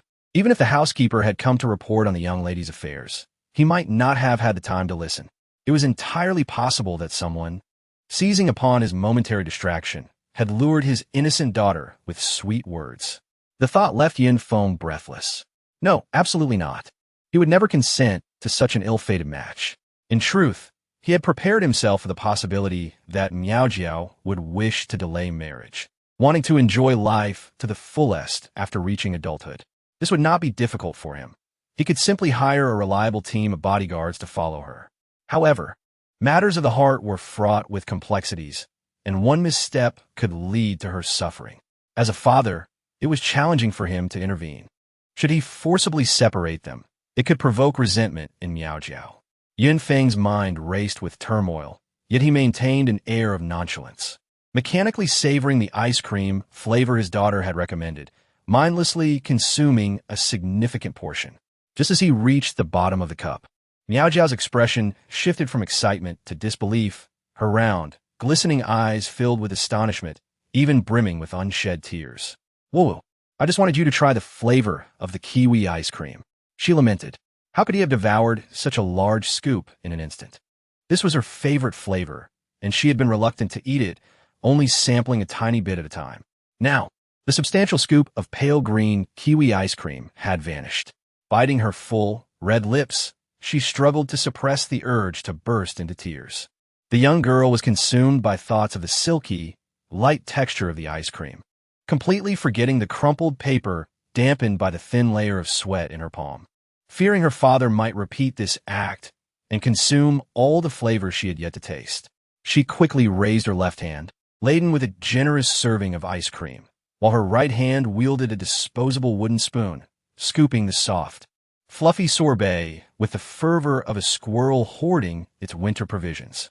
Despite her cheeks bulging with the treats, she greedily clutched the freshly picked nuts, refusing to let go. And most crucially, the young girl, so utterly captivated by the delectable delights before her, remained blissfully unaware that the crumpled paper had silently fallen to the ground, landing perilously close to Yun Feng's feet. Yun Feng fought to maintain his composure, internally exulting at the fortuitous turn of events. Miaojiao, absorbed in her ice cream, had failed to notice the paper had slipped from her grasp. He was able to silently carry the mysterious piece of paper out of the study, intending to examine its contents. Yun Feng gently ruffled the fluffy-haired girl's head, the soft strands flowing through his fingers like silk. The mature, deep voice of the middle-aged man resonated like a cello, slowly filling the air. "Sweetheart, you enjoy your meal. I have some matters to attend to." With that, Yun Feng clutched the paper tightly and stealthily made his way outside. However, at the moment he turned, his expression darkened. He was determined to uncover who dared to meddle with his precious daughter. Chapter 127. The true and false owner of the oasis, Yun Mia had no inkling that her father had taken away a vital secret of hers. Instead, she was basking in the blissful joy akin to that of an emperor selecting his consort, savoring the unique allure of each flavor. The strawberry flavor was delightfully tangy, with fresh fruit bits within. The honey passion fruit flavor was enriched with the fragrant aroma of passion fruit, its tartness harmonized by the floral sweetness of honey. The sea salt coconut was refreshingly delicious, the slight saltiness accentuating the coconut's natural sweetness. Grape ice cream was the most fruity, presenting a sorbet-like texture, soft and grainy, with velvety bits of grape flesh. Each bite was reminiscent of summer. Everything is delectable. After finishing the ice cream, Yun Mia rubbed her slightly swollen belly, feeling that she wouldn't crave ice cream again for a while, having indulged to her heart's content. The girl languidly reclined on the soft sofa, basking in the sunlight streaming through the glass, feeling none of the usual heat. Perhaps it was due to the ice cream? She mused quietly, then comfortably squinted her eyes under the sun, drifting into a light slumber. Unbeknownst to her, the piece of paper that should have been safely tucked in her pocket had vanished, just a wall away in the Lord's chamber of the city Lord's residence. Yun Feng wore a serious expression as he squinted at the thin sheets of paper before him, lost in contemplation. The contents were not extensive, and he had quickly perused them, yet the anger brewing within him could not be quelled. Standing by the window, the Lord of Yun City was 99 certain that the only proof left by his beloved wife, which he cherished like a fragile treasure, confirmed that his pampered daughter had indeed been deceived. Moreover, she had been ensnared by a scoundrel who had exploited both her affections and her finances. The wrinkled and damp letter spoke in an intimate tone, filled with suggestive words. The key point was that the sender claimed to be the actual controller of the oasis, secretly manipulating everything behind the scenes and regarding the grain shortage in Yin City. It was merely a small gift for his soulmate.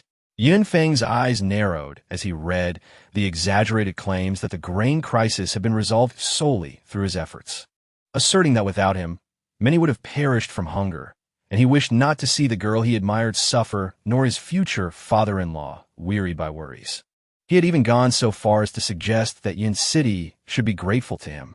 The lord of Yin City, usually adept at maintaining his composure, felt his temper flare. How dare this individual claim that he had solved the grain shortage? Even if, for argument's sake, this person were indeed the true owner of the oasis, such grandiose declarations were utterly unfounded. The accounts of the Yun City Lord's residence lacked the funds to support such claims. He had emptied his coffers alongside Qian Kunpeng to cover the expenses. Yin Feng inhaled deeply, his gaze fixed on the letter, where this audacious charlatan affectionately referred to his daughter as a Yun, mentioning a gift. 2 pieces of cooling lemon candy. Lemon candy? Wasn't that the same item given away for free during the distribution of the Oasis promotional flyers? From this meager offering alone, Yin Feng could conclude that such a miserly gesture could not possibly belong to the true owner of the Oasis. After all, the genuine proprietor had generously gifted Yin City an automatic ice cream machine and provided significantly discounted prices far beyond the means of this penny-pinching imposter. Sighing, Yin Feng rubbed his temples, contemplating how his dear Mia seemed to wholly believe in this person's lies. A piercing headache surged within him as he began to question whether his efforts to protect his daughter from harm by shielding her from the outside world were truly beneficial. If the same scenario occurred with girls of her age, it was unlikely that even 100 individuals could find one who believed them. Thus, the notion that the Oasis's owner was a young, beautiful, and exceptionally capable woman was likely known by many in Yin City. Alas, Yun Feng's gaze fell upon another sheet of beautifully penned paper, still incomplete. He worried that Mia might firmly believe that this scoundrel was indeed the true owner of the Oasis. Ever since discovering that the owner was a young and attractive woman, many dark-minded men had concluded that it was impossible for a woman to possess such strength, questioning her femininity. They might even speculate that Lin Cenyue was merely a figurehead, while the real owner was a man, her husband or father, someone of formidable stature who could wield such power to elevate the Oasis to prominence. Regardless of whether they believed it or not, Yin Feng often heard their irrational self-justifications, some even lamenting that the true master of the Oasis allowing a woman to take the spotlight was a disgrace to masculinity. Mia, she wouldn't be brainwashed by such societal scum, would she? Chapter 128. The deceitful scoundrel Yin Feng felt his fists clench. Initially, he had thought that such nonsensical individuals hadn't violated the laws of Yin City. If they were all imprisoned, the currently limited facility would surely overflow. However, he now deeply understood the impact of slander. Many uninformed individuals could easily believe that the owner of the Oasis was indeed male, which not only tarnished the owner's reputation, but also emboldened those who sought to cast successful individuals as male, perpetuating gender discrimination. No, it was imperative to revise the laws of Yin City. He would summon the officials shortly, along with Qian Kunpeng, to discuss the addition of new regulations. Such deceitful charlatans must be held accountable for their actions. However, that was a matter for later. Yin Feng's most pressing concern was to identify the individual who had delivered the letter to his precious daughter. After all, anyone who could enter the Lord's residence or meet Yin Mia had been carefully screened by him, and their numbers were exceedingly limited, with their character assured. Yin Feng instructed the housekeeper to compile a list of those who had accessed the private quarters of the Lord's residence within the past month, intending to scrutinize each individual meticulously. For nearly a decade, Miss Miao has retained the same private tutors, individuals who have essentially watched her mature. Among them, there was only one male instructor. This occurred because Yin Feng struggled to find a suitable combat instructor and thus appointed a high-ranking illusion beastmaster, whose severe injuries sustained during an illusion beast tide rendered him unlikely to return to battle, to serve as Yin Miao's combat tutor. This arrangement aimed to fortify her physical well-being, enabling her to fend off multiple assailants, even without exposure to the outside world. Consequently, Yun Feng could rest assured when Miss Miao desired to venture out. Yun Feng placed considerable trust in this combat instructor. And the combat gymnasium, where they conducted their lessons, was equipped with several surveillance cameras strategically positioned in the corners. He casually accessed the surveillance footage from their most recent session and played it at triple speed. Indeed, the instruction appeared proper, and there was no clandestine interaction between the instructor and Miss Miao. It seemed improbable that there was any time to exchange correspondence. With the instructor's suspicion dispelled, Yun Feng grew increasingly perturbed, as it suggested that the culprit was concealed among his staff, individuals with relatively high turnover rates. Furthermore, the surveillance cameras in the Cloud City Lord's mansion were limited to critical areas. Even after meticulously reviewing the recent surveillance footage, he might not uncover anything of significance. Yun Feng delegated this task to the butler, instructing him to peruse the surveillance footage from the past 30 days whenever possible, with a keen eye for anyone deliberately approaching Miss Miao and surreptitiously handing her something. Subsequently, the composed and steady man suppressed his mounting vexation, lowered his profound gaze, and scrutinized the paper before him, endeavoring to discern any clues from its material and the handwriting. To his surprise, Yun Feng discovered a potential lead. The author of the letter had deliberately employed meticulous printing, presumably to conceal their identity upon discovery. However, the author seemingly failed to maintain consistency, as the latter portion of the letter exhibited a more fluid and less rigid script, revealing their personal writing habits. For instance, when writing the stroke in a character, their pen would instinctively lift upward from the bottom, creating a sense of hurried connection. Yet, no other part of the writing exhibited any such connections. This habit seemed vaguely familiar to Yun Feng. Who could possess such a writing habit? Yun Feng massaged his slightly throbbing temples, diligently searching his memory. He vaguely recalled someone in his vicinity possessing this particular habit of writing the stroke, but he could not quite place it at the moment. Yun Feng then scrutinized the Cloud City project proposals, draft announcements, and miscellaneous meeting reports on his desk, seeking similar handwriting. The high-temperature calamity had damaged most computer components, rendering ordinary electronic products inoperable. The entire Cloud City could only muster 2 functional computers, one for him and the other for Qian Kunpeng at the association.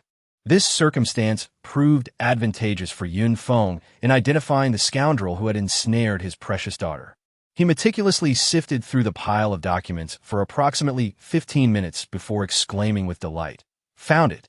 He carefully extracted the draft Cloud City Mission Hall expenditure report from a stack of documents and compared it repeatedly with the letter he had secretly obtained from Miss Miao. Ultimately reaching a conclusion, the mysterious author of the letter was the one who had drafted the annual expenditure report. Yun Feng turned to the end of the form, his eyes fixated on the name of the preparer, Zhen Junmao. "Very well," he muttered, "this brat has the audacity to target my family." Yun Feng, recalling the man's particulars, remembered that Zhen Junmao had been recruited into the mission hall 3 years prior. His exceptional performance had even earned him a promotion to the finance department, where he assisted and gained the appreciation of the finance minister. His meteoric rise culminated in his appointment as deputy finance minister within a few years, and the retiring minister even betrothed his daughter to him. "He already has a wife," Yun Feng exclaimed, "and yet shamelessly attempts to seduce my precious daughter." At this realization, Yun Feng felt as if the very air he breathed had transformed into razor-sharp blades, tearing at his heart. He slammed his fist vehemently on the desk by the window, gnashing his teeth as he uttered the man's name, and instructed his secretary to immediately unearth the man's entire lineage. Yun Feng intended to ascertain precisely how this villain planned to play both sides, leveraging the old minister's daughter as a stepping stone while attempting to ingratiate himself with his family. Zhen Junmao, who was currently attempting to appease his wife with ice cream, felt a sudden chill down his spine and instinctively sneezed. However, his delicate features remained adorned with a gentle smile. "Darling, please try it," he urged. "The ice cream will melt if you don't eat it soon." The woman lying curled up in bed remained motionless, her tears soaking the pillow. She had not anticipated that, after their marriage, the man would only engage in superficial gestures while secretly writing love letters to other women. When she informed her father, he dismissed her concerns, asserting that he was familiar with Zhen Juanmao's character and that he would never engage in such behavior, suggesting that she had misinterpreted the situation. But he clearly had. After a few perfunctory words of comfort, Zhen Junmao grew impatient and simply placed the ice cream on the bedside table. "I have some matters to attend to in the study," he said. "Once you feel better, you can get up and try the ice cream." He was eager to compose a new letter to slip under Yun Miao's door, anticipating that once he had ingratiated himself with the city lord, he would no longer have to endure the face of this haggard woman. Zhen Junmao had conceived an ingenious plan. He had been pondering how to perpetuate the fabrication of being a powerful oasis owner when, by chance, he encountered the newly opened oasis fully automated ice cream machine after work. Moreover, each ice cream cost only 10 points. This was an opportune resource. He would claim that he had specifically arranged for Cloud City to have this machine and that he had deliberately set such a low price in the hope that ordinary citizens on the same land as her could savor the sweetness of their love. Zhen Junmao was unaware that his deception had been exposed. He possessed a high school education and had been known from a young age for his glib tongue, having impregnated 2 classmates, neither of whom he acknowledged as his doing. In the early stages of the cataclysm, he had frequented the black market before successfully passing the highly competitive written examination for the mission hall. There, he had fortuitously impressed the Minister of Finance and, subsequently, had become romantically involved with the old minister's daughter. Currently, his reputation was impeccable, characterized by tales of his love for his wife and his diligence at work. Yin Feng's hand trembled slightly as he clutched the dossier, particularly upon reading the accounts of his supposed devotion to his wife, prompting him to grit his teeth. What was this man attempting to accomplish? To have his precious daughter unwittingly become a mistress, or perhaps to reinstate the feudal system of polygamy? He was not worthy. Yin Feng resolved to send Miss Miao to Oasis for safety, as Zhen Junmao was, in reality, an ordinary man who had never even visited Oasis, and thus lacked the means to traverse the perilous high-level wild illusion beast zone to deliver letters to Miss Miao. Only by having Yun Miaoer directly interact with the owner of Oasis and gain insight into her character and capabilities could she dispel the fog of deception and discern truth from falsehood. Thus, as the cooling and refreshing ice cream garnered fervent acclaim from the citizens of Cloud City, the man most responsible for bringing the ice cream machine to Cloud City, accompanied by newly assembled high-level illusion beast masters responsible for bodyguarding and his recently awakened precious daughter, quietly departed for the oasis hidden in the desert. "Father, are we really going to Oasis?" Yin Miaoer's heart raced with excitement. Her delicate face flushed, and her sparkling eyes gazed curiously at the wondrous sights surrounding her. Having never ventured beyond the towering, formidable city gates, she now found herself stepping out with ease, her father by her side. The young girl observed the swirling yellow sands above her, even crouching down to carefully grasp a handful. The refreshing sensation lingering around her was a delightful consequence of indulging in 7 or 8 ice cream scoops, rendering the sun merely warm and far from oppressive. Yin Miaoer understood the effect was due to the ice cream, yet she could not help but fantasize about sneaking out to play in the future. The outside world didn't seem so unbearable after all.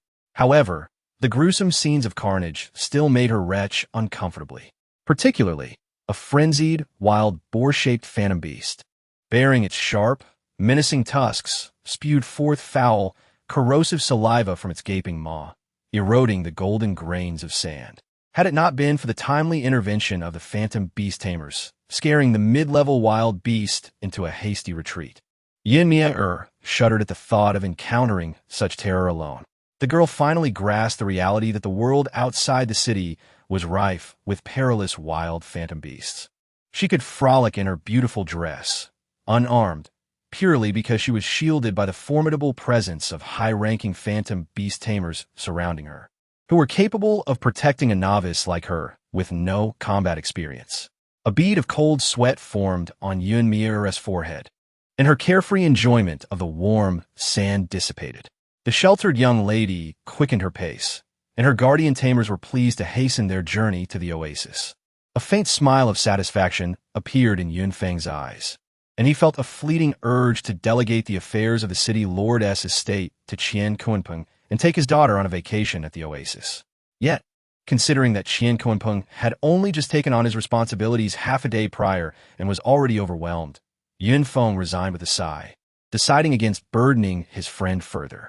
Upon reaching the oasis, they startled Lin Cenyue, who was sitting by the fish pond, fishing for treasure chests. Once she ensured her treasure chests were indeed caught, appearing as mere ordinary fishing to onlookers, she unabashedly resumed her quest for treasures. After all, those who ventured out at night to the pond might have mistaken her for a thief.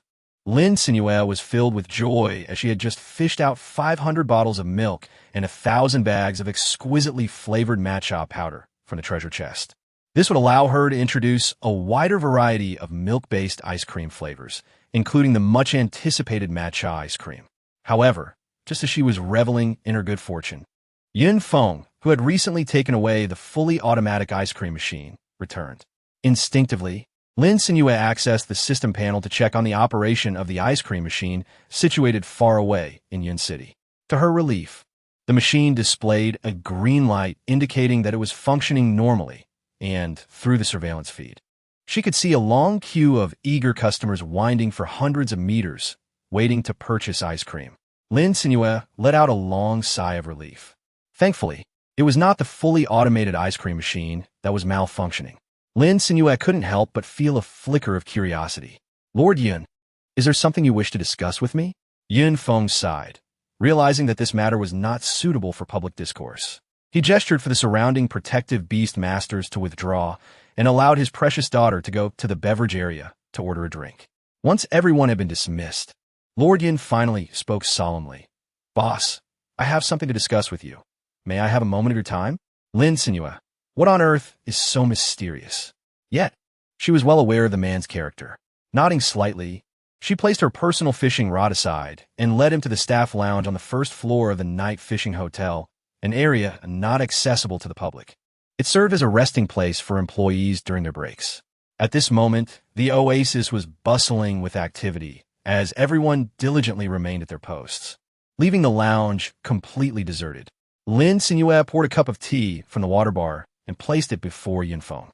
She then settled onto the sofa, raising an eyebrow as she inquired, May I speak now? Chapter 130, Ultimate Achievement, Renowned Worldwide. Lin Cenyue never anticipated that Yun Feng would specifically seek her out to propose that his daughter work at the oasis without any salary, allowances, or any form of compensation. In fact, he even offered to provide her with a monthly stipend of 5,000 for accommodation and meals. What could possibly be his motive? Lin Cenyue's mind struggled to comprehend this arrangement. Yun Feng, the lord of Yun City, possessed the authority to establish the laws governing the entire city, wielding more power than even the provincial governor prior to the calamities of extreme weather. If his sole intention was to secure a leisurely job for his daughter, she found it hard to believe that there was no suitable position available in the entirety of Yun City that did not require her to pay to work at the oasis. With a resigned sigh, Yun Feng recognized that unless he clarified the situation, the proprietor of the oasis before him would be unable to trust leaving his daughter there. He proceeded to explain how some of his staff, under the guise of the oasis's behind-the-scenes owner, attempted to court his daughter.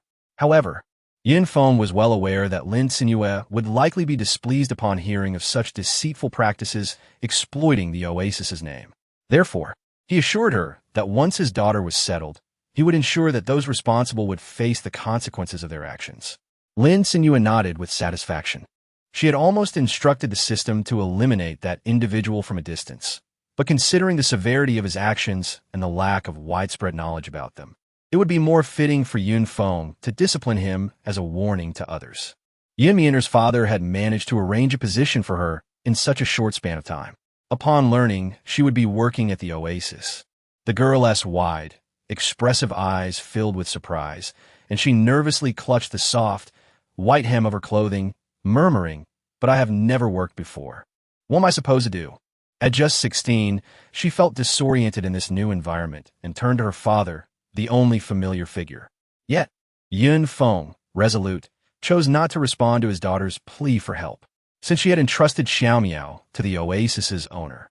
Lin Cenyue would naturally arrange her daily tasks and teach her how to become a competent employee, leaving no room for his interference. Yearning was led, somewhat bewildered, by a strikingly beautiful young woman to the Oasis restaurant, where her employee information was recorded. She was then taken to a small courtyard nestled within a lush orchard, where, following Lin Cenyue's guidance, she selected her preferred room and retrieved a large bundle of belongings from the luggage cart of the night fishing hotel. Concerned that his pampered daughter might struggle to adapt to the accommodations provided by the Oasis, Yinfeng had ensured she brought along everything from pillows and bedding to toiletries. However, upon opening the door to a room at the end of the corridor, Yearning gasped in astonishment at the soft pink interior, which perfectly aligned with her aesthetic preferences, requiring no selection at all. She joyfully leapt onto the cloud-like bed, discovering that the furnishings were no less comfortable than those she had at home. The brand-new bedding even carried the scent of sun-warmed fabric, and the cozy environment swiftly alleviated her initial fears of the unknown. Her job was straightforward. She was to take over the front desk duties of Lu Guanyu, handling bookings and payments. Although encountering difficult customers initially left her somewhat flustered, her warm hospitality quickly earned the satisfaction of other patrons. As time passed, after a year and a half of working at the front desk, Yearning blossomed, her delicate features often illuminated by a friendly smile. She frequently joined her colleagues for meals at the Oasis restaurant, her cheerful demeanor enabling her to engage in conversation more easily. Of course, after truly interacting with Lin Cenyue and witnessing her formidable combat prowess against the beast tide, Yearning completely set aside the naive love letter from her younger years that contained no truth. After all, the owner was the strongest. As for the mysterious figure behind the scenes, she had never encountered them and chose neither to believe nor spread rumors. Observing the rapid expansion of the Oasis, which was encroaching upon the entire high-end wild beast area and drawing closer to Yun City, the once clear fish ponds and the 6- or 7-story night fishing hotel had diminished in significance, becoming merely a small part of the Oasis. Now, the Oasis boasted not only a vast orchard for children and parents to engage in fruit picking, but also a bustling food street wafting the enticing aromas of hot pot, skewers, and barbecue, filled with the sounds of haggling and lively commerce.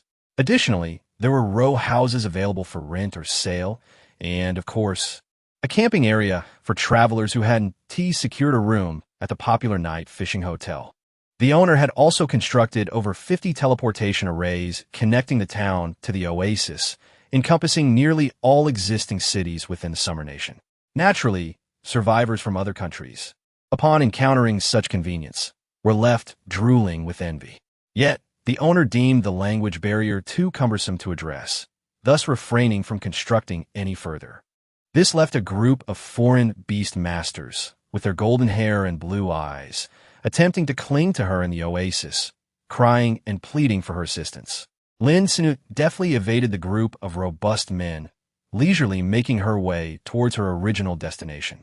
Yearning, feeling fortunate that her father had contacted the Oasis owner early, had turned Yun City into the second town with a teleportation array linking to the Oasis. Moreover, with remarkable foresight, he had sent her, just 16, to the Oasis to work for Boss Lin. As an insider, Yearning possessed an acute awareness of developments, and upon learning of the new building's purposes at the Oasis, she would promptly inform her father to bring funds, ensuring Yun City seized the advantageous opportunities for growth at the Oasis. Just observe the row of villas and the shops on 2 streets. How many were acquired by the Yun City authorities? And one can easily discern the significant efforts made by Yearning. Other towns rushed to the temporary sales office only after seeing the announcement from the Oasis. In contrast, Yinfeng, relying on his precious daughter's insider information, had arrived early with substantial funds. After selecting 2 or 3 prime villas and shops, they utilized the official investment account to make significant purchases of fixed assets at the Oasis. Thanks to this, Yun City's investments over the past 2 years have been remarkably profitable.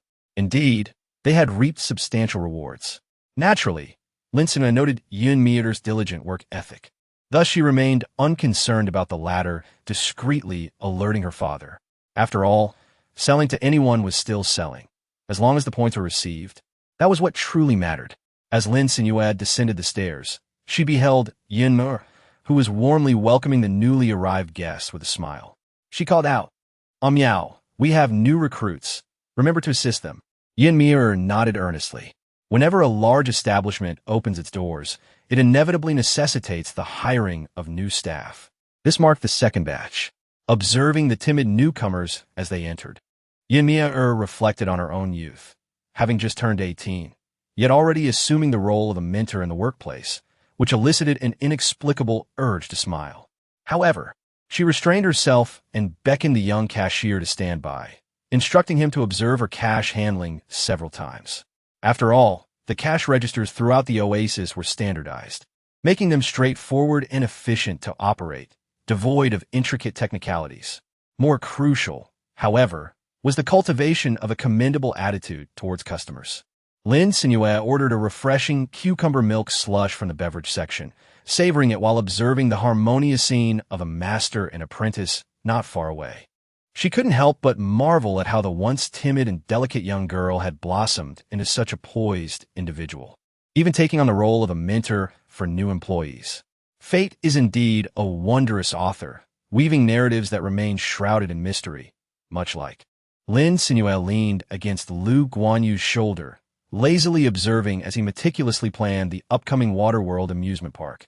His deft handling of finances promised an additional 20 revenue, showcasing a remarkable aptitude for investment that guaranteed profitable returns.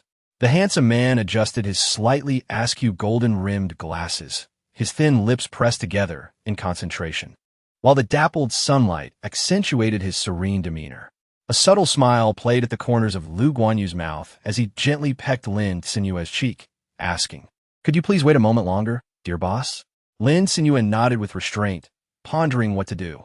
Her boyfriend was excessively devoted to his work. Considering that he was earning money for her sake, she chose to forgive him. Ding, congratulations. The player's total revenue has reached 1,000,000,000,000. Achievement unlocked, globally renowned. The end.